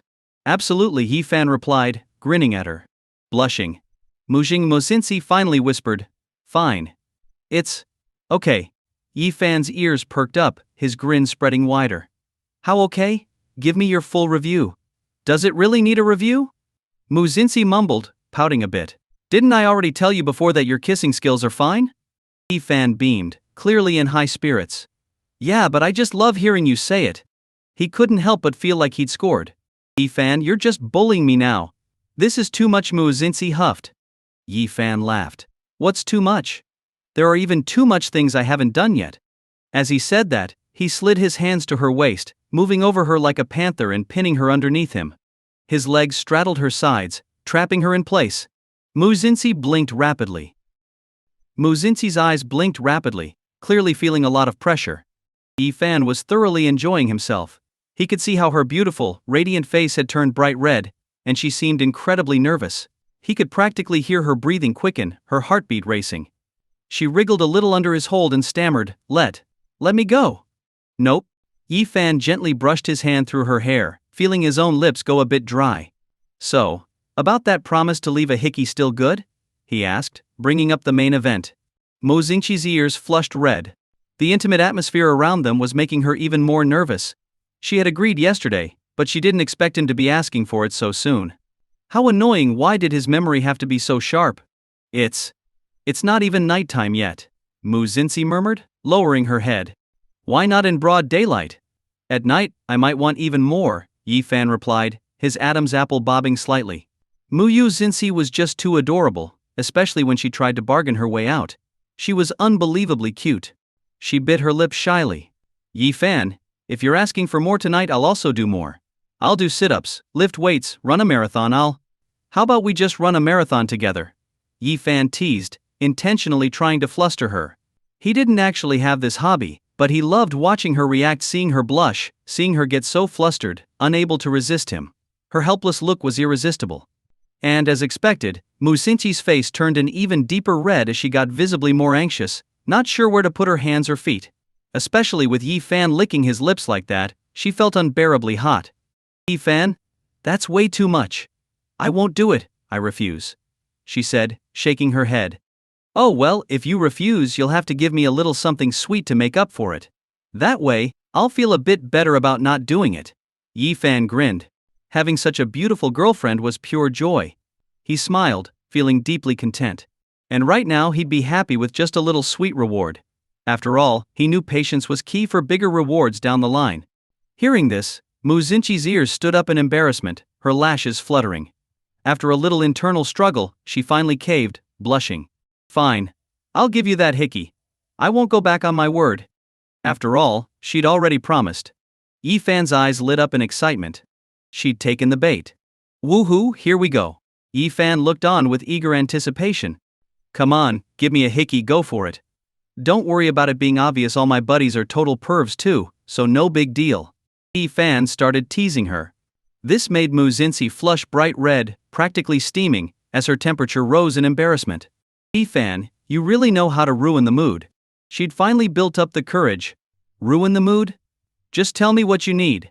Don't be shy, baby, your husband's got you covered, Yi Fan said, smiling at her. Do you need candles, some mood music, or maybe a recording, or? Before Yi Fan could continue, Musinchi immediately interrupted him. Stop. What are you talking about? Forget it, I don't need a mood. Yi Fan chuckled. His girl was so easy to fluster. And when she was embarrassed, he found it so endearing. Yi Fan encouraged her. Come on, I'm lying here, all ready for you. With that, Yi Fan turned over onto his back, patting the spot beside him. When Musinchi heard his words, her face turned even redder, not expecting him to be so forward. She bit her lip, too nervous to follow through.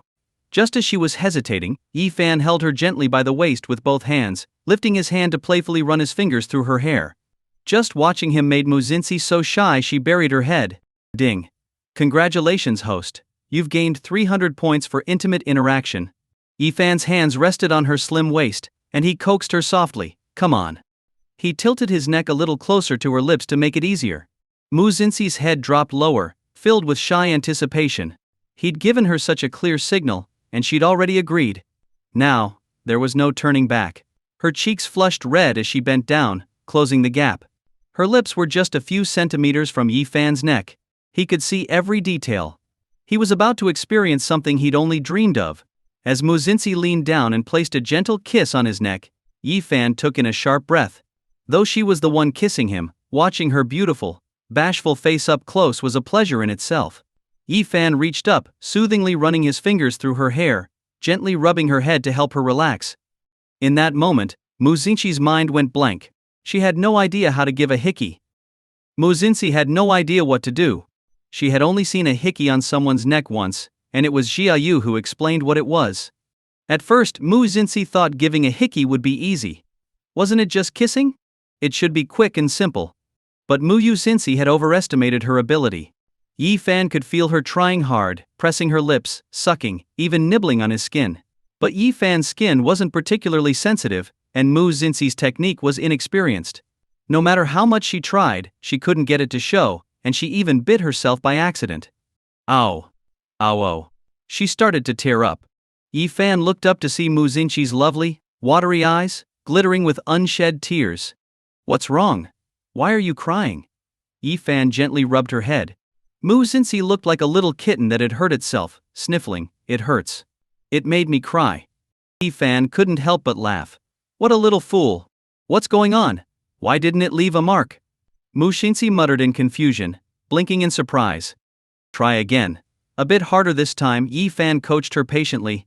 Awkwardly, Musinchi gave another determined suck. Yi Fan could feel her lips pressing firmly against him, her gentle inexperience mixed with a hint of teasing. It was driving him wild. He reached out to stroke her hair as he gazed down at her captivating, delicate face. Her skin was soft and fair, her almond-shaped eyes innocent and clear. As she sucked, little pop sounds filled the air. Occasionally she'd glance up, catching his gaze for a split second that took his breath away. It was like a warm current rushing through him. She was such a perfect blend of innocence and allure, shy yet deeply enticing. Yi-fan couldn't tear his gaze away. Her effort and intensity made him feel both tender and deeply stirred. Then he finally caught sight of a light hickey forming on his neck in the mirror, a faint mark, but one that hinted at something more. He felt as if he'd won a medal. It looked great. Yi-fan reached up to feel the hickey on his neck. Mu Xinxi's fingertips brushed over it too, and her cheeks flushed bright red. The hickey was striking against the clean line of his jaw, especially knowing she'd left it there. Her face turned a deep shade of pink. Congratulations, host. A moment of intimate contact has earned you 300 points. Is that good enough? Are you satisfied now? Mu Xinxi replied, her face glowing red as she looked at Yi-fan. Yi-fan looked at the beautiful girl in front of him, her face radiant. His lips curled into a smile.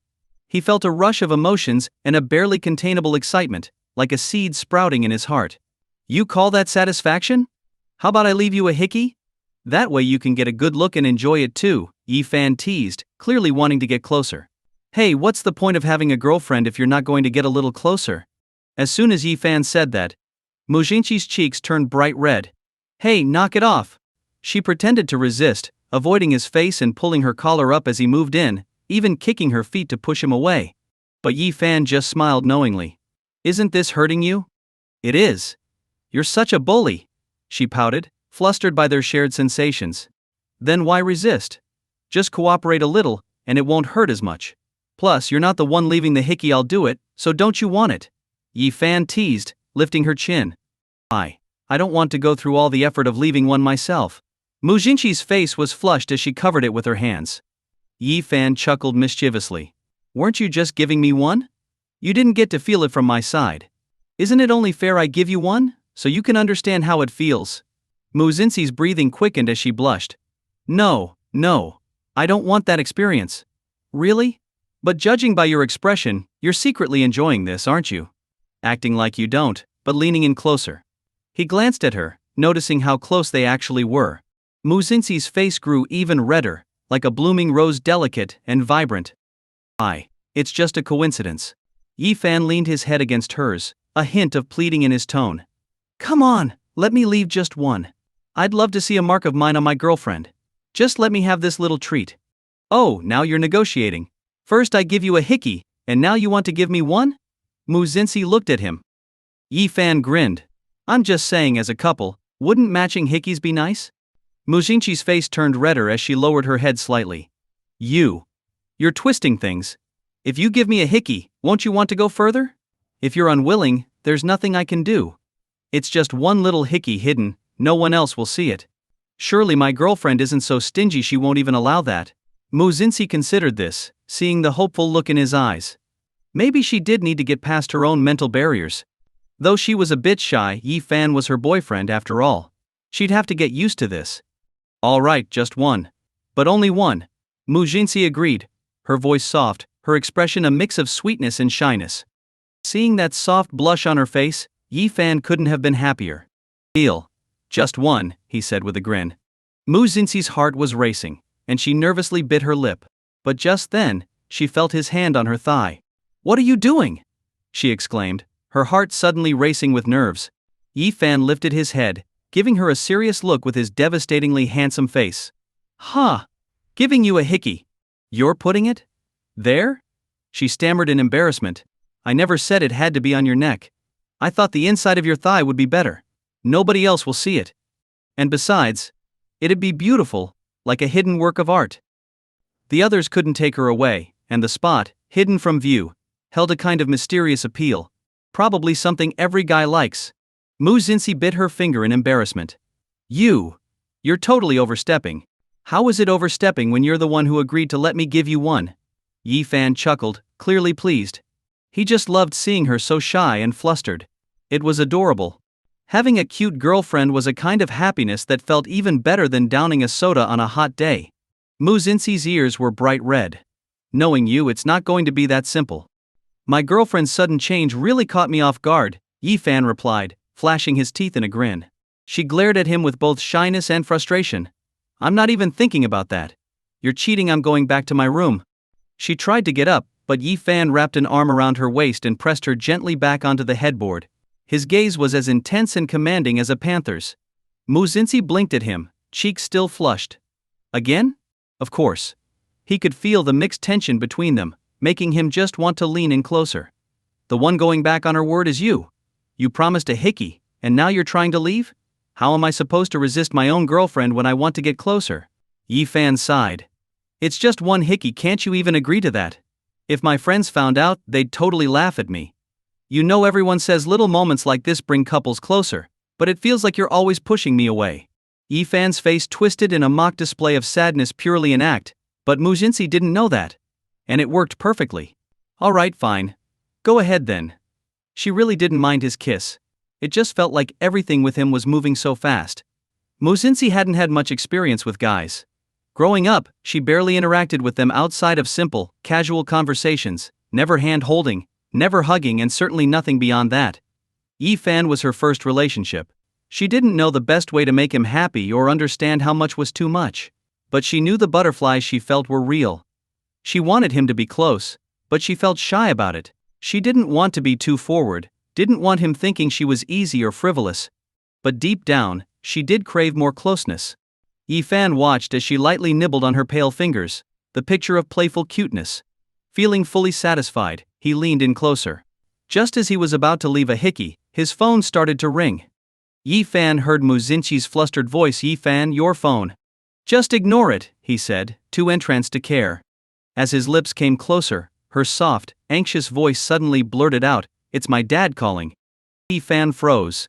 Nothing kills the mood faster than getting a call from the future father-in-law while you're with his daughter.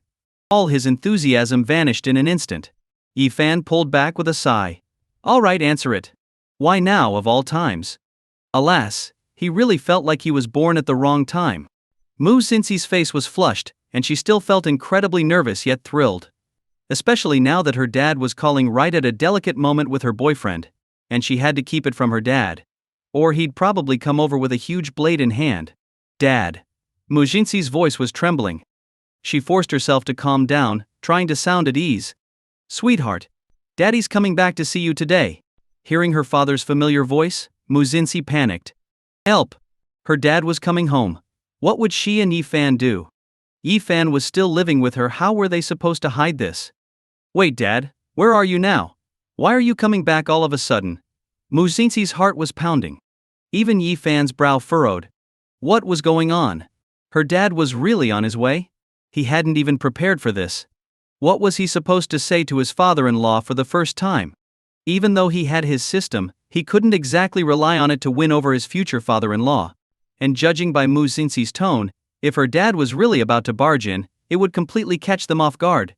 Well, of course, I just wanted to come back and see my precious girl and check if you're doing well. Dad. I'm great, I've gotten used to everything here. Muzinzi scratched her head.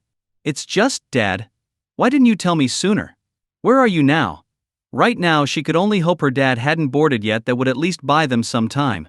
If he'd already landed, he'd be home in 10 minutes, and they'd be completely doomed. I'm still here in the States. Poor old Dad got put in quarantine because they said there was an infection on board, her father said pitifully. Hearing this, Muzinzi immediately grew concerned. Dad, are you okay? You didn't catch anything, did you? Despite knowing her dad's return would make things inconvenient with Yi-fan, she still loved him. Naturally, she was worried. Seeing Muzinchi's anxious expression, Yi-fan quickly held her hand, trying to comfort her. While her heart was racing, her father spoke again. Don't worry, honey. Dad's fine. I tested negative and wasn't infected. Hearing this, Muzinzi let out a sigh of relief, her previously tense emotions now calming down. That's great. Muzinzi beamed happily. Sensing his daughter's worry, her dad was instantly overjoyed, all his previous gloom disappearing. Oh, my precious girl. I knew you cared about me.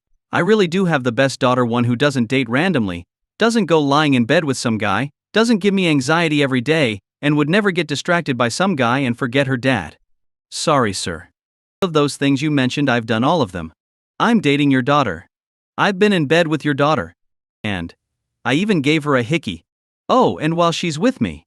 She doesn't seem to be thinking about you. Ifan suddenly felt a bit sorry for him. If he and Mozinsi had a daughter someday, he'd probably feel just as heartbroken as her dad. But emotions couldn't be controlled, and it was easy to get addicted. Mozinsi felt a little guilty too. If she didn't know her dad was so impulsive and hot-tempered, she might just come clean. But her dad cared about her way too much. There was no way she could tell him now otherwise, it would just make him dislike Ifan even more. She'd have to approach this carefully. Dad, she said, please take good care of yourself. It's late over there, right? And the time difference is big, so make sure to get enough rest. I'll take care of myself too and be a good daughter so you don't have to worry. Mu's father was nearly in tears. His daughter was just too sweet. She was the most thoughtful, caring daughter nobody else's could compare. She was truly one of a kind. What man would even be good enough for her? If he ever found out she was dating someone, he'd probably faint. He'd raised his precious cabbage so carefully, only for some pig to come along and take it. Who could be okay with that? Luckily, his daughter hadn't given him any trouble at all. Hey, alright then. I'll listen to my good daughter and rest well. You go to bed early too, don't stay up too late, he replied, chuckling. Oh, I also sent a bunch of gifts for you. They should be arriving soon. Once my quarantine ends, I'll come back to see you. Alright. Mozinsi sighed in relief. At least he wasn't coming back immediately, which made her feel much better. Honestly, she didn't want her dad to find out about her and Yifan, which would only make him furious. And her father's business overseas had just started to stabilize. She didn't want to disrupt his work just because of her. After hanging up, Mozinsi stuck her tongue out at Yifan. Her hand over her chest, she said, that was close. We almost got caught. Yifan's nerves eased, and he grinned. Haha, no worries, he didn't catch us. And whether he finds out now or later doesn't change the fact that we're still a couple, he said with a mischievous smile. So, shall we continue? Not in the mood. I'm too jittery now. What if my dad calls again? Mozinsi pouted. Alright. Yifan decided he'd lost his interest too. This was thrilling, sure, but there would be plenty more chances. He took a glance at the clock, and then his eyes widened. It's 9 already? Yeah. She gave him a puzzled look, seeing his nervous expression. What's the rush? I have to catch a live stream. Yifan quickly grabbed his phone, seeming quite eager. Mozinsi sat with her legs crossed, curiously watching him. What could make him so enthusiastic? Then she noticed him tuning into a pretty girl's stream. The girl wasn't stunning at first glance, but she had a gentle charm, was dressed in soft pink, and looked young. Yifan stared intently, completely focused. Mozinsi couldn't help but frown. This was basically asking for trouble. Her boyfriend was watching a girl's stream right in front of her? Didn't she have more charm than this random girl? What's so great about this stream? She asked, a bit sourly. It's actually pretty good, Yifan nodded. After coaching Wei Xiaoya, she'd clearly become more comfortable. Now she could crack a few fun jokes in her stream, engaging more viewers. Impressive progress. She no longer had the dead air feel of her streams. No wonder she'd one day become the queen of e-commerce. She was improving fast. Yifan then entered his system store and used 5 lucky draws, winning 3 prizes. Ding. Congratulations, host, you've received a bonus live stream traffic boost opportunity. Ding. Congratulations, host, you've been granted a Douyin feature promotion. Ding. Congratulations to the host on obtaining the eligibility for 100% reimbursement of all rewards, up to a maximum of 50 million. Yifan was thrilled. He looked at the stream's current viewership, which was around 500 viewers. But now, with the chance to get boosted viewership, he didn't have to worry about a sparse audience anymore. This would save a lot on advertising expenses. Yifan activated the skill immediately. And just like that, the viewership quickly climbed from 500 to over 1,000, then 10,000. And it kept going up. As the number of viewers continued to increase, Wei Xiaoya was visibly happier and more enthusiastic in her promotion. She had a lot of discount vouchers in hand, and the promotional prices were the lowest online. Plus, her honest and sincere presentation style received unanimous praise from the viewers. Seeing the rising popularity, Yifan activated the Dai Top feature promotion. The effect was immediate, with viewership soon surpassing 200,000. Wei Xiaoya interacted more naturally with the audience, and despite the surge in viewers, many chose to stay. Ahem. Mozinsi coughed nearby. Yifan turned to her. Are you coming down with something? A little. I'm just feeling a bit dry in my throat, Mozinsi replied, feigning innocence. At last, she managed to get her boyfriend's attention. "Let me get you a fizzy tablet then," Yifan nodded. Mujinsi felt pleased, but soon noticed Yifan was still holding his phone. Her mood soured quickly. Why was her boyfriend so fixated on watching streamers? Didn't she look good enough, or wasn't her figure or legs appealing enough? Most of all, his eyes hadn't left the screen. "Stop watching." Mujinsi pouted angrily. "You said you'd go get me the tablet, but you're still watching the stream. Is it that important?" "Yes, it is," Yifan nodded. After all, this was a live stream by one of his own artists, and it was important for the business. "And I'm not important?" Mujinsi looked even more annoyed. "You are too," Yifan said with another nod. "Then stop watching the stream." Mujinsi insisted. "I can't," Yifan shook his head. "I have to send her some rewards later, I can't just ignore it." He had promised to boost Wei Xiaoya's popularity and help build up her following. Mujinsi crossed her arms, turned her face away, and muttered, "You're so mean. Watching someone else and not even looking at me." She was upset, but her soft little voice sounded particularly adorable, and her expression was just too cute. Seeing her like this, Yifan couldn't help but smile. "Jealous?" he asked. He thought Mujinsi would be defiant, but to his surprise, she lowered her head and muttered, "Yeah, I guess you could say that." Yifan was surprised. "Really? Isn't it normal to be jealous? What girl likes her boyfriend watching another girl's stream and giving her rewards?" "I'm no different," Mujinsi grumbled. Yifan laughed. "My girlfriend's becoming more honest." "I'm really jealous, and I'm serious. Hand over the phone. I'm not letting you watch it anymore." Mujinsi huffed. Yifan's gaze softened as he looked at her. "So, if I give you my phone, what do I get in return?" Mujinsi's face turned bright red. "You've already gotten plenty from me. You've already." She trailed off, unable to finish her sentence, her expression both embarrassed and bashful. Seeing her adorable pink-cheeked look made Yifan's heart pound even faster. He truly loved seeing her this sweet and shy. It made him feel completely captivated by her. "What have I done?" he asked with a playful smile. "Go on, tell me, don't hold back. You know exactly what." Mujinsi twisted slightly, her lovely face flushing even deeper as she tried to grab his phone. "Anyway, you're not allowed to keep watching. So annoying." Yifan noticed her possessiveness and smiled. "Wow, you're so assertive, I'm really scared." Even as he said that, he deliberately raised the phone just out of her reach. Her eyes grew resentful, and she called his name in a low, frustrated tone. "Yifan." Yifan used his free hand to stroke her beautiful, blushing face. "Call me hubby," he teased. "You're watching another streamer and tipping her, and you want me to call you that? No way." "Ah, babe, that sounded so sweet, say it again," Yifan joked. Her cheeks were completely flushed as she muttered, "Don't push it. I wasn't talking to you." "Oh, if you weren't talking to me, is there someone else here? Or is there someone hiding in the closet?" Yifan called out, pretending to check around. "If there's someone here, answer me." Mujinsi couldn't help but laugh. All right, my love. Don't be jealous, it's not what you think," Yifan said, patting her gently. Just then, seeing that the livestream had reached its peak, he decided to tip Wei Xiaoya to boost her popularity and threw her a carnival gift. Mujinsi saw the huge tip and got upset. "You sent her a carnival gift? Yifan, do I even exist in your eyes? Oh, that's only one gift? That's too few. At least 20 would be better," he teased, sending 20 more carnivals right in front of her. After all, he had that full reimbursement privilege.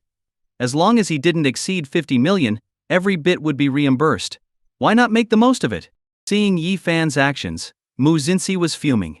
She huffed and glared at him. "Fine, go watch pretty girls if you want. I'll go watch some handsome guys.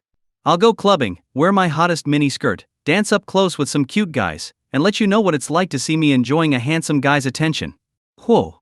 Such fierce revenge? Lesson learned: never provoke a jealous girl.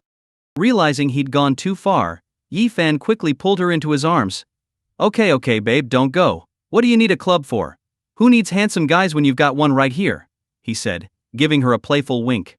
Though still upset, Mujinsi couldn't help but feel a bit flattered by his teasing charm. Yet her frustration remained. "You were watching another girl in front of me and tipping her so much. Money doesn't just fall from the sky, you know. Why are you doing this to me?" Her voice wavered, her eyes reddening, as if she were about to cry. This made her look even more pitiful, tugging at his heart. Yifan sighed and patted her head gently. "Silly girl, she's one of the artists signed to my company. I was just helping boost her stream's popularity. Did you really think I was watching her because she's pretty? Hearing this, Mu Jingzi blinked, processing his words. Her expression was adorably confused. Huh? Yi Fan chuckled. Still jealous now? You. Why didn't you say so earlier? Mu Jingzi tugged at his sleeve, slightly annoyed. Yi Fan's grin widened. I just wanted to see how long you'd stay jealous. So, are you still mad about the gifts? Mu Jingzi huffed without answering, turning around to grab her phone. What are you doing? Yi Fan leaned in, curious, his head close to her neck. Mu Jingzi's cheeks flushed as she muttered, watching the live stream, isn't that allowed? Her tone was both haughty and cute, and Yi Fan's spirits lifted. He saw that she was watching Wei Xiaoya's stream. Wait, you're sending that much? He said, surprised. Mu Jingzi casually sent 30 carnival gifts without even blinking. Yi Fan looked at her in surprise, noticing her cheeks flush red as she muttered, can't a wife follow her husband's lead? Yi Fan froze, feeling his heart melt at her sweet, soft voice. Holding her close, he chuckled. Perfect. A wife following her husband's lead, I love it. Exactly. He was her husband, and she was his wife. As Yi Fan and Mu Jingzi enjoyed their sweet moment, the chat room and the live stream erupted with excitement. Wei Xiaoya had been introducing a product when suddenly, one carnival gift after another started appearing on the screen. She glanced at the username and saw it was her company's shareholder, Yi Fan. Thrilled, she thought he'd just send a couple gifts, but he kept going. Excited, she continued promoting even more enthusiastically, and shortly after, more carnivals appeared. She assumed they were still from Yi Fan, but on closer inspection, she realized it was from a new account belonging to a girl. Who could this be? Wei Xiaoya was stunned, and the viewers were equally excited. Wow, a big spender. Each carnival cost 3,000 yuan, and they sent over 20 of them. That's at least 60 or 70,000. This streamer's new, right? Getting noticed by a big spender already? She must have skills. Plus, she's got discounted coupons for major brands, so she's clearly capable. I've never seen this many gifts sent at once. No wonder it's trending. Is this some e-commerce marketing boost? Curious, they clicked on Yi Fan's profile to check it out. The screen showed only blanks, all the profile details were filled in randomly. Is this what an e-commerce account looks like? There's not even any products in the cart. Commenters. User 1 brothers, it was a mistake. This isn't some e-commerce promo with the streamer. Dang, is this guy just throwing around cash for charity? User 2, I could believe it if this was a cloud-chasing influencer. But he posted nothing. Just tipping because he liked the stream. So jealous right now. Here I am working day and night, breaking my back delivering food, borrowing Wi-Fi from the store next door, while this rich guy just throws out tens of thousands like nothing. User 3, what's the big deal? That's just one day's food money for me. My business partner, another wealthy guy, just called wanting to meet, but I turned him down, haha. Then suddenly, a wave of carnival gifts poured in. And this time, it wasn't from the original big spender, it was from a new account. User 4, dang, are all these rich people just chilling here now? User 5, normally, I don't see one of these all week, and now it's raining carnivals. Is this all on their credit cards or some accountant's prank? User 6, wait, the new account seems to belong to a woman. I'm all in. Rich lady, please let me join your entourage. At this, Yi Fan turned to Mu Jingzi with a smirk. See? Now you're really turning heads. Mu Jingzi playfully stuck out her tongue and wrapped her arms around his neck. Isn't supporting your career a good thing? Yi Fan chuckled, with a supportive wife like you, I'm a lucky guy. Mu Jingzi nestled her head on his shoulder, eyes sparkling. Consider it your luck across 3 lifetimes. Yi Fan leaned down to kiss her rosy lips. All right, my wife is always right. Her face flushed as she caught her breath, smiling brightly, and she whispered, so, what made you want to invest in a company all of a sudden?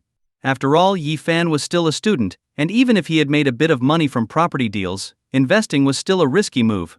Honey, I'm working hard so I can support you, silly girl, Yi Fan replied, pressing his forehead gently against hers. Mu Jingzi's blush deepened. Who said I needed you to support me? I can take care of myself just fine, she stammered, her ears turning pink. Yi Fan affectionately patted her head. Really? Don't want me to earn for the family while you get to relax and look beautiful? Of course I do. But who says being beautiful has to mean I can't earn too? She murmured with a sweet pout. To Yi Fan, her words felt like warm, honeyed wine. Oh, so you'll take care of me? Well, I guess I'll just be lazy then, Yi Fan joked. You've turned living off your partner into an art form. Mu Xinxi giggled. Yi Fan grinned, with a capable wife like you, why wouldn't I? Who actually wants to haul bricks every day? A smile crept across Mu Xinxi's lips. Fine. But if I'm going to take care of you, I'll be keeping an eye on your behavior. Oh, do you mean kneeling on a washboard every day and scrubbing with a steel brush? No way, no way, I'll just stick to starting my own business then, Yi Fan said, waving his hand. Mu Xinxi's ears flushed bright red, and she gave Yi Fan a light smack on the shoulder. Am I really like that? She felt a bit sore and looked a little hurt. Yi Fan pulled her head to his chest, gently ruffling her hair and kissing her forehead. I was joking. Don't take it seriously. I'm planning a future with you. I see us together in my plans. I won't rely on you, but I also won't let you become a housewife. If you want to pursue your career, go for it. I want to be your solid support. If your company ever faces a crisis, you don't need to look for outside help. Just come home, curl up in my arms, say the word, and I'll handle the investment or the crisis as needed. No matter what, I've got your back. Listening to Yi Fan's words, Mu Xinxi's heart felt warm and secure. No one had ever said these things to her before, not even her dad. His tone was sincere, his words strong, even a bit like something out of a drama, and it gave her an incredible feeling of security. She felt so lucky he was here with her. Mu Xinxi instinctively burrowed into his embrace, her voice soft as she said, Great. When it's time to get married, just don't bail or refuse to go through with it. How could I do that? Yi Fan replied, pausing for a moment. Besides teasing you in bed and okay, maybe also in the bathroom, the kitchen, the fitting room, the windowsill, even a little grove, I would never mess around when it comes to the big stuff. Especially marriage. I'm all in with you, my future wife. If it's not for marriage, then it's just playing around. Especially when he had someone as adorable as her right here, why would he ever give that up for someone else? When Mu Xinxi heard him list all those places, her initial warmth turned to shock. What are you talking about? Yi Fan, you're just a non-stop flirt. Who would go to the bathroom with you? Or the fitting room? Or the windowsill or a grove with you? Ha ha ha, calm down, baby. Take it easy. If you really don't want to, the carpet's always an option. Just kidding, just kidding. Where are you going? Yi Fan, you're impossible, she pouted. But I haven't even done anything. Wait until I do, then get me back all you like. I promise I won't make a peep, just a few breaths, tops. He really was someone she loved and hated at the same time. How could anyone be this shameless? And maybe wear a shirt? What does it feel like to have your wife supporting your career? It's a feeling of happiness, but also of complications. Ho ho, you're giving way too many gifts, babe. Stop it. Yi Fan knew Mu Xinxi had plenty of money, but it's not like it grew on trees. Why not buy something physical? At least then you get an item in return. With virtual gifts you get nothing tangible in exchange. Plus, Wei Xiaoya wasn't about to shout, bro, thanks so much. I have plenty of spending money, and I want you to owe me. That way you'll never be able to pay it back and will have to keep treating me really, really well. Mu Xinxi said with a sly grin, already feeling satisfied with her little scheme. Yi Fan couldn't help but laugh at Mu Xinxi's naive tone. So innocent. He chuckled, wife, I could still pay it all back, you know. Mu Xinxi turned her head, stunned as she looked at him. I'm spending so much and you can still pay it off? Just how much did you make from that relocation? I've been investing and buying stocks, made a huge profit, and there's also the income from the company. Recently, one of our artists had a big hit song, bringing in a nice sum, Yi Fan told her straightforwardly. Mu Xinxi's eyes widened in surprise. Is there anything I don't know? Your investments are incredible. You're really that good at stocks? Your luck is amazing. She'd always heard that investing in stocks was risky and required extreme caution. Even her dad discouraged her from getting involved, saying it was something that outsiders couldn't understand. Even the pros depended on timing and luck. Yi Fan raised an eyebrow. It's not luck, it's skill and brains, he said, massaging her shoulders and feeling a bit proud at her admiring gaze. But you could say I'm lucky. I mean, I ended up with such a beautiful girlfriend, didn't I? Mu Xinxi's cheeks turned bright red at his compliment, and her joy was pretty hard to hide. You're not wrong. Wife, let's stop with the gifts and just follow each other's accounts instead, Yi Fan grinned. He actually just wanted to see what she looked at every day. Learning more about her was a nice way to get even closer. All right, she agreed without hesitation. Once they followed each other, Yi Fan immediately noticed something. Wait, wife, why are you following 98 people? So I'm your 99th follower, not the first? Yi Fan frowned. Based on her usually cool personality, he thought she wouldn't be following anyone at all. Mu Xinxi realized what was happening and turned crimson. Hey, don't look! But Yi Fan had already clicked on her following list. He started laughing as he looked through it. Whatever jealousy he'd felt before disappeared instantly. Wife, all the accounts you follow are relationship bloggers. Things like 365 little tricks to win your boyfriend over 52 tips to make your boyfriend fall deeper in love 100 outfits to look your best for him, Yi Fan said, laughing so hard he couldn't stop. Meanwhile, Mu Xinxi's face grew hotter and hotter. She covered it with both hands, completely mortified. Stop looking, please. Wife, if you've watched so many of these, why haven't you tried any of them on me yet? Isn't that just wasting your time? I'm right here, this is the perfect chance to show me how well you've learned. Simon, now's the time to show off your skills, Yi Fan teased, lying back on the bed with a playful expression. No way. I just skimmed through. They were automatically selected by the algorithm, it has nothing to do with me. I didn't even look at them. Her fair skin flushed as red as a lychee. Yi Fan's deep laughter echoed in the air, a sound that was so pleasant it made her heart race and her thoughts spin. Yi Fan rolled onto his side, resting his head on his arm and facing her. He wasn't giving up. If you didn't watch them, then go ahead and check them out now.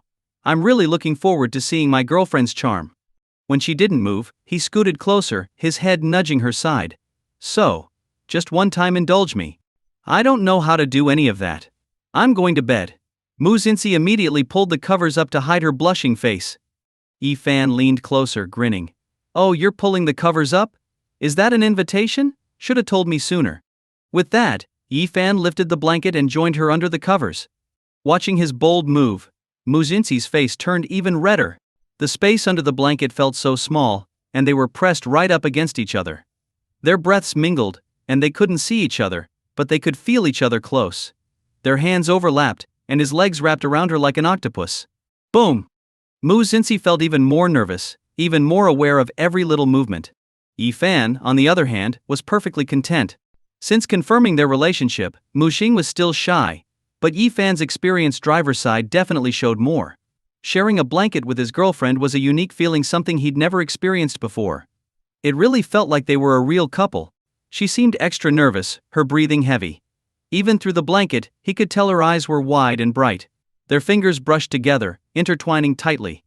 Yi Fan moved closer, trying to find her lips to kiss them, but instead, he felt himself accidentally brush against her chest. A rush of heat spread across Yi Fan's face, and he instantly sensed her sensitive reaction. A soft, embarrassed whimper escaped her lips, and Yi Fan felt a surge of excitement. Even though Wei Xiaoya's voice continued to chatter on from the livestream, with her focusing on introducing her products, Yi Fan was here flirting with his girlfriend. The sensory contrast only heightened the thrill. Yi Fan ... You're such a perv. Her voice came out in an adorably indignant huff. Yi Fan couldn't help but relish it, she was so sweet. Even in the dark he could imagine her shy and pouty face, with her cutely fierce expression. Yes, I am a perv, he admitted without shame. What guy wouldn't be a little wild around his girlfriend? Besides, it had been a total accident. I can't believe you admitted it. She stammered, at a loss for words. Yi Fan only laughed harder. Why deny it? What, should I pretend I'm some saintly lamb? A pure soul who doesn't get flustered by a pretty girl? Even you wouldn't believe that. A moment later, Yi Fan could feel her lightly biting her finger in embarrassment. He could imagine it without even looking. His heart pounded. He instinctively leaned closer to try to steal a kiss, but before he could, she quickly dodged. I'm going to the bathroom. She darted out from under the blanket and dashed away like a startled rabbit. Yi Fan just shook his head and laughed. Why did she always flee at the critical moments? But he knew that patience would pay off, and it wouldn't be long before he'd get his reward. Congratulations, host. Teasing your wife has earned you 300 points. Hearing the system message, Yi Fan couldn't help but feel a bit slighted. Before you called me host and now I'm a perv. Then wouldn't that make you the perv system? At least I have a girlfriend, you're still single. System. Life's tough enough. But once I complete my mission, who knows? I might find someone. Yi Fan was taken aback. When are you finishing this mission? So this guy planned to uninstall itself and vanish someday? None of the other system novels mentioned anything like this. System, that's a secret. You'll know when the time comes, squeak squeak squeak. Yi Fan, if you weren't inside my head, I'd have knocked you out by now, you little squeaker. It seemed like the system had no intention of explaining further. No problem though. with his wife and career advancing, even without the system, he could still stand strong. The system was just an extra boost ultimately, he'd rely on his own skills. He glanced at the screen where Wei Xiaoya was putting in serious effort, her performance steadily improving. Although the stream's viewership fluctuated, her genuine approach had stabilized the count around 100,000 viewers, a solid number. A session that might have barely sold anything before was now sold out within half an hour. With a major brand, the stock would have been gone in under 5 minutes. Just as Yi Fan was feeling satisfied, he noticed Mu Xingqi stomping over, her expression fuming. Yi Fan. She called, her face puffed in irritation. He blinked. What's wrong? Something felt off. Care to explain why your follow list is full of pretty girls? Don't tell me they're all from your company. Mu Xingqi turned her phone screen to him. He glanced down. Sure enough, it was full of sexy influencers and curvy streamers. Yeah, those are my follows, he admitted. You perv. Mu Xingqi pouted, lips red. What guy doesn't enjoy looking at pretty girls? My account's years old, and I've only followed 40 or 50 girls, fairly modest. And I swear, honey, I don't sneak around watching these videos late at night. He meant it. But somehow, the more he said, the worse it sounded. So you do watch videos late at night? No wonder my finger gets sore sometimes. Mu Xingqi was quick to confront him. Yi Fan burst out laughing. It was just scrolling TikTok, definitely not those videos, and besides, that was before. I barely even watch them now. Then why haven't you unfollowed them? She demanded, her tone softening just a bit. I just forgot. Here, I'll unfollow them now. All those follows from his single days, he'd forgotten to clear them out after they started dating. He immediately went through and began unfollowing each account. It's not like I'm banning you from watching videos. You can follow girls who post uplifting content, but these, they're a little too revealing. Her ears flushed pink. It's indecent. Some of those clips even made her, a woman, want to look twice. Of course it'd be tempting for a guy. Yi Fan was surprised to hear that she had checked. He grinned, both amused and exasperated. Hey, it's normal guys in their teens hanging out in the dorms, following these accounts. At that age without a girlfriend. Yeah, we watch those kinds of videos. But now I've got you, so I don't need them anymore. To prove it, he opened his main feed and showed her his video suggestions. See? All positive, right? Yi Fan said. He was telling the truth, and she had to admit the videos were appropriate. Well, keep it up, Mu Xingqi approved, satisfied. After all, TikTok's algorithm only suggests content based on recent activity. This shows that Yi Fan hasn't been looking at anything risky lately. Wait a second. What's this? Mu Xingqi suddenly noticed that Yi Fan's account had multiple unread private messages. When he heard her, Yi Fan's gaze immediately focused on the screen. In the message section of his Douyin account, there were several red dots indicating unread messages. Among them were profile pictures of some very familiar female influencers, well-known internet celebrities, especially the types that guys tend to idolize, with beautiful faces and curvy bodies. For example, one of them was the little kitten goddess, with over 10 million followers. Mu Xingqi, sharp-eyed, quickly noticed it and clicked on it, her face turning beet red. This. Her cheeks flushed deeply, almost red to the point of glowing. Seeing Mu Xingqi's hesitation, Yi Fan looked as well, and he too started feeling his pulse quicken. This was social death on the spot. Several influencers had sent him some rather provocative photos, some in lingerie, others in tiny swimsuits at the beach, very minimal coverage, barely hiding anything. Simply an eyesore. Yes, an eyesore. In the past, Yi Fan would glance at photos or videos of pretty women out of instinct. After all, what guy doesn't enjoy admiring beauty?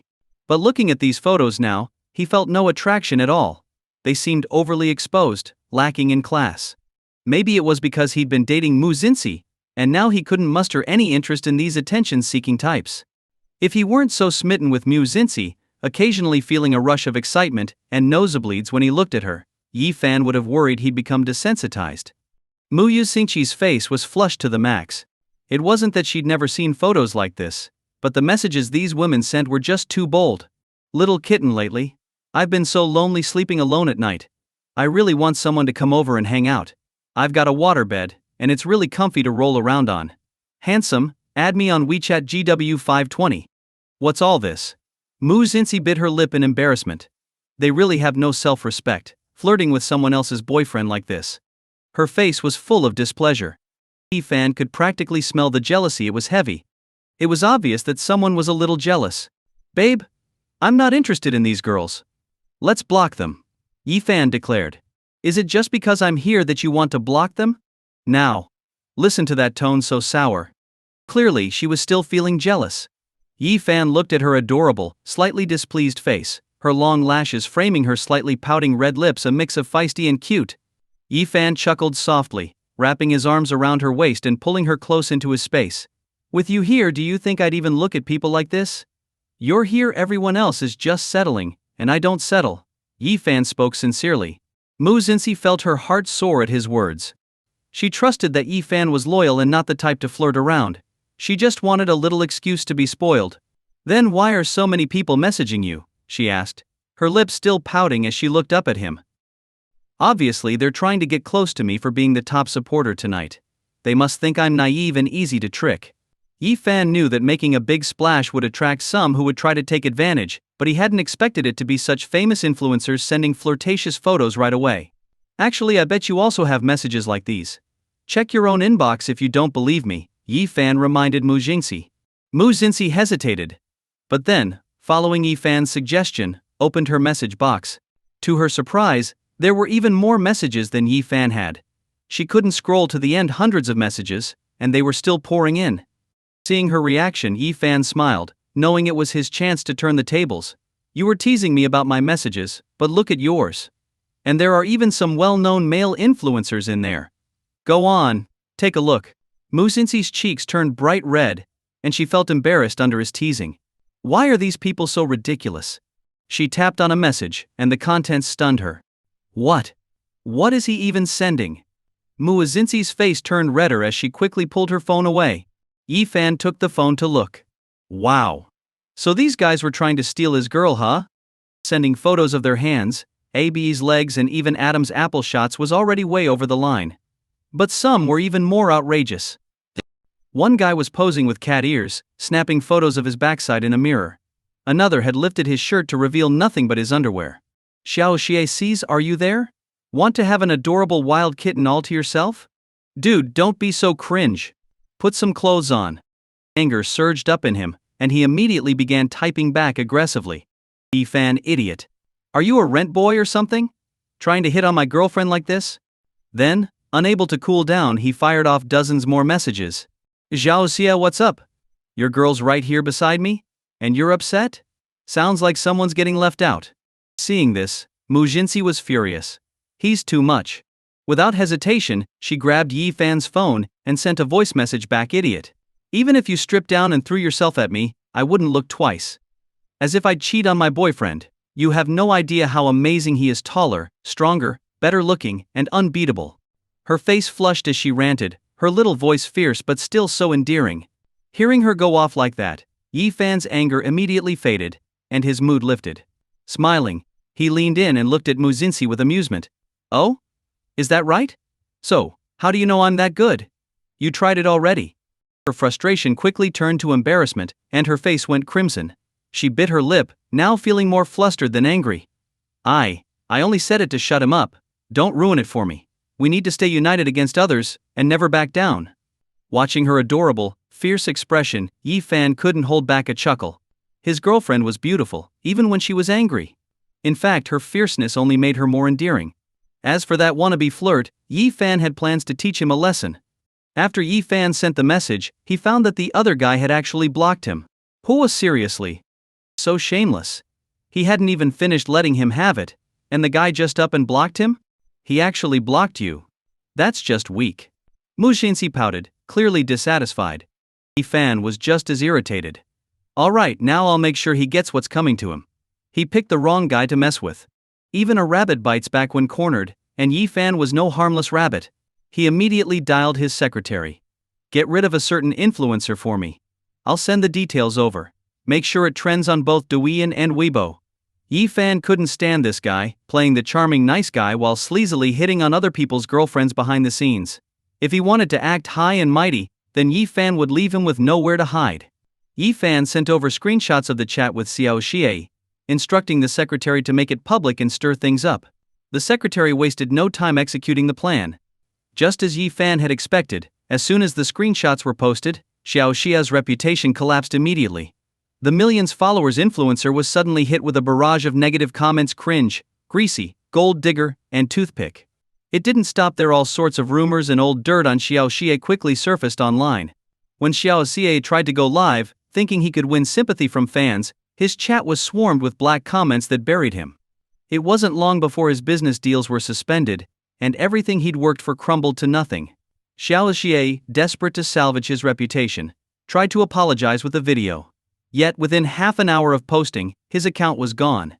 He attempted to return with an alternate account, only to receive an ominous message. "Sorry, you crossed the wrong person. You're banned." Regret hit Xiao Xie like a freight train. He hadn't realized that the person he messed with had so much influence. Now he was ruined, both financially and reputationally. Meanwhile, Yi Fan, having heard Xiao Xie had been effectively banned, was feeling great. Does Yi Fan have that much power? Not exactly. He just happened to have a little help from his system, which had provided him with an infinite ban card. With this card, it didn't matter if it was an influencer or an everyday user. If they ticked him off, their accounts were history, and any attempts to create new accounts would simply fail. Yi Fan knew this would make dealing with annoying trolls and people who irked him a breeze. With a smug grin, Yi Fan showed the apology video to Mu Xinxi. "Look, darling," he apologized. "Feeling better now?" Mu Xinxi was sitting in the cradle chair on the balcony, the corners of her mouth slightly lifted. "Serves him right," she said. Yi Fan laughed and leaned into her on the chair, making space to sit together. "Exactly. It's a little cramped in here." Mu Xinxi's laugh was as clear as bells. Yi Fan just nestled himself against her shoulder, smiling. "Too bad. I'm sticking close to you. Speaking of which, how did you handle those private messages from those female influencers?" Mu Xinxi shot him a sidelong glance, still a little bothered by it. "I saved all those artistic photos, of course. I'll enjoy them tonight. They are art, after all," Yi Fan said with a playful grin. Mu Xinxi's eyes grew darker, and she clenched her back teeth. "Art, huh? So you've admired it 100 times over, right?" Yi Fan laughed even more, seeing how jealous she was. "Not quite 1,000,000, but thousands maybe. It's especially nice to enjoy late at night." Mu Xinxi was fuming. She reached out to twist his ear. "You're asking for it. I thought you said you weren't interested in anyone but me." Yi Fan quickly blocked her hand. "Think twice, you'll feel the pain, remember? Calm down." Mu Xinxi paused, realizing he was right. She'd forgotten, as usual, how this exchange thing worked. What a hassle. It's impossible to teach him a lesson like this. Feeling thwarted, Mu Xinxi tapped her head against the wall, sighing. Yi Fan, noticing her little frustrated gesture, chuckled and leaned over. "Sweetheart, I may not feel the pain, but if you bruise or get a bump, it won't be worth it, right?" Mu Xinxi whimpered. "You're just picking on me." She stomped her foot, her frustration evident.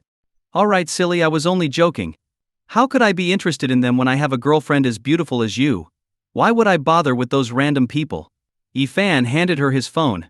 "See, you can check. I cleared all my private messages, unfollowed all those influencers, and even blocked strangers from messaging me." He wasn't doing it because she asked, he wanted to. Why look elsewhere when he already had someone he wanted? Sure, sometimes he couldn't help but notice attractive people, but now he had someone he genuinely cared for. A real relationship deserves complete trust. Mu Xinxi saw how sincere he looked, her eyes reddening slightly as she smiled despite herself.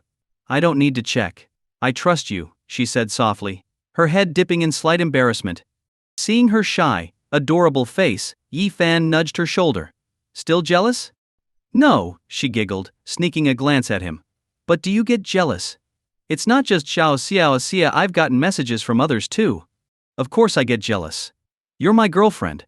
Yi Fan replied bluntly. It wasn't just girls, guys get jealous too. He wasn't about to let anyone try to charm his girl. "But you don't really show it," she pouted. "What, you want me to go and fight him?" Yi Fan asked. "No way, that's illegal," she quickly shook her head. Yi Fan massaged Mu Xinxi's shoulder, saying, "I'm not that dumb to go and get myself in trouble. What would my wife do if she's lonely at night? Anyway, I have my own ways to deal with those guys, no need to be extreme." Mu Xinxi handed her phone to Yi Fan. "You can check my phone too. I've cleared all the private messages, and no one's allowed to follow me. On my WeChat, the only guy I have is my teacher." She paused for a moment before adding, "My phone password is your birthday, 0322. Her eyes sparkled with innocence, and her smile was so genuine that Yi Fan was stunned. The birthday he'd casually mentioned had stayed in her mind, and she'd even set it as her password. Yi Fan's eyes softened with warmth. He loved the feeling of shared commitment. It was mutual, not one-sided.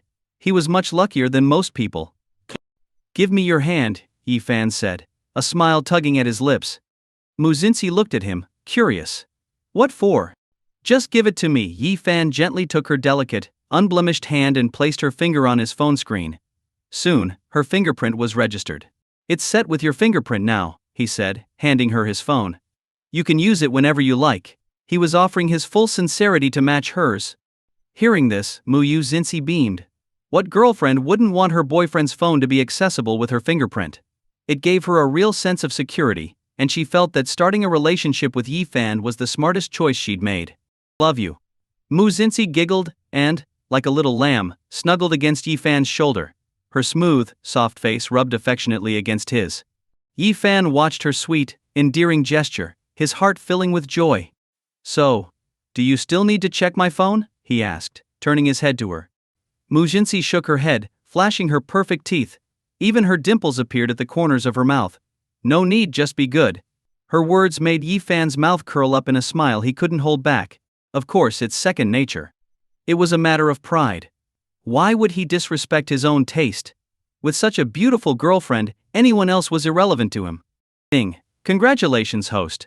Fingerprint lock set successfully, -300 points awarded. After collecting the reward, Yi-fan happily rubbed her shoulder, then looked at the time and decided to go back inside. The night was dark and dense, with a crescent moon hanging low in the sky. In a certain apartment, there was someone who... Qumai Mingzhuan was watching a live stream with a sour expression. The stream was naturally Wei Xiaoya's. She'd been streaming for several days in a row and had quickly become popular, with impressive results. Wei Xiaoya had a solid reputation, and the products she showcased resonated well with viewers, prompting many enthusiastic purchases. She was also clever, interacting humorously with her assistant, and had even posted previews of new products on a small blackboard behind her, including prices all clearly displayed. The audience was engaged and kept the stream among the trending ones. A friend introduced the stream to Qi Mingzuan. "Have you been watching Wei Xiaoya's stream? She's been crazy popular recently, always trending. My wife is hooked and keeps buying things until she wants to cut herself off, but her prices are so cheap, even I'm tempted. Don't you know Wei Xiaoya from the entertainment industry? Could you get me her autograph?" Qi Mingxuan gritted his teeth and replied, "Know her. She used to be one of my artists at my old company." He didn't mention how he'd once considered dropping her. "Oh, you mean GIU Media? Wasn't that the company you said had no future, so you moved on? It's a shame. Do you even know how much Wei Xiaoya's making for them now? As a shareholder, you'd be raking in dividends." "GIU Media's stock has skyrocketed." His friend got more excited. "You really should have waited a bit. It's so ironic, just as you left, this lost cause started making big money. I still regret not investing in that company back then. I'm green with envy at their profits, especially with their artist Xu Qianqian's song Careless Snow blowing up." The more he listened, the more Qi Mingxuan's gut twisted with regret. Who could have known they'd get so lucky? Why hadn't he held out a little longer? If he had, he'd be cashing in now. It was all Yi-fan's fault. If Yi-fan hadn't kicked him out, he'd be lying back and reaping the rewards by now. Though he still had some money, he hadn't found a suitable company to invest in, and the ones he had looked at didn't meet his standards. On top of that, other companies viewed him dismissively, making it difficult to find a senior position elsewhere. He glanced at Wei Xiaoya's stream. The viewership had reached 2 million. All that traffic, imagine the income from it. But all that traffic wasn't his, nor was the money. "Hey, I heard your company's hiring for a marketing manager. You think I'd be a good fit?" Qi Mingxuan asked, forcing a smile. He still had expenses to cover while preparing to shoot a show for Song Wei, and he needed a stable income. His friend looked him over with a mocking smile. "Hey, I'd help you if I could, but I'm not in charge of hiring at the company. I'm just a general manager. It's not like I have the power to make that call. And you know how it is, people keep an eye out for favoritism, and if a hire looks like I pulled strings, it could make things complicated for me." Hearing this, Qi Mingxuan seethed inwardly. Just a general manager, he thought. What a joke. This friend was, after all, the brother-in-law of the company's owner and often threw his weight around because of it. Qi Mingxuan had never thought highly of him, seeing him as less educated, less talented, and not nearly as good-looking. But here he was, looking smug just because he'd married into money and gained influence in the company. Though Qi Mingxuan wanted to snap, he knew he had no choice but to swallow his pride. I'm in the middle of setting up the legend of Concubine Chu. He tried again. It's the first production of my own studio, starring Song Wei, a hugely popular internet celebrity, as the female lead. The novel it's based on is already popular, so it's bound to be a hit. Just help me out, and let me join your company, and I'll give you a shot at investing in the show. We can both make money. His friend took a drag on his cigarette and chuckled, unfazed. In this industry, everything was about luck, after all. Casting an internet celebrity as the lead, it was obvious to everyone she'd likely gotten the role through connections, not talent. And with no strong backing, it'd likely just be a forgettable production with no profits, and maybe even a loss. Really wish I could help, but there's nothing I can do. Better try elsewhere, he said, refusing Qi Mingxuan's request outright. Qi Mingxuan was left feeling more frustrated and unsettled than before. He tried to persuade his friend again, but his friend just gave him an excuse and left. Qi Mingxuan was furious. Watching Wei Xiaoya's thriving livestream, he felt a fire building in his chest. As he stewed in frustration, his phone rang. Qi Mingxuan immediately answered, "Hello. Mr. Qi, I investigated as you requested. This Yifan isn't actually a second-generation wealthy heir at all," said the private investigator Qi Mingxuan had hired earlier. Hearing this, Qi Mingxuan perked up. Really? Yes. He's just pretending to be rich. I've sent all the documentation to your email. You can check it, and please send over the remaining payment. Qi Mingxuan hesitated at the thought of the payment. It wasn't a small sum. But if this evidence allowed him to expose Yifan, then he could take back control of the company. Zhu Kaiwen would come running back to him, hating that fraud Yifan. With this in mind, Qi Mingxuan eagerly checked his email. Sure enough, it was exactly as he'd thought. Yifan was a fake rich kid. No wonder no one in their circle had heard of him before. Finally, it was his turn to shine. The next day, the rewards Yifan had given to Wei Xiaoya were now reimbursed to his account through the system. That night alone, Yifan had ended up spending over 3 million yuan in rewards for Wei Xiaoya's stream. However, there was a bit of a mix-up when Yifan tried to send another gift. His bank card wouldn't go through. Then, his bank manager called him. "Hello, Mr. Yi. We noticed a large amount of spending on your account. It's possible you may have fallen into a scam, so we've temporarily frozen your card. We recommend you report it to the police and download the Anti-Fraud Center app as soon as possible. Thanks, I guess. Because of you, all 4 seasons are warmer. Or rather, colder. Nothing worse than unexpected concern from the bank." Yifan used to be a low spender, so his sudden increase in spending had triggered a flag. He could only laugh in exasperation. "Don't worry, there's no scam. Please unlock my card, everything's fine," he replied. "We're sorry, sir. We're just concerned that you might be unaware of the fraud. We'll be filing a report with the police automatically to prevent further financial loss." The bank manager's voice was firm. "No need to go that far. If you're currently being held hostage or under duress, please reply nice weather today, and we'll immediately alert the police to send assistance." What to do when you encounter a super responsible bank manager? This guy takes his job too seriously. "Thank you. But really, I don't need help. I haven't been scammed," Yifan replied. "I just need you to unlock my card." "Sorry, we're concerned this could be part of a pig butchering scam or telecom fraud. We need you to file a report with the police, and then we'll proceed according to protocol," the bank manager replied, still worried about Yifan. After all, with such a large withdrawal all at once, if it really was a fraud, the bank might bear some responsibility too. The bank manager had his own reasons to be cautious. He, too, had been in an online relationship once with a beautiful woman, or so he thought. Every so often she'd claim her father was sick, or their family's tea business was in trouble, and soon enough, his account balance had drained into her hands. Thanks to the police, he'd managed to stop the losses in time. But things hadn't ended there. In the end, it turned out she was a 300-pound man. When they finally met, the guy had said, "I can't pay you back, but here I am. You could just take me instead." The bank manager had barely escaped with his sanity. Since then, he couldn't tell whether he'd developed a fear of men or women or both. Now that he'd found someone who might be in the same boat, he felt compelled to rescue Yifan. Yifan was caught between laughter and tears, amazed at the bank manager's persistence. Left with no choice, Yifan remembered his max-level psychological manipulation. He used the card, saying, "I haven't fallen for any scam, I just want to use my card. Please unlock it." The bank manager, who had been talking non-stop before, immediately became respectful. "Of course, no problem at all." Yifan breathed a sigh of relief. At last he could avoid wasting his breath. It was always nice to have something that could handle stubborn people. The bank manager processed the card's unlock request, but there would be a 1-hour freeze period before it could be used again. In total, Yi Fan had tipped about 3 million. Fortunately, with revenue sharing on Wei Xiaoya's account, Yi Fan would receive a 50% share of profits from her Douyin revenue. Plus, Wei Xiaoya's live streaming income and ad placements were rolling in nicely. He was thrilled. Okay. While Yi Fan was the only one aware he'd get reimbursed for his tips, everyone else just saw him spending real money. To most people, that amount was a fortune.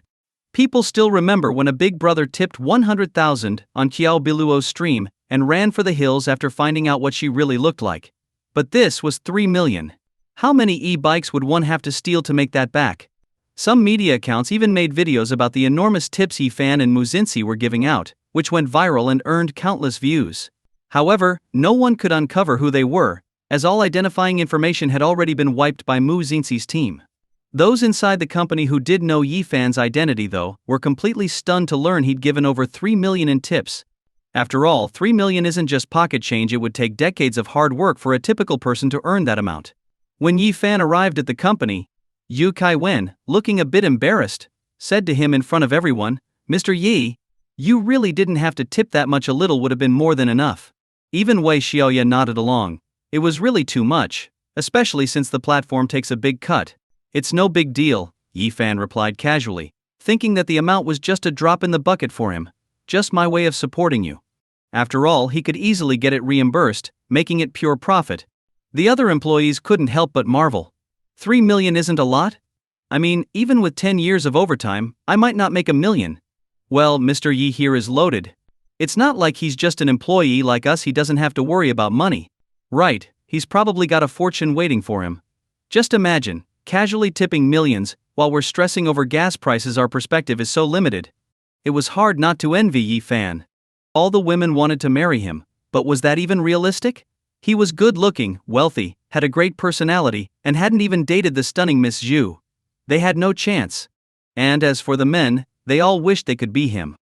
Yet even if they tried, they wouldn't have a tenth of his looks, much less his incredible face. They could only dream. Yi Fan also had money to spare, which made him all the more enviable. If they had his looks, they'd flaunt them and have women swarming to be with them. Who wouldn't want that? Zhu Kaiwen glanced at the report and commented with curiosity, "There was another big tipper supporting us during the stream too. They gave around 500,000 to 600,000, pretty generous. If I didn't know better, I'd think it was one of our employees." Wei Xiaoya was excited as well. "Yes, I think it was a girl. She really supported me, sent tons of gifts, and kept them coming." One employee jumped in. "A girl? If I could snag a sugar mommy like that, it'd save me decades of hard work. There's no sugar mommy like that in my world. What a shame. Honestly, if she wasn't super strict about gender, I'd be down. Who doesn't want a rich girl? I wonder what she looks like. I'm really curious, but these netizens have failed us so far. No one's dug up anything about her." As everyone's conversation was getting increasingly speculative, Yi Fan added, "That's my girlfriend." A stunned silence fell over the room. Everyone had been buzzing with chatter, but now, not a word could be heard. The mysterious big spender they couldn't uncover, even the media couldn't dig her up, was Yi Fan's girlfriend. They had heard some rumors that he was dating, but he had never confirmed it himself. Yi Fan was so exceptional that whoever could match him had to be extraordinary too. Even Zhu Kaiwen's heart sank a bit, though she forced a smile. "That's a lot to spend." "It's fine," Yi Fan replied matter-of-factly. "She has plenty of allowance, and I spend money on her too." He wasn't bragging, he was simply telling the truth. The Mu family empire was vast, and Mu Xing's father adored his only daughter. Naturally, she had the best of everything, and her allowance ran into the tens of millions each month, so 500,000 to 600,000 was just a drop in the bucket. Of course, Yi Fan wouldn't let her investment go unrewarded. He'd share some dividends as a return. After hearing Yi Fan's explanation, everyone else couldn't help but feel a bit self-conscious. How could they even compare? These hard-working employees were clocking in and out, 9 to 5, and still didn't even have a girlfriend. Meanwhile, Yi Fan was not only dating, but his girlfriend turned out to be a wealthy woman. She was probably a stunning beauty too otherwise. How could she have managed to steal Yi Fan's attention away from Miss Xu or anyone else? Wei Xiaoya said gratefully, "If that's the case, thank you very much. Getting the boss's approval was always a good thing."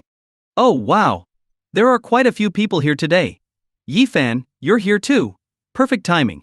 As everyone was relaxing, an insolent voice cut through the atmosphere. Qi Mingxuan swaggered in, wearing a suit and flaunting a gold watch.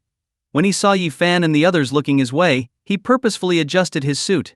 Seeing Qi Mingxuan's arrival made the others visibly uncomfortable and unsure of how to react. Even Yi Fan was caught off guard, not expecting to see him here. I thought you were gone for good. What are you doing back here? He rejected Qi Mingxuan's presence with obvious displeasure. But Qi Mingxuan seemed unfazed by Yi Fan's disgust. Zhu Kaiwen's face twisted in displeasure at Qi Mingxuan's appearance, and she reprimanded him sharply. You're not welcome here. Get out now, or I'll call security to have you thrown out. Not welcome now, but you'll be thanking me in a minute, Qi Mingxuan sneered and turned to Yi Fan. I'm here to expose a liar. What, you're implying I'm the liar? Yi Fan countered icily. Ha. Got you to admit it yourself, didn't I? Qi Mingxuan raised an eyebrow smugly. What's the matter? Can't keep up the act anymore. If you beg me now, we can settle this in private. That way you won't have to make a fool of yourself in front of everyone. No matter what stunt you're trying to pull, you're the one who's going to lose here. Humiliate myself. What a joke. Yi Fan was convinced that Qi Mingxuan's antics were ridiculous and naive. He was already signaling to someone to call security and have Qi Mingxuan escorted out. But Qi Mingxuan wasn't backing down. Yi Fan is just a fake rich kid. You've all been duped by him. Everyone's expressions immediately grew tense. Qi Mingxuan raised his phone. I have all his personal records on here. Anyone who doesn't believe me can message me, and I'll send you a copy. His family's been farming for 3 generations, and he has a rural household registration. He just got lucky with a land buyout and scored a few million. But then he came here, posing as a rich second generation and fooling everyone. Zhu Kaiwen froze, looking at Yi Fan in shock. Everyone else was equally stunned. Kaiwen, working with someone like him, without knowing his real background, aren't you worried he'll drag you down? There's clearly something fishy here. You didn't even check if his money's clean before diving into a partnership. It's a good thing I caught this in time so you can cut your losses. Qi Mingxuan addressed Zhu Kaiwen in a seemingly concerned tone. If you want, I can come back and work with you right now. After all, we've been through so much together, it's just a matter of one word. His real intention behind exposing Yi Fan publicly was to create an opening for himself to return to the company. He also wanted to step over Yi Fan, improving his image with Zhu Kaiwen, and maybe even winning her heart in the process. The other employees also looked uncomfortable. They knew Yi Fan had money, but they'd never questioned its origins. If he truly was a fraud, that could spell disaster for the company's future. Zhu Kaiwen glared angrily at Qi Mingxuan. Don't even think about it. I won't work with you again, and I trust Mr. Yi isn't a fraud. Stop spreading lies here. Oh, stubborn aren't you? But don't blame me if you end up ruined because you didn't heed my warning. Qi Mingxuan ground his teeth in anger. He was infuriated that Zhu Kaiwen was brushing him aside for Yi Fan's sake. Even now she was still defending him. Of course, Qi Mingxuan had anticipated this might happen before he even arrived. I'm planning to build a new team now. If anyone's interested, feel free to reach out. We can make money together and avoid being dragged down by a scammer. If he couldn't come back to the company, then he'd just take people with him. The more he could get to leave, the better. At least this way he'd hit Zhu Kaiwen where it hurt, and leave her weakened. The employees exchanged glances, clearly conflicted.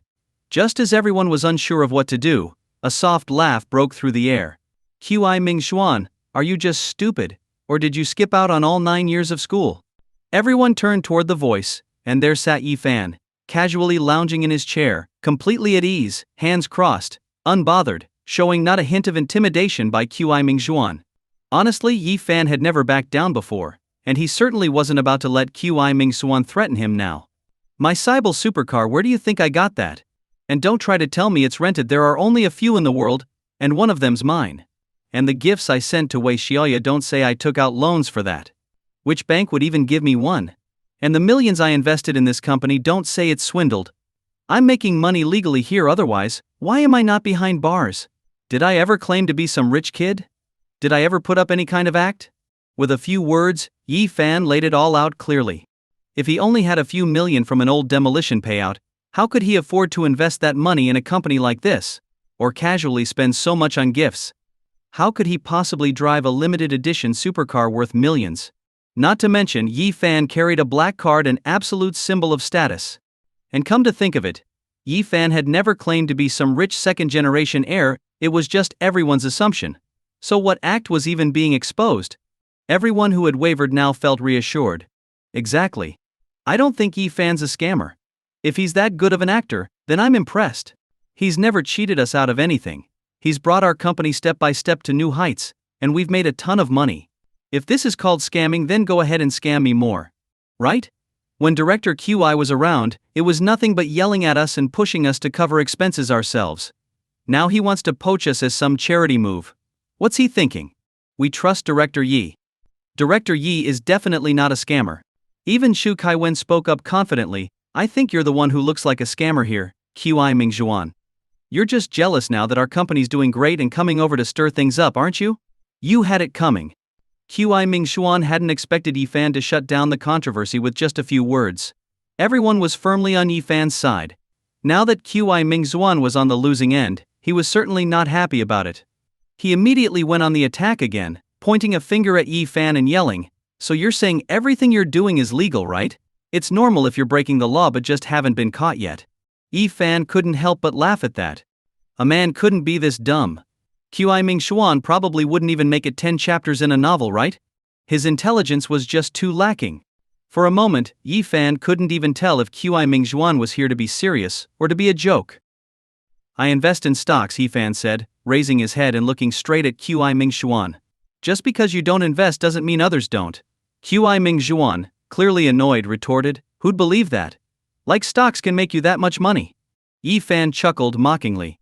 He pulled out his phone and showed QI Mingzhuan his stock profile. "This is the money I earned from investing in Blue Deer. After that I put it into West City stocks in our company, GIU Media." Someone caught sight of his ID Xiao Xin and was completely stunned. Not long ago, there'd been a big shot investor who dropped 500,000 yuan on Blue Deer's cold stocks all at once, making headlines in the financial news. It caused a stir in stock trading circles. Back then, even the employees were in awe, all wondering who this genius investor was. It turned out that the legend was right beside them, their own top shareholder. "Oh my god, he's amazing. His investment and financial skills are totally top-notch. He's Xiao Xin? He's my idol. I can't believe this is how he was unmasked. This is incredible. I knew Director Yi had a good eye. Turns out my gut feeling was right." The employees started buzzing with excitement, their eyes lighting up as they looked at Yi Fan. Even Shu Kaiwen was filled with pride, looking quite pleased. She hadn't expected their investment partner to be this impressive. "I'm not a rich kid, but I can make sure my kids are." Yi Fan raised an eyebrow, looking at QI Mingxuan confidently. "That's way more impressive than you, Mr. Moocher." QI Mingxuan's heart twisted painfully. He'd heard about Xiao Xin, the investment genius, but he had no idea it was Yi Fan who had made such a killing with stocks. With that level of skill, Yi Fan would only become wealthier in the future. And now Yi Fan was calling him a moocher. It was too much to bear. QI Mingxuan hated that label. Though he came from a wealthy family and received money from his parents, he despised when people accused him of living off his family, of being a failure. "What did you just say?" QI Mingxuan fumed. Completely embarrassed, he started stepping toward Yi Fan, wanting to argue with him or maybe even land a punch, anything to vent his anger. But before he got close, Yi Fan swung first, hitting him hard in the face. QI Mingxuan was stunned, feeling the sting on his cheek, a sharp, burning pain. "Ah, that hurts," he said, clutching his face. "You're nothing but a moocher. Get out of here." Yi Fan pointed to the door, barking the command. QI Mingxuan, with his argumentative nature, opened his mouth to protest, clearly about to start a fight. Yi Fan, knowing full well that this guy was trouble, didn't want to waste words. So he immediately used his max psychological guidance card on QI Mingxuan. QI Mingxuan, who had been gearing up to unleash a tirade, suddenly seemed to lose control, as if compelled by something. "Yeah, I'm just a moocher, so I'll leave now." Wait, that wasn't what QI Mingxuan wanted to say at all. Why did he blurt it out? QI Mingxuan felt frustrated and confused. Was he losing it? Everyone else looked on, shocked and bewildered. What on earth? Was he actually admitting it? That's completely unlike QI Mingxuan's usual style. Or maybe he's just dazed from that punch? QI Mingxuan wanted to save face, but Yi Fan raised his fist again. QI Mingxuan instantly backed down. He didn't want to take another hit, and it was just too humiliating. Involuntarily he blurted out, "I'm such an idiot for going up against you. I'm a patient at Shanghai's #1 mental hospital, and I'm heading back right now for treatment. I definitely won't get in your way again. I'm sorry. Really sorry. My mouth runs off, and my brain's not working. What the heck was he even babbling about? The people around him started to look at him as if he really was crazy. Their previously hostile stares now held a hint of pity. When had Qi Mingxuan ever endured such humiliation? Now he felt like his mouth wasn't even under his control. Yushu Kaiwan led the laughter, and soon others joined in, chuckling openly. And with his beloved goddess laughing at him, Qi Mingxuan felt utterly ashamed. Mumbling under his breath about his own mistakes, he ran off. Of course it was all Yi Fan's doing, making him a spectacle on purpose. As if Qi Mingxuan had the brains to take Yi Fan down. Yi Fan seriously doubted Qi Mingxuan had even graduated from a top university. How could he be this dense? No wonder Qi Mingxuan had nearly run the company into the ground. After Qi Mingxuan left, Zhu Kaiwen breathed a sigh of relief and turned to Yi Fan, apologizing. Sorry about him, he's just gone crazy again. No worries, you don't need to apologize. That was all on him, nothing to do with you, Yi Fan replied calmly, without any hint of resentment toward Zhu Kaiwen. After all, she'd been one of the people wronged by him. Relieved by Yi Fan's words, Zhu Kaiwen finally relaxed. Just then Yi Fan's phone rang. As soon as he saw the number, his frown dissolved into a smile. The name on his screen read wife. Who wouldn't be happy to see a call from their wife? He quickly stepped aside to answer, grinning as he picked up. Hello, what's up, my love? Did you get into a fight? Are you hurt? I'll bring reinforcements. I'll call someone over right now, came Mu Xinxi's anxious voice. Yi Fan burst into laughter. Just hearing her voice lifted his spirits, and a smile spread across his face. Reinforcements? You mean those bodyguards of yours? You really want to cause trouble? Aren't you afraid your dad will find out? Even if he finds out, I'll still stand by you. Nobody's allowed to bully my boyfriend, Mu Xinxi said seriously. Whoever messes with you has to go through me first. Yi Fan's smile grew warmer. Ah, I'd love to have my girlfriend defend me. Where are you? I'm coming over right now. Mu Xinxi's voice was still shaky with worry. Don't worry, I already took care of him. That guy was nothing to me, Yi Fan said lightly. But how about you? Are your hands okay? Do they hurt? Mu Xinxi blushed at Yi Fan's concern for her. Her tone softened from fierce to gentle. I'm fine. Actually, I feel like that punch was pretty satisfying. Why didn't you give him a few more? It would have really taken the edge off. Good idea. I'll throw a few more next time. You're planning to fight again? Forget it, I'll handle it myself. Mu Xinxi's voice was full of determination. Yi Fan's gaze softened, and he spoke gently. But I don't want to get my baby's hands dirty. He'd rather do it himself. Even if she felt the impact through him, at least her hands would stay clean. If his girlfriend's soft, beautiful hands ever had to hit someone, he'd feel like their blood was sullying her. Upon hearing Yi Fan's deep voice, Mu Xinxi felt a burst of joy in her heart. Alright, I'm at the shop right now. I bought your favorite tiger skin taro cake. Do you want some crab roe crackers? I'll get you a few extra packs. And would you like an exploding custard croissant? I saw you ate quite a few of those last time. When you're in a relationship, it's hard not to think about the other person constantly. Anything fun or delicious immediately makes you think of them. Yi Fan could now fully feel the sweetness of being in love, especially being cared for so thoroughly by Mu Xinxi. It was a wonderful feeling. He responded, clearly in a good mood. I'm not picky, just get what you like. Alright, I'll choose. We absolutely need a box of handmade peach egg tarts. I'll split them with you, that's my favorite. Mu Xinxi's voice was cheerful and sweet. Yi Fan laughed instinctively. So you're saying I'm important enough that I rate higher than your favorite foods? Letting me have half of your tarts means I must be your #1 favorite person. No way, you're not my #1 favorite person. She teased. That's the wrong answer. Try again. Yi Fan pressed playfully, wanting to hear her admit he was her favorite. Mu Xinxi laughed, her voice ringing like chimes. You were never my absolute favorite. Now I'm upset. You won't be able to console me. I'm not coming home tonight, I'm going clubbing, doing parkour, and going hang gliding. Yi Fan teased. Mu Xinxi panicked, and, blushing, replied.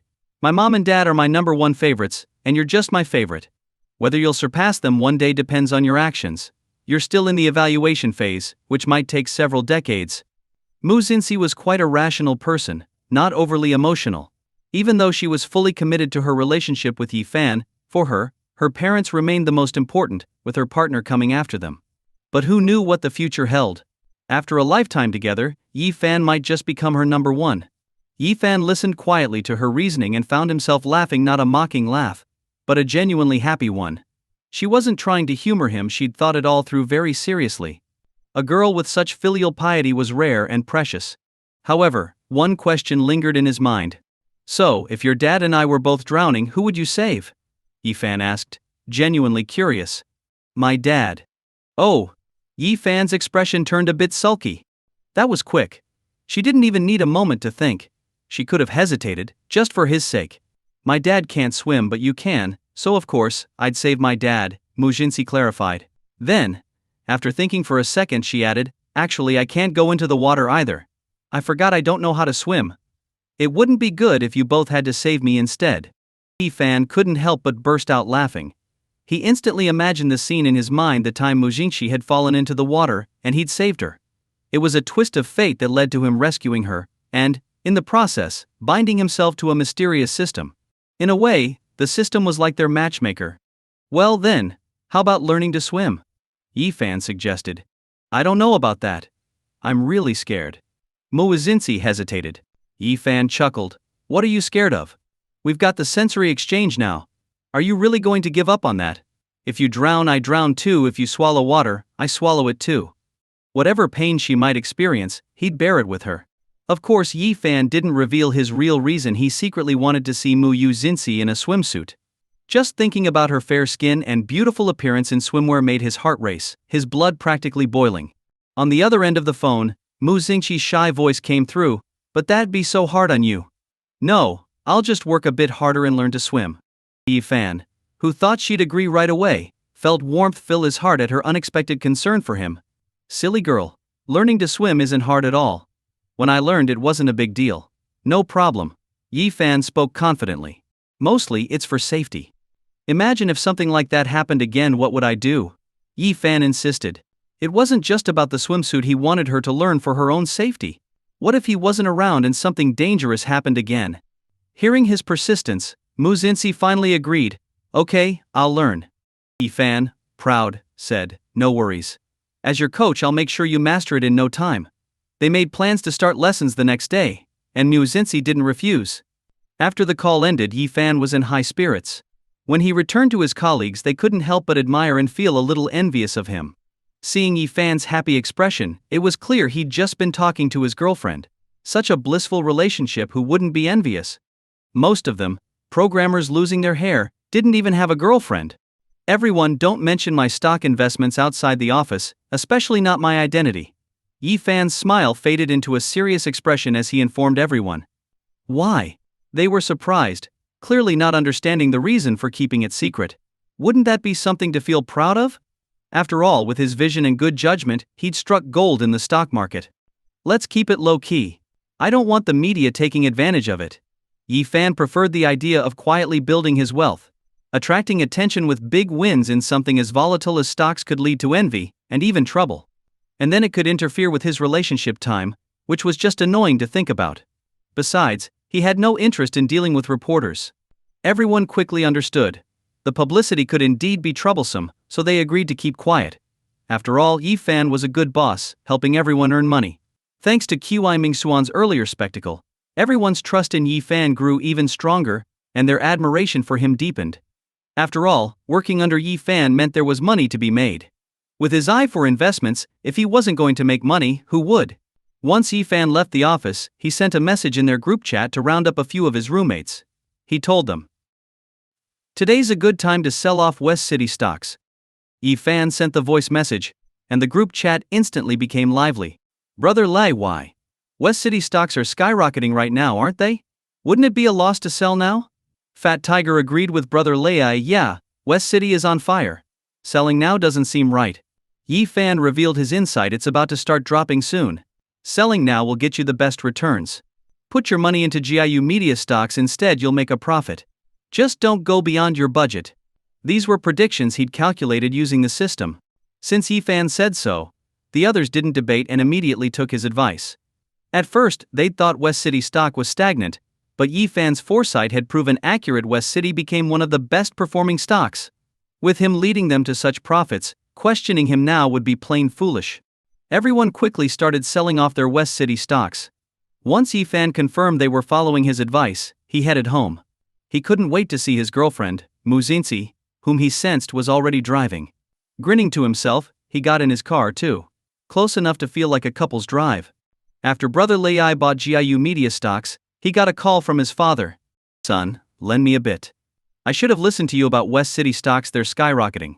Father Lei said, excitedly. He'd seen how fast it was rising and wanted a piece of the action. No, don't do it. They're about to fall off. If you're going to invest, go with GIU Media, brother Lei advised. Father Lei was taken aback.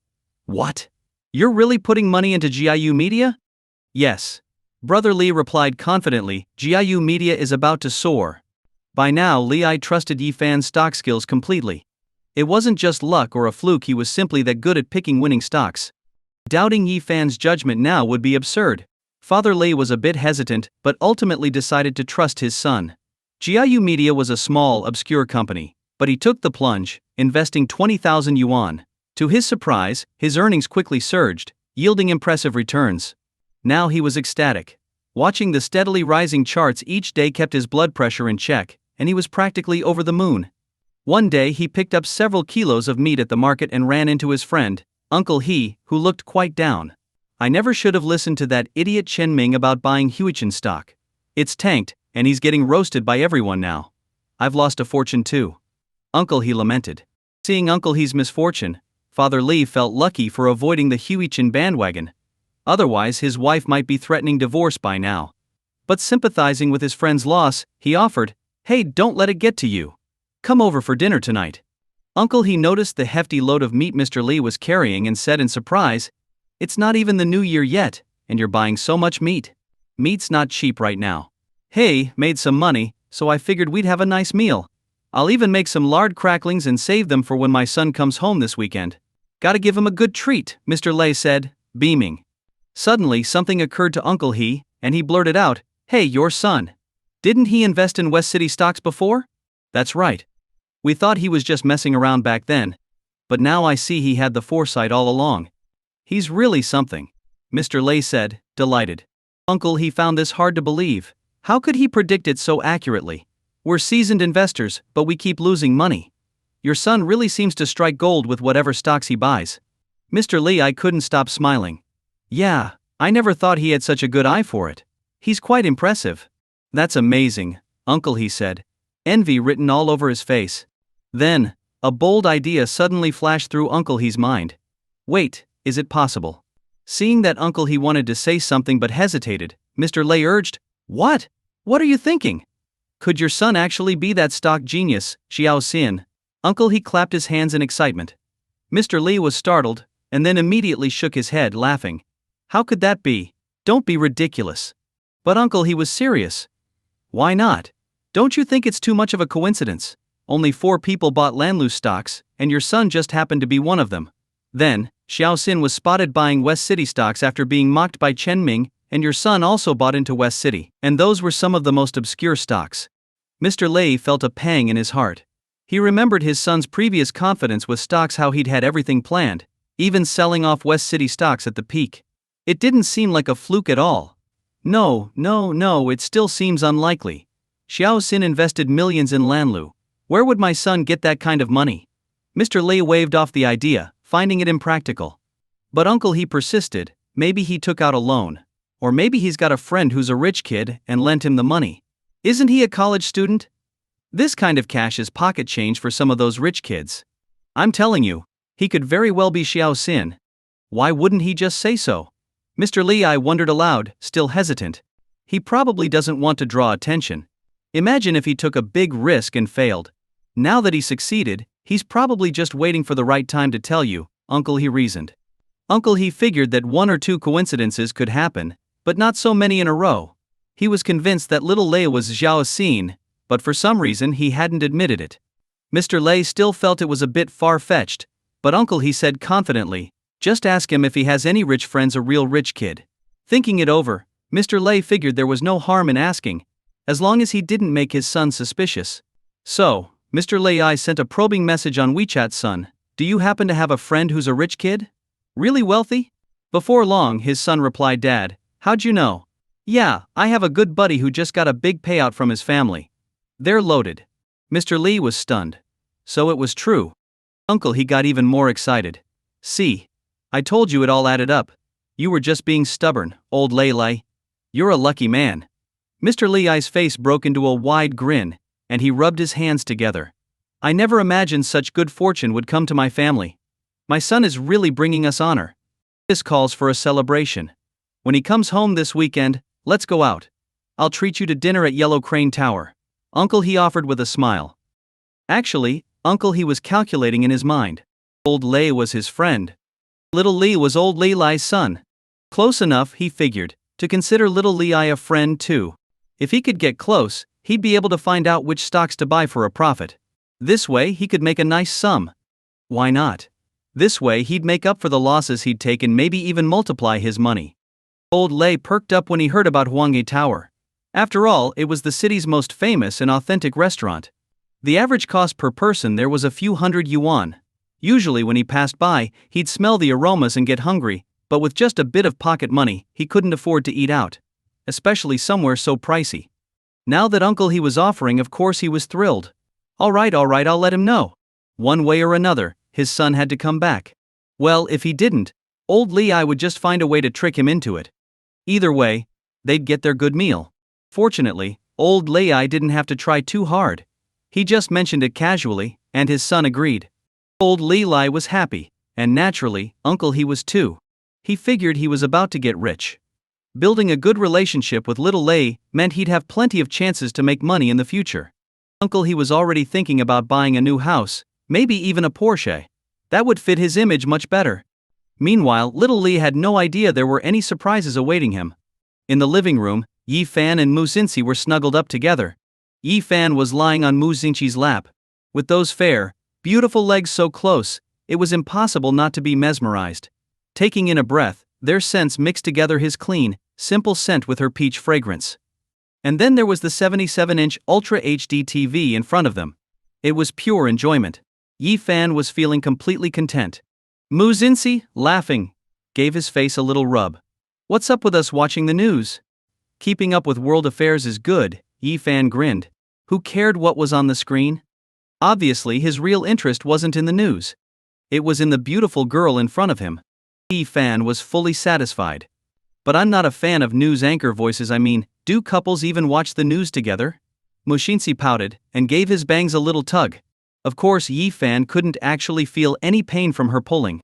All he could feel was her gentle touch, and a slight tingling from her fingers running through his hair. "It's just a channel change, so why are you giving yourself so much trouble?" Yi Fan laughed. She was just too adorable. Mu Xinxi's cheeks flushed as she picked up the remote. "All right, let's change it to something else then." Yi Fan noticed that when Mu Xinxi switched the channel, she finally settled on one. "Huh? Animal World? Couples don't usually watch this, do they?" Yi Fan teased. Mu Xinxi's face turned red.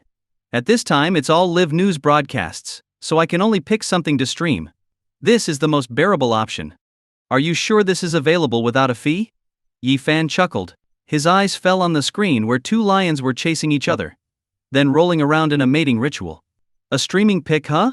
Nice choice, my dear." Yi Fan nodded approvingly. Mu Xinxi's face turned bright red. She hadn't expected to accidentally land on a channel showing this kind of thing. This was practically the same as a late-night adult channel. It was an accident. Mu Xinxi's face flushed, and she quickly switched to an online drama. "Trying to lighten the mood," she said. "Wanna eat something? I bought lots of pastries, including the peach tarts from before. I know you love those." Yi Fan's lips curved up. Sure. He could tell she wanted to eat them herself. But since it's better not to spoil her fun, he wouldn't say a word. He better to keep quiet than risk a playful smack from her. Mu Xinxi excitedly went to grab the snacks she had bought. She took out a box of peach tarts from the bag, and Yi Fan was already lying with his head resting on her lap. He lay on his side, nestled against her soft, fragrant body. Looking up, he was greeted by her proud and shapely figure, especially her soft, fair curves greeting him directly. Yi Fan couldn't help but grin to himself. With Mu Xinxi wearing a V-neck dress, just the visual effect alone was enough to make him feel completely satisfied.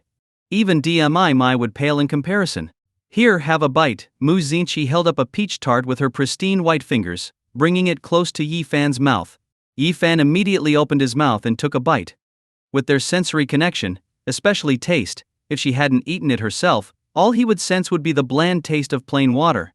But seeing Mu Xinqi lick her lips, looking so content and happy, he guessed it must taste really good. Especially as her pink tongue brushed over her lips. She looked rather delicious herself. Yi Fan's thoughts wandered as he gazed contentedly at the beauty in front of him, his eyes half closed in satisfaction. Here, try a bite. Mu Xinqi took another peach tart, and took a bite herself. Yi Fan immediately felt a sweet taste spreading in his mouth. The crust of the tart was indeed crispy. He'd heard a crunch when he bit into it earlier, and now he could fully experience the tart's flavor. The peach filling blended perfectly with the custard, sweet but not overwhelming, and after one bite, he found himself wanting more. Yi Fan savored it completely. It was genuinely delicious. Good, isn't it? Mu Xinqi's eyes crinkled with a smile, her dark pupils barely visible. Who wouldn't adore a sweet girl? Especially one who kept her sweetness reserved just for him, usually cool and composed. Yi Fan basked in the moment. It felt amazing, like he was on top of the world. Ding. The system chimed in. Congratulations, host. You've been fed delicious food by your girlfriend and earned 300 points. After collecting his reward, Yi Fan nestled further into Mu Xinqi's lap, almost wanting to roll around there in satisfaction. Yi Fan stretched out lazily. Meanwhile, Mu Xinqi fed him while intently watching her drama.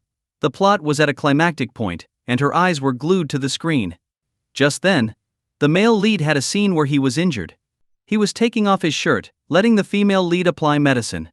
That chest was so massive it practically rivaled a woman's, and his abs, while not quite as big as a tomato, were prominent enough to make all the inexperienced girls watching scream in excitement. Really, what kind of TV was this? Stick to the story. Why did they have to throw in shirtless scenes for the guys? This was pure eye candy. The main audience? Women. And among them, his girlfriend. Yi Fan glanced at Mu Xinqi, who was still watching closely. A hint of jealousy rose and he asked, "Is it good?" "Very good," Mu Xinqi replied, stifling a smile, and sparring playfully with him. Yi Fan immediately felt a pang of jealousy. This wouldn't do. Staring at another guy's body like that? And calling it good? Where did that leave him, her boyfriend? Yi Fan reached out. With his head still on Mu Xinqi's lap, he wrapped his arm around her neck and pulled her down, making her head dip closer. "Better looking than me, are you sure?" he asked playfully. If she dared to say he wasn't as attractive, he'd make sure to give her a hard time, no questions asked, teasing her until her face flushed and her heart raced. He'd have her begging for mercy through her laughter. Mu Xinqi's ears turned pink as she muttered to Yi Fan, "I meant the story's good. This guy's physique isn't nearly as nice, not even a tenth as good as my boyfriend's. He still needs to work on it." Yi Fan, who had been planning to tease her first, was completely caught off guard by her unexpected comeback. She'd outplayed him without a hitch. The farthest he'd ever been taken was down the path of his girlfriend's playful tricks. Unable to help himself, Yi Fan burst out laughing and tapped Mu Xinqi's cute little nose. "He, exactly. Your boyfriend's physique is off the charts, unbeatable. These pretty boys can't compare." Mu Xinqi gave him a sweet smile.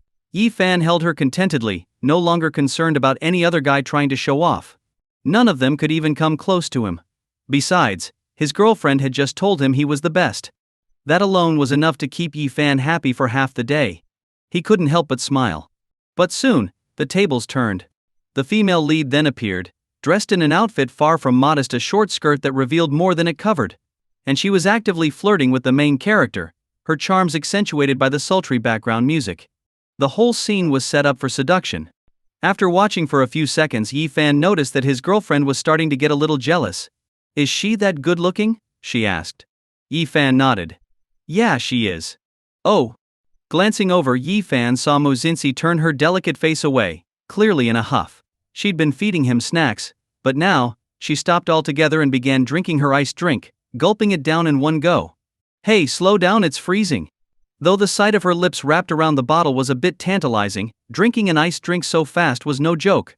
"I'm thirsty," Mu Xinqi declared firmly. But Yi Fan knew this was her way of getting back at him. Even though she was getting back at him, she put the drink down as soon as he mentioned it, staring at him with her big round eyes. She looked so mad, her brows slightly arched, her lips pouting. Yi Fan wanted to laugh. How could she be so fierce, yet so endearing. Thirsty? I'm the one who's thirsty, but I feel just fine, Yi Fan replied. He didn't actually need a drink, it was clear she'd made up the excuse. Mu Xinxi snorted, all proud and haughty, if I say I'm thirsty, then I'm thirsty. Since we're sharing senses, my feelings come first. Yi Fan couldn't help but laugh. You're that overbearing, huh? So, you're the fierce campus queen. And I'm your little husband, right? Yi Fan nestled even closer into Mu Xinxi's arms. Mu Xinxi put on an annoyed look. Get away, go sleep on your own. No way. I'm sticking to you, Yi Fan replied, grinning. You're sticking to me because you want to keep looking at that actress, Mu Xinxi pouted. Oh, I can smell such a strong scent of jealousy here. It's intense, Yi Fan teased her, laughing. When I said she looked good, I meant the story was good. That actress doesn't have half the figure my wife has. You were staring at her very seriously, clearly enjoying yourself. Mu Xinxi said, sounding a bit hurt. It's natural to appreciate beauty, and I was just making comparisons. She doesn't have a 36D like my wife, nor my wife's slender waist, or her long legs, and yet there she is, bearing it all. Tsk case kiesk. Mu Xinxi's face grew hot as she watched him laugh and speak like this. Well, that's not entirely true. She still has her strengths, or she wouldn't have been cast as the lead. If my wife were in the entertainment industry, she'd be a top star, overshadowing every other actress. The rest wouldn't stand a chance. Yi Fan meant every word. His wife was genuinely beautiful, with an amazing figure and background to match. And most actresses today lacked both acting skills and her looks. Mu Xinxi couldn't help but smile secretly, clearly thrilled by Yi Fan's words. She leaned onto Yi Fan's shoulder and fed him a piece of popcorn. Here, a reward for you. Thank you, my lady. Yi Fan joked playfully. Enough with that. Mu Xinxi's cheeks flushed as she gently tapped Yi Fan's shoulder. Yi Fan smiled even wider and gave her cheek a gentle squeeze. You're just too cute. Mu Xinxi's cheeks turned even pinker as she hid her shyness. Tomorrow, don't even think about skipping out on your swimming lesson, Yi Fan reminded her, ruffling her hair. Even though he felt like he was the one getting ruffled, seeing her beautiful face so close made his heart race. I'm still a little scared. Mu Xinxi pouted. Yi Fan chuckled and said, but I'll be the one feeling it. What's there to be afraid of? I'm afraid you'll drown. Mu Xinxi's completely serious tone as she said this made Yi Fan burst out laughing. Seeing Yi Fan unable to stop laughing, Mu Xinxi looked puzzled. She gave him a push. What are you laughing at? You're just too cute, Yi Fan said, hugging her tightly. And if I do drown, we'll go together. If something happens to me, you're not getting off so easily. Oh. Mu Xinxi's mind clicked, and she suddenly understood. Then, I don't want to die. Yi Fan couldn't help but smile even wider. Then do you want to be a young widow? I could always remarry. Besides, I haven't even married you yet. Mu Xinxi thought for a second, and then replied with a sly smile. Yi Fan's eyes narrowed. In a flash, he pinned Mu Xinxi beneath him. Hey, what are you doing? Mu Xinxi's face flushed deeper as she saw Yi Fan's intense gaze and felt his weight pinning her down like a predator. Lifting her chin, Yi Fan asked with determination, who are you planning to marry? I. Mu Xinxi was flustered, suddenly scrambling for the right answer. Before she could say anything, Yi Fan leaned down and kissed her deeply. His kiss was urgent and powerful, and Mu Xinxi felt every bit of that intensity. His tongue was surprisingly soft, but the way he kissed so wild, so fierce. It felt absolutely overpowering. As a result, Yi Fan firmly gripped her hands and pinned them above her head. For a moment, Mu Xinxi actually felt a desire to be conquered. She even wished she could switch perspectives so she could truly experience the pleasure of being kissed by Yi Fan. What was she even thinking? Just imagining it made her feel embarrassed. Yi Fan himself was anything but calm. Who doesn't enjoy kissing, especially kissing their own girlfriend? Although it felt mostly like he was kissing himself, he could still faintly sense Mu Xinxi's sweet tongue, which was more than enough to allure him. After he started kissing, Yi Fan couldn't stop. Only when he sensed her struggling to breathe did he finally release her. Thinking about remarrying? Dream on. You're only marrying me. If you say we're not married yet, then let's go get our marriage certificate tomorrow. Yi Fan tilted her chin up, declaring this seriously. Mu Xinxi's face turned a bright shade of red. I'm not getting a certificate with you. My dad would come after us, and then you'd be done for. Yi Fan jokingly replied, relax. It won't be fatal. Worst case, I'll get beaten up, and you'll be the one feeling the pain. By then you'll be the one crying out, Dad, please stop, it hurts.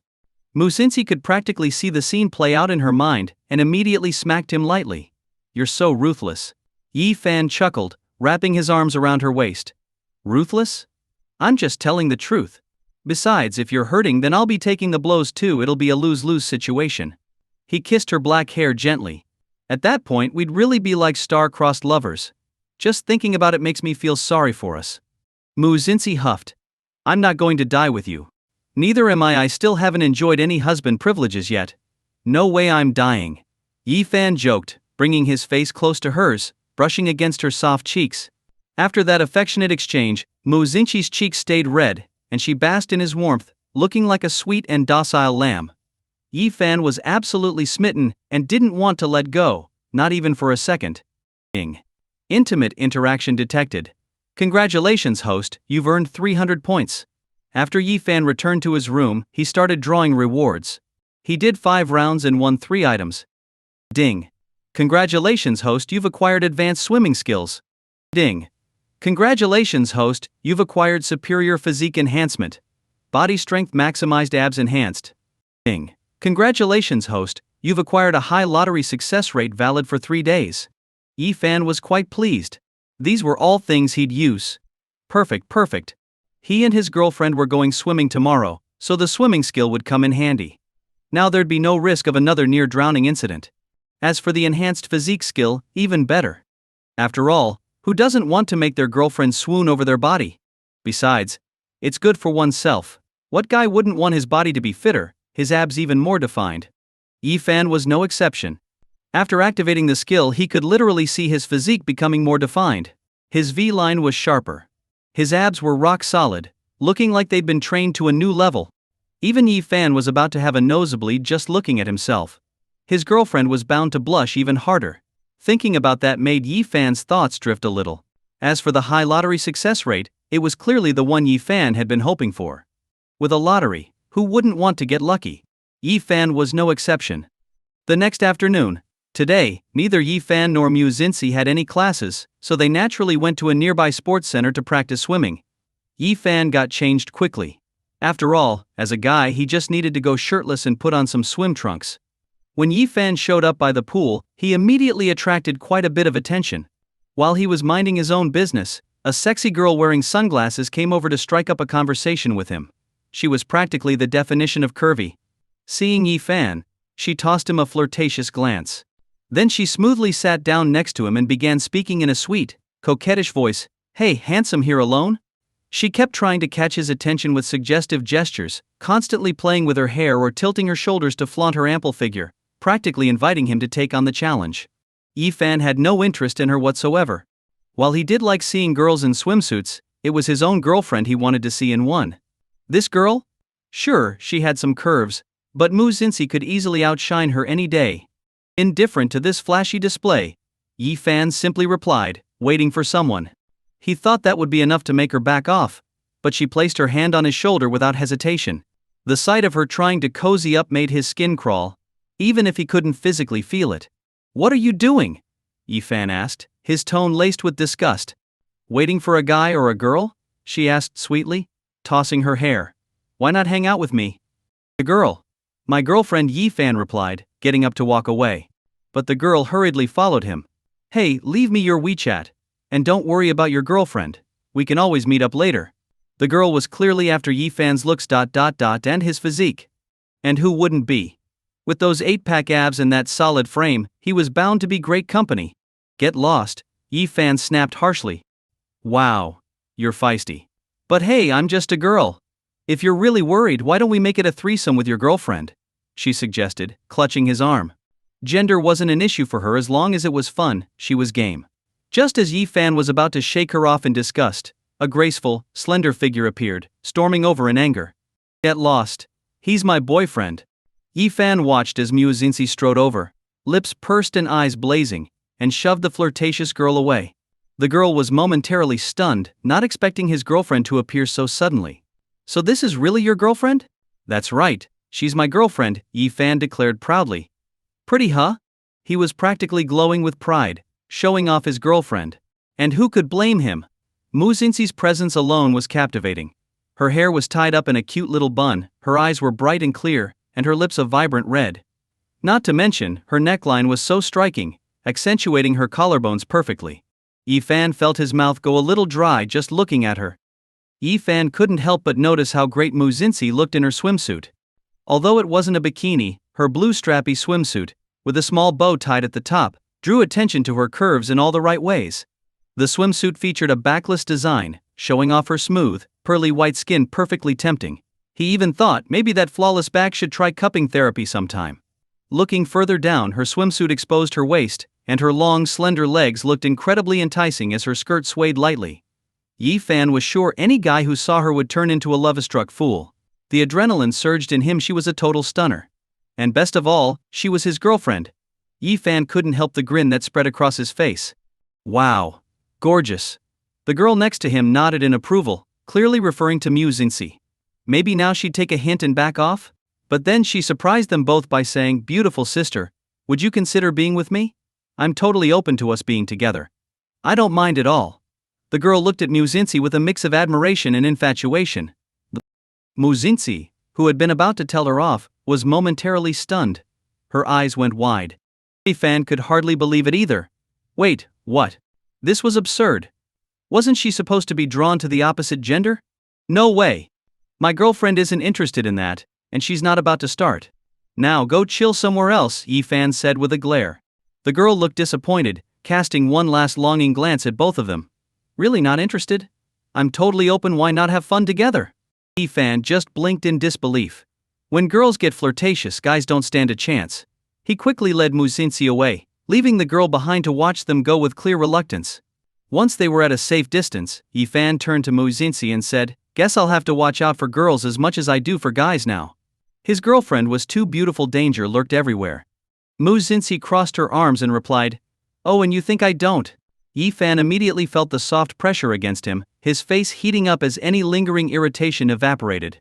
"I just went to change, and you're already out here charming everyone. If I hadn't come back, would you have left with her?" she muttered, puffing her cheeks, holding hands, acting like a big flirt. Yi-fan knew right away she was misunderstanding the situation. "I wasn't flirting. Out there, I'm as harmless as a little lamb, sticking to grass, no meat. It's only at home that I turn into a big bad wolf, ready to gobble up a little bunny," he teased with a smirk. Mu Xinxi's cheeks grew hot. "I am not a little bunny." "Oh, caught yourself there, didn't you? So if you're not a little bunny, what are you, a big bad wolf?" Yi-fan raised an eyebrow, continuing his playful taunting. "I could go for a wild side. It's all negotiable." Mu Xinxi's face flushed a deep red, her embarrassment at its peak. She huffed, "Yi-fan, I am not a big bad wolf." All right, he laughed. "You're better suited as my little bunny anyway." Mu Xinxi, with a cute but fierce expression, scoffed, "Don't change the subject. Why did you touch her hand? You have no idea how disgusted I felt after she touched me." Yi-fan sighed, feeling wronged. "I'm innocent here. I didn't touch her, she latched onto me. Look, she's not just interested in me, she even had her eyes on you. I shook her off, and luckily, my amazing girlfriend, you came to save me." Mu Xinxi's ears turned slightly red. "Who told you to dress so flashy? Couldn't you have worn a little more?" Yi-fan noticed her gaze lingering on his upper body. The longer she looked, the redder her face grew, as though she was feasting her eyes on him, which made him feel quite pleased. "Hey, all guys dress like this when they swim, don't they? This is already low-key. It's not my fault I have such a great body, it can't be hidden." Mu Xinxi stomped her foot. "Even so, you could have worn a shirt. Look around, there are so many girls staring at you." At her words, Yi-fan looked around and realized that several pairs of female eyes were indeed locked onto him. The pool was mostly women today, with very few men. For a moment he felt like he'd walked into a den of wolves with all eyes on him. He shook his head, laughing. "Okay, I'll put on a shirt." After all, he was a taken man now and couldn't be attracting so much attention. He didn't want his girlfriend to get jealous, it would be tough to calm her down later. "And wash your hands. Make sure they're clean," Mu Xinxi muttered. Yi-fan burst out laughing. "My little Miss Jealousy. Well, I am your girlfriend, right? I think it's pretty normal to get jealous. What's wrong? Are you washing them or not?" Mu Xinxi pouted, her red lips pursed. With a grin, Yi-fan nodded. "I'll wash them." He did feel a bit dirty, and had no problem with it, so he went to wash his hands and threw on a white shirt. When he returned to the pool, Mu Xinxi nodded approvingly. "Much better. Of course I follow my girlfriend's orders, he said with a grin. Maybe I'm coming off as too bossy. How about I change too, maybe I should put on a wetsuit? Mujinsi suggested. Yifan smiled helplessly. No need. It really wasn't necessary. While he appreciated her consideration, there weren't many guys around, and he was eager to enjoy the view. A wetsuit would cover her from head to toe, leaving nothing to see at all. With her wearing such a cute swimsuit, he didn't want to miss out on this chance to admire her. All right, Mujinsi said, nodding. Is there anything I should keep in mind for swimming? Safety first. She burst out laughing, her smile lighting up her face. I thought you were going to be serious for a moment. Yifan's heart raced at the sight. She was too cute, so sweet, and so tempting. Well, safety first really is important, he said, his expression serious. All instruction starts with safety.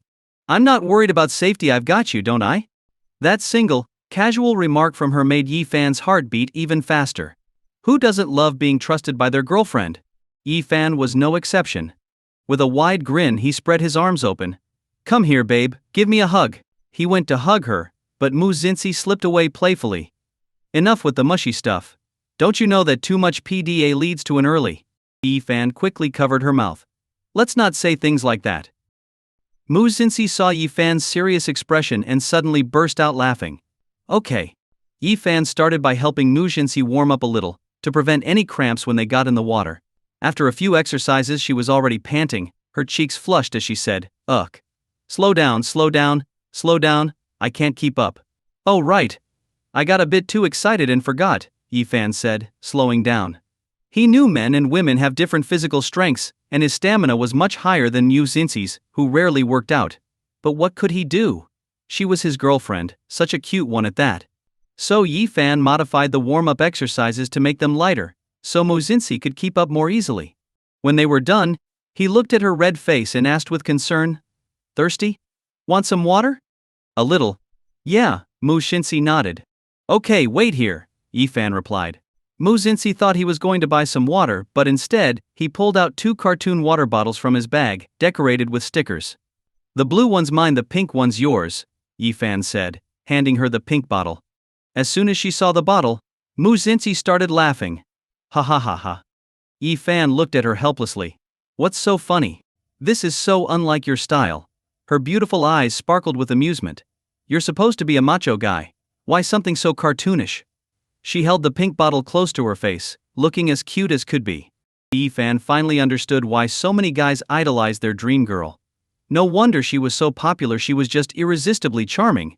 He felt incredibly lucky to have won the heart of a girl admired by so many. Are you trying to be cute? Yifan reached out and gave her cheek a light pinch. Even though he felt it himself, seeing her face being pinched made him smile. She closed her eyes instinctively, even though she couldn't feel the pinch. I'm not being cute. She might have said that, but her voice sounded sweet as ever to Yifan. Grinning, he took a sip of water, and Mujinsi followed suit. The refreshing taste of the water filled their mouths. Yifan drank quickly, the water sliding past his Adam's apple and down his throat. Look at you. Mujinsi laughed and used a napkin to wipe his throat. Then Yifan grabbed her wrist and leaned in, saying softly, Careful with the Adam's apple, guys are really sensitive there. Don't believe me? Try kissing it. His deep voice, along with the topic, made Mujinsi's ears turn burning red. You're such a flirt. I want to learn how to swim. She stammered, changing the subject out of embarrassment. Yifan noticed her face was flushed and gorgeous, and he couldn't help but chuckle. Who doesn't love it when their girlfriend blushes from being teased? But he knew better than to push too far. Maintaining a little distance seemed like a good idea. Congratulations, host. You've gained 300 points for a moment of intimacy. After closing the system panel, Yifan grabbed a Psyduck swim ring. Here, you'll need this in a bit, he said, pulling it over. But Mujinsi resisted slightly, saying, No way, it's so embarrassing. Only little kids use those. Aren't you my little one? No, I've grown up. Mujinsi retorted with a humph. Yifan looked her up and down with an amused smile. Yes, you have. Under his gaze, Mujinsi's face grew warm. She reached out and gave his shoulder a gentle slap. Where are you looking? Yifan chuckled. I'm just looking to see if you've met the adult height requirement. Unless you're hinting that you want me to look somewhere else. Yifan. She huffed, glaring at him with a flushed face. He laughed, backing off a little. All right, I know you trust me, but just to be safe, It's better to have a swim ring. Fine, I'll listen to you. Knowing Yi Fan meant well, Mu Xinxi relented and took the swim ring, placing it in the pool. Okay, let's get in. With Mu Xinxi in mind, Yi Fan didn't just jump in. Instead, he slowly eased into the water from the pool's edge under her watchful gaze, careful not to create any pressure waves that might make her uncomfortable. But as soon as he got in, he noticed her face had turned pale. Her eyes grew red with anxiety, and her legs were visibly trembling when he called her to join him. I. Yi Fan could see her fear plainly. She was trembling, clearly overwhelmed. It's okay. Don't worry. Water isn't as scary as it seems, and I'm right here to catch you. Your hubby's here, so what's there to be afraid of? Yi Fan gently encouraged her. He knew that ever since her last fall into the water, Mu Xinxi likely had a psychological block about it. But he also understood that, no matter how intense her fear, she needed to conquer it. If she ever fell into water unexpectedly, he couldn't guarantee he'd be right by her side every time. If something happened to her, he didn't even want to think about it. Patiently, he coaxed her, his voice soft. Just start by putting one foot in, it's nothing to worry about. It's so hot today, cooling off in the water will feel great. He stretched his hand out and opened his arms, ready to catch her. With her lips pressed together, Mu Xinxi looked at him. Mustering all her courage, she gingerly extended one toe to just touch the water's surface, dipping it in like a dragonfly skimming the water, almost like a crane. The sight made Yi Fan want to laugh despite himself. It was supposed to be a serious moment, yet he found her cautious approach adorable. That's great progress. Keep going. Besides, I'm the one feeling it all, so you're perfectly safe, he cheered her on. Taking deep breaths, Mu Xinxi worked on relaxing. She went from careful steps to biting her lip and, at last, took the plunge, dropping right into Yi Fan's arms. Water splashed all around them as he caught her, his hands resting on her soft, delicate frame. But just then, he heard a faint whimper from her. What's wrong? He asked anxiously. The splash hit me and my arms feel so heavy. Mu Xinxi's voice came out all pitiful, making Yi Fan both amused and exasperated. He let her go immediately. What, now you're saying you're heavy? Mainly he was trying to distract her so she wouldn't focus entirely on the water, or else she might end up getting even more scared, maybe even tearful. I'm not heavy. Mu Xinxi huffed, sounding adorably stubborn. You're right, you're not, Yi Fan said as he gently brushed away a droplet about to roll down her pretty forehead. I think I'm getting a bit used to it now. Should we start with breath-holding practice? Mu Xinxi asked. Planning to get a head start? Huh, baby? Yi Fan chuckled. Hold on. Here, let's get you into the floaty first. Yi Fan slipped the swim ring over her. Mu Xinxi's cheeks flushed. This is so embarrassing. What if people see? Let him look. Anyone who laughs will have to answer to me. As soon as he finished speaking, they heard laughter. Yi Fan and Mu Xinxi turned to see the source. There was a little mixed race baby with naturally curly hair and fair skin, wearing a swim ring too, giggling as their parents held them up. The laughter was perfectly timed. Mu Xinxi pouted. See, even the baby is laughing at me. But she couldn't help smiling as she watched the little one wave its tiny arms joyfully, her mood lightening. So cute. I can't do much about this little one, but we could make our own, Yi Fan said with a mischievous smile. Wanna try? Mu Xinxi's pretty face immediately turned bright red as she glared at him. Who would want to do that with you? She moved her hand through the water, wading a bit ahead. Oh? Don't want to. Didn't you just say babies are cute? Yi Fan teased as he strolled along beside her.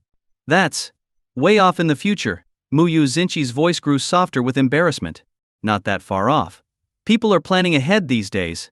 Just think in a couple of years we'll be old enough to get a little red marriage book, then we can become certified parents.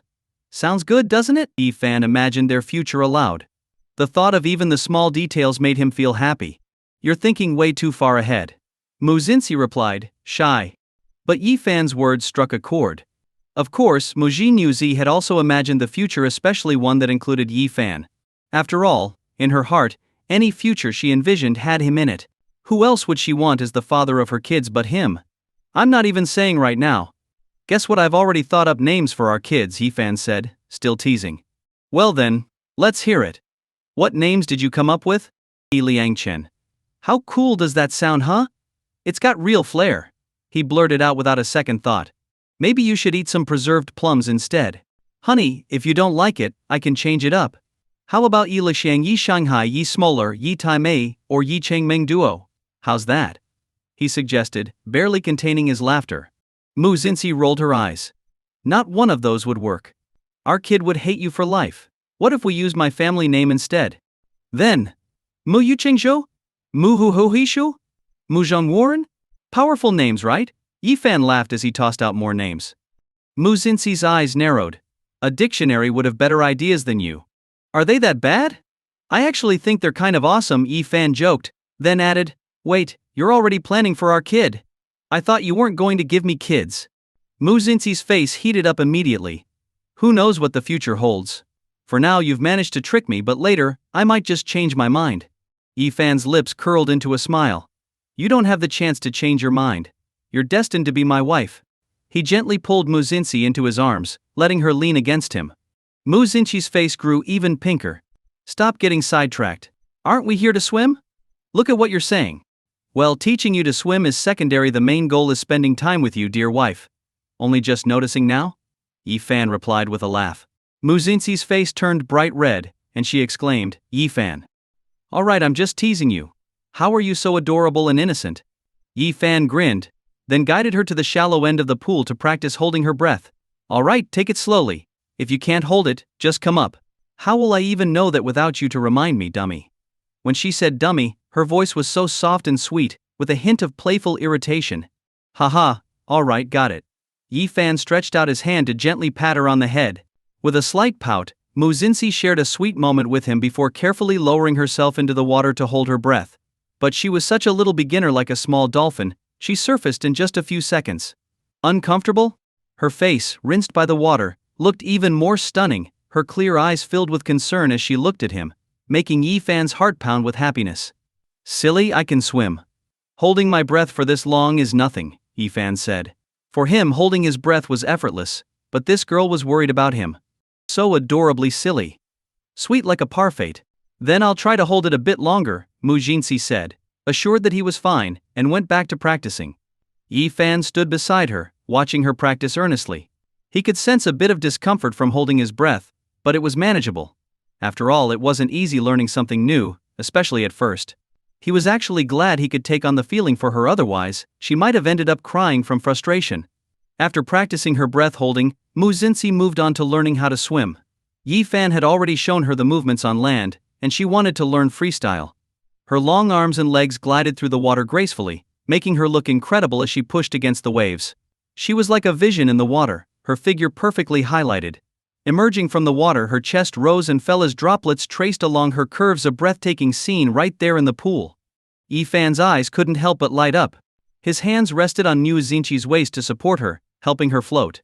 She was hesitant, her delicate face turning pale as she clung to the safety line, refusing to let go. Don't let go, please. I won't let go. Take your time, Yifan said with a helpless smile. Even though she couldn't feel the real risk of swimming since he was experiencing it for her, she was still so nervous. Yifan knew she was likely still feeling his own nervousness about swimming. Mu Xinxi's hands trembled as she clung tightly to the safety rope. Don't rush. Just relax, Yifan gently reassured her, holding her close. Even though he could feel his own hand touching her, which was a bit strange, Mu Xinxi could sense the comforting touch as well, which helped calm her down. You won't feel uncomfortable, and you won't be underwater either.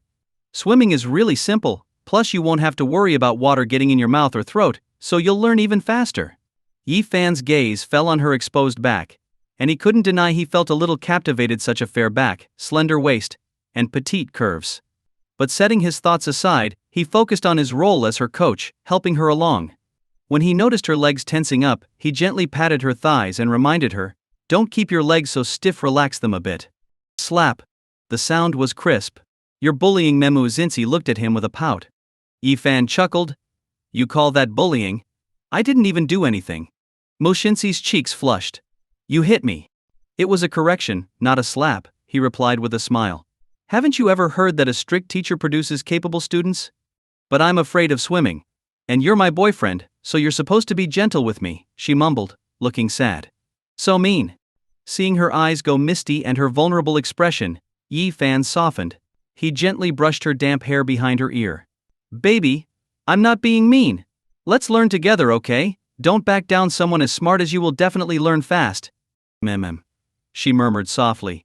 But even if I learn to swim now, When our senses return to normal, I might still be scared to swim. No problem. I'll be there to practice with you again, Yi-fan said, soothing her nerves. Mu Xinxi nodded, and her previous worries began to fade. All right, let's try again. Yi-fan continued to guide her, correcting her posture where needed. Though at first, she didn't want to let go of the safety rope, Yi-fan held her hand and gently squeezed it. She relaxed, gradually releasing her grip on the rope. Slowly but surely, she started to find her rhythm, her movements gaining grace. With time, she was beginning to learn how to swim. Her arms sliced through the water, her toes pointed, her body gliding through the waves. Yi-fan couldn't help but feel a bit of joy himself. When she emerged from the water, sweeping her wet hair back, she looked absolutely radiant. Yi-fan thought she was stunning. Her whole presence radiated a peach-like sweetness, especially with her slightly watery eyes blinking in a daze. He could feel the sensation of her blinking, and even the faint discomfort in his own eyes. But seeing her like this made him feel a bit lightheaded, as if he'd been hit by a shock of beauty. Any discomfort vanished. Her swimsuit clung to her figure, accentuating her curves, making everything feel that much more real. Yi-fan couldn't help but smile, feeling a little lucky. This was like a hidden benefit watching her beauty while experiencing such vivid sensory feedback. I think I'm getting the hang of it. She smiled like a delicate pear blossom, utterly charming. Her long lashes curved as she blinked, her gaze filled with delight. Hearing her words, Yi-fan couldn't help but smile back. Yeah, that last attempt was pretty good. Switching senses is amazing. I don't even have to fear choking on water anymore. Mu Xinxi's least favorite part of swimming was now gone. And with each bit of progress, her fear of swimming kept fading away. She felt a sense of accomplishment and wanted to get even better at swimming. So, Mu Xinxi excitedly swam several laps in the water. Yi-fan watched her elegant figure moving through the water, feeling happy along with her. After all, he was her coach. Teaching her was something to be proud of. But then Yi-fan realized something was wrong. Suddenly he felt a tightness in his chest, as though his mouth were forcefully filled with water, making it impossible to breathe. Cough, cough. Then Yi-fan felt his limbs freeze up. He tried desperately to swim upward, but his legs just wouldn't push him to the surface. What was happening? As he struggled to breathe, he noticed someone not far away also flailing in the water. She'd swum into the deep end. And as a beginner, especially without feeling the physical sensations, that was incredibly dangerous. Help. Please help me. It was Mu Xinxi calling out for help. Yi-fan felt his entire body turn cold, filled with a chilling sense of danger. Acting quickly while he still had his senses, he threw a lifebuoy in her direction. Then he swam over to Mu Xinxi, grabbed her around the waist, and pulled her back toward the shore. Once Mu Xinxi was safe on the edge, she saw Yi-fan's pale face and felt a wave of guilt. She quickly reached out and said, "Hurry, let me help you up." Yi-fan took her hand, letting her pull him onto the edge of the pool. Once on solid ground, Yi-fan collapsed, breathing deeply. Now he could feel what Mu Xinxi had gone through. The experience of nearly drowning felt surreal and uncomfortable, tinged with a strange relief at having survived. They'd almost been in real trouble. I'm so sorry. I didn't think my leg would cramp up, and I couldn't swim anymore. Her soft, tearful voice snapped Yi-fan out of his thoughts. Looking over, he saw her sitting close by, drenched hair clinging to her pale, delicate face a masterpiece, looking perfect and heartbreakingly vulnerable. And with her teary, remorseful eyes watching him, who could stay mad? Seeing such a beautiful face, and such a pitiful expression, any anger just melted away. Besides, it wasn't her fault. As a beginner, she couldn't have anticipated it. Yi-fan knew that if she'd been more aware of the risks, she wouldn't have gone to the deep end so quickly. Hoping to ease her guilt, he gently wiped the tears from her eyes. They say girls are made of water, and seeing her cry was heartbreaking. Yi-fan's heart softened. He kissed her lightly on the lips to comfort her and said, "It's all right, it's not your fault. Leg cramps happen. Let me massage it for you." He could feel that her leg was still numb. Getting a cramp while swimming was common. Yi-fan didn't want Mu Xinxi to feel guilty about it and avoid swimming. Hearing Yi-fan's words, Mu Xinxi felt deeply moved. As he got ready to kneel down and massage her leg, Mu Xinxi suddenly, "Hi guys, your opinion means a lot to me. I'm working on improving the stories to make them more interesting for you. Please leave a comment and let me know what you liked about this story. Your feedback helps me get better and create content that you'll enjoy. Your feedback is very important to me. Thank you for your support and attention. If you enjoyed this story, I can't wait to share its continuation with you.